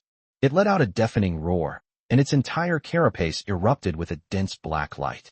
2 enormous scythes crossed above their heads, attempting to block the deadly attack that was falling from the sky. However, it was all in vain. Boom, boom, boom, boom. As the first mountain peak fell, the mythical creature's prized scythe shattered instantly. The second mountain fell, and its indestructible black shell cracked inch by inch. The third, the fourth, the fifth. 8 mountain peaks fell one after another, like 8 insurmountable natural barriers, pressing down layer upon layer. That arrogant, peak-level mythical creature of the 8th star couldn't even utter a complete lament. Its massive, mountain-like body was suppressed by these 8 sword mountains. It was brutally crushed into a shower of blood and flesh, leaving not a single trace behind. One move. Just one move. A terrifying mythical creature that left 2 8-star powerhouses helpless was completely annihilated. As the 8 sword mountains slowly dissipated, only a bottomless, terrifying crater remained, along with a black-clad youth standing with a sword in hand and an indifferent expression. The whole world seemed to have fallen silent. Chapter 335 The Ancestor of Shadow Techniques. Black Falcon and her brother stared blankly at the scene before them, their minds completely blank. They opened their mouths, making hoarse sounds in their throats, but couldn't utter a single word. What is that? What kind of power is it? With a single sword strike, 8 divine mountains materialized, suppressing and killing 8 peak-level cultivators? Is this a power that humans can possess? Lan Yu ignored their blank stares. He slowly sheathed the Hegni sword, his brow furrowing slightly. The power of that move, divine sword, 8 mountains suppressing prison, was indeed beyond his imagination. It was ridiculously powerful. But in contrast, the consumption was terrifyingly high. With just one sword strike, nearly 70% of his shadow energy and chaotic power were drained from his body. More importantly, the moment this move is used, an immense feeling of being torn apart comes from every part of the body. He could clearly feel that his muscles, bones, and even meridians were under unimaginable pressure at that moment. No wonder this move requires such high physical strength. Lan Yu sighed inwardly. If it weren't for the fact that his king's body, intermediate, had already made his physical strength reach an unbelievable level. It's comparable to a high-level shadow weapon. If he had used that sword just now, he would probably have been the first one to be shattered to pieces. It seems that although this move is a trump card, it cannot be used lightly. That evening, to celebrate the complete success of the bandit suppression operation, the entire Falcon's Nest mansion was decorated with lanterns and colorful decorations, and a grand celebration banquet was held. At the banquet, all the powerful figures and family warriors who participated in the operation were drinking heartily, and the atmosphere was extremely lively.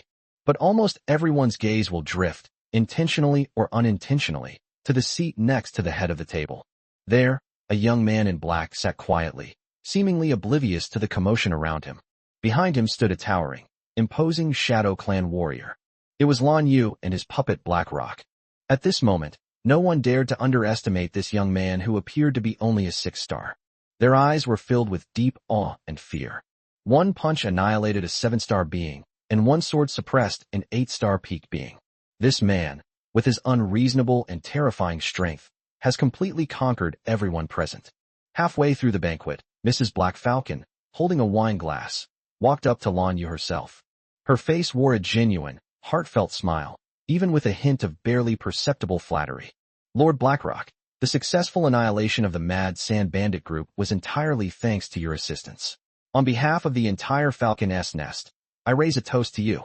With that, she downed the wine in her glass in one gulp. Lan Yu glanced at her indifferently, said nothing, and simply took a symbolic sip of his wine.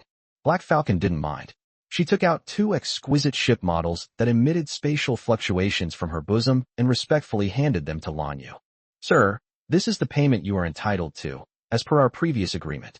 Please accept these 2 intact Void Raven ships.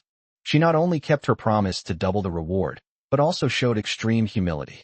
Just kidding, a suspected heir to the throne has a terrifying entity slumbering within him. Furthermore, she could instantly kill a super big shot at the peak of the 8th star with a single sword strike. Let alone 2 Void Raven ships. Even if Lan Yu wanted half of the Falcon's Nest from her, she probably wouldn't dare to say no. Lan Yu glanced at the 2 Void Raven ships, and took only one of them. I only need one, he said calmly. Black Falcon was taken aback, and quickly said, Sir, this won't do. We agreed on double the payment. The other one, a different one, Lan Yu interrupted her. He glanced at Qin Shan, who was sitting with Lin Feng and the others not far away but seemed somewhat uneasy, and continued. I want you to provide the Black Sail Merchant Guild with 2 of the best trading ports in Shadow Tide City, and to protect all their businesses here from any interference. This request was something he had discussed with Qin Shan beforehand. For Lan Yu, having an extra Void Raven ship wouldn't be of much use. Instead of giving them money, we should give them tangible benefits and do Qin Shan and his group a favor. This is both to repay their previous help and to fulfill Director Baiye's entrustment. Upon hearing Lan Yu's request, Madame Black Falcon was first taken aback, then overjoyed. Trading the operating rights of 2 ports for the opportunity to befriend this terrifying big shot is an incredibly profitable deal. Without any hesitation, she immediately patted her chest and guaranteed. No problem. Sir, rest assured.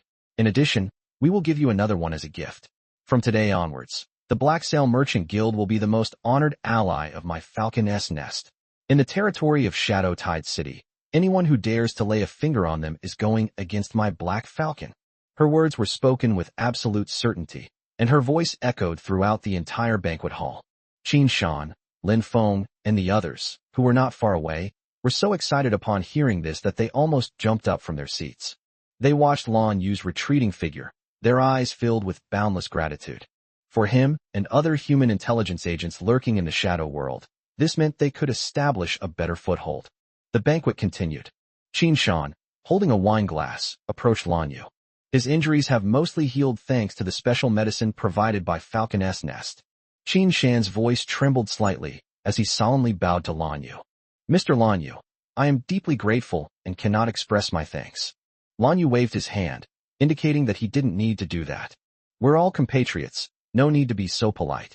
After chatting for a few moments, Lan Yu seemed to suddenly remember something and asked, Team Leader Qin, I'd like to ask you about a family. Sir, please speak. Have you heard of the Kelster family? Lan Yu asked. This was something he originally planned to investigate after returning to the human world. But now that we've run into the Bureau's intelligence personnel, we might as well take this opportunity to find out more. The Kelster family? Qin Shan frowned slightly upon hearing this, falling into deep thought. He thought about it carefully for a moment before saying somewhat uncertainly. This family. I seem to remember them. I recall they are a very ancient and long-established family. Please give me some time to think about it. Qin Shan tried hard to search his mind for information about this ancient surname. After a moment, he slapped his thigh and exclaimed in realization. Oh, I remember now. The Kelster family, that's a name that resonates far and wide, especially among us filmmakers who specialize in shadow techniques. A look of admiration and longing appeared on his face as he continued. The family has an extremely long history, which can even be traced back to the mythical era. The most famous member of their family was the first patriarch, who was hailed as the ancestor of shadow techniques. Chapter 336 Future. The ancestor of shadow techniques. Lan Yu's heart stirred, but he remained outwardly calm. Qin Shan nodded, his tone filled with amazement. That's right.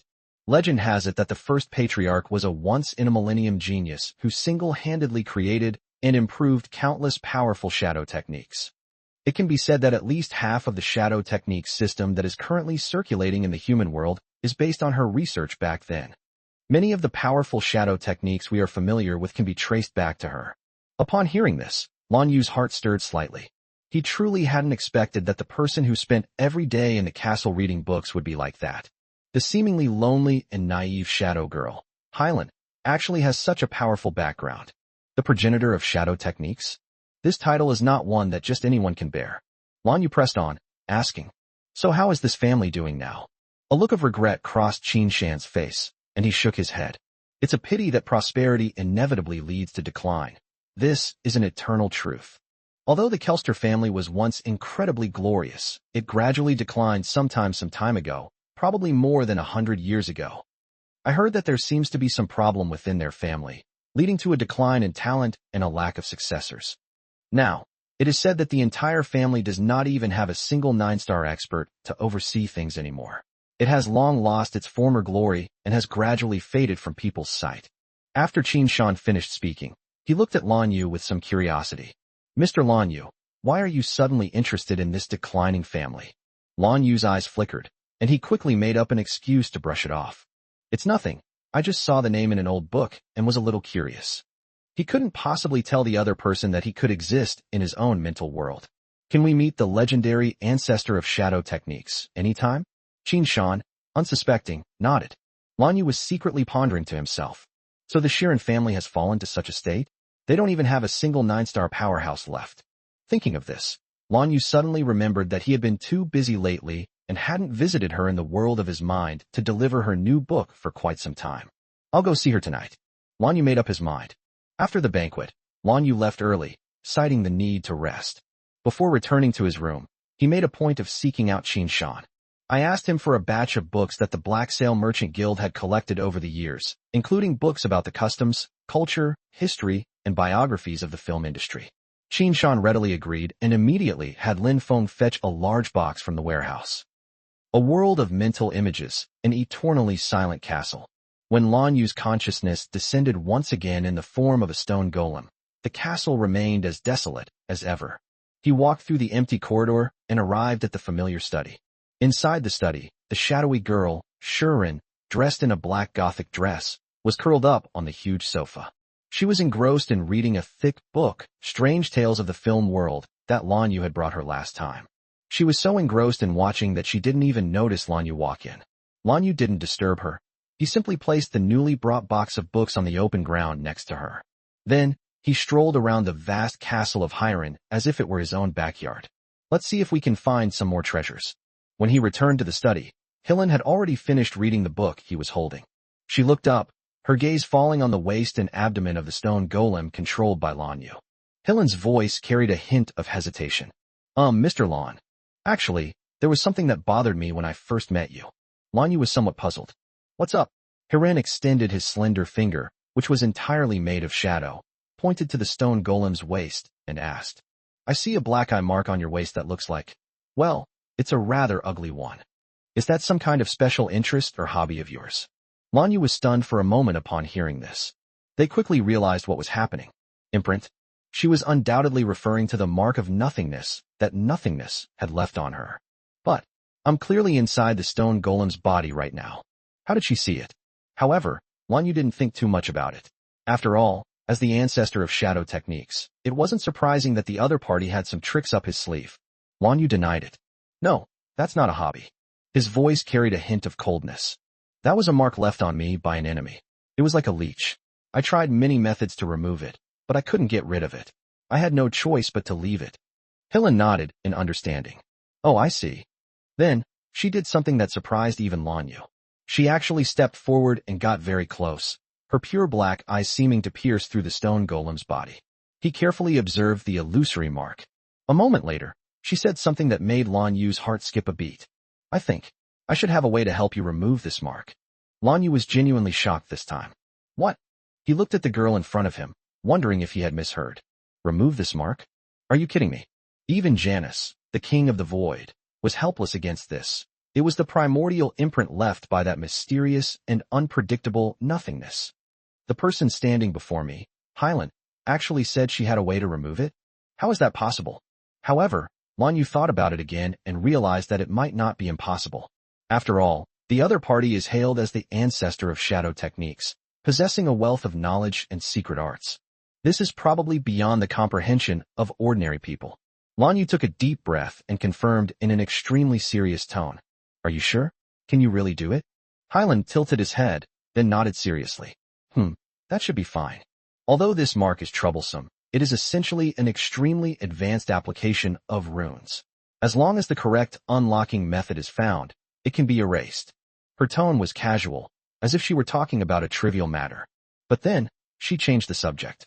However, removing this mark for you may take a lot of my energy. So, I need you to do something for me after this is done. It's not as simple as just sending books. What is it? Lan Yu asked immediately. Hyland looked at Lan Yu and slowly said, based on the books you recently brought, I can be fairly certain that the world you live in is many years in the future, which is the future of my time, right? Chapter 337 The Agreement. Lan Yu pondered for a moment, then nodded. Lan Yu had roughly guessed this information after learning that the other party was the first head of the family. After receiving an affirmative answer, a hint of nervousness and anticipation flashed in Hyland's eyes, and she pressed on. Then, does my family, the Kelster family, still exist in your time? Lan Yu nodded. Exist. Upon hearing those two words, Hyland visibly relaxed, his tense body finally settling down. Then she made her request. I hope that after I help you remove the mark, you can return to the real world and visit the current Kelster family. If my family encounters any trouble, please do what you can to help them. Lan Yu was somewhat puzzled. Why would you make this request? Hyland remained silent for a moment before slowly speaking. Because I was born with a special ability, prophecy. A long time ago, I had a prophetic dream. In my dream, I saw my family facing a genocidal crisis in the distant future that could lead to the extinction of our lineage. Her voice became somewhat low. At the end of that dream, there was a vague revelation that told me that someone from the future would be able to help me and my family resolve this crisis. Originally, I never understood the meaning of this prophecy, until I met you. After listening, Lan Yu fell silent. A crisis of annihilation? The person foretold in the prophecy? This sounds like some kind of prearranged script. However, he thought about it carefully. Using one's own ability to help in exchange for resolving the major problem of the void mark seems like a huge win. Lan Yu nodded. Okay, I promise you. However, I still need to make it clear that I will only do what I can. If the crisis is beyond my control, I may be powerless to help. Hyland nodded immediately, a genuine joy on his face. No problem. That's enough. An agreement has been reached. Hyland seemed impatient. She glanced at the mark on Lan Yu's waist and said, let's begin now. With that, she waved her hand gently. In an instant, the entire study space underwent a dramatic transformation. Layer upon layer of elaborate and dazzling barriers appeared out of thin air, completely enveloping the entire room. Countless dense golden runes lit up on the walls, floors, and ceilings, weaving together into a huge and complex net. The scale and complexity of this barrier are unlike anything Lan Yu has ever seen in his life.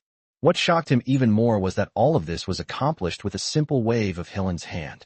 This control over shadow energy and runes is nothing short of miraculous. Only at this moment did Lan Yu truly begin to believe that perhaps she really could resolve the mark of nothingness. After doing all this, Hyland turned to look at Lan Yu, his pure black eyes sparkling with unprecedented seriousness and focus. Let's begin. 3 days later, in the real world, inside a guest room of the Black Sail Merchant Guild. When Lan Yu woke up in bed again, it was already bright outside the window. He felt as if his head had been run over by hundreds of trucks. He was dizzy and his whole body ached and felt weak. He hadn't expected that erasing the traces left by the void would take a full 3 days. During this time, Hiren used mysterious methods he couldn't understand to separate his soul from the stone golem. Then, using those densely packed runes, they performed a 3-day bone-scraping treatment on the void mark deep within his soul. To be honest, he almost didn't make it through. However, the ordeal of those 3 days was worth it. There, the skin was as smooth as ever.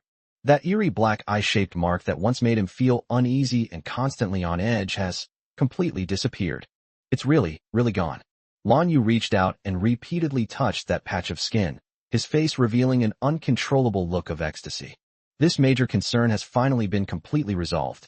He no longer needs to worry about that mysterious nothingness that can use this mark to pinpoint his location anytime, anywhere, or even launch unknown attacks against him. This feeling of having his burden lifted made him feel lighter than ever before. Knock, knock, knock. Just then, there was a knock on the door.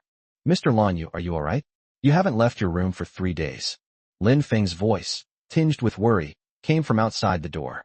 Lanyu then realized that 3 days had passed in the mental world, and 3 days had also passed in the real world. He quickly responded, I'm fine. I just had a minor mishap during my seclusion, but I've recovered now. He had informed Qin Shan and the others in advance that he would be in seclusion for a few days. Otherwise, they probably would have already broken down the door. Lanyu got out of bed and moved around a bit. Although he was still mentally tired, he was physically fine. He rested in his room for a day, and after adjusting his mental state to its best, he found Qin Shan. Team Leader Qin, how are your injuries? Lanyu asked. Qin Shan was standing in the courtyard stretching his muscles and bones, and he looked like he had recovered to about 70 to 80%. When he saw Lanyu, his face immediately lit up with a smile. Thanks to you, I've fully recovered. The medicine sent by Falcon S Nest is indeed very effective.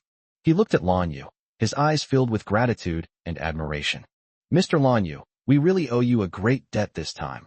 Otherwise our Black Sail Merchant Guild. No need to be so polite. Lanyu waved his hand. I plan to leave today and head to the Sea of Shadows. Upon hearing that Lanyu was leaving, Qin Shan, Lin Feng, and the others all showed expressions of reluctance. Are you leaving so soon? Yes, sir. Why don't you stay a few more days and let us treat you to a proper meal? Lanyu shook his head. No, I'm eager to go home. He has been in the Shadow Realm for quite some time now. Although he has experienced many adventures here and his strength has improved by leaps and bounds, he ultimately does not belong here. In the human world, his sister and his friends are waiting for him. Seeing that Lanyu was determined to leave, Qin Shan and the others did not try to stop him. They escorted Lanyu all the way to the port, where his Void Raven ship was already docked at its designated berth, ready to set sail. It was a strange ship, entirely black and shaped like a giant raven. The ship's hull is made of unknown metals and animal bones, exuding a ferocious yet mysterious beauty. Lin Feng handed a crystal containing the control core to Lanyu. Mr. Lanyu, we have already checked this ship for you. All functions are in good working order, and the energy has been replenished to full capacity. Qin Shan then gave some instructions from the side. The Sea of Shadows is fraught with danger, especially the deep sea area. Even the Void Raven ship cannot guarantee 100% safety. Sir, you must be extremely careful on this journey. Void Stealth can avoid the perception of most high-level shadow monsters. However, there is a cooldown period after each activation, and it consumes a lot of resources, so please use it only in critical moments. Also, the soul-devouring storm on the Sea of Shadows comes and goes without a trace. If you encounter it, remember not to fight it head-on. Immediately have the ship dive to the deep sea to take shelter. Told Lanyu in great detail all the precautions he knew about the Sea of Shadows. Lanyu listened attentively, memorizing all the valuable information. Thank you, he said solemnly to everyone. Take care, sir. Have a safe journey. Amidst the reluctant gazes of the Black Sail Merchant Guild members, Lanyu boarded the Void Raven ship. He stood at the bow of the ship and glanced back at the bustling and chaotic port city. The Void Raven ship emitted a deep hum, and the runes on both sides of the ship lit up one by one. It transformed into a black streak of light, cleaving through the waves and hurtling towards the vast Black Sea. Chapter 338 The King's Plan. The day after Lanyu left, a ripple suddenly appeared in the space above the port of Shadow Tide City. Immediately afterwards, a figure appeared silently in midair. It was the incarnation of the Eternal Night King who descended upon this place at a great cost. He hovered in the air, his narrow, phoenix-shaped eyes coldly sweeping over the bustling port below. His powerful divine sense, like an invisible giant net, instantly enveloped the entire city. He is searching for the scent of that human boy who had brought him such humiliation. However, despite scanning the area with his divine sense, he found no trace of Lanyu. The Night King frowned slightly. How could there not be? According to his calculations, this is the most likely place for that kid to appear. Could he have already left? Just as he was about to expand his search area, his divine sense suddenly paused at the Black Sail Merchant Guild's headquarters. The scent of humans? A cold, killing intent flashed in the eyes of the Night King. Although it wasn't the person he was looking for, a whole family of humans was hidden in this port city deep within the shadow world. This is unusual in itself. Perhaps we can get some clues about that kid from them. With a thought, he prepared to teleport towards the Black Sail Merchant Guild. At the same time, he also gave orders to the air behind him. Night Executioner, go and catch those rats. I want to interrogate them myself. Behind him should have been the position where his capable subordinate, the 8-star expert Yi Xing, stood. However, after he finished speaking, there was complete silence behind him, with no response whatsoever. The Night King abruptly stopped. He slowly turned around and looked behind him. There was no one there. Night Executioner, along with the elite members of the Eternal Night Pavilion he brought with him, have all disappeared. Just moments ago, they were standing respectfully behind him. How could they have suddenly disappeared? For the first time, a hint of solemnity appeared on the face of the Eternal Night King, whose handsome features were almost otherworldly. He was 100% certain that there had been no trace of spatial fluctuations or any burst of energy just now. His subordinates vanished into thin air right under the nose of this powerhouse, who was almost at the 9-star level. Night Execution? He called out again, his voice now tinged with a hint of wariness. It remained deathly silent. An ominous premonition, like a venomous snake, coiled around his heart. Just then, a pleasant voice, tinged with languor and playfulness, and whose gender was indistinguishable, suddenly came from the entrance of the harbor. Stop shouting. I've already gotten rid of all your noisy toys. The Night King's pupils contracted sharply as he instantly looked in the direction of the sound. Beneath the towering archway of the harbor, a figure stood, seemingly out of nowhere. The man was wearing a well-tailored black trench coat, stylish black sunglasses, and long, glossy black hair that reached his waist, which was casually draped over his shoulders. She just stood there casually, like an ordinary tourist visiting the port. But the moment the King of Eternal Night saw her, the hairs on his body stood on end. Danger. Extreme danger. Of shadow energy from the other person. He was just like an ordinary mortal. But it is precisely this ordinary that represents the ultimate extraordinary. This shows that the other party's realm has far exceeded his perception range. Who are you? The Night King's voice became extremely solemn, and the shadow energy within his body began to circulate wildly, ready to unleash a thunderous strike at any moment. However, the being known as Nothingness seemed oblivious to his alarmed state. She simply raised her hand and took off her sunglasses. He revealed a pair of deep, empty, pure black eyes that seemed capable of swallowing all light. She looked at the Eternal Night King, a hint of interest curving her lips. Just a passerby. The moment the words left his mouth, the Night King moved. Without the slightest hesitation, he immediately unleashed one of his strongest killing moves. Eternal Night, the realm without light. He suddenly raised his hand, and endless darkness erupted from him. It transformed into a massive black domain, instantly engulfing the figure in black. In this realm, all light, all perception, and even all laws will be stripped away, plunging into eternal silence and nothingness. Domain-type shadow technique that can give even a 9-star powerhouse of the same level a headache. However, this darkness was enough to devour everything. The figure in black simply stood there quietly, the playful smile on his face unchanged. The darkness, powerful enough to annihilate everything, came within 3 feet of her body. It was as if they had encountered an invisible barrier, automatically parting to both sides, unable to even touch a corner of her clothing. Domain? Interesting. She made a soft comment, then extended a slender, white index finger and gently touched the darkness ahead. Pop. A soft sound. The Eternal Night King's dark realm, powerful enough to cover half the port. Like a popped soap bubble, it instantly collapses and dissipates, as if it had never existed. Puff. As if struck by a heavy blow, the Night King suddenly spat out a mouthful of dark golden blood, and the color drained from his face instantly. For the first time, his eyes revealed emotions of horror and fear. How is that possible? His own domain of origin was actually exposed by the other party with a single finger?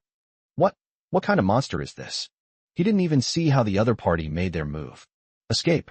We must escape. Only this one thought remained in the mind of the Eternal Night King.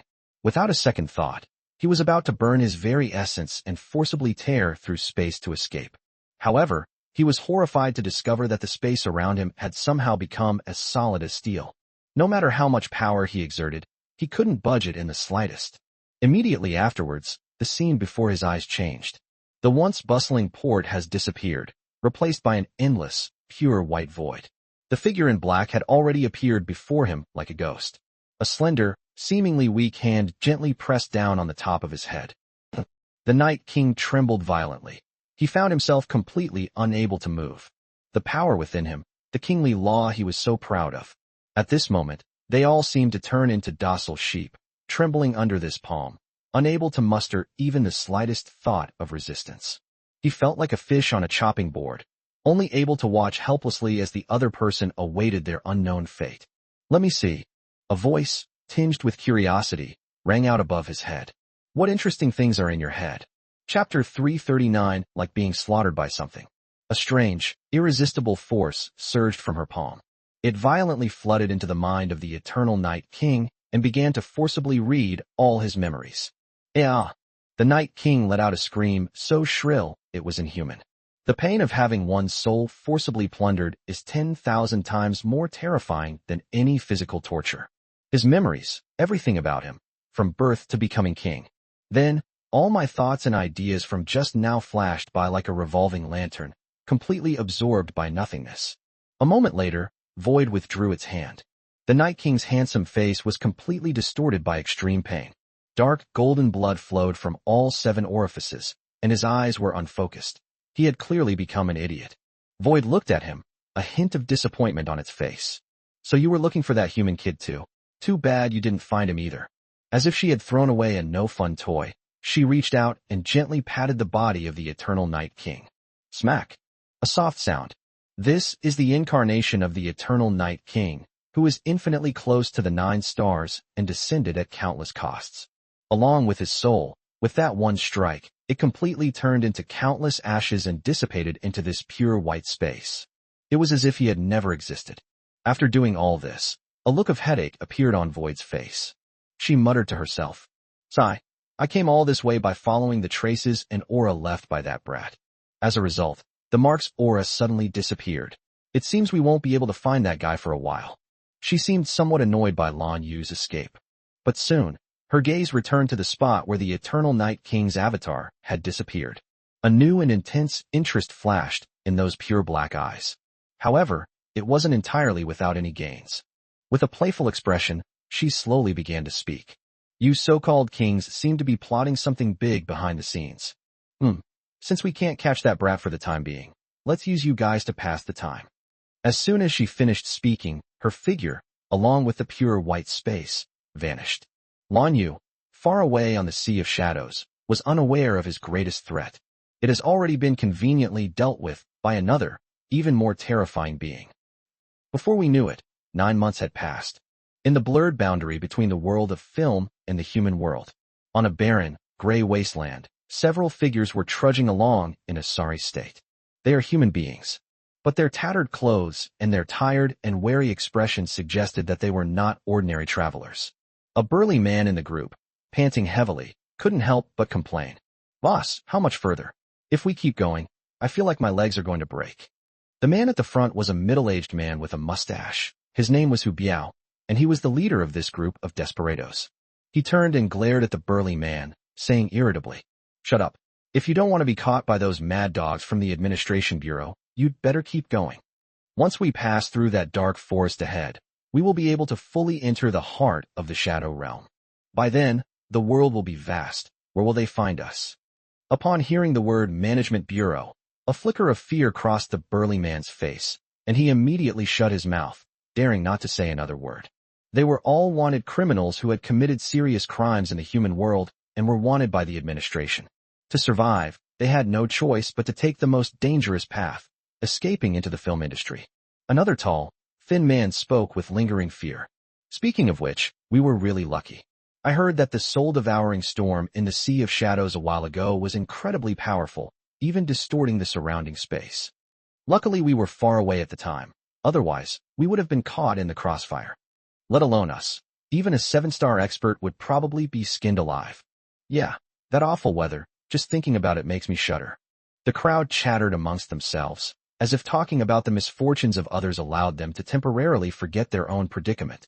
Just then, a short, thin, and unremarkable man at the end of the line suddenly stopped. He suddenly raised his head, and made a shushing gesture, etc. Everyone fell silent abruptly, turning to look at him.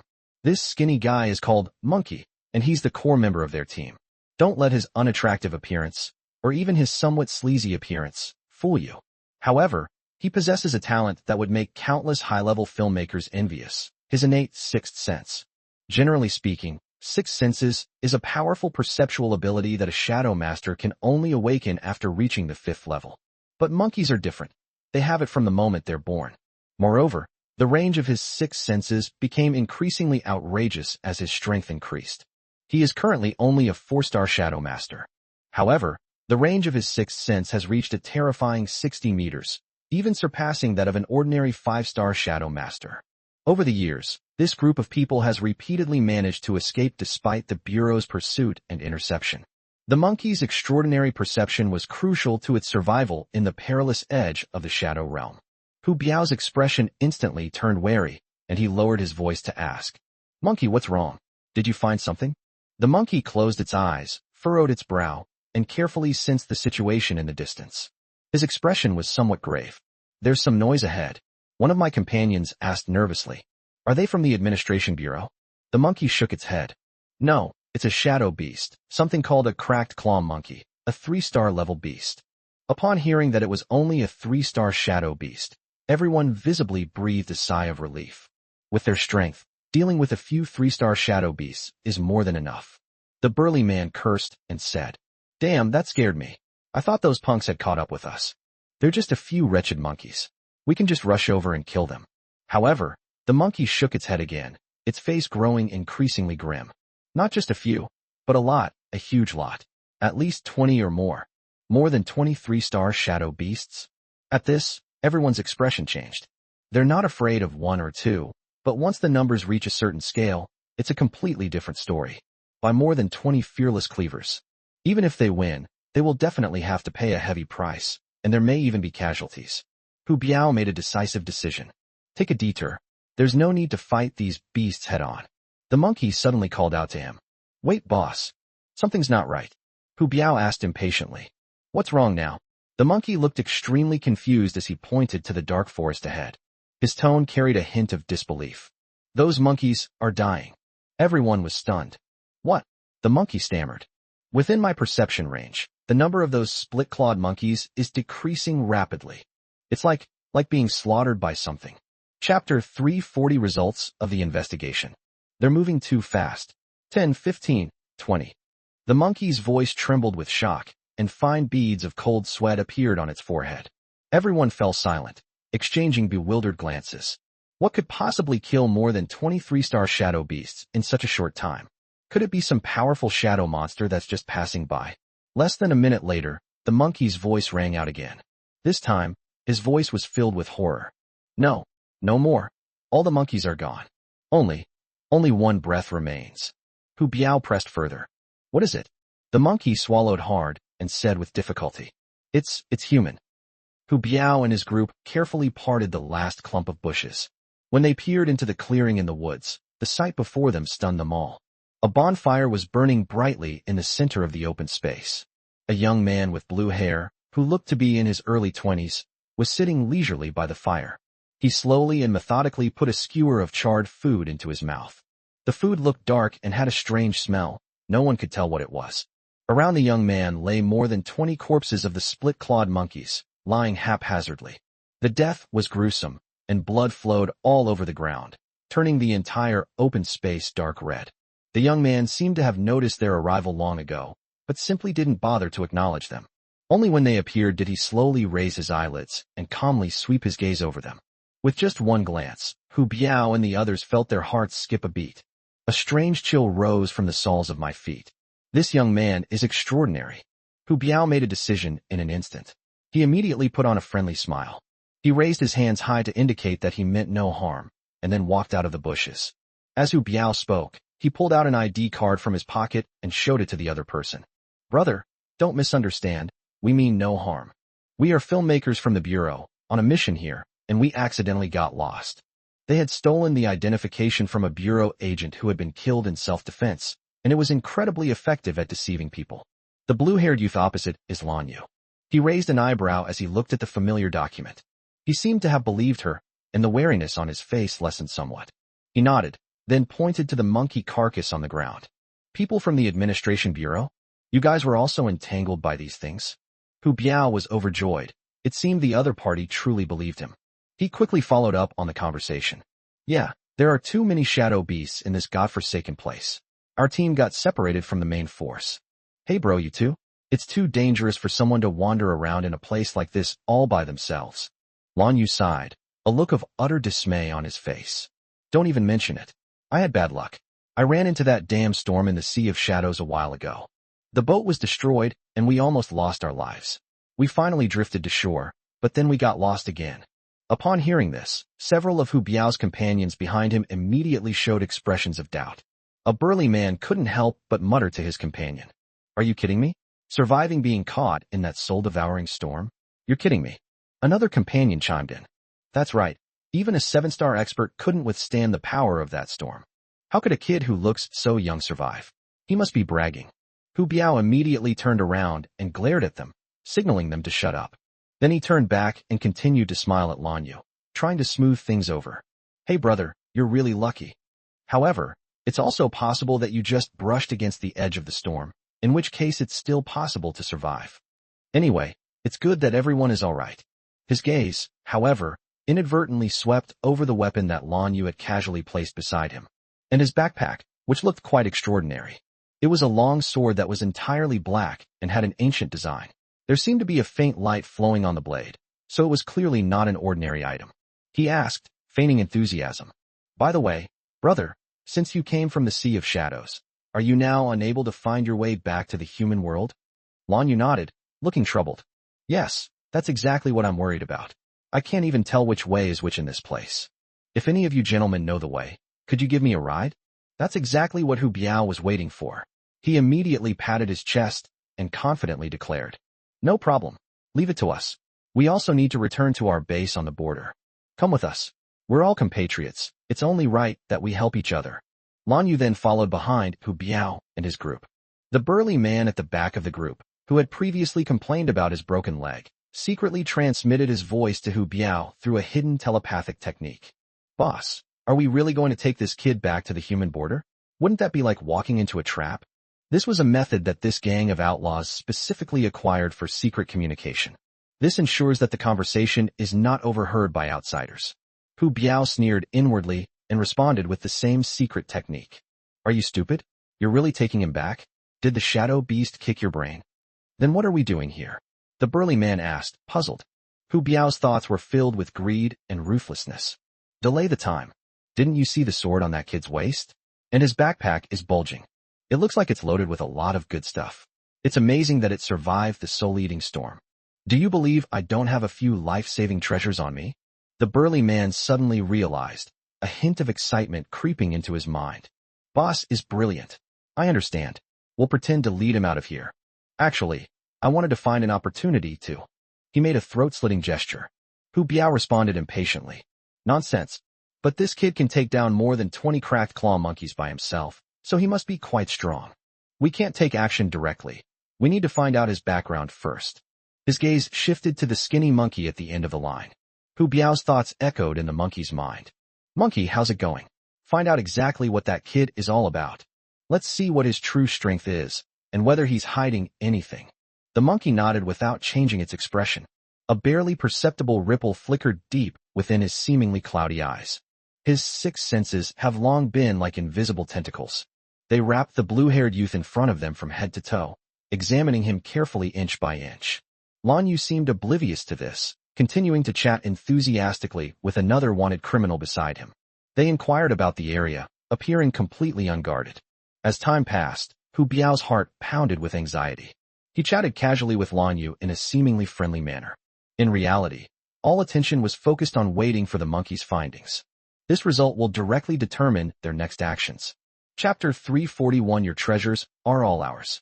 If the other party is a tough nut to crack, a master they can't afford to mess with, then they could only obediently take him to a nearby spot, point him in a random direction, and then part ways, treating it as making friends. But what if? What if the other party is just a paper tiger, all bark and no bite? Hu Biao licked his dry lips, his eyes gleaming with greed. Finally, the monkey's thoughts were transmitted. Hu Biao asked impatiently, "How about it?" The monkey's thoughts carried a hint of solemnity and certainty. "Boss, you guessed right. This kid really was hiding his strength. The aura he exudes is probably only at the level of a 3-star shadow master, but according to my perception, his true strength is definitely more than 3 stars." Upon hearing this result, Hu Biao's heart skipped a beat, and a wave of disappointment washed over him. He's definitely not a nice guy. He knew that someone who could survive such a storm couldn't be an ordinary person. "It seems I won't be making this windfall." Hu Biao sighed inwardly, already prepared to give up. It would be contrary to his usual cautious approach to provoke a master of unknown strength for some uncertain treasure. However, just as he was about to change his plans, the monkey's thoughts came through again. This time it brought a strong turning point and a touch of excitement. "But, boss, I've discovered something else," Hu Biao urged. "What? Tell me." The monkey's thoughts became clearer. "That kid said he encountered a storm, and it's probably true. I could feel that there was still a very violent and chaotic energy remaining in his body. It's the unique aura of that soul-devouring storm. This residual power is like an impurity mixed in with his shadow energy, seriously affecting the flow of his power. So I can tell that no matter how strong he was before. But now, the maximum strength he can unleash is at most only at the level of a 3-star shadow artist." Boom. This news struck Hu Biao like a bolt from the blue. Disappointment was instantly replaced by immense elation. An opportunity. A tremendous opportunity. A master who possesses a great treasure, but whose strength has plummeted due to injury. This is practically a piece of fat meat delivered right to our mouths by God. Hu Biao felt his heart pounding wildly, and his blood boiling with excitement. He forcefully suppressed his inner excitement, keeping his expression calm. He turned to look at Lan Yu, his face showing even more concern. Hu Biao said, feigning seriousness, "Brother Lan Yu, you don't look well, and your breathing seems a bit disordered. Has the injury from that storm still not healed?" Lan Yu gave a perfectly timed, wry smile and nodded. Brother Hu Biao has a really good eye. The power of that storm was too domineering. Although I survived, a lot of impurities were mixed into my body, making me feel uncomfortable all over now. His words undoubtedly confirmed the monkey's findings. Hu Biao was overjoyed, but his face showed a regretful expression of empathy. He pondered for a moment, then, as if suddenly remembering something, slapped his thigh and said, "Brother, I have a good place that might be able to help you solve this problem." Lan Yu immediately showed an expression of interest. "Oh, where?" Hu Biao smiled mysteriously and pointed into the distance, saying, "In that direction, there is a place called Valley of Spirit Surge, which is a famous treasure land in this area. The concentration and purity of the shadow gas there far exceed those of other places. Many injured shadow masters or shadow beasts go there to heal or advance in rank by drawing upon the pure shadow energy. I estimate that given your current situation, you only need to stay there for a day or two. By using the energy there to cleanse your body, you can expel the impurities." Upon hearing this, Lan Yu's face immediately lit up with surprise. "Really? That's wonderful." Hu Biao waved his hand generously. "Don't mention it. Let's go. We'll head over now. It's on our way anyway." He warmly put his arm around Lan Yu's shoulder and led the way toward the Valley of Spirit Surge. Behind him, his companions exchanged a knowing glance. Everyone wore a cruel and greedy smile. They looked at Lan Yu's back as if they were looking at a treasure that was about to be divided up. Of Spirit Surge, Hu Biao made sure everything went smoothly. He even deliberately led the team in a small circle, leading Lan Yu to a dangerous area that he had already marked. Hu Biao pointed to an area of jagged rocks ahead and said, "We'll be there soon if we just cross this rocky slope ahead." He had already made up his mind. In that rocky slope dwells a shadow beast, the stone armor lizard, whose strength has reached the peak of the 4th star. They planned to lure Lan Yu over there, and then launch a deadly sneak attack from behind while Lan Yu was fighting the stone-armored lizard. A master whose strength is suppressed to 3 stars, and who also has to deal with a 4-star shadow beast. Faced with their all-out sneak attack, there was absolutely no hope of survival. The plan is perfect. As Hu Biao looked at the unsuspecting figure in front of him, the smile on his lips grew even colder. "Kid, don't blame us for being ruthless. You can only blame yourself for being too rich and too unlucky." When the group stepped onto that rocky, craggy slope, the atmosphere in the air subtly changed. Hu Biao and his men continued to chat and laugh on the surface. But in reality, everyone's inner energy was already secretly circulating, and their eyes were exchanging signals that they were ready to take action. The way they looked at Lan Yu was no longer that of a companion, but that of a dead man. Roar! Just as they ventured deeper into the heart of the rocky slope, a ferocious roar suddenly came from behind a huge rock in front. Immediately afterwards, the ground trembled slightly. A shadow beast, over 5 meters long, covered in thick rock armor and resembling a giant lizard, suddenly burst out from behind the rocks. It was that peak 4-star shadow beast, the stone-armored lizard. The stone-armored lizard's murky, beastly eyes instantly locked onto Lan Yu, who was walking at the front. I sensed the weak aura of Samsung emanating from him. Without hesitation, it made Lan Yu its top priority prey. Oh no, it's a stone lizard. Everyone be careful, Hu Biao shouted in a panic. At the same time, he quickly led his men to scatter to both sides in a flurry of activity. This perfectly exposed Lan Yu directly in front of the stone-armored lizard. A meticulously planned drama has officially begun. Lan Yu looked at the 4-star shadow beast that was charging towards him. A look of panic appeared on his face at the opportune moment, and he staggered backward, seemingly quite frightened. Brother Lan Yu, get out of the way, Hu Biao shouted anxiously from a distance. It seemed as if they were genuinely worried about Lan Yu's safety. But in his heart, a frenzied roar was taking place. Now, take action.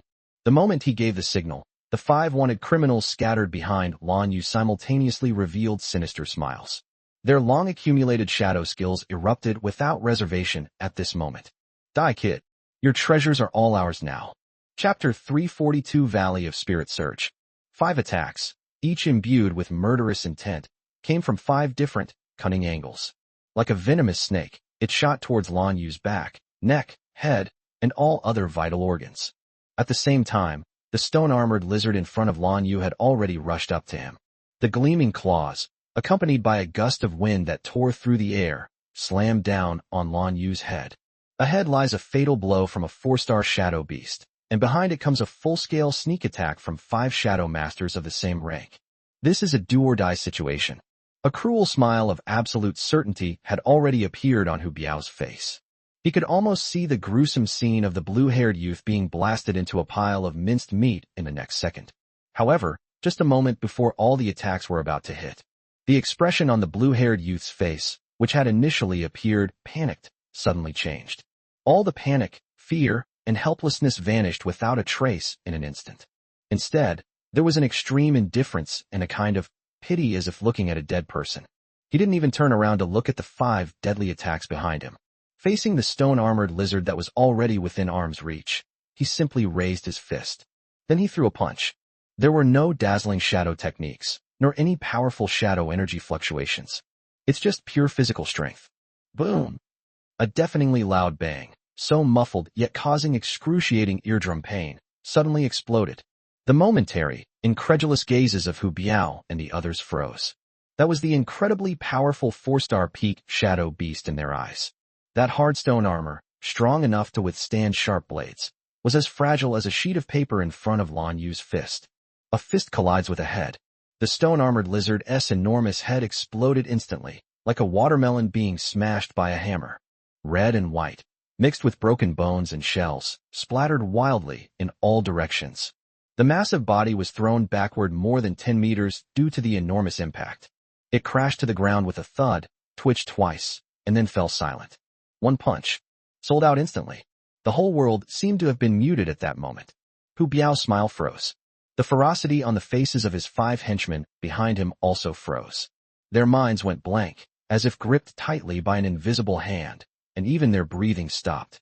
What's going on? A kid whose strength was suppressed to 3 stars, punched, and blew up a peak 4-star shadow beast? Am I dreaming? Before they could even process the shock of this mind-blowing event, Lan Yu moved. His figure left a lingering shadow on the spot. Quick. Extremely fast. It's so fast that even their eyes, and even their 6 senses, can't detect it. The first person to react was the burly man who had complained about his broken leg. He felt a chill on his neck, and then saw his body rapidly moving away from him. He died. His neck was easily snapped by a hand, as easily as breaking a dry twig.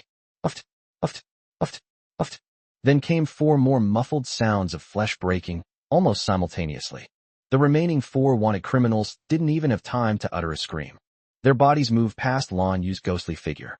It can be easily pierced, torn apart, or crushed by fists, palms, or fingers. Blood and pieces of entrails stained the rocky slope red. The whole thing took less than 2 seconds. Hu Biao's 5 subordinates, all of whom were at least 3-star level, were reduced to a pile of minced meat. When Lan Yu reappeared in the same spot, not a single drop of blood was on him. He slowly turned around, his cold eyes falling on Hu Biao, the only one still alive and completely terrified. Hu Biao stared blankly at the severed limbs scattered all over the ground. Then she looked at the unharmed, indifferent young man. His body began to tremble violently and uncontrollably. Fear, an unprecedented fear, like an icy tide, instantly overwhelmed all his reason. He finally understood. What strength was suppressed? What was seriously injured? It's all fake. This kid was acting the whole time. He is not a fat sheep waiting to be slaughtered at all, but a prehistoric beast in sheep's clothing. These self-righteous hunters are the real prey. Yu. Hu Biao's voice became sharp and distorted due to extreme fear. He wanted to say something, but he couldn't utter a single word. Lan Yu looked at him and calmly said, I was hoping you could live a little longer, until you took me to that valley of spirit surge. I never expected you guys to be so eager to die. Lan Yu was actually somewhat helpless inside. The skinny monkey's judgment was actually not wrong. The soul-devouring storm did indeed severely restrict the flow of his shadow qi. This prevented him from using most of his shadow techniques, suppressing his strength to around 3 stars. But his greatest trump card has never been his shadow skills. Rather, it was his terrifying physical body, which, after being enhanced by the king's body, intermediate, was comparable to a high-level shadow weapon. This pure physical strength is completely unaffected by any energy impurities. Therefore, even without using a trace of shadow energy, one can crush a 7-star expert with just their physical body. Lan Yu walked step by step toward Hu Biao, who had collapsed to the ground. Now tell me the exact location of the Valley of Spirit Surge. Hu Biao burst into tears, completely breaking down. I'll tell you. I'll tell you everything. Faced with the threat to his life, he didn't hesitate to spill everything he knew. Having obtained the information he wanted, Lan Yu nodded in satisfaction. Then he lifted his foot. No, don't kill. Click. A crisp cracking sound brought Hu Biao's pleas to an abrupt halt. After picking up everyone's spoils, Lan Yu determined the direction and headed towards the location of Spirit Surge Valley. Those wanted criminals were indeed right in their judgment. After experiencing this soul-eating storm, Lan Yu survived by using every means possible. But the violent and chaotic energy in the storm invaded his body like maggots clinging to his bones. With his shadow energy and chaotic power, forming a kind of impurity that was difficult to remove. These impurities blocked his meridians, making it extremely difficult for him to even mobilize his inner energy. Their strength was forcibly suppressed to around 3 stars. Lan Yu estimated that if he relied solely on himself to slowly refine it, it will take at least half a month to completely remove these impurities and restore the product to its peak condition. So when he learned about the Valley of Spiritual Surge from Hu Biao, he immediately set his sights on it. A treasure trove that can accelerate healing and advancement is undoubtedly a godsend for him in his current situation. According to the route confessed by Hu Biao, Lan Yu spent about half a day on it. Finally, the outline of the valley came into view in the distance. Chapter 343 Face Change. It was a huge valley shrouded in thick black fog. Even from a great distance, Lan Yu could feel a pure and refreshing aura emanating from him. A good place. Lan Yu secretly praised him. However, when he got closer, he found that something was wrong. There was a checkpoint at the entrance to the valley, manned by a dozen men dressed in uniform black armor. The formidable Shadow Clan soldiers stood guard there, blocking anyone attempting to enter the valley. At that moment, several Shadow Clan members who appeared to be local residents were engaged in a fierce argument with the soldiers. A Shadow Clan member with a severed arm roared angrily. Why can't we go in? Spirit Valley belongs to all of us. What right do you have to occupy it? His companion was badly injured and clearly wanted to go into the valley to heal. Exactly. We just want to go in and recover from our injuries. We won't be staying for long. The leading soldier captain was a Shadow Clan member with 4 arms. His face was filled with undisguised arrogance and disdain as he coldly said, On what grounds? Because we are under the command of Lord Gluttony. This valley has now been temporarily requisitioned by us. Gluttonous king? Lan Yu raised an eyebrow, another one of the 7 kings of the film industry. It seems I really do have a connection with these so-called monarchs. The captain of the soldiers continued in a condescending tone. Our Lord Leia has ordered that we be here to protect these lords and help them advance to the 7 stars. No one is allowed to enter before the esteemed officials emerge from seclusion. Those who know what's good for them should get lost and stop getting in the way. Hearing the names Gluttonous King and Great Lord, the Shadow Clan members who were initially indignant instantly lost their momentum. The monarch is the absolute ruler of the film industry. The Grand Lords are the king's most elite fighting force, each a terrifying existence with a strength reaching the 8-star level. Let alone ordinary Shadow Clan members. Even a typical city lord would have to treat them with utmost respect. One of the Shadow Clan members, still unwilling to give up, pulled out a money pouch from his robes, intending to bribe the soldier captain. Sir Soldier, please do us a favor, The soldier captain waved his hand impatiently, and a gust of wind sent the Shadow Clan member flying to the ground. Roll. If you dare to utter another word, I'll treat you all as intruders and kill you on the spot. The faces of those Shadow Clan members were filled with resentment and humiliation, but in the end they dared not speak out. They could only help their injured companion and turn away dejectedly. As they passed by Lan Yu, they kindly offered him a word of advice. Brother, don't waste your energy. We can't get into this valley today. Let's try to find a solution elsewhere. Lan Yu ignored them and walked straight toward the valley entrance. Seeing this, the Shadow Clan members shook their heads, thinking that this fellow clansman was really stubborn and they could only pray for good luck. Lan Yu's arrival naturally attracted the attention of the soldiers. When the captain of the soldiers saw that someone else was coming, he looked impatient and was about to yell at them to drive them away, just like before. But when his gaze fell on Lan Yu, he swallowed the words that were on the tip of his tongue, because he saw the person standing behind Lan Yu, a Shadow Clan warrior, who is nearly 4 meters tall, with a burly build like an iron tower, and exudes a cold and powerful aura. The undisguised pressure made even a 5-star captain like him feel a chill run down his spine. 7-star Lord. The soldier captain's mind went blank for a moment as he instantly recalled the instructions given to them by Lord Thunder Fong before they set off. This protection of the Dharma may attract some powerful individuals from the surrounding area who have heard the news. If it's a regular Shadow Clan member, just drive them away. But what if we encounter a powerhouse at the Lord level? As long as they are not here to cause trouble, we should not clash with them. Letting them in is fine, so as to avoid any unforeseen complications. After all, those who can reach the level of a 7-star Lord all have some kind of background. He might be a subordinate of some monarch or other powerful force. It's not worth offending someone of the same level over such a trivial matter. The soldier captain's mind raced as he weighed the pros and cons. Just then, Lan Yu walked up to him. Lan Yu spoke calmly. We want to go in. The soldier captain glanced at Lan Yu, who had no expression. She glanced again at the menacing 7-star puppet behind him, and the scales in her heart instantly tipped.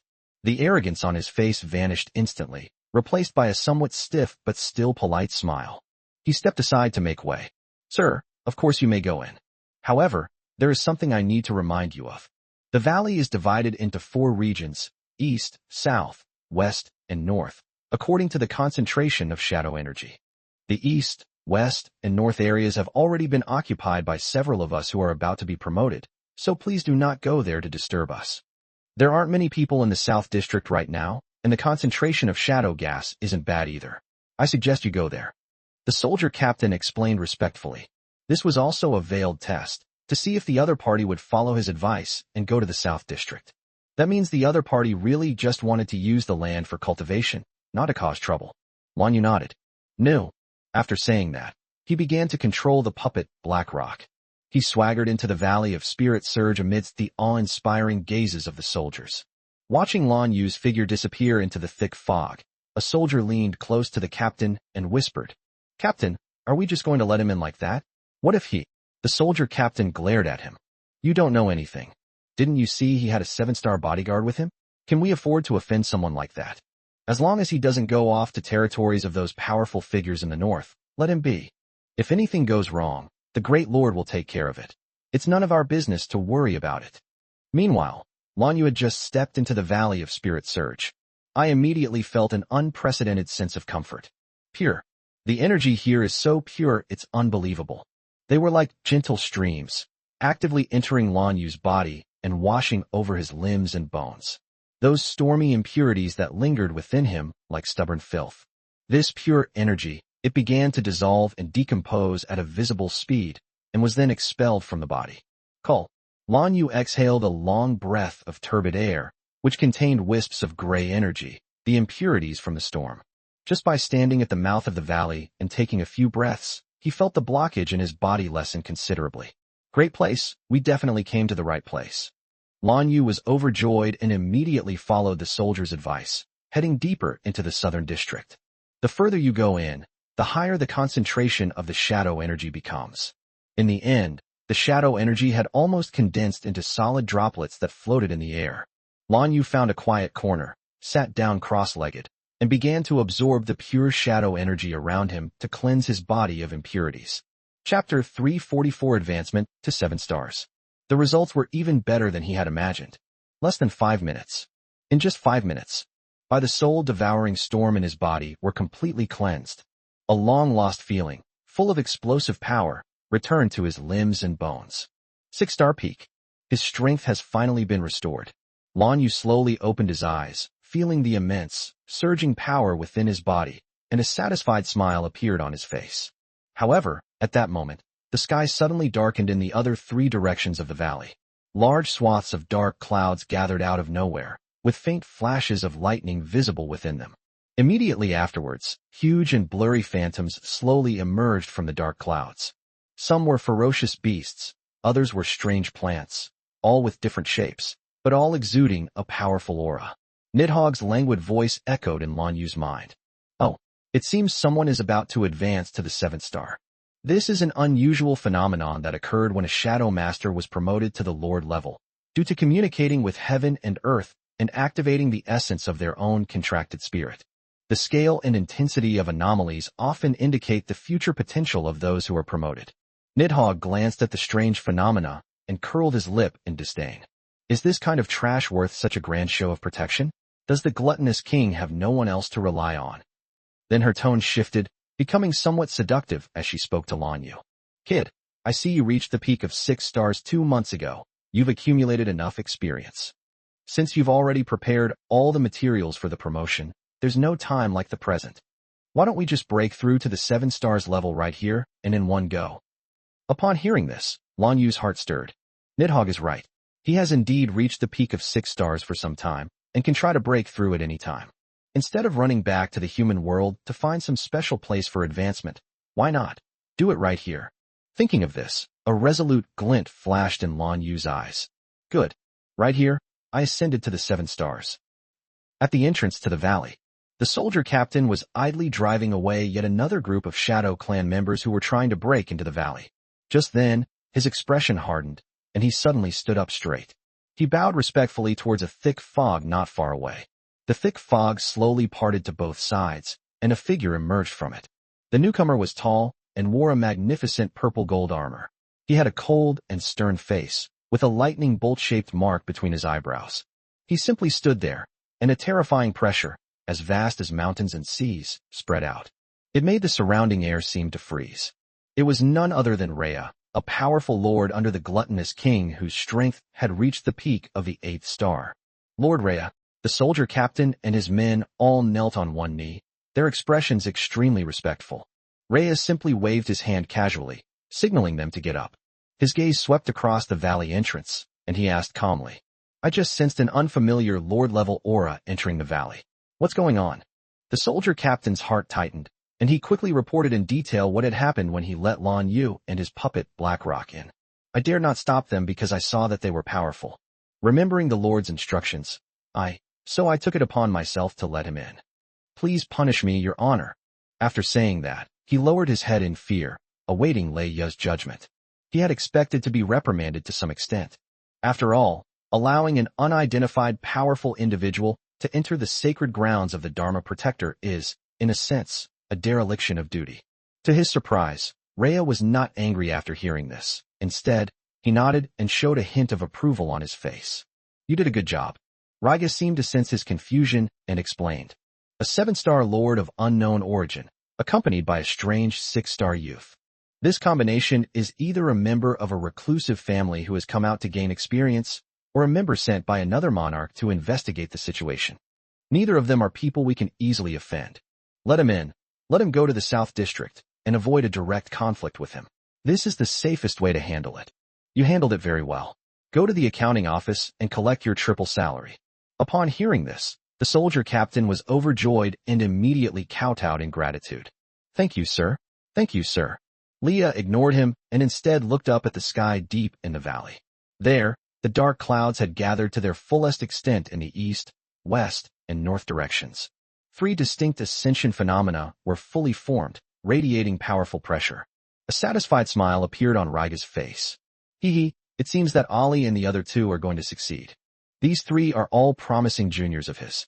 As long as they successfully advance to the 7 stars level, the strength under his command will increase further. However, just when he was in a good mood, a sudden change has occurred. Boom! An extremely violent suction force suddenly erupted from the southern part of the valley. It felt as if a bottomless black hole had suddenly appeared in the center of the South District. It began to devour everything around it wildly and irrationally. The dense, fog-like aura in the valley was instantly pulled by this suction force. Visible black vortexes formed, frantically converging towards the southern area. What's going on? My God, the shadow energy of the southern district has been completely absorbed. How am I supposed to cultivate now? I can't absorb any more. Immediately afterwards, a commotion came from the direction of the South District. Dozens of Shadow Clan members who had been cultivating in the Southern District were now scrambling out of there. Everyone's face was filled with shock and anger. Leia frowned, reached out to stop the fastest Shadow Clan member, and asked in a deep voice, "What happened in the South District? Why is there such a commotion?" The Shadow Clan member was startled to see that it was Grand Lord Thunderfang, and quickly replied, Reporting to my lord. I don't know. A madman suddenly appeared in the South District. Draw all the shadow energy towards him. We can't possibly outdo him. I couldn't even cultivate a wisp of shadow energy, so I ran away. Upon hearing this, a hint of surprise flashed in Leia's eyes. Can't beat them to a fight. The shadow energy of the Valley of Spirit Surge is so vast that it would be more than enough for dozens of people to absorb at the same time. All the shadow energy in the entire Southern District by themselves, preventing others from absorbing even a trace of it? What an incredibly terrifying absorption rate. Could it be the 7-star Lord who just went in? Even a 7-star Lord shouldn't have such outrageous methods. Rhea was puzzled. Suddenly, the scene in the sky changed drastically once again. Chapter 345 Spatial Fluctuations. The dark clouds that were originally gathering only in the east, west, and north are now over the southern area. Even more terrifying and darker clouds began to gather wildly. Its convergence speed and scale far exceeded the sum of the other 3 directions. Is someone else getting promoted? Rhea's expression instantly became extremely serious. He could tell that this was also a sign of advancing to the 7th star. But this strange phenomenon is far too big. Boom! A deafening roar, seemingly capable of tearing the sky apart, came from the dark clouds above the southern district.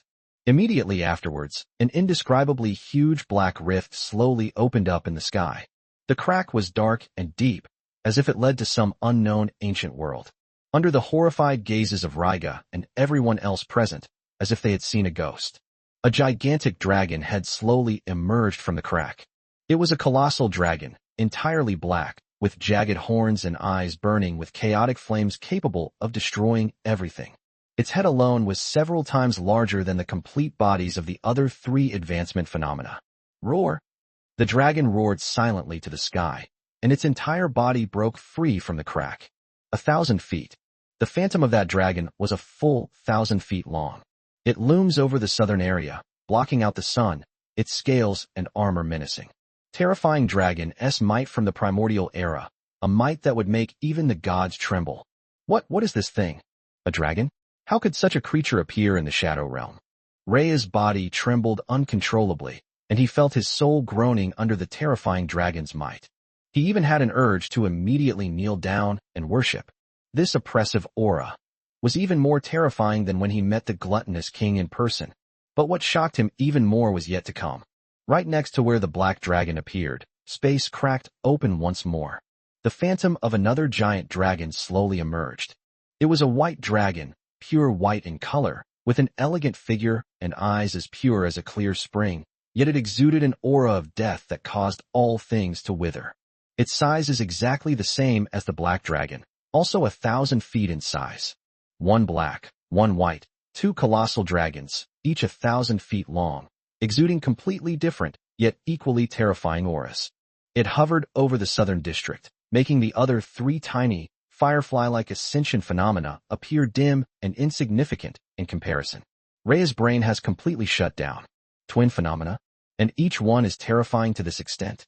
Who the hell got promoted? Just as everyone was terrified by this earth-shattering scene, the two giant dragons moved. They simultaneously opened their enormous mouths, enough to devour mountains. Then take a deep breath. Call.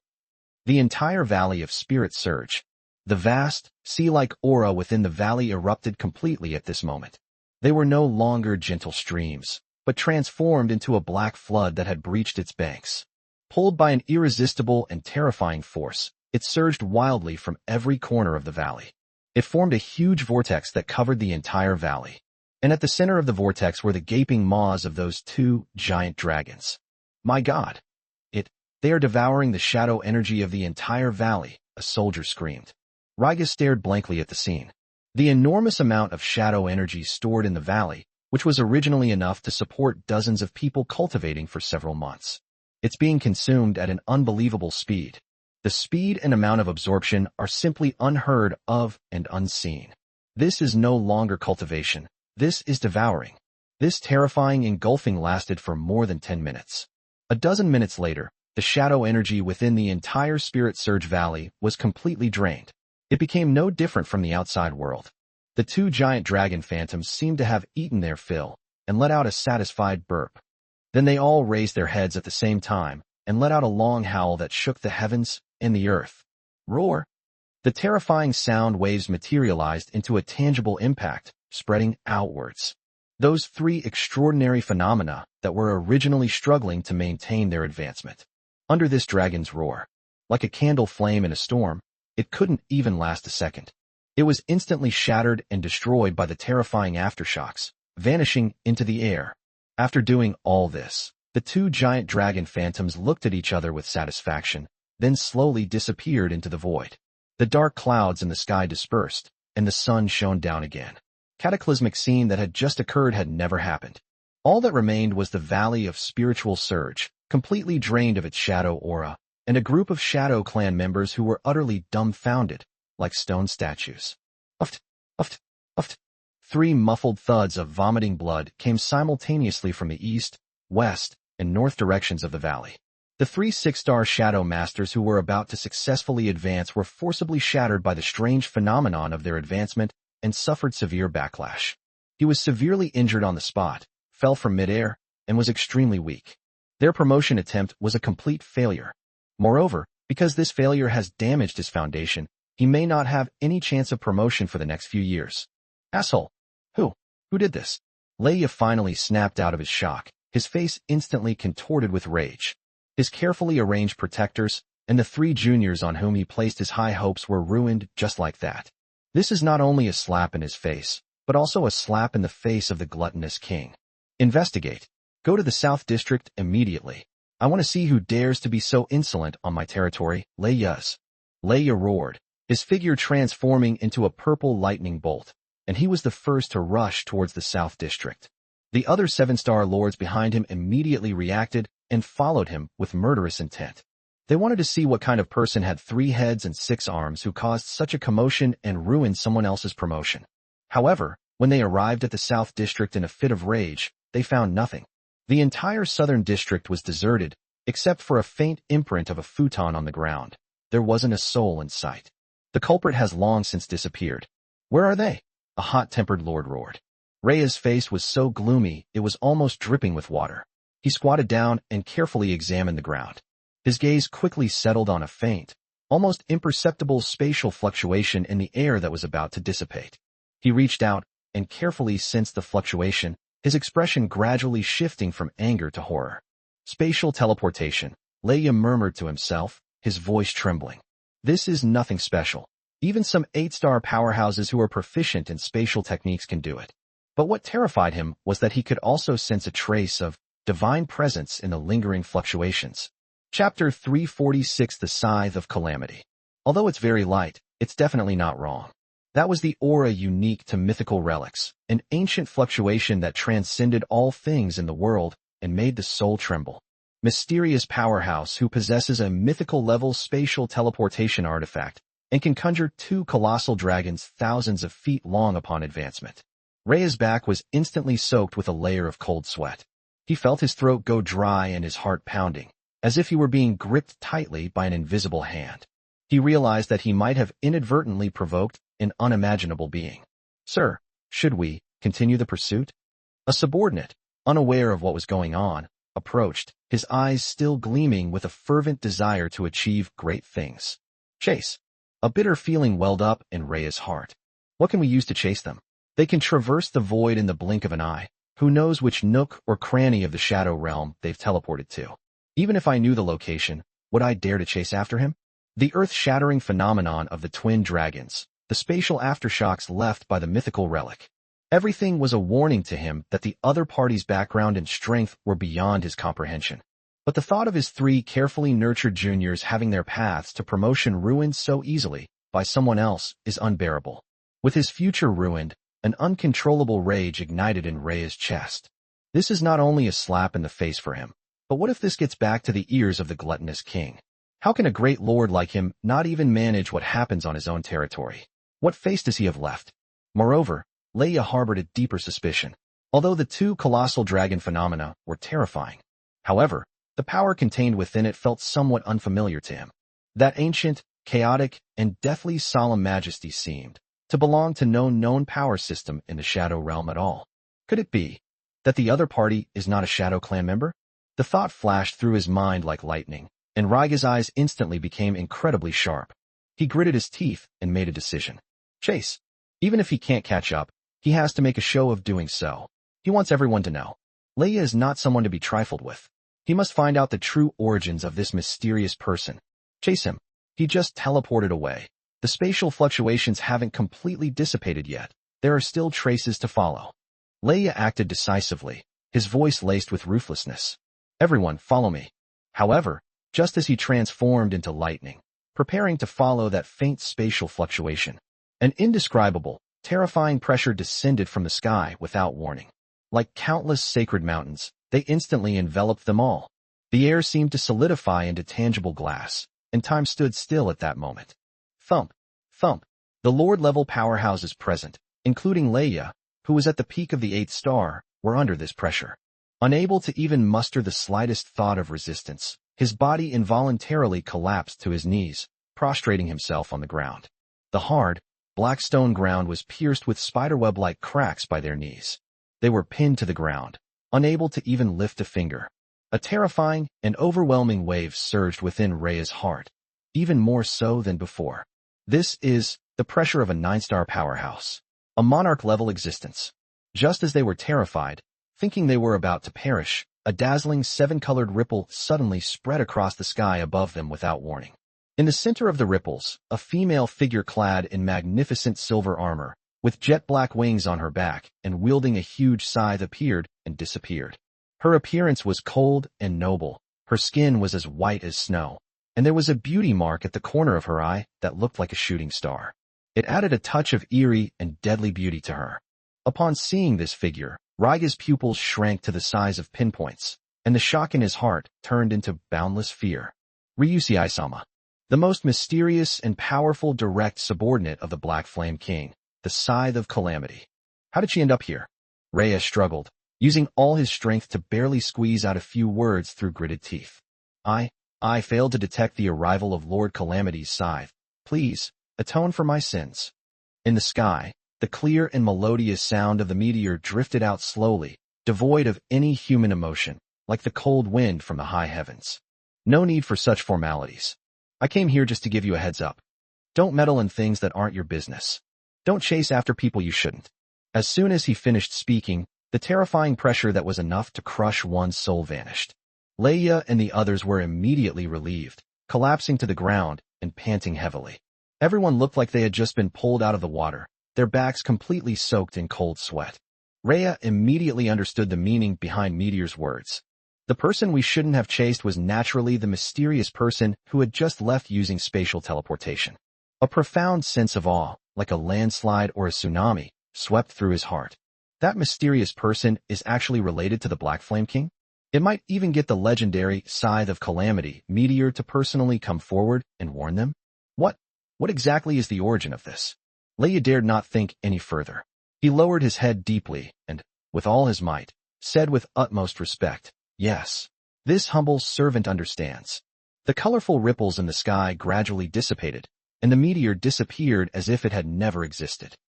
On the other side, the silhouette of a meteor appeared 10,000 meters above the sky. She glanced in the direction Lan Yu had teleported away, and a rare hint of emotion flickered in her usually calm eyes. "I didn't expect that kid could actually come out of the sea of shadows alive and cause such a commotion, with 2,000-foot-long primal phenomena. That's quite interesting." Just then, the space in front of her rippled slightly, and a screen-like reflection appeared. The image shows the Black Flame King, dressed in a straw hat and fisherman's attire, leisurely fishing in a small boat. Black Flame lazily raised his eyelids and asked, "That kid left?" Meteor nodded. "We've reached the border. Judging from the direction, we're heading back to the human world. We should arrive there soon." "Is that so? That's good." Black Flame's voice sounded as if he had breathed a sigh of relief, as if a small burden had been lifted off his shoulders. Meteor remained silent for a moment, but finally couldn't help but ask the question that had been bothering her. "Your Majesty, why are you so concerned about that human? You even went so far as to have me personally escort him in secret." She paused, a hint of confusion in her voice. "Could it be that you really believe he has the ability to kill nothingness?" Upon hearing this, Black Flame suddenly chuckled, and even his fishing rod trembled. He said lazily, "Kill the void. I don't have much hope for that. We both know how terrifying that being is. With his current meager abilities, he's still far from being able to achieve that." Meteor was even more puzzled. "Then why did you?" Black Flame's laughter carried an obvious hint of amusement, like that of a mischievous child who had found a new toy. "Although I didn't expect him to kill the void. But there is one thing I am certain of. That is, Void really desperately wants to, crush that kid with his own hands." He tugged at the fishing rod, as if a fish had taken the bait, but he paid no attention and continued. "As far as I know, that Void is very arrogant and will never easily leave her original mark on any living being. Since she left a mark on that kid, it means she's determined to have him." Black Flame's voice turned cheerful, tinged with a hint of schadenfreude and mockery. "Since nothingness wants him dead, then I will make sure he lives, and lives well. I may not be able to do anything else, but I'd be happy to make that damn guy feel annoyed and miserable for a while.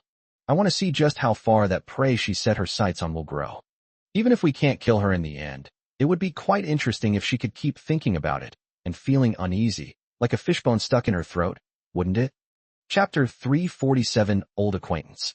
A ripple appeared in the air above a dense forest hundreds of miles away, and Lan Yu's figure slowly emerged. He felt an unprecedented surge of power within him, and a sense of exhilaration washed over him. 7-star Shadow Master.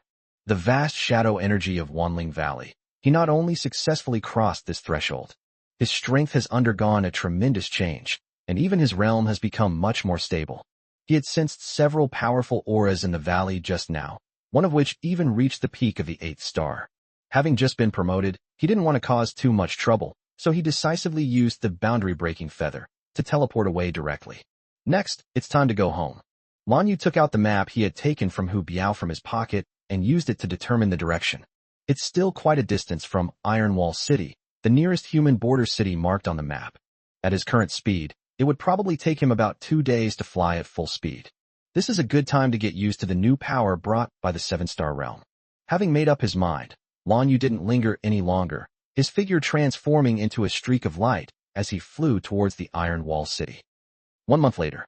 Along the way, Lan Yu traveled at a leisurely pace, occasionally encountering some foolish shadow beasts, which he would casually deal with as sparring partners to consolidate his cultivation level. After a month of adaptation, he has fully mastered the power of the 7-star Shadow Master, and the range of his most important 6 senses has also been terrifyingly enhanced, skyrocketing from 100 meters to a full kilometer. He was currently hovering above a dense primeval forest, checking his location against a map. According to the map, we should be able to reach Ironwall City in 2 more days. Just as he was about to put away the map and continue on his way, His six senses, which spanned a kilometer, suddenly detected an unusual movement. Huh? There's a fight. Lan Yu raised an eyebrow and extended his senses in that direction. In his perception, about 1 kilometer to the southwest, a group of human shadow artists were engaged in a fierce battle with another group of shadow races. Both sides are quite strong, and the fight was evenly matched. Lan Yu originally didn't intend to get involved in this kind of thing, but he soon spotted a familiar presence among the group of human shadow artists. It's her. A hint of surprise appeared on Lan Yu's face. Meanwhile, on the battlefield in the forest, clang! The blade clashed with the claws, sending up a string of dazzling sparks. Shadowman's powerful slash sent a 6-star Shadow Clan member staggering backward, his arm going numb. Her sleek black ponytail traced a sharp arc in the air, and her beautiful face was filled with calmness and focus. At this moment, she is using her peak 5-star strength to fight against 2 Shadow Clan experts who are both 6-star. And they firmly hold the upper hand. Damn it! How can this human woman be so strong? The Shadow Clan member who was knocked back cursed inwardly, feeling as if his tiger's mouth was about to split open. It was an utter disgrace that he and his companion, working together, were completely outmatched by a human who was a whole rank lower than them. Another member of the Shadow Clan also sensed that the situation was not good and began to consider retreating. If they keep fighting, the two of them might really lose here. However, just as they were preparing to feint and retreat, whoosh, whoosh, whoosh, a dozen or so figures suddenly darted out of the surrounding woods and joined the battle. Shadow Clan powerhouses, each with a strength reaching the 6-star level. Reinforcements. Our reinforcements have arrived. The 2 Shadow Clan members who were being overwhelmed by Shadow Moon were overjoyed. However, Shadow Moon and the human team she led instantly turned pale. Yingyue frowned, her mind racing with calculations.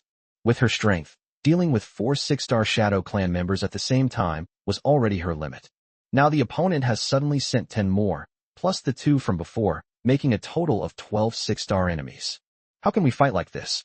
She could easily escape if she wanted to. However, most of her companions behind her were only 4 or 5-star, and facing the siege of so many 6-star experts, their chances of survival were slim. Ha! Humans, your death is nigh. The Shadow Clan reinforcements captain on the opposite side let out a sinister laugh, giving them no chance to catch their breath, and waved his hand. Form ranks. Don't let a single one escape. The 12 6-star Shadow Clan experts instantly dispersed, surrounding Yingyue and the others, forming an impenetrable encirclement. An atmosphere of despair permeated the human squad. Captain, we. A young team member's face was ashen, and his voice was trembling. Yingyue gripped the long sword tightly in her hand, a resolute glint in her eyes. Even if I die, I'll take a few people down with me. She took a deep breath, preparing to burn her life in a final desperate attempt. However, at that moment, a deep, dark expanse, seemingly capable of swallowing all light, descended from the sky without warning. The darkness was like a giant curtain, instantly enveloping the 2 6-star Shadow Clan members closest to Shadow Moon. Ah! What the hell is this thing? 2 Shadow Clan members immediately screamed in terror and pain from the darkness. This sudden turn of events stunned everyone. What happened? Who is it? The Shadow Clan reinforcements captain's expression changed, immediately realizing that a powerful figure was making a move in the shadows. He shouted sternly, "You're playing tricks. Break it." He and several other Shadow Clan members immediately unleashed their shadow techniques, bombarding the eerie darkness. However, their powerful attack, capable of splitting mountains and shattering rocks, landed on the darkness, yet it was like a mud ox sinking into the sea, without causing a ripple. In that brief moment of their attack, the darkness suddenly expanded. Like a tidal wave, it engulfed most of the Shadow Clan. The remaining Shadow Clan members were terrified when they saw the situation was turning against them. They immediately realized that this was a terrifying area of effect skill. Run! Get out of this area! Some of the quickest to react didn't even hesitate. They turned and fled frantically out of the area. In their view, they would be safe as long as they ran out of the area's coverage. They were incredibly fast, covering over 100 meters in the blink of an eye. However, the relief on their faces froze instantly before it could even appear. Because the darkness was spreading several times faster than they were escaping. No matter how they ran, they could never escape the darkness. They discovered with despair that the scope of this field was far greater than they had imagined. After advancing to the 7th star, Lan Yu's shadow corridor, Range has increased to a terrifying 500 meters. These 6-star Shadow Clan members are, how could they possibly outpace the expansion of their domain? Soon, none of the Shadow Clan members escaped. They were all pulled into that dark corridor. Immediately afterwards, splash, green raindrops began to fall in the darkness. Rain of Corrosion. Chapter 348 Border City. My body. No. Help. The piercing screams echoed in the darkness, but soon fell silent again. Shadow Moon and her squad members stared in disbelief at the scene before them. They didn't even know where the attackers were, yet that group of arrogant Shadow Clan powerhouses had already been wiped out. A moment later, the all-consuming darkness slowly contracted and dissipated. Finally, the figure of a blue-haired youth appeared in the spot.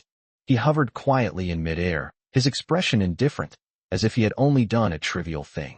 Upon seeing that familiar figure, Ingyue was first taken aback, and then an uncontrollable look of surprise and joy burst forth in her calm eyes. While the others were still in shock and bewilderment, Shadow Moon spoke first, her voice trembling with a hint of uncertainty. Blue team, how did you get here? Lan Yu's figure slowly descended from the sky, and a smile appeared on his lips as he looked at Yu's delighted face. Long time no see, Shadow Moon. He never expected to run into his guildmates here. It really is you. Team Blue. Upon receiving confirmation, Ingyue could no longer conceal her joy. She walked quickly to Lan Yu and looked him up and down, her usually calm eyes now filled with excitement. I heard you went missing. It has been almost a year since she last saw Lan Yu after their last guild mission. I never imagined that we would meet again in this place and in this way. It's a long story, Lan Yu shrugged. There was a bit of an accident, and I accidentally fell into the Shadow Realm. He spoke these words casually, but Ingyue could imagine the danger involved. Accidentally fell into the world of shadows? Who would believe that? What kind of place is the film industry? It's a place where you have a slim chance of survival. She looked at Lan Yu, her heart filled with curiosity and questions. What exactly did he go through that year? Why did his strength become so terrifying? That move just now instantly killed 12 6-star experts, several of whom were even at the peak of the 6-star level. This level of strength probably far exceeds the scope of a 7-star level, right? Behind Ingyue finally snapped out of their shock. Their eyes were filled with awe and gratitude as they looked at Lan Yu. Thank you. Thank you for saving me, senior. One of the team members was the first to react and quickly stepped forward to bow in gratitude. Others followed suit, expressing their sincerest gratitude to Lan Yu. If Lan Yu hadn't appeared in time, they would probably have been wiped out today. No need to be polite. Lan Yu waved his hand, then looked at Ingyue and asked, how did you end up in a place like the border region? And you even got into a fight with the king's men. He recognized the characteristics of the gluttonous king lineage from the energy aura of those Shadow Clan members. Upon hearing Lan Yu's question, Ingyue explained with a hint of helplessness. We're here to hunt down some desperados. Those guys committed heinous crimes in the human world, murdering many of our colleagues in the Bureau, and then fled all the way to the Shadow Realm. We were assigned a mission and tracked them all the way here. Unexpectedly, we ran into a patrol under the command of the gluttonous king, and a fight broke out. Hunting down fugitives? Upon hearing this, Lan Yu's heart stirred, and he suddenly remembered Hu Biao and his gang, whom he had casually dealt with not long ago. Could it be such a coincidence? He asked tentatively, is the fugitive you're hunting a 5-man squad, led by a burly man with a scar, and with a skinny guy in the group who has exceptionally strong senses? Lan Yu gave a brief description of the physical characteristics of Hu Biao and the others. Ingyue's eyes lit up immediately after hearing this, and she nodded repeatedly. Yes, that's them. The boss is called Hu Biao, and the skinny guy is called Skinny Monkey. They're our top targets. Blue team, have you seen them? There was a hint of urgency in her voice. To chase these loaches, losing several members in the process. Lan Yu nodded at her expectant eyes and said in a nonchalant tone, I saw it. Then I killed him while I was at it. These words were spoken. The air fell into a deathly silence. Ingyue and all the team members behind her stared blankly at Lan Yu, as if they had been frozen in place. The expression on his face was absolutely priceless. Just kill him while you're at it? Is it really that simple? They chased after him across most of the world with great difficulty, even venturing into dangerous territory where they lost several companions. The vicious bandits who could not be captured. When it comes to him, it becomes something that can be dealt with casually. Seeing the stunned expressions on everyone's faces, Lan Yu seemed to realize that what he had said was a bit harsh. He coughed and took out several items from his storage space, which were the spoils he had casually picked up from the corpses of Hu Biao and the others. This included the forged bureau certificate and several identity tokens engraved with their names. Here, these things should prove their identities. You can take them back to report. Ingwe looked at what Lan Yu handed her and was momentarily at a loss for how to react. She opened her mouth, but it took her a long time to find her voice. This is your spoils, Blue Team, and you completed the mission. How can we? Take it, Lan Yu interrupted her, shoving the item directly into her hand. Consider it a gift from a friend we haven't seen in a long time. Don't be so polite with me. Friend. Hearing those two words, Ingwe felt a strange warmth welling up inside her. Looking into Lan Yu's sincere eyes, she finally decided not to refuse and solemnly put the things away. Well, thank you very much, Blue Team. Let's go. This isn't the place to talk. Let's go back to the city first, Lan Yu said. Good. Led by Ingwe, Lan Yu followed them as they flew toward Ironwall City, the border city of humanity. Along the way the Shadow Moon squad members looked at Lan Yu changed. What was once gratitude and awe has now completely turned into worship and reverence. They chattered excitedly around Lan Yu, asking him all sorts of questions, just like a bunch of little fans. Lan Yu also learned from them about some changes that had occurred in the human world during the year he was gone. Overall, things are relatively stable. However, activities in the film industry seem to have become more frequent than before, and there are occasional frictions between the 7 monarchs. 2 days later, a magnificent city, like a steel behemoth, stretched across the horizon and came into view. That was the largest stronghold that humans had established at the border, and the first line of defense against the invasion of the Shadow Realm, Ironwall City. However, when Lan Yu, Ing Yu, and the others approached Ironwall City, they discovered that something was amiss. Chapter 349 Joining Forces. The deafening shouts of battle and the violent energy explosions could be clearly heard from a great distance. The entire city is currently surrounded by an endless army of shadow monsters and shadow beasts. Like a black tide, wave after wave crashed against the tall and sturdy city walls. Human shadow artists are fighting a bloody battle on the city walls. Various colored shadow techniques shot into the sky, colliding fiercely with the black beast tide, bursting into dazzling yet deadly sparks. Oh no, the city is under attack. Ing Yue's expression changed. Judging by the scale, this is definitely the king's forces launching a full-scale attack, one of her team members exclaimed in horror. Although the Ironwall City was said to be invincible, it was in grave danger when faced with the full-scale attack of the king's regular army. The defensive barrier of the city wall had become flickering under the relentless attacks, as if it would shatter at any moment. Once the barrier is broken, the endless army of shadow monsters will rush into the city, and the consequences will be unimaginable. Let's go provide support. Ingwe made a decisive decision and led her team to rush to the battlefield. Wait a minute. Lan Yu reached out and stopped her. Blue Team. Shadow Moon looked at him, puzzled. Lan Yu's gaze swept across the chaotic battlefield below and landed on 2 locations behind the shadow monster army. Under his 6 senses and mind's eye, the 2 powerful auras there were as conspicuous as a campfire in the night. Lord-level powerhouses whose strength had both reached the peak of the 7 stars. They are the true commanders of this siege. To catch the thief, first catch the king. Once those 2 are dealt with, the crisis will naturally be resolved. Just leave the lower-level soldiers to it. Lan Yu said calmly, a thought suddenly occurring to him. The space behind him distorted, and the nearly 4-meter-tall puppet, Black Rock, silently appeared in midair. Go! At Lan Yu's command, Black Rock's scarlet eyes suddenly lit up. His entire body, like a black meteorite, crashed into the densest army of shadow monsters below with a whistling sound that tore through the air. Boom! A loud bang. The earth cracked, and smoke and dust billowed into the sky. Centered on the point where the Black Rock landed, a huge crater with a diameter of over 100 meters was instantly formed. The hundreds of shadow monsters within range were instantly turned into mincemeat by this terrifying impact. This sudden scene brought the entire battlefield to a standstill. Both the human defenders on the city wall and the army of shadow monsters below instinctively stopped what they were doing and stared in horror at the deep pit. As the smoke and dust cleared, a burly figure, resembling a demon god, slowly rose from the pit. Roar! Into the army of shadow monsters like a tiger among sheep. Its iron fist, harder than steel, could unleash a storm of blood and gore with every swing. Ordinary shadow monsters are as fragile as paper in front of it. they die from a mere graze or a single touch. It single-handedly turned the rear lines of the shadow monster army upside down, causing chaos and destruction. The human defenders on the city wall were stunned at first, then burst into a deafening cheer. Reinforcements. Our reinforcements have arrived. Well done. Kill all these bastards. Morale was instantly ignited. Ingwe and the others stared in disbelief at the terrifying puppet below that was wreaking havoc, speechless for a moment. Then they remembered that the blue team was actually a puppeteer.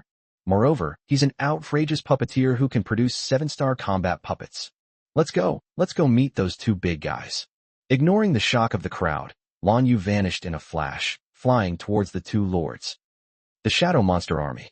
Two Shadow Clan lords hovered in midair, coldly observing the battle unfolding before them. One of them was tall and wore heavy black armor. His aura was violent and direct. He was the overt commander of this operation, Mad Claw, a fierce general under Lord Thunderfang. Not far from him, another figure blended into the surrounding environment like a ghost. Unless one's strength reaches a certain level, it would be impossible to detect his presence. His name is Shadow Assassin, and he is also a lord at the peak of the 7 stars level, specializing in stealth and assassination. Mad Claw, the barrier on the city wall, is almost complete. We'll be able to break through it in 10 more minutes. Shadow Assassin's voice was like a viper's hiss, cold and hoarse. Mad Claw nodded, a cruel smile appearing on his face. Very well, after the city falls, I will tear all the humans inside to pieces.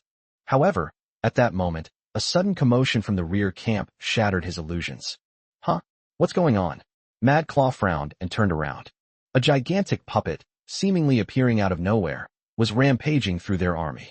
As if entering an uninhabited land, corpses littered the ground wherever they went. 7-star puppet. A hint of surprise flashed in Mad Claw's eyes. Interesting.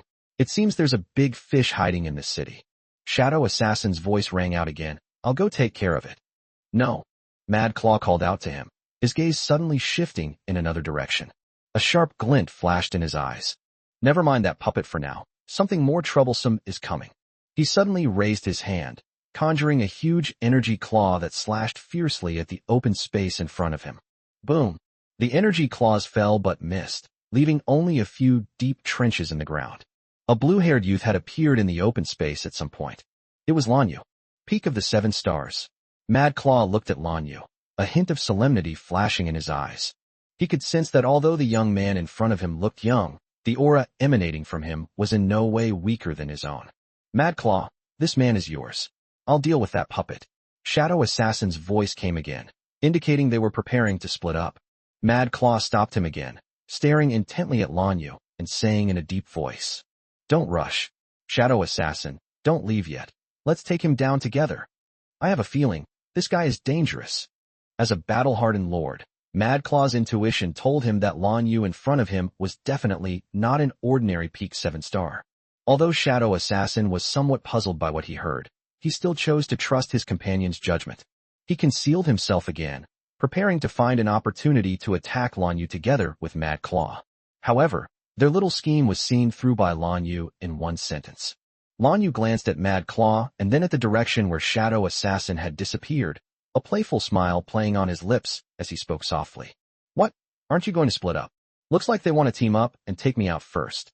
Lan Yu's casual remark struck like a thunderbolt in the hearts of Mad Claw and Shadow Assassin, who were hiding in the shadows.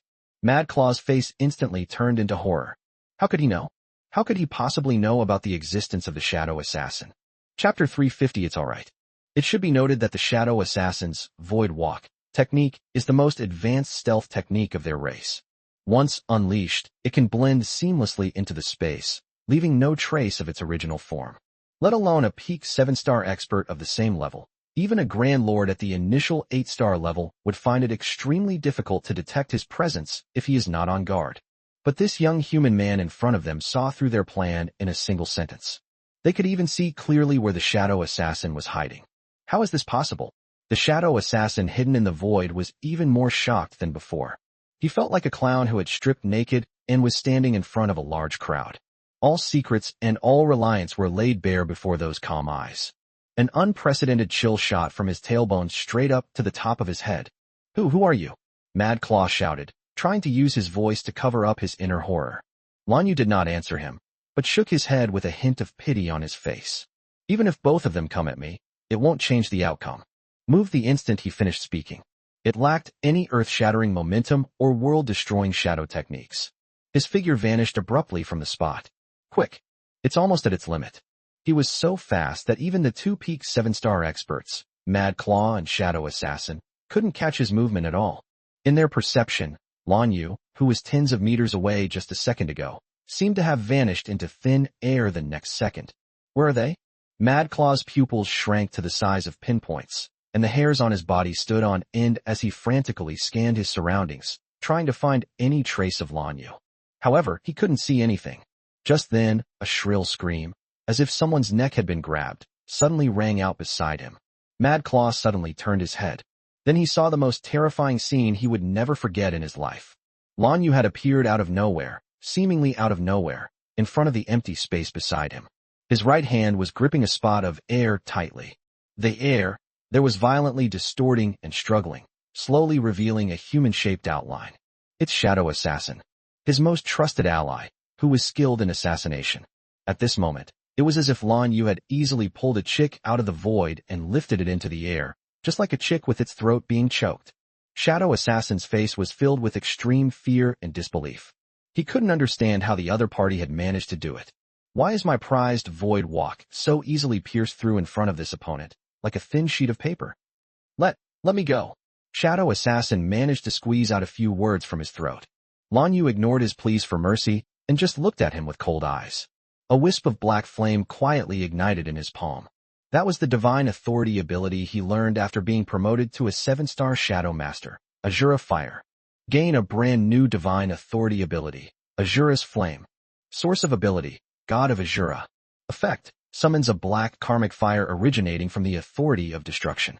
This flame ignores physical and shadow energy defenses, directly burning the target's soul and life essence, completely erasing them from the realm of existence. No. The Shadow Assassin let out a desperate roar.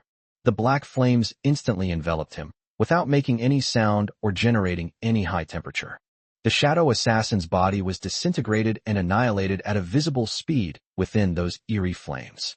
His soul, along with his body, turned to ashes and vanished into the air within mere seconds. Mad Claw stared blankly at the scene, his mind completely blank. Dead. A lord at the peak of the 7-star level and a top assassin were just instantly killed. There wasn't even a sliver of room for resistance. However, after the extreme shock came overwhelming anger and fear. Mad Claw snapped back to his senses and realized that he had encountered an incomprehensible monster today. Escape. We must escape. But he didn't turn and run immediately, because he knew that turning his back on such a terrifying monster was dangerous. That's tantamount to handing over your life. The only chance of survival is to fight to the death and create a sliver of opportunity to escape. Ah! Mad Claw roared madly, unleashing its full power of shadow energy. His body instantly swelled up, black keratin grew on his skin, and his hands turned into two ferocious claws a meter long. Shadow transformation. This is his strongest fighting form. He pushed his speed to the limit, transforming into a black lightning bolt.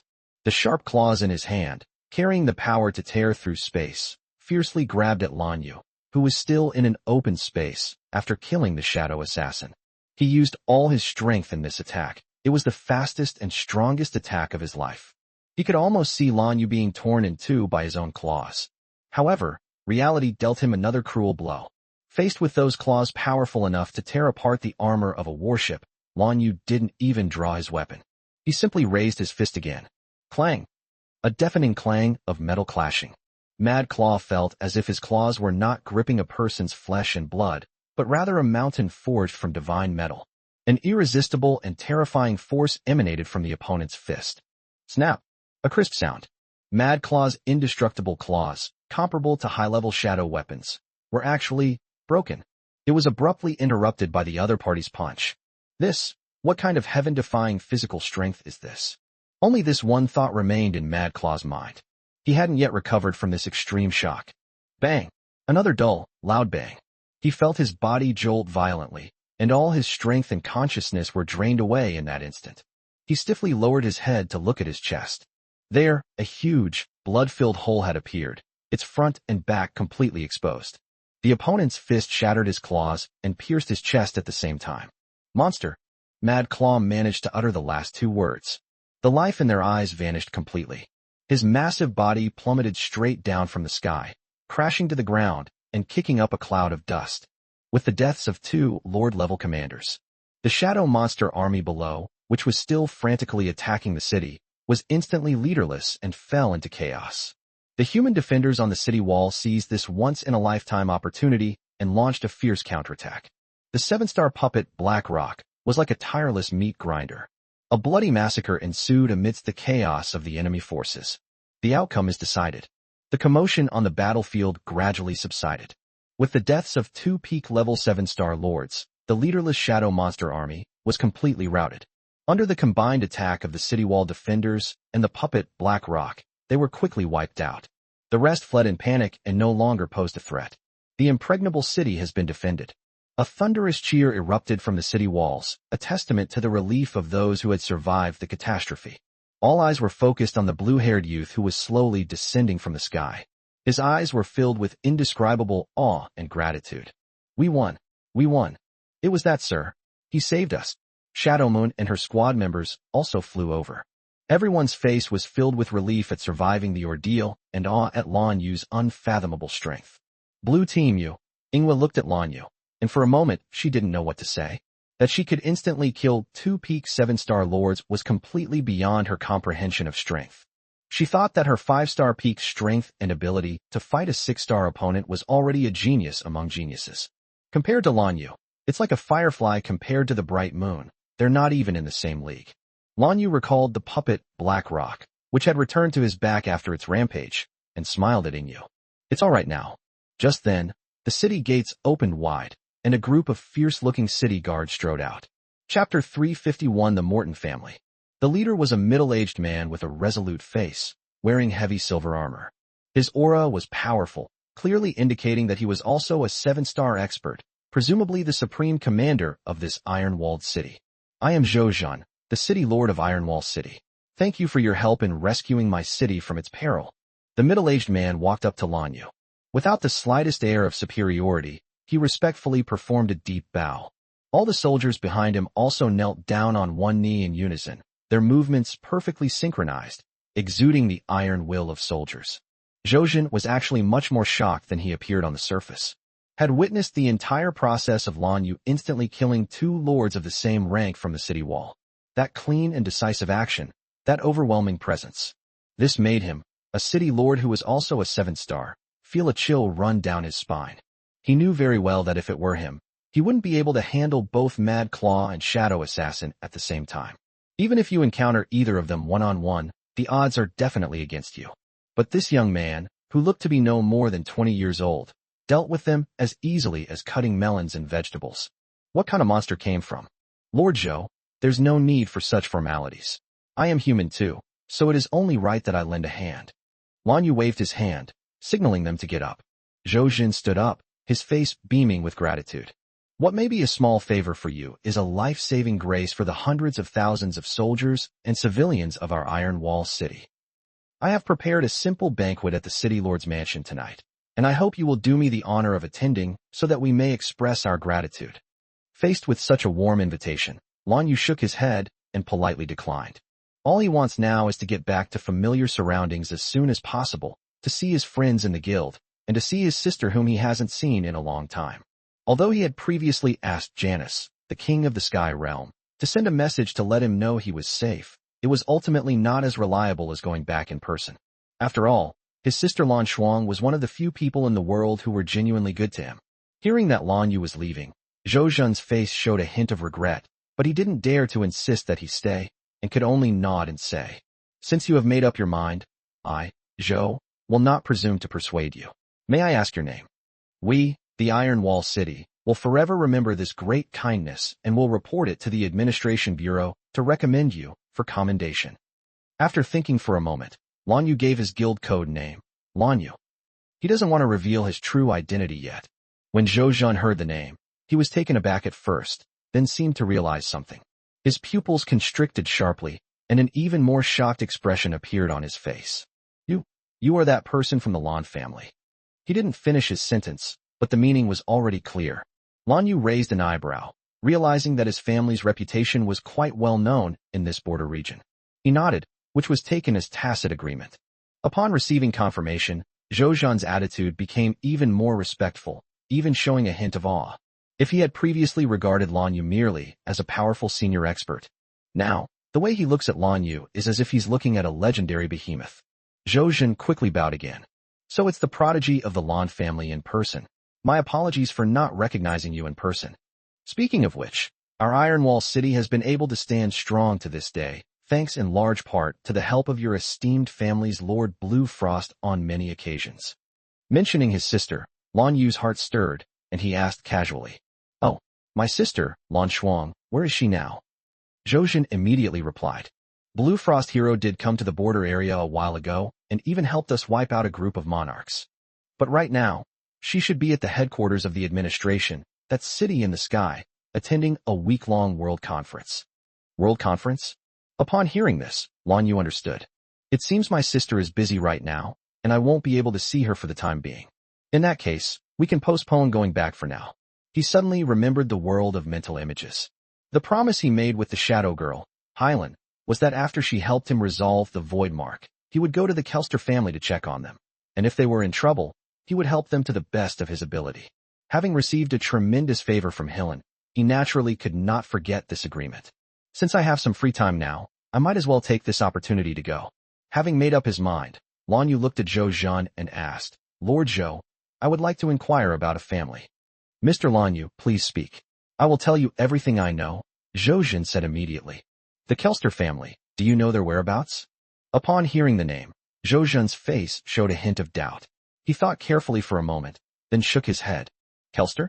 The name sounds familiar. I think I've seen it in an ancient book. It seems to be a very glorious family from long ago.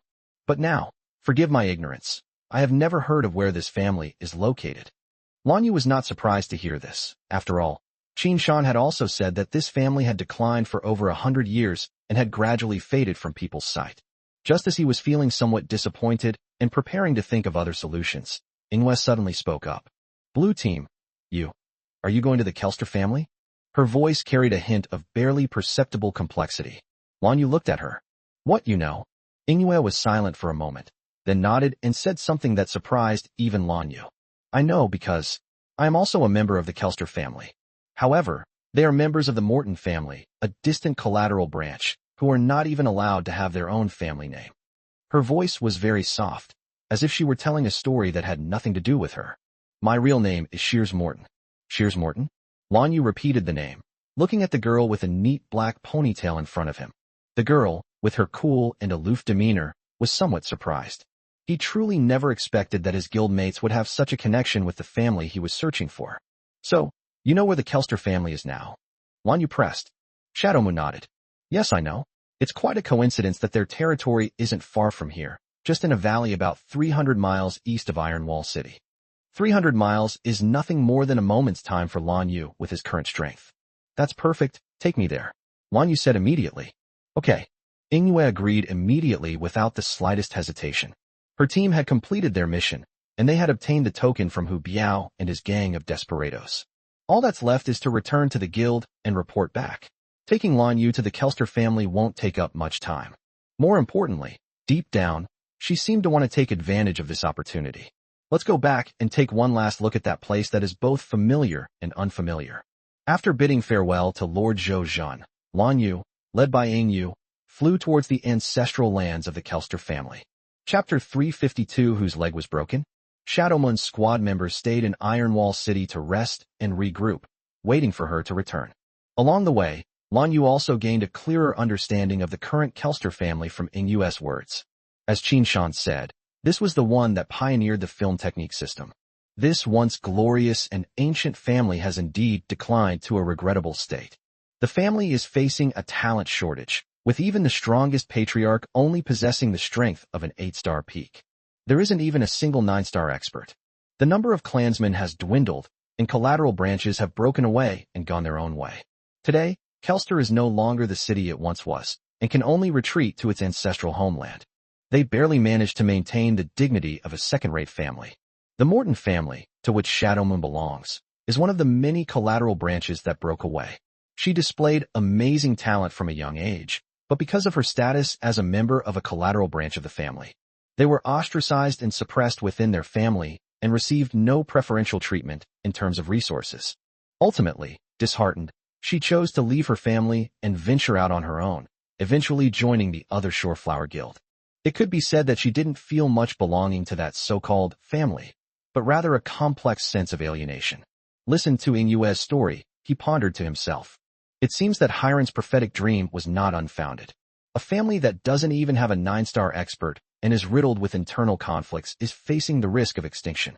Soon, a secluded valley surrounded by mountains came into view. At the entrance to the valley stands a simple stone archway. Above the lintel is carved an intricate and ancient family crest, still faintly revealing some of its former grandeur. However, when the two flew to the entrance of the valley, Inyue stopped and did not go any further. Blue team leader, I'll leave you here. She looked at Lanyu and said softly. Lanyu asked, somewhat puzzled, aren't you coming in with me? Inyue shook her head, a self-deprecating smile appearing on her face. I won't go in. According to the family rules, we collateral relatives are not allowed to enter the clan's territory without being summoned. I don't want to cause you any trouble. Her words conveyed a deep sense of helplessness and alienation. Lanyu frowned slightly, as if he was about to say something. Just then, several young figures walked out from inside the archway. There were 3 men and 2 women, all of whom looked to be in their early 20s. They wore identical, gorgeous outfits and had an innate arrogance on their faces. They had clearly also seen Lanyu and Inyu floating in midair, when their gazes fell upon Shadow Moon. One of them, a blonde youth who seemed to be the leader, immediately showed undisguised contempt and disgust on his face. Who do we have here? It's someone from the Morton family. The blonde youth's voice was sharp and sarcastic, full of mockery. What? You couldn't make it on the outside, so you want to wag your tail and come back begging for the protection of the main family?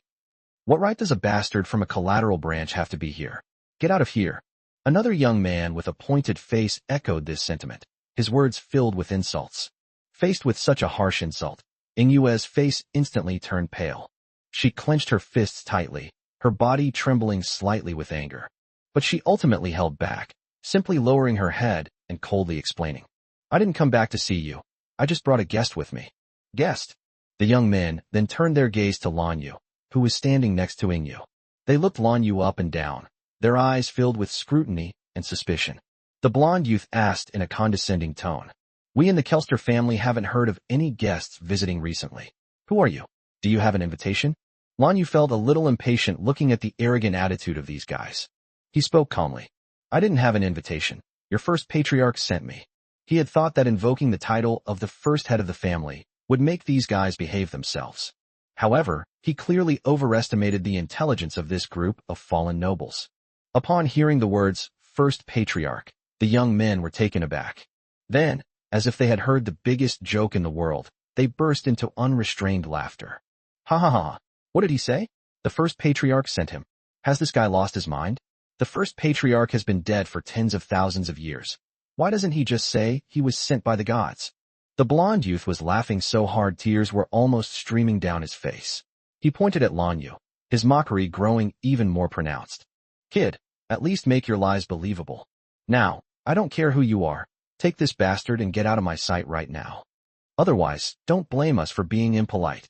His voice already carried a clear, threatening tone. Seeing this, Inyue's expression changed. She tugged at Lanyu's sleeve and whispered, Blue team, perhaps we should leave first, and I'll have someone from my family inform them. She didn't want Lanyu to have a conflict with his family because of her. However, Lanyu shook his head, indicating that she didn't need to worry. He had originally intended to be polite, but since the other party was being ungrateful, there was no need to waste any more words with them. I'll say it again, get the person in charge of your department out here to see me. Lanyu's voice turned cold, devoid of any emotion. The young men were furious when they saw that Lanyu not only didn't leave, but also dared to speak to them in that tone. Court death. A fierce glint flashed in the blonde youth's eyes. He had completely lost his patience. Get him. Break his legs. Let him know why the flowers are so red.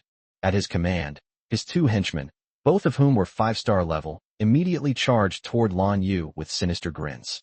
The 2 stood on the left and right, their shadow energy erupting instantly.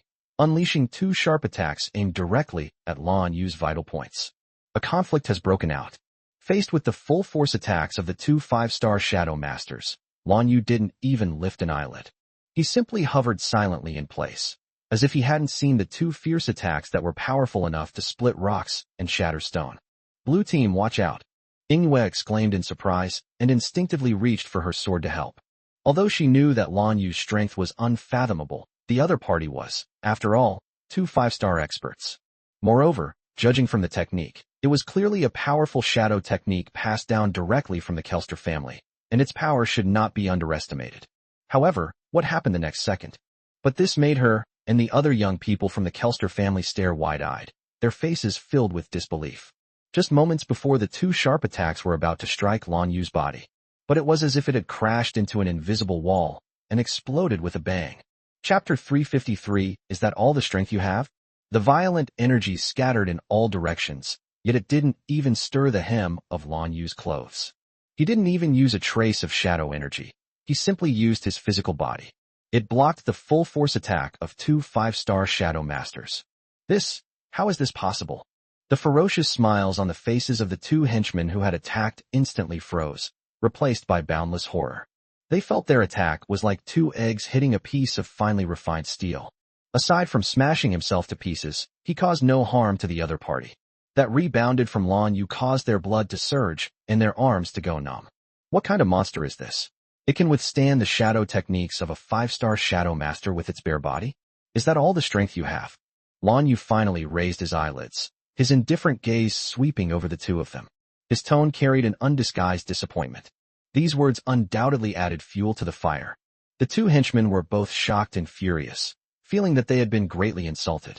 Damn it, don't be so arrogant. Attack together.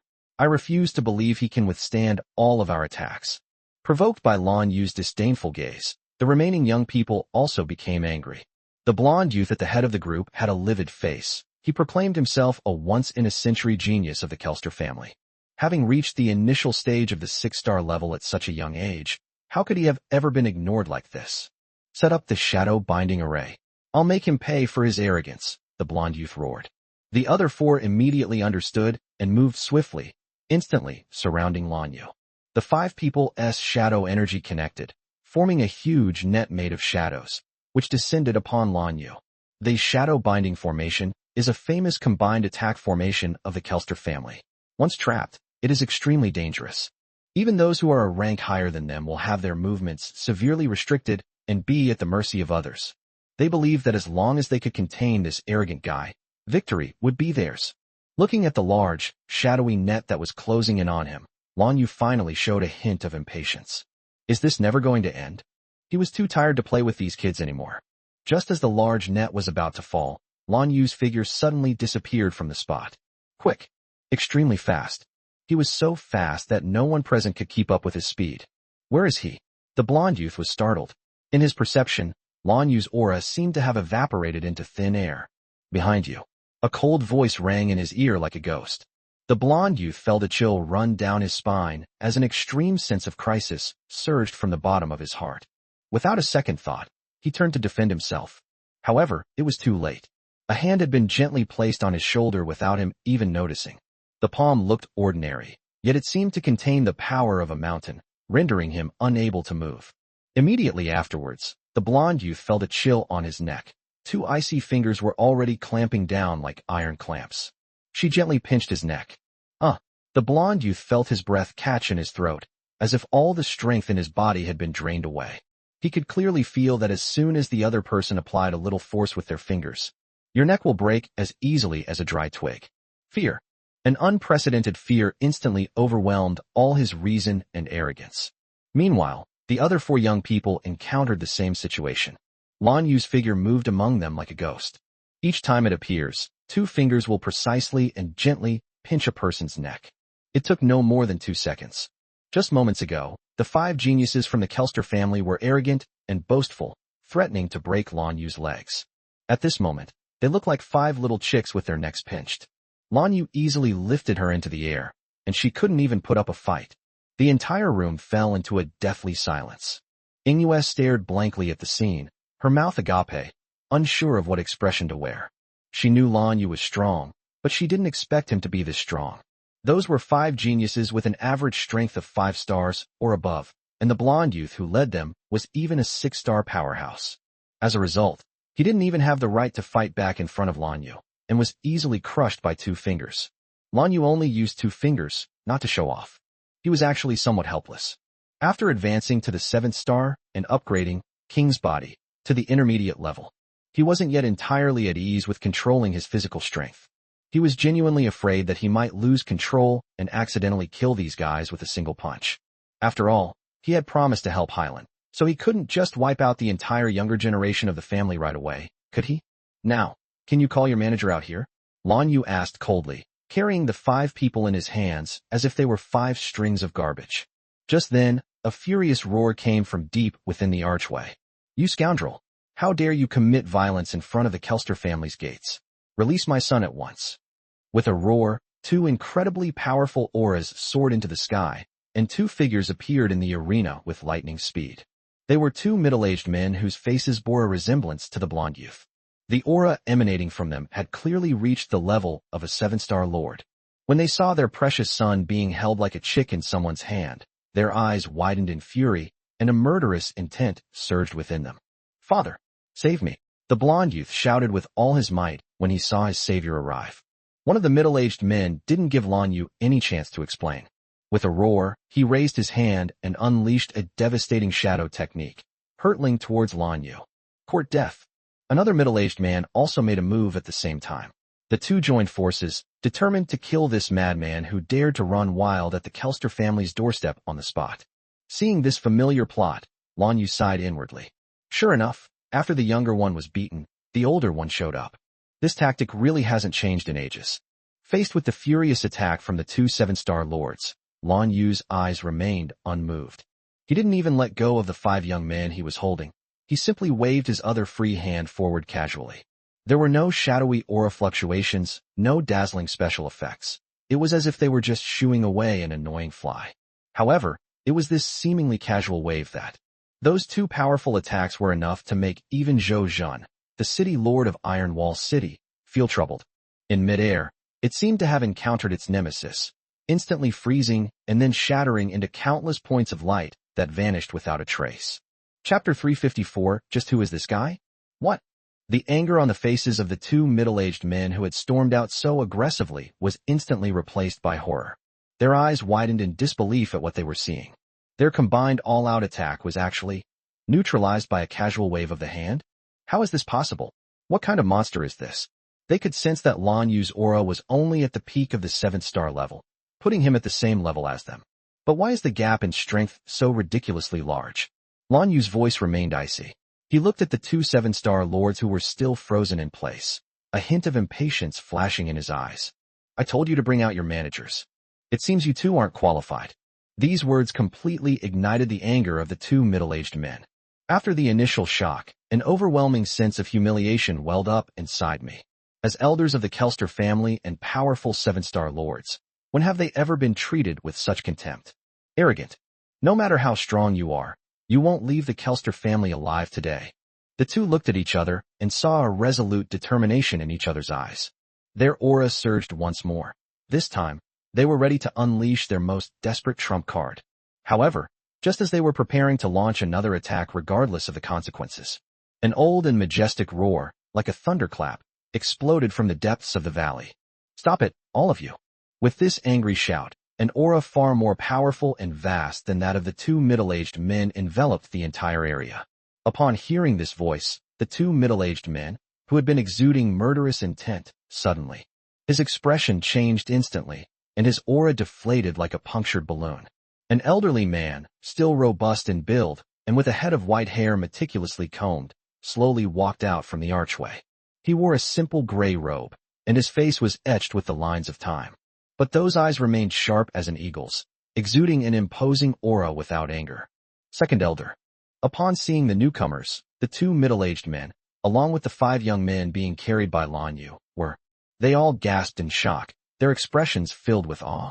This second elder clearly holds a very high position and prestige within the family.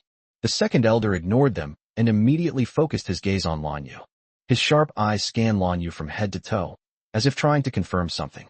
When his gaze swept over Lan Yu's calm and indifferent face, and his signature blue hair, his pupils contracted almost imperceptibly, and a deep shock flashed in the depths of his eyes.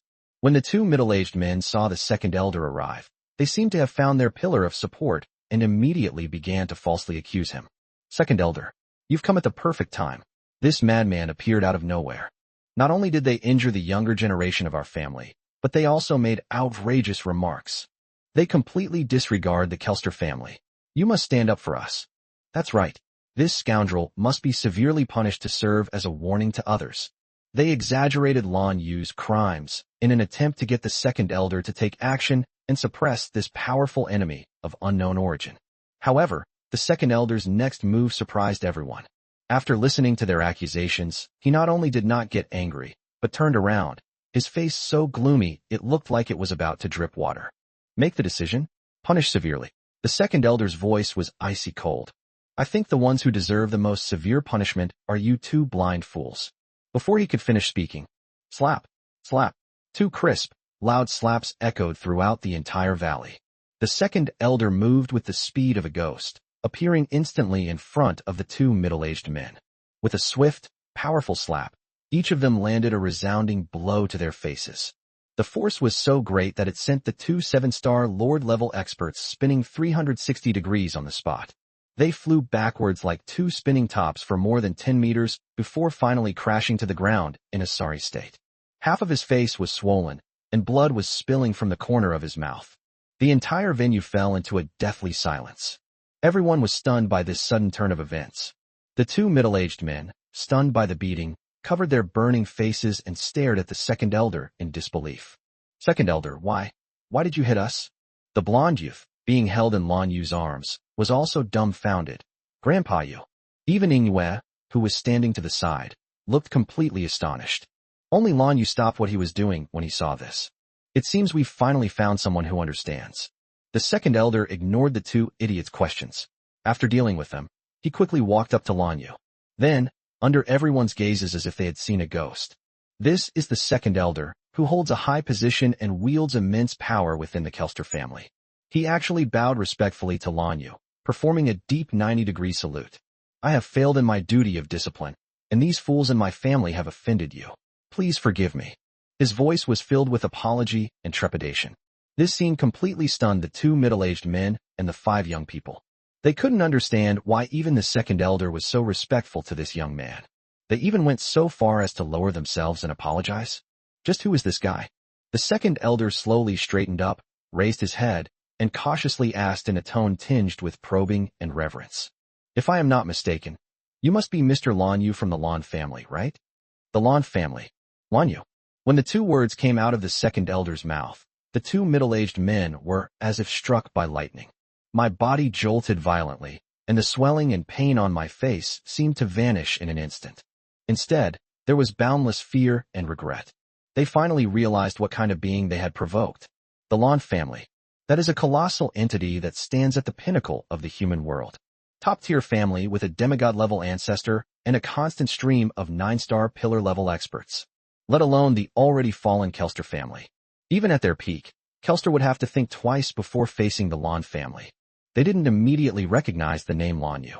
However, anyone with even a slight understanding of the high-level forces in the human world today would absolutely not have never heard of them. One of the most dazzling and unparalleled twin stars of the Lan family in contemporary times. That genius who caused a celestial phenomenon at birth and was hailed as the most likely to step into the realm of demigods within 100 years. His sister, Lan Shuang, was even hailed as a ruthless killing god. At a young age, he was already a 9-star pillar-level powerhouse. He once single-handedly defeated the Shadow Realm King and survived. His achievements were outstanding and his reputation was renowned. Chapter 355 The Forest of the Three Sacred Trees. They actually tried to attack such a powerful figure? They even threatened to break his legs? Thinking of this, the two middle-aged men and the 5 young men. I felt a chill run from the soles of my feet straight to the top of my head, and my whole body was soaked in icy sweat. It's over. This is completely over. They had no doubt that with just a word from this man, the entire Kelster family could be at his disposal. Tomorrow it will be completely wiped off this world. Thump. Two middle-aged men who have figured out the stakes involved. No longer caring about the pain and dignity on his face, he scrambled to his knees and frantically kowtowed to Lanyu, begging for mercy. Lord Lanyu, we were blind to your greatness. We were incredibly audacious. Please, have mercy on us this time. We dare not do it again. Please, for the sake of the fact that our family still has some connection with Lord Bluefrost, spare our lives. They wept bitterly, filled with remorse. Lanyu looked at the group of people whose attitudes had changed 180 degrees and couldn't help but find it amusing. He released his grip, throwing the 5 terrified young men to the ground, and then looked at the second elder. You're a bit smarter than them. Upon hearing this, the second elder gave a wry smile and bowed even lower. I'm sorry to have made such a fool of myself, Mr. Lanyu. It's because we haven't managed our households properly that we've raised such an arrogant and ignorant fool. He felt a wave of fear wash over him. Luckily, he had sensed something amiss outside the valley and rushed out in time.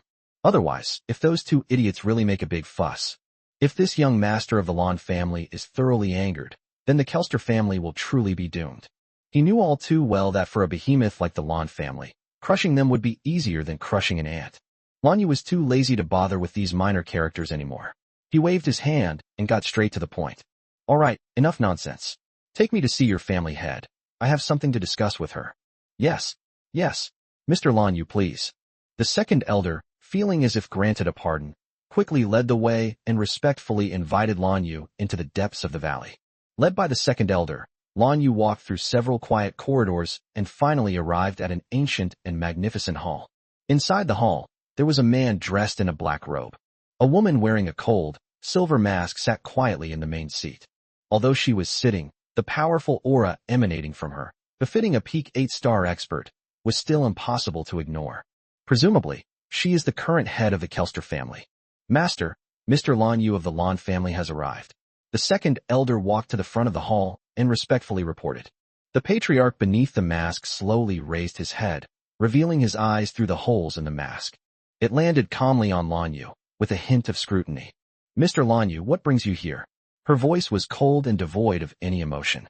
Lanyu looked at her, and without wasting any words, said directly, I am here on the orders of your first patriarch, Hillen Kelster.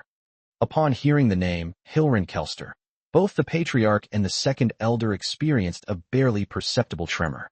The patriarch's tone carried a hint of doubt. The first patriarch? She has been gone for 10,000 years. What makes you say this, Mr. Lanyu? Lanyu knew that without evidence, the other party would not easily believe him. Fortunately, before they parted, Hillen had already taught him how to prove his identity. Lanyu stretched out his right hand, a thought forming in his mind. The next second, strands of black silk, thinner than a strand of hair, appeared. It appeared out of thin air from his fingertips, and then seemed to come alive. They intertwine, weave, and outline rapidly in midair. The movement of each thread was filled with an indescribable rhythm and beauty. It was not simply about manipulating energy, but about weaving the most beautiful melody. In just a few seconds, a sheet made of countless black threads appeared. The intricate and exquisite 3-dimensional rune array quietly took shape and floated silently in midair. This is the most original and orthodox technique of shadow manipulation taught by Hillen to the Kelster family. Its precision and complexity far surpass any other film technique currently in use. I saw that 3-dimensional rune array. The second elder's pupils suddenly shrank to the size of pinpoints, and his face showed an even more horrified expression than when he had seen Lanyu's identity. This is Myriad Shadows. It's a secret technique from the first generation, recorded in our family's ancient books, that has been lost for over 100 years. The second elder's voice trembled with extreme excitement. What our family uses now are all incomplete imitations based on descriptions in ancient books. How could he possibly possess the complete Myriad Shadows technique? The head of the family, who was in the main seat, also suddenly stood up from his seat. That cold mask could no longer conceal the turmoil within her heart. She stared intently at the rune array diagram, her body trembling slightly. As the head of the family, she understood the significance of this secret technique better than anyone else. This is not only a lost family secret technique, but also something that can only be recognized by the first head of the family. Only the true heir can possess this proof. You really met the first patriarch? The patriarch's voice trembled with disbelief. Lan Yu withdrew his shadow technique and nodded calmly. Now, can you trust me? The head of the family took a deep breath, forcibly suppressing the shock in her heart. She sat back down and remained silent for a long time before slowly speaking. I believe you. Because in the secrets passed down through generations of the family, the first patriarch did indeed leave behind a prophecy. The prophecy says that the family will face a crisis of extinction in the distant future. At that time, a person from the future will come with her token to help us resolve this crisis. Now it seems that the prophecy was true. At this point, her tone became somewhat somber and helpless. To be honest, Mr. Lan Yu, the Kelster family is indeed in a very bad situation right now. Our family's most important heirloom was lost a year ago during a surprise attack by the army of the gluttonous king. We were unable to evacuate in time, and it was left in a dangerous place at the border. That place is called the Forest of the Three Sacred Trees.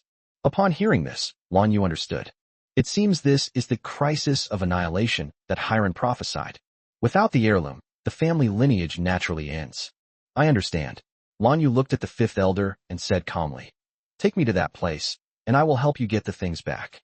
Chapter 356, Shadow Soulstone. Early the next morning, Lan Yu set off for the Forest of the Three Sacred Trees. Accompanying them were Shadow Moon, 10 of the family's strongest elites, and 7 elders. Besides Inghwe, several other young geniuses from various families also went along.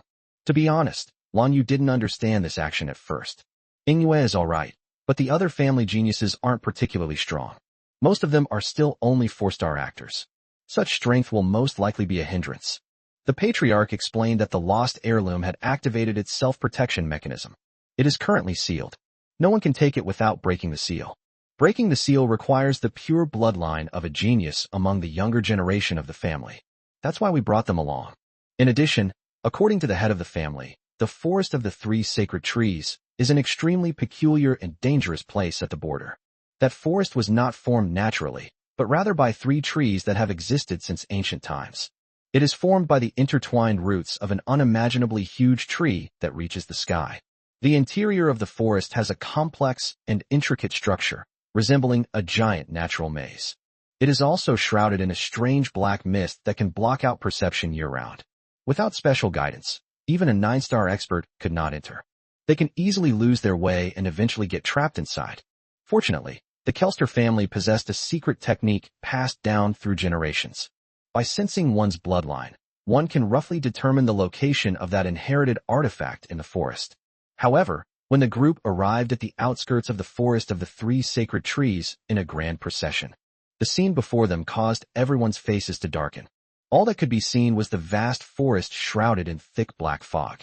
They had set up numerous outposts and camps, and countless Shadow Clan soldiers wearing the standard armor of the gluttonous king. They are patrolling everywhere, completely sealing off the perimeter of the forest, making it impassable. Damn it! This place has been occupied by the gluttonous king's men. The second elder looked at the heavily guarded defense line, his face extremely grim. The fifth elder, his masked face turned to Lan Yu, his tone tinged with seriousness.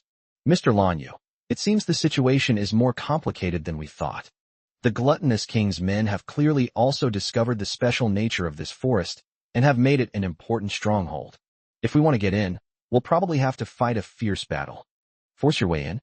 Lan Yu glanced at the densely packed Shadow Clan army, among which were many powerful individuals with the aura of 6-star and 7-star experts. Even deep in the forest, he could vaguely sense the pressure of an 8-star Grand Lord. If he forces his way in, even with his strength, he will likely find himself in endless trouble. Just as the members of the Kelster family were frowning and racking their brains for a solution, Lan Yu turned his gaze to a patrolling Shadow Clan squad in the distance, as if he had thought of something. I have an idea. Half an hour later, in a secluded mountain valley far from the forest, a patrol of 10 Shadow Clan soldiers was conducting a routine patrol, seemingly bored. This is fucking boring. This godforsaken place is so deserted, you can't even see a living creature. What's the point of making us patrol here every day? One of the Shadow Clan soldiers couldn't help but complain. His companion yawned and chimed in. Who says otherwise? I heard that Lord Thunderfang suffered a great loss in Spirit Surge Valley recently and was in a bad mood. So he sent us, his men, to this wretched place to suffer. Chill. Keep your voice down. Do you want to die? How dare you criticize the great lord? The Shadow Clan member, who looked like the captain, glared at them. The group immediately shrank back, not daring to say another word. Just then, an unfamiliar voice suddenly rang out behind them. You all seem to be having a good chat. The patrol members were startled and turned around abruptly. Then they saw that, without them noticing, a group of people had silently appeared behind them and surrounded them. The one leading the group was the blue-haired youth. You are. The captain was shocked and was about to warn them. However, it was too late. Lan Yu's figure flashed and instantly appeared in front of him, delivering a clean and decisive chop to the back of his neck. The captain, whose strength reached the 6th star, didn't even utter a sound before his eyes rolled back and he fainted. The other Shadow Clan soldiers were also swiftly subdued by the Kelster family's thunderous attack. The whole process took less than half a minute, was clean and efficient, and did not cause any disturbance. The Shadow Clan soldiers bound like dumplings, and then looked at Lan Yu with some confusion. Mr. Lan Yu, what's going on here? Lan Yu smiled, offered no explanation, and simply took out a bunch of bottles and jars from his storage space. Then he said to everyone, change their clothes. Although everyone was puzzled, they still did as instructed. Soon, the group changed into the armor of the Shadow Clan soldiers. Then, Lan Yu took out some potions that emitted a strange smell. They were instructed to apply the substance to their bodies, and a peculiar secret technique was used to alter the human aura emanating from them. After doing all this, Lan Yu nodded in satisfaction. Are indistinguishable from real Shadow Clan soldiers in both appearance and aura. Let's go in openly now, Lan Yu said. The elders and others then realized what Lan Yu's plan was. Disguised infiltration. This is indeed the safest and only feasible method at present. Their gazes toward Lan Yu held an even greater sense of admiration. This prodigy of the Lan family is not only unfathomably strong, but also incredibly meticulous in his thinking, which is truly astonishing. After tidying up their clothes, the group swaggered towards the entrance checkpoint of the forest. Along the way, they encountered several groups of patrolling Shadow Clan soldiers. But the other side noticed the familiar standard armor they were wearing. Neither of them suspected anything.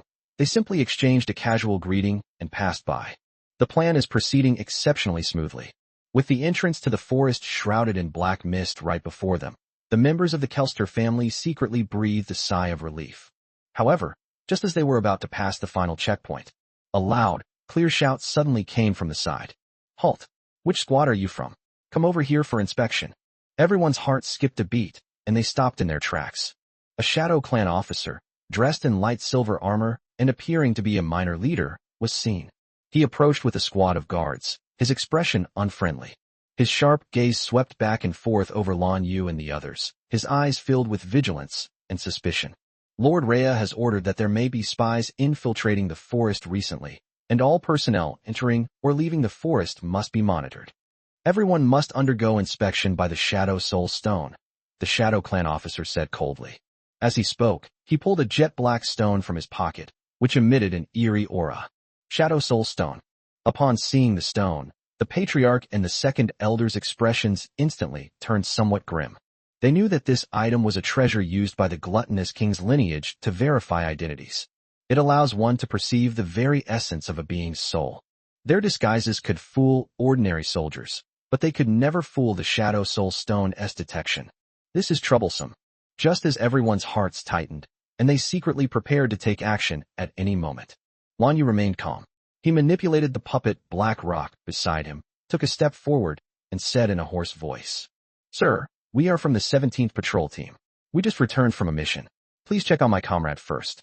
He was slightly injured and is a bit disoriented. He needs to be taken in for treatment as soon as possible. He deliberately had Black Rock play the role of a wounded soldier in order to attract the other party's attention. The officer glanced suspiciously at Black Rock, who was burly but whose breathing was somewhat disordered, and nodded without giving it much thought. Bring it here. The Shadow Soul Stone in his hand at Black Rock. As he infused his shadow energy, a faint black light emanated from the Shadow Soul Stone, enveloping Black Rock's entire body. The officer stared intently at the Shadow Soul Stone, awaiting the results of the investigation. Now, he silently recited it to himself. Divine authority explodes. The next second, something unexpected happened. Chapter 357, Forking the Road. Just as the Shadow Clan officer aimed the Shadow Soul Stone at the puppet Black Rock, the Shadow Soul Stone in his hand suddenly trembled violently, and the black light emanating from it became extremely unstable, flickering wildly. What's going on? The officer frowned, sensing that something was amiss. The shadow soul stone in his hand detected the soul of not a single being. Instead, it was a ball of energy, extremely violent and expanding wildly. The feeling was like a sun about to explode. Oh no, this is a trap. The moment the thought crossed the officer's mind, an indescribable destructive force surged forth. Then it burst forth from the puppet in front of him. Boom! A deafening roar echoed throughout the outer perimeter of the three sacred trees forest. Before infiltrating in disguise, Lan Yu had already used the Divine Authority Burst ability. He transformed his puppet, Black Rock, into a powerful theocratic bomb. The energy contained within a 7-star level puppet is immense. At this moment, under Lan Yu's detonation, the explosive power generated has far exceeded that of an ordinary 8-star expert's full-force attack. Centered on the explosion point, a huge dark red mushroom cloud shot into the sky. The terrifying shockwave, like a devastating tsunami, spread wildly in all directions. Shadow Clan officer and his personal guards were the first to be hit.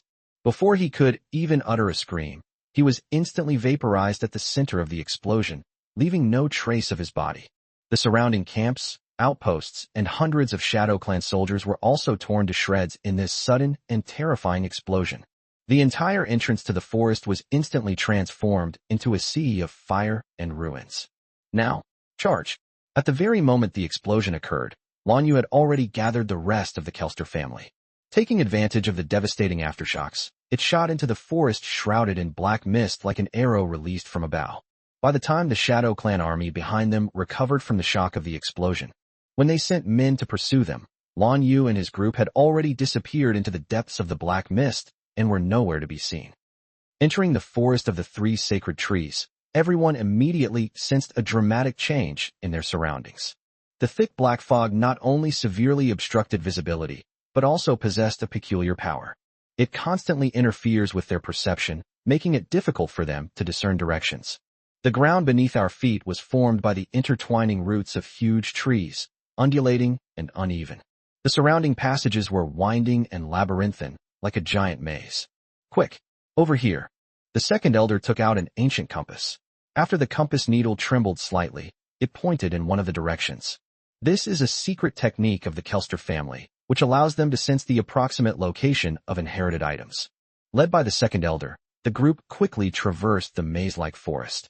However, after advancing for about 15 minutes, the compass in the second elder's hand suddenly malfunctioned. The compass needle suddenly split into two, each pointing in a different direction at the fork in the road ahead. How could this be? The second elder looked at the compass, a puzzled expression on his face. The secret technique's guidance has shown two directions. The fifth elder pondered for a moment and said, perhaps the special environment of this forest is interfering with the sensing of the secret technique. It is also possible that the heirloom was divided into two parts and lost in different places. So what do we do now? An elder asked. The fifth elder glanced at Lan Yu and finally made a decision. Let's split up. Second elder, you and third elder take the family's geniuses and elites to the left. The remaining elders, Mr. Lan Yu and Ing Yu, will go to the right. This is more efficient. No matter which side finds it first, they can contact the other side using the communication talisman. As he spoke, an elder from the other team, the third elder, took out a jade talisman engraved with runes from his pocket and handed it to Lan Yu. Mr. Lan Yu, this is a communication talisman specially made by our family.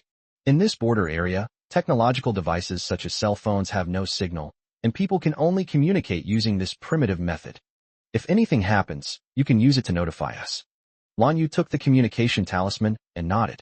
The two groups then parted ways at the fork in the road, each heading in a different direction. Lan Yu, Ing Yu, the fifth elder, and the others continued walking through the passage on the right for about an hour. The further you go, the thicker the black fog becomes, and the air is filled with a decaying and dangerous aura.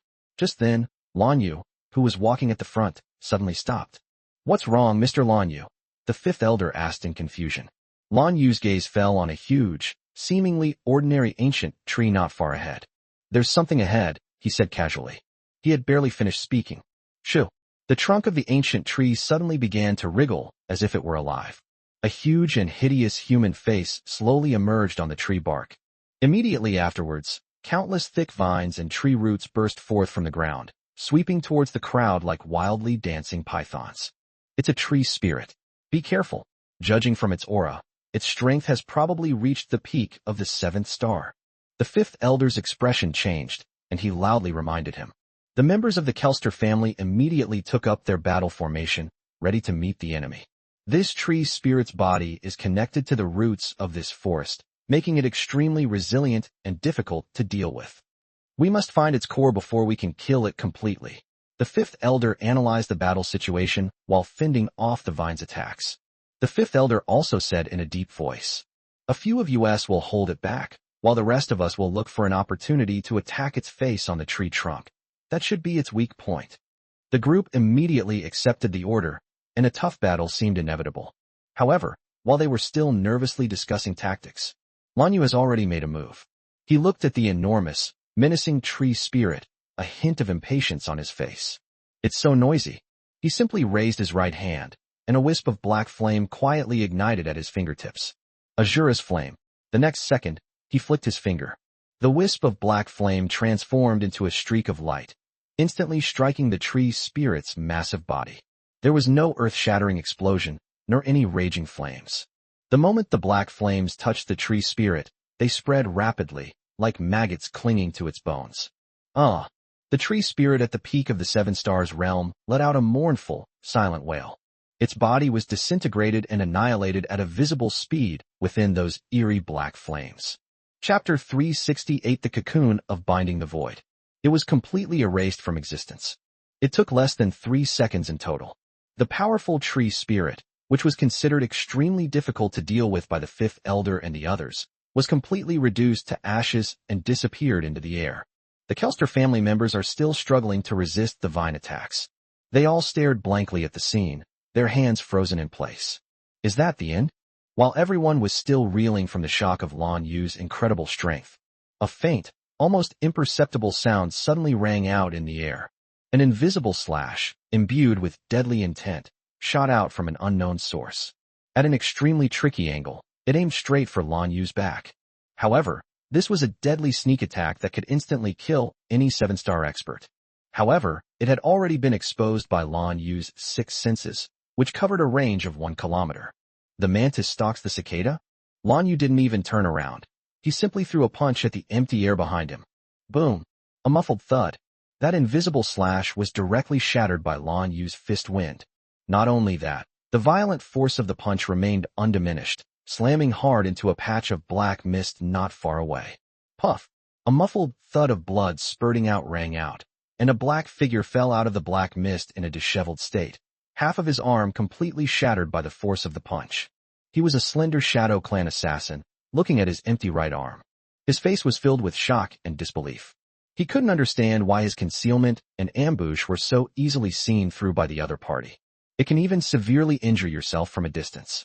However, Lan Yu wouldn't give him time to think. The Oriole is unaware of the mantis behind. A cold voice rang out, and Lan Yu's figure, aided by instant shadow flash, appeared like a ghost in front of the assassin. The sword of Hegni is drawn. A dark sword light flashed. The Shadow Clan assassin, a 7-star level assassin, was cut in 2 at the waist before he could even let out a scream. After doing all this, Lan Yu did not stop. Dozens of jet-black Dark Moon dragon blades instantly appeared around him. Then, like a torrential rain, it shot towards different corners of the surrounding black mist. Accompanied by muffled groans and screams, a dozen black figures appeared. Forced out of their hiding place by the Dark Moon dragon blade, they were all wounded and in a sorry state. They were the assassin's accomplices, originally planning to ambush him, but unexpectedly, Lan Yu wiped them all out. The 3 leaders possessed powerful auras and were clearly all 7-star, Lord-level experts. However, at this moment, they looked at the blue-haired youth with an indifferent expression, who seemed like a god of death. Their eyes were filled with apprehension and fear, and no one dared to step forward first. Just then, the communication talisman in Lan Yu's arms suddenly lit up. The 3rd elder's anxious and confused voice came through the communication talisman, accompanied by the sounds of fierce battle in the background. It's bad. We've been ambushed. It's the gluttonous king's men. Many people have died here. While listening to the communication, Lan Yu swept his cold gaze over the group of king's subordinates he had forced out. He replied casually, "We encountered the same thing here." The third elder on the other end of the communication was clearly taken aback. What? You guys ran into them too? How could they be so fast? How could they have located us so precisely? He seemed to have thought of something, and his tone became extremely serious. Mr. Lanyu, be careful. The passages in this forest are intricate and complex. I suspect that the king's men were able to catch up with us so quickly. Before the third elder could finish speaking, Lanyu interrupted. You suspect there's a traitor among us, right? The third elder on the other end of the communication channel fell silent, clearly not expecting that Lanyu had the same idea as him. But at that moment, another change occurred. A faint, almost imperceptible white mist began to spread around Lanyu at some point. As the fog appeared, Lanyu suddenly felt as if his body was being crushed by 10,000 mountains. It became incredibly heavy, making it extremely difficult to even move a single finger. Space confinement. This is an extremely profound spatial technique. Boom! At the same time, a loud explosion suddenly came from behind him. Immediately following was the fifth elder's roar, filled with shock and rage. Fourth brother, sixth brother, what are you doing? Lanyu turned his head with difficulty and saw that the back of their group was already in complete chaos. The usually taciturn sixth elder was now holding a blood-stained dagger. At his feet lay a lifeless, elite member of the Kelster family. Meanwhile, the other elder, whose strength also reached the seventh star, formed a hand seal. He was chanting incantations. He was the one who cast the spell that imprisoned the mist in the white space. He had his sights firmly set on Lanyu. The fifth elder, who had been seriously injured by the sixth elder's sneak attack, clutched his abdominal wound and looked at his two colleagues in disbelief. You're betraying your family. He roared, his voice filled with grief and indignation. The man known as the fourth elder revealed a sinister smile. He glanced at the fifth elder, his tone filled with disdain. Betrayal of the family? Not really. We just couldn't stand that old woman sitting in the position of family head any longer. She's been in that position for centuries. It's time for a change. Upon hearing this, the fifth elder's pupils constricted sharply. As if he had realized something, he pointed at the fourth elder and shouted sternly. 2 years ago, during the transport of the lost artifact, the people responsible for guarding it were your men. So you started planning this 2 years ago. Faced with the fifth elder's accusations, the fourth elder gave a cold laugh, neither confirming nor denying. He ignored the fifth elder and instead turned his gaze to the king's men who were eyeing him menacingly not far away. I've already trapped this guy with the mythical relic, the cocoon of binding. Hurry up and kill that girl. He pointed at Ingyue, who was being protected by the other elders, his eyes flashing with greed and ruthlessness. The young geniuses of those families on the other side have all been killed. Now only that girl from the collateral branch of the family is left. As long as we kill the last one who is to be sacrificed, no one will be able to take away the heirloom. When the time comes, we just need to wait for the family seal on the heirloom to disappear on its own, and it will be ours. As agreed, once the matter is accomplished, we will give you half of the inherited item. Upon hearing this, the leader of the king's subordinates nodded. No problem. Upon receiving an affirmative reply, the lord waved his hand and immediately led his men away. Bypassing the trapped Lanyu, they rushed towards Ingyu and the others. Don't even think about it. Furious at the sight. Chapter 359. The battle ended quickly. He knew that once Shadow Moon, who was to be sacrificed, was killed, the operation to reclaim the legacy would be a complete failure. In desperation, he roared and, without hesitation, burned his own life essence, unleashing the shadow energy throughout his body. Boom! A violent burst of energy exploded outwards from him, creating a brief shockwave that temporarily halted the advance of the king's men. Go! Protect Ingwe and get her away.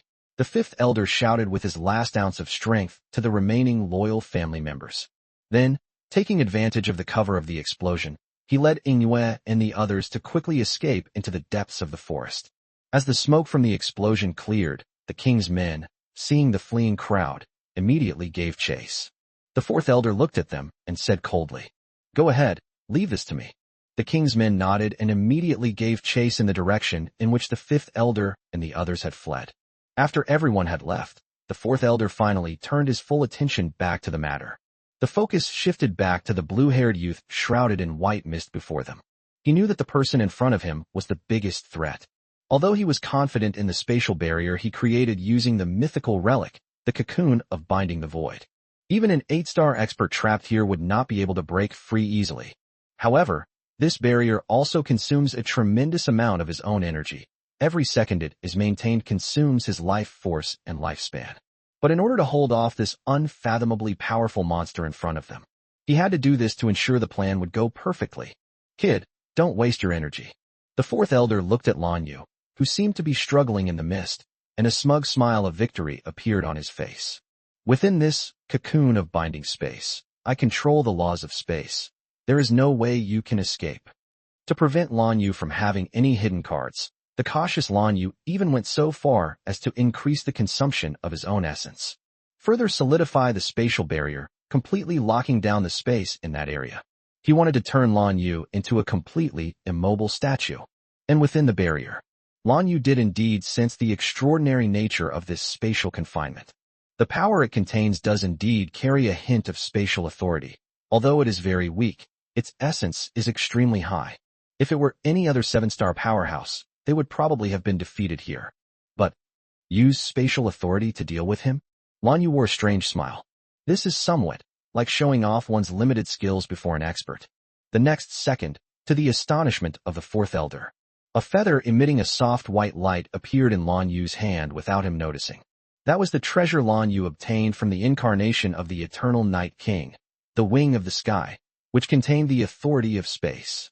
The moment the feather of the sky appeared, the fourth elder immediately noticed it on that feather.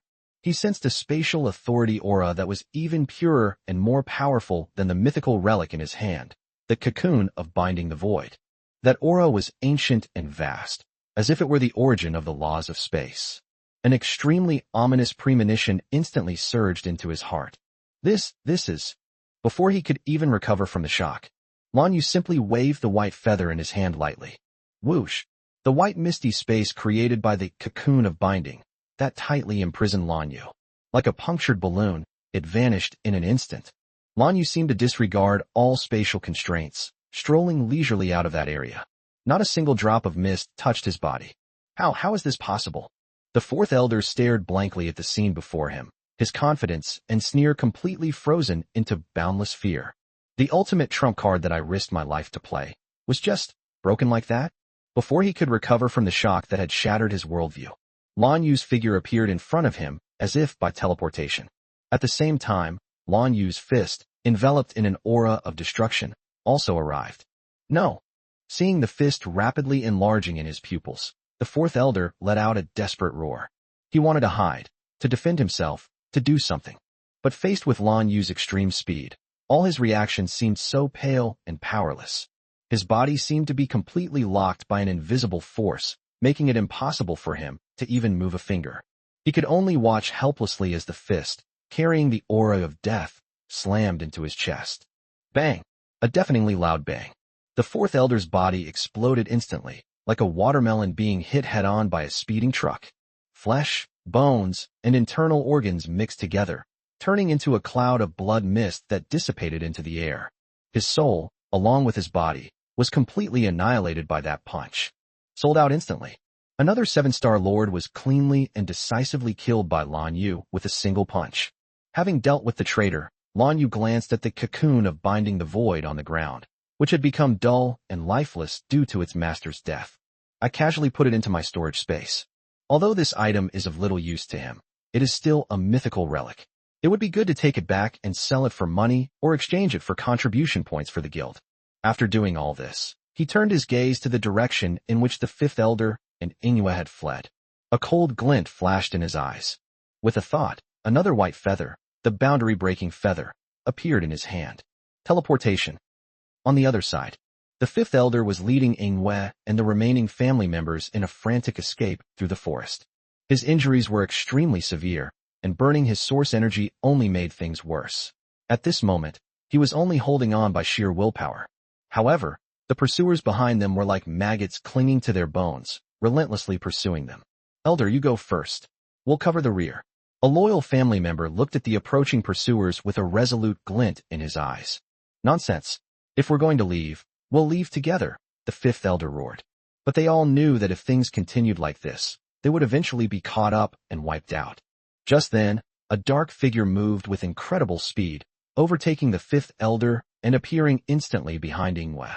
It was none other than the leading seven-star monarch lord. A cruel smile played on his face as his sharp claws mercilessly clawed at Inue's back. Watch out, Shadow Moon. The fifth elder and the others were furious, but it was too late to help. Shadow Moon sensed the deadly danger behind her, and a hint of despair flashed in her eyes. However, just a moment before the claws were about to touch her, whoosh, opened up in front of Inue without warning. Immediately afterwards, a jet-black slash flashed through the crack. Chapter 360, It Doesn't Matter to Me Who Becomes the Head of the Family. Uft. The smile on the face of the seven-star King Lord froze instantly. His body was neatly split in two, and blood and internal organs were sprayed all over the ground. Then, Lan Yu's figure slowly emerged from the spatial rift. He glanced at Inue and the fifth elder, who were all in shock, and then at the pursuers who were equally terrified. It's in the way. He uttered 2 words calmly. The next second, the corridor of shadows instantly unfolded. The boundless darkness, like a tidal wave, completely engulfed the entire battlefield.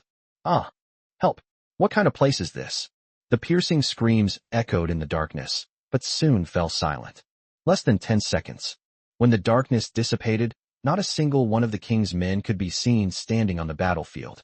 All that remained were severed limbs and the overwhelming stench of blood.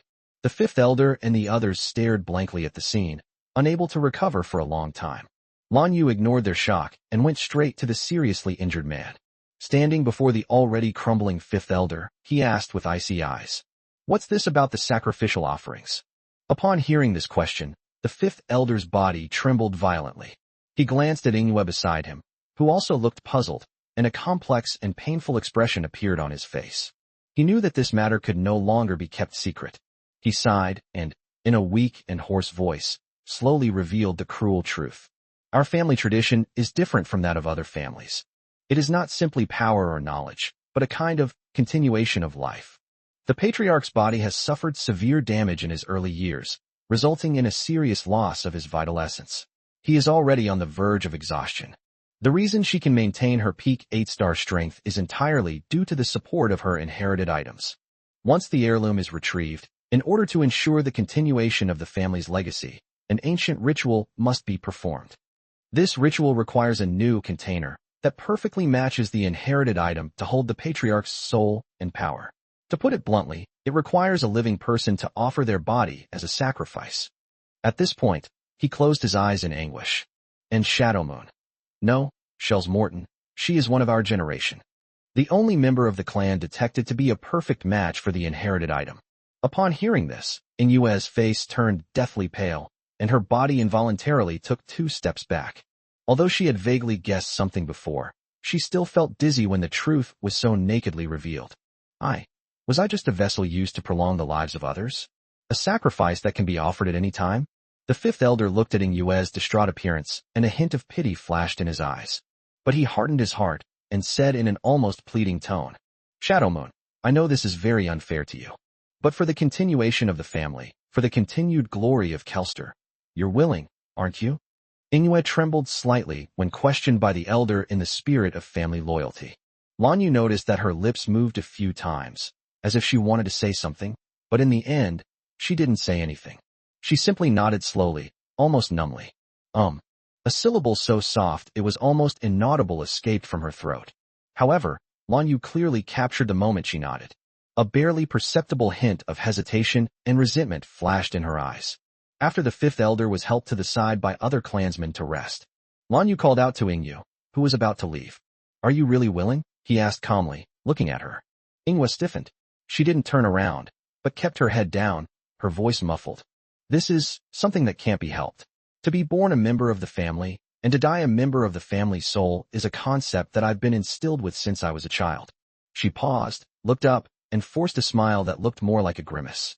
"Besides, Blue Team, you came here this time to keep your promise and help our family overcome difficulties and continue our legacy, right? If I cause you trouble because of my own willfulness, then you seem to have misunderstood something." Lan Yu interrupted her directly. Inue was slightly taken aback. Lan Yu looked at her and slowly said, "I am here to fulfill the agreement I made with your first patriarch and to ensure the continuation of your family's legacy. However, the agreement only states that it will ensure the continuation of your family's lineage. but it doesn't specify who must be the one to receive the inheritance. Lan Yu said calmly. To me, it makes no difference whether the person who inherits your family's legacy is that old woman, someone else, or you. Lan Yu's words were like a boulder, crashing into Ing Yu's already chaotic heart and stirring up 1,000 waves. The one who will receive this inheritance is me? This was a thought she had never dared to imagine before. She instinctively retorted. But the patriarch is a peak 8-star expert. As long as the inheritance is continued, she may very well take this opportunity to step into the 9-star realm. Having her inherit the mantle is the best choice, both for protecting the family and for continuing its glory.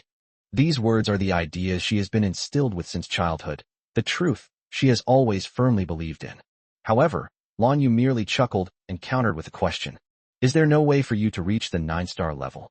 One sentence, like a bolt of lightning, struck the deepest part of Ingwe's heart. Can I reach 9 stars? Ingwe was stumped by the question. She had never thought about this question. Her talent is extremely high, and her contracted spirit is an SS-level starry unicorn. She has enormous potential.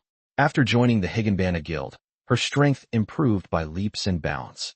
She has confidence in herself, given enough time and resources. Let alone 9 stars, she would dare to venture into the legendary demigod realm. But she glanced at the 5th elder, who was healing his wounds not far away, and then thought of the current state of the family. The light in her eyes gradually dimmed. The family can't wait that long. She seemed to want to say something more, using those so-called family righteousness to convince herself and Lan Yu. However, Lan Yu raised his hand and interrupted her. He walked up to her, patted her on the shoulder, and said in a tone of unprecedented seriousness, We're friends, right? Ingwen nodded blankly. I, Lan Yu, am not usually one to meddle in other people's business. A rare smile appeared on Lan Yu's face. But friends are an exception. So this time, whatever choice you make, I will help you. Chapter 361 Shadowmoon's Decision. After saying that, he said no more, only leaving behind the words, think about it carefully, before turning and leaving Ingwe with space to think for herself. Only Ingwe remained, standing there blankly. The surrounding environment became incredibly quiet, with only the faint sounds of unknown creatures emanating from the black mist. Friend. These 2 words kept echoing in Ingwe's mind. Her thoughts involuntarily drifted back to the past. From childhood, she was told by everyone that her purpose in life was for the sake of her family. Because she is from a collateral branch of the family, she has to work harder than the people in the main family in order to bring honor to the family. Because of her talent, she has to take on more responsibility in order to repay her family for raising her. It is only natural to sacrifice everything for one's family. That's what she's always done. She worked hard to improve herself and stood out among her peers, becoming the most dazzling one. She ventured out on her own, joining a top-tier guild, hoping to one day return home in glory. She would make those who once looked down on her look at her with new eyes, and she would prove herself for the Morton family and for the entire Kelster family. She thought this was her life. Even today, when she learned that she had been nothing more than a carefully prepared sacrifice, all along, she was shocked. When the 5th elder, in that matter-of-fact tone, demanded that she sacrifice her life for the continuation of the family, she then realized that a strong sense of resentment had welled up deep within her. On what grounds? Why should I sacrifice my life for a family that is already corrupt and for a family head I have never met? Why can those useless members of the main family enjoy everything with a clear conscience, while I have to become the sacrifice? She knew perfectly well that from the perspective of maximizing family interests, without a doubt, offering oneself as a sacrifice to allow the patriarch, a peak 8-star cultivator, to prolong his life and attempt to reach 9 stars, is the best option. But why? Why does her heart ache so much when she thinks like this? Why did she feel an urge to cry when Lan Yu said, I'll help you? She recalled his question, don't you have any way to reach the 9 stars? Yes. Why can't I be the one to lead my family back to its former glory?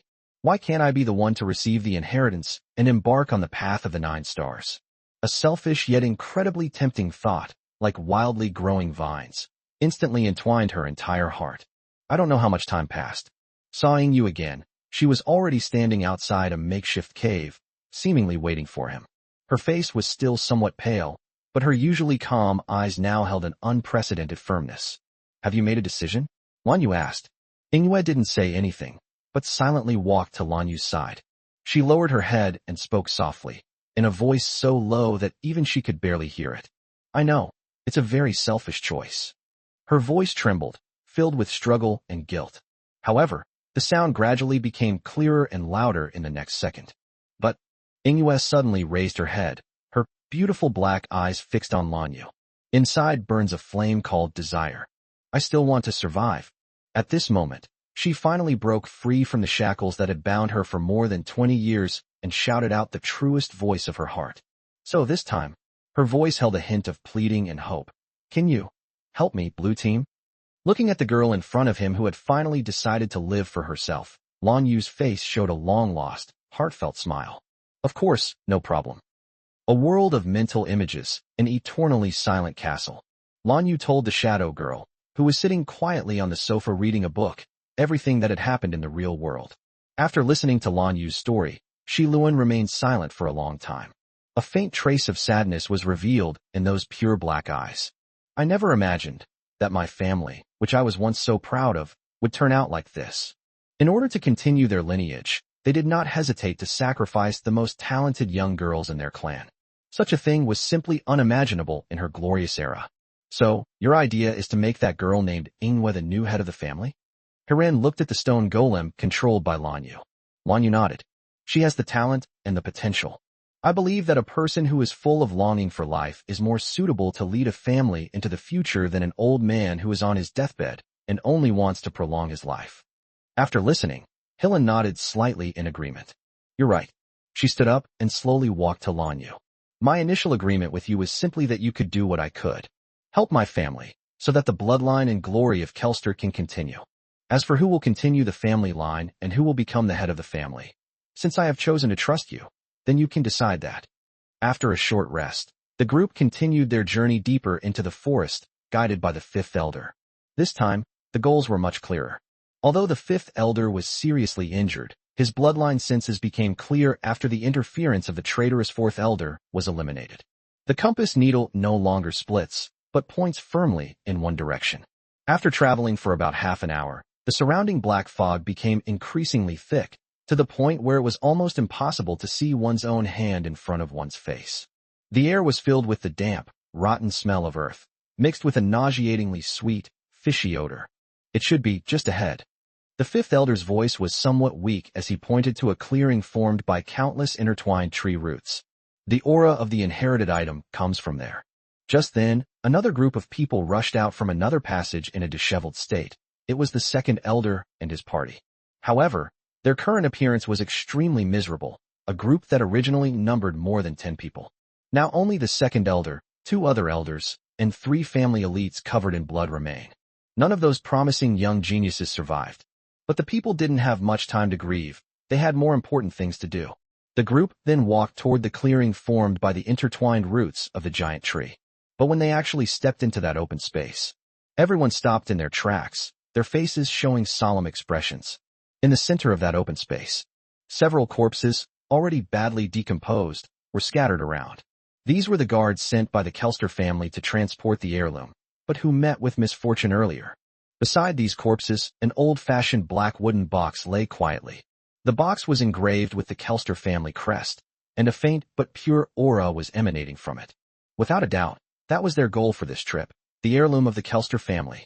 But what attracted everyone's attention was not the box itself, but the scene around it. Centered on the box, the ground within a radius of 100 meters was covered with a thick, constantly writhing black carpet. The carpet was made up of countless black beetles the size of fingernails.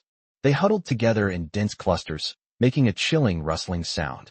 These beetles seemed to have a particular interest in things that are passed down through generations. They surrounded the wooden box, yet maintained an eerie distance, as if guarding it, or perhaps waiting for something. What is this? Chapter 362, The Constantly Resurrecting Swarm.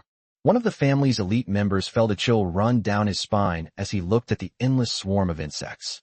The fifth elder's expression also turned extremely ugly. Be careful, these insects are very strange. I can feel the aura emanating from them. Although each one is weak, when they come together, even I feel a chill. Just then, the black beetles seemed to have noticed the arrival of Lanyu and the others. Buzz! The swarm of insects instantly erupted into a riot. It was as if they had received some kind of command. Instead of surrounding the wooden box, it transformed into a black wave, sweeping over everyone. Form ranks. Defend, the fifth elder shouted. The remaining members of the Kelster family reacted immediately and quickly formed a defensive formation. The shadow energy surged forth, forming a solid barrier in an attempt to withstand the onslaught of the insect swarm. However, the strangeness of these insects far exceeded their expectations. The black swarm of insects crashed into the shadow barrier, but was not repelled. Instead, it adhered to the barrier surface like a corrosive liquid, gnawed at the shadow barrier with their tiny mouth parts, making a sizzling sound that made one's teeth ache. Visibly, the shadow energy barrier, constructed by several six-star powerhouses, was becoming dim and thinner at an alarming rate. Damn it! They're devouring our shadow energy, an elder exclaimed, clearly feeling his shadow energy rapidly draining away. We can't hold out much longer at this rate. Inghua also drew her longsword, her pretty face tense, ready to join the battle at any moment. However, Lanyu was faster than them. He looked at the endless, nauseating swarm of insects, a hint of disgust flashing in his eyes. Just a bunch of insects. He slowly raised his right hand, and a wisp of pitch-black flame quietly ignited at his fingertips. Azura's flame.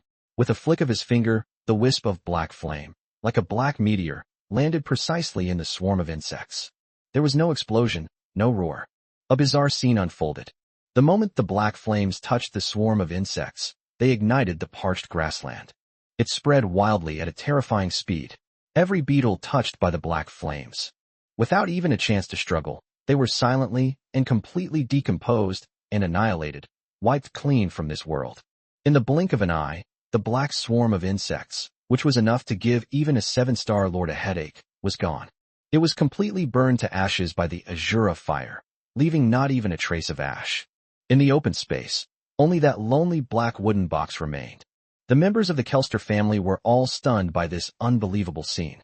They opened their mouths wide, unable to utter a single word for a long time. The terrifying swarm of insects that had just left them helpless and even filled them with despair was just wiped out by a tiny flame? What kind of flame is this? Its power is incredible. The way they looked at Lanyu had changed from initial awe to almost godlike worship. However, just when everyone thought the crisis was over and was preparing to retrieve the heirloom, Lanyu's brows furrowed tightly. His extraordinary sixth senses clearly captured it. Within the thick black fog surrounding that clearing, a similar, repulsive aura emanated.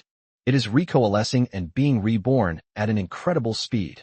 It's not over yet, Lanyu said coldly. He had barely finished speaking. Shoo! That chilling sound rang out again from the surrounding black mist. Immediately following, a second wave of black insects appeared, even larger than the previous one. They surged out from all directions, completely submerging that open space once again. Ow! How can there still be more? The fifth elder's face turned deathly pale instantly. Useless stuff, just burn it again. Lanyu sneered inwardly, raising his hand again, ready to repeat the same trick. However, when the Azura fire at his fingertips popped out again, they fell into that new swarm of insects. The anticipated scene of everything being burned did not occur. The black flames fell among the insects, burning only a few beetles to death. It was like a spark extinguished by a bucket of cold water, quickly going out. The remaining countless beetles seemed to have developed perfect resistance to this terrifying flame that was capable of annihilating the soul. They even crawled over the bodies of their burned companions without a care and continued to surge towards the crowd. Immune.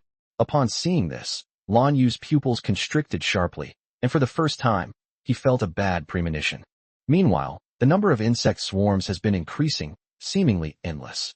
They completely surrounded everyone from all directions, a dark mass that stretched as far as the eye could see. An elder of the Kelster family, who was responsible for covering the rear, was simply negligent. Several beetles that broke through the defenses crawled onto his legs. He let out a shrill scream, and the beetles instantly gnawed through his shadow armor and trouser legs. It burrowed into his flesh and blood. His calves shrank at a visible speed, as if all his life force was being drained away in an instant. A resolute glint flashed in the elder's eyes, and with a roar, he detonated the shadow energy in his legs. Boom! With a muffled thud, he blasted the beetles and half of his own leg into pieces through self-mutilation. But this was completely useless. More beetles surged up and instantly engulfed him completely. The screams abruptly stopped. When the swarm of insects passed by, Only a ghastly white skeleton, completely devoured, remained in the place. A powerful expert at the level of a 7-star lord was devoured alive in just a few seconds. As the black wave of death drew ever closer, despair filled everyone's faces. The sight before them plunged the Kelster family into utter despair. Even the 7-star elders were instantly devoured into bones. So how long could these 6-star elite warriors hold out? It's over. It's all over. A young member of the tribe looked at the approaching black swarm of insects. His legs went weak, and he collapsed to the ground, his eyes filled with death. The 5th elder was also ashen-faced. He had never expected that the monster in the family's inheritance ground would be such a bizarre and terrifying existence. Lan Yu's expression also turned serious. The failure of Azura's fire made him realize that these insects were far more complex than they appeared on the surface. Since fire doesn't work, let's try something else. A cold glint flashed in his eyes, and a thought crossed his mind. Divine authority and power, reign of corrosion. In an instant, the sky seemed to be covered with an eerie green veil. Countless green raindrops exuding a strong corrosive odor. It appeared out of thin air, pouring down like a torrential downpour, covering an area of hundreds of meters in radius. Chapter 363: The Outbreak of the Flames of the Underworld. Sizzle sizzle. Green raindrops fell into the swarm of insects, immediately unleashing a powerful corrosive effect. The beetles' hard shells were as fragile as paper in the face of the corrosive rain, melting and being penetrated in an instant. Countless beetles writhe and struggle in the green acid rain, eventually turning into pools of foul-smelling green pus. The results are remarkable. Seeing this, a glimmer of hope rekindled in the eyes of the Kelster family members. However, this hope lasted for less than 10 seconds. Just as expected, just as Lan Yu had predicted in the worst-case scenario, the effect of rain of corrosion ended. Those beetles that had melted into pus miraculously reformed from the ground. The third wave of insects has arrived. And this time, when Lan Yu tried to unleash the rain of corrosion again, the green raindrops that fell on them could no longer cause any harm. They've become immune again. What the hell is this thing? Lan Yu cursed inwardly, his face darkening completely. This is troublesome. These insects are not only endless, but also possess incredible learning and immune abilities. Any attack method will become ineffective once it has been used. This means that to eliminate them, one must possess an endless array of completely different attack methods. There's simply no solution to this. Just then, Nidhogg's solemn voice echoed in Lan Yu's mind. Lan Yu, be careful. These things are not ordinary shadow monsters. If I'm not mistaken, this should be a forbidden creature from the mythical era, called the immortal worm. An immortal worm? Lan Yu asked in his mind. What's the explanation for that? That's a very broad statement, Nidhogg explained. The characteristic of this thing, as you can see, is that it is immortal and indestructible. Their life form is very special. They are not a single individual, but a vast collective consciousness. As long as this collective consciousness remains, no matter how many times you kill them, they can be reborn infinitely by drawing on the surrounding shadow energy. Furthermore, they can analyze the attacks that killed them and gain targeted, perfect immunity upon their next rebirth. In the mythological era, this thing was a servant of an extremely troublesome evil god, causing great trouble for all the gods. I never expected to see their descendants here. After hearing Nidhogg's explanation, Lan Yu's heart sank to the bottom. Something that even the gods find troublesome? What's the point of fighting then? Is there any way to solve them? Lan Yu asked, clinging to his last glimmer of hope. Nidhogg's voice suddenly became somewhat playful. As for a solution, coincidentally, what is an unsolvable predicament for others is, for you, a perfect means to overcome it. What methods? Lan Yu's spirits lifted. All things in the world are mutually reinforcing and mutually restraining. The immortality of the immortal worm is essentially a distortion and manipulation of the laws of life. Of all the laws and authorities, there is one authority that transcends life itself, an ultimate existence. Nidhogg's voice carried a hint of amusement. That is death. In the face of the true authority of death, all the characteristics of immortality, eternal life, and rebirth are nothing but a joke. Their so-called immortality will be completely erased from the root by the authority of death, cutting off all possibility of their resurrection. The power of death. Lan Yu reacted instantly. He happens to possess the power of death from hell. He possesses two means that contain the power of death. The first one is the dead silence domain. This wide-range, instant kill skill will definitely wipe out this swarm of insects completely. But Lan Yu glanced at the pretty face beside her, which had turned pale with fright. But Ingwe, who was still holding a knife and protecting herself, and the fifth elder and others not far away. Nidhogg had warned him that the power of death was one of the supreme powers, too domineering and too sensitive. Once exposed, it could bring great trouble or even attract the attention of the gods. Therefore, it should never be used in front of outsiders unless absolutely necessary. The skill characteristics of dead silence are too obvious. Once used, it will inevitably be exposed. That leaves only the second option. Lan Yu's mind stirred, and he remembered the spoils he had snatched from the Nightmare King. That terrifying weapon forged by an ancient god, the flame of the underworld god. This flame also contains the pure laws of death. Moreover, its form is merely a ball of flame, making it relatively more concealed and less likely to expose the source of its power. With that in mind, Lan Yu no longer hesitated. He raised his hand, and a faint, pale flame, as if it might be extinguished at any moment, ignited at his fingertips. It is indeed the flame of the underworld. He did not use it on a large scale directly, but carefully controlled a small sliver of flame. He flicked the worm at his feet, which was trying to crawl towards him. He wanted to test the effect first. The pale flame silently landed on the black beetle. The effect was immediate. The beetle that touched the flame froze instantly, then turned into a sand sculpture weathered by the elements. It shattered inch by inch from the inside out, turning into the most primitive black powder and completely dissipating. Most importantly, in Lan Yu's perception of his six senses, the beetle's aura had truly disappeared. Instead of remaining a trace of its original essence waiting to be reborn, as before, it was completely killed. It works. Seeing this, Lan Yu was secretly delighted. It seems Nidhogg was right. The power of death is indeed the nemesis of these guys. Since that's the case, then there's no need to be polite. Just as Lan Yu was preparing to increase the output of Flame of the Underworld, to wipe out these disgusting insects in one fell swoop. Sudden, beside the skeleton of the elder who had been completely devoured, amidst the dark swarm of insects, an extremely intense white light burst forth without warning. The white light was holy and pure, yet it carried a chilling aura of death. Boom!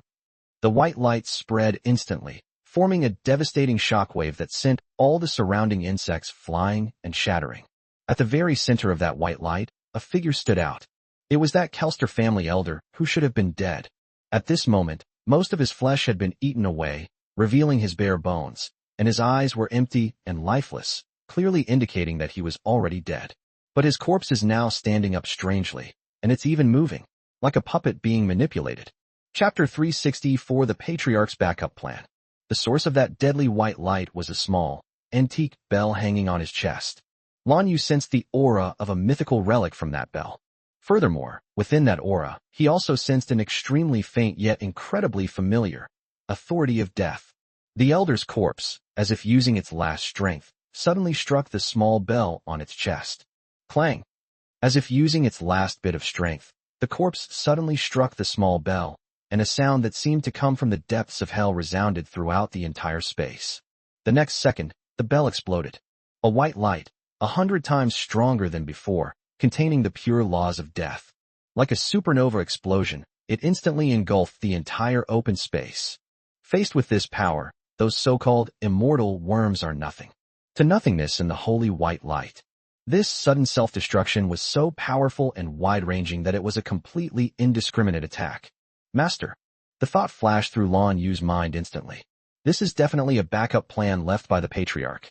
Although the power of this death authority is far less pure than that of hell, it is still deadly to a 7-star powerhouse. Because Lan Yu is protected by hell, the power of death will not harm him. But Ingwe, she didn't have that. Thinking of this, Lan Yu's heart tightened, and he hurriedly turned around to look. Just moments before the destructive white light was about to engulf the shadow moon. A simple, antique ring on the finger of her right hand suddenly emitted a faint blue halo. The halo formed a small protective shield, barely protecting the shadow moon and resisting the erosion of the white light. The one that the Kelster family head gave to Ingwe before they set off. Seeing this, Lan Yu instantly understood everything. What a fine head of the Kelster family. What a brilliant move to strike at the heart of the problem. She had long known that there were strange and malevolent insects in this land of inheritance, and she had also prepared a one-time mythical relic containing the power of death to restrain the insects. She even calculated that when the relic detonated, it would cause an indiscriminate attack that would affect everyone. Therefore, she gave Shadow Moon, who was to be this sacrifice and container, a talisman in advance. As for the others, including his so-called helper, she didn't care whether they lived or died. If it weren't for the fact that he possessed Hell's power of death and was immune to this force, that attack just now would most likely have killed him. She's planning to kill herself too. Thinking of this, Lan Yu's eyes instantly turned icy cold. He was still thinking about how to persuade the stubborn patriarch when he returned to the family. Let her abdicate gracefully and hand over the reins to Manhwa. Now it's all right. Since the other party doesn't even care about feelings and only wants to kill me, then I don't need to save her any face anymore. At the same time, a tremendous change occurred deep within the forest of the three sacred trees. Inside the ancient and magnificent hall, the ancestral home of the Kelster family, the atmosphere was somewhat oppressive. An elderly man with white hair and beard, dressed in the robes of an elder, paced back and forth in the main hall with a worried expression. He was the eldest elder in the family, second only to the head of the family. Patriarch, a day has passed, and there is still no news of the fifth elder and the others. We can't even contact them with the communication talisman. The forest of the three sacred trees is fraught with danger, and the gluttonous king's followers are entrenched outside. I'm worried. What if something happened to them? The elder stopped and looked at the figure wearing a silver mask in the main seat, speaking with deep concern. However, the patriarch, seated in the main seat, appeared unusually calm. She gently swirled the teacup in her hand, and through the mask, she spoke in a cool and confident voice. Elder, there is no need to worry. Everything is under my control. The Grand Elder was taken aback upon hearing this. What do you mean by that, patriarch? The patriarch slowly set down his teacup, a hint of barely perceptible smugness in his voice. Just last night, I sensed that the secret technique I left on that elder had been activated. The secret technique has been activated? The Grand Elder was even more confused. Doesn't that mean they've encountered extreme danger? The patriarch's expression remained cold. Danger is also an opportunity. Activating the secret technique means they have successfully broken through the blockade of the gluttonous king's army. And we have reached the final location where the heirloom was lost. She paused, seemingly enjoying the elder's puzzled expression, and continued to explain. I once sent people to retrieve the heirloom. The biggest obstacle there was not the gluttonous king's subordinates, but the immortal fiend. A forbidden creature from the mythical era, extremely troublesome, and impossible to deal with using ordinary methods. Upon hearing this name, the Grand Elder's expression changed drastically. What? Immortal worms? Then what about the fifth elder and the others? The head of the family coldly admitted. That's right. Faced with that kind of thing, even a 7-star expert would only face certain death. They, including that so-called genius of the Lan family, have probably all become nourishment for the insects by now. The Grand Elder was speechless with shock at this cruel truth. Then, what about the heirloom? Are we just going to give up like this? The patriarch sneered. Give up? Of course not. I had anticipated this step and prepared the means. The mythical relic I gave to the seventh elder, the Death Bell of Annihilation, is a one-time consumable item containing a faint power of death. Although it is precious, it is the only thing that can completely annihilate the immortal evil worm. When he is driven to the brink of despair and his life comes to an end, the secret technique will activate automatically. Detonate the death knell to purify all the worms and all living things present. Upon hearing this, the first elder seemed to understand something. His eyes widened as he stared at the patriarch in disbelief. Master, do you mean you never intended for them to come back alive from the very beginning? The patriarch coldly corrected. Apart from containers, I have given all the containers a guardian ring, which is enough to keep them safe in the purifying light of the death bell. And in my perception, only Shadow Moon's guardian ring has been activated. This means she will be the only one who can come out of there alive and bring back the legacy. As for the others, whether it's that boy from the Lan family or the rest of the family, they're nothing more than sacrifices paving the way for her. Chapter 365. The prelude is too long. The patriarch's voice was full of calculation and ruthlessness, which sent chills down the elder's spine. He finally understood just how deep and ruthless the scheming and methods of the patriarch before him were. She treated everyone as pawns, including the loyal family elders and the unfathomable Lan family henchmen. The sole purpose of all this is for her to successfully obtain the inheritance and continue her life. Although it's a pity to lose a precious mythical relic, it's all worth it as long as we can get the inheritance back. The patriarch picked up his teacup again and said in a relaxed tone, "If I'm not mistaken, in a little while, that child, Ingwe, should return here, carrying my hopes." The thought that he was about to extend his life, and even have the opportunity to break through to the legendary 9-star realm, filled him with joy. A smug smile crept onto the patriarch's aged face, hidden beneath the mask. However, at that moment, report. A family guard rushed in from outside the hall, looking flustered, and knelt on one knee. Reporting to the patriarch and the first elder. "Miss Ingwe, they're back." "You're back." The grand elder was initially delighted upon hearing the news, but then he sensed something was amiss. He hurriedly asked, "Did you bring back the heirloom?" I brought it back," the guard replied. The first elder was overjoyed upon hearing this. "Excellent, excellent. The family is saved." However, unlike the grand elder's ecstatic joy, a deep sense of doubt flashed across the patriarch's face. Them? According to her plan, only Ingwe should have returned. Why them? A sense of foreboding rose in the head of the family, and she hurriedly asked, "Who else came back with Ingwe?" The guard was about to answer. In the very next moment, "Call out." A perfectly condensed, jet-black crescent moon shot out from the entrance of the hall, without warning. That crescent moon was only the size of a palm, yet it contained a terrifying aura that could terrify anyone. It tore through the air, emitting a piercing shriek, its target aimed directly at the head of the household in the main seat. Dark Moon Dragonblade. This sudden attack was incredibly fast. The patriarch's pupils contracted sharply. She didn't even have time to make any extra movements. He could only rely on the instincts of an 8-star peak expert to instantly condense dozens of shadow energy barriers in front of him. However, this Dark Moon Dragonblade was delivered by Lan Yu in a fit of rage. Attack that has been building up all the way from the edge of the forest. Its power has long surpassed that of an ordinary 7-star expert. The defensive barrier hastily erected by the patriarch was as fragile as a sheet of paper in the face of the dark crescent moon. Puff, puff, puff, puff, puff. A series of rapid tearing sounds rang out. Dozens of barriers were instantly and effortlessly pierced through. Immediately afterwards, to everyone's horrified gaze, the dark crescent moon, without stopping, slanted across the patriarch's body. Puffed. Blood shot into the sky. The patriarch's body, which was still sitting upright, was neatly split in two diagonally from his left shoulder to his right abdomen. His upper body slid to the ground, and the cold silver mask fell to the side. His face was covered in wrinkles and filled with horror. Blood and entrails were spilled all over the ground. The entire hall fell into a deathly silence in an instant. The Grand Elder and the guard kneeling on one knee were both frozen in place, as if petrified. Staring blankly at the two still slightly twitching pieces of corpse, his mind went completely blank. The patriarch, just like that, is dead? Just then, a tall, slender figure slowly emerged from the shadows of the hall. That iconic blue hair, that cold and indifferent gaze.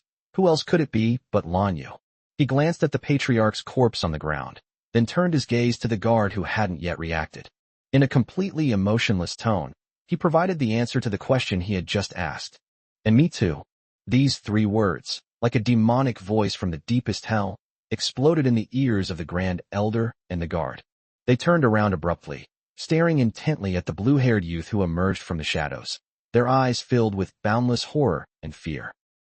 Shouldn't he have already died in the forest of the 3 sacred trees and become nourishment for the immortal evil worms? Why is he here?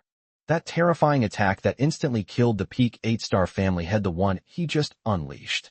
Countless questions that challenged their understanding swept through their minds like a storm, plunging them into complete chaos. Lan Yu. The elder's lips trembled as he squeezed out the name through clenched teeth. His body trembled violently from extreme fear, and he could barely stand. However, after the fear subsided, boundless anger surged into my heart. No matter what happened, this man in front of him killed the head of the Kelster family right before his eyes. This is the most serious provocation and insult to the entire family. You actually dare. The Grand Elder's eyes instantly turned bloodshot. He pointed at Lan Yu, his voice hoarse with rage. Weren't you entrusted by the first patriarch to help my Kelster family? Why did you resort to such a vicious act? Upon hearing this, Lan Yu's face revealed a cold, mocking expression. Help? Yes, I am helping you. However, I want to help in my own way. He kicked the mangled corpse of the head of the family on the ground with his toe. For example, change to a head of the family who is less inclined to engage in underhanded tactics. The Grand Elder was utterly enraged by Lan Yu's extremely arrogant words. You outsider. What right do you have to decide the position of head of my Kelster family? Outrageous. Utterly outrageous. Before he finished speaking, a vast and powerful aura of shadow erupted from the elder's aged body. The pressure from an 8-star expert, as substantial as a mountain, enveloped the entire hall. The ground was cracking inch by inch, and the air was vibrating violently. Buzz! Countless intricate, dark patterns began to appear on the surface of the Grand Elder's body. His aura was rising steadily, and his body was undergoing strange changes. Shadow transformation. Moreover, over 70% of it is deep cinematic adaptation. He's ready to fight to the death. Seeing the Elder's stance of wanting to fight him to the death, Lan Yu's eyes remained unmoved. He simply watched quietly as his opponent gathered strength and assumed a fighting stance, as if watching a comical performance. Until the Grand Elder's aura reached its peak, just as he was about to complete his transformation into a shadow. Lan Yu finally spoke, growing impatient.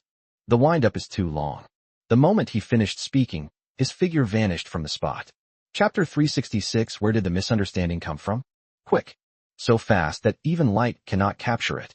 As the Grand Elder's vision rapidly approached, all that could be seen was a blurry afterimage. A fleeting moment. The next second, Lan Yu's figure appeared like a ghost in front of the Grand Elder, who was undergoing a deep transformation. A fist, imbued with destructive power, slammed straight out without any fancy moves. The Grand Elder's pupils shrank to the size of pinpoints at that moment. He wanted to hide, to defend himself, and to complete the final transformation into a shadow. However, it was all too late. Faced with Lan Yu's extremely fast and defenseless attack, all his preparations became a joke. Bang! A deep, muffled bang that sent shivers down your spine. Lan Yu's fist slammed solidly into the Grand Elder's chest. A terrifying power erupted instantly. The Grand Elder's body, which had just begun to materialize, was like a sandbag being struck head-on by a battering ram. A huge hole instantly caved in his chest. Immediately afterwards, his body flew backward like a cannonball. It crashed through 3 thick walls made of solid rock behind it in succession. Finally, he was nailed firmly to the 4th wall, with a large, gaping hole in his chest, a horrifying sight. His shadow form was forcibly interrupted, and the violent shadow energy instantly reversed, destroying all his meridians. He didn't even get to utter a scream before his head lolled to the side, and he lost all life. Lan Yu slowly withdrew his fist and uttered 2 words indifferently. Noisy. The family guard who came to report was already stunned by the scene before him that shattered his worldview. He was so frightened that he collapsed to the ground, his crotch area wet and hot. He stared blankly at the blue-haired youth who had killed an 8-star elder with a single punch. After glancing at the patriarch's corpse, which had been split in 2 on the ground, his mind had completely stopped thinking. Less than a minute. No, the whole thing probably takes less than 30 seconds. A family head at the peak of the 8-star level, and a family elder who has also reached the 8-star level. The 2 strongest members of the Kelster family couldn't even withstand a single move from this ridiculously young man. One was killed in 1 move, and the other was killed with a single punch before he could even finish his desperate stance. What kind of monster is this? Is he a 7-star being? Or a 9-star being? Or perhaps a legendary demigod? Overwhelming fear instantly overwhelmed all his reason. However, at this moment, another change occurs. The entire magnificent hall suddenly began to shake violently, as if a powerful earthquake had occurred. Immediately afterwards, an indescribable, vast aura belonging to mythical relics permeated the entire room. A violent spatial fluctuation flashed by, revealing a mythical relic radiating a soft, life-giving light. It appeared out of thin air above the 2 pieces of the patriarch's corpse. It was a bright green gemstone that beat like a heart. Life core. Under the influence of this mythical relic, the patriarch's corpse, which had already been split in 2, began to wriggle and heal at a speed visible to the naked eye. Broken bones reconnected, shattered internal organs regenerated rapidly, and the blood that had flowed all over the ground flowed back into the body. In less than half a second, the patriarch has miraculously been resurrected, completely unharmed. Upon being resurrected, the patriarch immediately got up from the ground. But unlike the Grand Elder, she didn't rush towards Lan Yu without thinking. She looked at the indifferent blue-haired youth, her eyes filled with apprehension and resentment. But he forced a smile that looked worse than crying. Mr. Lanyu, is there some misunderstanding between us? She tried to ease the tension. Lanyu almost laughed in anger when he heard this. Misunderstanding? Don't you know in your heart whether there's a misunderstanding or not? His icy voice pierced through the patriarch's last pretense like a sharp sword. In that self-destruction at the land of inheritance, apart from your sacrifice, you never intended for anyone to survive, did you? Upon hearing this, the patriarch's face instantly darkened. She knew that all pretense and explanations were now meaningless. Since it's beyond repair, then, let's completely tear off the mask of civility. Since you already know, then this old woman has nothing more to say. A mad, resolute glint flashed in the head of the family's eyes. She bit her tongue hard, spitting out a mouthful of blood. Secret technique, soul burning and return to one. With a roar, her strength surged wildly from the peak of the 8th star. Peak 8 stars, near 9 stars. 9-star initial stage. An immense pressure, far exceeding anything seen before, swept towards Lanyu like a tsunami. Kid, you forced my hand. Today, it's either you or me who dies. The patriarch, who had temporarily reached the 9-star realm, wore a crazed grin on his face. With a single, devastating attack, he blasted towards Lanyu. However, this attack was comparable to that of a 9-star pillar-level expert. Lanyu simply tapped his toes and activated Instant Shadow Flash to easily dodge. He looked at the old woman whose aura had surged and who seemed to have gone mad, but there was no panic in his eyes. Instead, a hint of excitement flashed through them. 9 stars. Perfect. Since you're so eager to die, then I'll show you some real skills and send you on your way. Lanyu slowly raised his right hand, and a long sword, entirely black and with an ancient design, appeared out of thin air in his hand. It was that divine weapon that chose its master, the Sword of Hegni.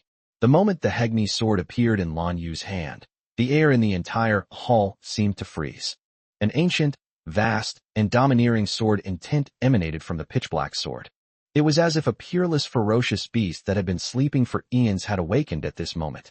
The patriarch, who had temporarily reached the 9 stars level, was in a state of overflowing confidence.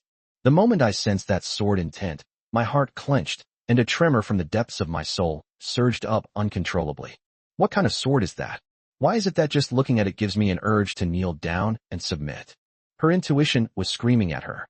Tell her that the man in front of her, and the sword in his hand, is someone she absolutely cannot contend with. Escape. We must escape immediately. However, Lanyu no longer intends to give her any more chances. Let me show you what real power is. Lanyu's voice was indifferent and cold, like a divine pronouncement. He gripped the hilt of the Hegni sword with both hands, and the shadow energy within his body surged like a burst dam. It surged wildly into the sword. His immense shadow power, far beyond what ordinary people could imagine, was unleashed without reservation at this moment. Buzz! The Hegni sword emitted a deafening sword cry, and countless complex and mysterious golden runes lit up on its dark blade. A terrifying power, enough to suppress heaven and earth and obliterate all things, suddenly erupted. Lanyu slowly raised his longsword, pointing it at the terrified patriarch. Behind him, the immense shadow energy and chaotic power intertwined, actually transforming into 8 towering, majestic mountain phantoms. Each mountain exudes an aura of immense weight, as if it could crush the entire world. Divine Sword, 8 mountains suppressing prison. Chapter 367 Challenging him? This is the first exclusive sword skill that Lanyu obtained after acquiring the Hegni sword. This move is extremely powerful, and it demands an absurdly high level of energy and physical fitness from the user. Even ordinary 9-star powerhouses might not be able to use it easily. But for Lanyu, who possesses infinite shadow power and the body of a monarch, it seems to be tailor-made for him. No, impossible. What kind of move is that? The patriarch was utterly terrified when he saw the 8 illusory, giant mountains floating behind Lanyu, exuding an aura of destruction. Her confidence and madness, which had just swelled up after stepping into the 9 stars, were crushed to pieces at this moment. She could clearly feel that in the face of these 8 mountains, her so-called 9-star power was as insignificant as dust. No, I don't want to die. Driven by the instinct for survival, she let out a desperate roar, channeling all the power she had gained through secret techniques into her body. They mobilized all their resources without reservation, transforming them into the strongest defensive barrier standing in front of them. At the same time, her body transformed into a streak of light, and she fled frantically out of the hall without looking back. However, under the lock of the Eight Mountains prison, all struggles are in vain. Lan Yu's eyes remained unwavering as he gently swung his sword downwards. Town. A single word, and the law follows. The 8 giant mountain phantoms floating behind him seemed to have received a decree from the gods. It exploded with a deafening roar, carrying an unparalleled power to suppress everything, and press down fiercely on the patriarch. Boom, boom. An indescribable roar echoed throughout the ancestral lands of the Kelster family. The patriarch's hastily fleeing figure was frozen in place the moment the first mountain phantom landed, unable to move. Her proud 9-star defensive barrier couldn't even last a second against the mountain, shattering like an eggshell. No. She only had time to let out a scream that was extremely shrill. Then, the second, the third, the fourth. 8 mountains crashed down on her one after another. There were no scenes of blood and gore. In the terrified and desperate gaze of the patriarch, her body, along with her soul, was disintegrated, crushed, and annihilated inch by the suppressive power capable of obliterating all things. Ultimately, it completely transformed into the most primitive particles and dissipated into the air. Not even a trace was left. As the illusory images of the 8 mountains slowly dissipated, the original spot was completely empty. It was as if the arrogant head of the Kelster family had never existed. The entire hall, and everything outside it, was alarmed by this terrifying power.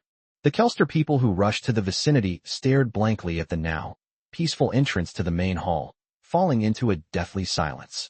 What exactly was that terrifying pressure that made their souls tremble just now? Where's the patriarch? Where is the Grand Elder? What happened? Just when everyone was filled with doubt and unease, Lan Yu sheathed the Hegmi sword and glanced at the mangled corpse of the Grand Elder, whom he had killed with a single punch.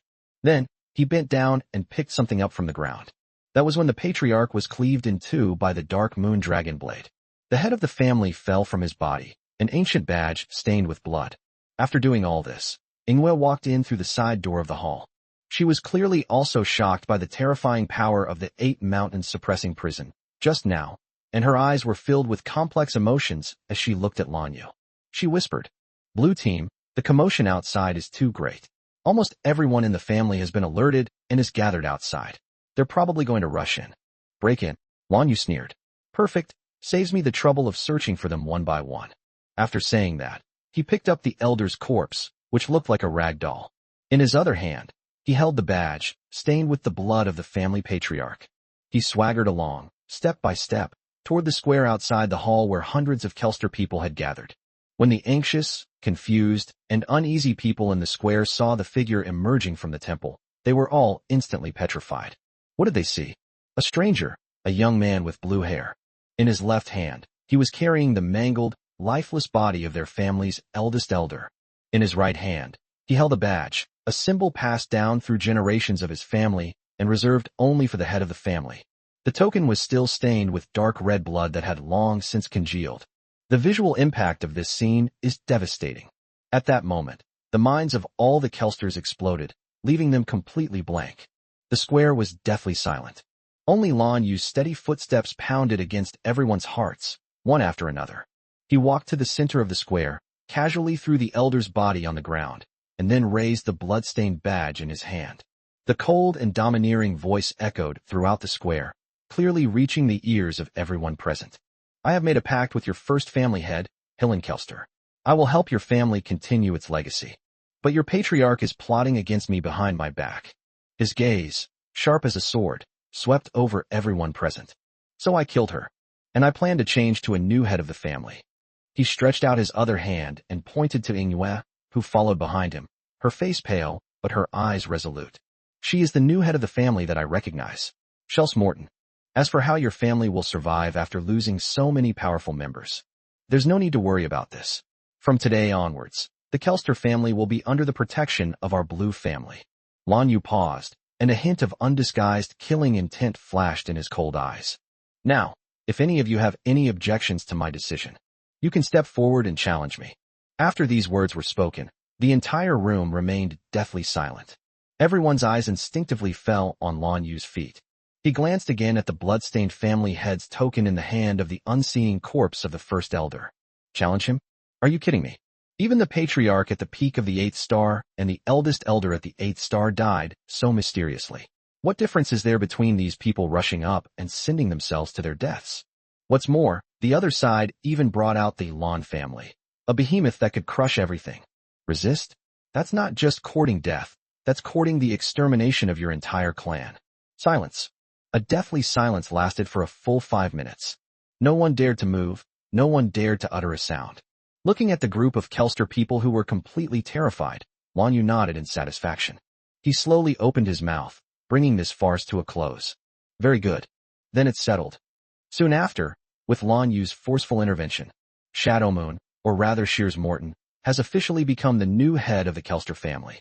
With Lan Yu's help, she successfully retrieved the heirloom and merged with it, thus receiving the family's oldest inheritance.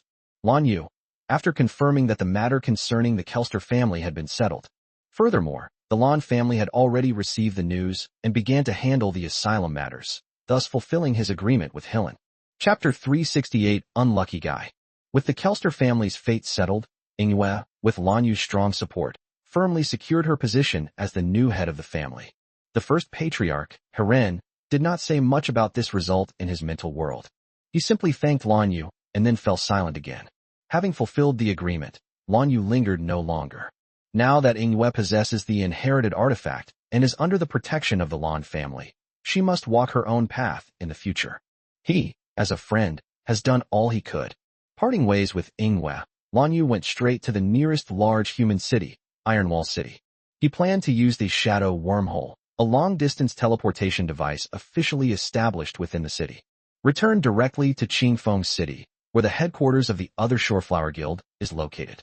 Having been away from home for almost a year, it's time to go back and visit. The teleportation hall in Ironwall City was bustling with people. Lan Yu easily purchased a ticket to Qingfeng City. Guided by the staff, we walked toward the shadow wormhole that emitted a dark light and resembled a giant vortex. Just as Lan Yu was about to step into the wormhole, a piercing alarm suddenly sounded in the teleportation hall. Emergency alert! Emergency alert! A high concentration of shadow gas fluctuations has been detected at the teleportation exit in the direction of Qingfeng City. A large shadow cave has appeared. All teleportation portals to Qingfeng City must be closed immediately. Repeat, all portals must be closed immediately. The staff member responsible for guiding Lan Yu turned deathly pale. He whirled around, trying to stop Lan Yu, and shouted, "Sir, come back quickly. Something's happened over there." However, it was too late. The portal's light had completely dimmed, indicating that the teleportation was complete. The staff member slumped into a chair, muttering to himself, "It's over. This is terrible. This person ran into a shadow hole at the wormhole exit. He's probably in grave danger." Meanwhile, on the outskirts of Qingfeng City, at the exit of Shadow Wormhole B7, the place was already in complete chaos. On the once peaceful plain, a huge black hole with a diameter of over 100 meters hangs menacingly in midair, like a scar on the sky. The dense, almost impenetrable aura was continuously gushing out of the cave, completely polluting the surrounding area. 7 enormous, ferocious 7-star shadow beasts burst forth from the shadow cave, wreaking havoc on everything around them. Around the shadow cave, there were dozens of shadow masters dressed in uniform combat suits. They are forming a huge encirclement and are fiercely fighting against these shadow beasts. Second and third teams, hold the left flank. Don't let that golden splitting pangolin break through the defenses. Healing team, quickly treat Old Wong. He was scratched by the ghost leopard's claws and is suffering from mental contamination. A burly, middle-aged man with a resolute face hovered in midair, calmly and methodically directing the battle. His combat suit bore the emblem of a fist engulfed in flames. That's the logo of one of the top guilds, the Blazing Fist Guild. This person was none other than Wang He, the leader of the Blazing Fist Guild's operation and a peak 7-star expert. "Captain, we've already held off 6 shadow beasts, but there's still one Wind Chaser Silver Wolf left. They're going too fast, we can't keep up at all," one of the team members reported anxiously. Wang He frowned, his gaze fixed on the vehicle speeding along the edge of the battlefield. The giant Silver Wolf constantly seeks out weaknesses in the defenses to harass the enemy. "That beast is cunning." Wang He snorted coldly. "You continue to hunt down the rest. I'll take care of this one." With that, he moved, transforming into a streak of crimson light, and pounced straight towards the wind-chasing silver wolf. Wang He was extremely powerful, displaying the terrifying suppressive force of a peak 7-star expert the moment he made a move. The raging flames transformed into countless fist shadows, completely sealing off all of the Wind Chaser Silver Wolf's escape routes. Although the Wind Chaser Silver Wolf was incredibly fast, it was no match for the sheer difference in strength. He was still being beaten back step by step, and soon several deep burns that exposed the bone appeared on his body. Just as it was about to be killed on the spot by Wang He, the Wind Chaser Silver Wolf suddenly let out a shrill howl. Suddenly changing direction, it recklessly broke through a weak encirclement and fled frantically into the distance. Trying to run? Not so easy. A cold glint flashed in Wang He's eyes, and he immediately gave chase. However, what happened next stunned him and everyone else present. All that could be seen was the Wind Chaser Silver Wolf that had just escaped. After running less than 100 meters, he suddenly slammed on the brakes as if he had seen a ghost. Then, even faster than when they fled, they tucked their tails between their legs and ran back towards the encirclement in a state of utter terror. It looked as if something 100 times more terrifying than Wang He, a peak 7-star expert, was chasing it from behind. Huh? What's going on? Wang He asked, puzzled. Has this beast lost its mind? It finally managed to escape, so why did it come running back? Although filled with doubts, Wang He naturally wouldn't let go of the opportunity that had come his way. He seized this once-in-a-lifetime opportunity and unleashed a powerful, fiery punch that gathered all his strength. It slammed hard into the head of the Wind Chaser Silver Wolf. Boom! With a loud bang, the 7-star level Wind Chaser Silver Wolf didn't even have time to let out a scream. His entire head was blasted into a charred mess, and his massive body crashed to the ground. Having dealt with the shadow beast, Wang He's doubts only deepened. He turned his head and looked in the direction where the Wind Chaser Silver Wolf had fled back. Contaminated by the shadow energy, at the exit of the shadow energy wormhole, a ripple of space appeared. Immediately afterwards, a tall, slender figure slowly walked out of that area. He was a young man with blue hair who looked quite young, and his expression was indifferent. As if oblivious to the fierce battle and rampaging shadow beasts around them, they strolled over leisurely. Wang He frowned immediately. How come there's someone here? And it came out of a closed portal? A thought struck him, and he immediately stepped forward. Hey, this is a high-risk area. Get out of here. Wang Yu looked up at him and said, Sorry, I just came out of the portal. Upon hearing this answer, Wang He instantly understood. It seems this guy stepped into the portal before the alarm went off. What an unlucky guy. Thinking of this, Wang He's wariness softened considerably, replaced by a hint of sympathy. I see. Well, you're really unlucky. He patted Lan Yu on the shoulder, comforting him. But don't worry, once you run into our Blazing Fist Guild, you're safe. He pointed in a direction far from the battlefield and said, Just follow that road. We've cleared it out. It's safe there. Thank you. Lan Yu nodded, said nothing more, and walked straight in the direction Wang He pointed. Watching Lan Yu's receding figure, Wang He felt a sudden, inexplicable pang of unease. Is it just my imagination? He recalled the unusual behavior of the wind-chasing silver wolf earlier and fled back in terror. Could it be? An absurd thought popped uncontrollably into Wang He's mind. Could it be that the 7-star shadow beast was scared back by this young man? Chapter 369, I discovered a small problem. The moment the thought crossed his mind, he extinguished it. Impossible, absolutely impossible. Are you kidding me? That's a 7-star shadow beast. What kind of being could scare it so much that it wouldn't even be afraid of me? A peak 7-star cultivator. Based on that young man who looks to be no more than 20, Wang He shook his head, thinking that he must have been fighting too much lately and was overreacting. Team leader. Just then, a team member ran over and excitedly reported. Report to the captain. We have dealt with all 6 7-star shadow beasts around the shadow cave. Well done. Wang He nodded, finally letting out a sigh of relief. But then he remembered something and asked. I remember the report said that a total of 7 7-star shadow beasts came out of the shadow cave this time. Where's the last one? Upon hearing this, the team member's expression turned somewhat strange. He paused for a moment before speaking. Captain, the last one's location is next to the Shadow Oro wormhole. But we don't need to solve it anymore. Wang He was taken aback. No need to resolve it? What do you mean? The team member pointed to the exit of the Shadow wormhole not far away, his tone tinged with disbelief. We can't explain it clearly in a short time. You'll see when you go over there. Filled with doubt, Wang He walked in the direction his teammate pointed. When he finally saw the scene next to the exit of the shadow gas wormhole, even with the composure of a peak 7-star expert, his pupils constricted sharply, and he gasped. All that could be seen was a sturdy wall made of a special alloy at the portal. An enormous shadow beast corpse was forcibly embedded inside. That was a black armored violent bear, a 7-star shadow beast renowned for its defensive capabilities. Its shell is so hard that even if Wang He himself were to strike it with all his might, he could at most only leave a white mark on it. A huge, exaggerated hole has appeared in the entire chest of this black armored bear. It was as if it had been pierced directly by some invisible force, leaving it transparent from front to back. The terrifying impact even pinned its massive body firmly into the alloy wall. This created a visually striking and horrifying scene. Without a doubt, the huge hole in its chest was its fatal flaw. One strike, instant kill. Wang He stared blankly at the scene before him, his mind completely blank. It can instantly kill a 7-star black armored bear known for its strong defense with a single blow and cause such terrifying damage. He asked himself honestly, even if he went all out and used his most powerful moves, he might still be able to do it. However, it could never be as clean and efficient as it is now, as if it were just a casual strike. Among the expeditionary force present, no one else possessed such strength besides himself. But I clearly didn't make a move. Who did that? Just then, it was as if a bolt of lightning struck Wang He's mind, instantly illuminating all the fog. He suddenly remembered the indifferent-looking blue-haired youth who had just walked out of the portal. I recalled that fleeting, inexplicable feeling of palpitation I had at the time.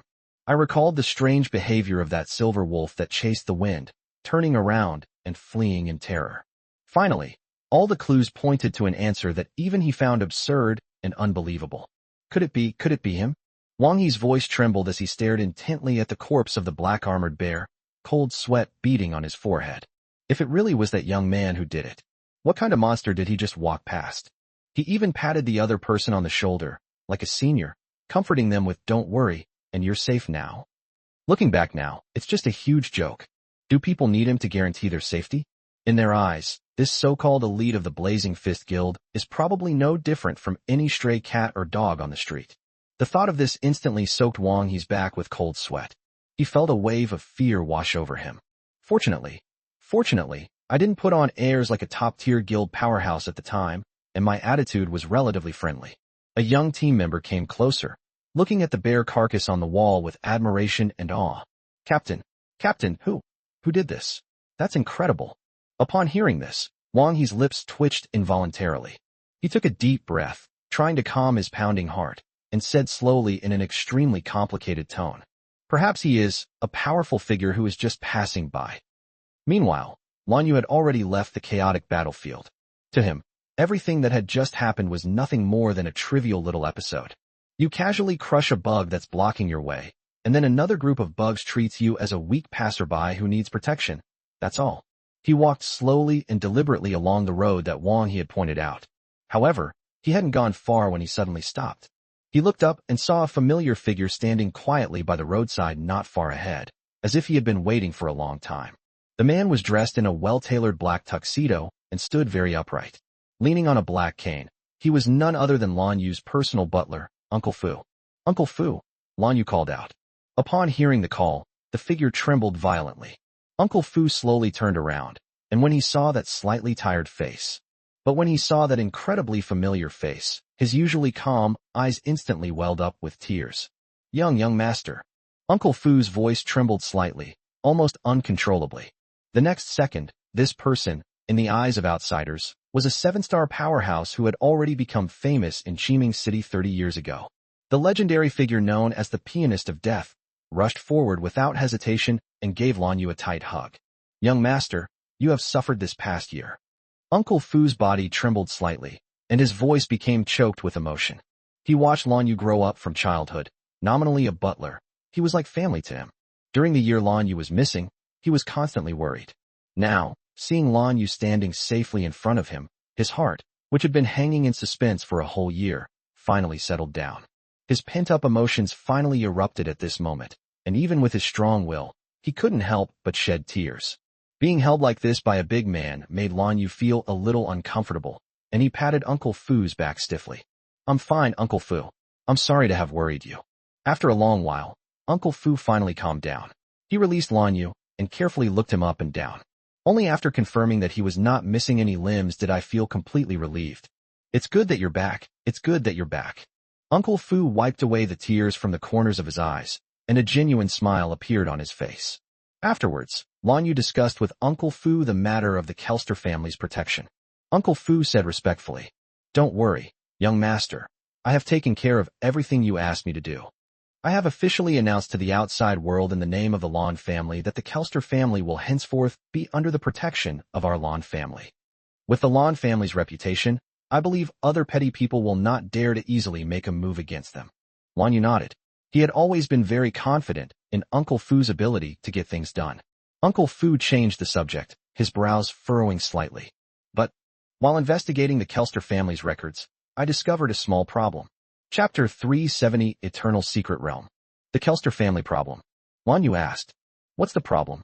Uncle Fu replied, "I discovered that the former head of the Kelster family had several large-scale financial transactions with another family called Blackwood in secret. The Kuroki family has been secretly funding the Kelster family," Uncle Fu said in a deep voice. "After a thorough investigation, I discovered that the former head of the family had reached a secret agreement with the Kuroki family. The agreement stipulated that the Blackwood family would provide financial and material support to the Kelster family to help the family head break through to the Ninth Star realm. In return, after the patriarch successfully advances to the Ninth Star, he will need to lend the Blackwood family the heirloom of Kelster for a period of time for research. Now that the patriarch is dead, this agreement is naturally null and void. But the Kuroki family has spent an astronomical sum of money on this agreement, and they probably won't let it go so easily." Upon hearing this, Lan Yu's eyes turned slightly cold. "It's that kind of deal again. How strong is that Kuroki family?" he asked. Uncle Fu replied, "Speaking of the Kuroki family, they are quite legendary. More than 30 years ago, they were just an obscure second-rate family. But just 30 years ago, a genius with extraordinary talent suddenly appeared in the family.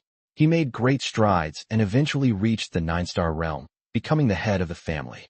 On the surface, the Blackwood family only has this Nine-Star patriarch in charge. But according to my investigation, this family head also has a younger brother who is equally talented and secretly entered the Nine-Star realm several years ago. For so many years, this younger brother has been secretly protecting the family. Therefore, this family actually has two Nine-Star powerhouses."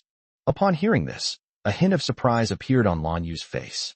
I never expected that Uncle Fu could investigate so thoroughly, even uncovering such a hidden secret.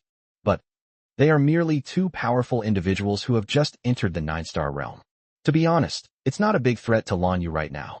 Back when he was only a 6-star, he could fight on equal terms with an 8-star monarch incarnation. Now that he is a 7-star expert, ordinary 8-star experts cannot withstand a single move from him. If he were at the peak of the 9-star level, he might temporarily avoid the limelight. But they were just two guys who had just entered the 9th star. Lan Yu waved his hand, his tone indifferent. "Don't worry about it.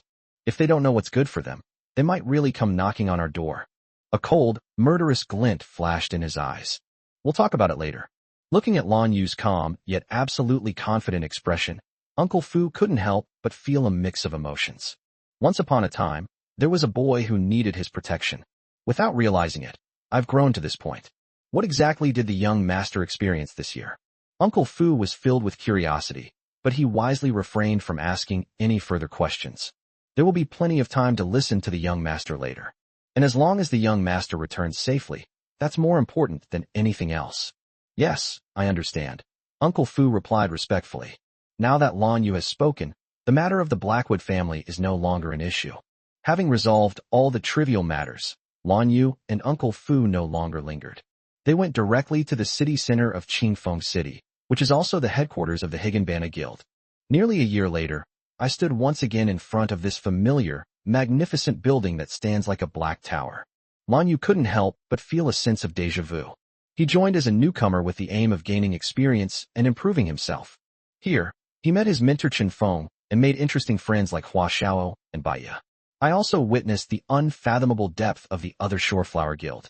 Later, he unexpectedly fell into the film industry and struggled to survive in that dark and hopeless world. To be an enemy of the king means walking the line between life and death every day. Now he's finally back. Lan Yu straightened his clothes, took a deep breath, and stepped into the gate of the other Shoreflower Guild.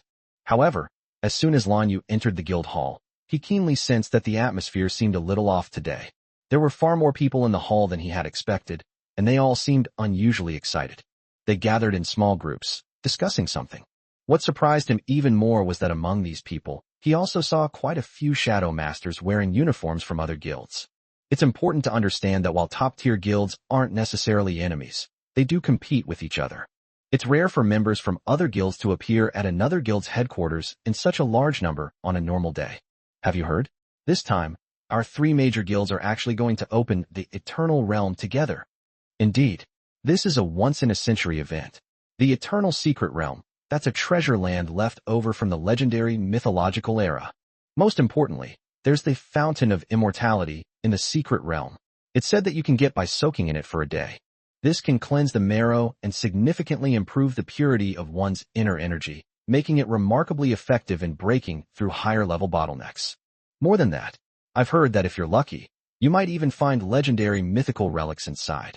Every word of the surrounding chatter reached Lan Yu's ears. An eternal secret realm? The Fountain of Immortality? Lan Yu's heart stirred.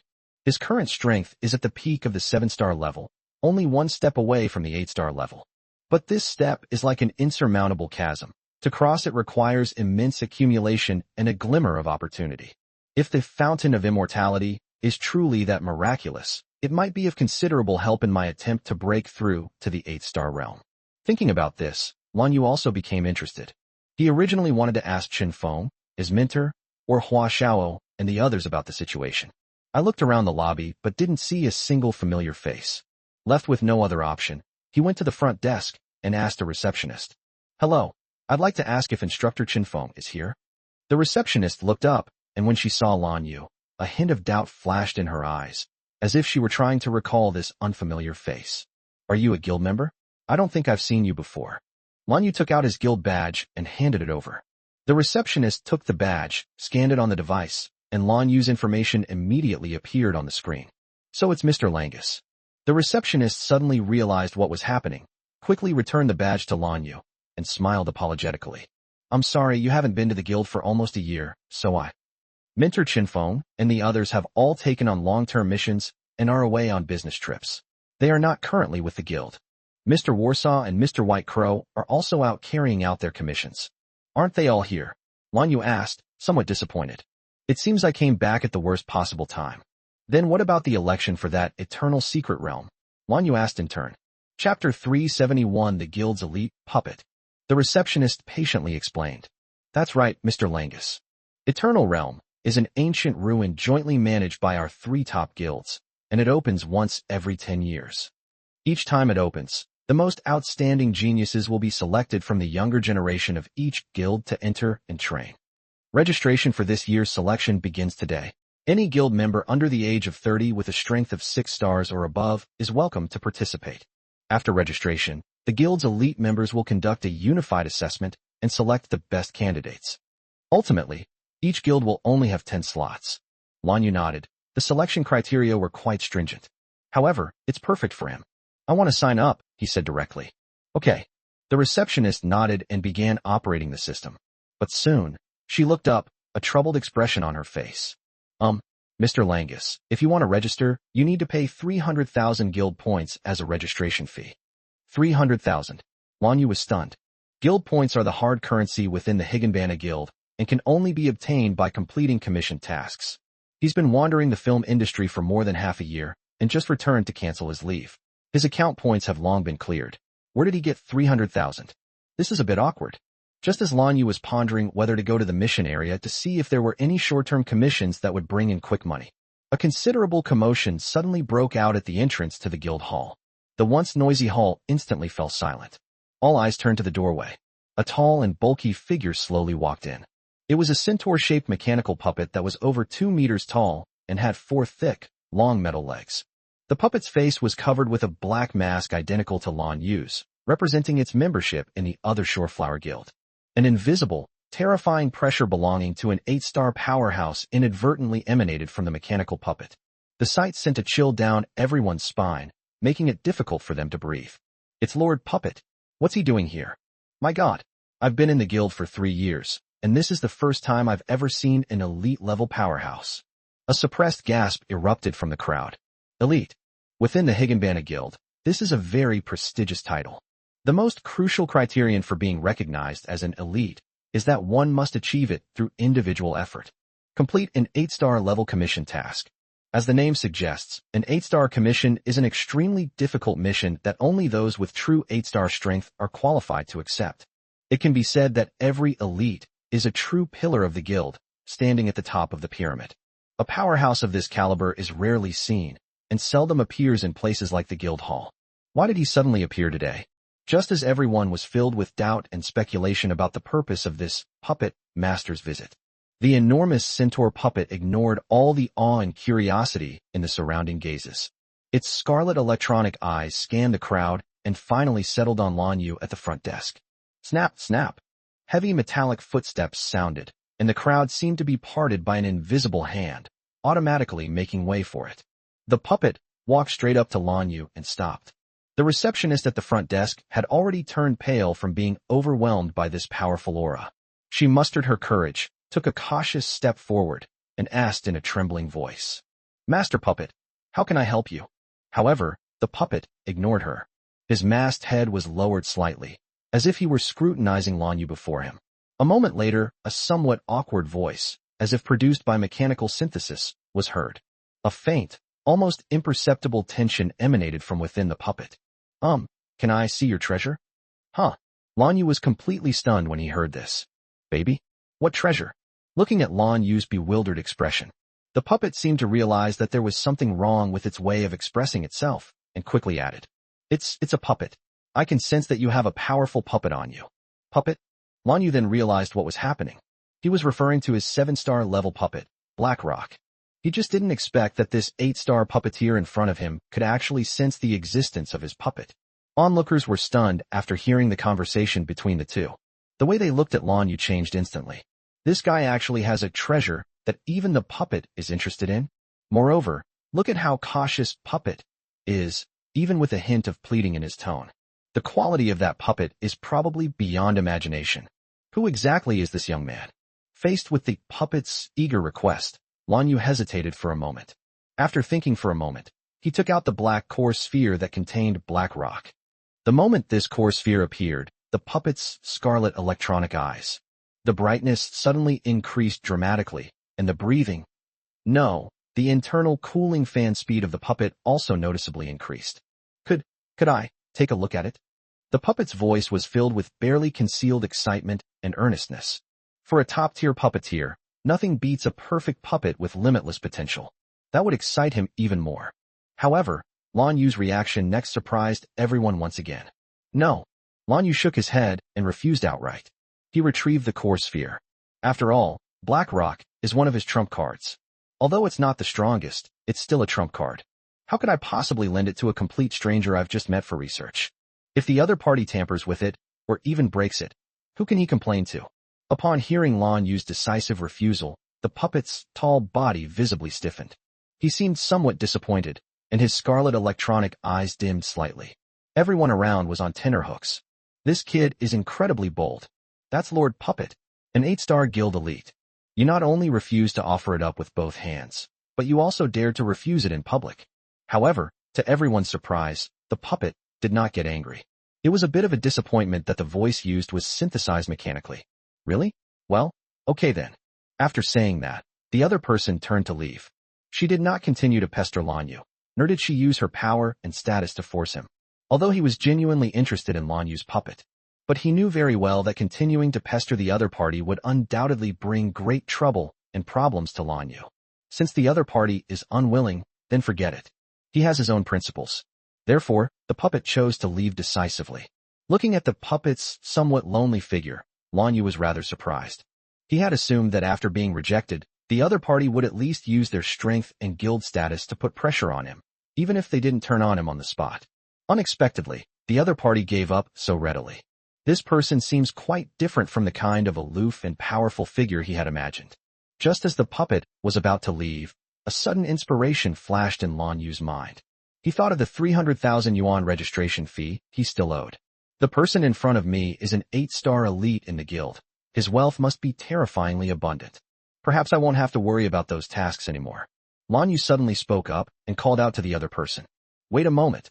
The puppet stopped, turned around, and looked at him with a hint of doubt in its scarlet electronic eyes. Do you have 300,000 guild points? Lan Yu asked. Chapter 372. You asked for this. The puppet's voice is simple and clear. Have. A smile appeared on Lan Yu's face. Then, let's make a deal. I'll lend you my puppet for 1 day to study. After 1 day, you must return it to me intact. In exchange, you pay my registration fee of 300,000 points. Upon hearing this, the puppet's enormous body trembled violently. Happiness comes so suddenly. Sure, he agreed almost without hesitation. He raised his mechanical arm and operated a device on his wrist a few times. The next second, Lan Yu received a notification from the system that the money had been credited to his account. Lan Yu looked at the string of zeros on his personal terminal and his eye twitched involuntarily. 1 million? Did I say the wrong number? Or did he mishear me? I only need 300,000. Bro, did you transfer too much?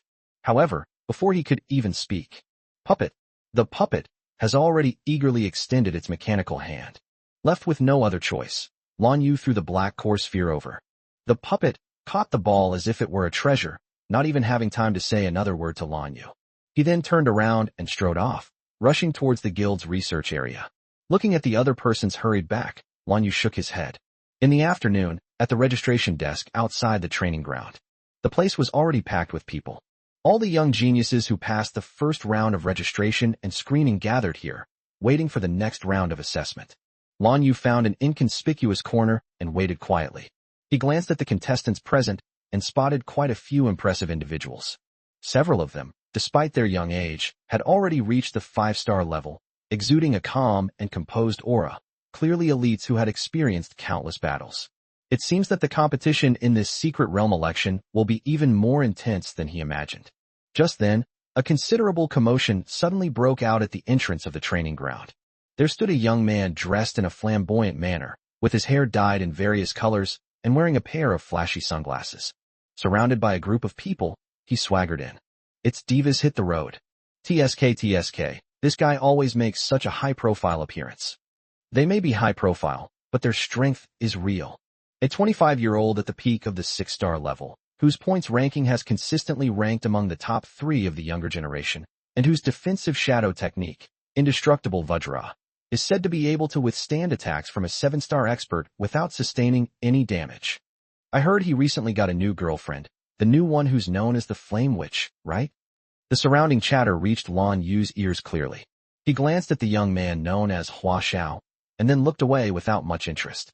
A 6-star character known for his defense is no different from an ant in his eyes. However, he didn't want to cause trouble, but trouble came looking for him anyway. The assessment time was approaching, and the guild leaders in charge of the assessment arrived one after another on the main stage of the training ground.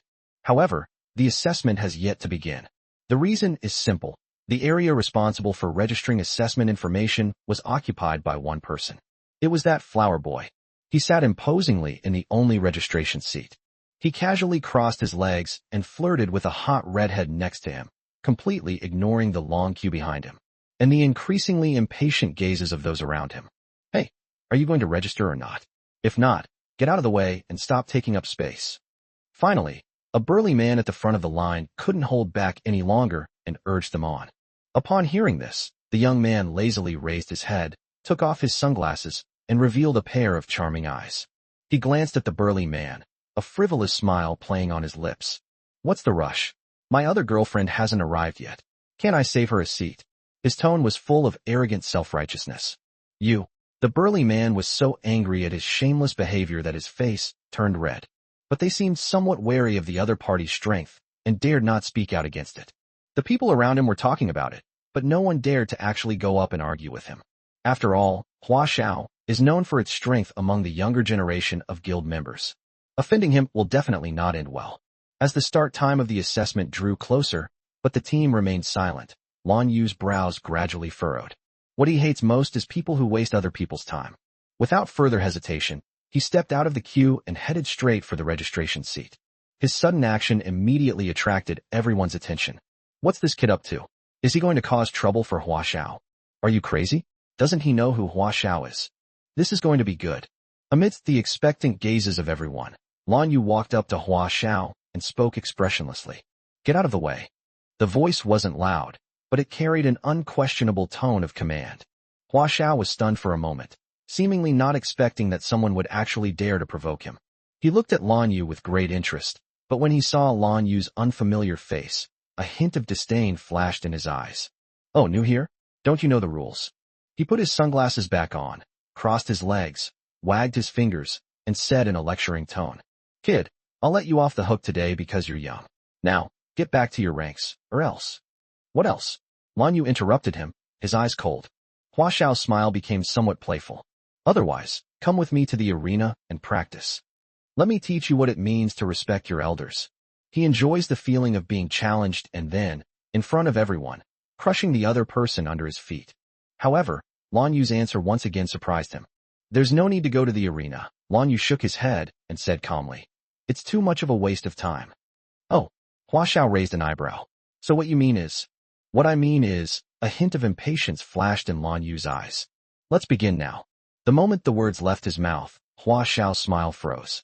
He never expected that this seemingly ordinary young man would dare to be so arrogant. A ruthless glint flashed in Hua Xiao's eyes. Fine, you asked for this. Despite his apparent disdain, Hua Xiao is, after all, a seasoned genius. He understood the principle that even a lion uses its full strength to hunt a rabbit. He sneered inwardly, and his internal energy instantly began to circulate. Secret technique, indestructible Vajra. A layer of golden light, barely perceptible to the naked eye, instantly covered his entire body. This caused his physical defense to increase several times in an instant. This was the signature technique that made him famous. This is also the source of his confidence to withstand the 7 stars attack. Chapter 373, I refuse to accept this based on just words. After doing all this, he put on that playful smile again and said to Lan Yu, Sure, kid, since you're so eager to die, I'll grant your wish. You can come anytime. However, the last was still stuck in his throat, and he couldn't say it, because a fist had landed on his lower abdomen without warning. There were no earth-shattering noises, nor any dazzling light and shadow effects. That punch looked so ordinary, even somewhat weak. However, the moment the fist touched Hua Xiao's body, his indestructible body, strong enough to withstand the attack of a 7-star expert, was instantly destroyed. But it was as fragile as paper, collapsing instantly. An indescribable, terrifying force, like a torrent bursting its banks, breached his proud defenses. Puff! Hua Xiao's eyes widened suddenly, and he spat out a mouthful of blood mixed with fragments of internal organs. His body arched up suddenly, like a boiled shrimp. Then, like a kite with a broken string, he flew backward, crashing into more than a dozen rows of tables and chairs before finally crashing with a loud bang. He fell to the ground in a disheveled state and immediately lost consciousness. One move. Just one move. The entire registration area fell into a deathly silence once again. Everyone stared in disbelief at the scene before them, as if witnessing something utterly shocking. The genius Hua Xiao, known among the younger generation of the guild for his formidable defensive capabilities, who even dared to challenge a 7-star expert. Just like that, he was defeated by an unknown young man with a single punch? How? How is this possible? Was that person's fist made of iron? All eyes turned to the man who had withdrawn his fist. It was as if the blue-haired youth had only done something insignificant. His eyes were filled with shock, confusion, and deep fear. Lan Yu ignored the astonished looks around him and simply walked to the empty registration desk. He said calmly to the equally terrified staff member, Can we register now? The staff member in charge of registration was already terrified out of his wits by the shocking scene before him. He looked at the badge Lan Yu handed him, then at Zhou Yang, whose fate was unknown, lying in the corner of the wall in the distance. His legs trembled like a leaf. Yes, you can, of course you can. He tremblingly accepted the badge and hurriedly completed the registration process for Lan Yu on the system. Throughout the entire process, he didn't even dare to raise his head, for fear that he might accidentally anger the menacing figure before him. After successfully registering, Lan Yu went directly to the assessment location. The assessment was held in a huge training ground on the top floor of the guild building. When Lan Yu arrived, a number of young geniuses who had come to participate in the assessment had already gathered there. These people are all outstanding members of the younger generation in various guilds. Each of them possessed a calm demeanor, sharp eyes, and an aura of fierce battle experience. In front of the training ground, a high platform was erected. On the high platform, two ornate chairs were placed side by side. In one of the positions sat the enormous centaur mechanical puppet, the puppet. The other party is currently studying Lan Yu's puppet with all their might. The other seat was empty. Have you heard? Besides Lord Puppet, there's another person in charge of the assessment this time. Lord Phantom. What? Lady Phantom is here too? That crazy woman known for her speed and trickery. My goodness, the lineup for this assessment is amazing. Two elite-level experts are personally overseeing it. It seems the guild is taking this eternal realm very seriously. The candidates discussed amongst themselves, their eyes filled with awe and anticipation as they looked up at the platform. Just then, a fragrant breeze wafted over. A tall and fiery figure appeared silently on the empty seat, like a ghost. The newcomer wore a black magician's hat, and beneath the brim were a pair of captivating phoenix eyes. The tight-fitting black leather outfit perfectly accentuated her shapely curves. In his hand, he was also playing with a long, black whip. Her whole being exuded a wild and dangerous allure. It was another elite-level powerhouse from the other Shoreflower Guild, Phantom. Oh dear, it seems I'm not too late. The Phantom stretched lazily, completely oblivious to the countless burning gazes drawn to her alluring figure below. She turned her head and glanced at the puppet beside her, who was as quiet as a statue, a mocking smile playing on her lips. Hey, Xiao, what brings you here to be an examiner today? Don't you hate these kinds of lively occasions? The puppet's electronic eye blinked, and a synthesized mechanical voice sounded. The chairman's order. The Phantom curled its lip. TCH, how boring. She then seemed to remember something and curiously leaned closer. I heard you made a big deal with a newbie down there today, and even gave him 700,000 points for free. Is that true? The puppet did not answer, but simply stared silently down below. The Phantom didn't care either. Fine, don't tell me then. She sat up straight again, her gaze sweeping over the examinees below, and said in a casual tone, All right, enough chit-chat, let's begin the assessment. The rules are simple. Come forward one by one, and let me see. The Blazing Fist Guild, who was at the very front of the line, took a deep breath and stepped onto the platform. He walked up to the Phantom and bowed respectfully. Lord Phantom, Blazing Fist Guild Lee. However, he hadn't even finished speaking. Unqualified. The Phantom didn't even lift its eyelids. It simply waved its hand casually. Next, the young man surnamed Lee was stunned on the spot, his face filled with confusion and astonishment. Why? Lord Phantom, you didn't do anything. The Phantom seemed a little impatient. If I say it's unqualified, it's unqualified. Do I need a reason? Following that, the second and third candidates took to the stage one after another.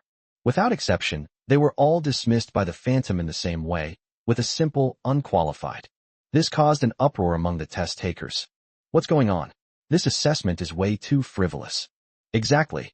They didn't look at anything, didn't ask anything, and just decided our eligibility based on a single sentence? That's so unfair. What exactly does this Phantom Lord want to do? Just as everyone was complaining, a hot-tempered, burly man, also from the Blazing Fist Guild, appeared. Unable to bear it any longer, he rushed up to the high platform. His face flushed red, and he questioned loudly. Lord Phantom, we've worked so hard to cultivate our skills, and that's how we got this opportunity to participate in the selection. You haven't provided any evaluation criteria, yet you're just using your words to negate all our efforts? I refuse to accept this. Chapter 374, Don't underestimate your enemy, or you will die. His words expressed the sentiments of all those who were eliminated. In an instant, the previously tense training ground erupted into chaos. Whispers turned into heated arguments, and discontent spread rapidly like wildfire. Some people muttered curses about the unfairness of the assessment, while others loudly questioned the Phantom's authority. The scene became chaotic and noisy, as if it was about to completely spiral out of control at any moment.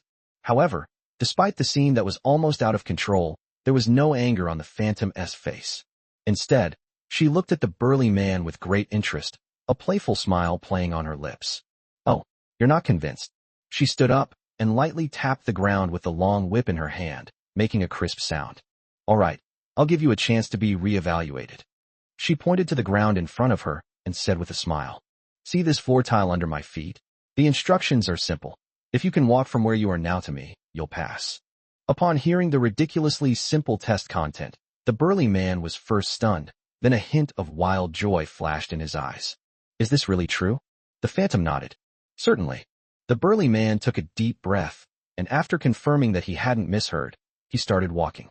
However, the moment he took his first step, an indescribable, terrifying pressure, as if it came from the deepest hell, crashed down on him like an invisible mountain.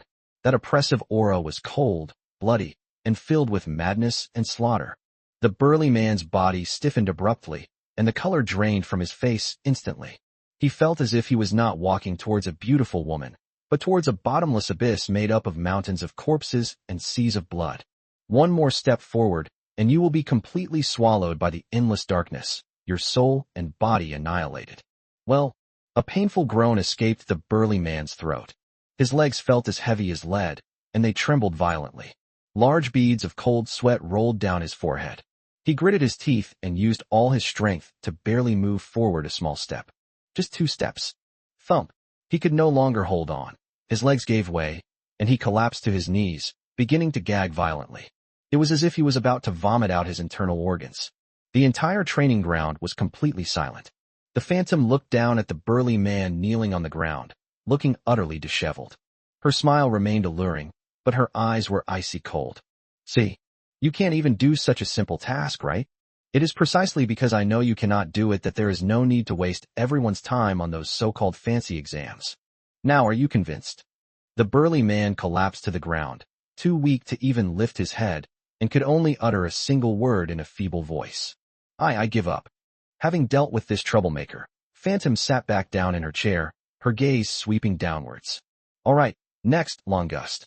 When the Phantom uttered the name, the puppet, which had been silent all along, visibly flickered its scarlet electronic eyes.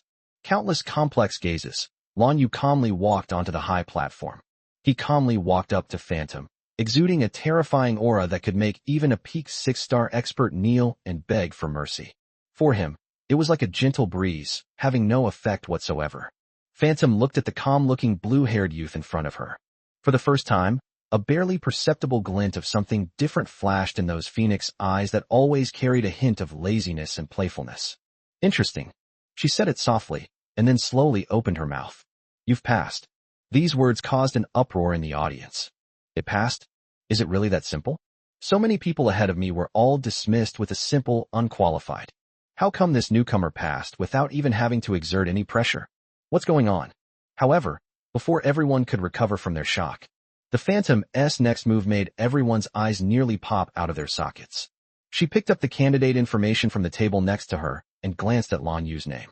He glanced again at his new member badge, a more amused smile spreading across his face. Longust. Oh, no wonder the name sounded familiar. I remember now. She turned to look at the puppet beside her and said with a smile. Little puppet, isn't he the little guy who cracked the puppet you left in the guild's newbie area a year ago? The puppet's electronic eye blinked once, which was taken as tacit approval. Excitement gleamed in the Phantom's eyes, as if he had discovered some interesting toy. Oh my, what a coincidence. She stood up, and the long whip in her hand lashed out in the air in a beautiful flourish. I've decided to add one more item to the assessment criteria. She stared intently at Lan Yu with her captivating phoenix eyes, her red lips slightly parted. Come on, let's fight. Lan Yu. He looked at the woman in front of him, who seemed to thrive on chaos, with a sense of exasperation. Didn't you say I had passed the test? The Phantom blinked and said with an innocent look. Oh, did I say that? Even if I said that, can't I go back on my word now? Besides, I'm the examiner. Here, what I say goes. She brandished the long whip in her hand, her tone filled with undeniable domineering authority. Either you fight me and I'm satisfied, then you can get the spot. Either you get out of here now, or you'll be all right now. Looking at the other party's shameless, I am the rule attitude, Lan Yu sighed helplessly. It seems that this fight is inevitable. Okay. He nodded. Seeing Lan Yu agree, Mei Ying's smile grew even brighter. She turned to the puppet and said defiantly, Little one, watch closely. I want to see just how much this little guy you value so much is really worth. However, Puppet simply responded with his unique, mechanical, synthesized voice. Don't underestimate your enemy. He paused, seemingly organizing his thoughts, and then added in an extremely serious tone. Otherwise, you will die. Upon hearing this, the smile on Phantom's face instantly froze. She was slightly taken aback, and her captivating phoenix eyes blinked in disbelief. He seemed to doubt that there was something wrong with his ears. What is the other person saying? She is a well-established 8-star elite, one of the powerful combat forces of the other shore flower. Will I die fighting a newbie who's only been in the guild for less than a year? This was even more outrageous than the dumbest joke she had ever heard. She subconsciously thought that the puppet, this eternally cold iceberg, was joking with her. But when she turned her head, she saw the earnest light flashing in those scarlet electronic eyes, devoid of any emotional fluctuation. She knew the other person wasn't joking. He was serious. Chapter 375. If you two keep fighting, you'll tear this place down. A sense of absurdity welled up in the Phantom's heart. But at the same time, it also instantly raised her vigilance towards Lan Yu to the highest level. The person who can make a puppet say such things is definitely not as simple as they seem on the surface. Okay, very good. Phantom took a deep breath, wiping away all the flippancy and mockery from her face. The long whip in her hand emitted a soft hum, and a vast and powerful aura of shadow erupted from her petite body. The pressure from an 8-star expert, like a tangible storm, swept across the entire training ground. The examinees below were under this terrifying pressure. Their faces turned ashen, and they retreated one after another. Those who were weaker were even forced to their knees by the pressure. Battle is imminent. However, just as the Phantom's momentum reached its peak, and he was about to make his move, Lan Yu moved. A fleeting moment. His figure left a blurry afterimage in the spot before disappearing from the Phantom's sight in an instant. Quick. Extremely fast. So fast that even the Phantom's dynamic visuals are almost impossible to capture. Not good. In the Phantom's heart, alarm bells rang loudly.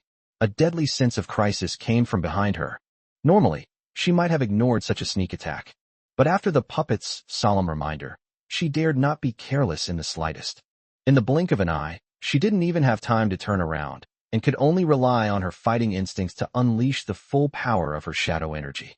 It was all gathered behind them without reservation, forming the strongest defense. However, the very next second after she completed her defense, a cold, metallic object struck her in the waist. The Phantom's body flew out. It flew for dozens of meters before stopping.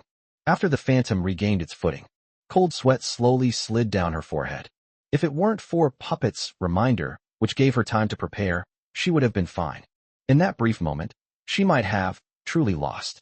The entire training ground fell into a deathly silence once again. Everyone was like a duck with its neck choked, mouths agape, but unable to utter a sound. What did they see? An 8-star elite, Lord Phantom, was actually subdued in a single move by a newcomer. This isn't filming a movie. This is watching a mythological story. Mei Ying looked at Lan Yu, her beautiful phoenix eyes filled with complex emotions. There was shock, there was horror, but more than anything, there was a lingering fear of surviving a disaster. She now finally understood why the puppet had said that. The young man in front of me is not a newcomer at all, but a prehistoric behemoth in sheep's clothing. 7 stars. She could clearly sense that the aura that had flashed across Lan Yu's body just now had already reached the level of the 7th star. A newcomer who joined the guild less than a year ago is already a 7-star powerhouse. What kind of monstrous talent is this? Why did you use the back of the sword just now? Phantom's voice was slightly hoarse. Lan Yu answered matter-of-factly. After all, it's just a friendly spar, not a life-or-death battle. I don't want you to get hurt too badly. He was telling the truth. However, to the Phantom, this truth was more grating than any insult. Don't you want me to get hurt too badly? A newcomer who had joined the guild less than a year ago was actually considering whether or not to go easy on her, an 8-star elite, during their battle. After a brief moment of shock, boundless rage and fighting spirit instantly ignited Phantom's entire being. Ha ha ha ha ha. The Phantom suddenly burst into laughter, a laugh filled with madness and excitement. Fine. So you don't want me to get hurt too badly. The Phantom stopped laughing and landed slowly, her phoenix eyes burning with fierce fighting spirit. I'm sorry, it seems I underestimated you. However, from now on, you don't need to worry. Before she finished speaking, the long whip in her hand, like a venomous snake that had come to life, swept towards Lan Yu with a shrill whistling sound that tore through the air. This time, she showed her true strength.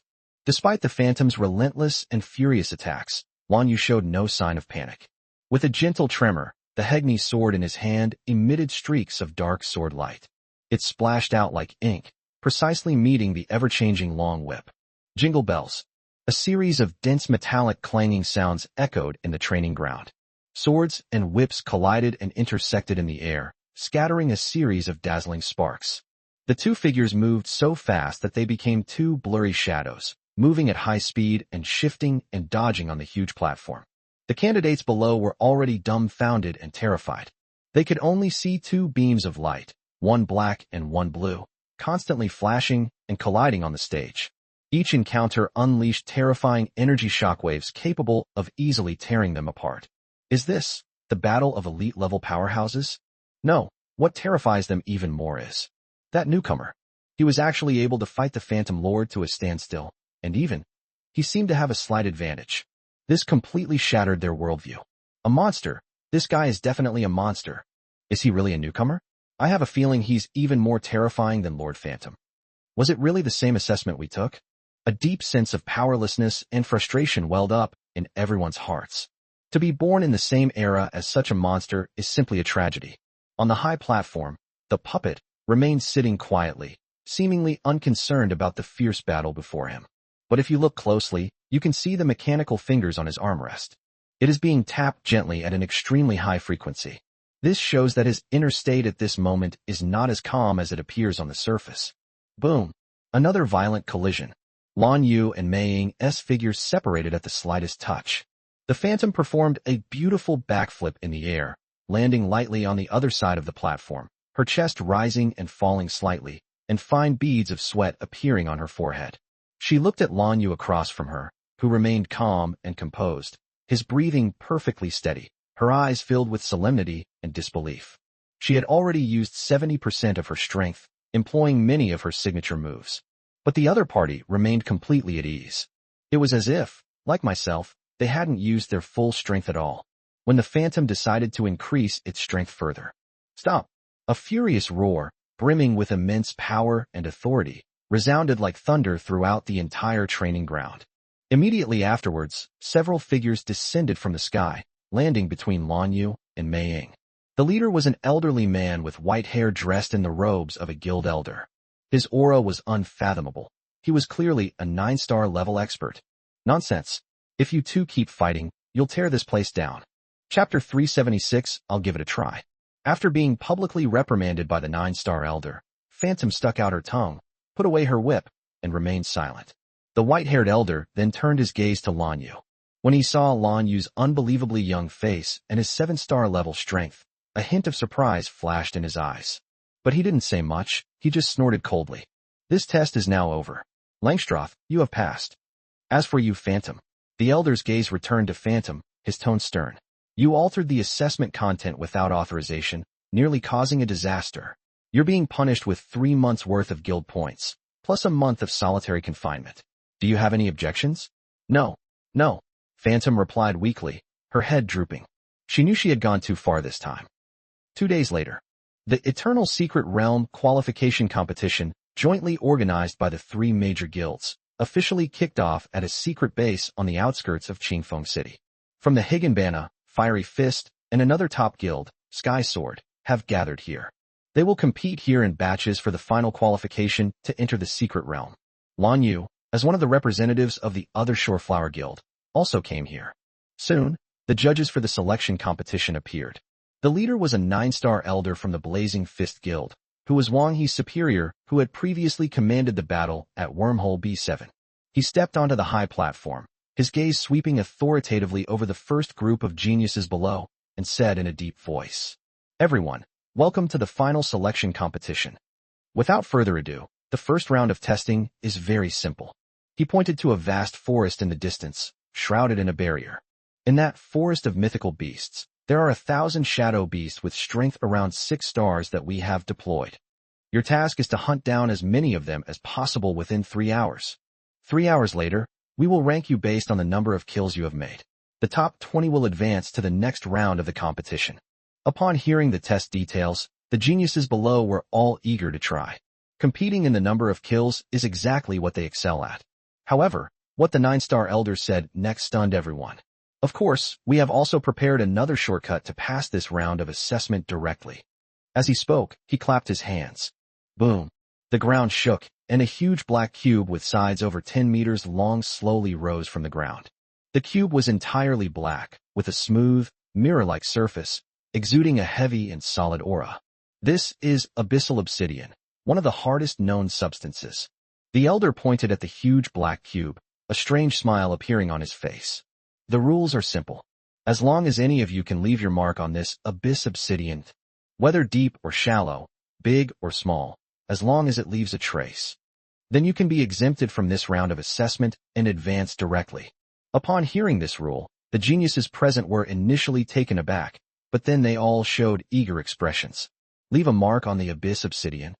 This sounds much simpler than hunting those thousands of shadow beasts. Moreover, this is an excellent opportunity to showcase one's strength and make a name for oneself in front of the top leaders of the 3 major guilds. In an instant, everyone's gaze became intense. However, they failed to notice the subtle, sly smile that flashed in the eyes of the 9-star elder of the Blazing Fist Guild on the high platform. The reason he proposed this seemingly simple shortcut was, the purpose was not to select any special talents at all, but to dampen the arrogance of these proud geniuses. What is abyss obsidian? That was an extremely hard object that even a 9-star expert like him had to exert tremendous effort to barely scrape off a trace of powder from it. With these little guys below, whose highest level is no more than 7 stars, they think they can leave a mark on it? That's utterly delusional. He wanted to show these self-proclaimed invincible geniuses what it's all about, to make them understand that there are always people more capable than you. I'll give it a try. Soon, a swordsmanship genius from the Sword of the Sky Guild, renowned for his sharp attack power, was the first to step forward. He drew his sword, a 7-star shadow weapon that gleamed with a chilling light. He took a deep breath and poured all his shadow energy into the sword. Buzz! The long sword emitted a clear and melodious sword cry, and a dazzling blue light shone on its blade. Dawnbreaker slash of the azure sky. He roared and used all his strength to slash down at the huge black cube. This sword strike is his strongest move. It once cleaved a small mountain in two. However, clang! A piercing clang of metal rang out. The terrifying sword energy, powerful enough to cleave mountains, vanished without a trace the moment it touched the abyss obsidian. The surface of the huge black cube remained as smooth as a mirror, without even the slightest scratch. On the contrary, the sword genius was shaken by a huge backlash, causing his tiger's mouth to split open and blood to flow freely. He almost dropped the 7-star sword from his hand. How is this possible? He stared blankly at his slightly trembling hand, then at the intact black cube, his face filled with disbelief. His proudest all-out attack couldn't even leave a white mark. This stunned everyone. The excitement on the faces of those eager geniuses instantly cooled down. Even the top geniuses of the Azure Sky Sword have met such an end. If they were to go up there, they would probably only be inviting humiliation. I don't believe it. Another burly man from the Blazing Fist Guild, known for his strength, stepped forward defiantly. He roared, and flames blazed from his fists, slamming them into the black cube like 2 meteorites. Boom, boom, boom. A series of loud noises shook the entire ground. However, when the smoke cleared, the black cube remained unchanged, completely still and unharmed. Then several more geniuses who considered themselves to be very strong stepped forward to try. Some used swords, some used knives, some used secret techniques. However, no matter what methods they use or how much effort they exert, the final result is the same. That enormous abyss obsidian is like an unshakable god, mocking all mortals who attempt to challenge its majesty. Gradually, no one dared to step forward anymore. Frustration and dejection were written all over everyone's faces. On the high platform, the elder of the Blazing Fist Guild looked down at the group of dejected young people and nodded in satisfaction. Yes, it works well. It seems that I have achieved my goal. However, just as he was about to announce that the group should obediently go to the forest to fight monsters, a calm voice rang out in the silent square. I'll give it a try. Chapter 3770, Old Monster. Everyone's eyes turned to the sound. The mysterious newcomer, Langus, who had fought to a standstill with the Phantom Lord during the assessment, slowly walked out from the crowd. A complex sense of anticipation arose in everyone's heart. Perhaps, this monster, which dares to go head-to-head with even an 8-star elite, can really create a miracle? Ignoring all the gazes around him, Lan Yu calmly walked up to the huge black cube. He didn't put on any fancy moves like the others, nor did he mobilize his full amount of shadow energy. He simply raised his right hand. Then clench your fist. Amidst everyone's astonished and uncertain gazes, his fist, which didn't appear particularly thick, lightly struck the indestructible abyss obsidian. There was no sound. There are no lighting effects. There wasn't even a trace of energy fluctuation. It felt like I was gently touching it. TCH, what's going on? I thought he had some amazing trick up his sleeve. Exactly. All talk and no action, just putting on a show.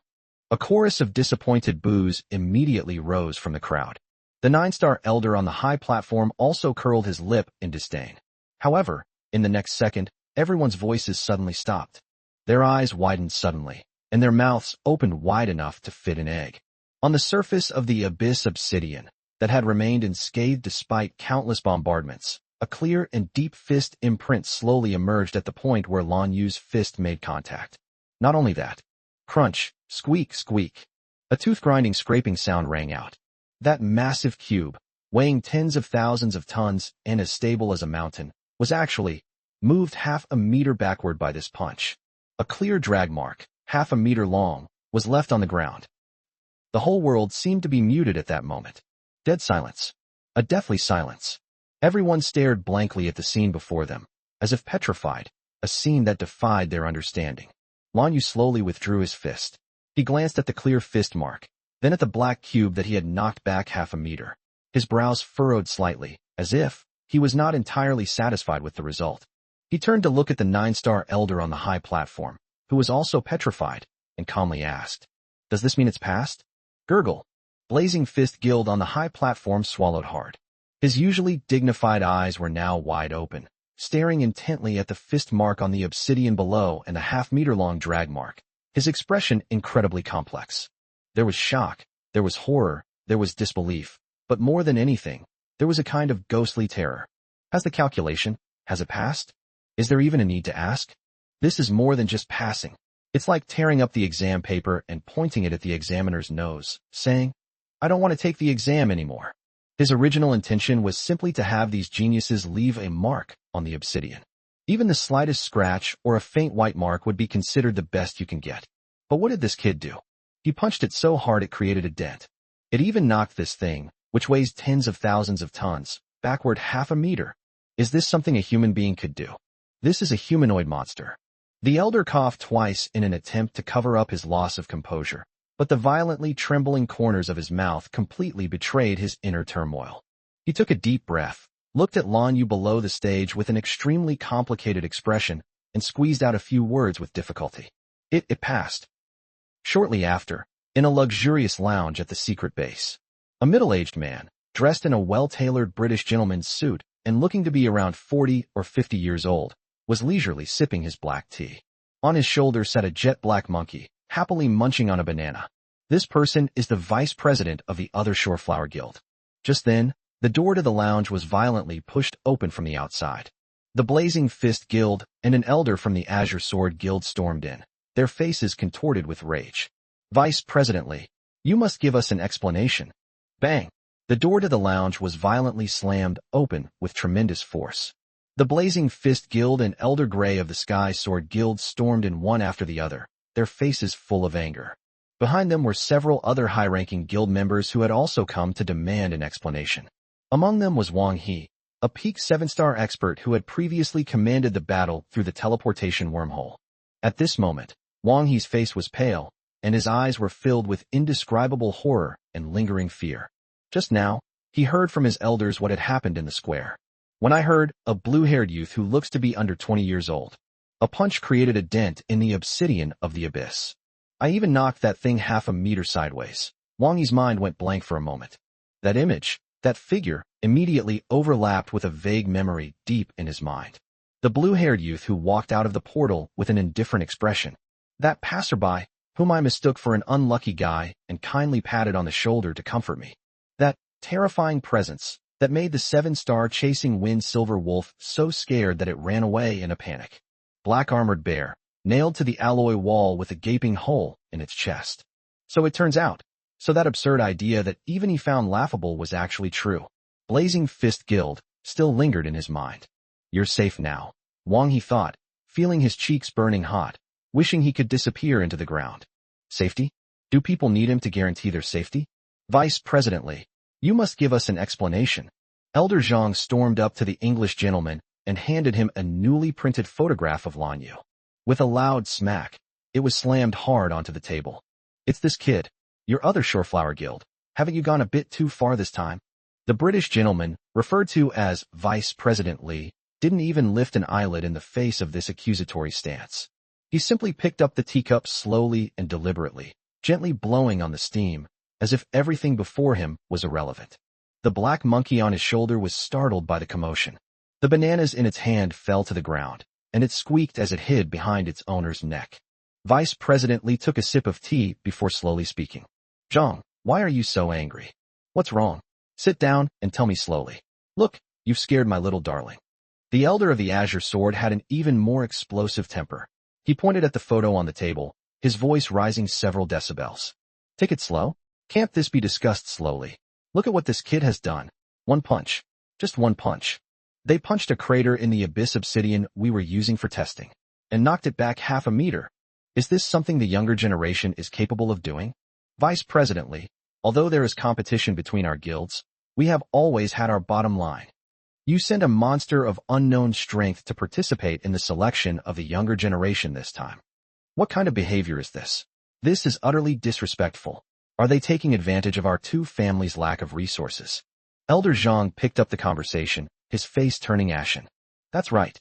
I suspect this kid isn't a newbie at all. He must be some old monster that your other Shoreflower found out of nowhere. He used secret techniques to disguise his age and identity, just to embarrass us in this selection competition. They became more and more excited as they talked, and the more they felt that their guess made sense.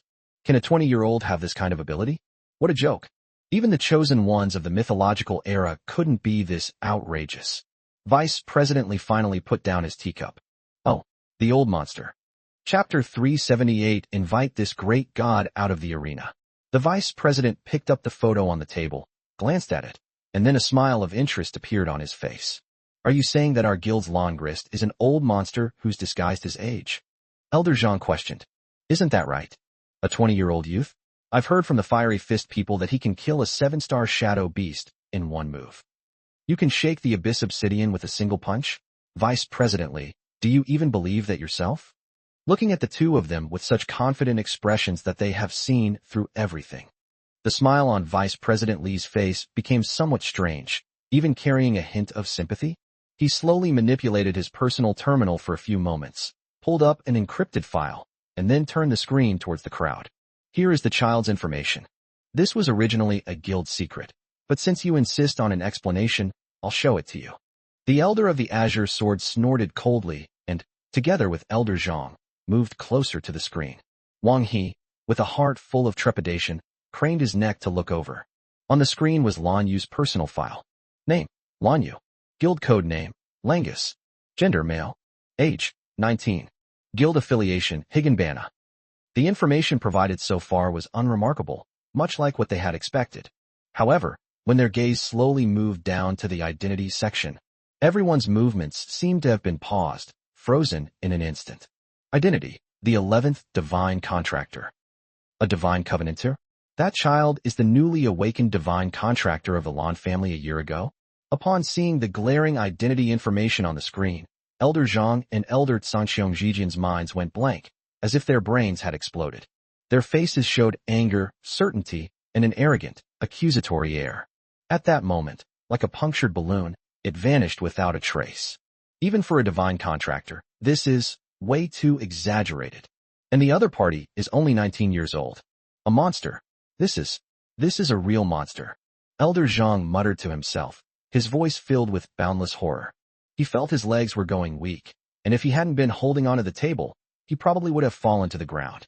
He spent his entire life as a shadow artist, saw countless geniuses, and even personally trained more than one 9-star powerhouse.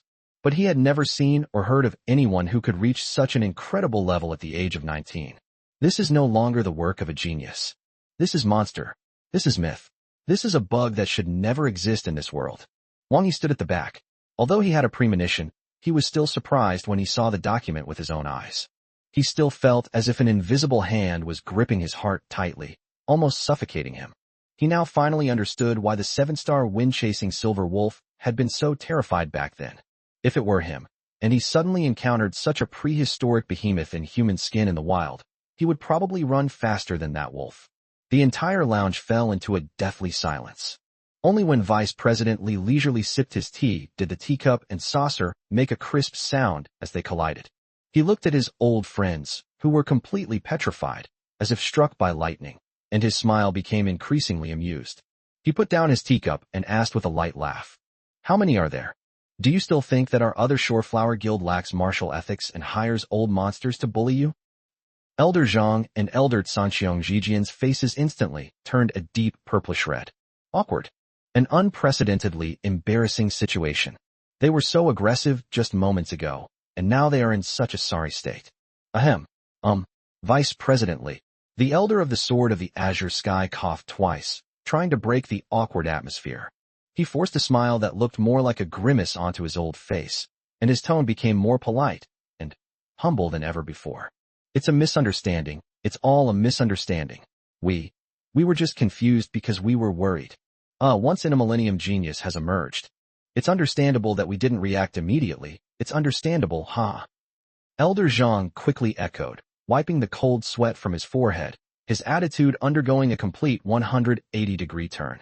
Yes, it's a misunderstanding. Purely a misunderstanding. Vice President Lee, your other Shoreflower Guild has truly been a hidden force. To have nurtured such a brilliant and talented junior is truly commendable, a cause for celebration. They no longer have the slightest hint of wanting to interrogate or accuse anyone. Faced with absolute, illogical facts, their so-called heirs of being 9-star elders were utterly crushed. Joke.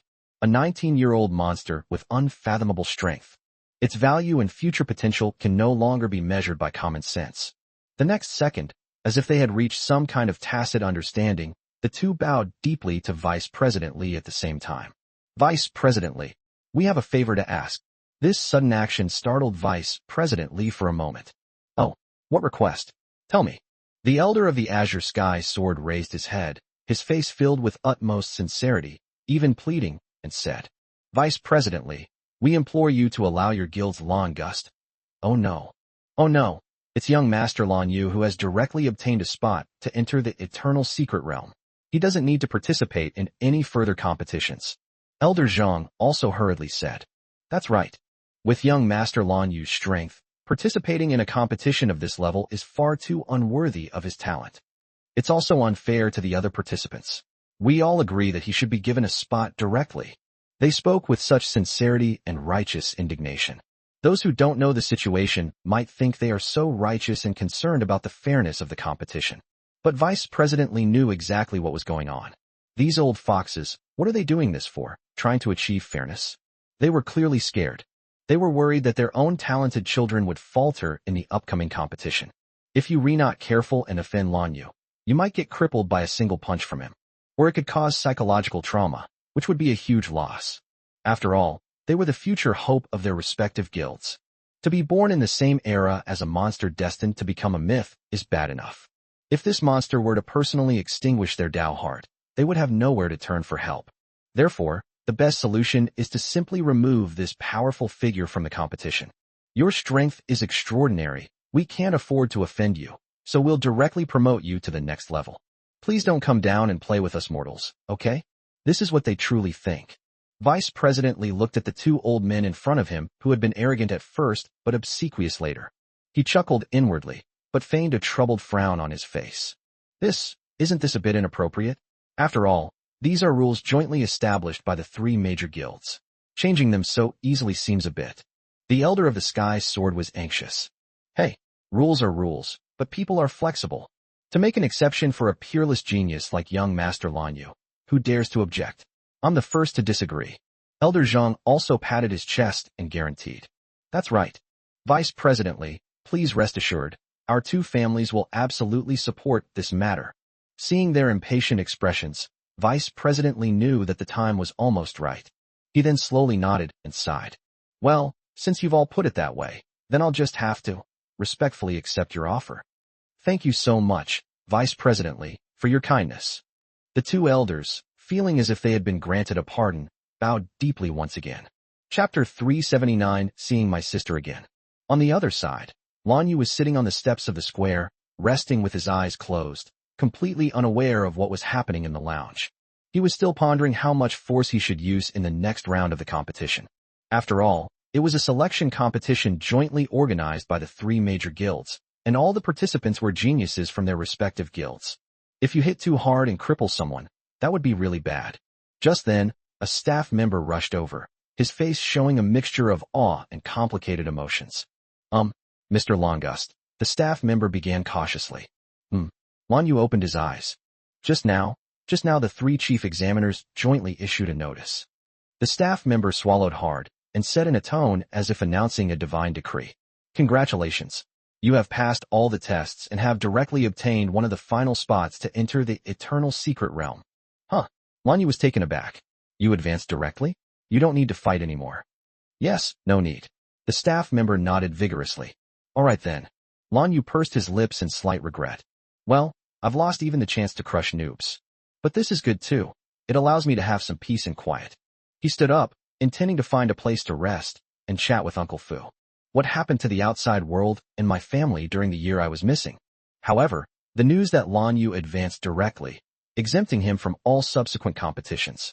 But it was like a bombshell, causing a huge uproar among all the participants and spectators. What? They advanced directly? How can that be? Exactly. This is so unfair. Even if he's strong, he can't just ignore the rules, can he? It's a cover-up. It's absolutely a cover-up. Many geniuses who were unaware of the truth felt extremely dissatisfied and angry. However, when they saw those that came out of the forest of mythical beasts, the 29 contestants who witnessed Lan Yu's punch shaking the obsidian were present. When everyone remained silent, some even displaying an expression of "it should be this way," they all shut their mouths again. This eerie atmosphere made them realize that things might not be as simple as they had imagined. Among all the discontented voices, one person's emotions were the most intense. He is Lin Jinni, from the Sword of the Sky Guild, and is hailed as the #1 sword genius of the younger generation. Lin Jinni, at only 22 years old, has already reached the peak of a 6-star Shadow Master. Born into a prestigious family, he is exceptionally talented and has crushed his peers since his debut, never suffering a defeat. He is the guild's chosen leader for the next generation, a sure thing. He has his own pride. He couldn't accept that a guy could use such a backdoor method. They took away the spots that should have belonged to these geniuses. I refuse to accept this. Lin Jian stormed off to find the vice president of his guild. That is, the 9-star elder who had previously gone to confront them, loudly questioned. Elder, what exactly is going on? Why was that guy named Longust able to advance without a fight? This is against the rules. The 9-star elder looked at his most prized junior with an extremely complicated expression on his face. He sighed, patted Lin Jinni on the shoulder, and said earnestly, Jinni, take my advice, just leave this matter alone. This is a good thing for you, and for everyone. A good thing. Lin Jinni was even angrier. What kind of good thing is this? This is an insult to all of us participants. Left with no other choice, he had to tell Lin Jinni the whole story. He had thought that these terrifying achievements, which were enough to defy common sense, would calm Lin Jinni down. The elder looked at him and said earnestly, We're letting him advance directly not because we look down on you, but to protect you. We're worried that if he loses control on the dueling stage, your safety won't be guaranteed at all. Lin Jinni was not in the same batch as Lan Yu in the first round of testing. I did not witness firsthand the scene where the opponent's punch shook the abyss obsidian. Therefore, to Lin Jinni, these words were simply a fantasy. Protect us? Are you kidding me? He admitted that the Longrist might be very strong, but not so strong that the elders would need to step in to protect them. That's outrageous. Lin Jinni didn't believe it. He couldn't believe that among his peers, there could be someone so extraordinary. He wanted to see for himself. So these words did not make him back down, but instead aroused his strongest competitive spirit and self-esteem. He insisted on going to see for himself. He was determined to personally verify just how good this so-called monster really was. Meanwhile, Lan Yu had already left the square and was preparing to contact Uncle Fu. He walked to a quiet corner of a corridor, but suddenly stopped, because he saw a figure that was all too familiar in the distance. She was quietly leaning against the wall, a gentle smile on her face, looking at him. Her long, blue hair cascaded down like a waterfall, and her captivating red eyes seemed to hold the stars and the sea. It was his older sister, Lan Shuang. Sister, Lan Yu called out, his voice filled with surprise. Xiao Yu. Lan Shuang's smile deepened. The next second, her figure flashed in place, as if traversing the distance of space, and instantly appeared in front of Lan Yu. The ghostly speed caused Uncle Fu, who had just arrived behind Lan Yu, to involuntarily shrink his pupils. Wow, so fast. Even with his strength as a 7-star expert, he could barely see the opponent's movements. Lan Shuang reached out and gently stroked Lan Yu's hair, then carefully looked him up and down, nodding in satisfaction. Good. He's a 7-star shadow master. His foundation is very solid, and his physical strength far surpasses that of other shadow masters of the same level. It seems I've grown a lot this year. I finally passed, and my worries weren't in vain. Lan Yu asked with some confusion. Sis, what are you doing here? The World Conference, is it over? Upon hearing this, Lan Shuang waved her hand dismissively. Oh, that? I logged out as soon as I heard you were back. Huh. Lan Yu was taken aback. That was a top-level conference that affected the entire world. You just withdrew? Lan Shuang pursed her lips and said matter-of-factly. Anyway, it's just a bunch of old fogies arguing back and forth, debating some trivial matters that have been debated for hundreds of years without a result. It's utterly boring. I'd rather come back and see my precious little brother. Lan Yu was speechless. His older sister was still so capricious. He smiled and was about to take out some specialties he had brought back from the film industry from his storage space to give to his sister. Just then, an untimely voice came from the other end of the corridor. Chapter 380, The Sword Domain of Annihilation. You are Lingus? Lan Yu and Lan Shuang turned around at the same time. Lin Jinny was standing not far away. His eyes were sharp as swords as he stared intently at Lan Yu, his tone filled with undisguised provocation and fighting spirit. He walked over step by step and blocked Lan Yu's path. Lin Jinny arrogantly raised his chin and pointed his sword at Lan Yu with the scabbard. I don't care what underhanded methods you use to get the elders to give you special treatment. Do you dare to come to the arena right now and have a fair fight with me? Lan Yu's good mood was instantly interrupted, and his brows furrowed slightly. He didn't want to pay any attention to this arrogant guy. However, Lan Shuang, who was standing next to him, looked at Lin Jinny with great interest and then smiled at Lan Yu. Since they've come to us, let's play along. It's a good opportunity for your older sister to see just how much you've improved this year.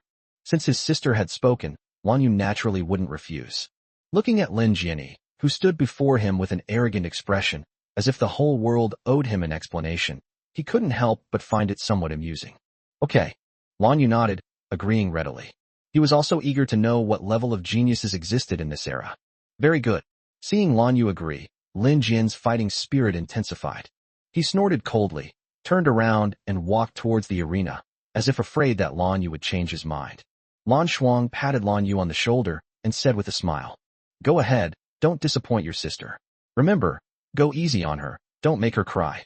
Lan Yu smiled helplessly and followed Lin Jinny toward the arena. The news spread quickly. The mysterious newcomer, Longust, is going to have a public duel with Lin Jinny, the #1 genius of the Sky Sword. This news instantly ignited the atmosphere throughout the entire base. The crowd, who had just felt a bit disappointed because the selection competition had ended so abruptly, suddenly became excited again. On one side is a renowned swordsmanship genius who has never been defeated. On the other side is a mysterious and terrifying newcomer who can shake obsidian with a single punch. This is simply a clash of titans, a battle of kings. In an instant, the stands around the arena were packed with people who had rushed over after hearing the news. The top leaders of the 3 major guilds, including the 9-star elders, also appeared on the stage, looking at the 2 below with different expressions.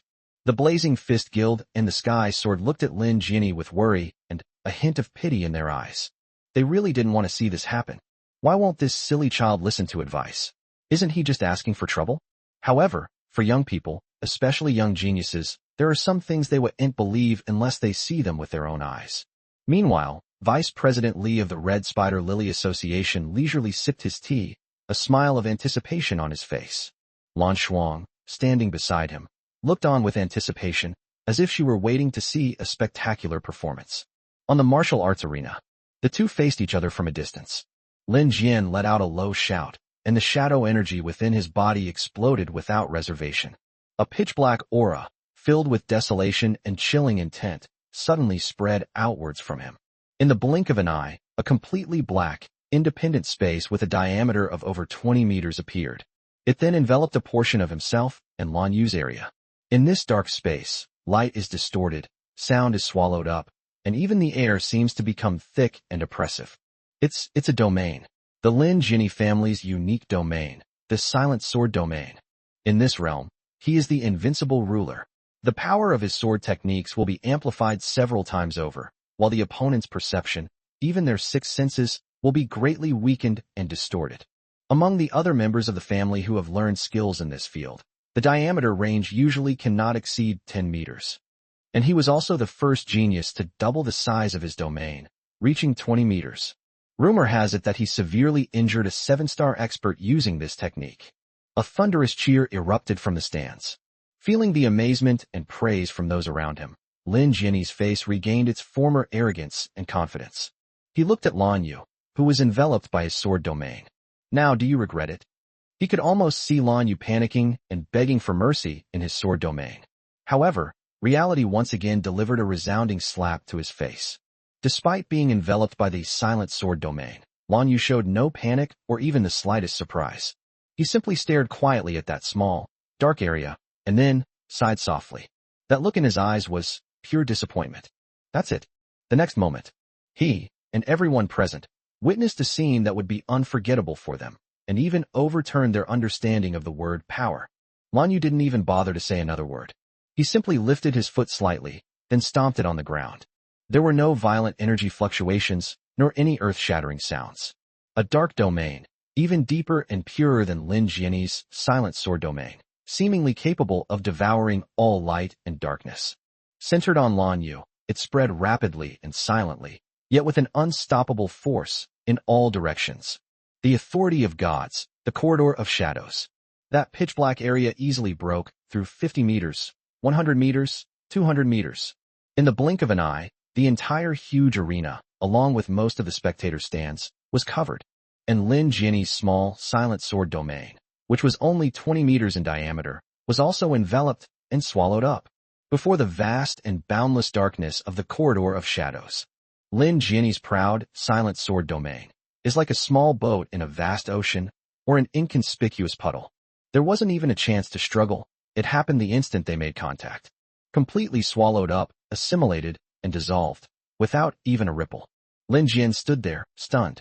He could clearly feel the connection between himself and the silent sword domain.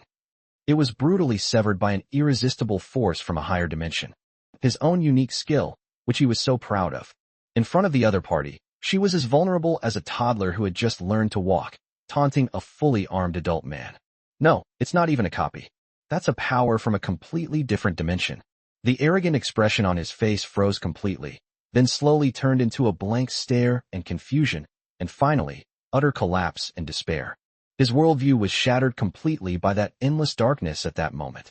Chapter 381. This kind of naive young master is the easiest to fool. The battle in the arena ended faster than anyone had imagined. It couldn't even be called a battle. It was more like a dimensional reduction attack. When Lan Yu retracted the shadow corridor, the entire arena had already returned to calm, as if nothing had happened. Only the one in the center of the field looked lost and listless, his eyes lifeless. Lin Jinni kept muttering, "Impossible. This can't be real. This proves that the subversive scene just now really happened." His most prized swordsmanship was shattered by Lan Yu in the simplest and most brutal way. Perhaps he can pick up a sword again in the future, but he can never go back to the self that was fearless and had a clear mind about swordsmanship. Lan Yu didn't feel much about the result. He just found it a bit boring. On the platform, Lan Shuang nodded in satisfaction. Afterwards, Lan Yu and his sister went to the lounge. Lan Yu chatted with his sister about his experiences in the film industry over the past year. Lan Shuang sat quietly to the side, listening. We were talking for a while. Lan Shuang waved her hand, setting up a soundproof barrier, before speaking. Your current strength is already sufficient. It's time to start fulfilling your duties as a candidate for the pillar of the Lan family. Lan Yu was somewhat puzzled. A candidate for pillar? Sister, don't you know too? I'm just like you. I have absolutely no interest in those power struggles within the family. Sister, why do you insist that I compete for that pillar position? In his view, the so-called pillar was nothing more than a name that sounded nicer. He's just a high-level thug bound by his family. Lan Shuang looked at him, shook her head. and her expression was more solemn than ever before. I'm asking you to fight for it, not for power, nor for the family. For your own sake. Her voice was very low, as if she were telling a huge secret. It's because only by becoming a pillar of the Lan family can one achieve this. Only you are qualified to access the greatest secret of our Lan family, and even the world, the path to becoming a demigod. A demigod. Lan Yu's heart skipped a beat. This was the first time he had heard clear information about this realm from someone else. Blue Frost nodded. That's right. The first patriarch of our Lan family was once a being who was almost a god. Before his fall, he sealed the path to the demigod realm within the core of the Lan family's heritage in a special way. He placed an extremely powerful restriction on this secret. Only the recognized pillar-level powerhouses of each generation are qualified to interpret and comprehend it. Even I cannot tell you the contents of this secret directly. Hearing this, Lan Yu finally understood his sister's good intentions. I understand, sister. Lan Yu nodded. Seeing that Lan Yu had made up his mind, Lan Shuang smiled with relief. She said, very good. The secret realm will open next month, so don't be idle during this time. I've already picked out a family mission for you, so take advantage of this time to complete it. She handed a document to Lan Yu. Mission location, Silver Star City. Mission objective, the Zhao family, a subordinate faction of the Lan family. Mission objective, investigate and rectify a series of corruption issues involving collusion between the Zhao family's top brass and local underworld forces, embezzlement of family assets, and illegal transactions. Any means necessary may be employed. Lan Yu looked at the contents of the document. Since it was her older sister who chose the task for her, she didn't need to be picky. Lan Yu spoke calmly. Okay, I'll take this task. On the other side, Silver Star City, Zhao family mansion. As one of the many affiliated forces of the Lan family, whether it's the overt business empire or the covert gray areas, the Zhao family's influence is undeniable. At this moment, the atmosphere in the most luxurious council hall of the Zhao family manor was rather heavy. At the head of the table, a middle-aged man with a square face and an imposing presence spoke in a deep voice. Tell me, what does it mean that the master suddenly sent someone over? The person who spoke was Zhao Tianxiong, the current head of the Zhao family. Below, sat 7 or 8 core members of the Zhao family. These people are all big shots in Silver Star City, whose mere presence can cause a stir. A middle-aged man with a mustache and shrewd eyes sneered. What else could it mean? We've been making some rather big moves lately. I guess the main family heard something and sent someone to give us a warning. This man's name is Zhao Delong, and he is a representative of a collateral branch of the Zhao family. He is also the person in charge of external business within the family. To put it bluntly, they are responsible for dealing with those shady, gray market industries. Another obese man with a face full of fat said in a muffled voice. Knock on me. I think you're just here to smear me. His name is Zhao Tai. He is in charge of the family's security forces and employs a large number of shadow puppeteers. He has the most volatile temper. Zhao Tianxiong frowned and raised his hand to stop the crowd's discussion. Stop arguing, everyone. Tell me, who did the master send this time? What's their background? What's their strength? That's the key point. The relationship between the dependent family and the main family has always been delicate. We must rely on the prestige and resources of our master, but we must also guard against being overly exploited and infiltrated by him. Thin man in charge of intelligence stood up and respectfully reported. Patriarch, we have found out that the person sent by the main family this time is named Lan Yu. He is a member of the younger generation of the Lan family. As for other information, such as what his contracted spirit is, the Lan family seems to be intentionally concealing it. Very little can be found out. But we know that this person is not very old, and seems to be under 20 years old. Not even 20 years old. Upon hearing this age, the atmosphere in the council chamber instantly relaxed. The initial solemnity and worry vanished in an instant. Zhao Tai was the first to burst into laughter, his voice filled with undisguised contempt. Haha, I thought it was some big shot, but it turns out he's just a kid. Zhao Delong stroked his mustache, a knowing and mocking glint in his eyes. Not even 20 years old. I get it. Isn't this the usual trick of those big shots in the main family? Find a young man with no background, send him down to gain experience and gild his resume, so that he can be promoted when he goes back. His words immediately resonated with everyone present. Yes, they've seen this kind of thing many times.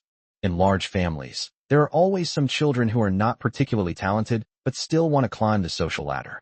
Direct promotion is unlikely to win over the public. The best approach is to demote the individual to the territory of a subordinate family.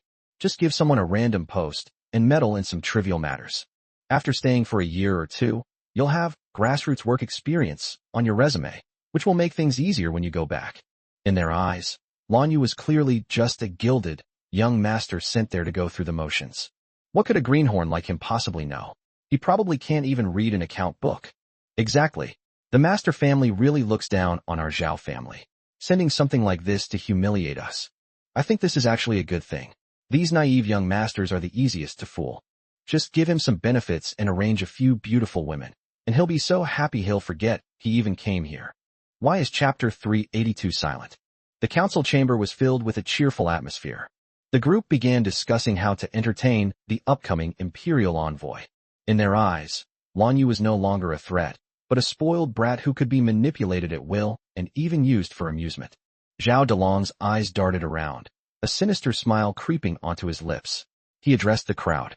Everyone, it would be too easy on him to just fool him and let him go through the motions. Since our master wants to give us a warning, we can't just leave without doing anything. He paused, lowering his voice slightly. In my opinion, we need to give him a taste of his own medicine. Let him know whose territory Silver Star City really is. Let him understand that some things are not for a greenhorn like him to meddle in, nor are they things he can control. Security Captain Zhao Tai slammed his hand on the table and excitedly echoed. That's right. We need to teach him a lesson. Let him know who he is. Zhao Tianxiong pondered for a moment, and finally nodded slowly. Although he was more composed than these people, his inner thoughts were the same. The Zhao family has been operating in Yinxing City for hundreds of years, and has long since developed their own arrogance. He also couldn't accept having a young man under 20 years old riding on his head. Zhao Tianxiong made the final decision. All right, let's do it this way. Dalong, you'll be in charge of the welcome banquet. Remember, you need to give him a nudge, but don't make things too tense. Just let him back down. After all, they are from the host family, so we have to save face. Zhao Dalong smiled confidently. Rest assured, Patriarch, don't you trust me to handle things? I guarantee this young master will come happily and leave with his tail between his legs, and won't dare utter a single word about it when he gets back.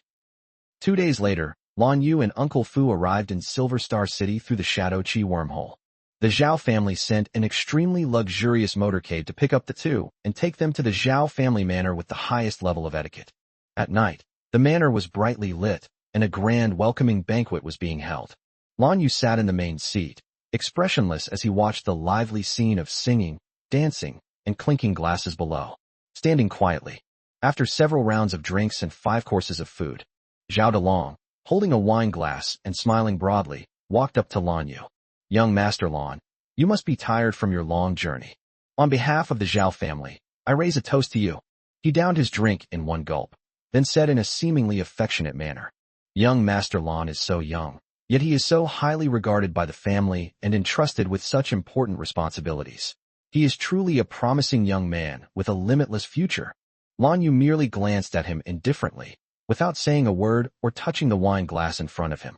Being ignored like this, Zhao Dalong's smile froze for a moment, but he quickly regained his composure. He knew that most scions of such prominent families were somewhat arrogant, but that was no problem.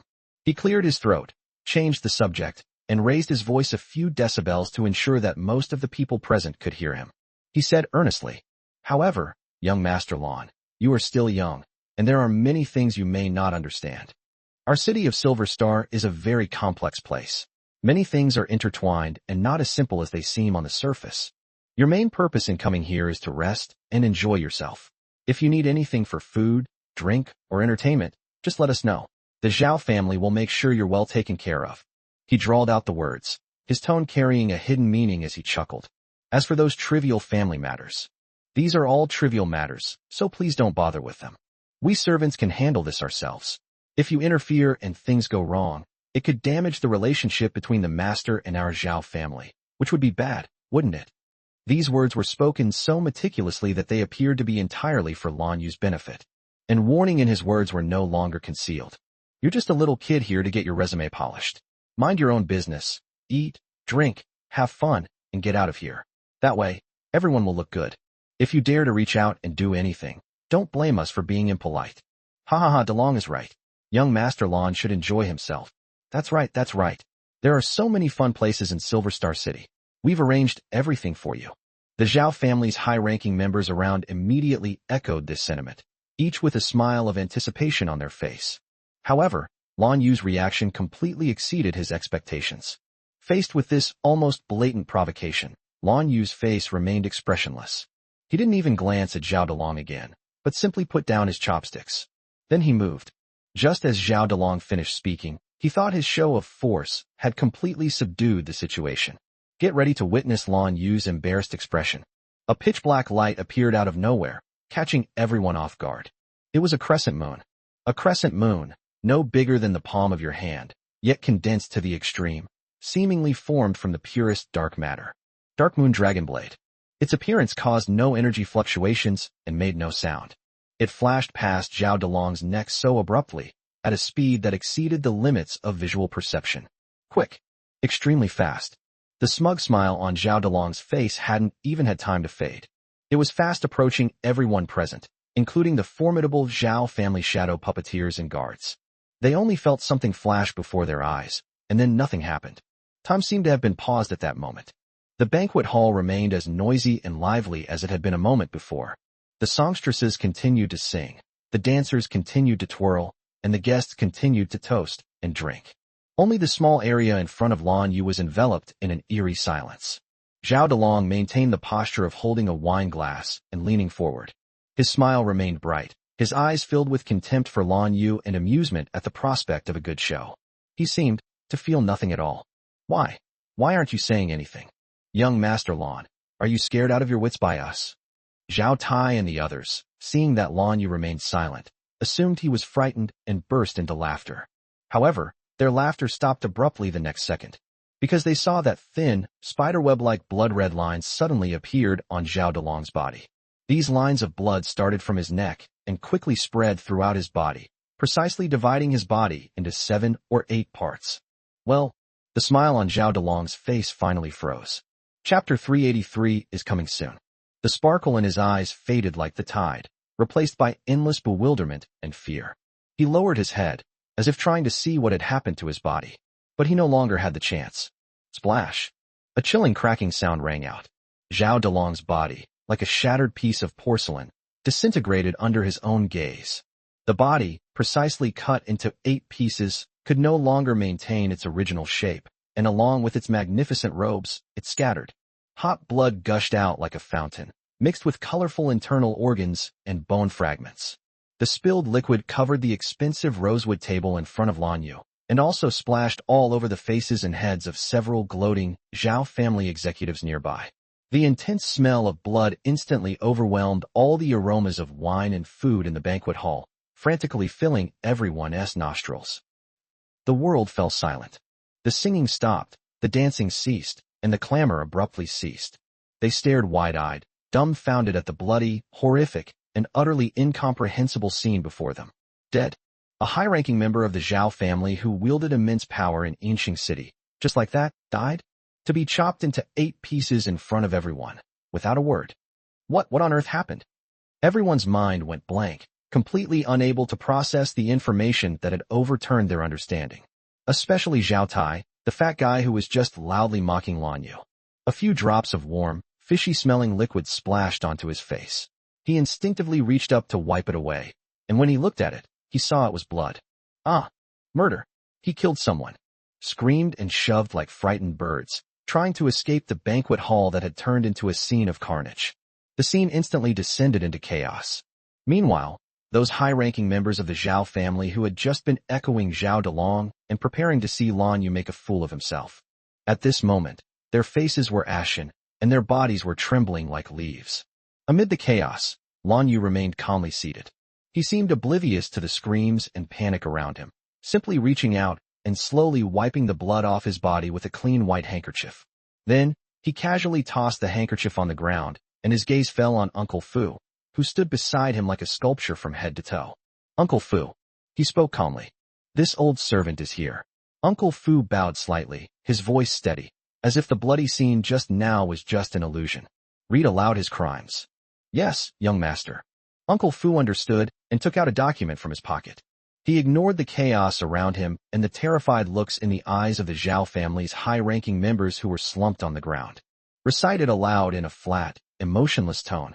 Zhao Delong, a member of a collateral branch of the Zhao family, serves as the general manager of external affairs in Yinxing City. Criminal Charge 1.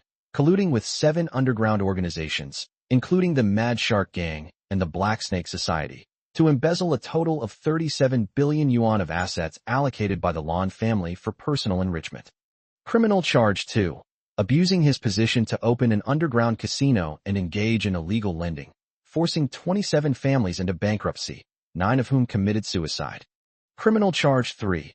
Involvement in human trafficking, dealing with black market merchants in the film industry, trafficking people, most of whom are innocent civilians.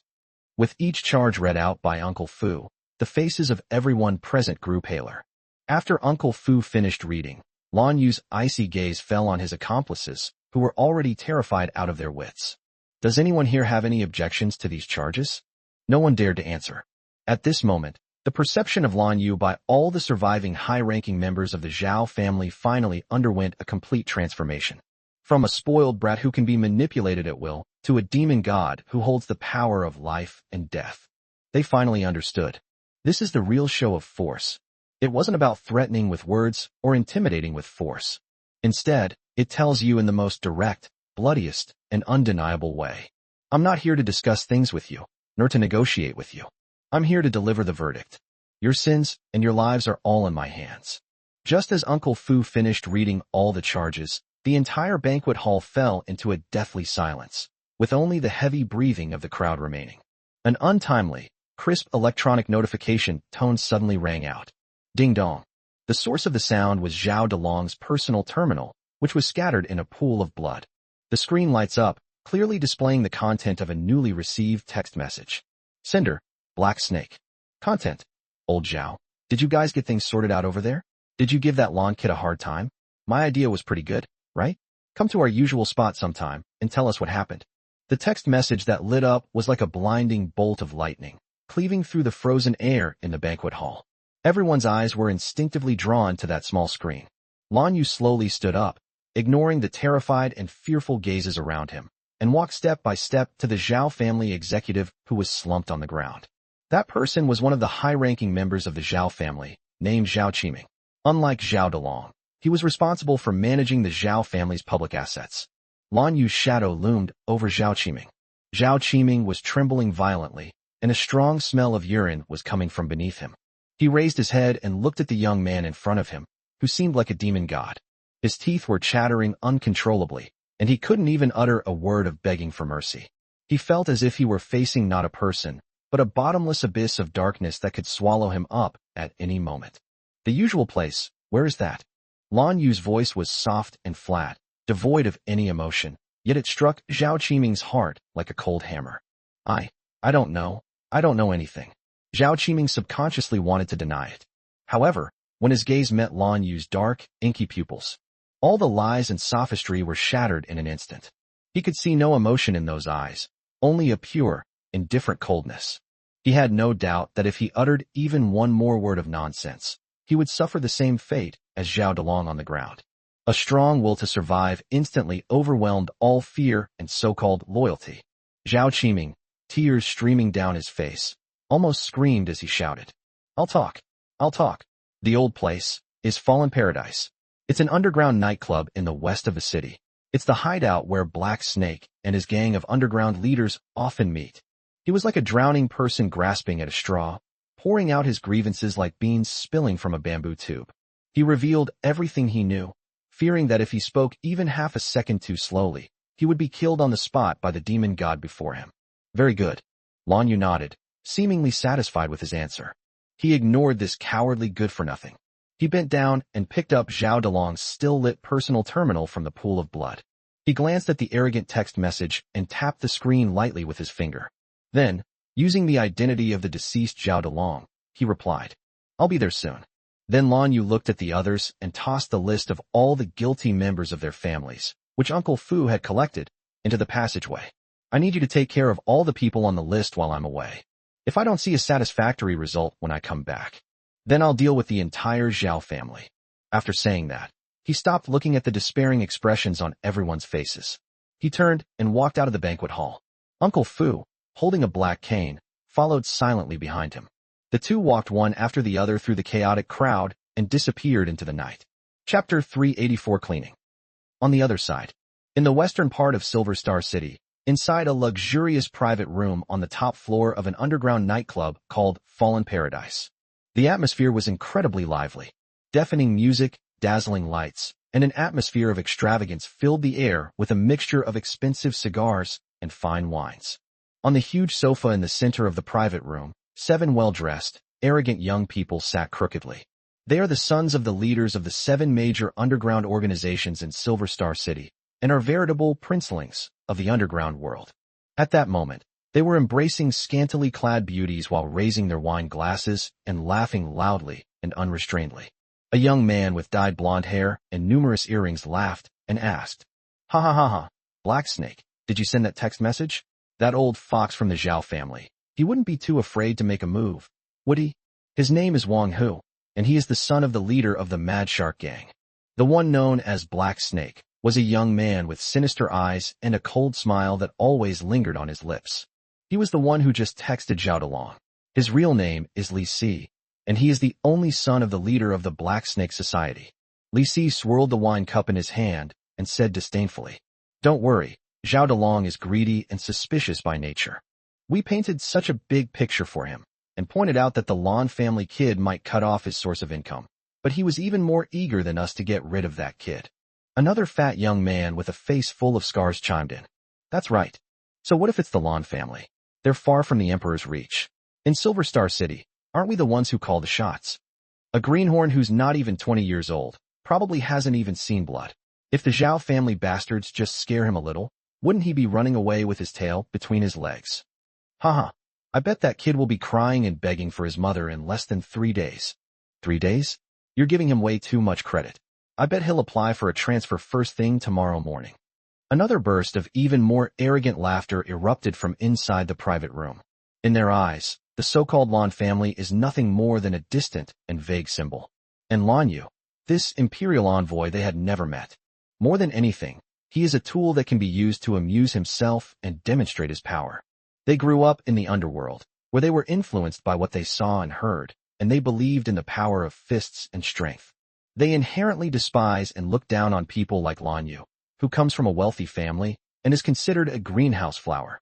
They simply could not imagine or comprehend what terrifying power a 19-year-old could possess. In their understanding, a shadow artist of this age who has the strength of 4 or 5 stars is already a genius. As for those with strength at the 4th or 5th star level, they have the support of their family's power. Compared to the princelings who are constantly accompanied by 6-star powerhouses as bodyguards, they are nothing. Li Si glanced at his personal terminal, a smile playing on his lips. "It's all settled," old Zhao replied, saying, "I'll be there soon. It seems they've got things done and are ready to come and claim credit with us." Wang Hu's eyes lit up. "Oh, so fast. Bring him over here. I want to hear what kind of cowardly young master of the Lon family was when he wet his pants in fear." The crowd burst into laughter again, their words filled with utter contempt for Lan Yu and the Lon family. However, just when they were laughing the most and the atmosphere was at its most enthusiastic, an indescribable, chilling, and terrifying aura suddenly surged into the entire private room like a tidal wave. The moment we made contact, the deafening music from inside the private room. It was as if an invisible hand had grabbed my throat, bringing me to an abrupt halt. The noise and heat wave were frozen in an instant. The temperature in the entire private room suddenly dropped to freezing. The smiles on the faces of the princelings who were laughing arrogantly just a second ago instantly froze. They felt as if they had been thrown into an ancient ice cave, and a shiver from the depths of their souls instantly dispelled the effects of the alcohol. The shadow energy within their bodies even stopped circulating under this terrifying pressure, as if it had been frozen. What happened? Wang Hu's voice was trembling. "There are experts outside. There are experts outside." Li Si's face was ashen. He felt it most clearly. This pressure was even more terrifying than when his father, who was at the peak of the 7th star, unleashed his full power.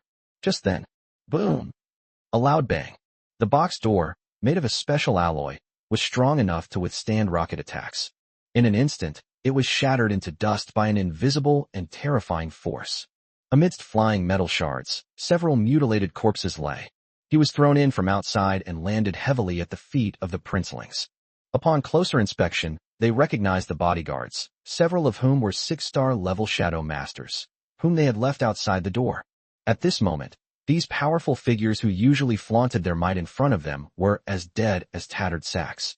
All the princelings were dumbfounded, staring blankly at the doorway.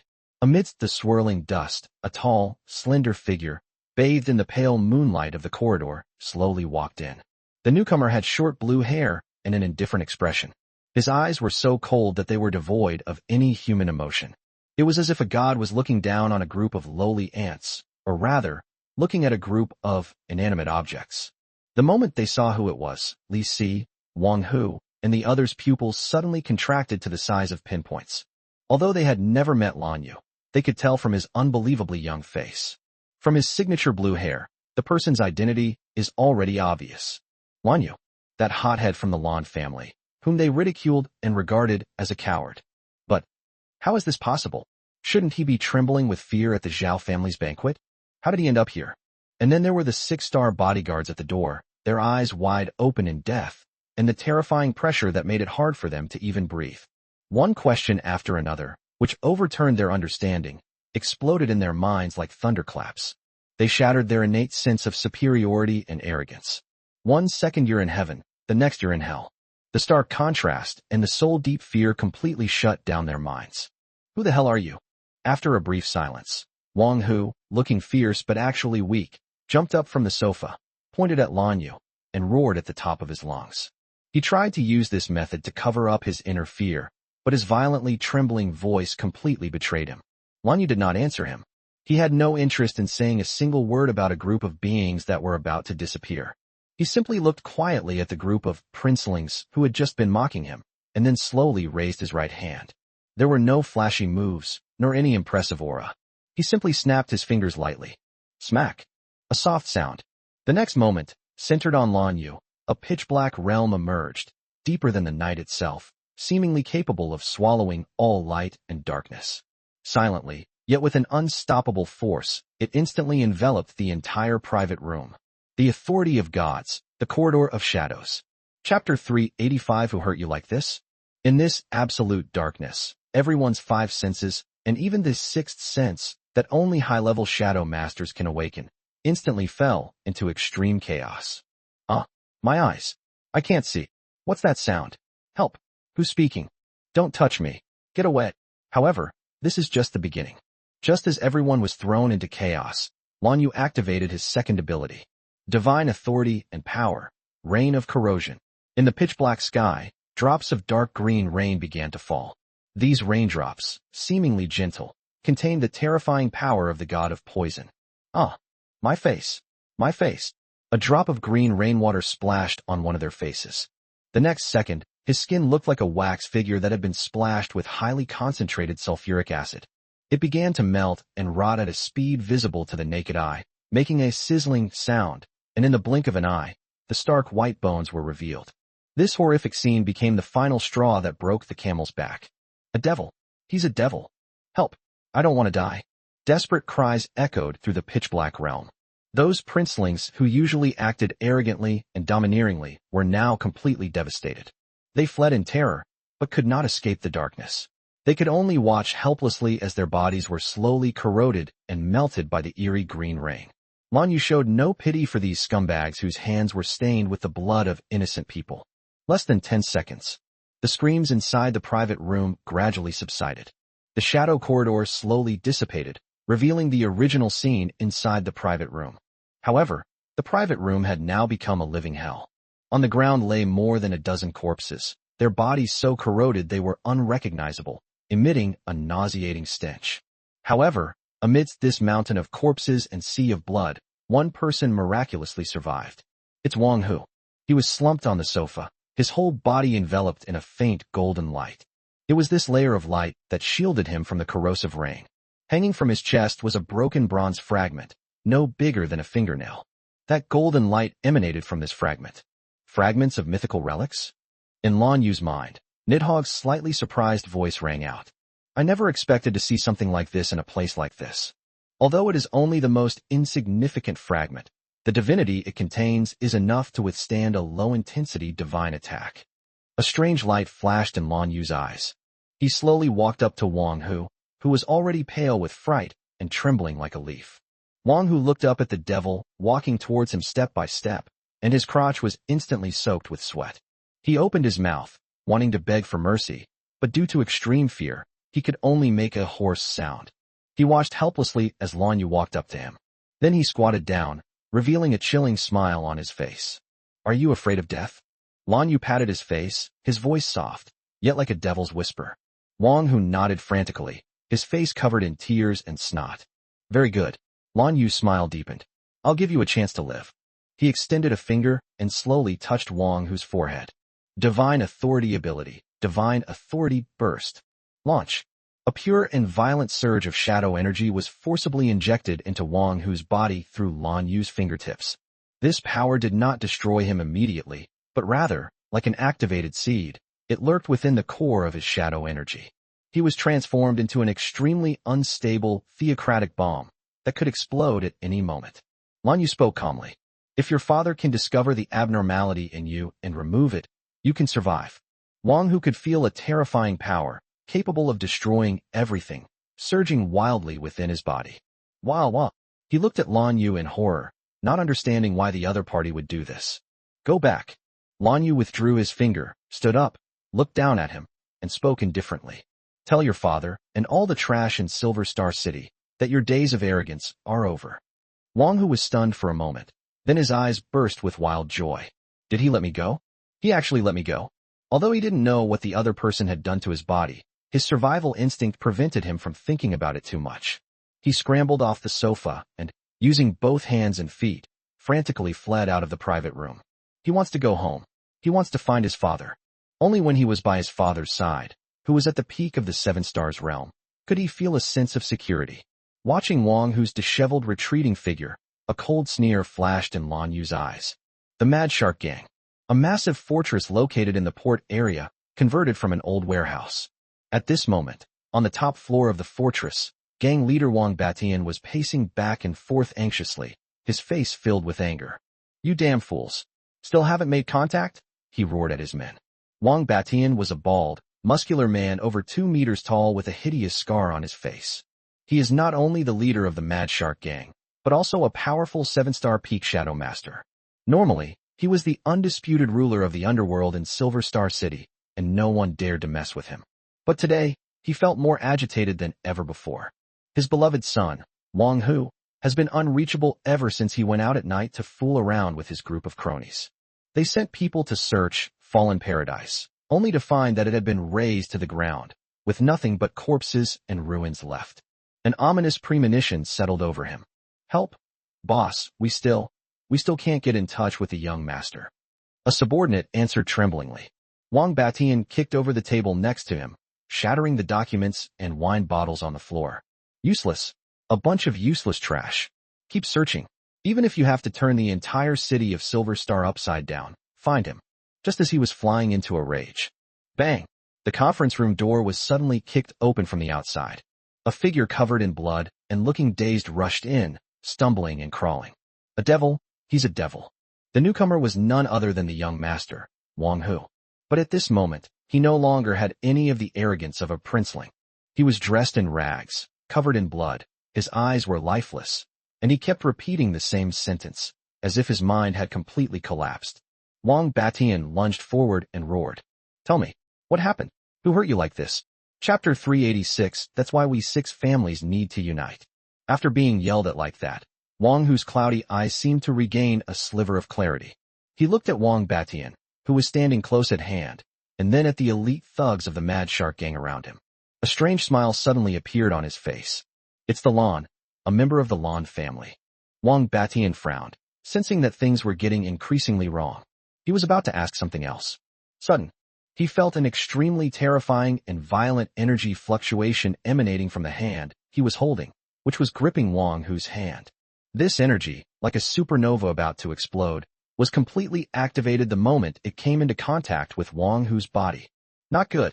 Warning bells rang in Wang Batian's mind, and a deadly sense of crisis instantly swept over his entire body. Without thinking, he was about to throw Wang Hu out of his hand. But it was too late. The divine authority burst. Left behind by Lan Yu was touched by the shadow energy of Wang Batian, a peak 7-star expert. It was like a spark falling into a powder keg, instantly triggering the final detonation. Wang Hu looked at his body in horror. He saw his skin begin to swell rapidly like a balloon, with devastating golden cracks appearing. Emerging from within his body, it emitted a light powerful enough to incinerate everything. "Father, save me." Instinctively, he let out his last desperate cry into the air. Then, boom! Terrifying roar, loud enough to shatter eardrums and resound throughout the night sky of Silver Star City, exploded from the top floor of the Mad Shark Gang's headquarters building. There was no fire, no shockwave. There was only a pure, all-consuming golden light. The light, like a small sun, suddenly shone in the darkness, illuminating the entire port area as bright as day. Mad Shark Gang, constructed from special reinforced concrete, couldn't withstand even a second of this golden light. Just like snow under the sun, it silently and rapidly decomposes, vaporizes, and disappears from top to bottom. Wang Batian and his elite 7-star and 6-star subordinates were inside the fortress. Before they could even let out a scream, they were engulfed by this terrifying power originating from the destructive divine authority. Their bodies and souls were wiped out, leaving not a trace of ashes. The golden light came quickly and went quickly. It took no more than 3 seconds. When the light faded, the port area where the Mad Shark Gang headquarters once stood was revealed. Like pit, over 100 meters in diameter, bottomless, with smooth, mirror-like edges. It was as if there had never been a fortress there, nor had there ever been a Mad Shark Gang. The massive explosion created a small mushroom cloud that slowly rose into the night sky. The deafening roar and the blinding light that illuminated half the city in an instant startled everyone in Silver Star City. Countless people were awakened from their sleep, looking in horror toward the port area, not knowing what had happened. For the underworld of Silver Star City, this night was destined to be a sleepless one. The Mad Shark Gang was razed to the ground, and that its leader, Wang Batian, along with his core members, were completely wiped out overnight. Underground world of Silver Star City with unprecedented intensity. The remaining 6 leaders of the underground forces held a most urgent and confidential secret meeting overnight. The meeting was no longer held in any luxurious clubhouse, but in an abandoned air raid shelter on the outskirts of the city. Under the dim light, 6 big shots in Silver Star City could make the ground tremble with a stomp of their feet. At this moment, everyone's face was deathly pale, and their eyes were filled with lingering fear and horror. The atmosphere in the conference room was extremely oppressive, deathly silent except for the heavy breathing of the group. Tell me, what should we do now?" Finally, the oldest-looking man broke the silence with a hoarse voice. He was the leader of the Green Bamboo Gang, and the most senior among the 6. A hot-tempered one-eyed man slammed his fist on the table, but his voice betrayed no ferocity. Instead, it was filled with a hollow, fearful glint in his eyes. "What can we do? What else can we do? To wipe out the Mad Shark Gang overnight? Is this something a human could do? Even an 8-star expert couldn't accomplish something like this. Who exactly is he? How could the Lan family send out such a madman?" Panic spread rapidly among the 6 people like a plague. They've spent their whole lives in the underworld. What kind of storms haven't they weathered? Murder, arson, and gang warfare are commonplace for them. But they have never felt so powerless and desperate as they do today. The opponent's strength was far beyond their comprehension. That's not even a power of the same dimension. Faced with that kind of power, their pride in their influence, wealth, and manpower all seem like a joke. A middle-aged man who remained calm throughout, wore glasses, and appeared to be a refined gentleman, said in a cold voice, "What's the use of wailing at a funeral? Now is not the time to investigate who he is, but to think about how we will survive." His name was Zhou Wan, and he was the leader of the Wanha Society, known for his resourcefulness and wisdom. Judging from the current situation, he will definitely not let us go. Sitting here and waiting to die will only lead to our demise. Our only way to survive now is to unite and kill him at all costs. The one-eyed man felt as if he had heard the biggest joke in the world. "Kill him? Zhou, are you fucking insane? What are we going to use to kill them? Send people to their deaths." Zhou pushed up his glasses, a ruthless glint flashing in his eyes. A head-on confrontation is a sure way to die. However, even the strongest person is still just a human being. And humans have weaknesses. If the open approach doesn't work, we can try the covert one. He lowered his voice and said, enunciating each word clearly. We can send in assassins. Let's go and fetch Shadowless for the assassin. The moment the word Shadowless was uttered, everyone present gasped in shock. The Shadowless is a top-tier assassin organization in the entire East Asian region. Rumor has it that as long as you can afford the price, they dare to assassinate even an 8-star expert, and with an extremely high success rate. Please, Shadowless. That's an astronomical price. The leader of the Green Bamboo Gang frowned. Besides, would they even take on such a hot potato? Zhou said decisively. That's why we six need to unite. We provide the assassins with the most detailed intelligence and create the perfect opportunity for the assassination. I refuse to believe that he can survive an assassination attempt by a top-tier assassin. Zhou Wen's words were like a shot of adrenaline, rekindling a glimmer of hope in the eyes of the previously despairing crowd. Chapter 387 Smooth Sailing. Yes, we can't win in a direct confrontation, but what about assassination? No matter how powerful you are, can you always guard against a fatal attack from the shadows? Okay, let's do it this way. I'll fight him to the death. I agree. Even if it costs a lot of money, we have to kill him. Under the threat of death, the six bigwigs quickly reached an agreement. They decided to risk everything and launch this final, and most frantic, counterattack. However, there was a man sitting in the corner who remained silent from beginning to end, his face unusually pale. But he quietly lowered his head, his fingers flying across his personal terminal, rapidly operating something. His name is Lee San, and he is the vice president of the Triads, one of the 6 major powers. Unlike the others, he had no thought of resistance at this moment, only endless fear and relief. Because he knows a secret that no one else knows. Lee San has a distant cousin who is a squad leader in the Blazing Fist Guild, one of the 3 major guilds. Just a few days ago, his cousin sent him a video and a message in a mysterious way. The information is, "Brother, this is terrible. We saw a monster today, battling the 8-star elite phantom during the other Shoreflower Guild's assessment." Although the video was blurry and only a dozen seconds long, Lee San still saw it clearly. How did that blue-haired youth manage to force Phantom back with a single move? And how did he manage to fight an 8-star powerhouse to a standstill? At the time, Lee San thought it was just a strange and unusual story, and after the initial shock, he didn't take it too seriously. But just now, when he saw the photo of the young man who had massacred Fallen Paradise handed over by his men, he was stunned. He picked up the photo with his left hand and opened the video again with his right. That's right. Exactly the same. Whether it's that signature blue hair or that excessively young face. As that monster in the video who dared to fight an 8-star powerhouse head-on. The moment this fact was confirmed, Lee San was terrified. He finally understood what kind of being he, or rather the entire underworld of Silver Star City, had provoked. Go against this monster? No matter what kind of assassin you invite, they'll probably just be sent to their deaths. In the face of absolute power, any conspiracy or trickery appears pale and laughable. In order to protect themselves and to prevent their triads from being implicated, Lee San made the wisest and only decision in the very first moment. Betrayal. However, direct contact is too risky. After much deliberation, he came up with an extremely subtle, yet intelligent, approach. He sent a text message to the Zhao family through an extremely secretive channel.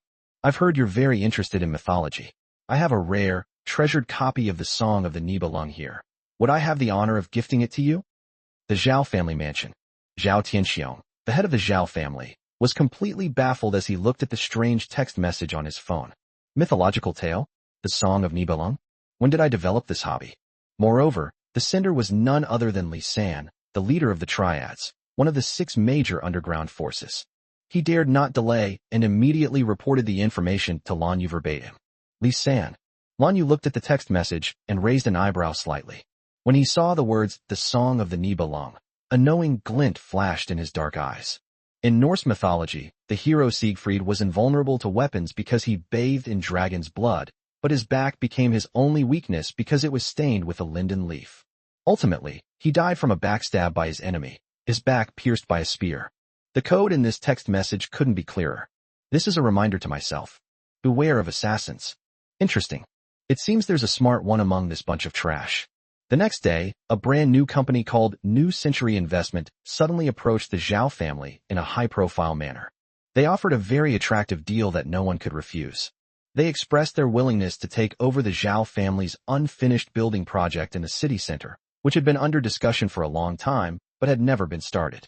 This project has been a major concern for the Zhao family.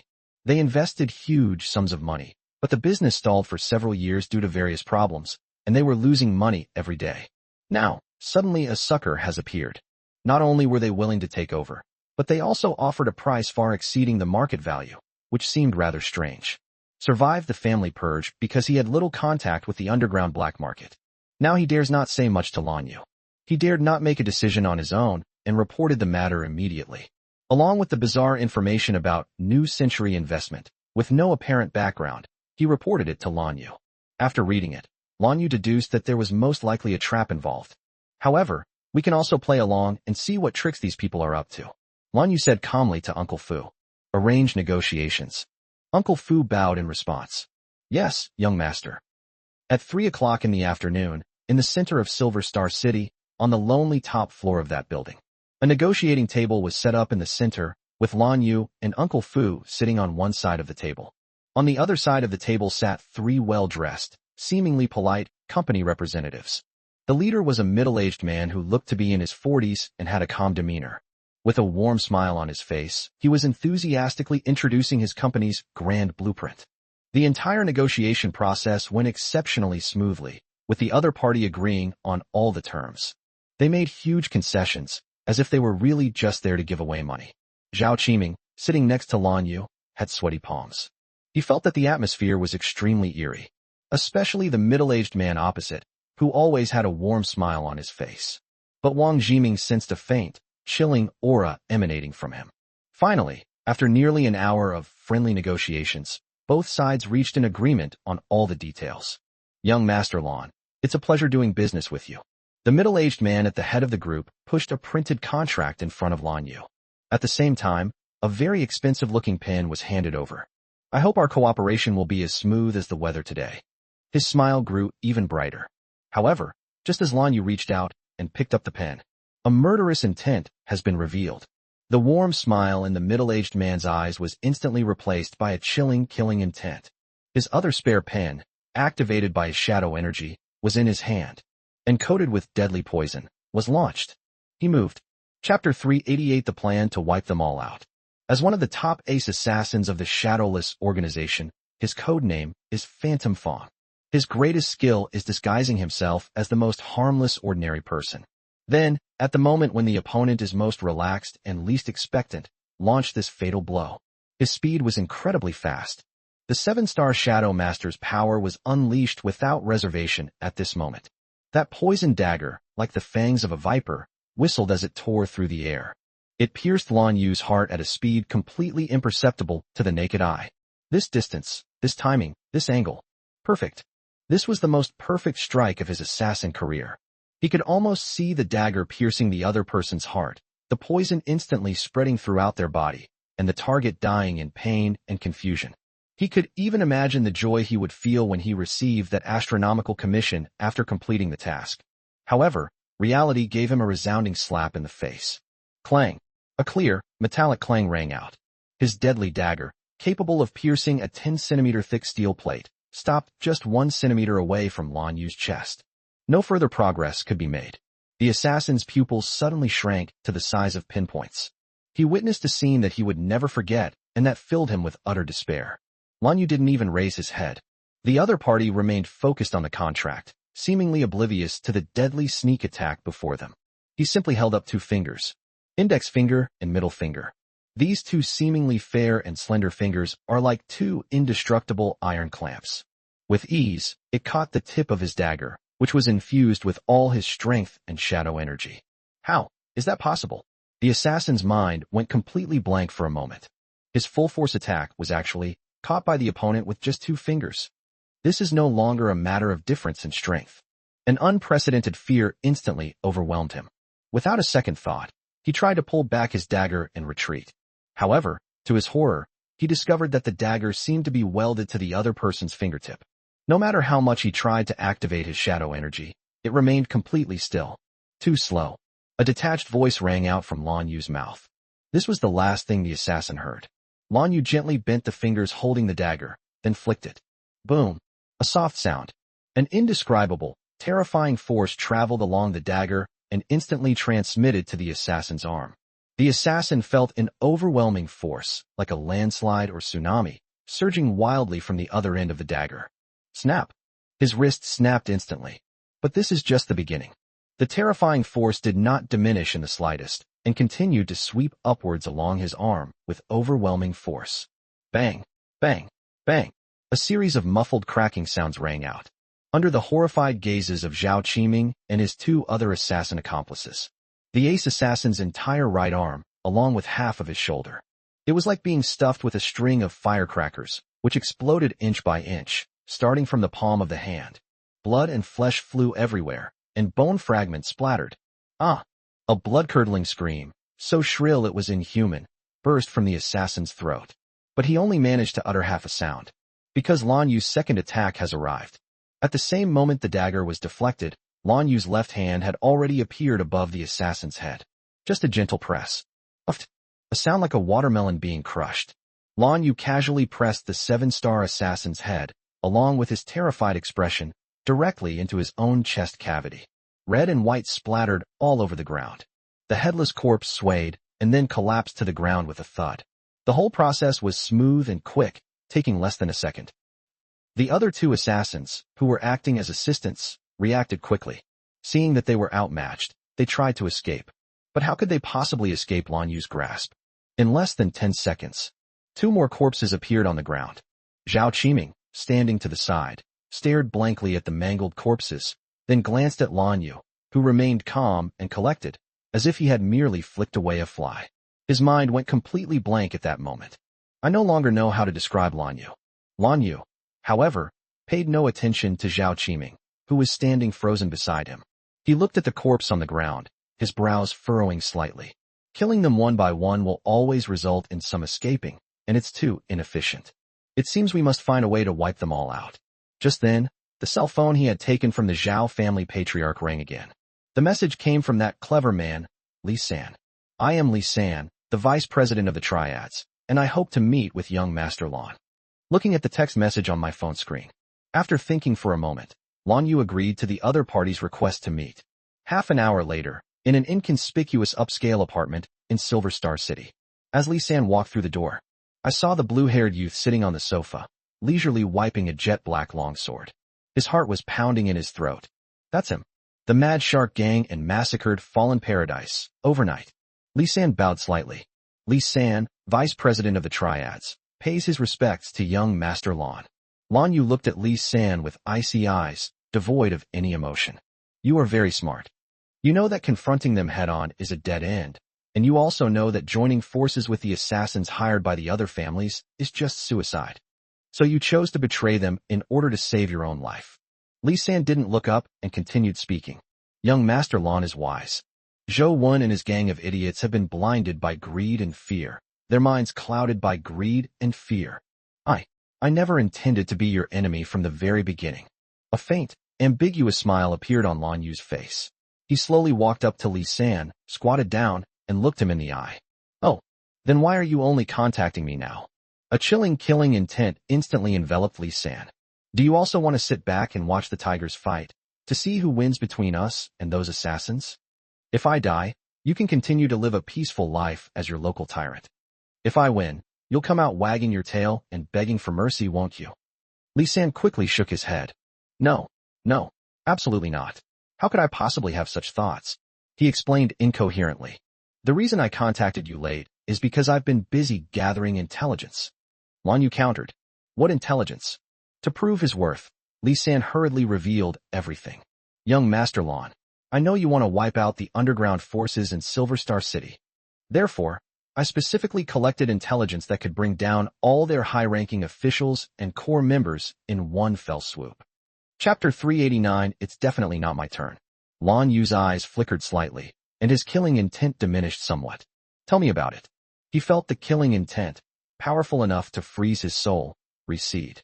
Li San, feeling as if he had been granted a pardon, gasped for breath and quickly said, in Silver Star City, there is an extremely secretive club called the White Knight Club. This club was jointly funded by our now 6 major underground forces. On the surface, it is a top-tier private club. But in reality, it's a den of iniquity that provides hunting services specifically for thrill-seeking nobles and the wealthy. Hunting. Lanyu frowned slightly. A flicker of fear and disgust flashed in Lisan's eyes. Yes, hunting. They will arrest some homeless people, gamblers who owe huge gambling debts, and even shadow puppeteers. Treat them like prey and throw them into a primeval forest. Then, those so-called upper class will be like the nobles of ancient times. Bring your weapons and men, enter the forest, and enjoy the perverse pleasure of chasing and hunting living people. Upon hearing this, Lan Yu's eyes turned completely cold. I never imagined that even in modern society, there would still be such beasts in human skin. Lisan, oblivious to Lan Yu's change in expression, continued speaking rapidly. And just 3 days from now is the White Knight Club's annual hunting tournament. At that time, the remaining 5 leaders of underground forces, as well as their core members, will be. Most of the powerful and wealthy people in Silver Star City will also gather at the club to participate in this carnival. Young Master Lan, this is a once-in-a-lifetime opportunity. As long as you make your move on the day of the hunting tournament, you can wipe them out in one fell swoop and eliminate any future troubles. Hunting tournament? Lan Yu's eyes lit up, and the plan in his mind to wipe out all the trash finally took a clear shape. This is indeed a fantastic opportunity. Who owns this club? Lan Yu asked. Lisan answered respectfully. I don't know the boss's real name. Everyone just calls him Night Owl. He is not one of our 7 major powers. He is an independent third party. He is extremely rigid, adhering to so-called business ethics and neutrality principles, only caring about money and refusing to take sides. The reason why we appointed him to run the club is precisely because of this. Lisan changed the subject, his face showing reluctance. However, this Night Owl is also a problem. The location and specific procedures of the hunting competition are different every year to prevent leaks, and only he and a few trusted high-ranking officials know about them. Besides, this guy is a stubborn mule, with an incorrigible and unyielding personality. It will probably be very difficult to persuade him to cooperate with you. Lan Yu simply smiled faintly upon hearing this. Stubborn donkey? There is no bone in this world that cannot be broken. He stood up, no longer looking at Lisan on the ground, and said to Uncle Fu beside him, Uncle Fu, could you please check if what Lisan said is true? And while you're at it, dig up all the information on that man called Night Owl. The more detailed the better. Yes, young master. Upon hearing this, Lisan quickly waved his hand and swore an oath. Young Master Lan, everything I said is true. I would never dare to utter a single lie. Lan Yu ignored him and simply waited quietly. With Uncle Fu's abilities and the Lan family's intelligence network, verifying this matter is only a matter of time. Sure enough, less than half a day later, Uncle Fu reappeared. Uncle Fu handed a document to Lan Yu. Young master, everything has been investigated. What Lisan said is basically true. The White Knight Club and the hunting tournament do exist and are an open secret in the upper class of Silver Star City. Fu Bo paused, his expression somewhat strange. About that club owner, Night Owl. There is very little information about his past. He is like a ghost that appeared out of nowhere in Silver Star City. He has no past, no relatives or friends.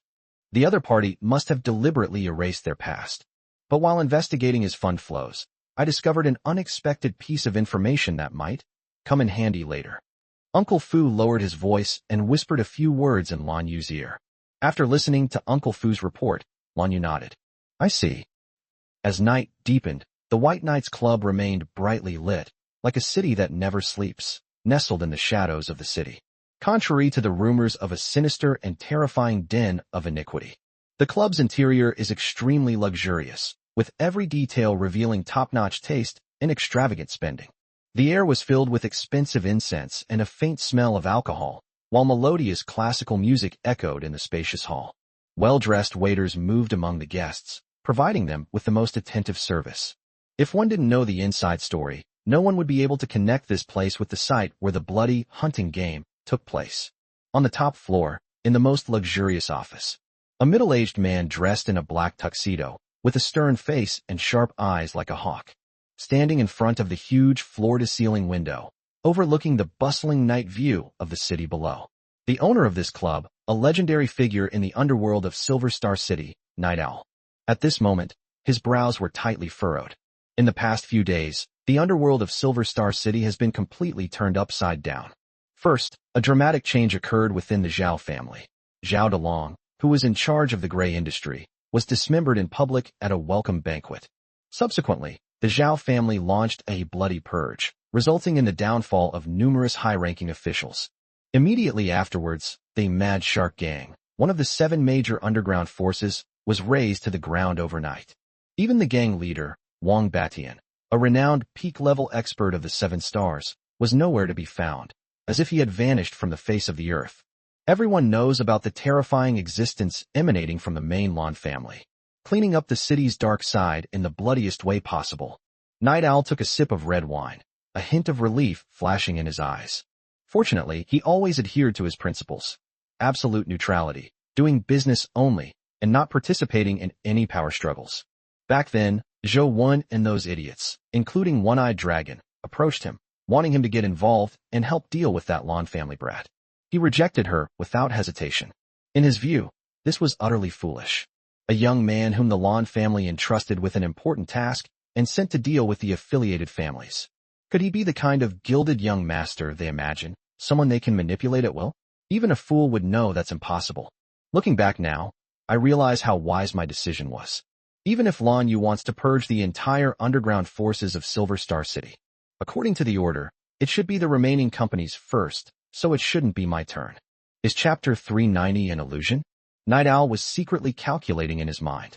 His White Knights Club, though it wasn't exactly a clean business. But after all, he was just an intermediary who provided a platform, separate from those gangs that directly engaged in arson, murder, and looting. There are still fundamental differences. However, for some reason, he felt a strange sense of unease and anxiety tonight. He hadn't experienced this feeling in many years. The last time I felt this anxious was 10 years ago. At that time, he was not yet Night Owl, but just a mercenary who lived on the edge of a knife. On that day, betrayed by his companions, he was besieged by his enemies, his wife was killed, and he himself was seriously injured and nearly died. Since then, he has severed all ties with his past and adopted the pseudonym Night Owl. He donned a cold mask and became the most indifferent bystander in the City of Desire. Is it just my imagination? Night Owl frowned and downed the rest of the red wine in his glass.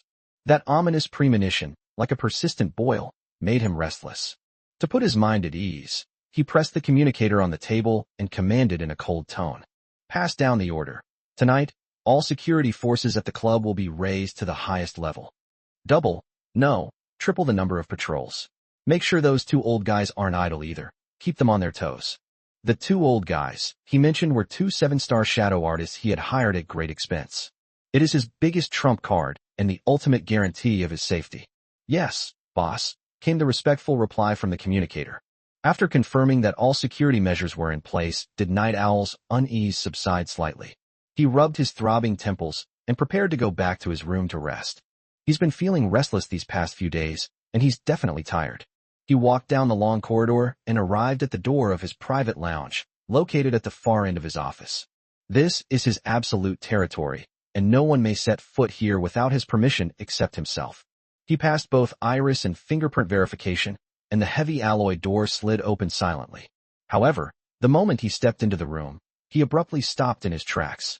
The blood in my body seemed to freeze completely at that moment. He saw a figure sitting quietly in a chair in his room. He was a young man who looked to be under 20 years old. His signature short blue hair stood out prominently under the soft lighting of the room. The young man was idly fiddling with a priceless antique ornament on his desk, a slightly indifferent expression on his face. Beside the young man stood an elderly man dressed in a tailcoat and holding a black cane. Like a silent sculpture, it exudes a chilling aura. It's them. The demon god who stirred up the entire Silver Star City, Lan Yu. The owl's mind went completely blank with a sudden roar. What is he doing here? What about their own rock-solid security system? What about those patrol teams? Why were no alarms sounded? Why was there no sound of fighting?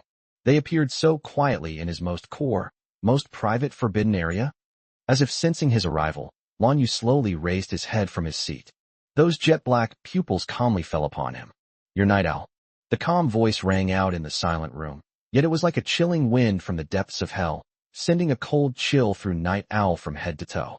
Night Owl felt as if his heart was being gripped tightly by an invisible hand, almost stopping its beating. He forced himself to calm down, his mind racing. How did they get in? That's no longer important. The important question is, why would the other person come looking for me? Even if I uphold neutrality, am I not immune to this? He stared intently at Lan Yu, his voice hoarse with shock and tension. Young Master Lan, what brings you here? He tried to remain calm, but his slightly trembling voice betrayed his inner fear. Where are my guards and the security personnel outside? He couldn't help but ask the question that had been puzzling him for so long. Lan Yu casually placed the antique ornament back on the table, his tone as indifferent as if he were talking about something trivial. Oh, it was too noisy, so I just took care of it. Just solved it? The owl's pupils suddenly contracted. That was a security system he had built at great expense. Twice the number of patrol teams and dozens of elite shadow guards. In front of the other party, it was a problem that could be solved casually. Night Owl's heart sank little by little. He finally realized that he and the other party were not even in the same league. His prize trump card is probably nothing more than a joke in front of his opponent. But Night Owl is a man who has survived by the skin of his teeth, and his mental fortitude is far beyond that of ordinary people. After a brief moment of shock, he quickly regained his composure. Since we cannot resist, we can only negotiate. He took a deep breath and forced a smile that looked more like a grimace. Young Master Lan is joking. I wonder if your late-night visit is motivated by your interest in my club, or your interest in my head. He humbled himself greatly, trying to gain a sliver of hope. However, Night Owl was not entirely without confidence, because he still has his last trump card. At the very moment he was speaking, his fingers moved behind his back, secretly making a coded signal known only to him and his 2 7-star bodyguards. This is the highest level of alert, meaning he is in a life-or-death crisis. They need to launch a thunderous strike at all costs. He felt a sense of relief, thankful that he had been cautious enough. Instead of guarding the door, the 2 7-star experts used their special shadow techniques to lurk in the shadows of their own room. This was his last and strongest guarantee. If he could seize an opportunity, even if it was just to create a moment of chaos, he was confident he could escape from this room. As long as you can escape, the world is vast, and you'll always find a place to call home. However, in the next second, all his fantasies were ruthlessly shattered. The moment he gave the signal. Sure enough, 2 dark figures emerged from the shadows behind him, leaping up like ghosts. 2 powerful and violent 7-star shadow chi erupted suddenly, transforming into 2 deadly shadow blades. From the left and right, at a tricky and ruthless angle, they stabbed straight at Lan Yu, who was sitting in the chair. Fast, accurate, ruthless. This is their ultimate, deadly strike, honed through countless trials as top-tier bodyguards. A glimmer of hope shone in the owl's eyes. It's done. At such close range, and with such a sudden attack, even if the opponent were an 8-star expert, it would be impossible for them to emerge unscathed. But the hope in his eyes lasted for less than 1,000th of a second before turning into endless despair. Because those 2 7-star bodyguards hadn't even gotten within 3 meters of Lan Yu.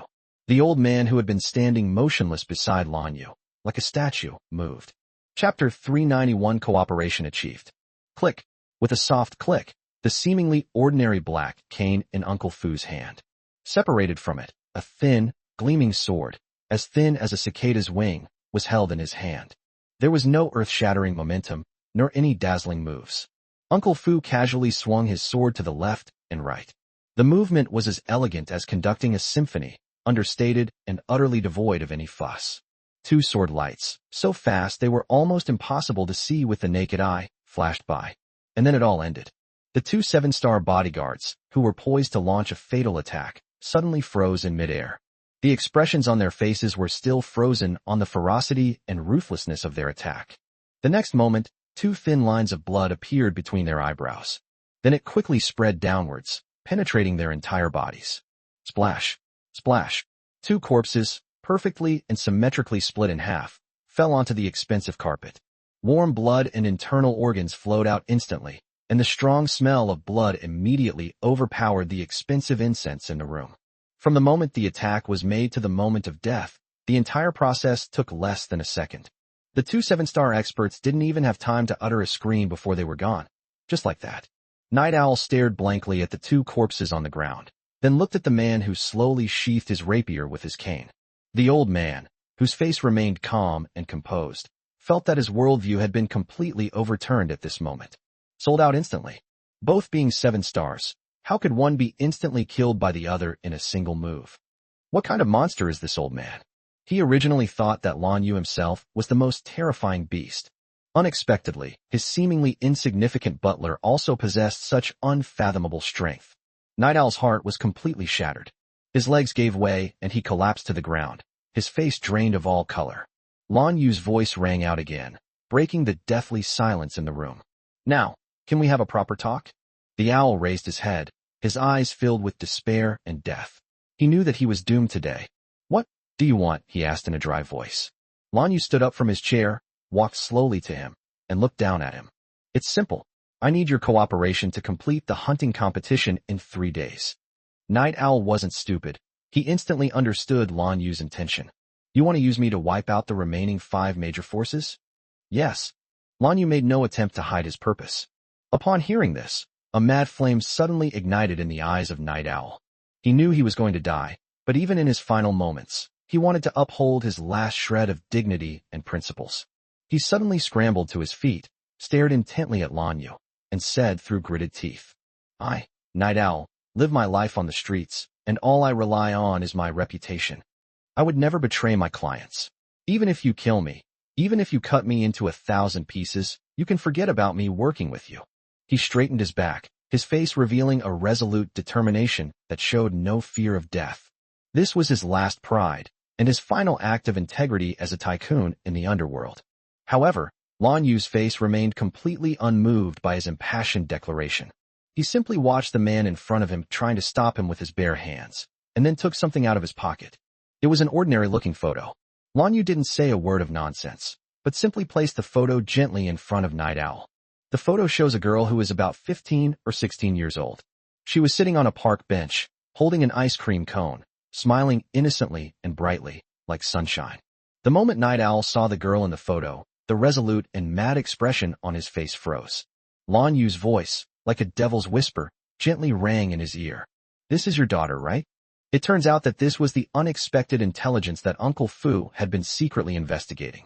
Fu Bo relied on the Lan family's intelligence network and his own abilities. In the investigation of the Nightingales and related information about their club, he discovered a piece of information among those seemingly clean documents that really caught his attention. Every month, the club receives a sum of money, neither too much nor too little. It will secretly channel the money through multiple channels and eventually end up in one account. Generally speaking, this kind of behavior is perfectly normal for underground organizations. However, the recipient of the money was rather strange. It wasn't some underground organization or black market dealer. It was just an ordinary family. This family first started receiving money 10 years ago when they adopted an orphan girl. Therefore, Uncle Fu speculated that the girl was likely related to Nightingale. As for whether the two are father and daughter, Uncle Fu was unsure. So what Lan Yu just said was just his guess. At that moment, he felt that he had probably guessed correctly, because the moment Lan Yu said those words, Night Owl's eyes instantly turned blood red, and he let out a beast-like roar, his reason destroyed in an instant. He charged towards Lan Yu like a mad bull, disregarding everything. He seemed to want to tear this demon, which had exposed his deepest wounds, to shreds. However, just as he took a step forward, a dark shadow flashed by. Bang! Uncle Fu kicked him hard in the stomach. Night Owl was like a kite with a broken string. He was sent flying backward, crashing heavily into the wall before falling to the ground and spitting out a mouthful of blood. The intense pain brought some clarity to his mind, which had been clouded by anger. He finally realized the reality. He thought he had severed all ties and hidden himself perfectly. Little did they know that their deepest weakness had already been precisely grasped by the other party. He finally realized that he wasn't dealing with a photographer who followed any bullshit rules. He is a true devil who will disregard all rules and bottom lines in order to achieve his goals. He closed his eyes in pain, as if all the strength had been drained from his body. He opened his eyes again after a long while, his voice hoarse and full of exhaustion. As long as I cooperate with you, she'll be all right, right? Lan Yu's voice remained cold and calm, yet it seemed to possess an undeniable magic. Of course, after all, I'm not a really bad person. As long as you cooperate obediently, after it's done, I can even get the Lan family to protect her safety and ensure that she will never have to worry about food and clothing for the rest of her life and will never be harmed again. Upon hearing this answer, he slowly lowered his head. I see. I will cooperate. Chapter 392 Who is the Prey? Night Owl's surrender was within Lan Yu's expectations. There may be truly tough people in this world, but they are definitely not many. Everyone has their own weakness. Once you find it, even the strongest fortress will collapse from within. Very good. You made a wise choice, Lan Yu said calmly. The owl struggled to its feet and wiped the blood from the corner of its mouth. However, you caused too much of a commotion before, and the remaining companies are now extremely nervous. I'm afraid that even if I send out invitations this year, they might not dare to come. This is indeed a problem. After witnessing Lan Yu's godlike and demonic methods, anyone with a modicum of sense, they would all choose to hide rather than actively go to places where Lan Yu might appear and risk their lives. Upon hearing this, Lan Yu smiled dismissively. You don't need to worry about that. They will come. All you need to do is send them an invitation letter that they can't refuse, just as I ask. 3 days later, night fell. Carnival Island is a private island located hundreds of kilometers away from Silver Star City. This island was purchased and renovated by the White Knight Club at great expense. It is heavily guarded on weekdays, a true lawless zone. The island is now brightly lit and extremely luxurious. Countless luxury cars and airships are docked at the exclusive port, with well-dressed men and women, holding wine glasses and chatting and laughing to the accompaniment of melodious music. It felt as if they were at a top-notch banquet. And at the very center of the island, inside a massive circular building modeled after the ancient Roman Colosseum, the atmosphere was incredibly enthusiastic. The upper level of the building is a circular observation deck, where hundreds of top dignitaries from all walks of life in Silver Star City gather. They were all extremely wealthy and powerful, each a big shot in Silver Star City, whose mere presence could cause a stir. At the very center of the observation deck, in the most prestigious position, are 5 luxurious chairs carved from a single piece of rosewood.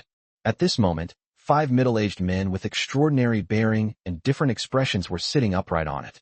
They are the leaders of the 5 remaining major forces in the underworld of Silver Star City. Zhou Wen, the leader of the Manhwa society, known for his resourcefulness, is a one-eyed man with a fiery temper. The most senior leader of the Green Bamboo Gang, and the triad leader Sanha, and his vice president, Li San. They were surrounded by a group of extremely obsequious wealthy businessmen and officials, each with a fawning smile on their face.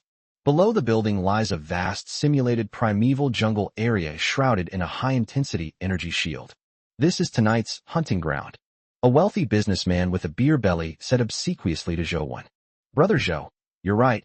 You were just having a headache over that Lan family kid a few days ago. What brings you to this hunting competition today? Zhou Wen picked up his wine glass, gave a cold snort, and a ruthless glint flashed in his eyes. Completely overwhelmed? Humph, that kid won't be able to keep up this for long. After today's show, I'll have my own ways of dealing with him. He spoke with conviction, but his heart was still filled with unease. Out of caution, he hadn't originally planned to come. But just yesterday, he received an invitation from Night Owl to tonight's hunting tournament. When he saw the information about this special prey in the letter, he changed his mind. On the other side, the one-eyed man laughed and said to the big shots around him, I wasn't planning on coming anyway, but that guy Night Owl really put in the effort this time. I believe everyone here is here for that special prey mentioned in the invitation, right? Haha, that's for sure. That's right, I can't wait. The remaining bigwigs nodded in agreement, their faces bearing cruel and bloodthirsty smiles. Only Li San sat in the corner with his head down, silent, making it impossible to see the expression on his face. Just then, the large screen in the center of the Colosseum suddenly lit up. The owl's cold, stern face appeared on the screen. Good evening, distinguished guests. The hunting competition tonight is now officially beginning. As he finished speaking, the screen began displaying information about tonight's prey. One after another, emaciated figures with sallow complexions and numb eyes flashed by. This prompted the hunters on the observation deck to let out excited whistles. Finally, the camera focused on the last one, who was also tonight's final prey. On the screen appeared a photo of a middle-aged man. The man had blue hair, but his face was ordinary, and his eyes showed a hint of dejection and resentment. The accompanying materials brought the atmosphere to a fever pitch in an instant. Name, Lan Gu. Identity, formerly a member of a collateral branch of the Lan family, expelled from the family for violating clan rules. Skill assessment, 5-star filmmaker. Boom. The entire observation deck erupted in cheers. The Lan family. Although he was just a criminal who had been expelled, he was still a member of the Lan family. These days, They have been suppressed by Lan Yu to the point of being unable to lift their heads, and their hearts have been filled with endless resentment and anger, but they have nowhere to vent it. Now, a member of the Lan family, whom they could slaughter at will, had appeared right in front of them. This is simply the perfect punching bag sent from heaven. Ha ha, great. That's fantastic. That night owl guy, he really knows how to get things done. I was just looking for a place to vent my anger. Nobody can take this from me today. I'm going to get this kid's head. I'm going to turn it into a wine glass and use it to drink every day. The powerful and wealthy, who had been suppressed to the extreme by Lan Yu these past few days, have now gone completely mad. They couldn't deal with a god like Lan Yu, but they tortured and killed a useless member of the Lan family. It can also give them a morbid, twisted pleasure. Amidst deafening cheers from the audience, a huge metal box appeared. The mechanical arm descended from the sky and slowly dropped it into the very center of the jungle below. Bang! The box was opened, and a figure with shackles binding his hands staggered out. It was the blue-haired middle-aged man in the photo, Langu. Of course, this was just a disguise after Lan Yu slightly altered his appearance and physique. And Li San knew the truth. Thump! The hunting bell tolled, melodious yet heavy. Charge! That kid is mine. Hundreds of excited hunters, like wild beasts released from their cages, poured into the jungle below from various entrances. They were well equipped, their auras surging, and their faces wore cruel and bloodthirsty smiles. They surrounded the lone prey. One of the hunting squads under the One-Eyed Dragon's command is the fastest. In order to make a good impression on their boss, the squad leader, a 6-star shadow master. With a few men, they were the first to find Lan Gu, who was still standing there in a daze. Chapter 393, Let's Go Together. The 6-star shadow master looked at the legendary sinner of the Lan family in front of him, and a sinister smile appeared on his face, like a cat catching a mouse. Kid, next time you're reincarnated, open your eyes wider. There are some people you can't afford to mess with. He slowly raised the shadow or a longbow in his hand and drew the bowstring taut. A beam of light, emanating from his entire body, shimmered with dazzling light. An arrow powerful enough to pierce a 10-centimeter thick steel plate was aimed at the opponent's brow. Die! Call out! The shadow arrow, accompanied by a piercing whistle that tore through the air, transformed into a streak of light and hurtled towards its unfortunate prey. He could almost picture the wonderful scene of the other person's head being shot open and blood splattering everywhere. However, the next second, the sneer on his face suddenly froze. Arrow of shadow energy, powerful enough to pierce steel plates, suddenly stopped just 1 centimeter away from Lan Gu's brow. It hovered in midair in such a bizarre way, as if it were being held by an invisible hand, unable to move forward even an inch. The hunting team leader froze, his sinister smile vanishing. What happened? Did I make a mistake? No, that's not right. The crowd on the observation deck was also taken aback, and the previously deafening cheers gradually subsided. What's going on? How come that guy isn't dead? Did that squad leader's arrow miss? What a useless piece of trash. No. Look, that arrow has stopped. Amidst the puzzled gazes of the crowd, the one who kept his head down, Lan Gu, who should have been the prey, slowly raised his head. The blank look on his face had long since disappeared. Instead, a smile that sent chills down everyone's spine was revealed. Oh, is that so? He held up 2 fingers, his index and middle fingers.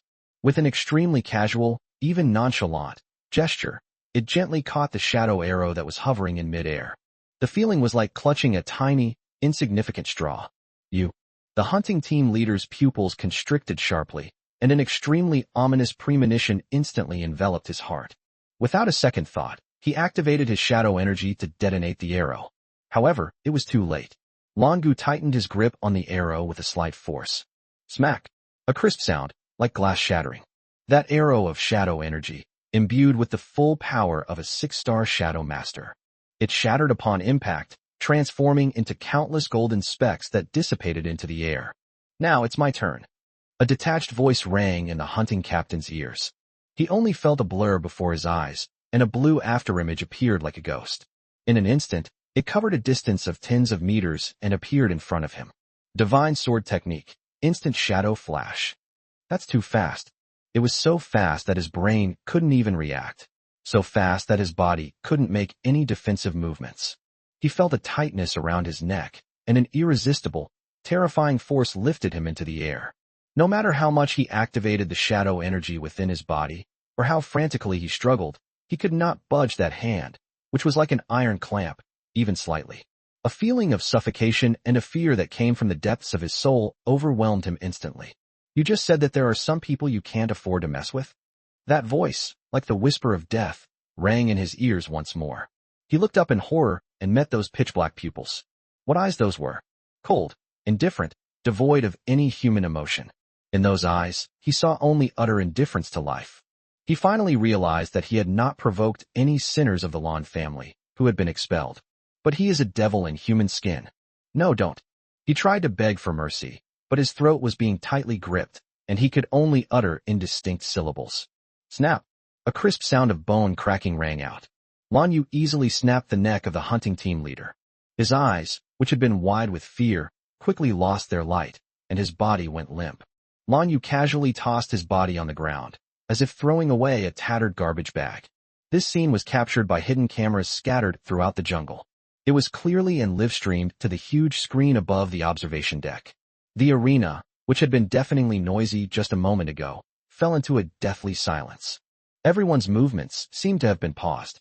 The smiles on their faces were still frozen in time. Their raised glasses were still suspended in midair.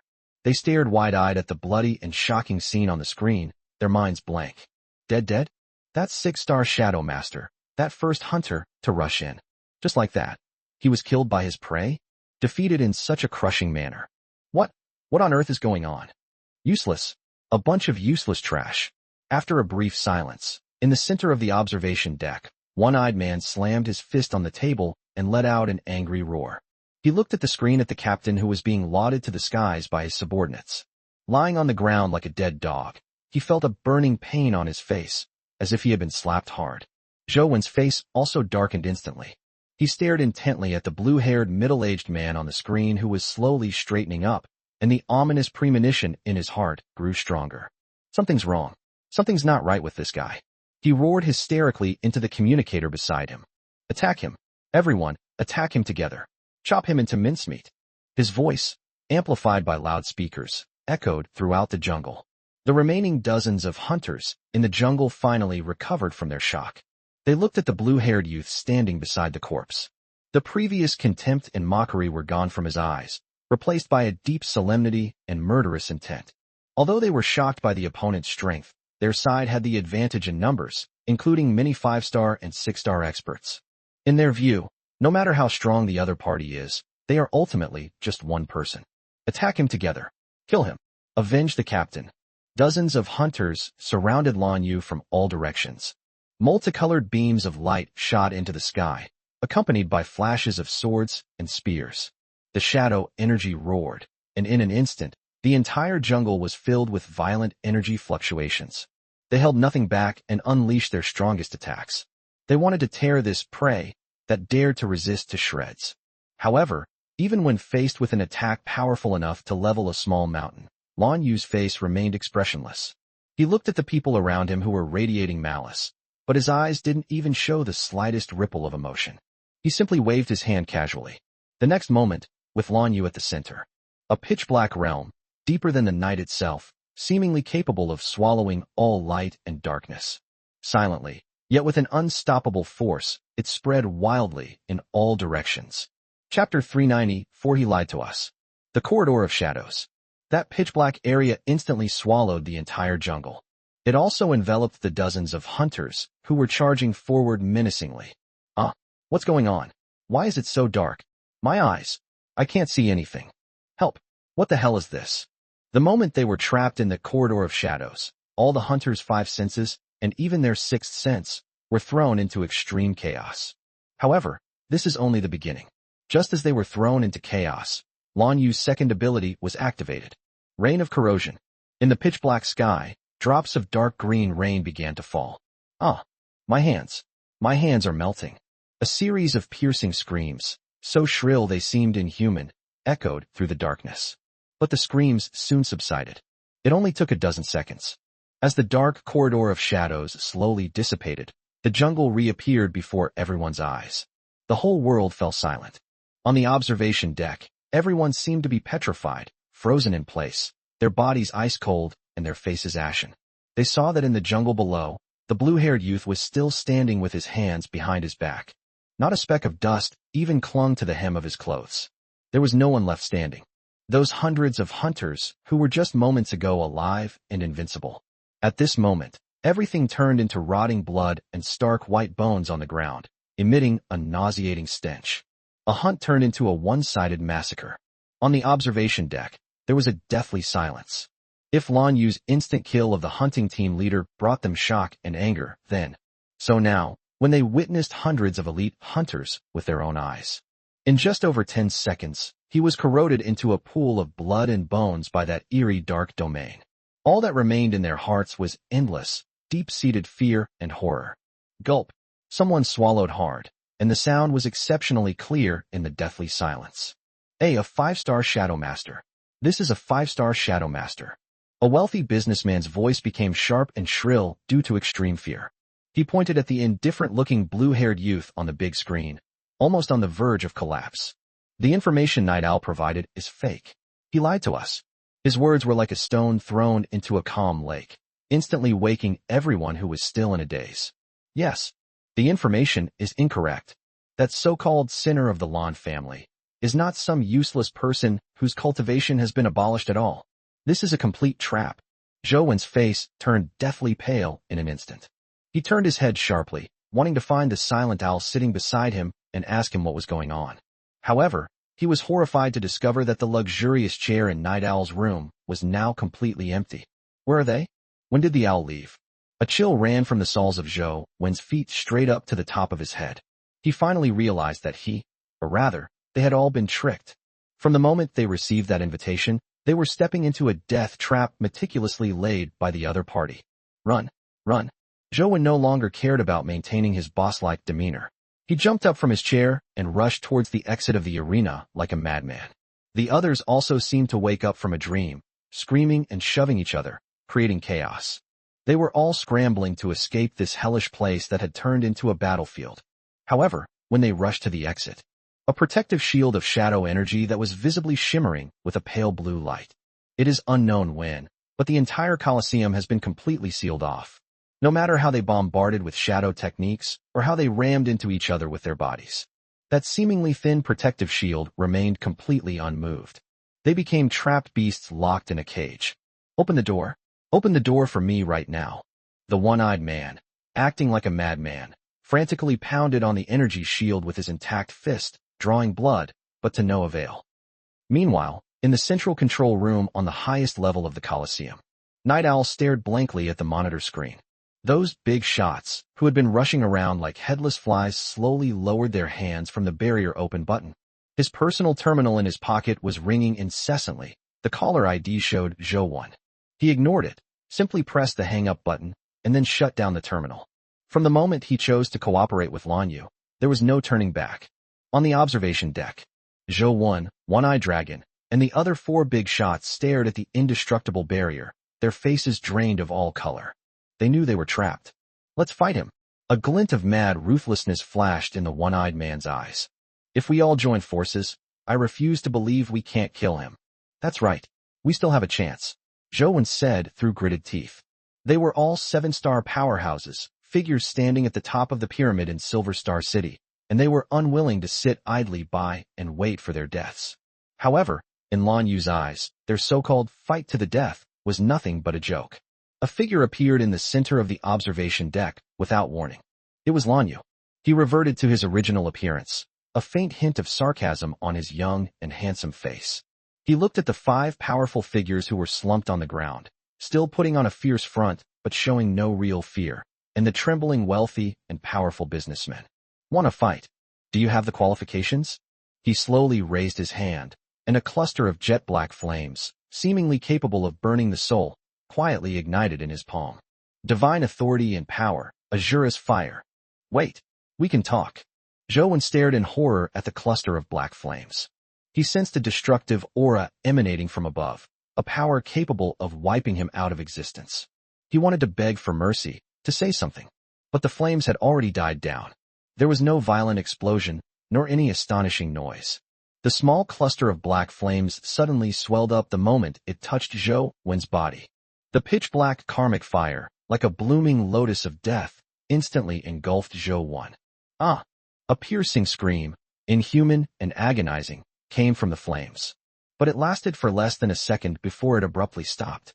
Amidst the horrified gazes of the crowd, Zhou Wan's body, along with his soul and the very essence of his life, it was completely burned to nothingness by those black flames. Not even a trace of ash remained. Gulp! One-eyed dragon swallowed hard, feeling his legs trembling violently. A surge of heat flowed from between his legs, and a fishy, pungent smell instantly filled the air. He was so scared he wet himself. Chapter 395, Internal Strife Occurs? The other bigwigs and those powerful figures weren't much better off. They collapsed to the ground, their faces ashen, their eyes filled with endless despair. Lan Yu ignored these terrified idiots.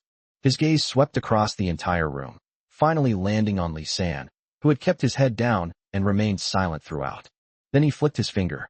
The azure of fire transformed into a rain of fire that seemed to have eyes.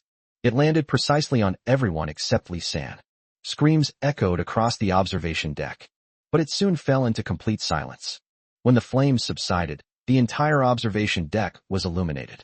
Apart from Lan Yu and Li San, who was so frightened he was about to faint, there was no one else alive. Of Silver Star City was completely wiped out that night, and a terrifying title began to quietly circulate among the survivors of Silver Star City. That young man from the Lan family, the one who wiped out all the underground forces overnight. They called him Calamity. The hunting tournament was like a massive earthquake. With unprecedented force, it completely overturned the entire power structure of Silver Star City. Overnight, the leaders of 6 major underground forces, along with most of the top elites in Silver Star City, they all vanished without a trace.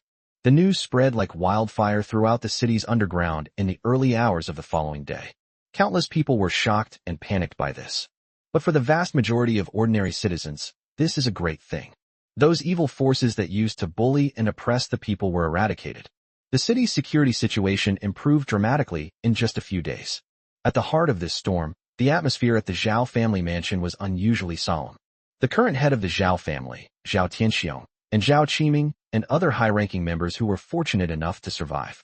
At this moment, he stood respectfully in front of Lan Yu, not daring to even breathe loudly. They looked at the still calm and composed young man before them, their hearts filled with boundless awe. In less than a week, this young man single-handedly carried out a bloody reshuffling of the entire Silver Star City underworld. This kind of supernatural method has completely exceeded their comprehension. Holding a document in his hand, Zhao Qiming reported in a trembling voice. Young Master Lan, during the raid on a secret stronghold of the Black Serpent Society, we discovered some unusual information.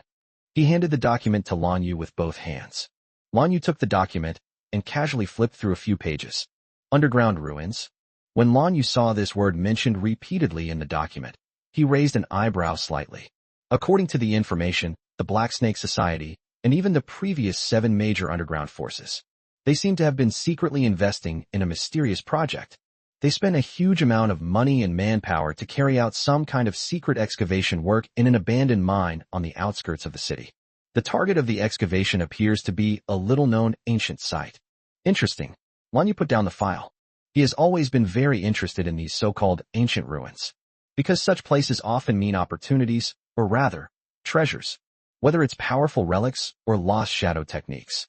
Some precious materials may be found in the ruins. More importantly, Nidhogg within him also seemed to have developed a slight interest in this ruin. I suggest Lan Yu take a look. Lan Yu said calmly to Zhao Qiming. Lead the way, take me to see this. Yes, yes, Zhao Qiming replied hurriedly, bowing and scraping, as if he had been granted a pardon. Soon, an expedition team composed of Zhao family's elite shadow artists was assembled. Under Zhao Qiming's leadership, the group soon arrived at the secret excavation site located on the outskirts of the city. On the surface, this place appears to be just an old mine that has been abandoned for many years, desolate and dilapidated. But deep within an extremely secluded cave lies a huge elevator platform.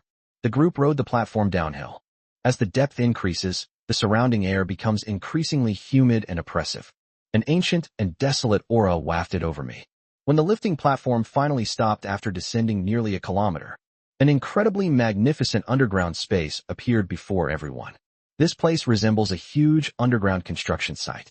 Countless searchlights illuminated the entire space as bright as day. Various large-scale excavation equipment can be seen everywhere, and there are extensive passageways.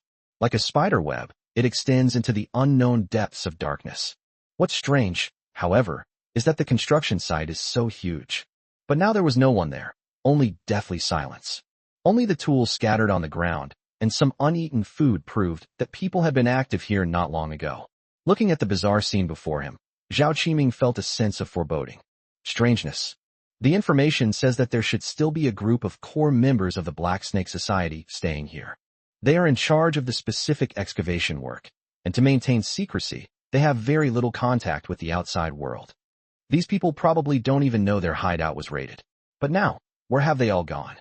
Uncle Fu walked to a digging site and gently brushed away the dust on the ground with his cane. His sharp gaze swept around, then he said in a deep voice, "Young master, there is a faint smell of blood in the air, and there are signs of a battle on the ground." Upon hearing this, everyone felt a chill run down their spines. Lan Yu didn't speak, but simply walked towards the depths of one of the widest passages. The others quickly followed. As the group ventured deeper, the stench of blood grew increasingly intense. Soon they found the first body on the ground in the passageway. The deceased was dressed in Black Serpent Society attire, and his death was gruesome. His chest was pierced by a sharp weapon, and his face was frozen in a look of terror. Then came the second, the third. The further in you go, the more corpses you see. The entire passage was almost entirely covered with corpses, and the ground was stained red with blood. It's like a road to hell. Zhao Qiming stared at the horrific scene before him, his face pale and his voice trembling. What's going on? Is there some kind of infighting? Lan Yu shook his head. It's not internal strife. He pointed to the wounds on one of the corpses and said calmly. The wound was clean, a single blow was fatal. The person who struck was far more skilled than them, and the technique was very professional. Moreover, within Lan Yu's sixth senses, he had already detected the location of the person who made the move. Lan Yu continued walking forward. The group rounded a huge rocky bend. The sight before them made everyone stop in their tracks. Chapter 396 Double Crossing? In a more open area ahead, a group of mysterious people dressed in matching black outfits and wearing masks were busy at work. A group of people continued excavating a structure that looked like an ancient altar. Meanwhile, another group of people were dealing with the corpses on the ground, dragging them to a corner and piling them up. Upon seeing this group of people, Zhao Qiming's expression changed. They're not from Silver Star City. Double crossing? A knowing glint flashed in Lan Yu's eyes. It seems someone is taking advantage of the weakened state of Silver Star City's underground forces after the purge, trying to reap the benefits. Just as Lan Yu and the others spotted the other party, the group of men in black also spotted them. Swish, swish, swish. Dozens of eyes turned towards them. After a brief moment of surprise, the group of men in black quickly reacted. They stopped what they were doing at the same time. He slowly turned around and surrounded Lan Yu and the others with hostile eyes. An aura of chilling menace instantly filled the air. The leader was a tall, powerful, peak-level 7-star expert. He looked at Lan Yu and his group of uninvited guests with no expression on his face. He spoke in a detached tone, as if looking at a dead man. "We didn't originally intend to kill so many people. Unfortunately, you saw something you shouldn't have seen. So I'm sorry. You can only blame yourselves for being unlucky." His words were filled with an undeniable domineering attitude and absolute confidence in his own strength. However, Lan Yu seemed completely oblivious to their undisguised killing intent. He didn't even glance at the yelling team leader.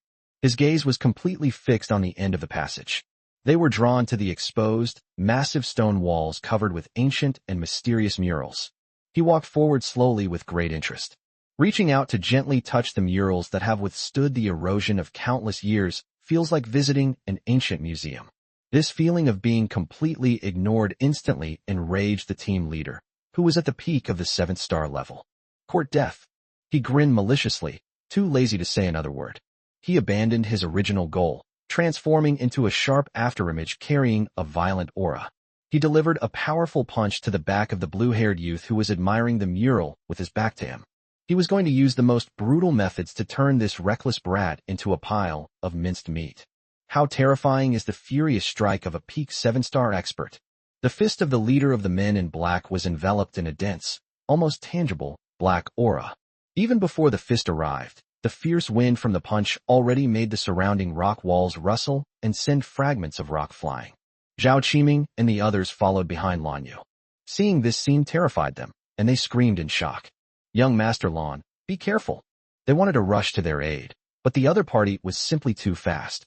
They didn't have time to react at all. He could only watch helplessly as that fist, capable of destroying everything, drew ever closer to Lan Yu's back. A cruel and triumphant smile had already appeared on the face of the leader of the men in black. He could almost see the scene of his opponent being blasted apart by his punch, with flesh and blood flying everywhere. However, just as his fist was about to touch Lan Yu's body, an unexpected change has occurred. A huge black figure appeared out of thin air behind Lan Yu without warning. Like an insurmountable black mountain range, it firmly protected Lan Yu. It was the 7-star puppet that Lan Yu obtained in the Shadow Realm, Black Rock. Its massive, almost cumbersome body, its black shell gleaming with a cold, metallic sheen. Those blood-red electronic eyes exuded a terrifying aura that sent chills down one's spine. Roar! A deep roar came from Black Rock's massive metal head. Facing the full-force attack from the peak 7-star leader, it neither dodged nor evaded. He also raised his metal arm, which was as thick as a pillar, and threw a punch to meet the attack head-on.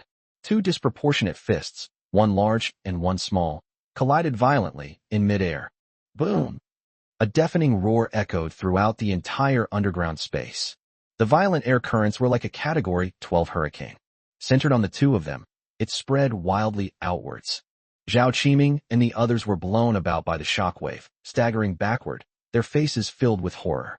The leader of the 7-star peak team, who was at the center of the explosion, met an even more tragic end. He felt an indescribable, terrifying force, like a mountain collapsing and a tsunami crashing, coming from the other's fist. That power was pure, domineering, and unreasonable. Snap! A crisp sound of bone cracking rang out. His fist, which he was very proud of, was powerful enough to split mountains and shatter rocks. It made contact with the opponent's giant metal fist. It shattered instantly. Then, that terrifying force swept upwards along his arm with overwhelming force. His entire arm was instantly shattered into a cloud of blood mist. Puff! He coughed up a mouthful of blood, his whole body like a kite with a broken string. It flew backward and crashed heavily into a rock wall dozens of meters away. He smashed a huge, human-shaped crater into the hard rock wall before sliding to the ground. What the hell is this? The team leader struggled to his feet, looking at his empty right arm. He then looked at the enormous puppet that was completely unharmed, except for shaking its metal fist. His face was filled with disbelief and utter horror. He could clearly sense that this suddenly appearing black puppet, although its aura was also at the peak of the 7 stars level. But both their strength and the toughness of their bodies far exceeded his expectations. This is not even in the same league. Lan Yu gently brushed the dust off his shoulder, still studying the mural in front of him with great interest. He simply said to the 7-star puppet beside him, "Leave no one alive." His voice was soft, yet it sounded like a judgment from the deepest hell. Roar! Upon receiving the command, Black Rock's scarlet electronic eyes blazed with intense red light. Like a tiger among sheep, it charged towards the group of black-clad men who were completely dumbfounded. Quick! Stop it! Attack together! Kill this monster! The remaining men in black finally snapped out of their shock, though they were terrified. But being well-trained elites, they quickly reorganized their formation. Various shadow techniques were unleashed at Black Rock as if they were free. However, they then experienced firsthand what true despair really meant. Their attacks, whether sharp blades or ferocious shadow techniques, it landed on Black Rock's black body, which shimmered with a metallic sheen and only sent up a series of sparks. Aside from making a series of clanging sounds, it couldn't even leave a white mark. Chapter 397. This is the Devil. Black Rock's attacks, however, were simple and brutal. It didn't use any fancy shadow techniques, relying solely on its unparalleled terrifying power and indestructible, massive body. With a single punch, a high-level shadow master was instantly reduced to a bloody pulp. With one kick, several men in black were crushed into mincemeat. It was like a runaway heavy tank, rampaging through the crowd. Every attack inevitably takes away several precious lives. This was a complete, one-sided massacre. Those men in black who considered themselves elite. Compared to Black Rock, it was as fragile as paper. A demon, a devil. This is a devil. Run! Finally, someone's psychological defenses completely collapsed. He threw down his weapon and fled frantically towards the exit of the passage. However, he had only run a few steps when a dark red beam of energy shot out. It shot out from Black Rock's chest, instantly piercing his body and vaporizing him into nothingness. Magic annihilation cannon. Seeing this scene, the last glimmer of hope in the hearts of all those in black was completely shattered. They couldn't understand it until their deaths. Why a seemingly harmless young man? It can actually summon such terrifying weapons of war, as if they came out of myths and legends. Meanwhile, Zhao Qiming and the Zhao family's elites had become completely numb to it all. They stared blankly at the scene before them, which seemed like a divine or demonic descent, their minds blank. They originally thought that they would be able to defeat this group of powerful men in black. Lan Yu will personally take action and stage an earth-shattering battle. Unexpectedly, the opponent simply summoned a puppet, which easily defeated all the enemies in a near-crushing manner. This effortless and powerful display of strength, capable of obliterating enemy ships with a mere wave of the hand, has once again redefined their understanding of the word power. Their reverence for Lan Yu is ingrained in their very bones and souls. Less than a minute. There were no more men in black standing in the entire passage. The ground was littered with severed limbs and broken corpses, and the strong stench of blood assaulted everyone's senses. Black Rock quietly walked back behind Lan Yu, its massive body enveloped in a burst of light. It transformed back into a black core sphere, which Lan Yu casually put away. The entire underground space returned to silence. Lan Yu turned to Uncle Fu and said, "Uncle Fu, please check their identities." Uncle Fu replied, "Yes, young master." He stepped forward, looked at the corpses of the men in black on the ground, and gently tapped them with his black cane. A wisp of black mist, barely perceptible to the naked eye, emanated from the tip of his staff and seeped into the brains of the corpses. This is the ability of Fu Bo's contracted spirit, the spirit of the dead, which can extract memories from the dead. A moment later, Uncle Fu's expression changed slightly. He walked up to Lan Yu and respectfully reported, "Young master, we've found out everything. These men in black are from the Blackwood family." The Kuroki family? Lan Yu paused for a moment when he heard the name, feeling that it sounded somewhat familiar. He thought for a moment before he remembered. It's the one you mentioned before, the one that secretly funded the Kelster family. The family whose investment went down the drain because I killed the former head of the family? Uncle Fu nodded. "Yes, young master. They somehow got wind of the discovery of a site underground in Silver Star City that may be related to the mythical era. So they sent this elite squad, hoping to get a share of the pie, but unexpectedly." Upon hearing this, Lan Yu couldn't help but smile.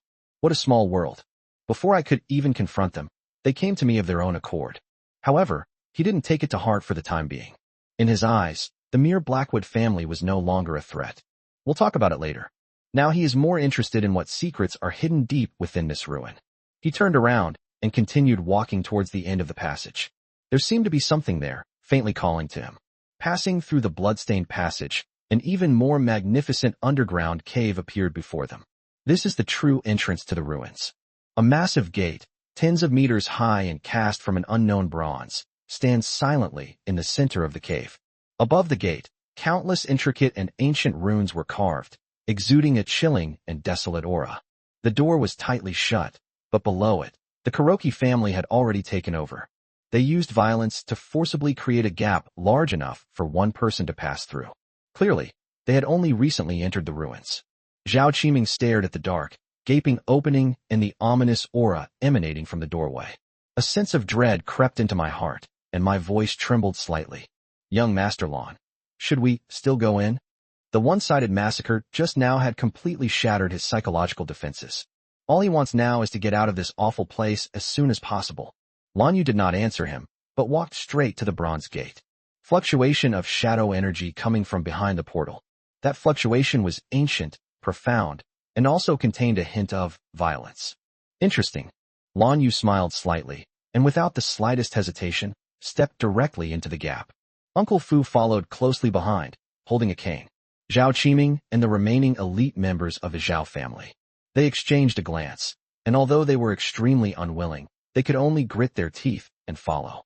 After passing through the gap, the view suddenly opened up before me. The interior of the ruins was not the dark and damp ancient tomb that people imagined. Instead, it was an underground palace of unimaginable size. The dome is towering, its height unknown, perhaps several hundred meters. Countless strange crystals radiating a soft glow. Like stars embedded in the dome, they illuminated the entire palace as bright as day. The ground beneath our feet was flat and smooth, paved with a single piece of obsidian. All around stand enormous stone pillars carved with mythical creatures such as dragons, phoenixes, and Shilin, supporting this magnificent underground temple. The air was filled with a dense, almost liquefied aura. Just a light inhale makes one feel refreshed and invigorated, and even speeds up the circulation of internal energy. My God, where am I? Such dense shadow energy. Cultivating here for a day is probably equivalent to cultivating outside for a month. The Zhao family shadow masters sensed the pure shadow energy around them. They all wore expressions of shock and ecstasy, temporarily forgetting their previous fear. However, there was no joy on Lan Yu's face. His brow furrowed slightly, because he sensed an extremely dangerous aura within this seemingly peaceful palace. That aura was hidden in the deepest part of the palace. Like an ancient beast lurking in the darkness, it was watching them, these uninvited guests, with its cold eyes. Chapter 398 First Use of Shadow Transformation. Roar. Just then, a terrifying roar, seemingly from the ancient wilderness, boomed from the depths of the palace. That roar was filled with boundless violence and killing intent.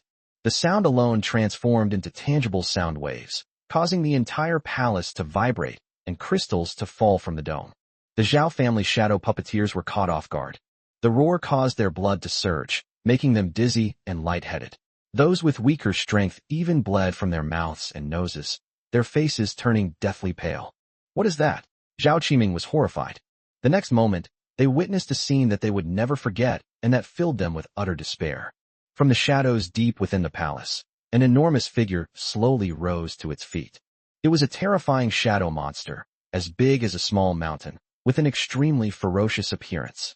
Its entire body is covered with a shell as hard as obsidian, and the shell is covered with ferocious bone spikes. Its head resembles that of a lizard, but it has 3 eyes that gleam with a scarlet light. Its mouth split open, revealing a mouthful of fangs as sharp as swords, and foul-smelling saliva. The drops fell from the corners of his mouth to the ground, corroding the hard obsidian floor and creating deep, sizzling pits. Its limbs are thick and powerful, and its claws are like scimitars. Every time it moves, the ground trembles. What is most terrifying is the terrifying pressure emanating from it, as vast and boundless as a boundless ocean. 8 stars. This was none other than a genuine, 8-star level terrifying shadow monster. 8-star shadow monster. Zhao Qiming's legs went weak when he saw the ferocious beast. He collapsed to the ground, his face drained of color, filled only with endless despair. The other shadow puppeteers in the Zhao family weren't much better off. Their faces were ashen, and their bodies trembled like leaves in the wind. Under the terrifying, almost tangible pressure of the 8-star shadow monster, they felt the shadow energy within their bodies. They were practically frozen solid, unable to even muster the slightest thought of resistance. Roar. The 8-star shadow monster clearly didn't give them much time to reflect. Its 3 scarlet eyes were fixed on the swarm of ants that had invaded its territory. With an angry roar, its massive body transformed into a black lightning bolt and charged forward. Form ranks. Form ranks now. Among the Zhao family members, there was an elder who appeared to be the most experienced and whose strength had reached the mid-stage of the 7 stars realm. Suppressing his fear, he let out a roar. He is the chief instructor of the Zhao family's guard team, and also the strongest person in this expedition team besides Lan Yu and Uncle Fu. Under his command, the remaining dozen or so elite members of the Zhao family. They also forcibly suppressed their fear and quickly formed a defensive battle formation. You.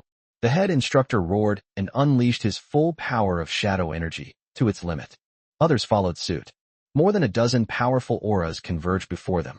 It formed an incredibly thick shield of shadow energy that shimmered with an earthy yellow light. This is the Zhao family's trump card combined attack formation, Black Tortoise Wall.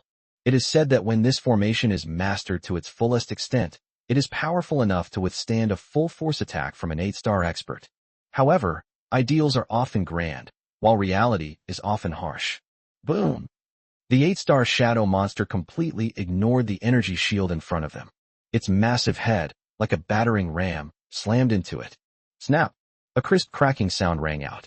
Called the Black Tortoise Wall, is formed by the combined power of more than a dozen high-level shadow masters and is said to be able to withstand a single blow from an 8-star expert.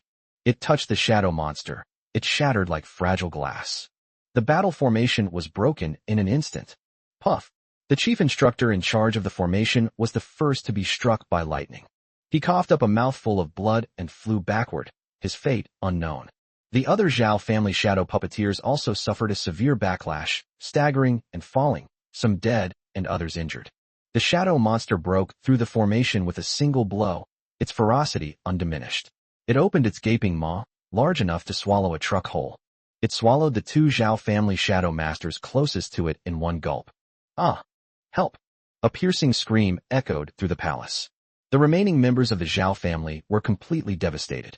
They watched helplessly as their companions were devoured by the monster like chewing wax. They chewed until the bones were shattered and the flesh was mangled, then swallowed it. They were terrified, their livers and gallbladders trembling, and they fled in panic, wishing they had more legs. They ran back the way they came as madmen. However, how could they possibly be faster than the 8-star shadow monster? The shadow monster's tail, as long as a steel whip, swept casually. Just moments before the fleeing filmmakers were whipped to pieces by their tails. A figure appeared before them without warning. It's Lanyu. He simply extended one hand. Bang! A dull, loud bang. The massive tail that could have blown an armored vehicle apart. It was caught steadily by that hand that didn't look particularly large. The ground beneath Lanyu's feet cracked inch by inch, but he himself remained completely still. He gripped the giant tail with his backhand and used his waist to exert force. He actually swung the mountain-sized monster up and slammed it hard into its carapace. The monster was in pain and staggered backward from the punch, a crack appearing on its hard shell. It's a bit hard, Lanyu thought to himself, shaking his hand. With his current physical body enhanced by the king's body, an ordinary 8-star expert would not be so lucky to take this punch. Several of their bones would be broken. This monster's defense is indeed quite good. Perfect, let's try out this new trick. As he thought this, strange black patterns began to appear on Lanyu's body. That's right, this is exactly the shadow transformation. This was something his sister taught him before she left. The next moment, a vast and powerful force of shadow energy erupted from his body. Centered on him, a visible black wave of energy suddenly spread out. The hard obsidian ground cracked inch by inch under the impact of this shockwave, spreading outwards like a spider web. Zhao Qiming was so overwhelmed by this sudden aura that he was forced to lie flat on the ground. He didn't even have the strength to lift his head. And this is just the beginning. Under Zhao Qiming's horrified gaze, Lanyu's body began to undergo astonishing changes. Black scales, like dragon scales, shimmered with a dark luster. Emerging from beneath his skin, it quickly covered his entire body, forming a well-fitting black suit of armor. His pupils transformed into majestic golden vertical pupils, as if a god were looking down upon the mortal world. That's not all. King's demon armor. The shadow energy within his body surged wildly, beyond the layer of dragon scale armor on his body. It has once again coalesced into an even more ferocious and domineering set of black demonic armor. The armor was covered with ancient and mysterious magic runes, radiating a terrifying power that could distort space itself. At this moment, Lanyu's height had increased to nearly 2 meters. Enveloped in double armor, his golden vertical pupils burned with fierce fighting spirit. He hovered silently in midair, like a demon god who stepped out of ancient mythology, wielding power of killing and destruction. Chapter 399 God of Dreams. The immense, suffocating pressure even permeated the entire underground palace. They all began to tremble violently, as if they might collapse at any moment.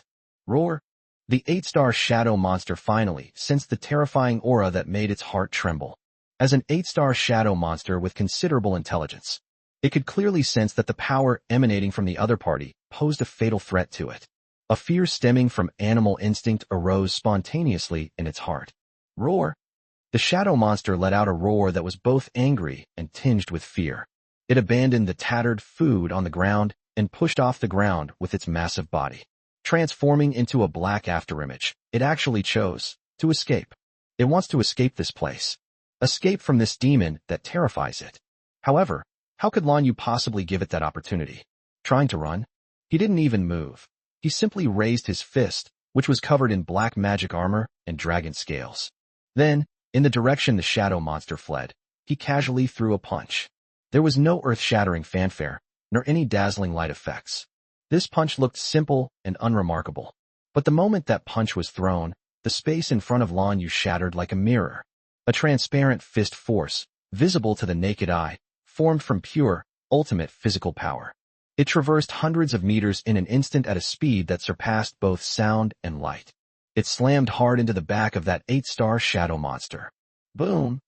A terrifying roar, several times more terrifying than any previous collision, exploded with a deafening boom. The 8-star shadow monster, whose size rivaled that of a mountain and whose defense was strong enough to withstand missile bombardment, was struck by this fist force the instant it was hit. Its massive body suddenly stiffened.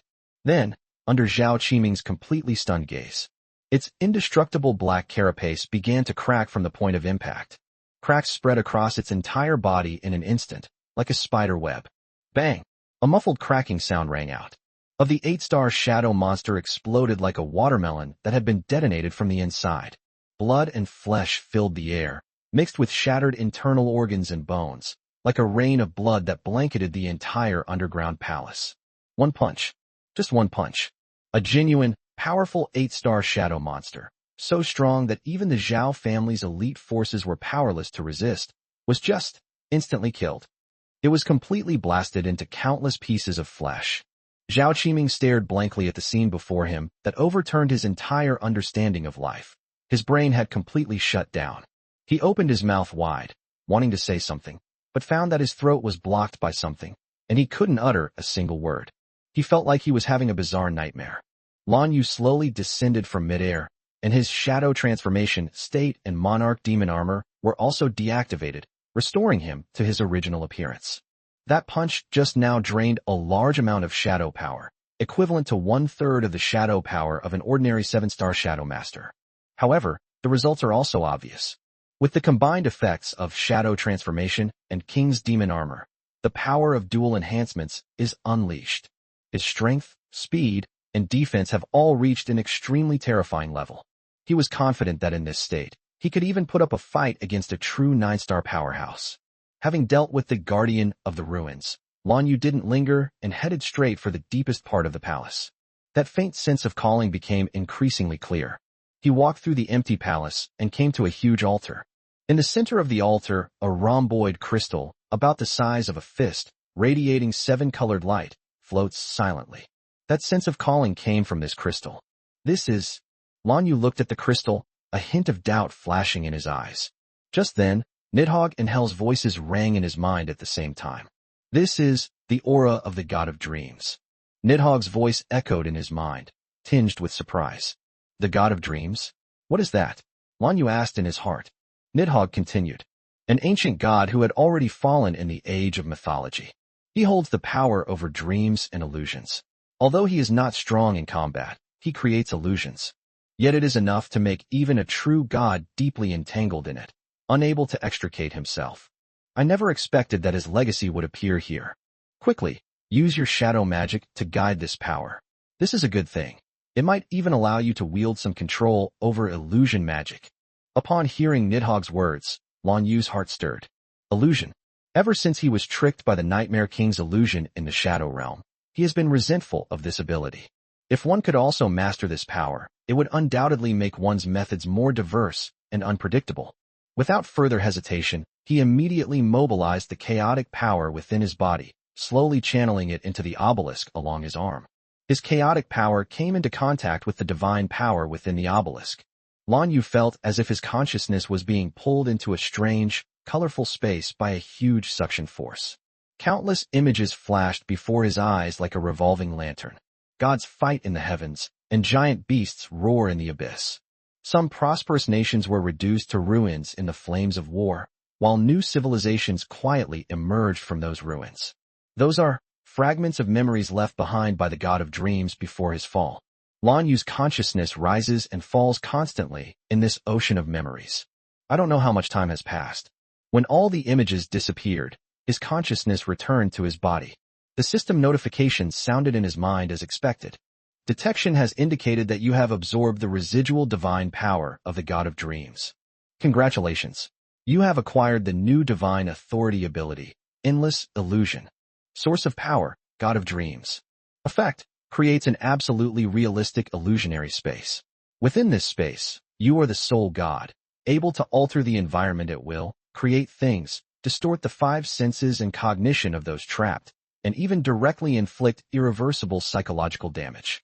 Note, the intensity and realism of the illusion are directly proportional to the amount of shadow power you invest. It's done. A hint of joy flashed in Lan Yu's eyes. This endless illusion ability is practically tailor-made for him. Just then, the light on the obelisk gradually dimmed. In the center of the monument, a spot that was originally solid slowly cracked.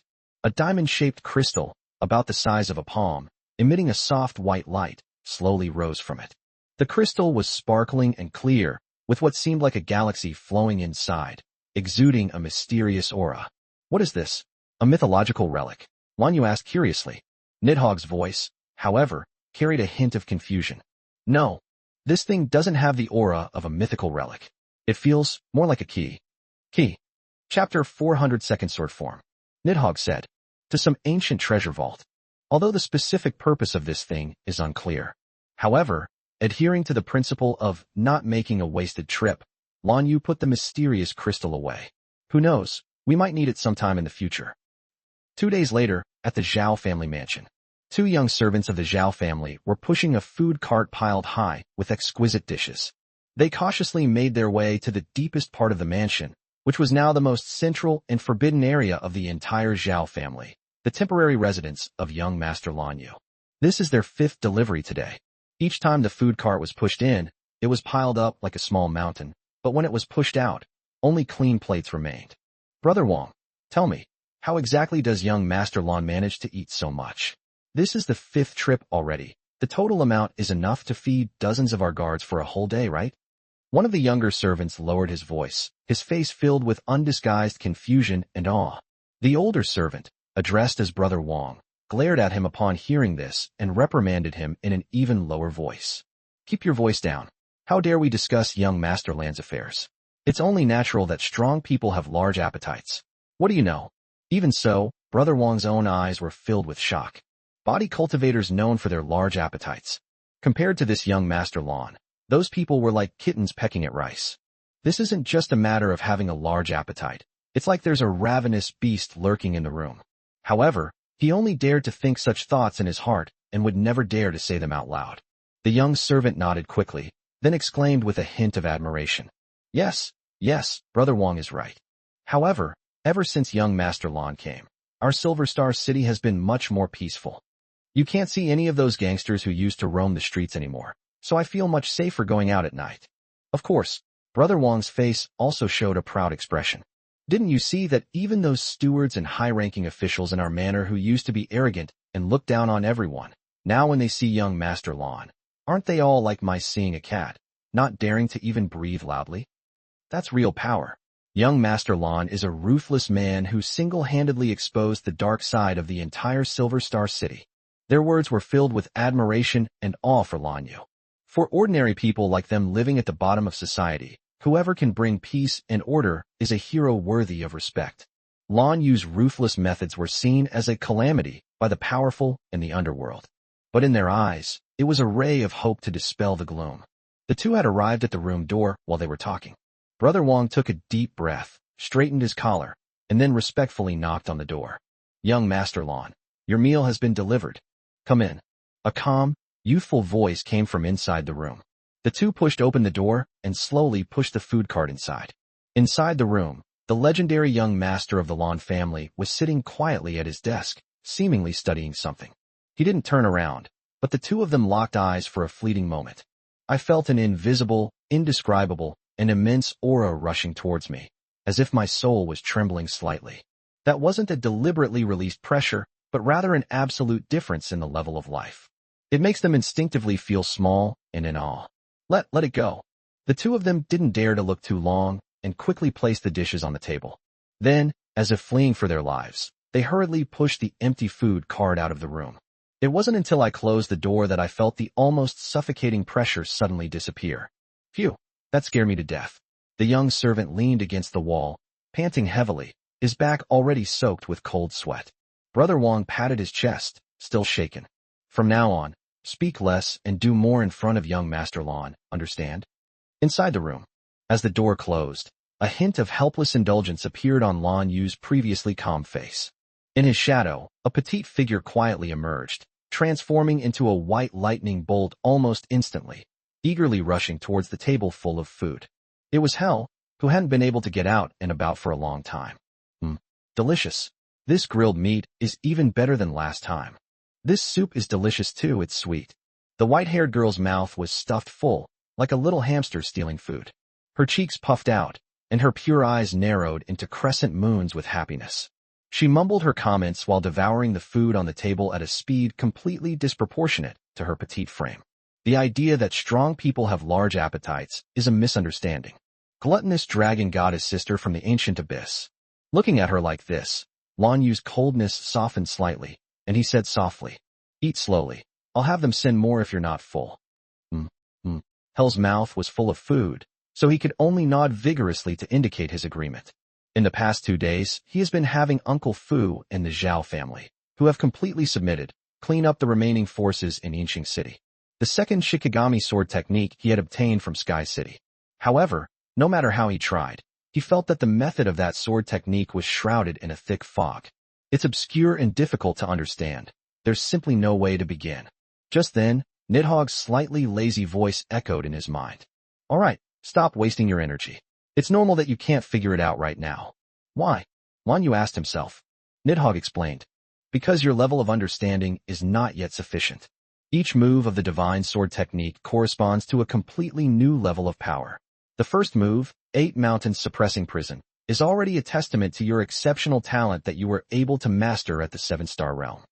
And this second move requires the user to reach at least the 8-star level, and be able to initially comprehend and mobilize the laws of space before they can begin to cultivate it." "I see." Lan Yu was somewhat disappointed, but he quickly accepted reality.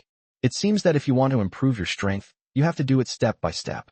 Being too eager for quick results will only backfire. He decided to put aside the second sword technique for the time being and study it after he broke through to the 8-star. Just as he was about to get up and enjoy this rare moment of leisure with Hel. Bang! The door to the room was suddenly kicked open, and a subordinate of the Zhao family rushed in a panic, scrambling and stumbling, without even knocking. He knelt on the ground with a thud, his voice trembling with extreme fear, and he reported in a hurried, incoherent voice. Young Master Lan, something terrible has happened. Something horrific has occurred."